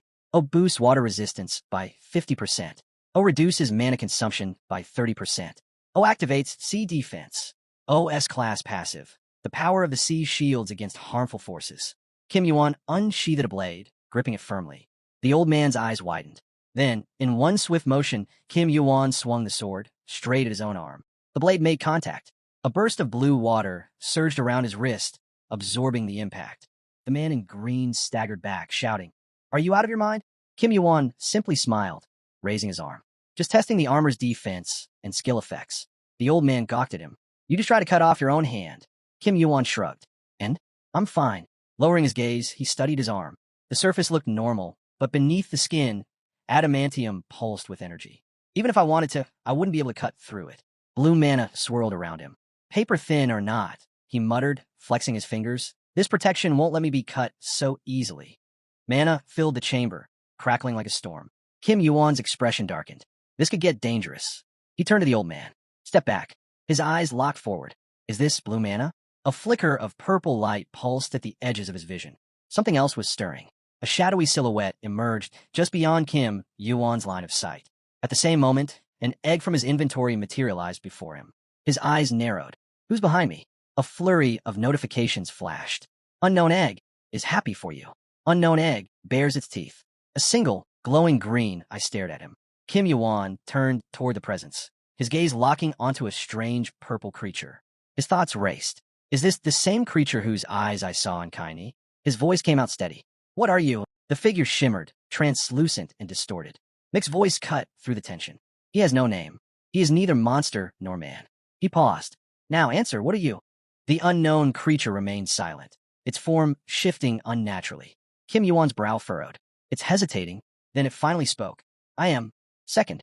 A sudden shockwave sent the surrounding water blasting outward. Merlin stepped forward, his eyes flashing with intensity. "What is that thing?" His fingers twitched with restrained energy. "It's radiating unstable mana. Should I destroy it?" Kim Yuan's grip tightened. "I don't know, but I want to." He lowered his gaze, tension gripping his chest. "I've seen that face before, but I can't remember where. It's like someone erased it from my mind." A flicker of realization hit him. Is it waiting for the divine thunderstone of Zeus? His eyes darted to the egg. The interface displayed a status update. Hatching progress, 95.94%. Kim Yuan's thoughts churned. "I need answers. How did it harness the power of an external god? And why is it an object now?" The hatching speed continued to rise at an alarming rate. Kim Yuan adjusted his cloak, preparing to leave. The old man studied him. "You're heading out?" Kim Yuan nodded. "I have to go." Merlin sighed. "How urgent is it? You haven't even rested yet." The older man gave him a knowing look. "Next time, stop by when you have a moment. Maybe by then, we'll even have a statue in your honor." Kim Yuan smirked. "I'll hold you to that." With that, he turned and left. As he stepped into the city, a notification popped up.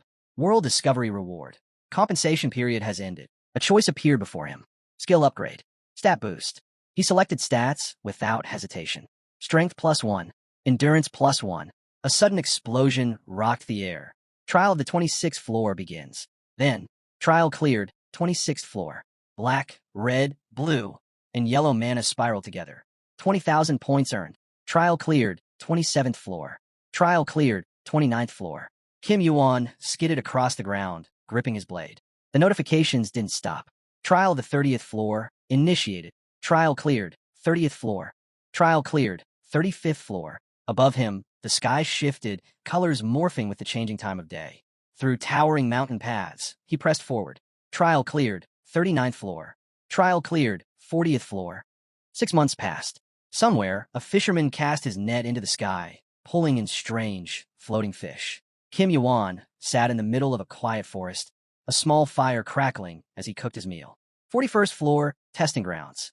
A number flickered above his head. 50. Behind him, the armored figures of unknown warriors loomed. A hushed voice broke the silence. "He's here." Bandage spoke up first. "I activated the muffling skill. Won't hear a thing now." He turned to the second man. "So don't run off." The second man glanced at him. "I've got 50 summoning stones on me. That's a lot for one person, but nothing compared to their stockpile." A glowing interface flickered before them, displaying the description of a blue fragment. To earn points, defeat the summoned creature. Score increases based on victory rank. Summoning stones are scattered across the territory. The more stones used, the stronger the summoned creature. High-rank defeats yield higher scores. All around the dark-haired man, groups of challengers were scattered. "Didn't I see that guy in the 25th floor rankings?" One of them whispered. "He's nothing special." Another scoffed. There are rumors you can cheat your way up the tower, just like those hidden brats from noble families. Either way, someone muttered, gripping their weapon, take positions. Just in case. The tension thickened. The men tightened their grips on their weapons. All right, one of them started. On my mark, one. But Kim Yuan didn't even move. He sat by the fire, seemingly unconcerned. The countdown continued. Nick, standing nearby, held something glowing blue in his palm. He unclenched his fist, revealing two blue fragments, one larger than the other. The larger stone pulsed with magic. Then chaos erupted. Figures sprinted out of the forest, charging toward Kim Yuan. Attack! Someone roared. 3 figures lunged, their auras flaring in different colors. The man with the bandage stared ahead in shock. Something's wrong. The dark-haired man finally moved, gathering deep purple energy in his hand. Above his head, his score changed. 817. The nearest attacker faltered mid-stride. His voice wavered. Wait, 817. What the hell? A shockwave of purple energy exploded outward. The attackers screamed as the force blasted them back. The magic dispersed. Kim Yuan exhaled, glancing up. 1020. TCH. That's too bad. His gaze shifted to the remaining group. I figured you'd last longer, considering how many summoning stones you had. He inspected the stones in his palm. He had divided them into 2 piles, 983 and 37. If I split them like this, the number shifts. It was a perfect way to lure in targets. By using the summoning stones as bait, he had easily gathered over 1,000 points. Kim Yuan clenched his hands. Blue energy oozed between his fingers. A test like this is perfect. If groups like this keep coming, I won't even need to hunt for stones. They'll walk right up to me. His fingers tightened, the blue glow intensifying. Time to start the real test, he murmured. The scattered stones in his hand fused together, bursting into red flames. A notification flashed. Summoning initiated. How many stones would you like to use? Kim Yuan's answer was instant. All of them. The system processed his request. 1,020 summoning stones used. The ground cracked apart. Flames surged into the sky. A new notification appeared. Summon, Demon King, Diablo. Kim Yuan's eyes narrowed. Wait, the Demon King? On the 41st floor. Before him, a figure emerged from the inferno. Wreathed in black flames, the entity stepped forward. Kim Yuan exhaled, his fingers twitching at his side. So this is a test, and the tower's managers were watching. The demon tribe had joined forces, increasing the chances of something significant happening. However, he had expected a high-ranking powerhouse from the top 20 to appear, perhaps even the lord of the Demon Guild. Staring into the blazing flames, he realized this was no ordinary opponent. The balance of the trial itself had crumbled. Kim Yuan's mind raced. Who had thrown everything into chaos? Just then, a voice echoed. Diablo stirred from his slumber, his disembodied presence turning toward the source of the disturbance. Amused, he remarked that he had been sleeping soundly, until someone foolishly chose to wake him. His gaze locked onto the dark-haired figure before him. 1,000 stones just to summon me? You must be insane. His voice carried a hint of curiosity as he asked. Tell me, did you summon me knowing exactly who I am? The hero met his gaze without flinching. So you're Diablo. Diablo chuckled. And yet, you still took the risk? Gripping his weapon tightly, the player smirked. Isn't it obvious? He raised his blade, eyes flashing with determination. I'm here to kill you and take the points. Diablo let out a deep, guttural laugh. You know who I am, and yet you dare to act so arrogantly? His form grew larger, his presence more menacing. A system notification flashed. You have entered the vicious temple of Diablo. Almost instantly, another alert appeared. Your senses are paralyzed, resisting the effect of domination. Diablo's voice rumbled, promising, I will turn every last piece of you into smoldering ash. Kim Yuan drew his blade, sensing a negative effect weighing down on him. He didn't like it, not one bit. Without hesitation, he lunged, thinking, I'll burn down this whole temple first. A powerful attack rained down from the heavens, a massive surge of purple energy that slammed into the battlefield. Another notification. The divine flames are resisting the wicked temple. Resistance successful. The ground beneath Diablo shattered, engulfing him in rubble.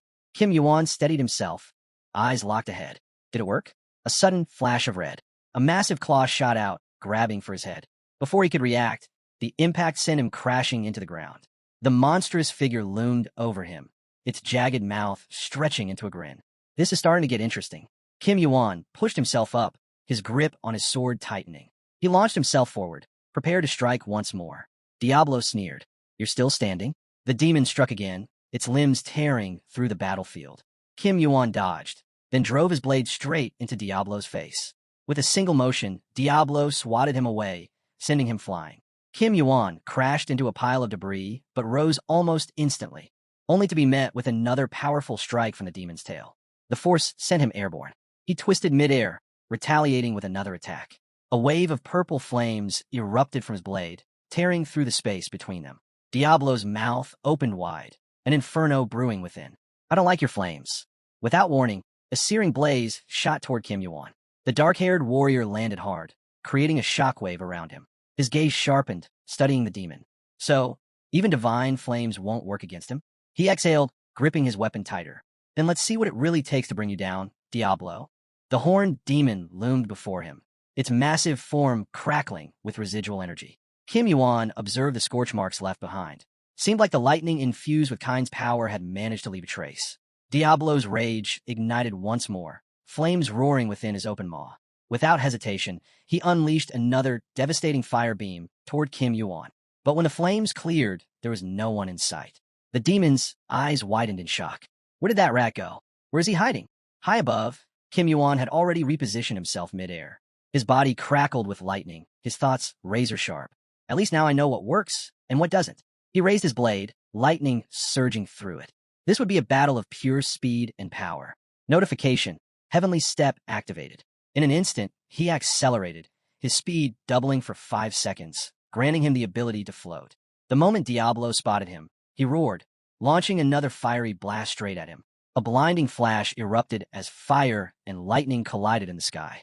Diablo squinted through the explosion, his voice laced with disbelief. Did he survive? Another notification flashed. The power of giants fills your body. Kim Yuan clenched his jaw, feeling the overwhelming surge of strength coursing through him. Diablo's eyes darkened as he realized something was wrong. With a swift, fluid motion, Kim Yuan's blade slashed downward. A sharp cry of agony tore through the battlefield. The demon's massive, clawed hand tumbled through the air, severed from its owner. Diablo reeled back, his bared fangs twisting in fury. This can't be happening, he roared. Fiery energy surged around his head, his rage manifesting in waves. But Kim Yuan stood firm, his entire body now glowing with a green aura. Notification. Giant's power successfully distributed throughout your body. A massive explosion followed, sending debris flying in every direction. Kim Yuan stood at the center of it all, his hand extended, golden flames flickering at his fingertips. Diablo's jaw tightened. This is unexpected. His gaze bore into Kim Yuan, evaluating him. You're a player, aren't you? You're passing the trial, but I don't like this anymore. His next words came as a shock. Join the Demon King's Guild. The moment you become a ranker, I'll make you the next Demon King. Kim Yuan's grip on his sword tightened. He scoffed. I'm human. Why would I join a guild full of demons? Diablo smirked. Human? You're more than that. I can sense the demonic energy within you. It's proof you're destined to rule. Kim Yuan's scarlet eyes flickered. So he noticed. The Demon King's Guild. No one in history had ever received such an offer. For a split second, he considered it. Then, standing firm, he raised his blade once more. No, he said, his voice unwavering. I'm human. I don't belong to any guild. Diablo's expression darkened. Green lightning crackled around him. His eyes widened in realization. You're Kim Yuan? A massive explosion tore through the battlefield, shaking the ground and sending green sparks in every direction. System notification. You have destroyed. The battle was far from over. System notification. You have defeated the Demon King, Diablo. 1,000,000 summoning points were added to his total. Another message followed. The challenge will automatically end once the maximum score is reached. Notification. You have passed the 41st floor test. Kim Yuan glanced at his rewards. 1,000 points and an item, Diablo's horn. A red, jagged demonic horn appeared in the information box. Description. Blessed by the Demon King of fire and destruction. With this item, you can earn the favor of any demon of your choosing. More system messages popped up. Demonic bloodline has increased in level. Demonic energy gauge filled 40%. Demonic energy increased by 20%. A glowing green system window appeared, asking if he wanted to proceed to the next floor. The yes button lit up. Kim Yuan pressed it. A gray full moon loomed over a dark sky as the system announced. You have arrived on the 42nd floor. He stepped forward, taking in the eerie surroundings. On a vast stone staircase lined with towering columns, a man stood motionless. The stranger exhaled sharply. I hate this place. The air stinks. It's irritating. Another voice responded, amused. You're right. I have no idea how my uncle manages to live in a dump like this. Kim Yuan remained silent, his gaze sharp. The blond man turned, eyeing him. Too humid for you?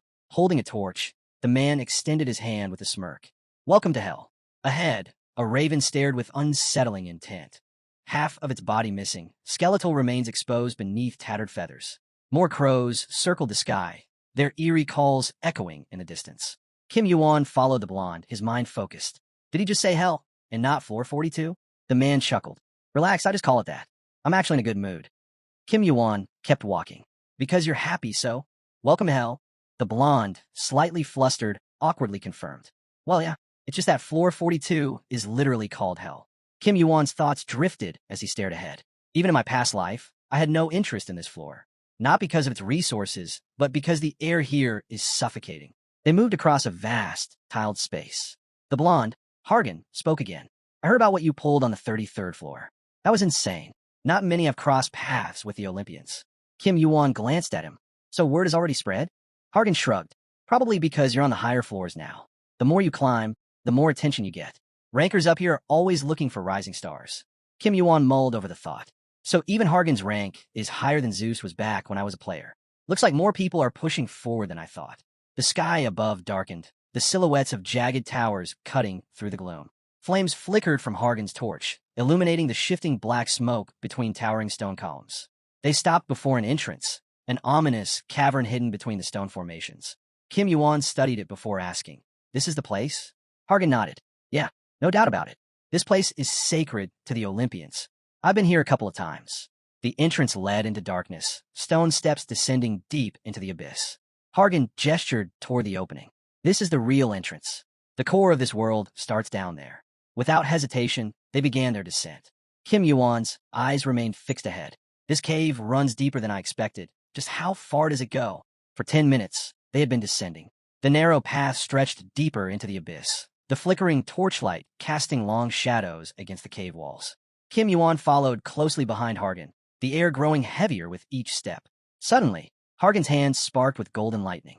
With a quick motion, he unleashed a crackling bolt into the darkness ahead. A blinding flash illuminated the cavern, revealing shifting black shapes lurking in the distance. Kim Yuan narrowed his eyes. There are a lot of them. A strange sensation prickled at the back of his neck. Someone was watching. Then, from the depths, they emerged. Black dogs with eerie purple markings slinked forward, their glowing eyes fixed on the intruders. Kim Yuan clenched his fist, a green energy surging through his hand. No idea if I can handle them, but I'll try. System notification. Giant's power has spread throughout your body. The beasts lunged, snarling. Kim Yuan met them head-on, driving his fist into the nearest one. The impact sent the massive creature flying, its dark form crashing against the cave wall. He straightened, eyes cold. Come on, stop wasting my time. The three-headed beasts barked in fury, their menacing silhouettes filling the cavern. But Kim Yuan was relentless. He tore through them, his fists landing with devastating force. White flashes trailed his attacks, illuminating the battlefield. One of the Cerberus lunged. Kim Yuan grabbed its powerful jaws mid-snap and clamped them shut with sheer strength. The beast growled, its glowing eyes flickering with uncertainty. System notification. Cerberus is questioning your identity. System notification. Cerberus fears the power of the giants. Holding the struggling beast, Kim Yuan exhaled. Behind the trembling dogs, he could almost see it. An image of a warrior clad in animal skins, standing over a battlefield of defeated Cerberus. Hercules, Kim Yuan murmured, piecing it together. The legend of Hercules, who fought Cerberus for days without rest, was etched into their very instincts. These creatures carried the memories of that battle, and now they recoiled from him because they sensed the same overwhelming strength. A new system alert flashed. Cinder eyes are attempting to read your nature. Error. Kim Yuan released a massive dog and watched as it stumbled backward. That should be enough. A pulse of purple energy lit up the space in front of them. Kim Yuan smirked.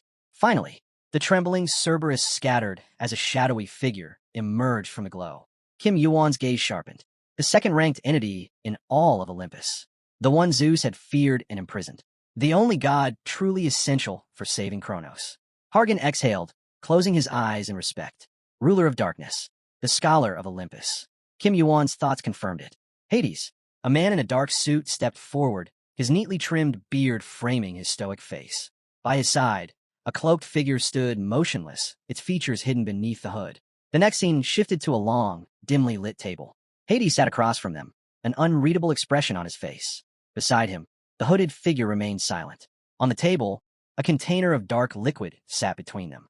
Yuan picked it up, inspecting the thick, swirling contents. Black. Hades raised his cup, a faint smirk forming. It's good for your health. Hades raised his cup to his lips. It also restores mana and stabilizes both body and soul. Yuan remained silent, watching him. Lifting the cup, he took a sip.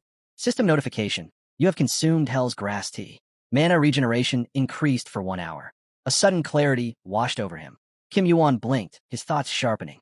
Hell's grass tea, that's a rare item. He glanced at Hades, realization sinking in. He actually gave me something valuable. Hades said nothing, his gaze steady. Then, after a moment, he spoke. I still can't believe you managed to stop Zeus' lightning. He turned to Hargan, who sat calmly at the table. From now on, you should work with me. Hargan didn't hesitate. Of course. The blonde met his gaze. You could trust me. I'll stand with you until the end. Yuan remained quiet, his expression unreadable. Hades leaned back slightly, eyes sharp. You responded without hesitation. There was something calculating in his voice. Seated at the head of the table, he studied Yuan carefully. I have a feeling that you were hiding something while fighting Cerberus. I wonder why. A glimmer flickered in his eyes. You should know I don't trust those who keep secrets from me. His voice deepened. How can I not doubt someone who refuses to show their true self? Yuan met his gaze, thoughts racing. As expected, he's not easy to deal with. Before he could reply, Hades continued. For 7 years, there's only been one person worthy to stand by my side, Hephaestus. His words carried weight. When I asked about him, he told me you were someone I could trust, that I wouldn't regret my decision. Hades took another sip of his tea. His voice was unwavering. Yuan felt a twinge of frustration. So, in the end, it's all about connections? Then why send Cerberus after me? Hades exhaled slowly, setting his cup down. The leader of the heavenly demon sect, his voice dropped slightly. What do you think? Cheon Mujin has finally made his move. Yuan froze. Hades' glowing blue eyes locked onto him. You don't know. Yuan's fingers brushed the edge of his cup. I can only act within my own strength. His voice was calm, measured. In our position, even a single word from the heavenly demon can shift everything. That makes it difficult to give a straightforward answer. He looked up. But if anyone other than Mujin tries to act, then no. It's impossible. Hades narrowed his eyes. Impossible? His tone suggested he wasn't convinced. Yuan shook his head. I don't mean that he won't act. Just that the heavenly demon sect doesn't have to interfere. He lifted his cup. Because in the end, this fight will end once we deal with the king. His reflection shimmered in the dark liquid. That's right, the battle will end. But not the war. Memories flickered in his mind. The towering structure of the sect. The weight of past conflicts.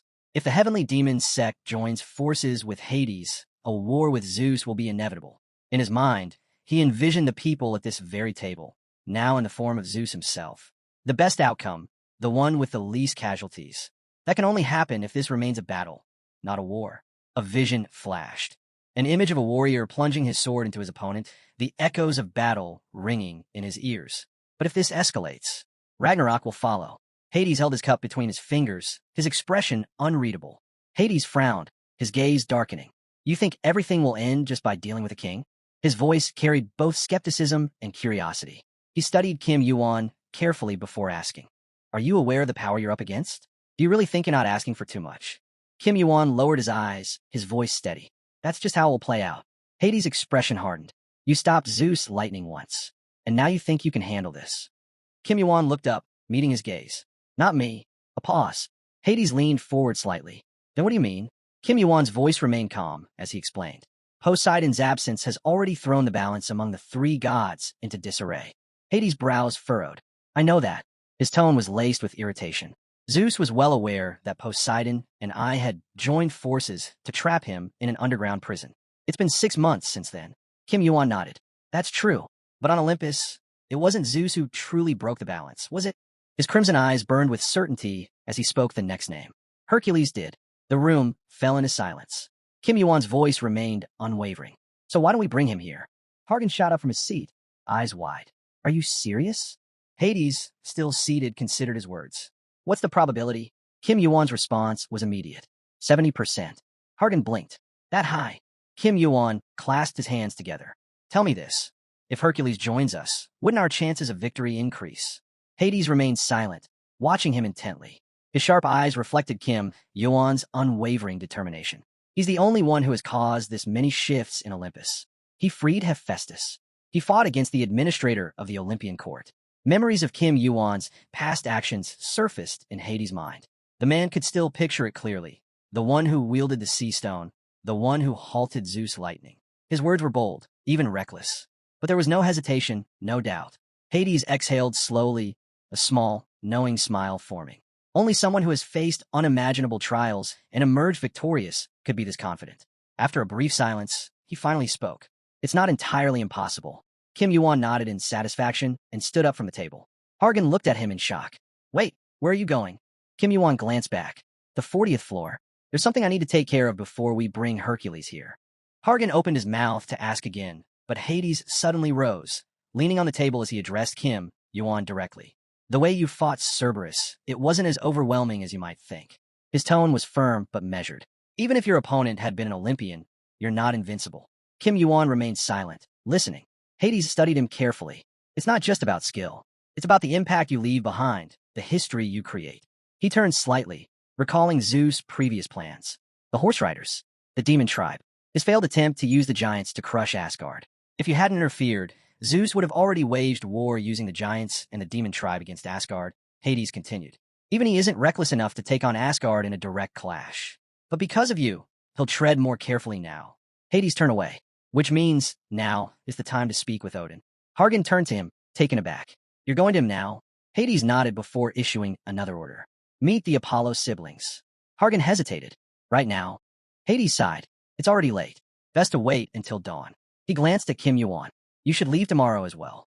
Hargan exchanged glances with Kim Yuan before repeating the word slowly. At dawn. Then, with a puzzled expression, he turned to his friend. Where exactly does the sun rise in hell? Kim Yuan smirked slightly. It was a joke. Wax dripped down the side of a burning candle, the faint flicker of its flame casting soft shadows against the stone walls. Kim Yuan scanned his surroundings, taking in the unexpected sight. A place to rest in hell. Beyond the open door, a deep red glow pulsed within the rocky depths. The eerie crimson light seeped through the cracks, illuminating the small room he stood in. He exhaled. So this really is hell. Raising his gloved hand to his chest, he focused. A faint charge of lightning flickered around his fingers, pulsing with energy. Kaine's skill on the 42nd floor. The name was the same. His gaze shifted to his glove, where a glowing yellow symbol, shaped like a demonic eye, seemed to stare back at him. Is something watching me? His thoughts were interrupted by a sudden system notification. System alert. You are being summoned to hell. Bright yellow-black lightning erupted from his glove. What? Before he could react, his body plummeted. Darkness engulfed him. Black liquid swallowed his form as if he'd been dropped into an endless abyss. He instinctively reached out, his palms stretching upward as if to grasp something. Anything to steady himself. But there was nothing. At first, it felt like sinking into deep water. His body drifted weightlessly, the world around him completely still. He inhaled sharply. Water? But I can breathe? The glow from his glove intensified, flickering in the vast emptiness around him. System notification. You have entered hell for the first time. The king of the dead is now in his own domain. His mind raced. A river or a sea. Tiny bubbles floated upward from his fingertips, swirling in the unseen current. Then realization struck. No, this isn't water. This is mana. Everywhere. Stretching infinitely in all directions. A boundless, endless sea of raw power. And Kaine. It was the tunnel that led directly into this limitless energy. The glow of his eyes reflected off the swirling fragments of darkness that pulsed like living embers within the abyss. System notification. The dead recognize you. His breath caught. They worship me? Darkness surrounded him, broken only by glimmering yellow sparks. Then light. Above him, the deep void gave way to a sky filled with white clouds. The sun hung high, bathing a massive city in golden light. Thick mist curled around towering spires, giving the entire place an ethereal, dreamlike quality. Kim Yuan touched his chest, grounding himself. The 40th floor. Nearby, a figure stood among the clouds. Arthur, clad in a dark cloak. His gaze was fixed ahead, unreadable. Kim Yuan drifted closer, thoughts swirling. Where did the dead go? But no, he hadn't fallen to the 40th floor. He had plunged into his own consciousness. Floating beside Arthur, he spoke. Do you remember anything? Arthur turned, his expression calm. After my death, I was drawn into something Susenu, I think. I ended up at the border between the living and the dead. He exhaled. That's probably why I don't remember much after dying. Kim Yuan frowned. Not exactly helpful. Arthur offered a small, apologetic nod. Then, something clicked in Kim Yuan's mind. Wait, if you do remember something, does that mean you saw the sea? Arthur finished the thought. He paused, then nodded slowly. Yes, but only for a moment. I can't be sure. Kim Yuan clenched his fist, his black-gloved hand tightening. As I thought, the dead are beneath the sea. This is turning out even better than I expected. His gaze shifted back to the city in the clouds. A towering structure rose above the mist, stretching toward the heavens. Arthur's voice broke the silence. Do you see that? Kim Yuan's eyes followed his line of sight. You've been there. Arthur stood beside him, his cloak rippling slightly. A long time ago, after its founding. Arthur lowered his gaze, his expression resolute. I'm ready now, he said, his voice steady. Then, with unwavering loyalty, he addressed Kim Yuan. Give me an order, my king. Bright flashes erupted in the air as weapons clashed violently. The sound of steel striking steel echoed off the long white staircase, now stained with blood. Arthur, clad in his dark cloak, gripped his spear tightly. He barely had time to react before a swift strike came at him. His armor absorbed the impact, the force reverberating through his body. Nearby, on a grand platform outside a magnificent white structure, a crowd stood frozen in shock. Warriors draped in pristine white cloaks, their blue scarves fluttering, trembled as they processed the scene before them. One of them murmured, Olympus must be swimming in wealth to build something like this for a god who only recently became a senior ranker. Another voice chimed in, wary. Or maybe it's because he's the heir of Hera and Zeus. There aren't many like him. The guards tightened their grips on their spears, stepping forward aggressively. How dare you enter this place? One of them barked. State your name and rank immediately. Kim Yuan remained calm, his voice unwavering. Your master despises insults, he said. Tell him I'm here. Arthur, standing behind him with his sword drawn, remained silent but alert. The tension thickened as Kim Yuan took a step forward. His next words sent a ripple of unease through the crowd. I am Kim Yuan. I've come to challenge the god of war, Ares. High above, on a balcony overlooking the hall, a white-haired man leaned casually against the railing. His glowing eyes gleamed with curiosity as he observed the commotion below. What's all this noise? Ares asked, his voice carrying an edge of amusement. The guard stiffened at the sound of his voice. You don't hear it? Ares continued, his gaze sweeping over the battlefield below. Blood is being spilled, blades are clashing. Just then, a cloaked warrior collapsed onto the ornate carpet, defeated by a single stroke of a sword. A sudden cry rang out from the entrance to the grand hall. Kim Yuan has arrived. Ares remained motionless, his gaze locked onto the chaos unfolding below. One of the warriors turned to Kim Yuan, eyes burning with fury. How dare you challenge our master? His voice barely finished, echoing through the hall before he was struck down, his body crumpling instantly. Arthur stood firm, his glowing yellow eyes locked onto the battlefield. In his grasp, Excalibur shimmered with a brilliant blue aura, tiny droplets of water swirling around the blade like a living current. The onlookers gasped. Ice Mana? Is that Excalibur? Wait, does that mean Arthur is with them? A murmur spread through the gathered warriors. Is this a summons from the Round Table? Their hesitation was brief, but telling. Ares, watching the scene unfold, smirked slightly. Yellow lightning crackled at his fingertips. Watch closely, he murmured to his guards. Arthur is no longer bound to the Round Table. He's undead now. Kim Yuan stood in the center of the chaos, unbothered by the whispers. He knew exactly what he was doing. One of the warriors growled. This fool. He's doing it on purpose. Standing on a luxurious red carpet, Kim Yuan tilted his head slightly. A leader should stand apart from the rest. Arthur stood beside him, sword still raised. Kim Yuan flashed a smirk. The sooner you understand that, the better. Ares chuckled, stepping forward on the balcony. His voice was laced with amusement. So it's you, Kim Yuan, he mused. Unlike those weaklings outside, I can handle this myself. The warriors flanking the staircase turned toward him in disbelief. How dare an ordinary player speak so brazenly? One of them snapped. Kim Yuan met his glare with an amused expression. You think I came here just to fight? Ares' smirk widened. The winner takes everything from the loser. That's the rule. He descended the curved staircase, his steps slow and deliberate. But I don't have anything you need. Kim Yuan stepped forward, his boots pressing into the red carpet. You don't seem very bright. As he spoke, his body became enveloped in a brilliant blue glow. Ares' glowing eyes narrowed as he studied Kim Yuan. Do you even know what you have? Kim Yuan didn't flinch. He could see the realization settling into Ares' expression. He recognized it. The god of war's frown deepened. That's the mana of the sea stone. A warrior stepped forward from behind him, his stance firm. Master, allow us to handle this. But Ares simply raised a hand, his gaze never leaving Kim Yuan. No one interferes without my permission. His voice carried a sharp edge. The warrior immediately backed down, understanding the unspoken warning. Ares' most hated thing was interference. With slow, deliberate steps, Ares descended the grand staircase. Weapons materialized in his grasp as he moved. If the sea stone is at stake, he summoned a gleaming blade into one hand. Then you must be confident in your victory. Kim Yuan met his gaze evenly. I am. A second weapon, a golden sword, appeared in Ares' other hand. His armor gleamed under the flickering light as he tightened his grip on his weapons. In war, resources must always be seized. His voice was cool, controlled. So I'll kill you and take the sea stone for myself. Without looking back, Kim Yuan spoke to Arthur. Make sure no one interferes. Arthur nodded, stepping into position. Understood. A powerful force rippled between the two warriors as they faced off on the blood-streaked carpet. Ares crossed his weapons, intercepting the brilliant beams of energy from Kim Yuan's first strike. Sparks erupted from the clash, the sheer force of impact cracking the marble floor beneath them. Their weapons clashed again, sending shockwaves throughout the hall. Stone debris flew through the air as both fighters were blasted backward. Dust rose in thick clouds around Ares. He remained steady, eyes flashing with intrigue. You fight alongside an undead. Are you a necromancer? System notification. A fine has been imposed. Kim Yuan smirked. That's an interesting assumption. He exhaled, his gaze unwavering. Guess I got lucky with Arthur. Ares grinned, his golden eyes glinting. Then why not summon more? You're a necromancer, aren't you?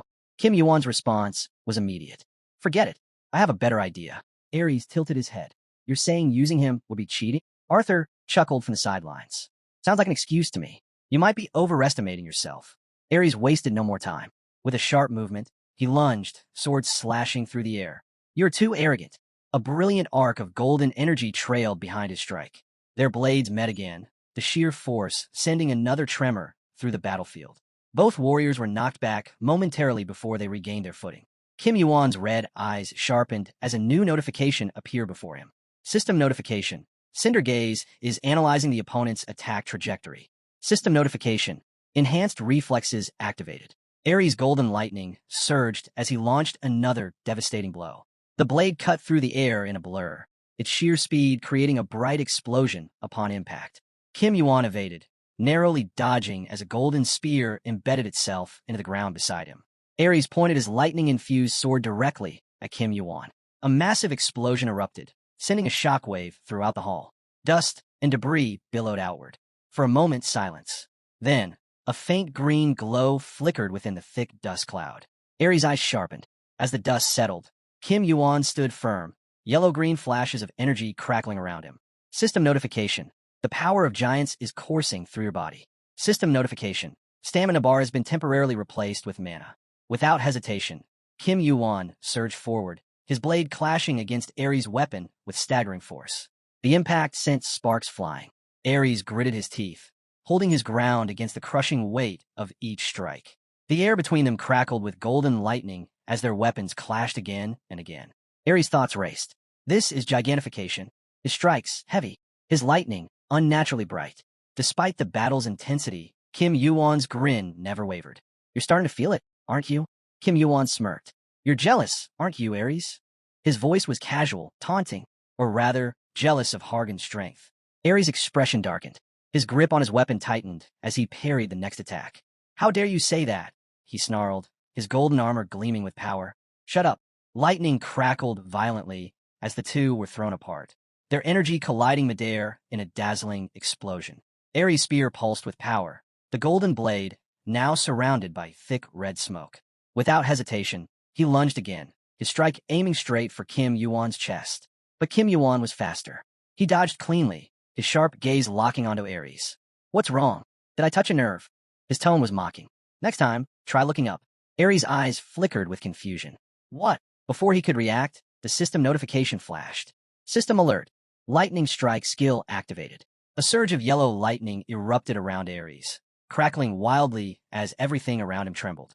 The entire battlefield crumbled under the force of the attack, stone and debris exploding into the air. A massive blast followed, lightning tearing through the air, turning the battlefield into chaos. Dust and smoke engulfed the room. Ares narrowed his eyes, peering into the swirling darkness. That should have done it. Then a voice cut through the haze. Apologies. Ares' expression shifted into shock. That lightning belongs to your father, not Hargan. Ares barely had time to process the words before a blade came dangerously close to slicing through him. He twisted his body at the last second, evading the strike by mere inches. The blonde god grinned wickedly, his golden eyes flashing. You really think you can take down Zeus' descendant with borrowed power? Sparks flew as their weapons clashed again.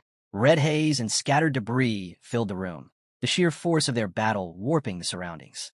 Warriors in the distance struggled to stay on their feet, shielding themselves with their weapons. One of them shouted, panicked, "We're going to get caught in the crossfire." Another cried out, "It's too late. Their mana is too strong." Even the strongest warriors trembled under the overwhelming energy radiating from the battlefield. Is this really a battle against a player? One thought, barely able to hold his stance. It feels like fighting a high ranker. The floor beneath him cracked under the relentless blows. Then boom, a brilliant explosion ignited at the center of the battlefield, sending shockwaves across the room. A massive orb of pink energy expanded, swallowing the surrounding area in a terrifying display of power. Kim Yuan narrowed his eyes, watching Ares with cold calculation. So this is the real Ares. He doesn't care about his subordinates at all. All he saw was war, battle, bloodshed. He calls himself the god of war and courage, Kim Yuan mused. But he's no different from a mindless berserker.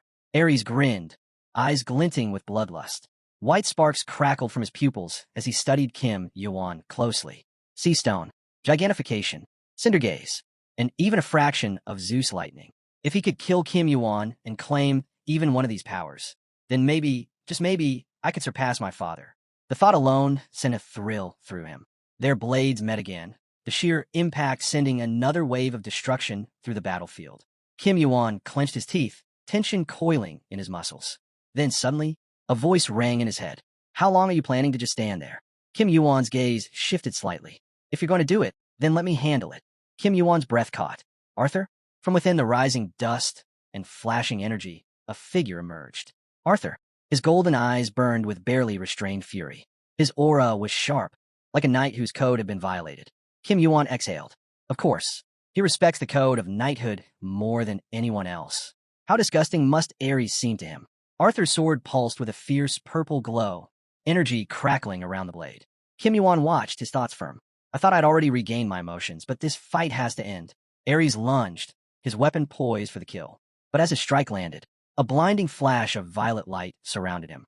The god of war froze, his eyes widening in disbelief. What is this? For a fleeting moment, Ares thought he saw his father. But no, standing before him, exuding unwavering confidence, was Kim Yuan. Dark smoke curled around him, his crimson eyes glowing through the haze. You said lightning is the power of Zeus? Kim Yuan's voice was steady, unwavering. A thin veil of black mist swirled at his feet. Slowly, he raised his gloved hand. An eerie orange eye glowed on the fabric. What about mine? Ares barely had time to process the words before Kim Yuan launched forward. His fist struck with explosive force, a blinding flash of red-violet energy igniting the battlefield. Lightning, black and yellow, crackled violently in the air. And in the heart of the storm, eyes with vertical pupils flickered in the swirling darkness. System notification. Hell worships the king of the dead. Ares' chest tightened as he took in the scene. Kim Yuan stood in the center of the devastation, his blade in hand, the eye on his glove burning brighter. Limitless. That was the only way to describe the mana surging around him. Kim Yuan moved with deliberate precision, streams of dark energy flowing around him like living shadows. Ares gritted his teeth. He knows the true nature of that item's power, and he's using it at its full potential. Without hesitation, Ares thrust his weapon forward, blocking the powerful magical strike. Sparks erupted on impact, but something fell off. There's a gap. Ares realized it now. There was a massive difference between what he knew and what he didn't. The blonde warrior smirked, his blue eyes flashing. He understands this fight can't be dragged out. He'll try to end it with one move, Ares muttered under his breath. He tightened his grip on his spear and surged forward. Your skills are incredible for a mere player, he called out. But that alone won't be enough to kill me. Their blades clashed, the raw force shaking the battlefield. But for Ares, this was more than just a fight for the throne of war. It was about pride. A smirk crept across his face, his emerald eyes gleaming. He would finish this. With a powerful push from the ground, he lunged forward, his next strike meant to decide the battle. Across from him, Kim Yuan remained eerily still, watching him intently with those crimson eyes. Then, just for a split second, his lips curled into a knowing grin. Ares swung, but before his attack could land, an electric jolt shot through his body. He stopped, his body locked up, muscles seizing. His eyes widened in shock. I can't move? A sudden flash of silver cut through the air. Ares' breath hitched as something flew past him. His hand, blood sprayed into the air as his severed limb tumbled to the side. Not far from him, Yuan stood, his blade held in a casual yet deadly stance. His voice was calm, almost mocking. You're not very good at fighting, are you? Ares' vision blurred, his body swaying as his mind struggled to process what had happened. Blood dripped from his wound, pooling at his feet. What is this? Above him, Yuan raised his sword, and the air around him crackled with raw energy. Ares' thoughts raced. Am I losing on purpose? Yuan's smirk deepened. He thrust his weapon forward. In that instant, the die reacted, the fragment of Zeus lightning responding to his power. And then, a brilliant explosion ripped through the building. The sheer force obliterated the ceiling, black and yellow energy bursting outward like an untamed storm. Outside, Rancor stood frozen beneath the gaping hole in the structure, sunlight filtering down through the swirling dust. One Knight's face darkened, horror gripping his features. Master! The cry of his men echoed through the wreckage as they rushed forward, desperation in their steps. But was already too late. With a powerful shout, a sword bathed in blue light materialized before them. Arthur's eyes gleamed as he leveled his weapon at the Rancors, who coldly ordered him to step aside. He exhaled, apologizing, but made it clear he couldn't comply. The warriors smirked. One of them unsheathed his sword, cursing under his breath before lunging forward. Meanwhile, Yuan reached out, his fingers brushing against the light green stone embedded in the chest of the god of war. The moment he took possession of it, golden energy erupted, flooding the room, while tendrils of dark mana coiled in the air. Suddenly, a system notification appeared. The king of the dead had begun summoning the soul of Ares.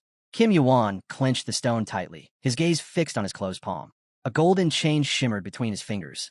He silently acknowledged the immense power contained within. Power capable of reducing Rancors to nothing but dust.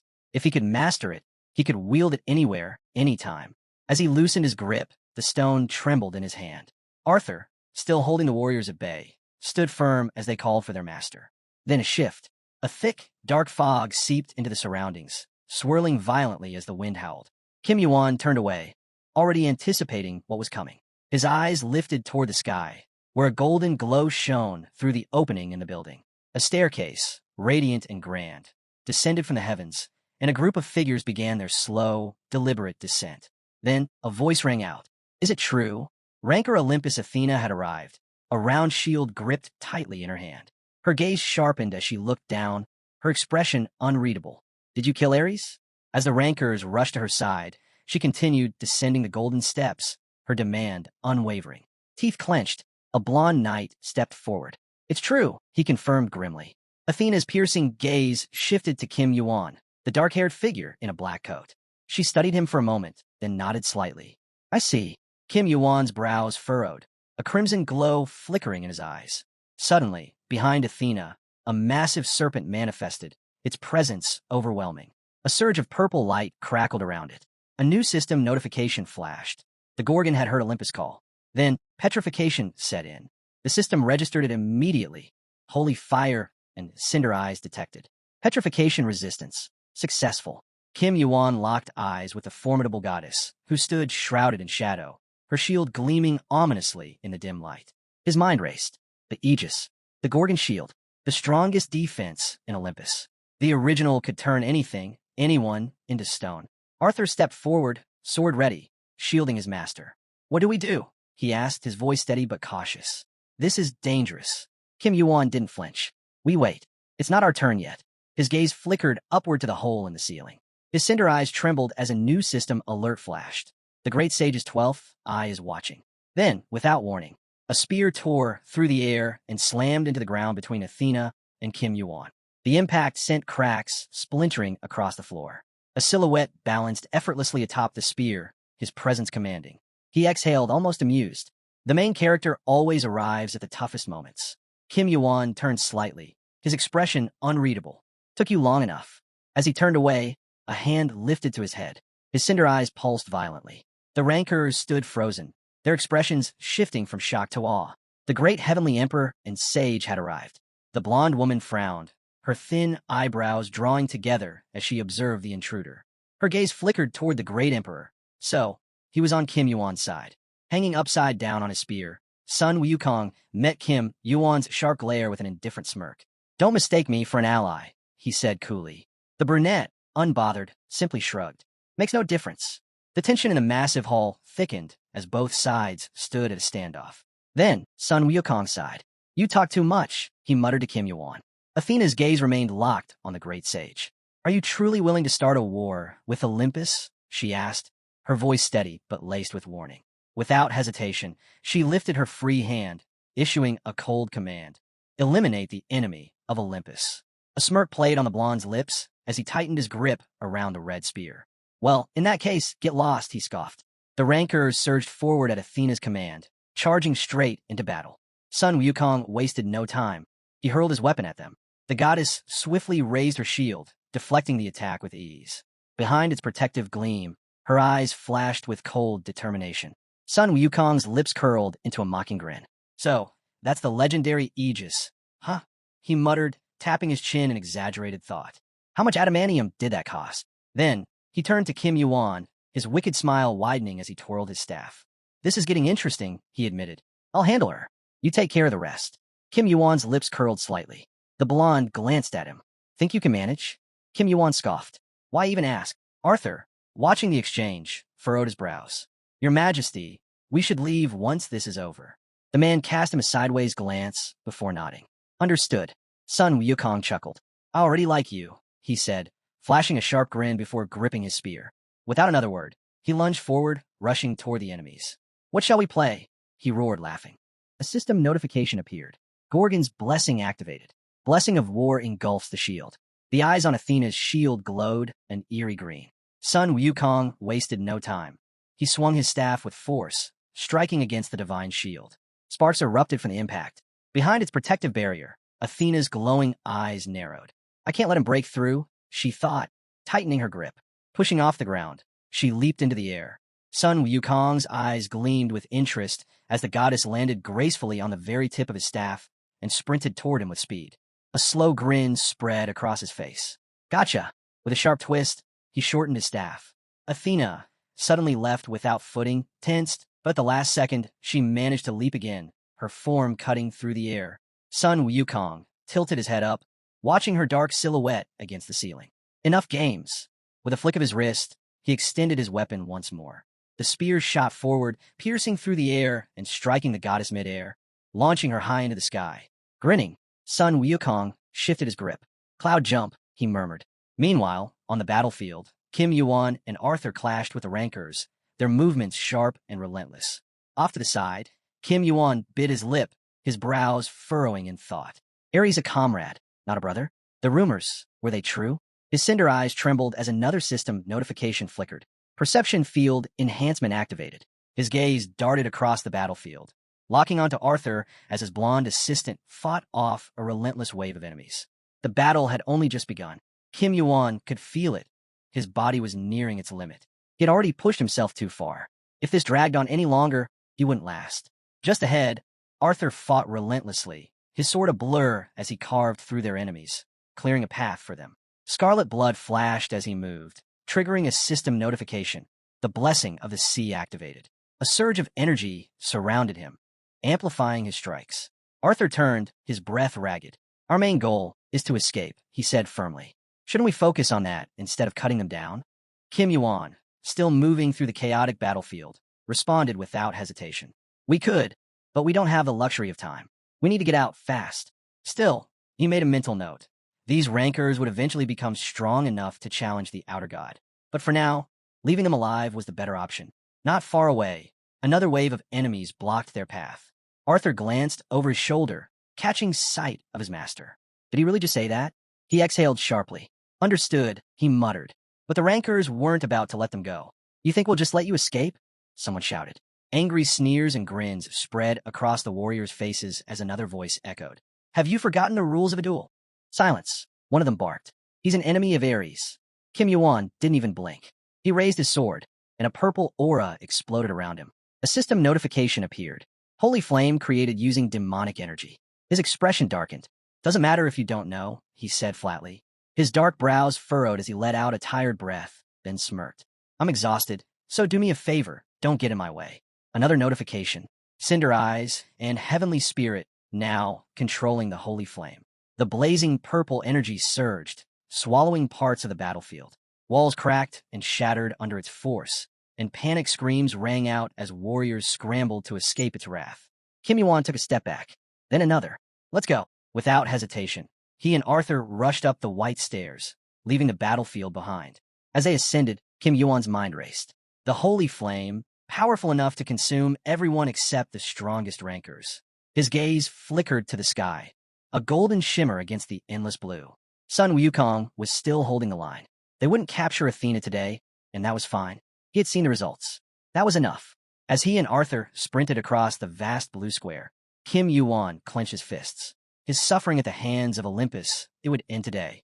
He cast a final glance back, a dark grin spreading across his face. This was only the beginning. Above, Athena's turquoise eyes glowed as she landed gently on a luminous cloud. Sun Wukong hovered beside her, arms crossed. She exhaled. What's happening? The great sage looked down at the battlefield, his expression unreadable. Athena's gaze followed his. Kim Yuan escaped, she muttered. There's no point in fighting anymore. Through the hole in the roof, purple energy still crackled in the air. Sun Wukong chuckled, shaking his head. Incredible. Perched on a small cloud, he casually lifted his staff and rested it against his shoulder, watching Athena from afar. As she ascended the stairs, she turned to him. Have you met Kim Yuan before? Sun Wukong's lips curled into a mischievous grin. I don't like straying from the plan, he said vaguely. Athena lowered her gaze, lips pressed together. What kind of answer was that? Had he acted because he already knew she was coming? Sun Wukong stuck his tongue out at her. Athena's gaze lingered on Sun Wukong, suspicion flickering in her eyes. What was that supposed to mean? She muttered. Sun Wukong's grin widened. Wouldn't you like to know? His light eyebrows furrowed slightly, but his golden eyes sparkled with amusement. He had no intention of answering. Instead, he chuckled, stretching lazily. This was fun, he admitted. Then, with a casual motion, he sat on his cloud, which instantly shot forward at high speed. As he soared away, he waved over his shoulder. See you soon, goddess. Athena remained frozen in the sky, watching as the bright streak in the distance faded. His words echoed in her mind. What was he planning? 38th floor, forest path. A vast clearing stretched out beneath the golden sunlight. The soft chime of countless bluebells filled the air as a gentle breeze rustled the towering green canopy. Sunlight filtered through the dense foliage, casting shifting patterns of light and shadow across the forest floor. With a controlled descent, Kim Yuan landed on the winding forest path. A yellow chart hovered beside him, flickering into existence. Rolling up the sleeves of his turtleneck, he exhaled. It's way too hot here. Must be because of the volcanoes. He started walking, his steps silent against the earth. The contrast was almost eerie. This place was too peaceful for something as destructive as a nuclear bomb to be hidden within. His brows knit together as he came to an abrupt stop. Something was off. Lowering his gaze, his sharp eyes scanned the ground. Footprints. Large. Human. Fresh. His fingers tightened around his weapon as he pushed aside a low-hanging branch, slipping through the dense foliage. Tracks kept appearing, one after another. How far ahead was he? Then, a sudden rustling. Kim Yuan's body tensed. His eyes darted toward a tree trunk where a dark silhouette flickered between the leaves, shrouded in an emerald aura. His lips barely moved. Found you. Without warning, a massive fist slammed against the tree. Leaves scattered through the air as the sheer force of the blow sent tremors through the ground. Kim Yuan's gaze locked on a man, broad-shouldered, dark-haired, fists wrapped in pulsating green energy. Another strike. Crack. A tree trunk snapped and shot into the air like a broken spear. Kim Yuan watched in silence. The man barely turned his head, acknowledging him with a sharp glance. You lost or something? Kim Yuan, standing a few steps away, clenched his fists. What exactly are you doing out here? The man exhaled, flexing his fingers. Cutting down trees. Kim Yuan arched a brow. So, you're a woodcutter now? A brief pause. Then, a simple reply. Yeah. Kim Yuan studied him carefully. Then that means you live nearby. The man turned away again, back to his task. That's right. For the first time, Kim Yuan noticed the abrasions on his hands. Raw, bruised, calloused. The guy's brows furrowed slightly. He was exhausted. He needed rest. He hesitated for a moment before speaking. Mind if I stay for a few days? He had seen him before. It had been a long time. But the aura around him, it was still the same. Without looking back, Hercules strode forward, heading toward his hut. A single bead of sweat ran down his sharp, serious face. Kim Yuan followed, his eyes locked onto the warrior's broad back. Hercules. He was easy to persuade. Even if Kim Yuan didn't explain everything, he would understand. He already knew what needed to be done. Kim Yuan pressed his lips together. I need him. If I'm going to destroy Olympus, he has to be on my side. And since Hercules was a good person, one who didn't know how to refuse, he would agree. Silence stretched between them as they walked. Then, almost in a whisper, Kim Yuan muttered, I'm so tired. I could pass out at any moment. Hercules didn't say a word, but he heard him, and that was enough. Hercules crouched in front of several felled tree trunks, gripping one of the massive logs with ease. I need to finish up here, he said. If you wait, I'll take you where you need to go. Kim Yuan gave a slight nod. Thanks. I won't forget this. Standing behind him, Kim Yuan exhaled, hands resting on his waist. He had pushed his luck. If Hercules had been anything like Wukong, things might have gone very differently. He got lucky this time. His dark eyes studied the man before him. The sheer strength in his movements, the ease with which he lifted the heavy logs. What kind of person was he, really? Lifting another massive tree trunk, Hercules worked without pause. Kim Yuan narrowed his eyes. How did he earn the title Giant Killer? After some time, the two arrived at a small wooden hut, nestled deep within the forest. Kim Yuan's gaze swept over it. It hadn't changed. Everything looked just as he remembered. Nearby, Hercules dropped the heavy logs with a dull thud. He straightened, wiping his hands. The door's open. Go inside if you want. Kim Yuan turned toward him. Why so much wood? He arched a brow. You planning to burn all this? In this heat? Hercules simply shook his head. Some people need it. Players don't get cold, but not everyone's like that. Kim Yuan watched as Hercules began stacking the logs with practiced precision. You sending these somewhere? He asked. Hercules didn't look up. Not exactly. He cast another glance at his guest, then added, Once I'm done, I'll cook something. Kim Yuan waved a hand dismissively. No need. I can handle it. He started toward the hut. Since you're letting me stay, I'll take care of myself. Hercules didn't argue, but as Kim Yuan reached the door, the man's deep voice rumbled behind him. You're exhausted. Don't overdo it. By the time the sunset painted the sky in warm hues, a small fire crackled in the clearing. The two sat on wooden stumps, bowls of steaming soup in their hands. The forest glowed in fading light, casting long shadows across the ground. Hercules took a bite, nodding in approval. Not bad. He glanced at Kim Yuan. How often do you cook? Kim Yuan shrugged. Sometimes. A small smile crossed his lips as he lowered his gaze, cradling the bowl in his hands. Hercules chuckled. You did well. Almost like you've lived here for years. Kim Yuan let out a quiet hum. That can't be true. For a while, they ate in comfortable silence. Then, finally, Hercules looked up. What's your name? Kim Yuan paused, then smiled slightly. It finally happened. Sitting near a small fire, eating with an old comrade. It felt like a moment from another life. Kim Yuan. Hercules considered it. Never heard it before. His expression was unreadable. You a ranker? Kim Yuan shook his head. Still a player. Hercules glanced at his bowl before taking another slow bite. I'm pretty well known, Kim Yuan mused. Haven't heard of me? Hercules exhaled. Been living out here alone for a while now. Kim Yuan studied him. You should get out more. Can't be interesting, living like this, completely cut off from the world. Hercules set his bowl down. You don't seem particularly connected to the world yourself. Kim Yuan laughed, stirring his soup absent-mindedly. You're not wrong.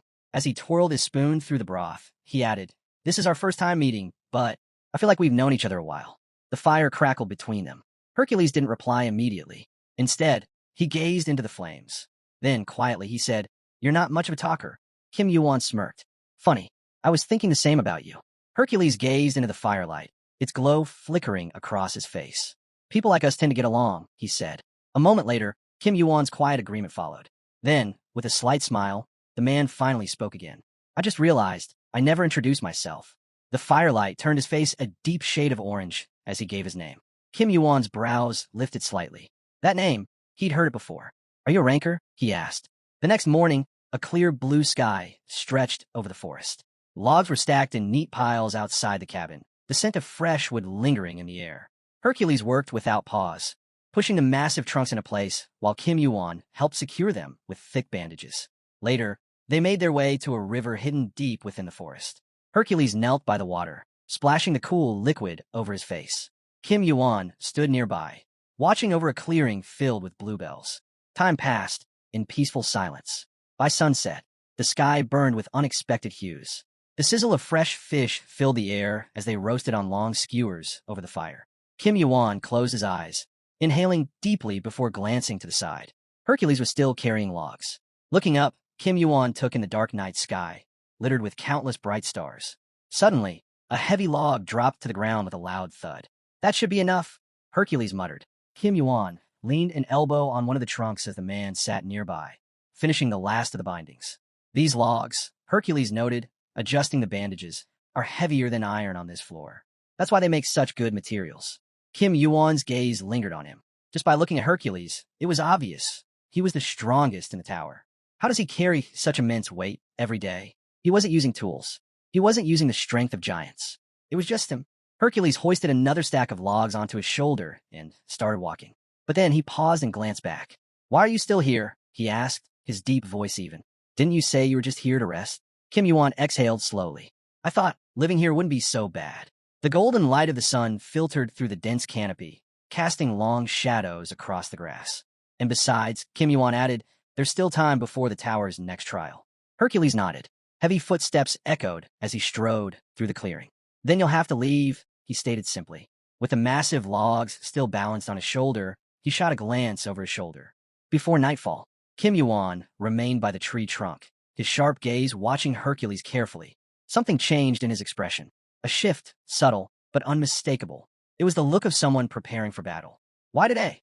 Kim Yuan asked, his voice calm but curious. Hercules' response was brief. "It's too dangerous here." A few paces away, Kim Yuan tilted his head slightly. "I trust my own strength."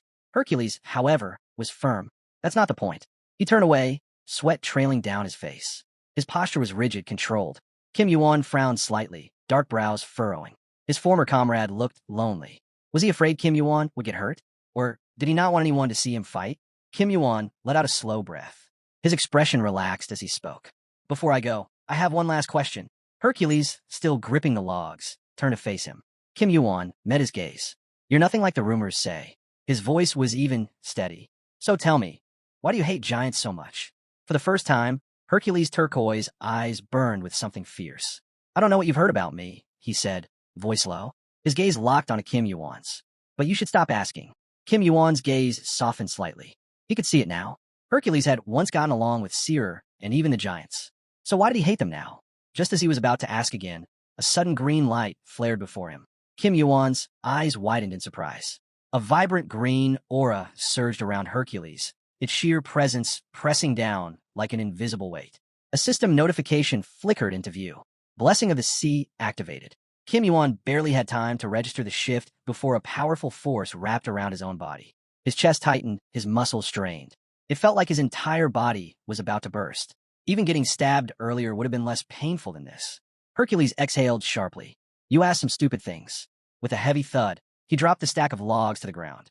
The golden light of the setting sun cast long shadows over his face as he lowered his head.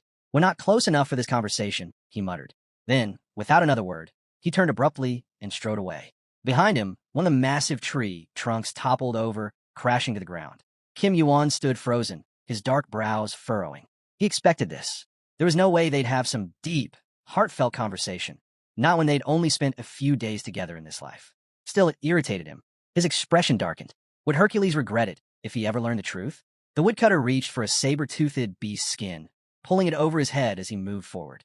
Small embers scattered onto the ground behind him, flickering like dying stars. Kim Yuan clenched his fists. He had wanted to hear those words. Just once. He wanted to hear the stories of his friend, his idol. He wanted to hear the tales of the greatest hero, Hercules. But those words would never come. Hercules' turquoise eyes burned with a silent resolve as he walked away. Then, a system notification appeared. Day 16. Communication between giants and humans activated. A deep rumbling shook the earth beneath them.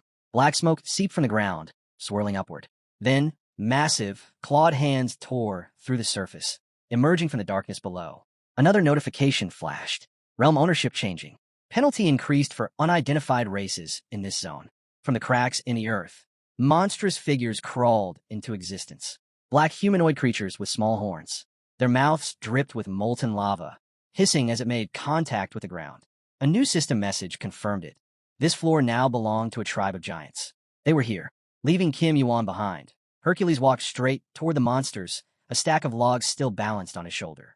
If you don't want to be in the middle of this, he said without looking back, stay where you are. The creatures let out a shrill, guttural cry. Their jagged mouths stretched open, calling his name. Then they charged dozens at a time. With a single, fluid motion, Hercules swung a massive tree trunk, its surface glowing a brilliant green. Crack! He slammed it into the ground, sending a blinding light surging through the monster's bodies. The woodcutters stood firm, gripping the log tightly. But even as he fought, his body tensed. Electric shocks crackled against his skin. Another notification. Penalty issued for unidentified race. Hercules gritted his teeth. He was being punished. His unspecified race was now a liability. But he didn't stop.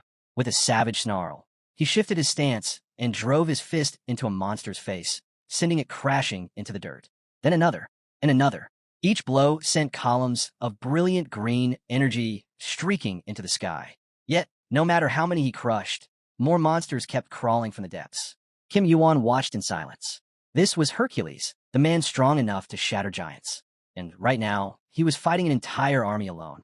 The system continued issuing penalties against Hercules, yet he refused to stop. His teeth clenched, his muscles strained under the repeated shocks, but his eyes burned with a furious turquoise flame. Kim Yuan's mind drifted back to the past. He remembered standing face to face with Hercules, the man's voice steady as he spoke. Before you swing your fist or your sword, you need a clear target. Otherwise, you're just committing murder. At the time, Kim Yuan had looked at him in disbelief. A warrior like him preaching restraint? And yet, here he was. Now, watching him unleash devastation on the battlefield, Kim Yuan's lips pressed into a thin line. Even after seeing it with his own eyes, it was hard to believe. If you don't have a goal, it's just murder. And of all people, Hercules was the one who lived by this belief. His mind painted a vision, a world bathed in golden sunlight. Humans and giants once stood together, bound by promises made at the end of the war. A sacred oath splitting the land between them, ensuring peace. One half for humanity, one half for the giants. No invasions, no betrayals. Yet now, those promises were nothing but ashes. A violent green flash exploded across the battlefield. Kim Yuan's sharp gaze locked onto Hercules, raging like an unstoppable force. He was tearing through everything, reducing enemies to nothing but rubble and dust. Was he trying to restart the war that had already ended? His powerful hands gripped a massive tree trunk, ripping it from the ground with a single motion before slamming it down with earth-shattering force. Then, without turning around, Hercules spoke. "This area will be safe," he said. "If you want to survive, go somewhere quieter. Or better yet, stay home." Kim Yuan tilted his head up slightly, watching him. Some rancors had already disappeared due to the system's fines. And in that moment, Kim Yuan realized something. Hercules was just as cruel as he was. Rather than stepping away, Kim Yuan moved closer. Hercules hesitated, his brow furrowing. "Why are you following me?" His voice was edged with confusion. "Do you know my path?" Kim Yuan met his gaze. "I don't know your intentions." He exhaled. "But I know my goal. To kill the last remaining giant." A sharp silence followed. Hercules turned fully toward him. His expression darkened. "That's no ordinary giant," he warned. "He's one of the 3 leaders of the Gigantes." Kim Yuan turned away, thinking the journey to find him wouldn't be easy. Hercules continued, his voice low but firm. "I never promised I'd stay your target when it came to battle." But Kim Yuan barely reacted. "I know where he is." At those words, the air between them grew heavy. The glow of red-hot fire illuminated the sky. They stood near the edge of an erupting volcano, where lava churned and ash rained down like burning snow. The heat was stifling. The ground itself trembled. Kim Yuan turned back to him. "Can you take me to him?" Hercules' fist tightened, trembling slightly. "What did you just say?" In a blur, he grabbed Kim Yuan by the shoulder, his grip like iron. Fury blazed in his turquoise eyes. "How do you know that?" he demanded. Kim Yuan barely flinched. Calmly, he raised a hand, placing it over Hercules in a silent warning. "Let go." Hercules' jaw tightened. Then, after a tense moment, he released his grip. He stood before Kim Yuan, his massive frame rigid with tension. Then, exhaling sharply, he muttered, "Sorry." His voice was quieter now, but still firm. "Do you really know how to find him?" Kim Yuan lowered his gaze for a moment. Then Hercules added, almost as if testing him, "Do you understand what lava does to you?" A flicker of memory surfaced, a past attempt, a failure. Kim Yuan's lips barely moved. "I've already tried. It didn't work." Kim Yuan's response was immediate.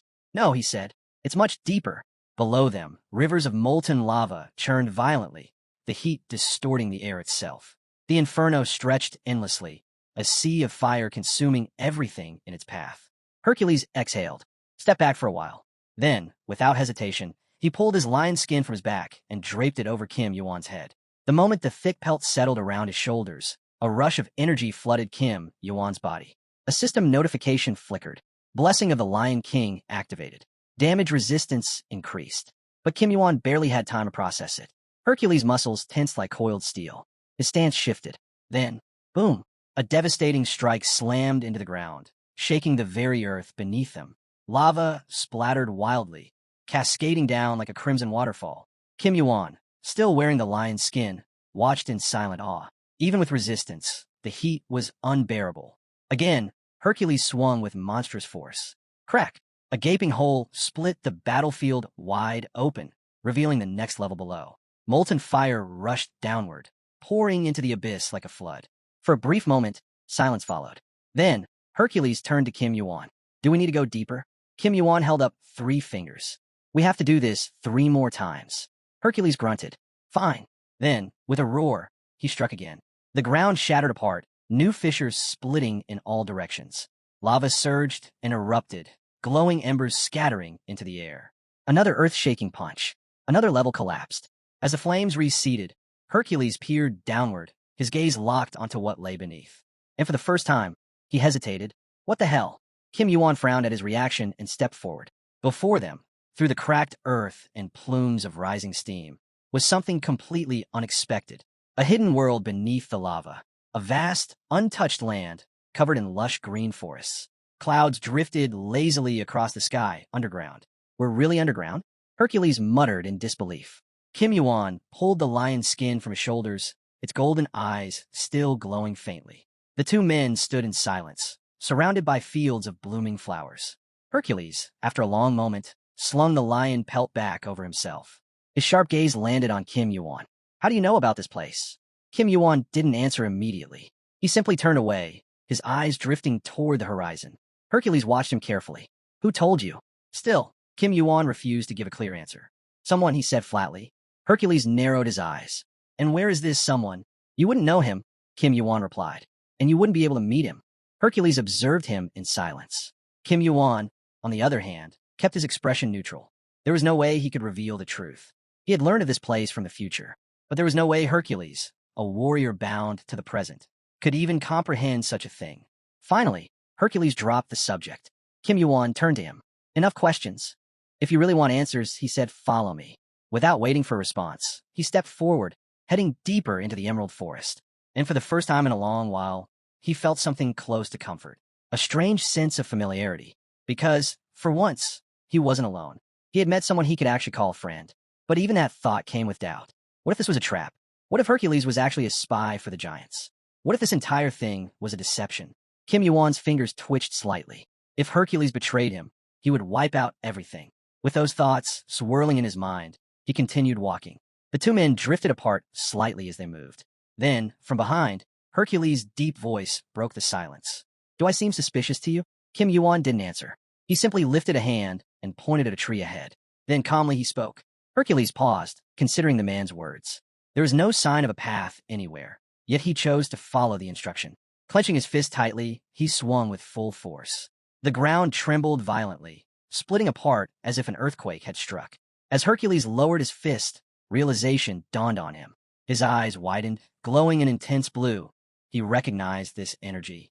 He had found him. Rising from the ground before him stood a massive figure, the giant himself. The young man tensed, memories flashing in his mind. Hercules had slain giants before, their deaths brutal and unrelenting. The second gigantomachy had fallen, leading to countless sacrifices, even those powerful enough to challenge the external gods. This was a fate the young man had sworn to prevent. He turned to Hercules, his voice steady. Satisfied? How much revenge do you seek? Hercules narrowed his eyes, taken aback. What do you know? The 2 men faced each other, their presence filling the space with tension. The older warrior studied the dark-haired young man, but before he could ask more, the giant finally spoke.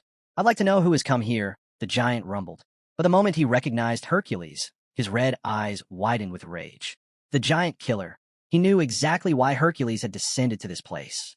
His gaze burned with fury as he spat out his words. You. Because of you, our lands are drenched in the blood of my kin. So many have fallen by your hand. Hercules' green eyes gleamed as his rival's voice thundered with hatred. I'll rip your head from your shoulders and offer it to Zeus, the giant growled. The gods will pay for breaking their word. Before either could move, the young man between them radiated a blinding purple light, demanding their attention. Flames arched around him, illuminating the scene. He studied both warriors, his voice calm but firm. You fight blindly, relying only on your strength, he said.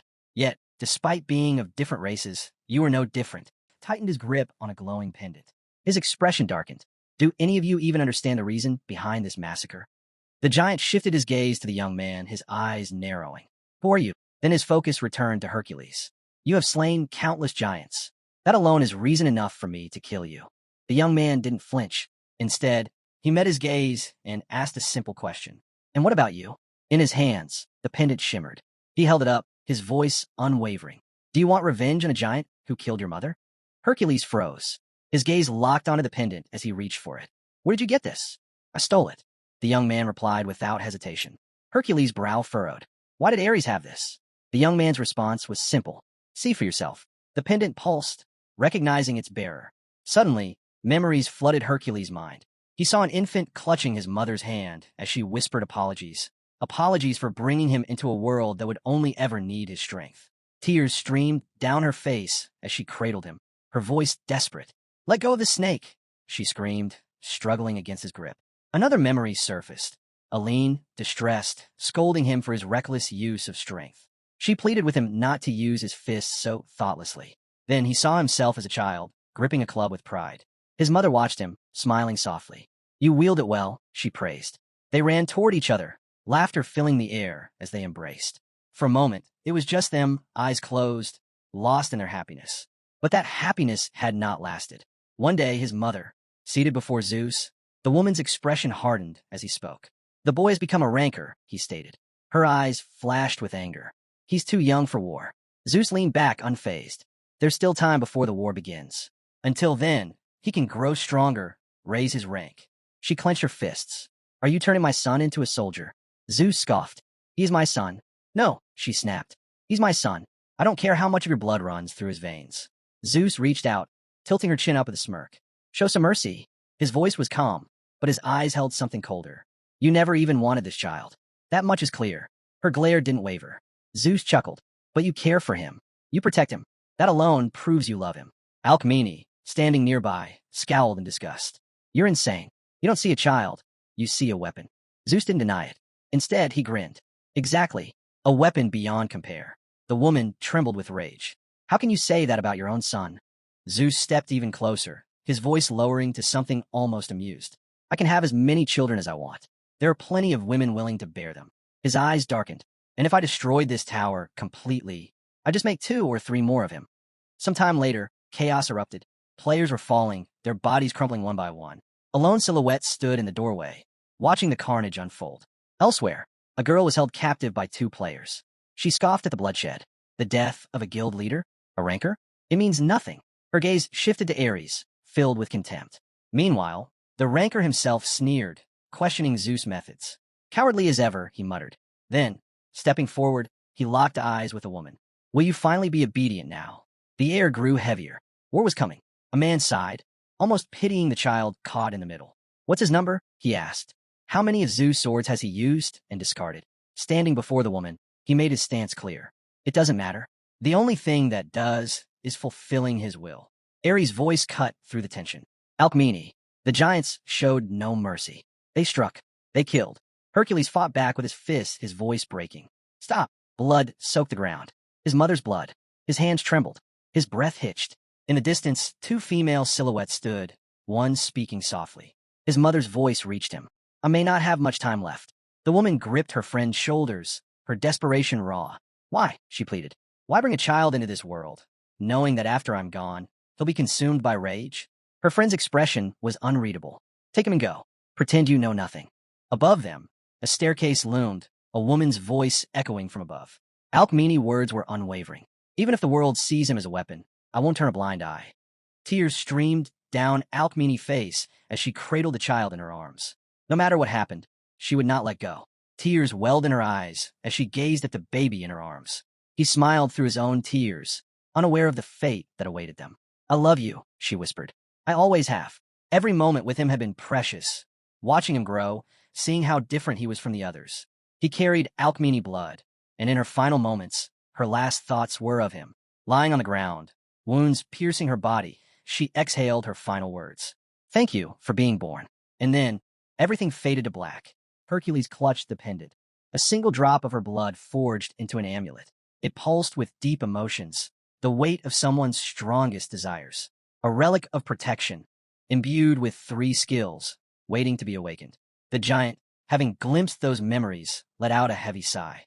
"I have seen it too." The young man studied him carefully. The giant seemed lost in thought, hesitating. "You understand now, don't you?" the brunette said.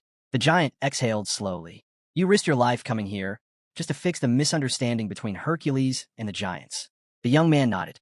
A realization dawned on the giant. He finally grasped the pendant's true nature, meaning they had no choice but to acknowledge its significance. "I've heard of you," the giant murmured, staring at him. "Kim Yuan, isn't it?" The brunette tilted his head. "You don't sleep, do you?" "I can't," the giant admitted. "I doze off sometimes, but I always wake to listen to what's happening in the world." His gaze fell on a gaping wound across his body. "Hercules, why hasn't anyone stopped him all this time?" He gestured to the scar. "Zeus' lightning strike. Wounds like these take a long time to heal." The young man tensed. The giants, were they preparing for war again? He recalled the tower, the lifeless bodies that had once littered its entrance. The second gigantomachy had been even more massive than the first. Countless guilds had joined the fight, yet the giants had been completely wiped out. And at the heart of it all, Zeus. The giant turned toward him. "Whose side are you on?" The young man didn't answer. The giant smirked. "Clever move."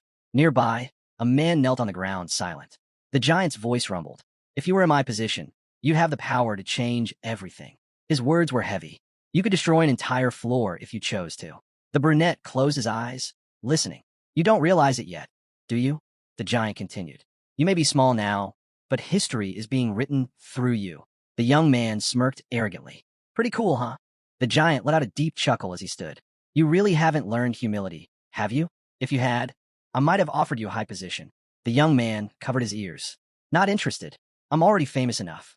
They turned toward the pendant. "We wait," the giant said.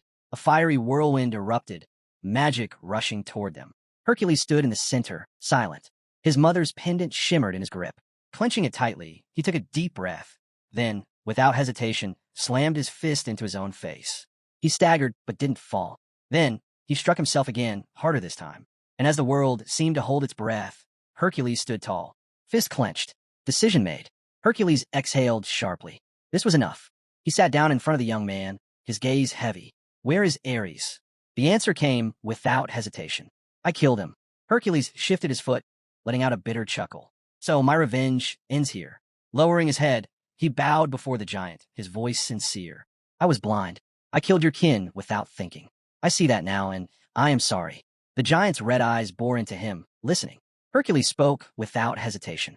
"If you asked for my life, I would give it." Silence stretched between them. "Not yet," the giant finally said. Hercules rose to his feet, his face bruised from his self-inflicted blows. When asked if he intended to kill Zeus, his answer was immediate. "Yes. First, I'll end my father. Then, I'll return and answer for my sins."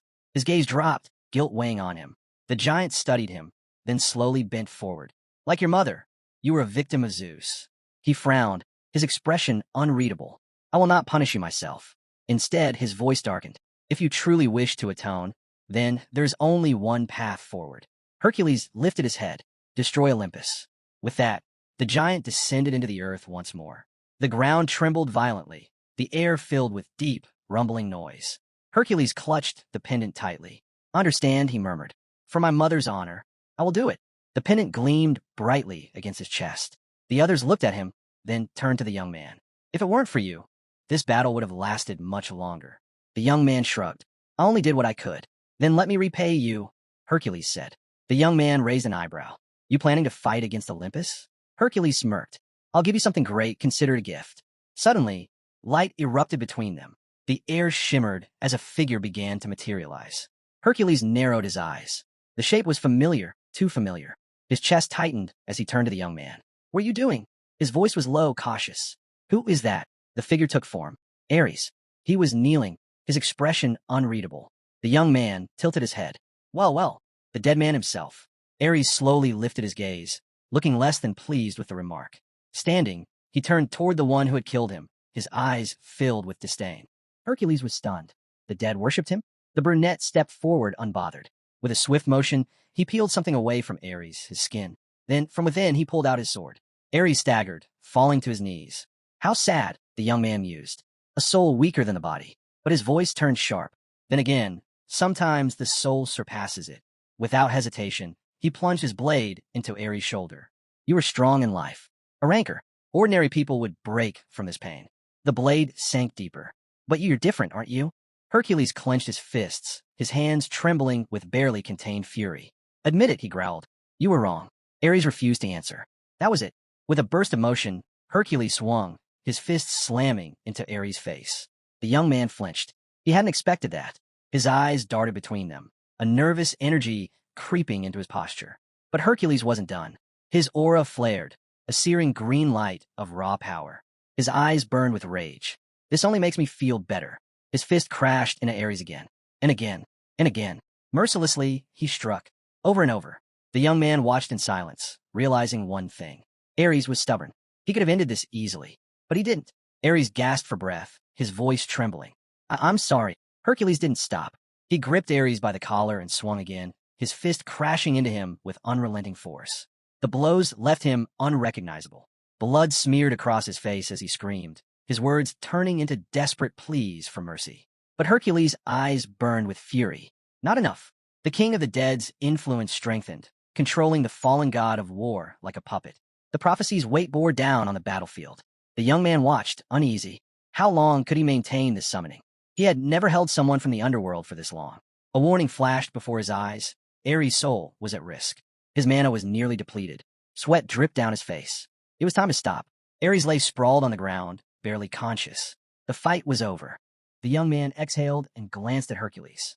Well, if you ever want to beat him again, just say the word. I can call him back. Hercules didn't even look at him. There are others who deserve my fists more. The young man smirked. In that case, how about I help? I know a lot. Hercules finally turned to him. Prove it.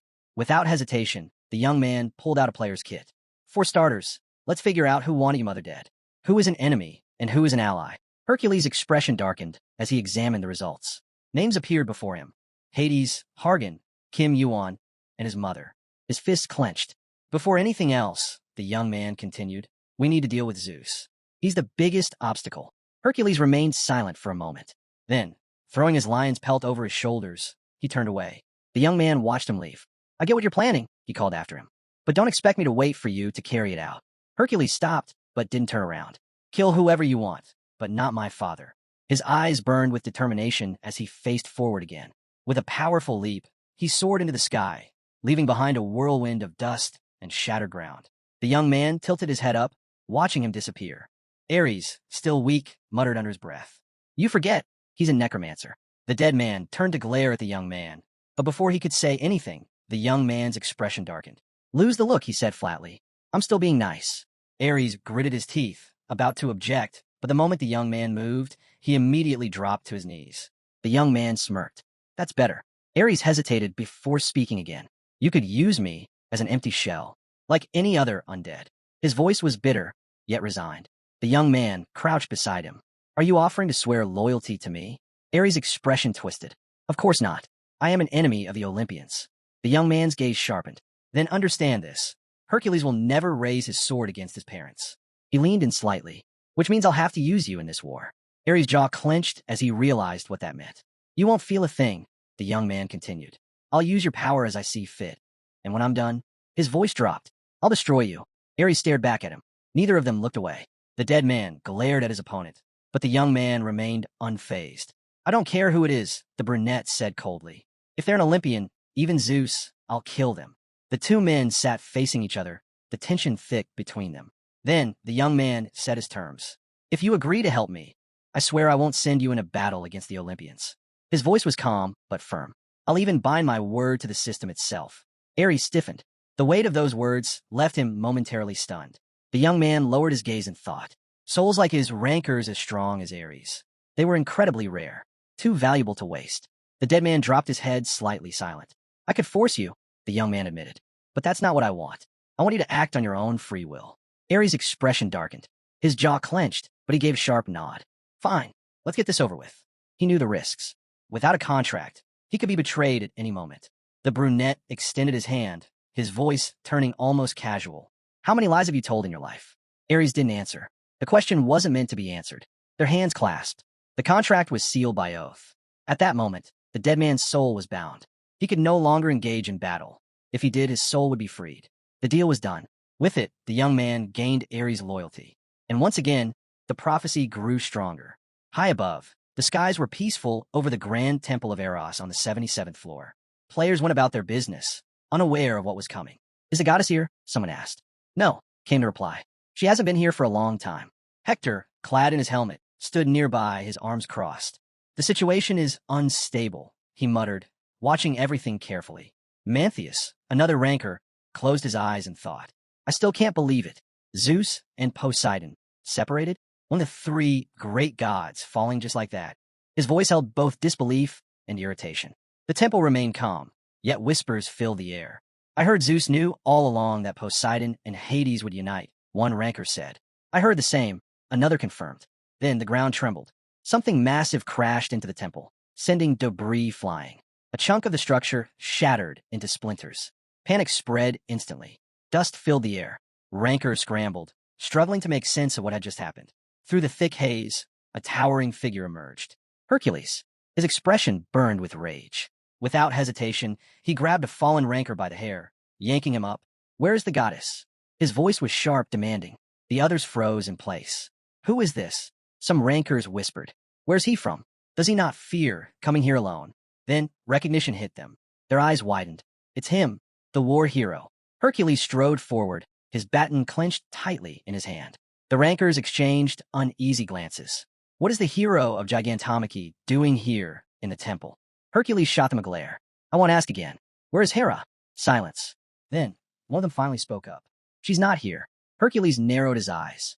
Then tell me where she is. When no answer came, he tightened his grip on his baton and swung it down with crushing force. The ground beneath them shattered. The impact knocked the players off their feet, sending shockwaves through the temple. The rankers' expressions twisted in anger. Hector scowled. This is beyond reckless, he spat. You think Olympus will fear an old man who disappeared for 1,000 years? Mantheus, however, raised a hand. We don't have to fight. Too late. They charged. Hercules himself. Our opponent is Hercules. One of the rankers swung at him. But nothing. His strike had no effect. Hector's breath caught in his throat. Had he missed? Then, before anyone could react, Hercules moved. He swung his baton. The force was monstrous. The impact sent Hector flying. The others stood frozen in shock as blood splattered across the floor. Their bodies trembled. Hercules didn't even glance at them. If you want to stop me, his voice was calm, almost mocking. Then bring more people. The rankers hesitated, but their intent was clear. They wanted to fight. Hercules' gaze swept over them, burning with fury. He knew exactly what they were thinking. They had already accepted their deaths. His pendant gleamed, catching the dim light. Then his voice cut through the air. Call every ranker you have. Meanwhile, Kim Yuan was sound asleep, oblivious to the chaos unfolding. Hargan, however, was not. His messages flooded in relentlessly, his frustration growing with each one. Hercules attacked the Hera temple. He wrote, calling him a lunatic. How the hell did this even happen? Kim Yuan stirred slightly, but he didn't bother replying. Hargan kept going. How did you even convince him? And why are you ignoring me? Still no answer. Annoyed, the blonde glared at his communication sphere, fingers flying across the screen. Are you seriously sleeping through all of this? Then, finally ping. A new message. But it wasn't a reply.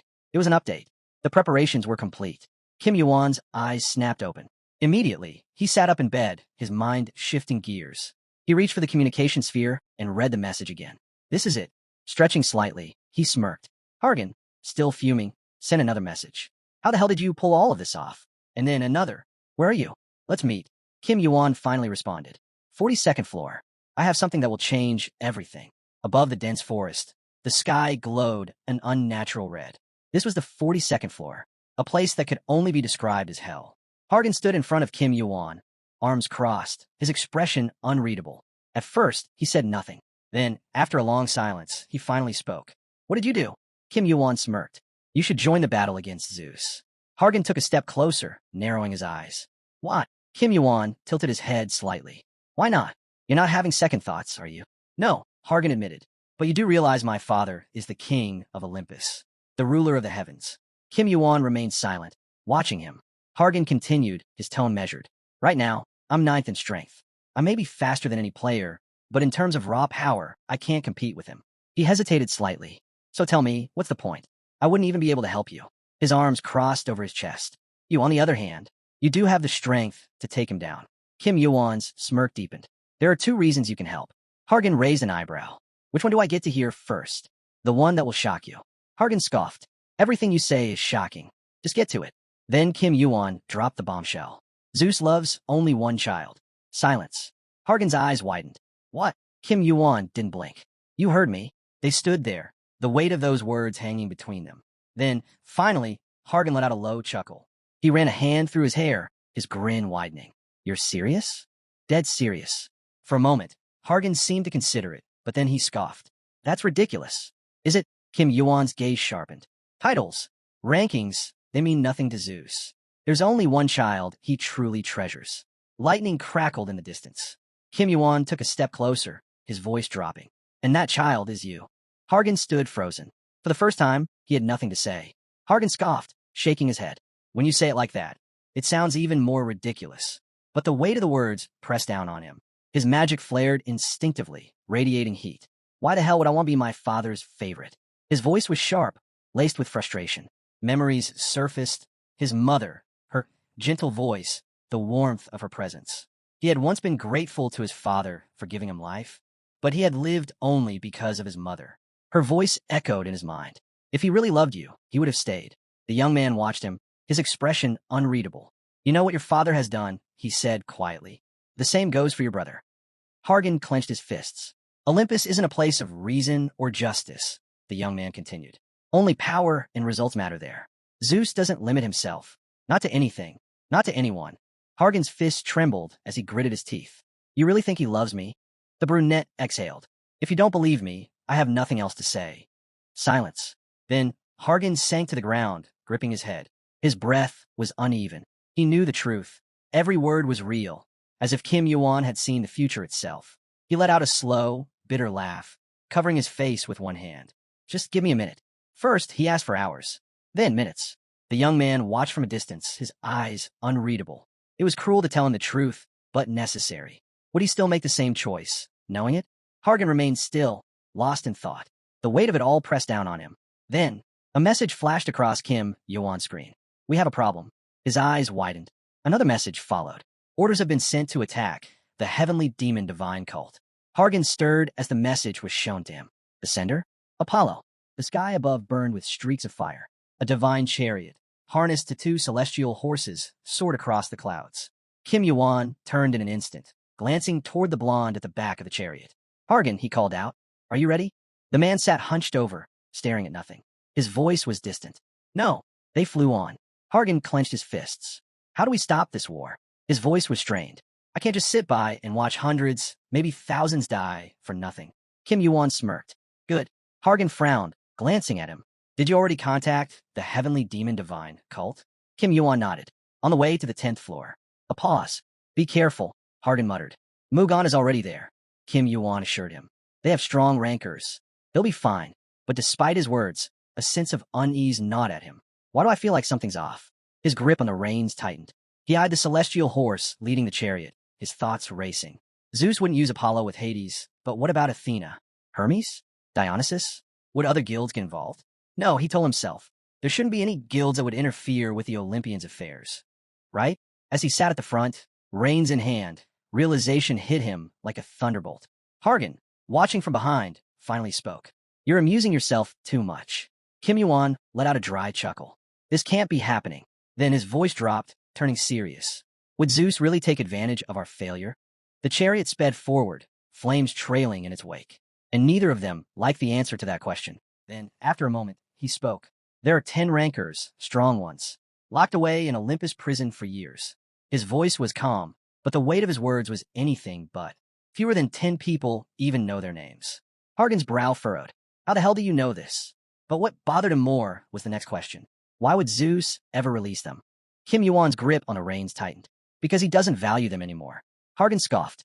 What? Kim Yuan continued. Soon, there will be another gigantomachy. Hercules has changed. The four supreme gods have split.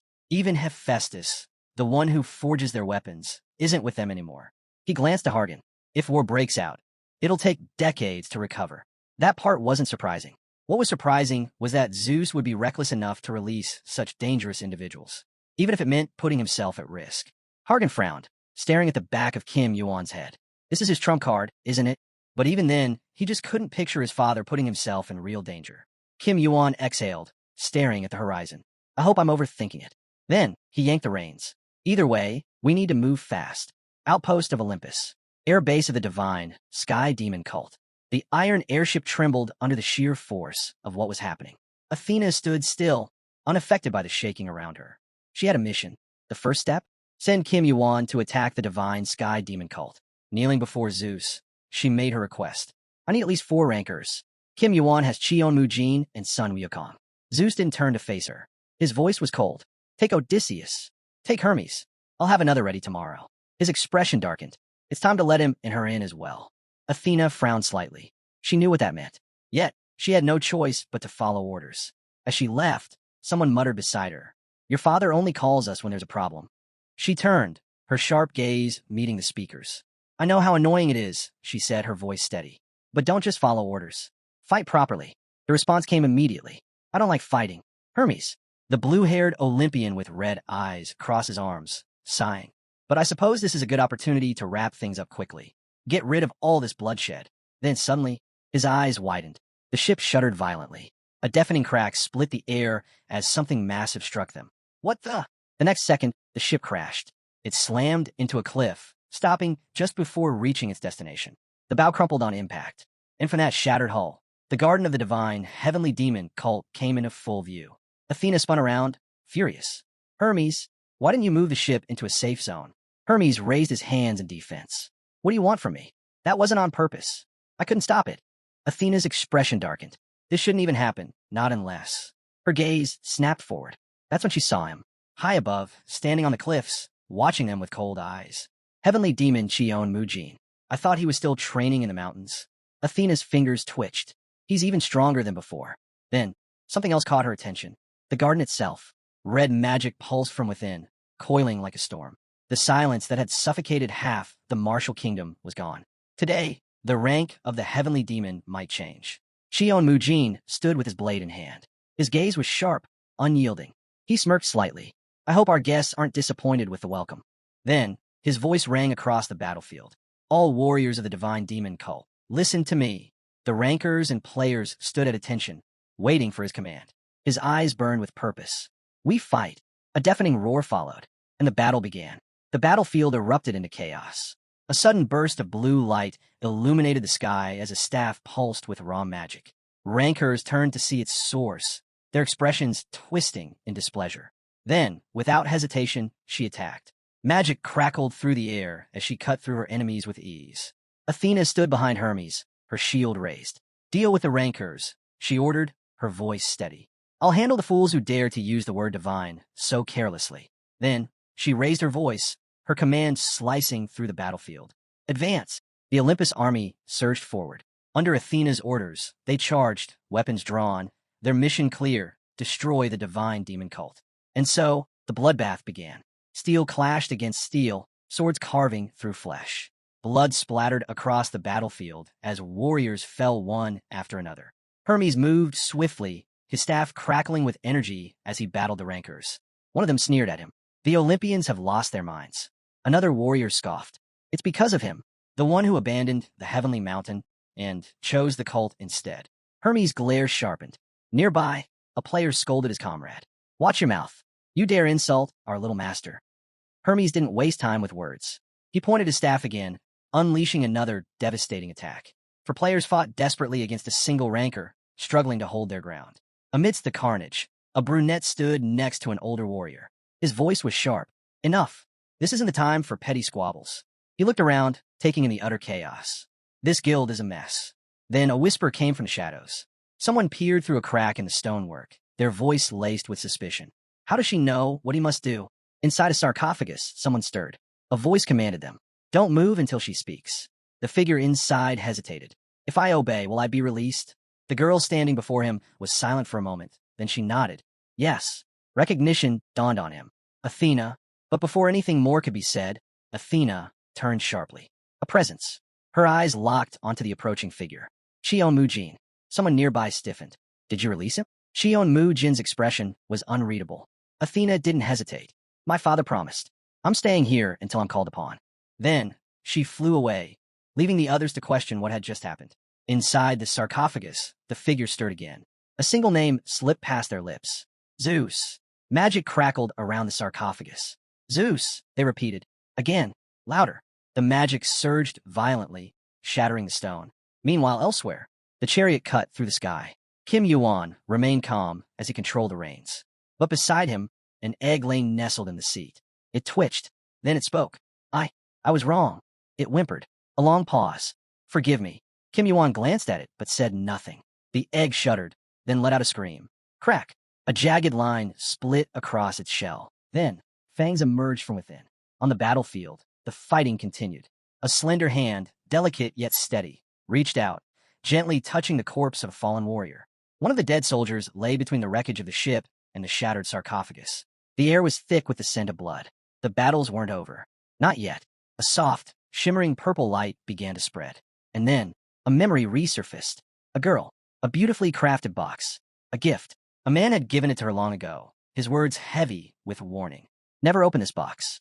Under any circumstances. Tears welled in her eyes. Because she remembered. She remembered who had given it to her. The enemy. The one who had killed her parents. Her hands trembled. Then, she opened the box. A radiant, beautiful purple light burst forth, flooding everything around her. The battlefield froze as warriors instinctively recoiled, dodging incoming attacks as their eyes were drawn to the source of the light. And then, from within it, she appeared. A breathtaking red-haired girl stepped forward, the glow fading around her. The warriors whispered among themselves. She's from Olympus. Who is she? What is her rank? The players tensed, watching her carefully. She met their gazes, her striking purple eyes unreadable. Her name was Pandora, and she had just entered the battlefield. Pandora took a step forward, her voice calm, yet chilling. She told them to stay back. After all, wasn't a support supposed to remain behind? But the players hesitated, momentarily distracted. They were captivated by her beauty, confused because they couldn't recall ever seeing someone like her among Olympus ranks. Their hesitation cost them. She smirked. What's wrong? Scared. One of the players flinched, his confidence wavering. His eyes turned a deep shade of violet, his mind clouded by her magic. Pandora's voice was almost hypnotic as she declared their impending doom. Within minutes, they would suffer a gruesome fate. The divine cult would never allow the Olympians to live. No, they would be torn apart, erased completely. The man swallowed hard, but he was already too far gone, caught in the web of her spell. She whispered that death here was different. Olympus did not allow corpses to remain. Their bodies would dissolve, vanish as if they had never existed. Their deaths would be cruel. There would be no return. Fear twisted in their eyes. Her words sank in, feeding the terror already growing inside them. Then came the breaking point. One by one, the soldiers snapped. Desperate to escape the fate she had painted, they turned their swords upon themselves. The battlefield filled with the sounds of blades, piercing flesh, screams of agony, and the final gasps of men who had lost all hope. Pandora watched as they fell, her eyes glowing eerily, an unnatural green fire flickering within them. High above, Athena's gaze locked onto the red-haired girl. Shock flashed across her face. Who did you bring here? Someone demanded. Standing opposite her rival, Athena hesitated. I don't know, she admitted, though she had been wondering the same thing. Her breath caught as she realized what had just happened. Pandora had lost control. She had stepped onto the battlefield herself. From the sky, Athena had been watching, weighing her options. If she joined the fight, they might stand a chance against the cult. But at what cost? The battle was too delicate. Even if they managed to win, they could lose their allies in the process. At best, she, her enemy, and Hermes might be the only survivors. She bit her lip, torn between action and reason. But before she could decide, something blazed across the sky. A fiery chariot streaked through the air, its arrival shattering the tension. The brunette stepped onto the battlefield, her presence commanding attention. At the same time, something stirred, a presence more primal, more unsettling. The egg. A figure's eyes widened in shock. His grip on the object tightened as it pulsed in response to Pandora. What's happening? He muttered. It had reacted before, but never like this. His gaze snapped to the girl seated in the carriage. Where do you think you're going at that pace? He called out, his voice sharp, almost taunting. The blonde stepped down, ignoring his words. Stay here. he shouted after her. Nothing good awaits you there. The blond man winced, pressing his hands to his ears, overwhelmed by an unfamiliar sensation. Something about this situation felt wrong. The brunette followed, throwing a glance at him. Go to the Divine Mountain, she ordered, her tone firm. Help the cult leader, but don't get too close to her. He hesitated, but another voice broke through. Hargans. She's right. It's dangerous. Meanwhile, Kim Yuan lost his footing, tumbling down the hill. He hit the ground, jaw clenched. A wave of dread settled over him, unlike anything he had felt before. His own emotions seemed to be turning against him, amplifying into something unbearable. For the first time, he truly felt despair. A bitter laugh escaped his lips. We're not winning this. He didn't know why he said it, but the words felt absolute. We're all going to die for nothing. But even as he spoke, something inside him refused to break. He tightened his grip on his sword. If the odds of survival were close to zero, then so be it. He wasn't going to surrender without a fight. And then, the egg pulsed again, a silent omen. It had been waiting, watching, a seed of reckless chaos, awakening at last. The battle had already begun, the chaos unfolding before them. The unknown egg trembled, but nothing happened. Frustrated, he shouted at it. What's wrong? Do you need me to feed you, or something? But there was no response. The blonde, determined to act, gathered his power, preparing to strike with a weak stone attack. The girl instinctively shielded her face with her hands. Why are you stopping me? He demanded. Her answer was simple, yet unsettling. Because your very existence brings pain. His grip tightened. Lightning crackled at his fingertips as he infused his weapon with raw energy. The air hummed with power before, boom.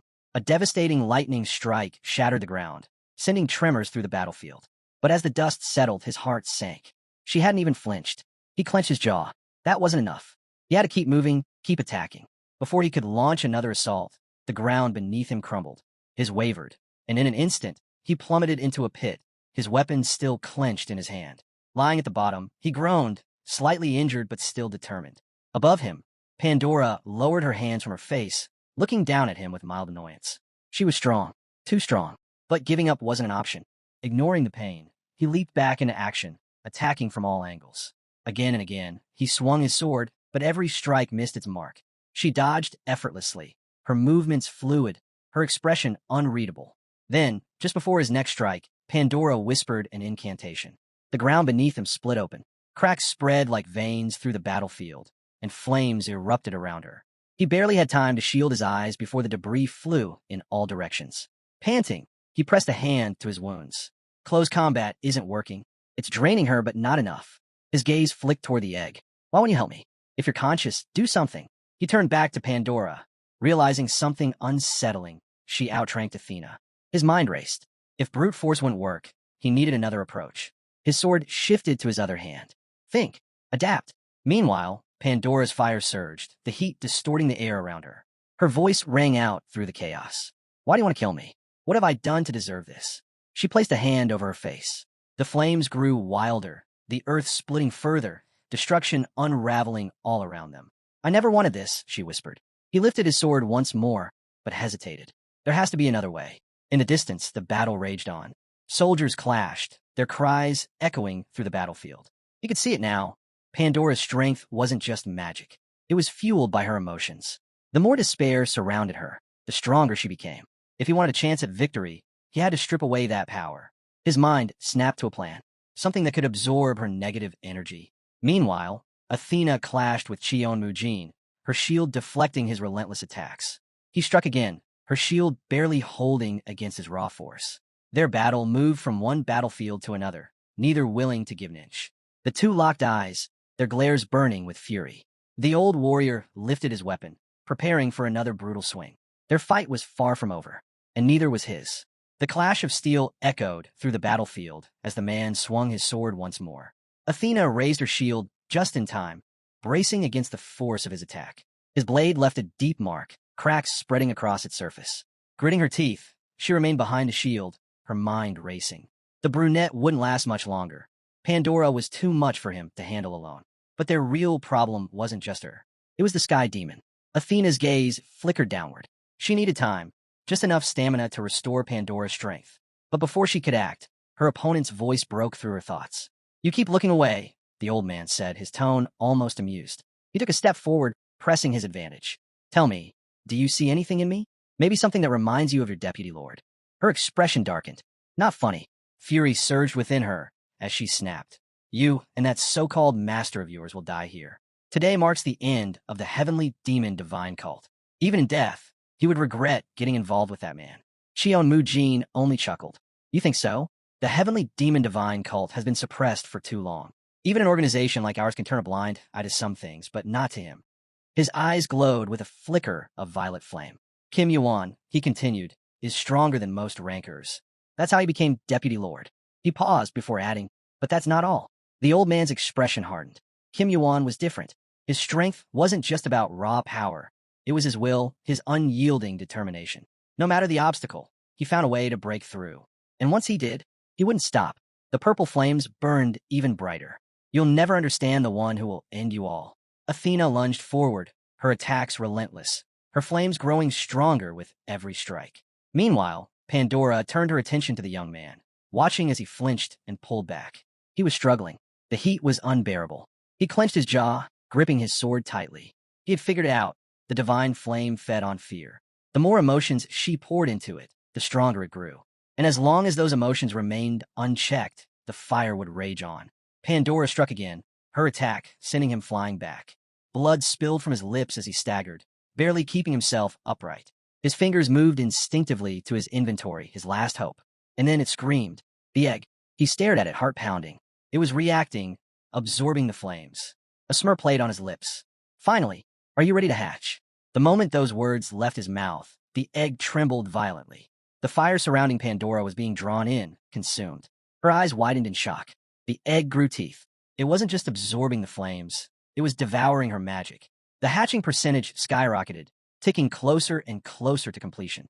The young man's expression darkened as he realized just how much it had fed. If it hatched now, would it bring forth an external god? The number hit 100%. A deep crack split the shell. Everyone watched as the egg trembled, its surface breaking apart. Then, two eyes appeared from within. The shell shattered completely, and something emerged. It shot through the air, rushing toward the brunette. He barely had time to react before the creature, whatever it was, looked at him. And then, everything went white. As soon as the egg made contact with him, everything shifted. The energy pulsing from it changed color, rippling through the air like a living force. Then the egg hatched. Kim Yuan's breath caught as he stared at what had emerged. A small copy of himself. The egg hatches the moment Yuan finalizes the contract. As soon as it reaches level 1, a small, glowing creature floats toward him. Its tiny body radiates a deep purple aura, shimmering in Yuan's eyes. But before he can't process what's happening, the little thing latches onto him, chirping excitedly as Papa. Yuan stumbles back, caught off guard by the sudden attachment. At the same time, he senses something strange, as this creature is linked to a void, one that flickers and then vanishes. His thoughts are interrupted when he notices Pandora lying unconscious nearby. Just as he starts wondering if the battle is truly over, a familiar voice cuts through the tension. What card did you use? Hermes demands, appearing beside her fallen sister. Her eyes widened in disbelief. How did you take her down? Yuan watches her with a sharp gaze as an unsettling energy lingers in her stare. Is she here to fight or just for answers? He lifts an eyebrow and asks if she really wants to go another round. Hermes lets out a slow breath and shakes her head. She admits that she wanted to fight at first, but after seeing Pandora like this, she doubts her sister even realized her true intent. Yuan questions why she held back.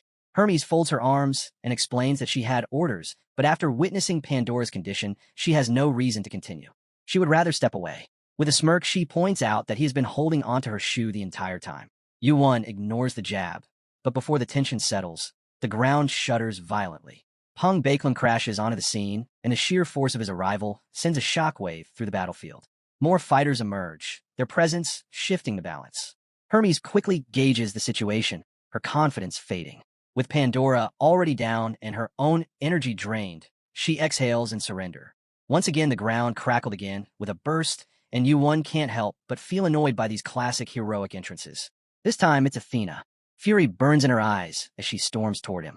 You made Hercules leave the Olympus Guild, she accuses. Yuan scoffs. That's on Zeus, not me. Your guild dug its own grave. Athena doesn't bite and shouts that Yuan is responsible for this mess.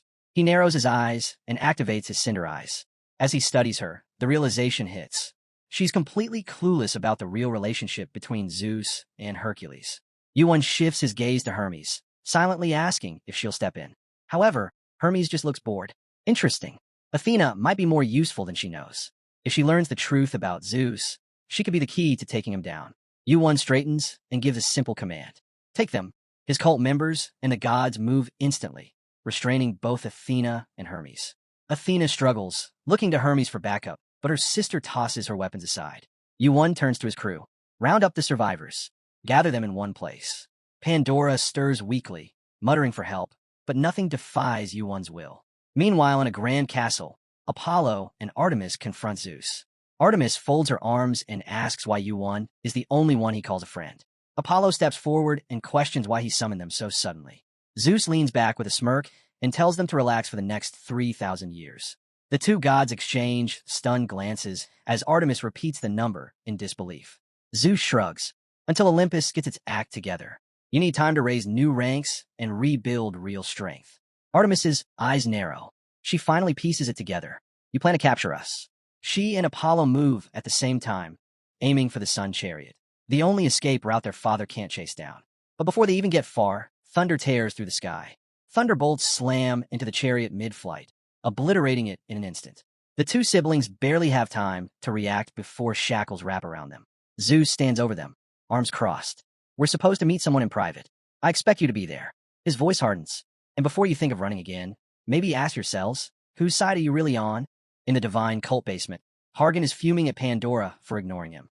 But since she outranks him, he can't do anything to kick her out. Frustrated, he just dumps the problem on Yuan. Now stuck alone because of the hatchling, Yuan tells Arthur to keep an eye on the barracks. But when Pandora steps in to follow the order, he loses it and tells her he wasn't talking to her. She stops and tilts her head as she says she heard his voice, even the faintest whisper. Yuan frowns since there is something odd about her that he still can't figure out. Before he can think about it, a system notification appears in front of him. Name the outer hatchling. The little creature stares at him with wide eyes. Yuan pauses and remembers a game character that looked just like this one. He decides on Kim Dampung. A new notification appears. The hatchling has been named. It seems to love its name. Suddenly, Yuan feels a shift in power. The contract finalizes, linking their abilities. His stats redistribute, a surge of magic coursing through him, his power boosted by 3 points. Pandora isn't a fan of the name and finds the little creature creepy. Yuan realizes it's probably because the creature has been messed with by outer forces for way too long, and that is why it had a strange glow in its eyes. Suddenly, he finds himself back in the same empty space where the hatching took place. Confused, he asks Dampung, "Did you do this?" From the darkness, razor-sharp teeth lunge at him. Yuan exhales sharply. Seriously? Are you trying to scare your dad?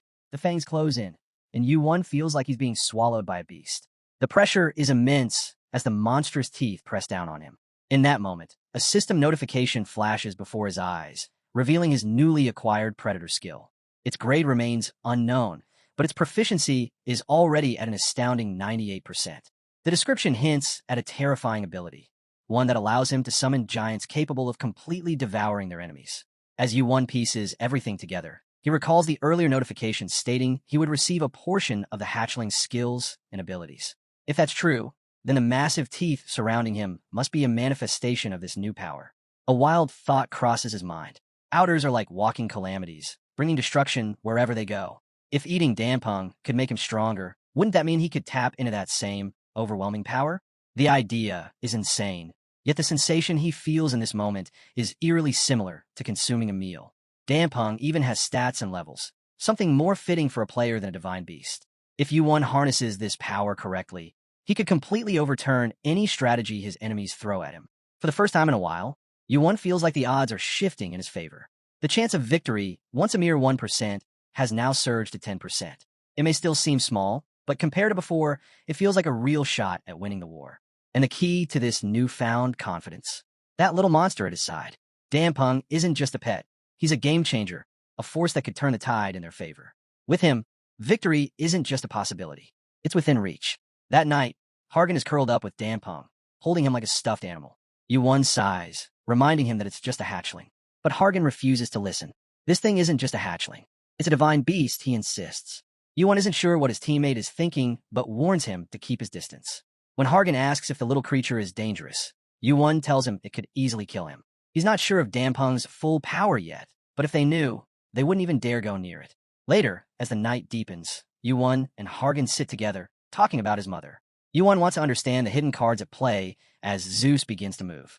He points out that Hargan has yet to fully grasp his father's power, and learning about his mother might be the key to unlocking it. Hargan hesitates before speaking. She was a beautiful, calm woman. She loved only one man her whole life. He recalls a pool that reveals a person's true self, explaining how Zeus, despite searching for love, always saw two unchanging expressions reflected back at him. Hera's smile, despite her disdain for him, caught him off guard and deepened their connection. Yuan comes to a realization. Hargan's mother is the only woman who truly loves Zeus. When Hargan brings up Nemesis and Themis, Yuan shakes his head. They sided with Hades. Hargan looks stunned. No way. My mother would never betray my father. Yuan studies him for a moment. Then he asks, how are you any different from her? Hargan doesn't hesitate. She was blinded by love. Yuan raises an eyebrow. Then why do you speak so openly about her? Hargan sighs. Because she doesn't want you to end up like her. It's a painful truth, but one that makes it easier for him to talk about her, especially with Yuan.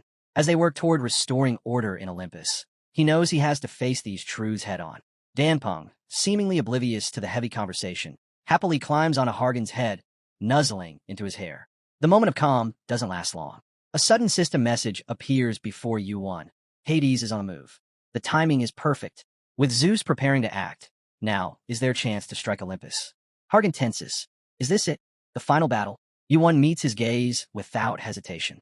This is the decisive one, and I came ready for it. Meanwhile, Yuan gives Hercules a direct order. Smash the tower's ceiling. Hargan's eyes widened. What? What? Yuan doesn't answer immediately. He recalls meeting someone with the same goal as Zeus during the tutorial. It wasn't the right time to explain, but the significance of the tower's ceiling was crucial. Elsewhere, Hercules rips through the 32nd floor, known as the World of Peace. His blade cuts through the enemy, taking a couple of strikes before finally putting them down. He has just eliminated Poseidon's third son, Orion, and can't believe Olympus is using their own nephew as a weapon. Hercules remembers Yuan's plan to take down the second temple and then the third. No one fights a losing battle, so by the time he reaches the fifth temple, Olympus will likely throw everything at him, hoping to wear him out before Zeus finishes the job. He has to stay sharp. There's no room for hesitation. He won't hold back. As he slices through some Olympus-like fruits, a thought lingers. Yuan plays his cards like he's above even Zeus. Suddenly, a deafening crack of thunder splits the sky, shaking the battlefield. Purple energy rains down, and Hercules barely has time to raise his weapon, blocking the impact with sheer strength. Smoke rises around him, obscuring his vision. Through the haze, a familiar figure steps forward. Dionysus, another son of Zeus, standing with a raised finger, power crackling at his fingertips. The ground trembles as Dionysus strikes, each attack landing with devastating force. This isn't just a fight, it's a lesson straight from their father. But Hercules doesn't flinch. Instead, he grins. Fighting high rankers in front of Zeus? Now that's exciting. The battle for Olympus has officially begun. Out of nowhere, Zeus appears, and with just a flick of his wrist, electrifies the entire floor in a brilliant display of power. The sheer force sends tremors through the battlefield, crackling arcs of energy illuminating the shattered ground. Normally, Zeus stays at the temple, only making an appearance for major events like the Gigantomachy. But this moment is different. Seeing Hercules still standing amid the destruction stirs something in him like pride, perhaps, though he would never admit it outright. Hercules holds his ground, enduring the overwhelming force without relying on any specific skill or mobility. His unwavering stance catches Zeus's attention. He's curious. How long can this kid withstand the full force of the thunderbolt? Has his strongest son finally started to bridge the gap between them? To Zeus, Hercules is still just a tiny speck in the grand scheme of things, but perhaps he is becoming something more. Then, Hades arrives, his presence as cold and heavy as the underworld itself. He warns Zeus about the entire war situation, but Zeus merely laughs it off. War? That word seems far too dramatic. To him, this is nothing more than a petty family squabble, a battle between brothers that had already been decided long ago. After all, Hades had never once beaten him, not in all the centuries they had clashed. To drive his point home, Zeus casually hurls a thunderbolt straight at Hades, the sheer power enough to obliterate anything in its path. Yet with effortless grace, Hades sidesteps the attack, his smirk growing wider. There's no anger in his expression, only amusement. Get ready for a surprise, he says cryptically. Just as he speaks, a swirling blue portal tears open beside him. Suddenly, a raging storm kicks up, its winds howling through the battlefield. Out of the vortex, a spear shoots directly at Zeus. Without warning, Poseidon crashes onto the scene, his presence a force of nature in itself. Pure rage burns in his eyes, fueled by a desire for vengeance against Zeus for attempting to imprison him. Without hesitation, he launches a ferocious attack, his divine power clashing head-on with Zeus's overwhelming might. The battlefield erupts into chaos as the two gods engage in an earth-shaking battle. Each strike sends shockwaves rippling through the air, splitting the sky with thunder and crashing waves. Meanwhile, Hades watches from the sidelines, his expression unreadable. Everything is unfolding exactly as Yuan had planned. Poseidon had only just been freed from his Asgardian prison, and the timing was no coincidence.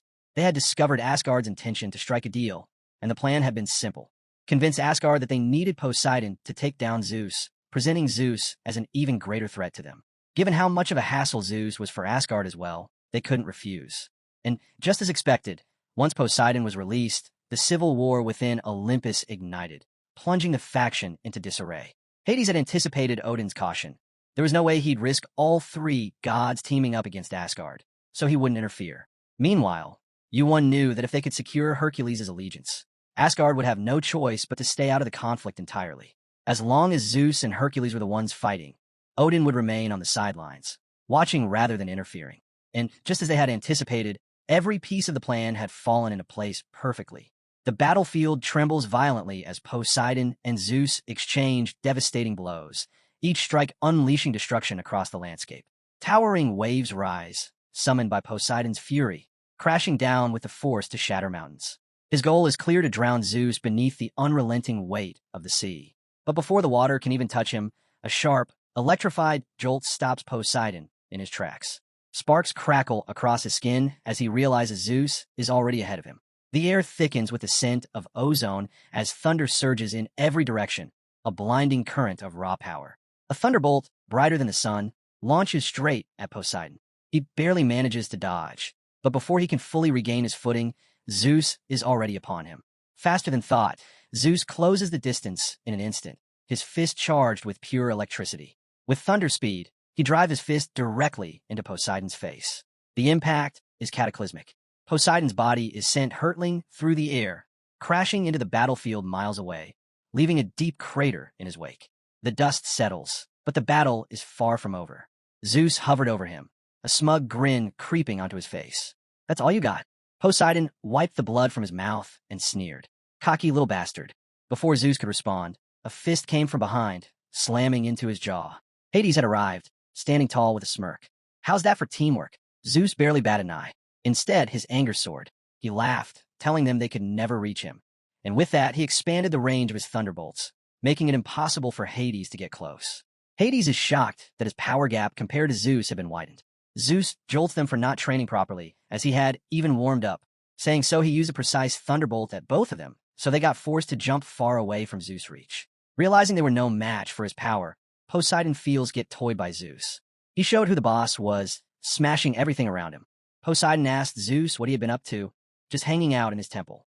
Zeus smirked and said it only seemed like that to them, but honestly, they were all just sitting around comfortable in their roles. He then brought up whether they had ever thought about reaching beyond the top of the tower.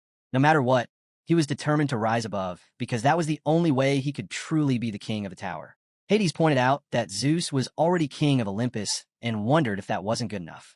Zeus scoffed. Living without trying to rise higher is the same as being dead, especially in this tower. He looked at them with disdain. "You've been satisfied with scraps." Hades crossed his arms. "So that's why you're starting another gigantomachy? Just another excuse to feed your ambition." Poseidon laughed off the idea of a higher floor, calling it ridiculous. But Zeus was adamant. Whether they believed it or not, he was sure there was more out there beyond what they could see. While they were arguing, Yuan showed up in front of the thunder god, standing right in front of him. Zeus sensed someone's presence and looked at them and straight up asked what Yuan knew about this level. In this tense battle of nerves, Yuan took a moment to cuddle Danpeng before stepping forward. Worn out and battered, Hades and Poseidon exchanged glances, finally arriving at the battlefield. Without hesitation, Yuan shot back at Zeus, confidently stating that he understood this level better than Zeus himself. Zeus scoffed. "A half-hearted reply," he said. "Tell me, what do you truly know about the top of the tower?" As they spoke, Poseidon seized the moment, summoning a colossal sea-binding storm. But before he could fully unleash its power, a barrage of thunderbolts struck him down, forcing him back with sheer force. Now, Yuan could feel it, the suffocating, overwhelming pressure of Zeus's thunder crackling through the air. Despite the crushing intensity, Yuan only grinned. "I've set up everything on this floor just for you, Zeus," he said, his tone steady. "What I know isn't much different from what you do, but there's one key difference. I figured it out myself rather than having it handed to me." For the first time, realization dawned on Zeus. This player, who wasn't even ranked, had somehow twisted fate itself, overturning Olympus and using the very gods against their own guild. It wasn't just raw talent. Yuan had climbed higher than Zeus himself. Zeus's expression darkened. He had gravely underestimated this mortal. "I see it now," he admitted. "I brushed you off for far too long." His aura surged. "But I won't make that mistake again. From this moment on, you are my enemy." Without warning, Zeus lifted off the ground, his powers swelling to its peak. Thunder surged around him as he prepared to deliver a devastating strike. Then, out of nowhere, Pandora appeared. In an instant, she blocked Zeus's path, halting his attack. Her eyes burned with a deep resentment as she glared at him. "Because of that box you gave me, I had to bear the weight of all the world's troubles. You have no idea the suffering it caused me." Zeus's lips curled into an impressed smirk. "Yuan, you've gathered quite the allies." But Yuan merely shrugged. To him, Pandora's presence was nothing more than a consequence of his actions, a part of his karma. Even Hades and Poseidon stood baffled, unable to understand why she had chosen to fight alongside Yuan. Not that it mattered to Zeus. Nothing did anymore. Not Hades, not Poseidon, not even the battlefield itself. In his mind, only one piece remained on the board. Yuan. Just like in chess, victory was decided the moment the king fell. And to Zeus, Yuan was the only piece that truly mattered now. Thunder exploded behind him as he lunged straight at Yuan, his entire focus locked onto his target. But before he could reach him, Pandora intercepted once more, blocking his path with unwavering resolve. She stood her ground as Zeus's strikes crashed against her, shaking the battlefield. Despite the relentless assault, she refused to fall, until, with one final devastating blow, Zeus's fist slammed into her, sending her hurtling into the ground. Poseidon charged forward, fully prepared for battle. The sea and thunder gods had clashed countless times before, but this time, their auras surged with even greater intensity. Zeus unleashed a devastating surge of power, while Poseidon's flawless defense held firm. Both stood strong, their presence shaking the fractured battlefield. Then, Hades entered the fray, his oppressive aura darkening the scene. He struck at Zeus repeatedly, forcing the fight into an even deadlier exchange. Meanwhile, Sanj realized that summoning his abilities might turn the tide. He called upon the powers of the abyss, the ocean, and the black god stones. Their combined force crashed against Zeus's thunder, sending shockwaves through the battlefield. Yet, despite the overwhelming pressure, Zeus remained unmoved, completely unfazed. This wasn't just a battle between gods. It was a clash of ambition and fate. Pandora, despite being hurt, was determined to keep fighting Zeus, and Yuan knew he had to step up to boost their chances of winning. His first move was to set up the environment to help Hades and Poseidon get stronger. Hades was a bit confused at first, but noticed that Yuan's use of the divine dark crystals was seriously cranking up his power. Surprised, Hades joked about Yuan borrowing this ability from him. When Yuan said no, Hades teased about whether he was trying to make him a sinner like Poseidon. Yuan quickly assured him that wasn't the plan. Hades asked if they could take down Zeus with the power they had. Yuan straight up said no way. Their chances went from 0 to a measly 10%, which still wasn't good enough. Zeus's thunderbolts were crashing down hard, tearing up the ground and making it tough to keep their balance. To fight back, Yuan used his sensory field, unleashing demonic energy to boost the battlefield and his allies. Gold sparks of thunder reacted to him, creating a huge aura around him. But even that wasn't enough to phase Zeus. Yuan quickly figured out that his plan wasn't working. The real issue was Zeus's unbreakable armor. The thunderbolt wasn't just a weapon. It was built into his spear, shield, and armor. Yuan had told Hargan before that he'd never stand a chance against Zeus unless he could break through that armor. Then, out of nowhere, something struck Zeus's armor with a deafening impact. Boom! It was Hercules. While Zeus had been focused on dodging Yuan's relentless attacks, Hercules had seized the moment. Now, standing tall and unyielding, he was ready to challenge his father head-on. High above, Hargan watched as these titans clashed. The battlefield trembled under their power. He knew exactly what Yuan wanted from him, to grab the fragment of the thunderbolt that Zeus possessed. His grip tightened. Can I really pull this off? Doubt crept in, but Yuan's words echoed in his mind. You're the only one who can do this. And he was right. If anyone could take a piece of Zeus's power, it was Hargan. With a deep breath, he prepared to make his move. Suddenly, Hercules slams into the battle and strikes Zeus. He tells him that he got a bit late, but now they are finally face to face. However, being the toughest, Zeus slams Hercules down, but Hercules is made of tough stuff. He powers up and boosts his endurance by complete gigantification. He gets able to shake off all of Zeus' hits and come back swinging. Even though Zeus has some serious skills, Yuan starts to wonder if Hercules can keep going after losing so much energy from earlier fights. Right now, it's all about who can last longer. Hercules is fighting off fatigue, while Zeus is just using his mana. But even without his thunder powers, Zeus has practically endless mana, which means the odds don't look great. Their chances have grown to 30%, and now it's time for our hero to jump in. He calls for Hargan and waits for his response. Hargan, knowing what must be done, clenches his fists. He has to give up a piece of Zeus' thunderbolt. Since he inherited half of Zeus' power, he knows he's the only one who can handle it without being completely obliterated. The fragment of thunder crackles violently, almost as if it's desperate to return to its original form, longing to reunite with its other half and become whole again. As Zeus watches from above, Hargan channels his power, charging up the fragment with thunderbolt energy. The moment he does, the battlefield explodes into chaos. Everyone launches a full-scale assault on Zeus at once. Then, Zeus comes crashing down onto the battlefield in a storm of flames and thunder, making an entrance that shakes the very ground beneath them. High above, Hargan unleashes wave after wave of thunderbolt energy, relentlessly attacking Zeus. But Zeus isn't just taking hits, he's sending them right back. Hargan grits his teeth, holding his own as a living thunder rod. But he knows he can't endure much more of this high-level assault. This is their moment. While the battle rages on, Pandora attempts to strike from behind, but she miscalculates. Zeus's eyes snap to her in an instant. Before she can retreat, he grabs her by the leg and slams her into the ground with bone-shattering force. His fury is undeniable. Sparks crackle around him as he seethes with regret. "I should have never shared my power with you, Hargan," he growls. Poseidon charges in next, but Zeus moves like a phantom, evading every strike with almost no effort. No matter what they do, nothing seems to even scratch him. Then, at last, when they all attack at the exact same moment, Poseidon's weapon finally finds its mark, piercing through Zeus's armor. For a split second, Zeus looks stunned, but the moment vanishes as quickly as it appears. Rage erupts from him in an instant. His body crackles with a massive, thunderous explosion of energy, his mana surging like a violent storm. The battlefield trembles under the overwhelming force, and even the strongest among them struggle to stay upright. Poseidon doesn't hesitate and charges again, but Zeus dodges just as effortlessly as before. Even with everything they're throwing at him, it's like trying to wound an unshakable titan. But when they strike in perfect unison again, Poseidon's weapon finally breaks through. Zeus flinches, his first real reaction, and then he transforms. His entire being radiates a monstrous fury, his powers swelling beyond comprehension. A blinding thunderstorm erupts from his body, shaking the very heavens. The force of his mana alone makes it nearly impossible for anyone to stay on their feet. As Zeus directs a brutal assault on his son, something unexpected flashes through his mind. Memories of Hargan as a child, playing with him and his wife. That hesitation was all Yuan needed. In a split second, he seized the opportunity, reaching out and ripping the eye of Zeus from its socket.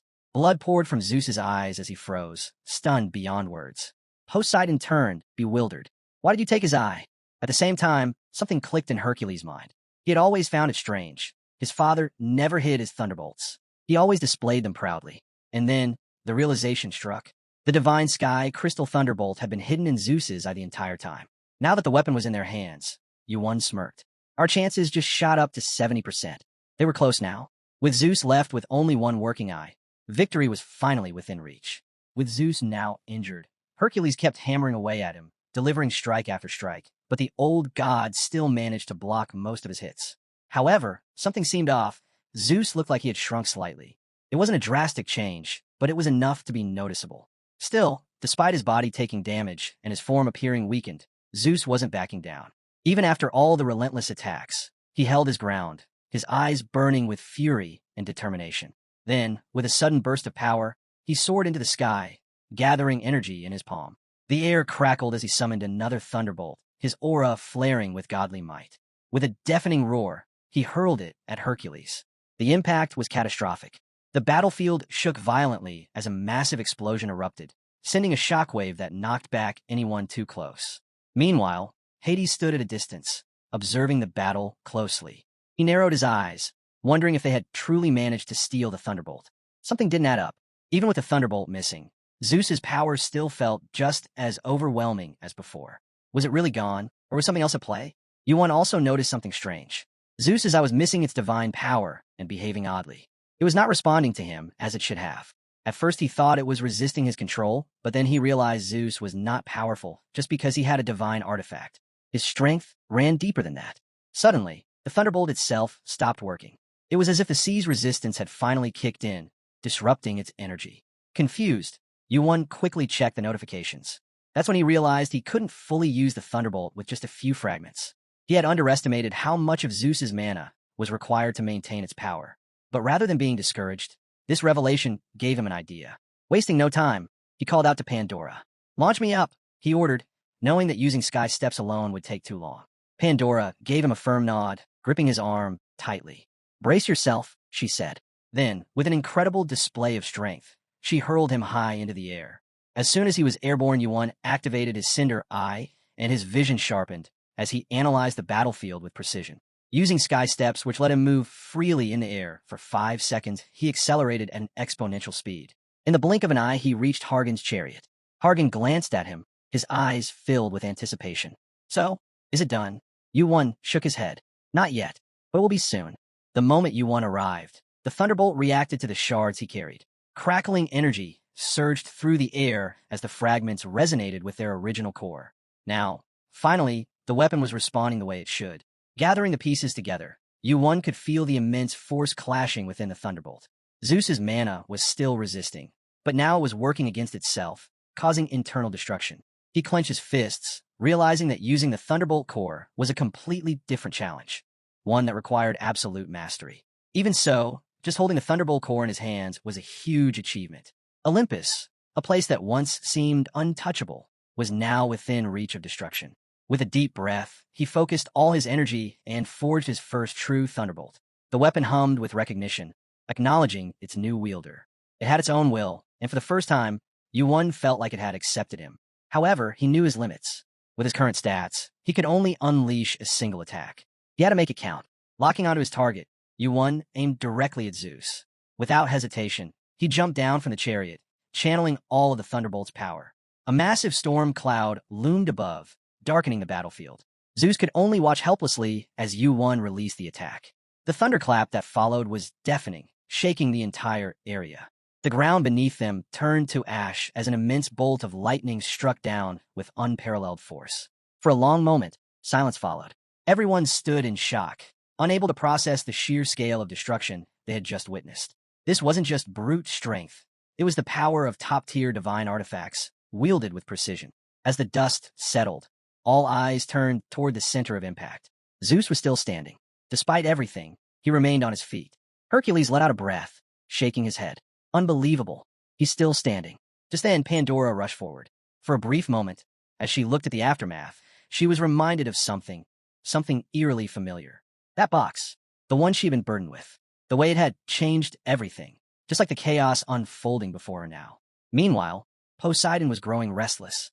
Seeing Zeus refuse to fall, even after all of them had fought with everything they had, made his patience wear thin. He had no interest in dragging this out any longer. He just wanted to end it. Without hesitation, he lunged at Zeus. But mid-air, something made him hesitate. Zeus's mana had changed. It was turning green. Was this still the same Zeus? Yuan landed on the battlefield, his gaze locked onto Zeus. He, too, was shocked to see him still standing. But before Poseidon could strike again, Yuan stepped in front of him, raising a hand. "Step back," he ordered. "Zeus is mine." Poseidon clenched his jaw. "Like hell he is." Before the conflict could escalate, Yuan called out a name. Danpeng. In an instant, massive, predator-like teeth materialized, looming over Zeus, catching him completely off guard. At the same time, Yuan pushed Poseidon aside. Poseidon, seething with frustration, prepared to launch another mana strike. But before he could, Yuan grabbed his wrist, stopping him in his tracks. Zeus was still in shock as he stared at Yuan. "That power, did you get it from above?" Yuan smirked. "No, it came from outside." And with that, the real hunt for Zeus began. Meanwhile, little Danpeng's aura was shifting as he started to level up and grow even stronger. A huge monster was soaking up all of Zeus's mana, and Yuan couldn't shake the feeling that the girl had really messed things up. Zeus might have been pretty tough in the past, but now he was like the ultimate predator. It didn't take long for all his mana to get drained away. The air around them felt heavier, thick with lingering power.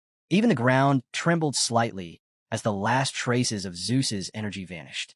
Meanwhile, Dampung's divine power shot up like crazy, and his magic power jumped by 5. Then, a notification popped up.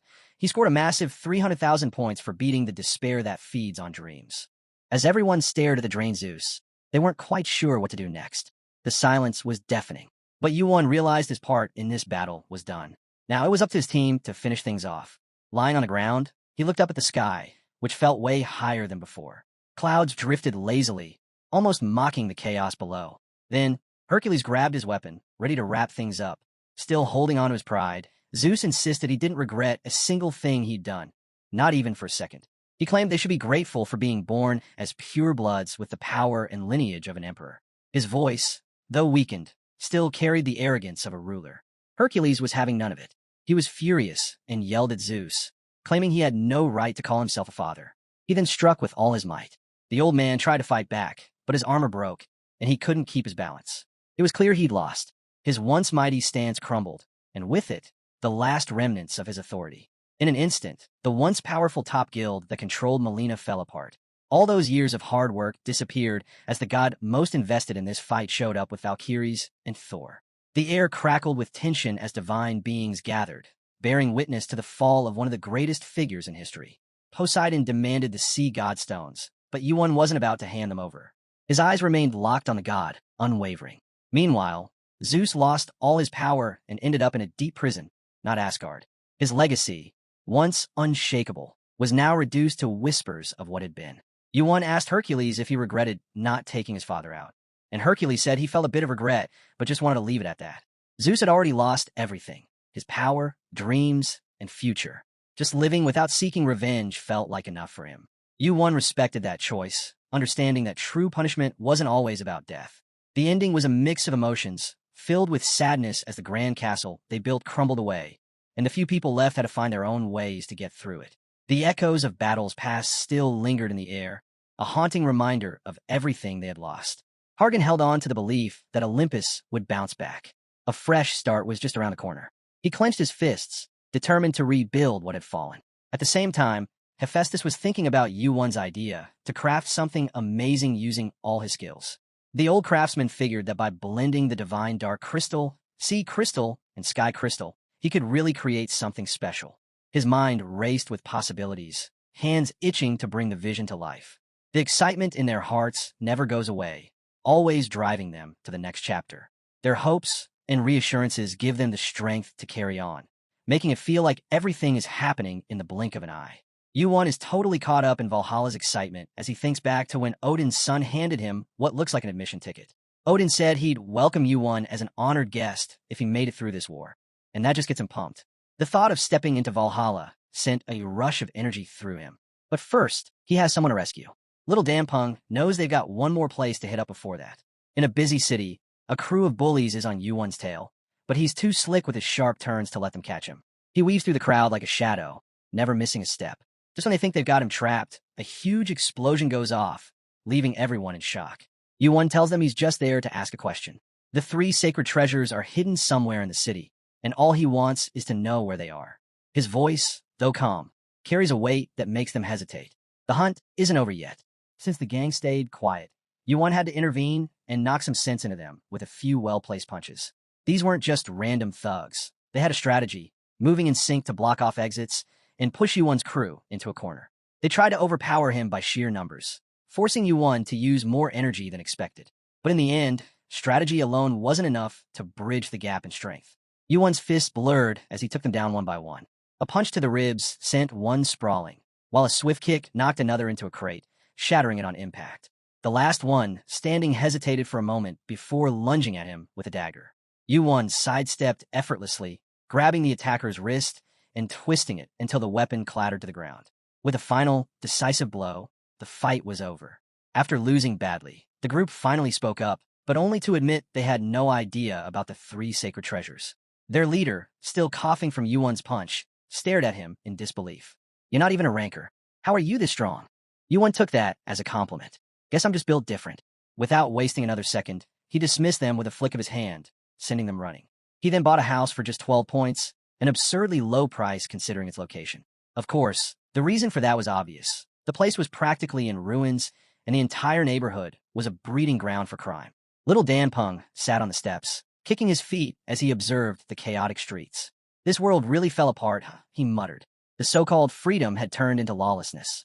Public order had crumbled, and even the local pastor was scamming desperate people for points. But for Yuan, this made it the perfect place to set a trap. As he stood at the window, he recalled his rigorous self-defense training from his past life. He knew word had already spread that he was searching for the 3 sacred treasures. Amaterasu held the Yasukani no Magatama, and Yuan himself had secured the second treasure meant for Sasu. The moment they realized the truth, things were bound to get messy. Danpeng opened his mouth to speak, but Yuan silenced him with a raised hand. "Patience," he said, referencing the marshmallow test. "If you wait, you'll get something even better in return." Danpeng grumbled, but nodded, understanding Yuan had a plan in mind. Later that day, Yuan faced off against an R-rank fighter in a sparring match. The fighter's sharp blade gleamed under the dim lights as he lunged forward with rapid, precise strikes. Each attack sliced through the air and would take Yuan down, but not a single one landed. Yuan dodged effortlessly, his movements calculated and precise. Then, with a single charged punch, he sent the fighter crashing into the wall. The sheer impact left a deep dent in the bricks. Silence filled the room as onlookers stared in disbelief. A ranker taken down in one hit? Yuan dusted off his knuckles and turned to the crowd. "Grab your drinks and leave," he said casually. "And don't look back." The atmosphere remained tense as people quickly filtered out, murmuring amongst themselves. But Yuan wasn't alone for long. He felt another presence lingering nearby. Without turning around, he spoke. "Too chaotic to talk here." The figure stepped forward, unconcerned. "Then let's not waste time. Yuan expected this." The man was none other than Amaterasu, ranked 52, the holder of Yasukani no Magatama and the middle child of the 3 precious children. Amaterasu's gaze was sharp as he got straight to the point, asking where the Yada no Kagami was. Yuan met his eyes without hesitation and admitted that he did not know, explaining that he was looking for it. Amaterasu frowned and questioned how he even knew about its existence. Yuan smirked and said it was a gift from the test reward on the 43rd floor. The information came directly from the administrator, and he added that Amaterasu should know better than anyone how valuable it was. Amaterasu's expression darkened. He suspected Yuan had either defeated Ares or had backing from the heavenly demonic cult. His solar blaze ability should have granted him overwhelming defense, but it had failed to counter Yuan's strength. Sensing tension in the air, Danpeng summoned his predator, a flickering aura forming around him. But before he could act, Yuan raised a hand, stopping him. This wasn't a fight they needed to win, at least not yet. Yuan narrowed his eyes, accusing Amaterasu of holding back. Tilting his head slightly, Amaterasu admitted it might be true, but warned that if he found the mirror first, there would be no mercy. A sudden notification signaled that Yuan's burnt status had increased to level 2. Stepping closer, Amaterasu asserted that the 3 sacred treasures rightfully belonged to them and demanded Yuan hand over any information he had, offering to let him live in return. Yuan merely chuckled and refused. Amaterasu's gaze hardened as he made his stance clear. If necessary, he would extract the information by force, even if it meant wiping out the heavenly demonic cult. Yuan refused a hand over Yada no Kagami and asked Amaterasu for an alternative. Amaterasu suggested killing 100 people, knowing Yuan would decline. Instead, he offered to serve as Yuan's blade until he found a mirror. Recognizing the advantage of having such a powerful ally, Yuan countered, saying to save rather than kill.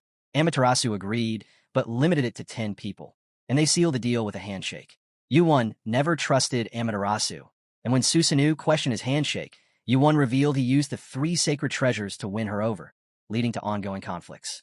Susenu suspects Yuan is planning another major move similar to the takedown of Olympus. Yuan acknowledged the necessity of bait for success. Susenu then mentioned Yada no Kagami from the 44th floor, which Yuan confirmed is the key to resolving everything. Susenu realizes the Yada no Kagami is on the 44th floor, meaning Yuan has been using it without possessing it. Yuan explains this was a strategy to lure out Amaterasu, but Susenu disapproves of only fighting when victory is guaranteed, believing true battles test life and death. Yuan counters that Susenu fought this way and still died, prompting Susenu to call that his greatest embarrassment. He explains that Amaterasu tricked him into battling Yamada no Orochi and then abandoned him, forcing him to steal the Kusanagi alone.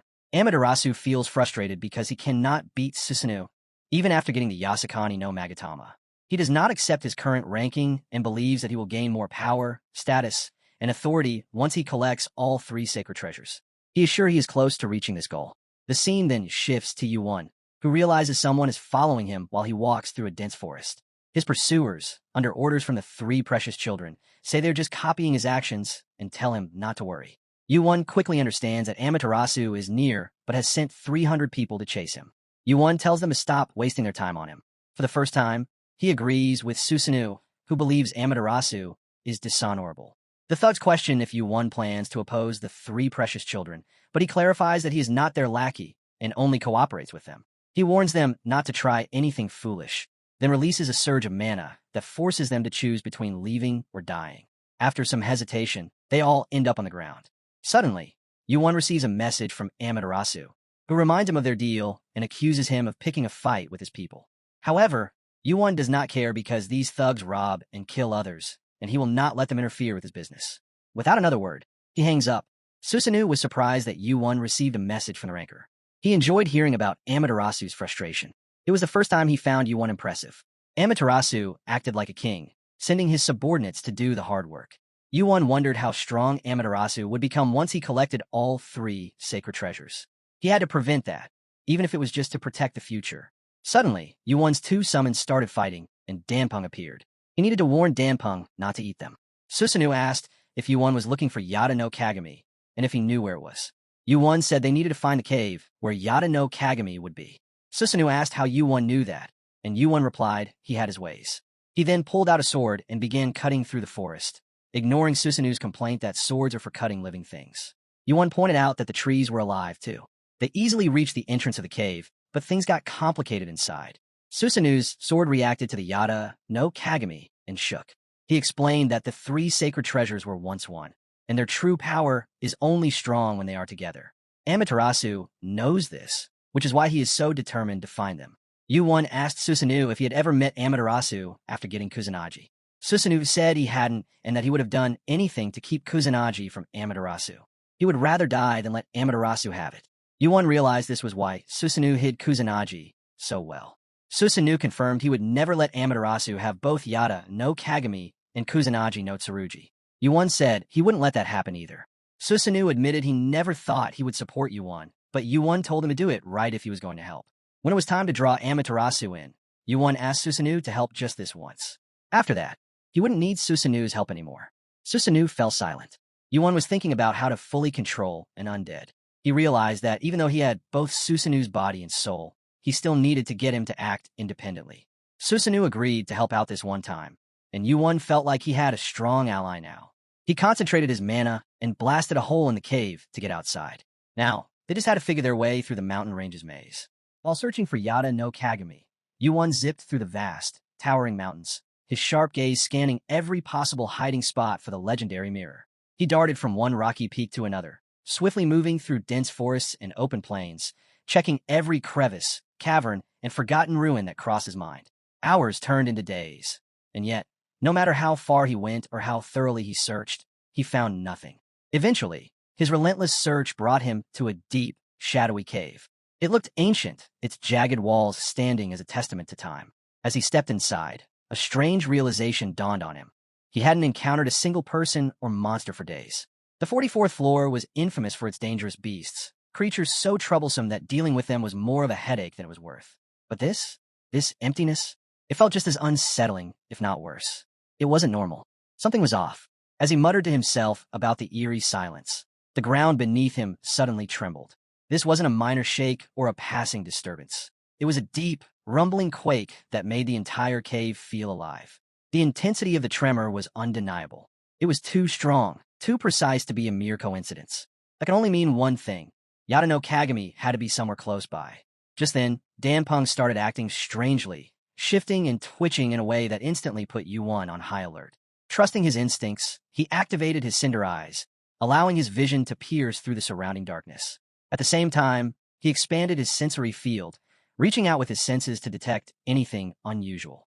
Sure enough, something wasn't right. The ground itself seemed to be shifting, subtly warping in ways that shouldn't be possible. That was all the confirmation he needed. Summoning his demonic energy, he pushed it outward, letting it flow into the environment around him. A notification flashed before his eyes, confirming what he had already suspected. He had found Yada no Kagami. But as he looked around, confusion settled in. There was no visible mirror, no shining artifact waiting to be claimed. Instead, an unsettling thought crossed his mind. What if the mirror wasn't an object? What if it was something far bigger than he had imagined? The realization hit him like a hammer. The entire place, the entire cave itself, was the mirror. He struggled to comprehend the sheer scale of what he had just uncovered. Yada no Kagami wasn't some small, handheld relic. It was a vast, ancient force. Before he could fully process the implications, the space around him shifted again. The mirror dungeon had activated, and with it came the mirror trial.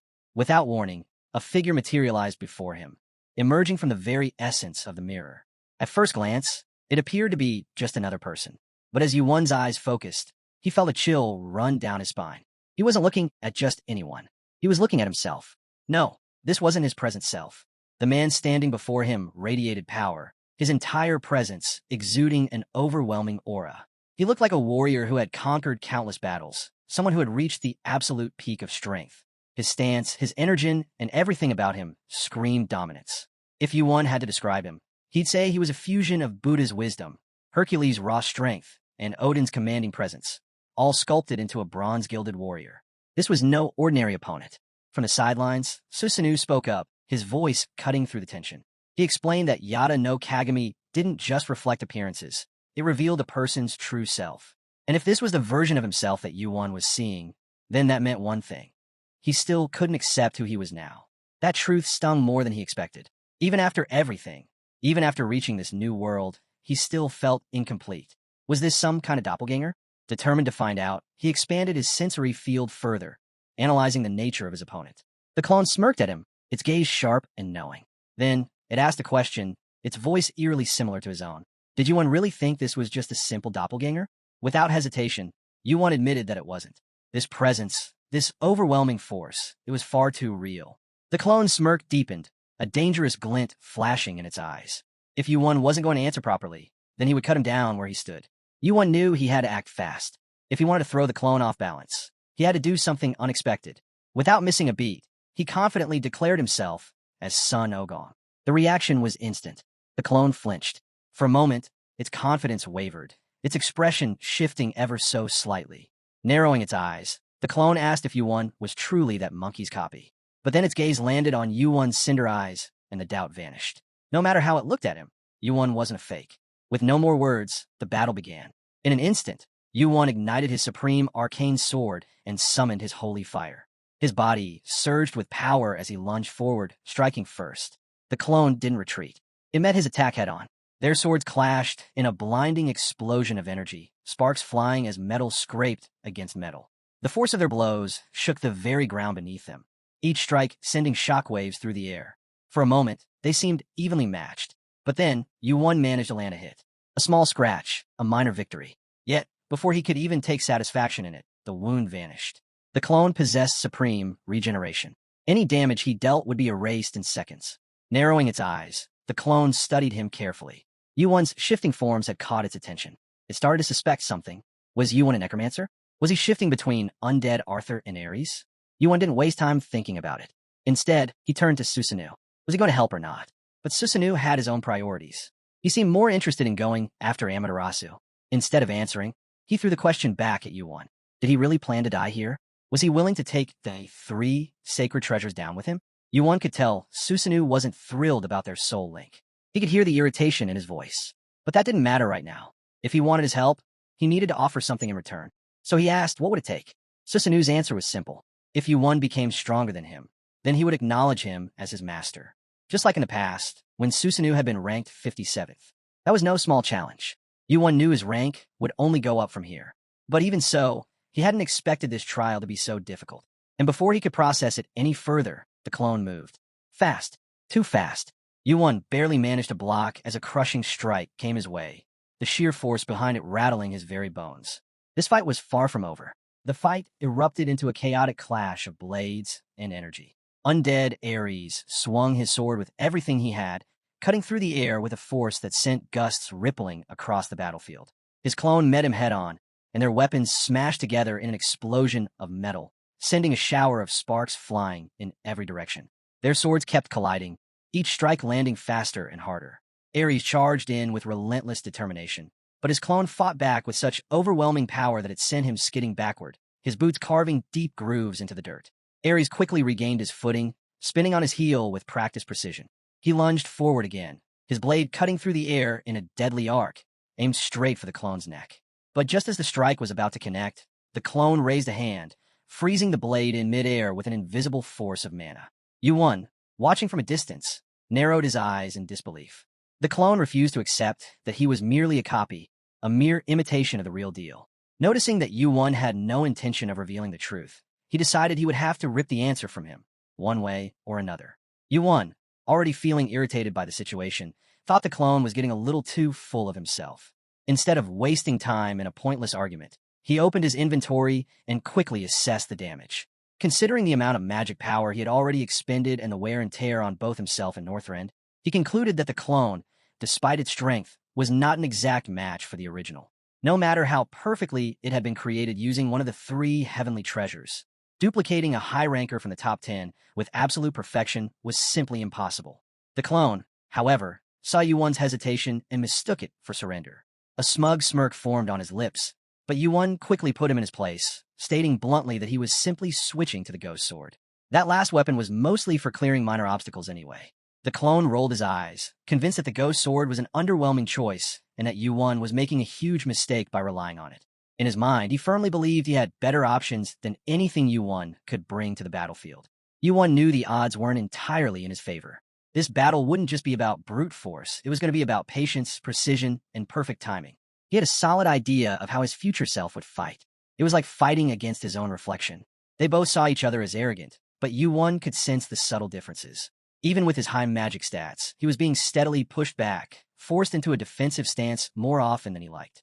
He clenched his jaw and powered up, infusing gentrification into his arms and body, reinforcing every muscle to ensure each strike packed double the strength. The clone, instantly noticing the change, shifted strategies and relied on sheer speed to avoid taking any direct blows. His movements became sharper, faster, weaving through the attacks with an almost unnatural grace. Yuan quickly realized that even though he could anticipate the attack patterns, his agility wasn't quite enough to keep up. He activated Divine Flame Protection, igniting a powerful aura around him, and then triggered Cinder Eyes, sharpening his vision to an extreme level. Suddenly, the clone's movements, once a blur, became perfectly visible. Without hesitation, he activated Skywalk, boosting his speed to 100 and unsheathed his best magic sword.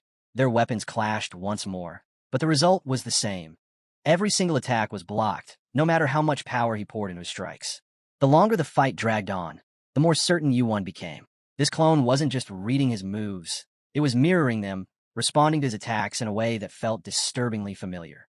Their battle had turned into a never-ending loop, a cycle of attacks and counters with no clear end in sight. Then, in the heat of battle, the clone managed to slice Yuan's face. A shallow but precise cut. Yuan barely flinched, but in that moment he started to wonder if this. Yuan was really pushing himself, trying to figure out why the fight was slipping away from him.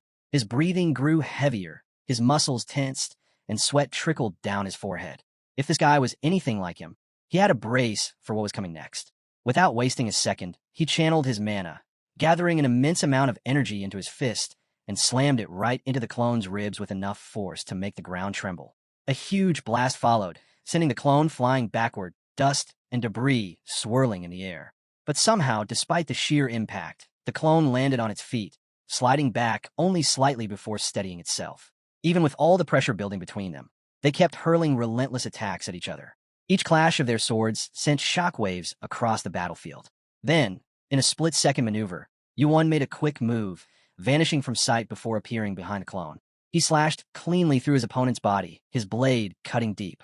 This time, it was different, crazy even. The clone's healing couldn't keep up. The wound sizzled with residual mana, preventing it from regenerating properly. The clone looked dazed, its expression shifting from disbelief to grim realization, trying to wrap its head around what had just happened. That's when Yuan spotted the sword floating in the air, hovering effortlessly. It was a martial technique that allowed him to control a sword using magic, making it move however he wanted, striking from any angle at will. He usually saved that technique for serious situations, since it drained his mana at an alarming rate. The fact that the clone even knew about it took him by surprise. It meant this fight had been even closer than he thought. Realizing he had lost, the clone finally accepted the truth. He was fake. His grip tightened on his weapon, his expression unreadable. Yuan stepped forward, trying to stop him, but before he could say anything, the clone stabbed himself without hesitation, choosing to end things on his own terms. He figured that no matter what Yuan was up to, he had to come out on top for good. A notification popped up, glowing faintly in the dimly lit battlefield, letting him know he passed Yada's test. But as Yuan caught his reflection in the air, his old, wrinkled hands showed just how much it had cost him. That sword technique seriously cut into his lifespan. It was a brutal skill that didn't hold back on anyone, not even its user. There was no way to turn back now. If he wanted to live without any regrets, he had to be smarter about it. The exhaustion hit him like a ton of bricks, making him realize this whole thing was way harder than he initially thought it would be. Then, like fate itself answering his struggle, Yada's mirror descended before him, shimmering as he finally stumbled upon what he had been searching for all this time. Meanwhile, on the other side of things, Amaterasu had been eyeing Kim Yuan for days now, tracking his every move with a growing sense of unease. His fingers drummed against his throne as he brooded over the possibilities. He was worried that Yuan might have either kicked the bucket or worse, gotten his hands on a mirror. If Yuan had the power of a high ranker, then it would definitely be within the realm of possibility that he had managed to clear the trial. But Amaterasu wasn't about to let himself get double-crossed. No, he knew the game too well. He was sure he could make Yuan do what he needed him to do. His eyes narrowed as he issued his next command, his voice laced with authority. He told his men to keep an unrelenting watch on the testing grounds, ensuring that Yuan's every movement was tracked. No way could Yuan reach the next floor, not if he had anything to say about it. The 44th floor had to stay off limits for him. After reclaiming control of his body, our hero sits down and drinks some water. Beside him is Pandora, a stunning woman who remains silent, watching him closely. Hercules soon arrives. Our boy notices Pandora's expression and asks what's with that look. Hercules explains that she's been like that since our hero disappeared, leaving her in his care. But he adds that she seems to be getting better now. Our boy says it's good to hear. Hercules then tells him he should visit once in a while, even if it's just for Pandora. He says it doesn't matter if it's our hero or that small creature always tagging along. Pandora needs him. Our boy only gives a quiet hum in response. Curious, Hercules asks what brings him back, since he thought our hero was on the 44th floor. Our boy replies that he came down because of a small fight. When asked about the fight, our hero lets out a sigh and says it was something like that. He adds that he'll be staying for a while and hopes Hercules will take care of him. Hercules gives him a strange look, prompting our hero to ask what that expression means again. Hercules teases that our hero is rich enough, so adding one more mouth shouldn't be a problem. Pandora quietly calls Hercules a miser. Hercules replies that's not what he meant, then comments that the two of them are similar in some way. With a flick of his hand, our hero summons a sword and a mirror. Hercules looks at them with surprise and asks what they are. Our boy explains that these are the 3 sacred triggers and that he somehow ended up with them. Hercules seems doubtful, saying that no one just ends up with such items. Then it hits him. He recalls that our hero is being chased by the 3 precious children. He mentions Amaterasu and Tsukuyami. Our boy responds that he doesn't know about Tsukuyami, but confirms that Amaterasu had a pretty high rank. Hercules offers his help. Our boy knows that his brother has long hated fighting, yet here he is, stepping forward. That alone is enough for our hero to trust him. Still, he turns down the offer, saying he doesn't want to drag Hercules into this mess. Hercules warns him that it'll be difficult alone. Our boy replies that he still has options. Hercules admits that while the fight seems like one with a predictable outcome, something about our hero makes him believe he might win. Our boy is a little surprised by the confidence. He explains that he needs more time to prepare. There's something he entrusted to someone, and he's waiting for it to be completed. When Hercules asks about it, our hero confirms again that it's something important, which is why he'll be staying around for a while. He asks Hercules for help with one thing in the meantime. The scene shifts to a jungle. Pandora munches on a bag of chips while the 2 brothers face off. Our boy says that his gigantification is still immature and that he needs to learn from someone with experience. Hercules says he isn't good at teaching, but our hero insists that he'll figure it out on his own. Hercules realizes that our hero isn't asking for help, but for a sparring partner. He asks if our hero really wants to fight him with fists. Our boy nods, saying it's something like that, and only asks not to be killed. Hercules looks at his hand, repeats the phrase to himself, and then tightens his fist. In a swift motion, he throws a punch. The air splits from the force. Our boy is flung backward, blood bursting from his face. He collapses in pain, the impact tearing apart the ground beneath him. Looking down at him, Hercules says that not killing him might be the difficult part. Sitting in the crater, our hero lifts his head and lets out a loud laugh. Now, The two brothers are ready to clash for real. As the fight begins, the air grows heavy with pressure. Yuan quickly realizes that every punch exchange could be fatal. Spotting an opening, he lands a clean strike across Hercules' jaw. But as he looks up, he sees that Hercules doesn't even flinch. Hercules mutters that those eyes are just as irritating as he expected. Then, in one swift move, he grabs Yuan's arm and drives a powerful punch into his gut. Yuan stumbles back, blood dripping from his mouth. But instead of backing down, he surges forward and throws another punch. At the same moment, Hercules also launches his fist. Their blows collide with a thunderous crack. A notification flashes, gigantification screams in pain. The shockwave tears through the entire forest, and Yuan's arm bears the full brunt of it. His arm is mangled and wrecked. He drops to his knees, yelling out in pain, asking just how high Hercules' strength stat is and why he's so unbelievably strong. Still, through the agony, he grits his teeth and says it's not over yet. Hercules watches him, surprised. He notes that Yuan is somehow still speaking despite being unconscious. Then Pandora walks over with a first aid kit, calling him an idiot. Without saying much more, she kneels beside him and starts to gently treat his wounds. Later, as Yuan recovered slightly, he jumped right back into training. Despite his injured arm, he didn't stop. His gigantification proficiency had improved. He was throwing even more punches than before, and it was clear his gigantification had evolved to the next level. The more he pushed himself, the more the power manifested. Eventually, they took a break and sat down to eat. Hercules mentioned that gigantification relies heavily on muscle control. Yuan, confused, asked how that worked. In response, Hercules flexed his muscles with exaggerated form and said to just channel strength like this. Yuan stood there speechless. Then, a sparrow suddenly appeared out of nowhere. Pandora offered him some food, and a sparrow immediately ran over to eat, even as the brothers kept sparring. Unexpectedly, a sparrow got caught up in the fight. While dodging blows, Yuan noticed a notification. His body was now imbued with the power of a giant. His right arm had materialized the giant's strength, swelling with muscle. Hercules observed this and remarked that Yuan had focused gigantification in one area. He admitted it was a smart move, but warned that the strain on the arm would be immense. Yuan confidently replied that this time would be different. He charged at Hercules, his steps cracking the ground beneath him with every stride. But as night fell, the outcome hadn't changed. Yuan was still getting beaten down. While tending to his wounds, Pandora called him stupid again. Yuan, groaning, asked if she meant to say simply stupid. Meanwhile, Hercules thought to himself that she was definitely saying it backwards on purpose. When Nura told our hero he didn't need to exert himself for the next 3 days, he blinked and asked what she meant. She simply told him to stay asleep. As they stepped outside, Hercules started to reflect. He felt he might have gone too far in his fight with his brother. His hand was badly wounded. Nura noticed and asked about it, but he brushed it off and said he was fine and that it would heal on its own. She repeated her concern, but he insisted again that he was fine. Still, as he looked down at his hand, he thought to himself that he didn't even bleed this much when he fought the giants. He wondered if he was creating a monster. When Nura asked what kind of monster he meant, Hercules replied that she had one. Even though he wasn't good at teaching gigantification, the boy was learning through his body and getting better. A regular player would have barely reached the 10th floor with the time he had spent in the tower. But Nura was climbing fast and learning everything by throwing himself into it.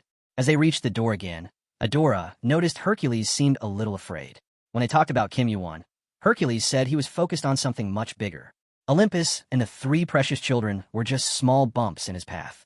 But he never said what he was preparing for or who he was fighting. He wasn't chasing power just to be strong. Hercules had seen many players driven by strength alone, but Ju-1 had a goal. One so intense, it wouldn't let him rest for even a day. Hercules just couldn't figure out what he was chasing.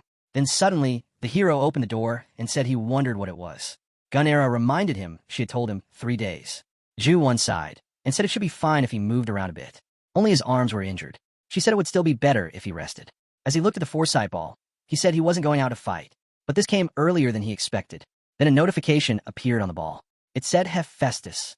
It's done. The hero realized he needed to return to the first goal for a while. The scene shifts to a building where a door handle is broken. A voice asks what is wrong with everyone. We see the broken handle in Hercules' hand. Pandora stands silent, as always. Dunpung shows up as well. Now, a powerful energy radiates from them.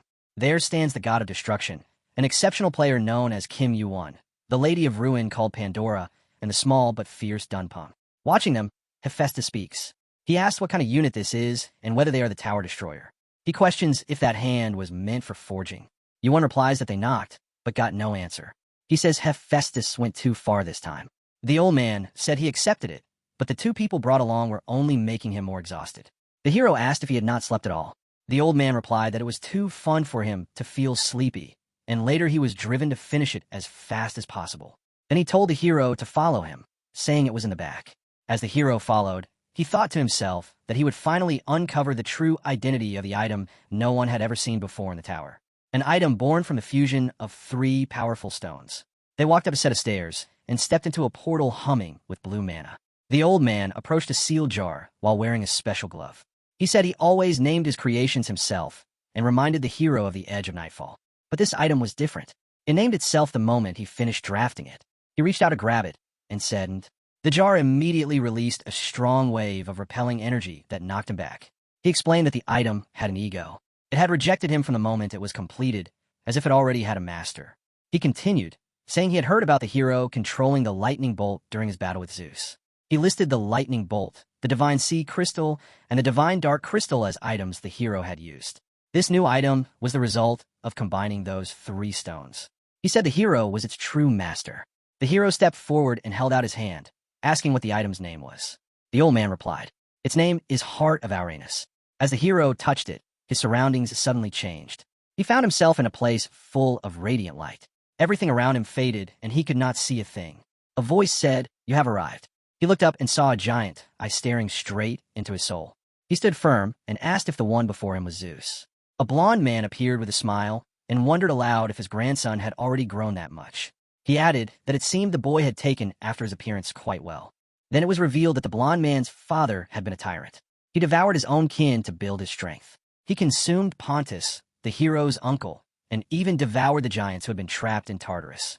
He said he had to fight just to survive. Odin of Asgard, Vishnu of Veda, and countless ancient rankers were gathered. All of it was for one purpose, to kill his father. The scene shifted to a flashback. Someone asked if they had won in the end, but half the rankers who had joined the battle had lost their lives. A cloaked figure spoke, saying that Zeus was nothing compared to that brooding beast. His father was the cruelest and strongest figure in all history. He had truly been the sky of Olympus. Hearing this, the boy responded by asking if he was Uranus. The man confirmed it with a calm tone and said that it must be the first time the boy had seen him. But he also admitted it felt like they had met many times before. There was no way for the boy to have known, since he had only ever seen his form. Still, with the resemblance between the boy and his grandson, this appearance should feel familiar. He told him to make himself comfortable. Suddenly the space shifted, and the setting rearranged itself, taking the hero by surprise. Uranus noticed and asked why it startled him. He said it wasn't anything special, just a simple gesture from an old man stuck in a small back room. The hero observed quietly. This person didn't seem hostile at all. He was calmly sipping tea. Then Uranus mentioned his name again and asked if he knew Kronos. Upon hearing that name, Uranus paused. He wondered if the side effects of using clock movement had erased Kronos' existence from the world. A memory returned. A weary man told him to go back to the old timeline and start over. He said he likely wouldn't exist in the world he returned to and warned not to look for him. It was the only way to change the world lines. The other asked if that meant he would disappear. The man said he didn't even know what he would become. Now, recalling it all, Uranus wondered if a father could ever forget the son who killed him. Uranus looked at the hero and said he had worked hard collecting all the pieces. He admitted he never expected anyone could gather them all like this. That confirmed what the hero had suspected. Even Uranus, his own father by blood, had forgotten him. The hero glanced at the transparent glove holding a stone and said he heard it was his heart. Uranus replied that it was something like that. It had once supplied his blood while embedded in his chest. The hero asked him to explain properly instead of being vague. Uranus said it was everything to him. With a flick of his wrist, the stone flew into his hand. He said he had devoured his brothers for this and chased after more and more. Greed, he said, was an endless beast. Just a little more, then a little more again. And before he realized it, he had become a monster. The hero asked what he was trying to say. Uranus warned him to be careful. Anyone could become a monster, no matter who they were. He then told him to try equipping it if he was that curious. The hero did. Black mist began to pour from his hand. A notification appeared. He had obtained the heart of Uranus and the ambition of Uranus. The power felt familiar, but not the same. It was unstable and rough, not something shaped by foolish chaos. Then the atmosphere shifted. The entire space felt wrong, like a child raised poorly and only growing in size. The hero muttered that this was the monster he was talking about. Suddenly, something bumped into his shoulder. It was Dampang. A new notification popped up. The predator had revealed itself. Then a massive creature appeared, filled with protruding teeth and overwhelming divine pressure. Watching it, the others asked if the hero had received the blessing of that thing. They said he had something very unusual. The hero responded with sarcasm. He said he had worried for nothing. Was that small thing supposed to protect him? Then he asked if it really looked small to them. Another notification appeared. Dampang had leveled up. More followed. Dampang's activity increased by 8. His growth rate rose by 9. His arcane power increased by 2. Finally, a notification confirmed it. The ambition of Auranas had been defeated. The hero asked what it looked like to them now. Suddenly, Auranas stood up. The hero was surprised and called out his name. Auranas stepped forward and said they would meet again. He reached out and touched the hero's face. But in reality, it was Pandora trying to wake him. The old man was also calling out to him, asking if he was all right. The hero casually replied that he was fine. He looked at his hand. It was still glowing. A final notification appeared. The heart of Auranas had been completed by an ancient high ranker who had devoured countless others. Now the hero could wield the power sealed inside it. Our boy noticed the description was short. Items like this were usually either completely useless or so powerful the system struggled to explain them. Odin was like that. So this had to be something on the same level. Since it stored power, it had to be some kind of energy source. He figured there was only one way to find out how much power it held. He looked at Hercules, who stood silent. Then it all kicked off again. The fight resumed. Hercules hit his own chest and said he should worry about his arm instead. He could handle anything thrown at him, no matter how strong, so the others would stay safe. Our hero replied that it was true. Hercules was not the type to get damaged by every little thing. He tightened his fist and thought about how he had been calling this training. But in truth, it had just been one-sided beating. Even after holding on for an entire month, through sheer will he had not managed to land any serious damage. But this might be different. Blue mana started to rise from his head. He was using the heart of Auranas. Ocean's blessings wrapped around him in dark energy. It called forth Tartarus. He noticed the name had changed. It was no longer called Hell. This was the same dark ocean that had swallowed him on the 42nd floor. His body entered a berserk state. He slammed his legs down, and the ground gave way. Under the effect of status, condition, corrosion, the pain felt overwhelming. But instead of stopping, he found it exciting. The corrosion moved into stage 2. He pushed further. His eyes lit up with a bright glow. He knew the time had come. He rushed toward Hercules and punched him straight in the chest. The ground cracked beneath them. A dark aura burst from the hit, followed by a loud boom. The force shook the entire area. The old man quickly shielded Pandora. He realized this was the power of Kronos. He had thought it one of his greatest creations, but this power went beyond his expectations. What shocked him more was that Hercules had managed to endure it. These are no normal warriors. They were monsters. Hercules coughed and said he had taken the attack seriously. It had done real damage to his chest. He looked straight at our hero and asked what the hell he had just done. Our boy stood still, covered in black energy, silent, still ready to fight. Later, Hercules sat wrapped in bandages, his chest almost completely covered. He smiled faintly, noting how Pandora could never seem to hold herself back when someone was injured. He asked if she knew much about healing. Pandora simply nodded and assured him she did, then gently urged him to rest. Grateful, Hercules turned to Arbo and asked how he was holding up. Yuan, who stood nearby, didn't sugarcoat it. His hand was completely bandaged, and he admitted that things weren't going well. It was clear to Arbo that the dark element mana mixed into the wound was affecting the healing process. He observed that the injury wasn't recovering properly, and it seemed Hercules was facing the same issue. Hercules acknowledged that power, depending on how it was used, could act like a poison to the wielder. Yuan remained calm and accepted the pain as part of the process. Hercules questioned that mindset, wondering aloud if it was worth it when the power was actively harming the user. But Arbo stood firm. He believed it was a risk he had to take. Playing it safe was no longer an option. What mattered was mastering control over the power and choosing the right moment to use it. The conviction in his voice left Hercules without words. He looked down at Dunpung cuddled close beside him, and a thought crossed his mind. He always seemed to get caught up in strange and unpredictable situations. This creature was too unique to be considered a typical divine beast. The item it carried held power far beyond what Hercules had ever encountered. And yet, Dunpung was managing it all with ease. Taking a breath and steadying himself, Hercules stood up and decided it was time to move forward. A chariot rolled up beside them. As it came to a halt, our hero glanced at Hercules and asked if they were heading straight up. Hercules nodded and told him to just drop them off at the 38th floor. Suddenly, a flashback played in his mind, the old man shouting angrily at them. He had told them that if they survived, they should get out and take everyone else with them. Our hero had run off, shouting that he'd see him later. Even now, he found it odd how the old man always managed to push them away without a proper goodbye. Back in the present, Hercules turned to him and asked if he was planning to climb the tower again. After all, he had trained long enough with gigantification and even received the item he had been waiting for. Our hero paused, then admitted that he probably should. Just then, Pandora appeared beside him and grabbed his arm, asking softly if he was leaving. He hesitated and said that he guessed so. That reminded him of what Hercules had told him, to meet Pandora before leaving, even if just for a moment. She needed him. He thought to himself that he should at least let her know he wasn't leaving her forever. So he told her he'd still visit the 38th floor from time to time, though he wasn't sure how often. Pandora looked at him for a moment, then simply said she understood. With that, they climbed onto the chariot and continued on their journey. While riding, our hero turned to Hercules and asked about the Apollon siblings. He had heard they went missing before the battle with Zeus. Hercules explained that their uncle had freed them from the underground prison beneath the Zeus temple. Since he was to become the new guild master of Olympus, he had the authority to do so without any resistance. He added that he wasn't sure about Artemis's condition, but Apollo was in critical condition. Our boy felt pretty down hearing how badly Apollo got hurt. Hercules told him they both fought with everything they had. He said it was surprising to see Yuan actually worried about someone, since he always seemed distant. But he reminded him that Apollo and the other guy weren't the ones he needed to worry about.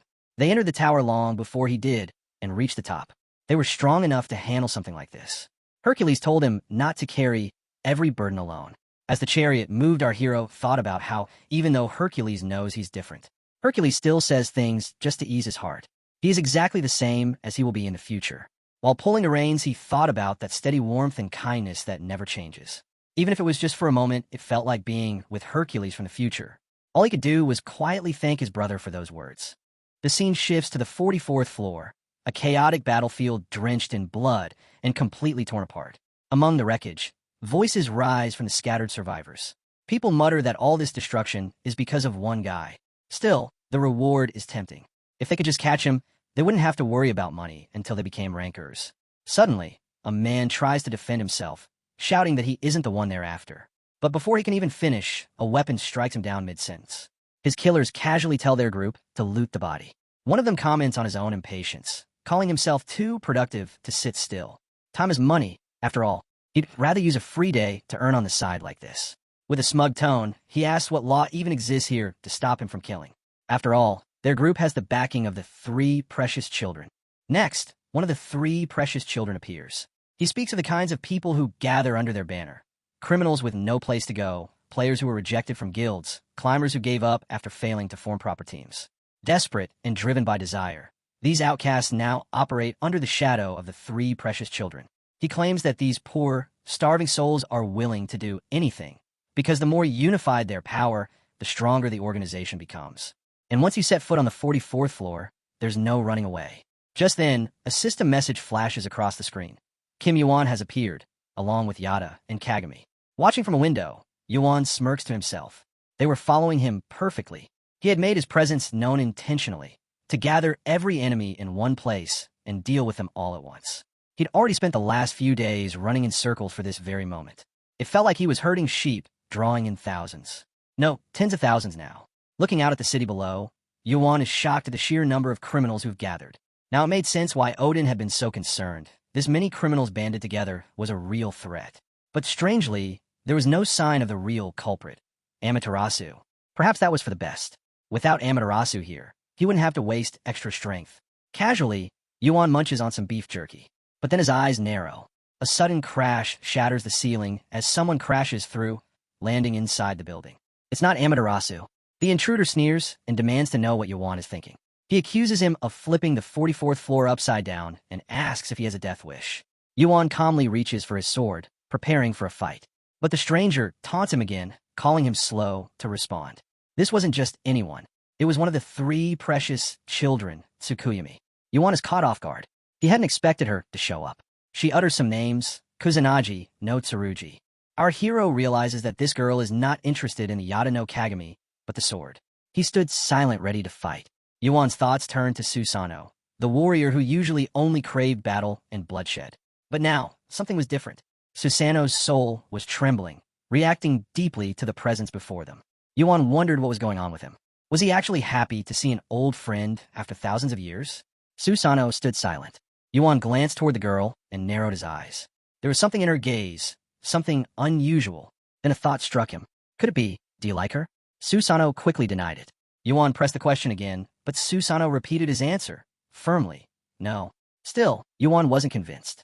He asked, who exactly are you trying to fool? Just then, the girl made a move. In a blink, she closed the distance and launched an attack at Yuan. He reacted swiftly, raising his weapon and defending himself. While clashing with her, Yuan analyzed the situation.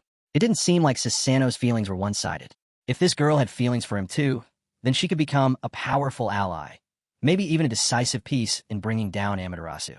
After all, Amaterasu had once used Yamada no Orochi to kill Susano. Now, the tension in the air was heavy with mana, buzzing with intensity as the two clashed, power vibrating through every strike and movement.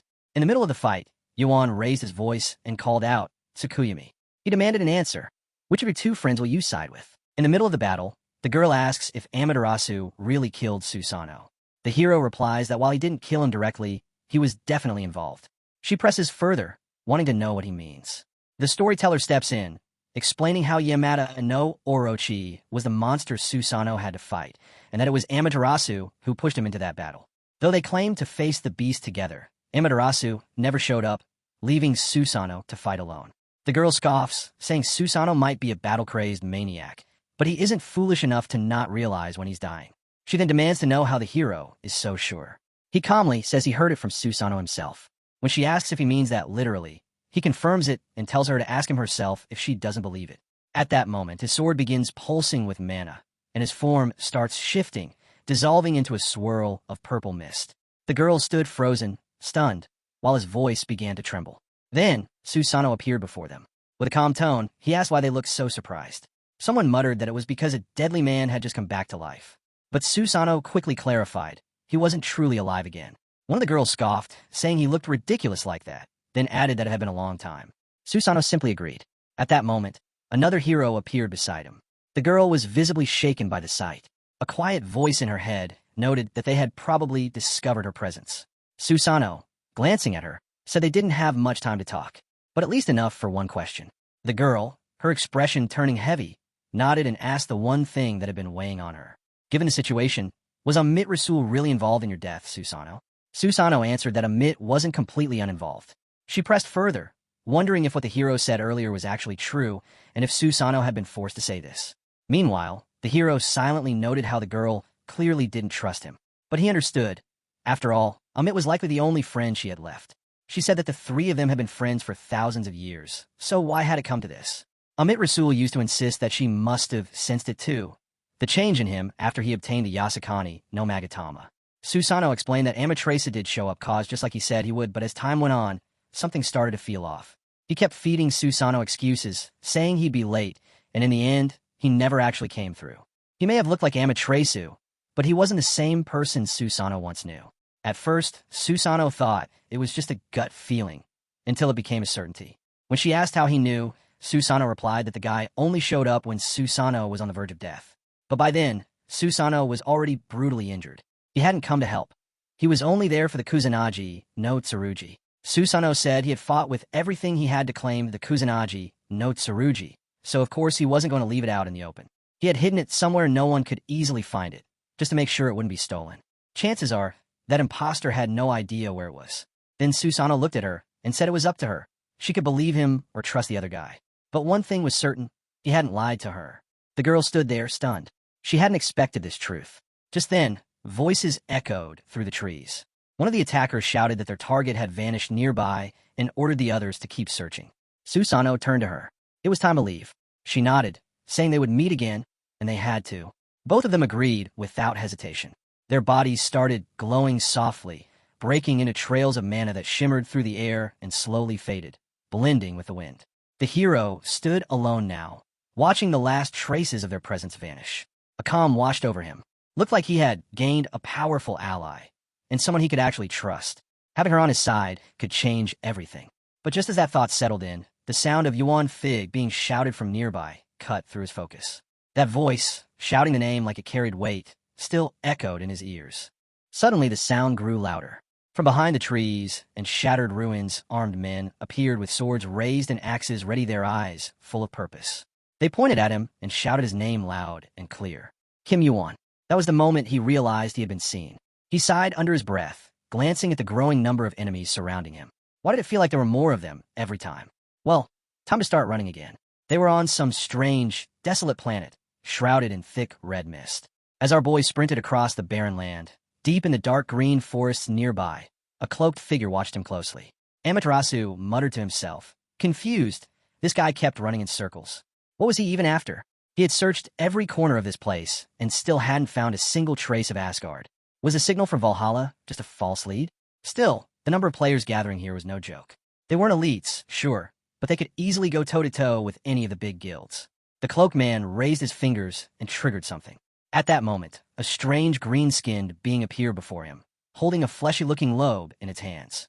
Hidden from sight, the cloaked man activated a powerful ability called Sky of Yasakani no Magatama. His stats instantly surged by 15%, and his pain resistance hit 100%.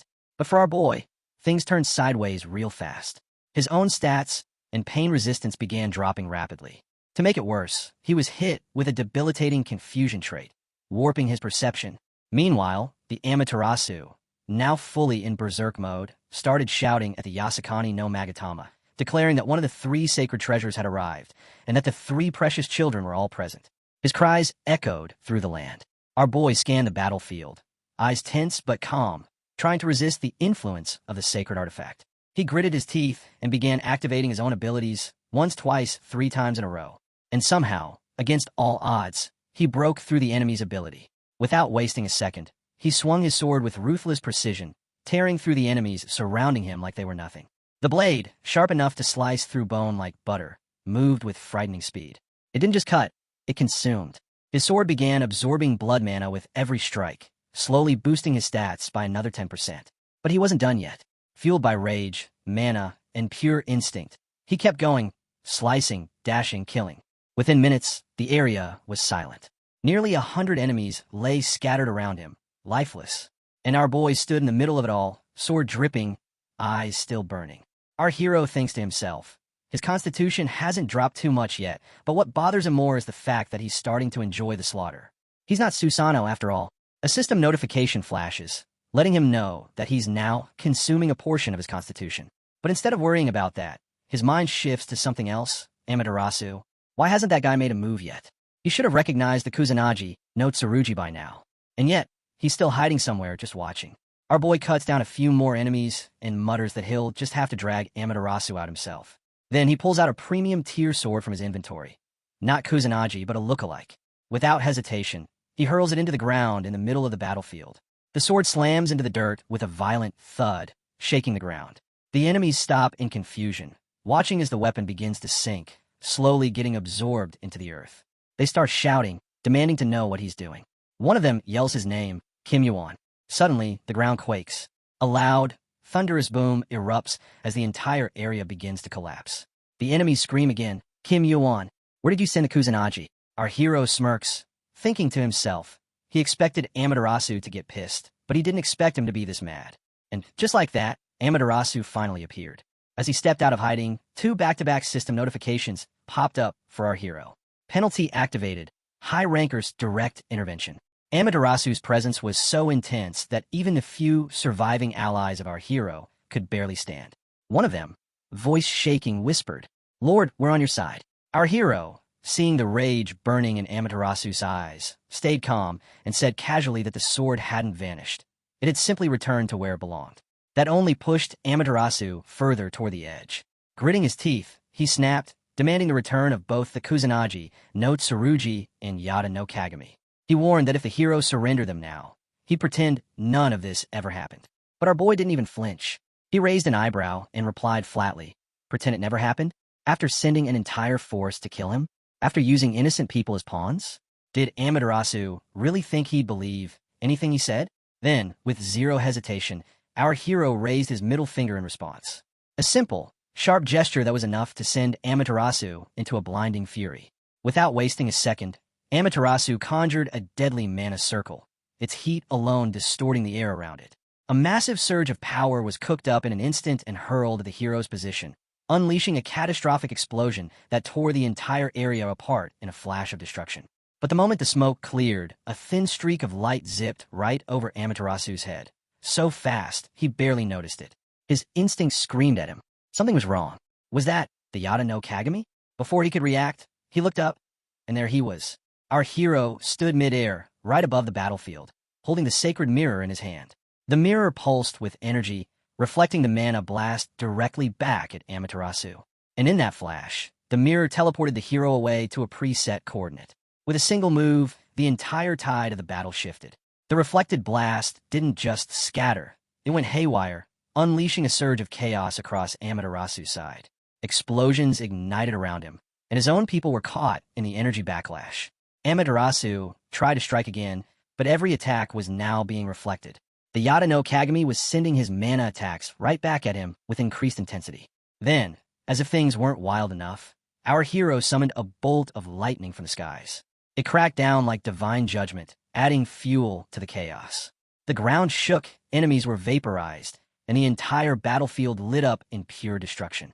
Amaterasu, now livid, crushed more of his own people in a desperate move to regain control. He blocked the lightning strike with one arm, veins glowing with raw mana, his body trembling with rage. His eyes, now burning with golden fury, locked onto our hero. "You dare?" he shouted, voice booming like thunder. Then, he raised both arms to the sky. A swirling firestorm began to form around him, twice as lethal, even more unstable, and deadly enough to incinerate everything in its path. And the real fight was only just beginning. Amaterasu roared with fury, his voice shaking the battlefield. How dare someone like him try to challenge a god? But our hero didn't flinch. Without missing a beat, he activated Ocean's Blessing, a powerful shield of flowing water that wrapped around his body. The divine aura of the sea clashed with the chaotic firestorm, and with the help of the Yata no Kagami, our boy stood firm, resisting the destructive power aimed at him. He looked straight at Amaterasu and said calmly, almost mockingly, "You summoned something worse than Surtur. What now? Are you planning to burn alive all those people you gathered like disposable pawns?" Because this was a higher-level floor, the penalty damage from Amaterasu's reckless attack was low enough for our boy to shrug it off. Then the camera cuts to Amaterasu, and he's not the same. He had fully entered beast mode, his body ablaze with primal fire. His skin cracked like magma, flames pulsing from every inch of him. This wasn't just anger. It was a total transformation into something monstrous. He growled, eyes blazing, "Hand me the Kusanagi." But my boy, standing with the mirror still glowing in one hand, smirked and replied, "Then take it. If you want it that badly, come get it yourself. And try not to humiliate yourself like last time by using another one of your so-called friends as bait." That jab hit deep. Amaterasu's expression twisted in rage, and he prepared to unleash another devastating move. But then from the shadows, a massive serpent slithered in at terrifying speed. It coiled around Amaterasu before he could react and strike. The blow sent Amaterasu flying, slamming him into the ground with a thunderous crash. A shockwave exploded from the impact, and thick smoke blanketed the field. And then, the smoke parted. From the center of it rose a colossal figure. Yamata no Orochi awakened from its long slumber. Its body coiled and shifted, its monstrous form sprouting 3 twisted heads, each exhaling steam and venom. Our hero stared in awe, heart racing. This had to be Odin's strategy. It all made sense now. They couldn't let the criminals of the 44th floor gather and grow stronger. Yamata no Orochi was meant to be the ultimate reset, a weapon of mass destruction to wipe them all out. But then something fell off. The serpent was responding to him. Our hero's eyes narrowed. Why is it listening to me? I was only supposed to unleash it, not command it. And just like that, the balance of power tilted again. The massive serpent turned its gaze toward my boy and asked if he was the master of Kusanagi no Tsurugi. That question threw Kim off guard. He hadn't expected the creature to speak, let alone question him directly. The serpent then declared that it was Kusanagi and Kusanagi was it, that they were one and the same. Still stunned, Kim asked if Orochi was meant to help the wielder of the sword. But the serpent denied it, saying that our hero wasn't the one it was helping. Before Kim could process that, Dunpeng suddenly popped up from seemingly nowhere, as usual, rambling and bouncing around. Despite the chaotic chatter, Kim got a gut feeling. It might be wise to let this little guy take the lead. A strange, glowing pattern emerged in Dunpeng's eyes, something ancient pulsing through them. Then it suggested that Kusanagi should take on Amaterasu's demonic form. The serpent glanced at the raging fire god in the distance and asked if that was the enemy. With a low rumble, it agreed to take him on, saying that Kim had left that one for it. However, it warned that this would be its only task for now, as it was still incomplete, missing a heart and a head. Our dude remained silent, remembering the old stories. Orochi once had 8 heads. Now only 3 remained.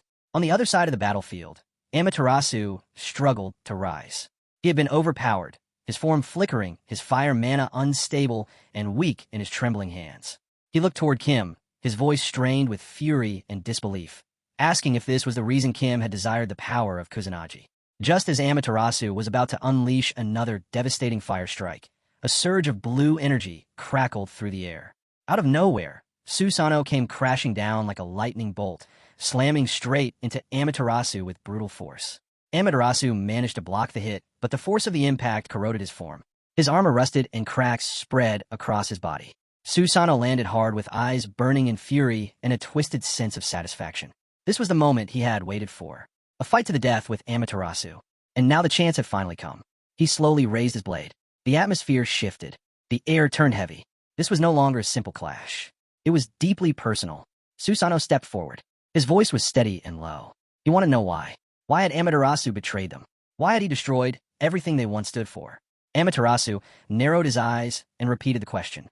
His voice came out cold and hollow like the answer didn't matter anymore. Susenu didn't believe it. He called him a coward. Someone who could have been far stronger if he hadn't let fear control him. Then a memory returned. A single moment frozen in time. He remembered standing before a great danger, turning to Amaterasu and telling him to stay back with Tsukuyami. That he would go ahead. That he would open the path. But now, face to face with his former comrade, Amaterasu's response was cold and sharp. He said he no longer needed Susenu. No emotion. No hesitation. Then, without a word more, Amaterasu reached up and tore off the mask covering his face, shattering the illusion. His true form emerged, burning brighter and deadlier than ever. The final showdown had begun. Chapter 138. With just a flick of his hand, Amaterasu summoned a storm of fire. Fiery strikes rained down across the battlefield, and a chain of explosions tore through the ground. Susenu planted his feet firmly as the shockwaves hit. He muttered under his breath, thanking Ivy for giving him the clarity he needed. Now he could fight without holding back. The real battle began. Teaming up with the beast, Susenu launched an aggressive assault. The tide had started to turn against Amaterasu. Amaterasu retaliated by igniting the area around him in flames. The moment Susenu got close, he triggered an explosion. Susenu barely evaded it and countered with a powerful strike that caused another blast to ripple through the ground. Amaterasu stared at him through the smoke. His voice was calm, almost mocking. He said Susanu's habit of charging head first hadn't changed since his mortal days. He claimed he was tired of Susanu's predictable moves. What might have worked in the past was useless now. Without warning, Amaterasu slammed his flaming fist towards Susenu. The warrior raised his blade to block, but the raw energy pushed him back. Amaterasu kept taunting him, saying that while Susenu was still stuck at the moment of his death, he had kept evolving, growing stronger every day. With that, Amaterasu detonated a fiery blast that engulfed the entire battlefield in flames. But Susenu used the chaos to his advantage. Hidden behind the smoke, he disappeared from sight. Moments later, he reappeared behind Amaterasu and slashed across his face, leaving a deep wound. Furious, Amaterasu unleashed a fire shield around him, casting flames in all directions as a defensive spell. He screamed that Susenu was a coward for sneaking around. But Susenu didn't react. He wasn't here to argue. He was here to win. And it worked. Amaterasu suddenly felt something was wrong. Before he could respond, lightning crashed down on him from above. The bolt was so powerful it shattered the ground and ripped the air apart. But as the smoke cleared, Amaterasu stood tall. His body glowed, his flames absorbing the lightning. He hadn't taken any damage. He noticed something strange. There was a dark attribute mixed into the lightning. That kind of fusion wasn't normal. Muttering curses under his breath, he glared upward and blamed Kim. Manipulating 2 different elements at once? That wasn't something just anyone could pull off. Still, the real threat wasn't Kim. It was Susenu. A high ranker like him couldn't be held in undead form for too long. Kim was already pushing his limits. While Kim kept launching lightning bolts at Amaterasu, the guy kept dancing across the battlefield, absorbing every strike, dodging attacks, and still managing to hold his ground against Susenu. Amaterasu had figured it out. Kim was a ticking time bomb. Sooner or later, he'd collapse. There was no point in wasting energy on him. His true opponent was Susenu, the one still fighting him head-on. But Susano gave him a warning. He said, if you only focus on me, you'll regret it. That other guy, he's smarter than me. That last barrage wasn't just an attack. It was bait, a setup. Suddenly, a bolt of lightning crashed down from above. It was different this time. Laced with an eerie green mana, it struck Amaterasu dead on. At first, his flames moved to absorb it like always. But something went wrong. The absorption failed. The energy broke through and hit him with real force. Watching from afar, the hero narrowed his eyes. So you're actually trying to tank hits, even at this level? Maybe because you control darkness too? The damage isn't as high as I wanted. He realized he had a decision to make. Should he pull back for now, or should he go all in while this rare chance was open? Maintaining Susano was eating up tons of mana. But he was sure Amaterasu was burning through plenty of it too, especially with that fire giant spell still active. He thought if Orochi went wild under Donpong's command, then the longer this dragged out, the better his odds. Still, something pushed him forward. His fingers tensed, and lightning sparked wildly around him. Then he activated it, a skill called Heart of Duran's Quakes. He didn't want to use it. Not yet, but he knew he had to open Tartarus. And oddly enough, deep down he felt like he could. He didn't know where the certainty came from. Maybe instinct. Because suddenly, the lightning around him thickened, merging with black mana. A weapon began to form in his hand. A message appeared. You have created the lightning bolt, Gungnir. While Susano was still clashing with Amaterasu, the fire god caught sight of the weapon and froze. His teeth clenched. How could that guy still have so much mana left? The next instant, Gungnir tore through the sky and was about to strike Amaterasu with overwhelming force. Amaterasu watched the spear as it flew through the air and instantly sensed its danger. He knew he had to avoid it. Just as he began casting a spell to defend himself, Susano stepped in and grabbed his hand midway. The interruption caused the spell to fail. The spear cut clean through the flames that Amaterasu had summoned. Amaterasu tried to call out to Susano, but Susano responded calmly. He said he was already dead. Even if the lightning bolt struck him again, someone would bring him back to life. Susano explained that if he was going down, he would make sure Amaterasu went with him. A massive lightning bolt hit the ground. The impact was so intense that a thick cloud of smoke exploded outward. As the smoke started to fade, a hand reached through the haze. It was Amaterasu retrieving the spear. His body began to heal quickly. The wounds across his chest and arms started closing, and his strength returned as he tried to stand. Susano looked at him and spoke with a steady voice. He said Amaterasu had been afraid of the snake and had only used the Asakani to control the giant. He also noted that Amaterasu had been too slow to react when it mattered most. Amaterasu cursed Susano. He was clearly weakened. Then Tsukuyami appeared on the battlefield. She dropped from above and smashed Amaterasu into the ground. The force of the impact cracked the earth beneath him. While lying hurt and stunned, Amaterasu tried to explain that Kim had tricked them. He said Kim had targeted them all from the beginning. Tsukuyami stood firm and told him that it was not about them anymore. It was only about him. Amaterasu looked shocked and defeated. She walked up and asked how he could kill Susano. She questioned how someone could kill their own friend. She asked if everything he did was really necessary just to find an answer. She wondered if he believed she would accept some great reason for his betrayal. Amaterasu answered that it was not betrayal because he never had any friends. He said one was a woman he once remembered and the other had been his rival in love. Right then, Susano reappeared. He drove his sword straight into Amaterasu's chest. He told him not to worry because there was no good place waiting for him. But dying was not the worst thing in the world. He said goodbye and finished him. Amaterasu felt lifeless. Susano raised his blade and severed his head. Blood sprayed through the air, covering the stones around them. The battle had reached a turning point. The only threat left was the giant monster. It shimmered with divine energy, and its eyes glowed as it stared at the heroes. The beast roared and charged forward. The hero jumped high into the air. He shouted toward Dunpong and reminded him about the marshmallow experiment. Dunpong appeared with glowing eyes ready to act. The hero told him if he wanted to eat, so soon he had to help remove the divine energy surrounding the monster. Suddenly, a strange purple light wrapped around the hero. He felt its power and realized he had not activated holy fire. Then a notification appeared in front of him. He had absorbed divinity and recovered part of his mana. He understood the truth. Holy fire was never just a skill. It was a separate force. It had its own ego. It only followed those it respected. Maybe holy fire had been the true master all along. That made the hero laugh. He knew this fight would not take long now. He gave a nod to Dunpong and prepared to charge. Dunpong was already celebrating in the air. From a distance, a hidden observer watched everything. He noticed the swirling energy and spoke softly. There was not much left now. He wondered what the spinning light truly meant. A system message suddenly appeared. The 11th eye and the 6th eye of the great sage Heaven's equal were now watching. The observer turned to the figure beside him. Their scheme was complete.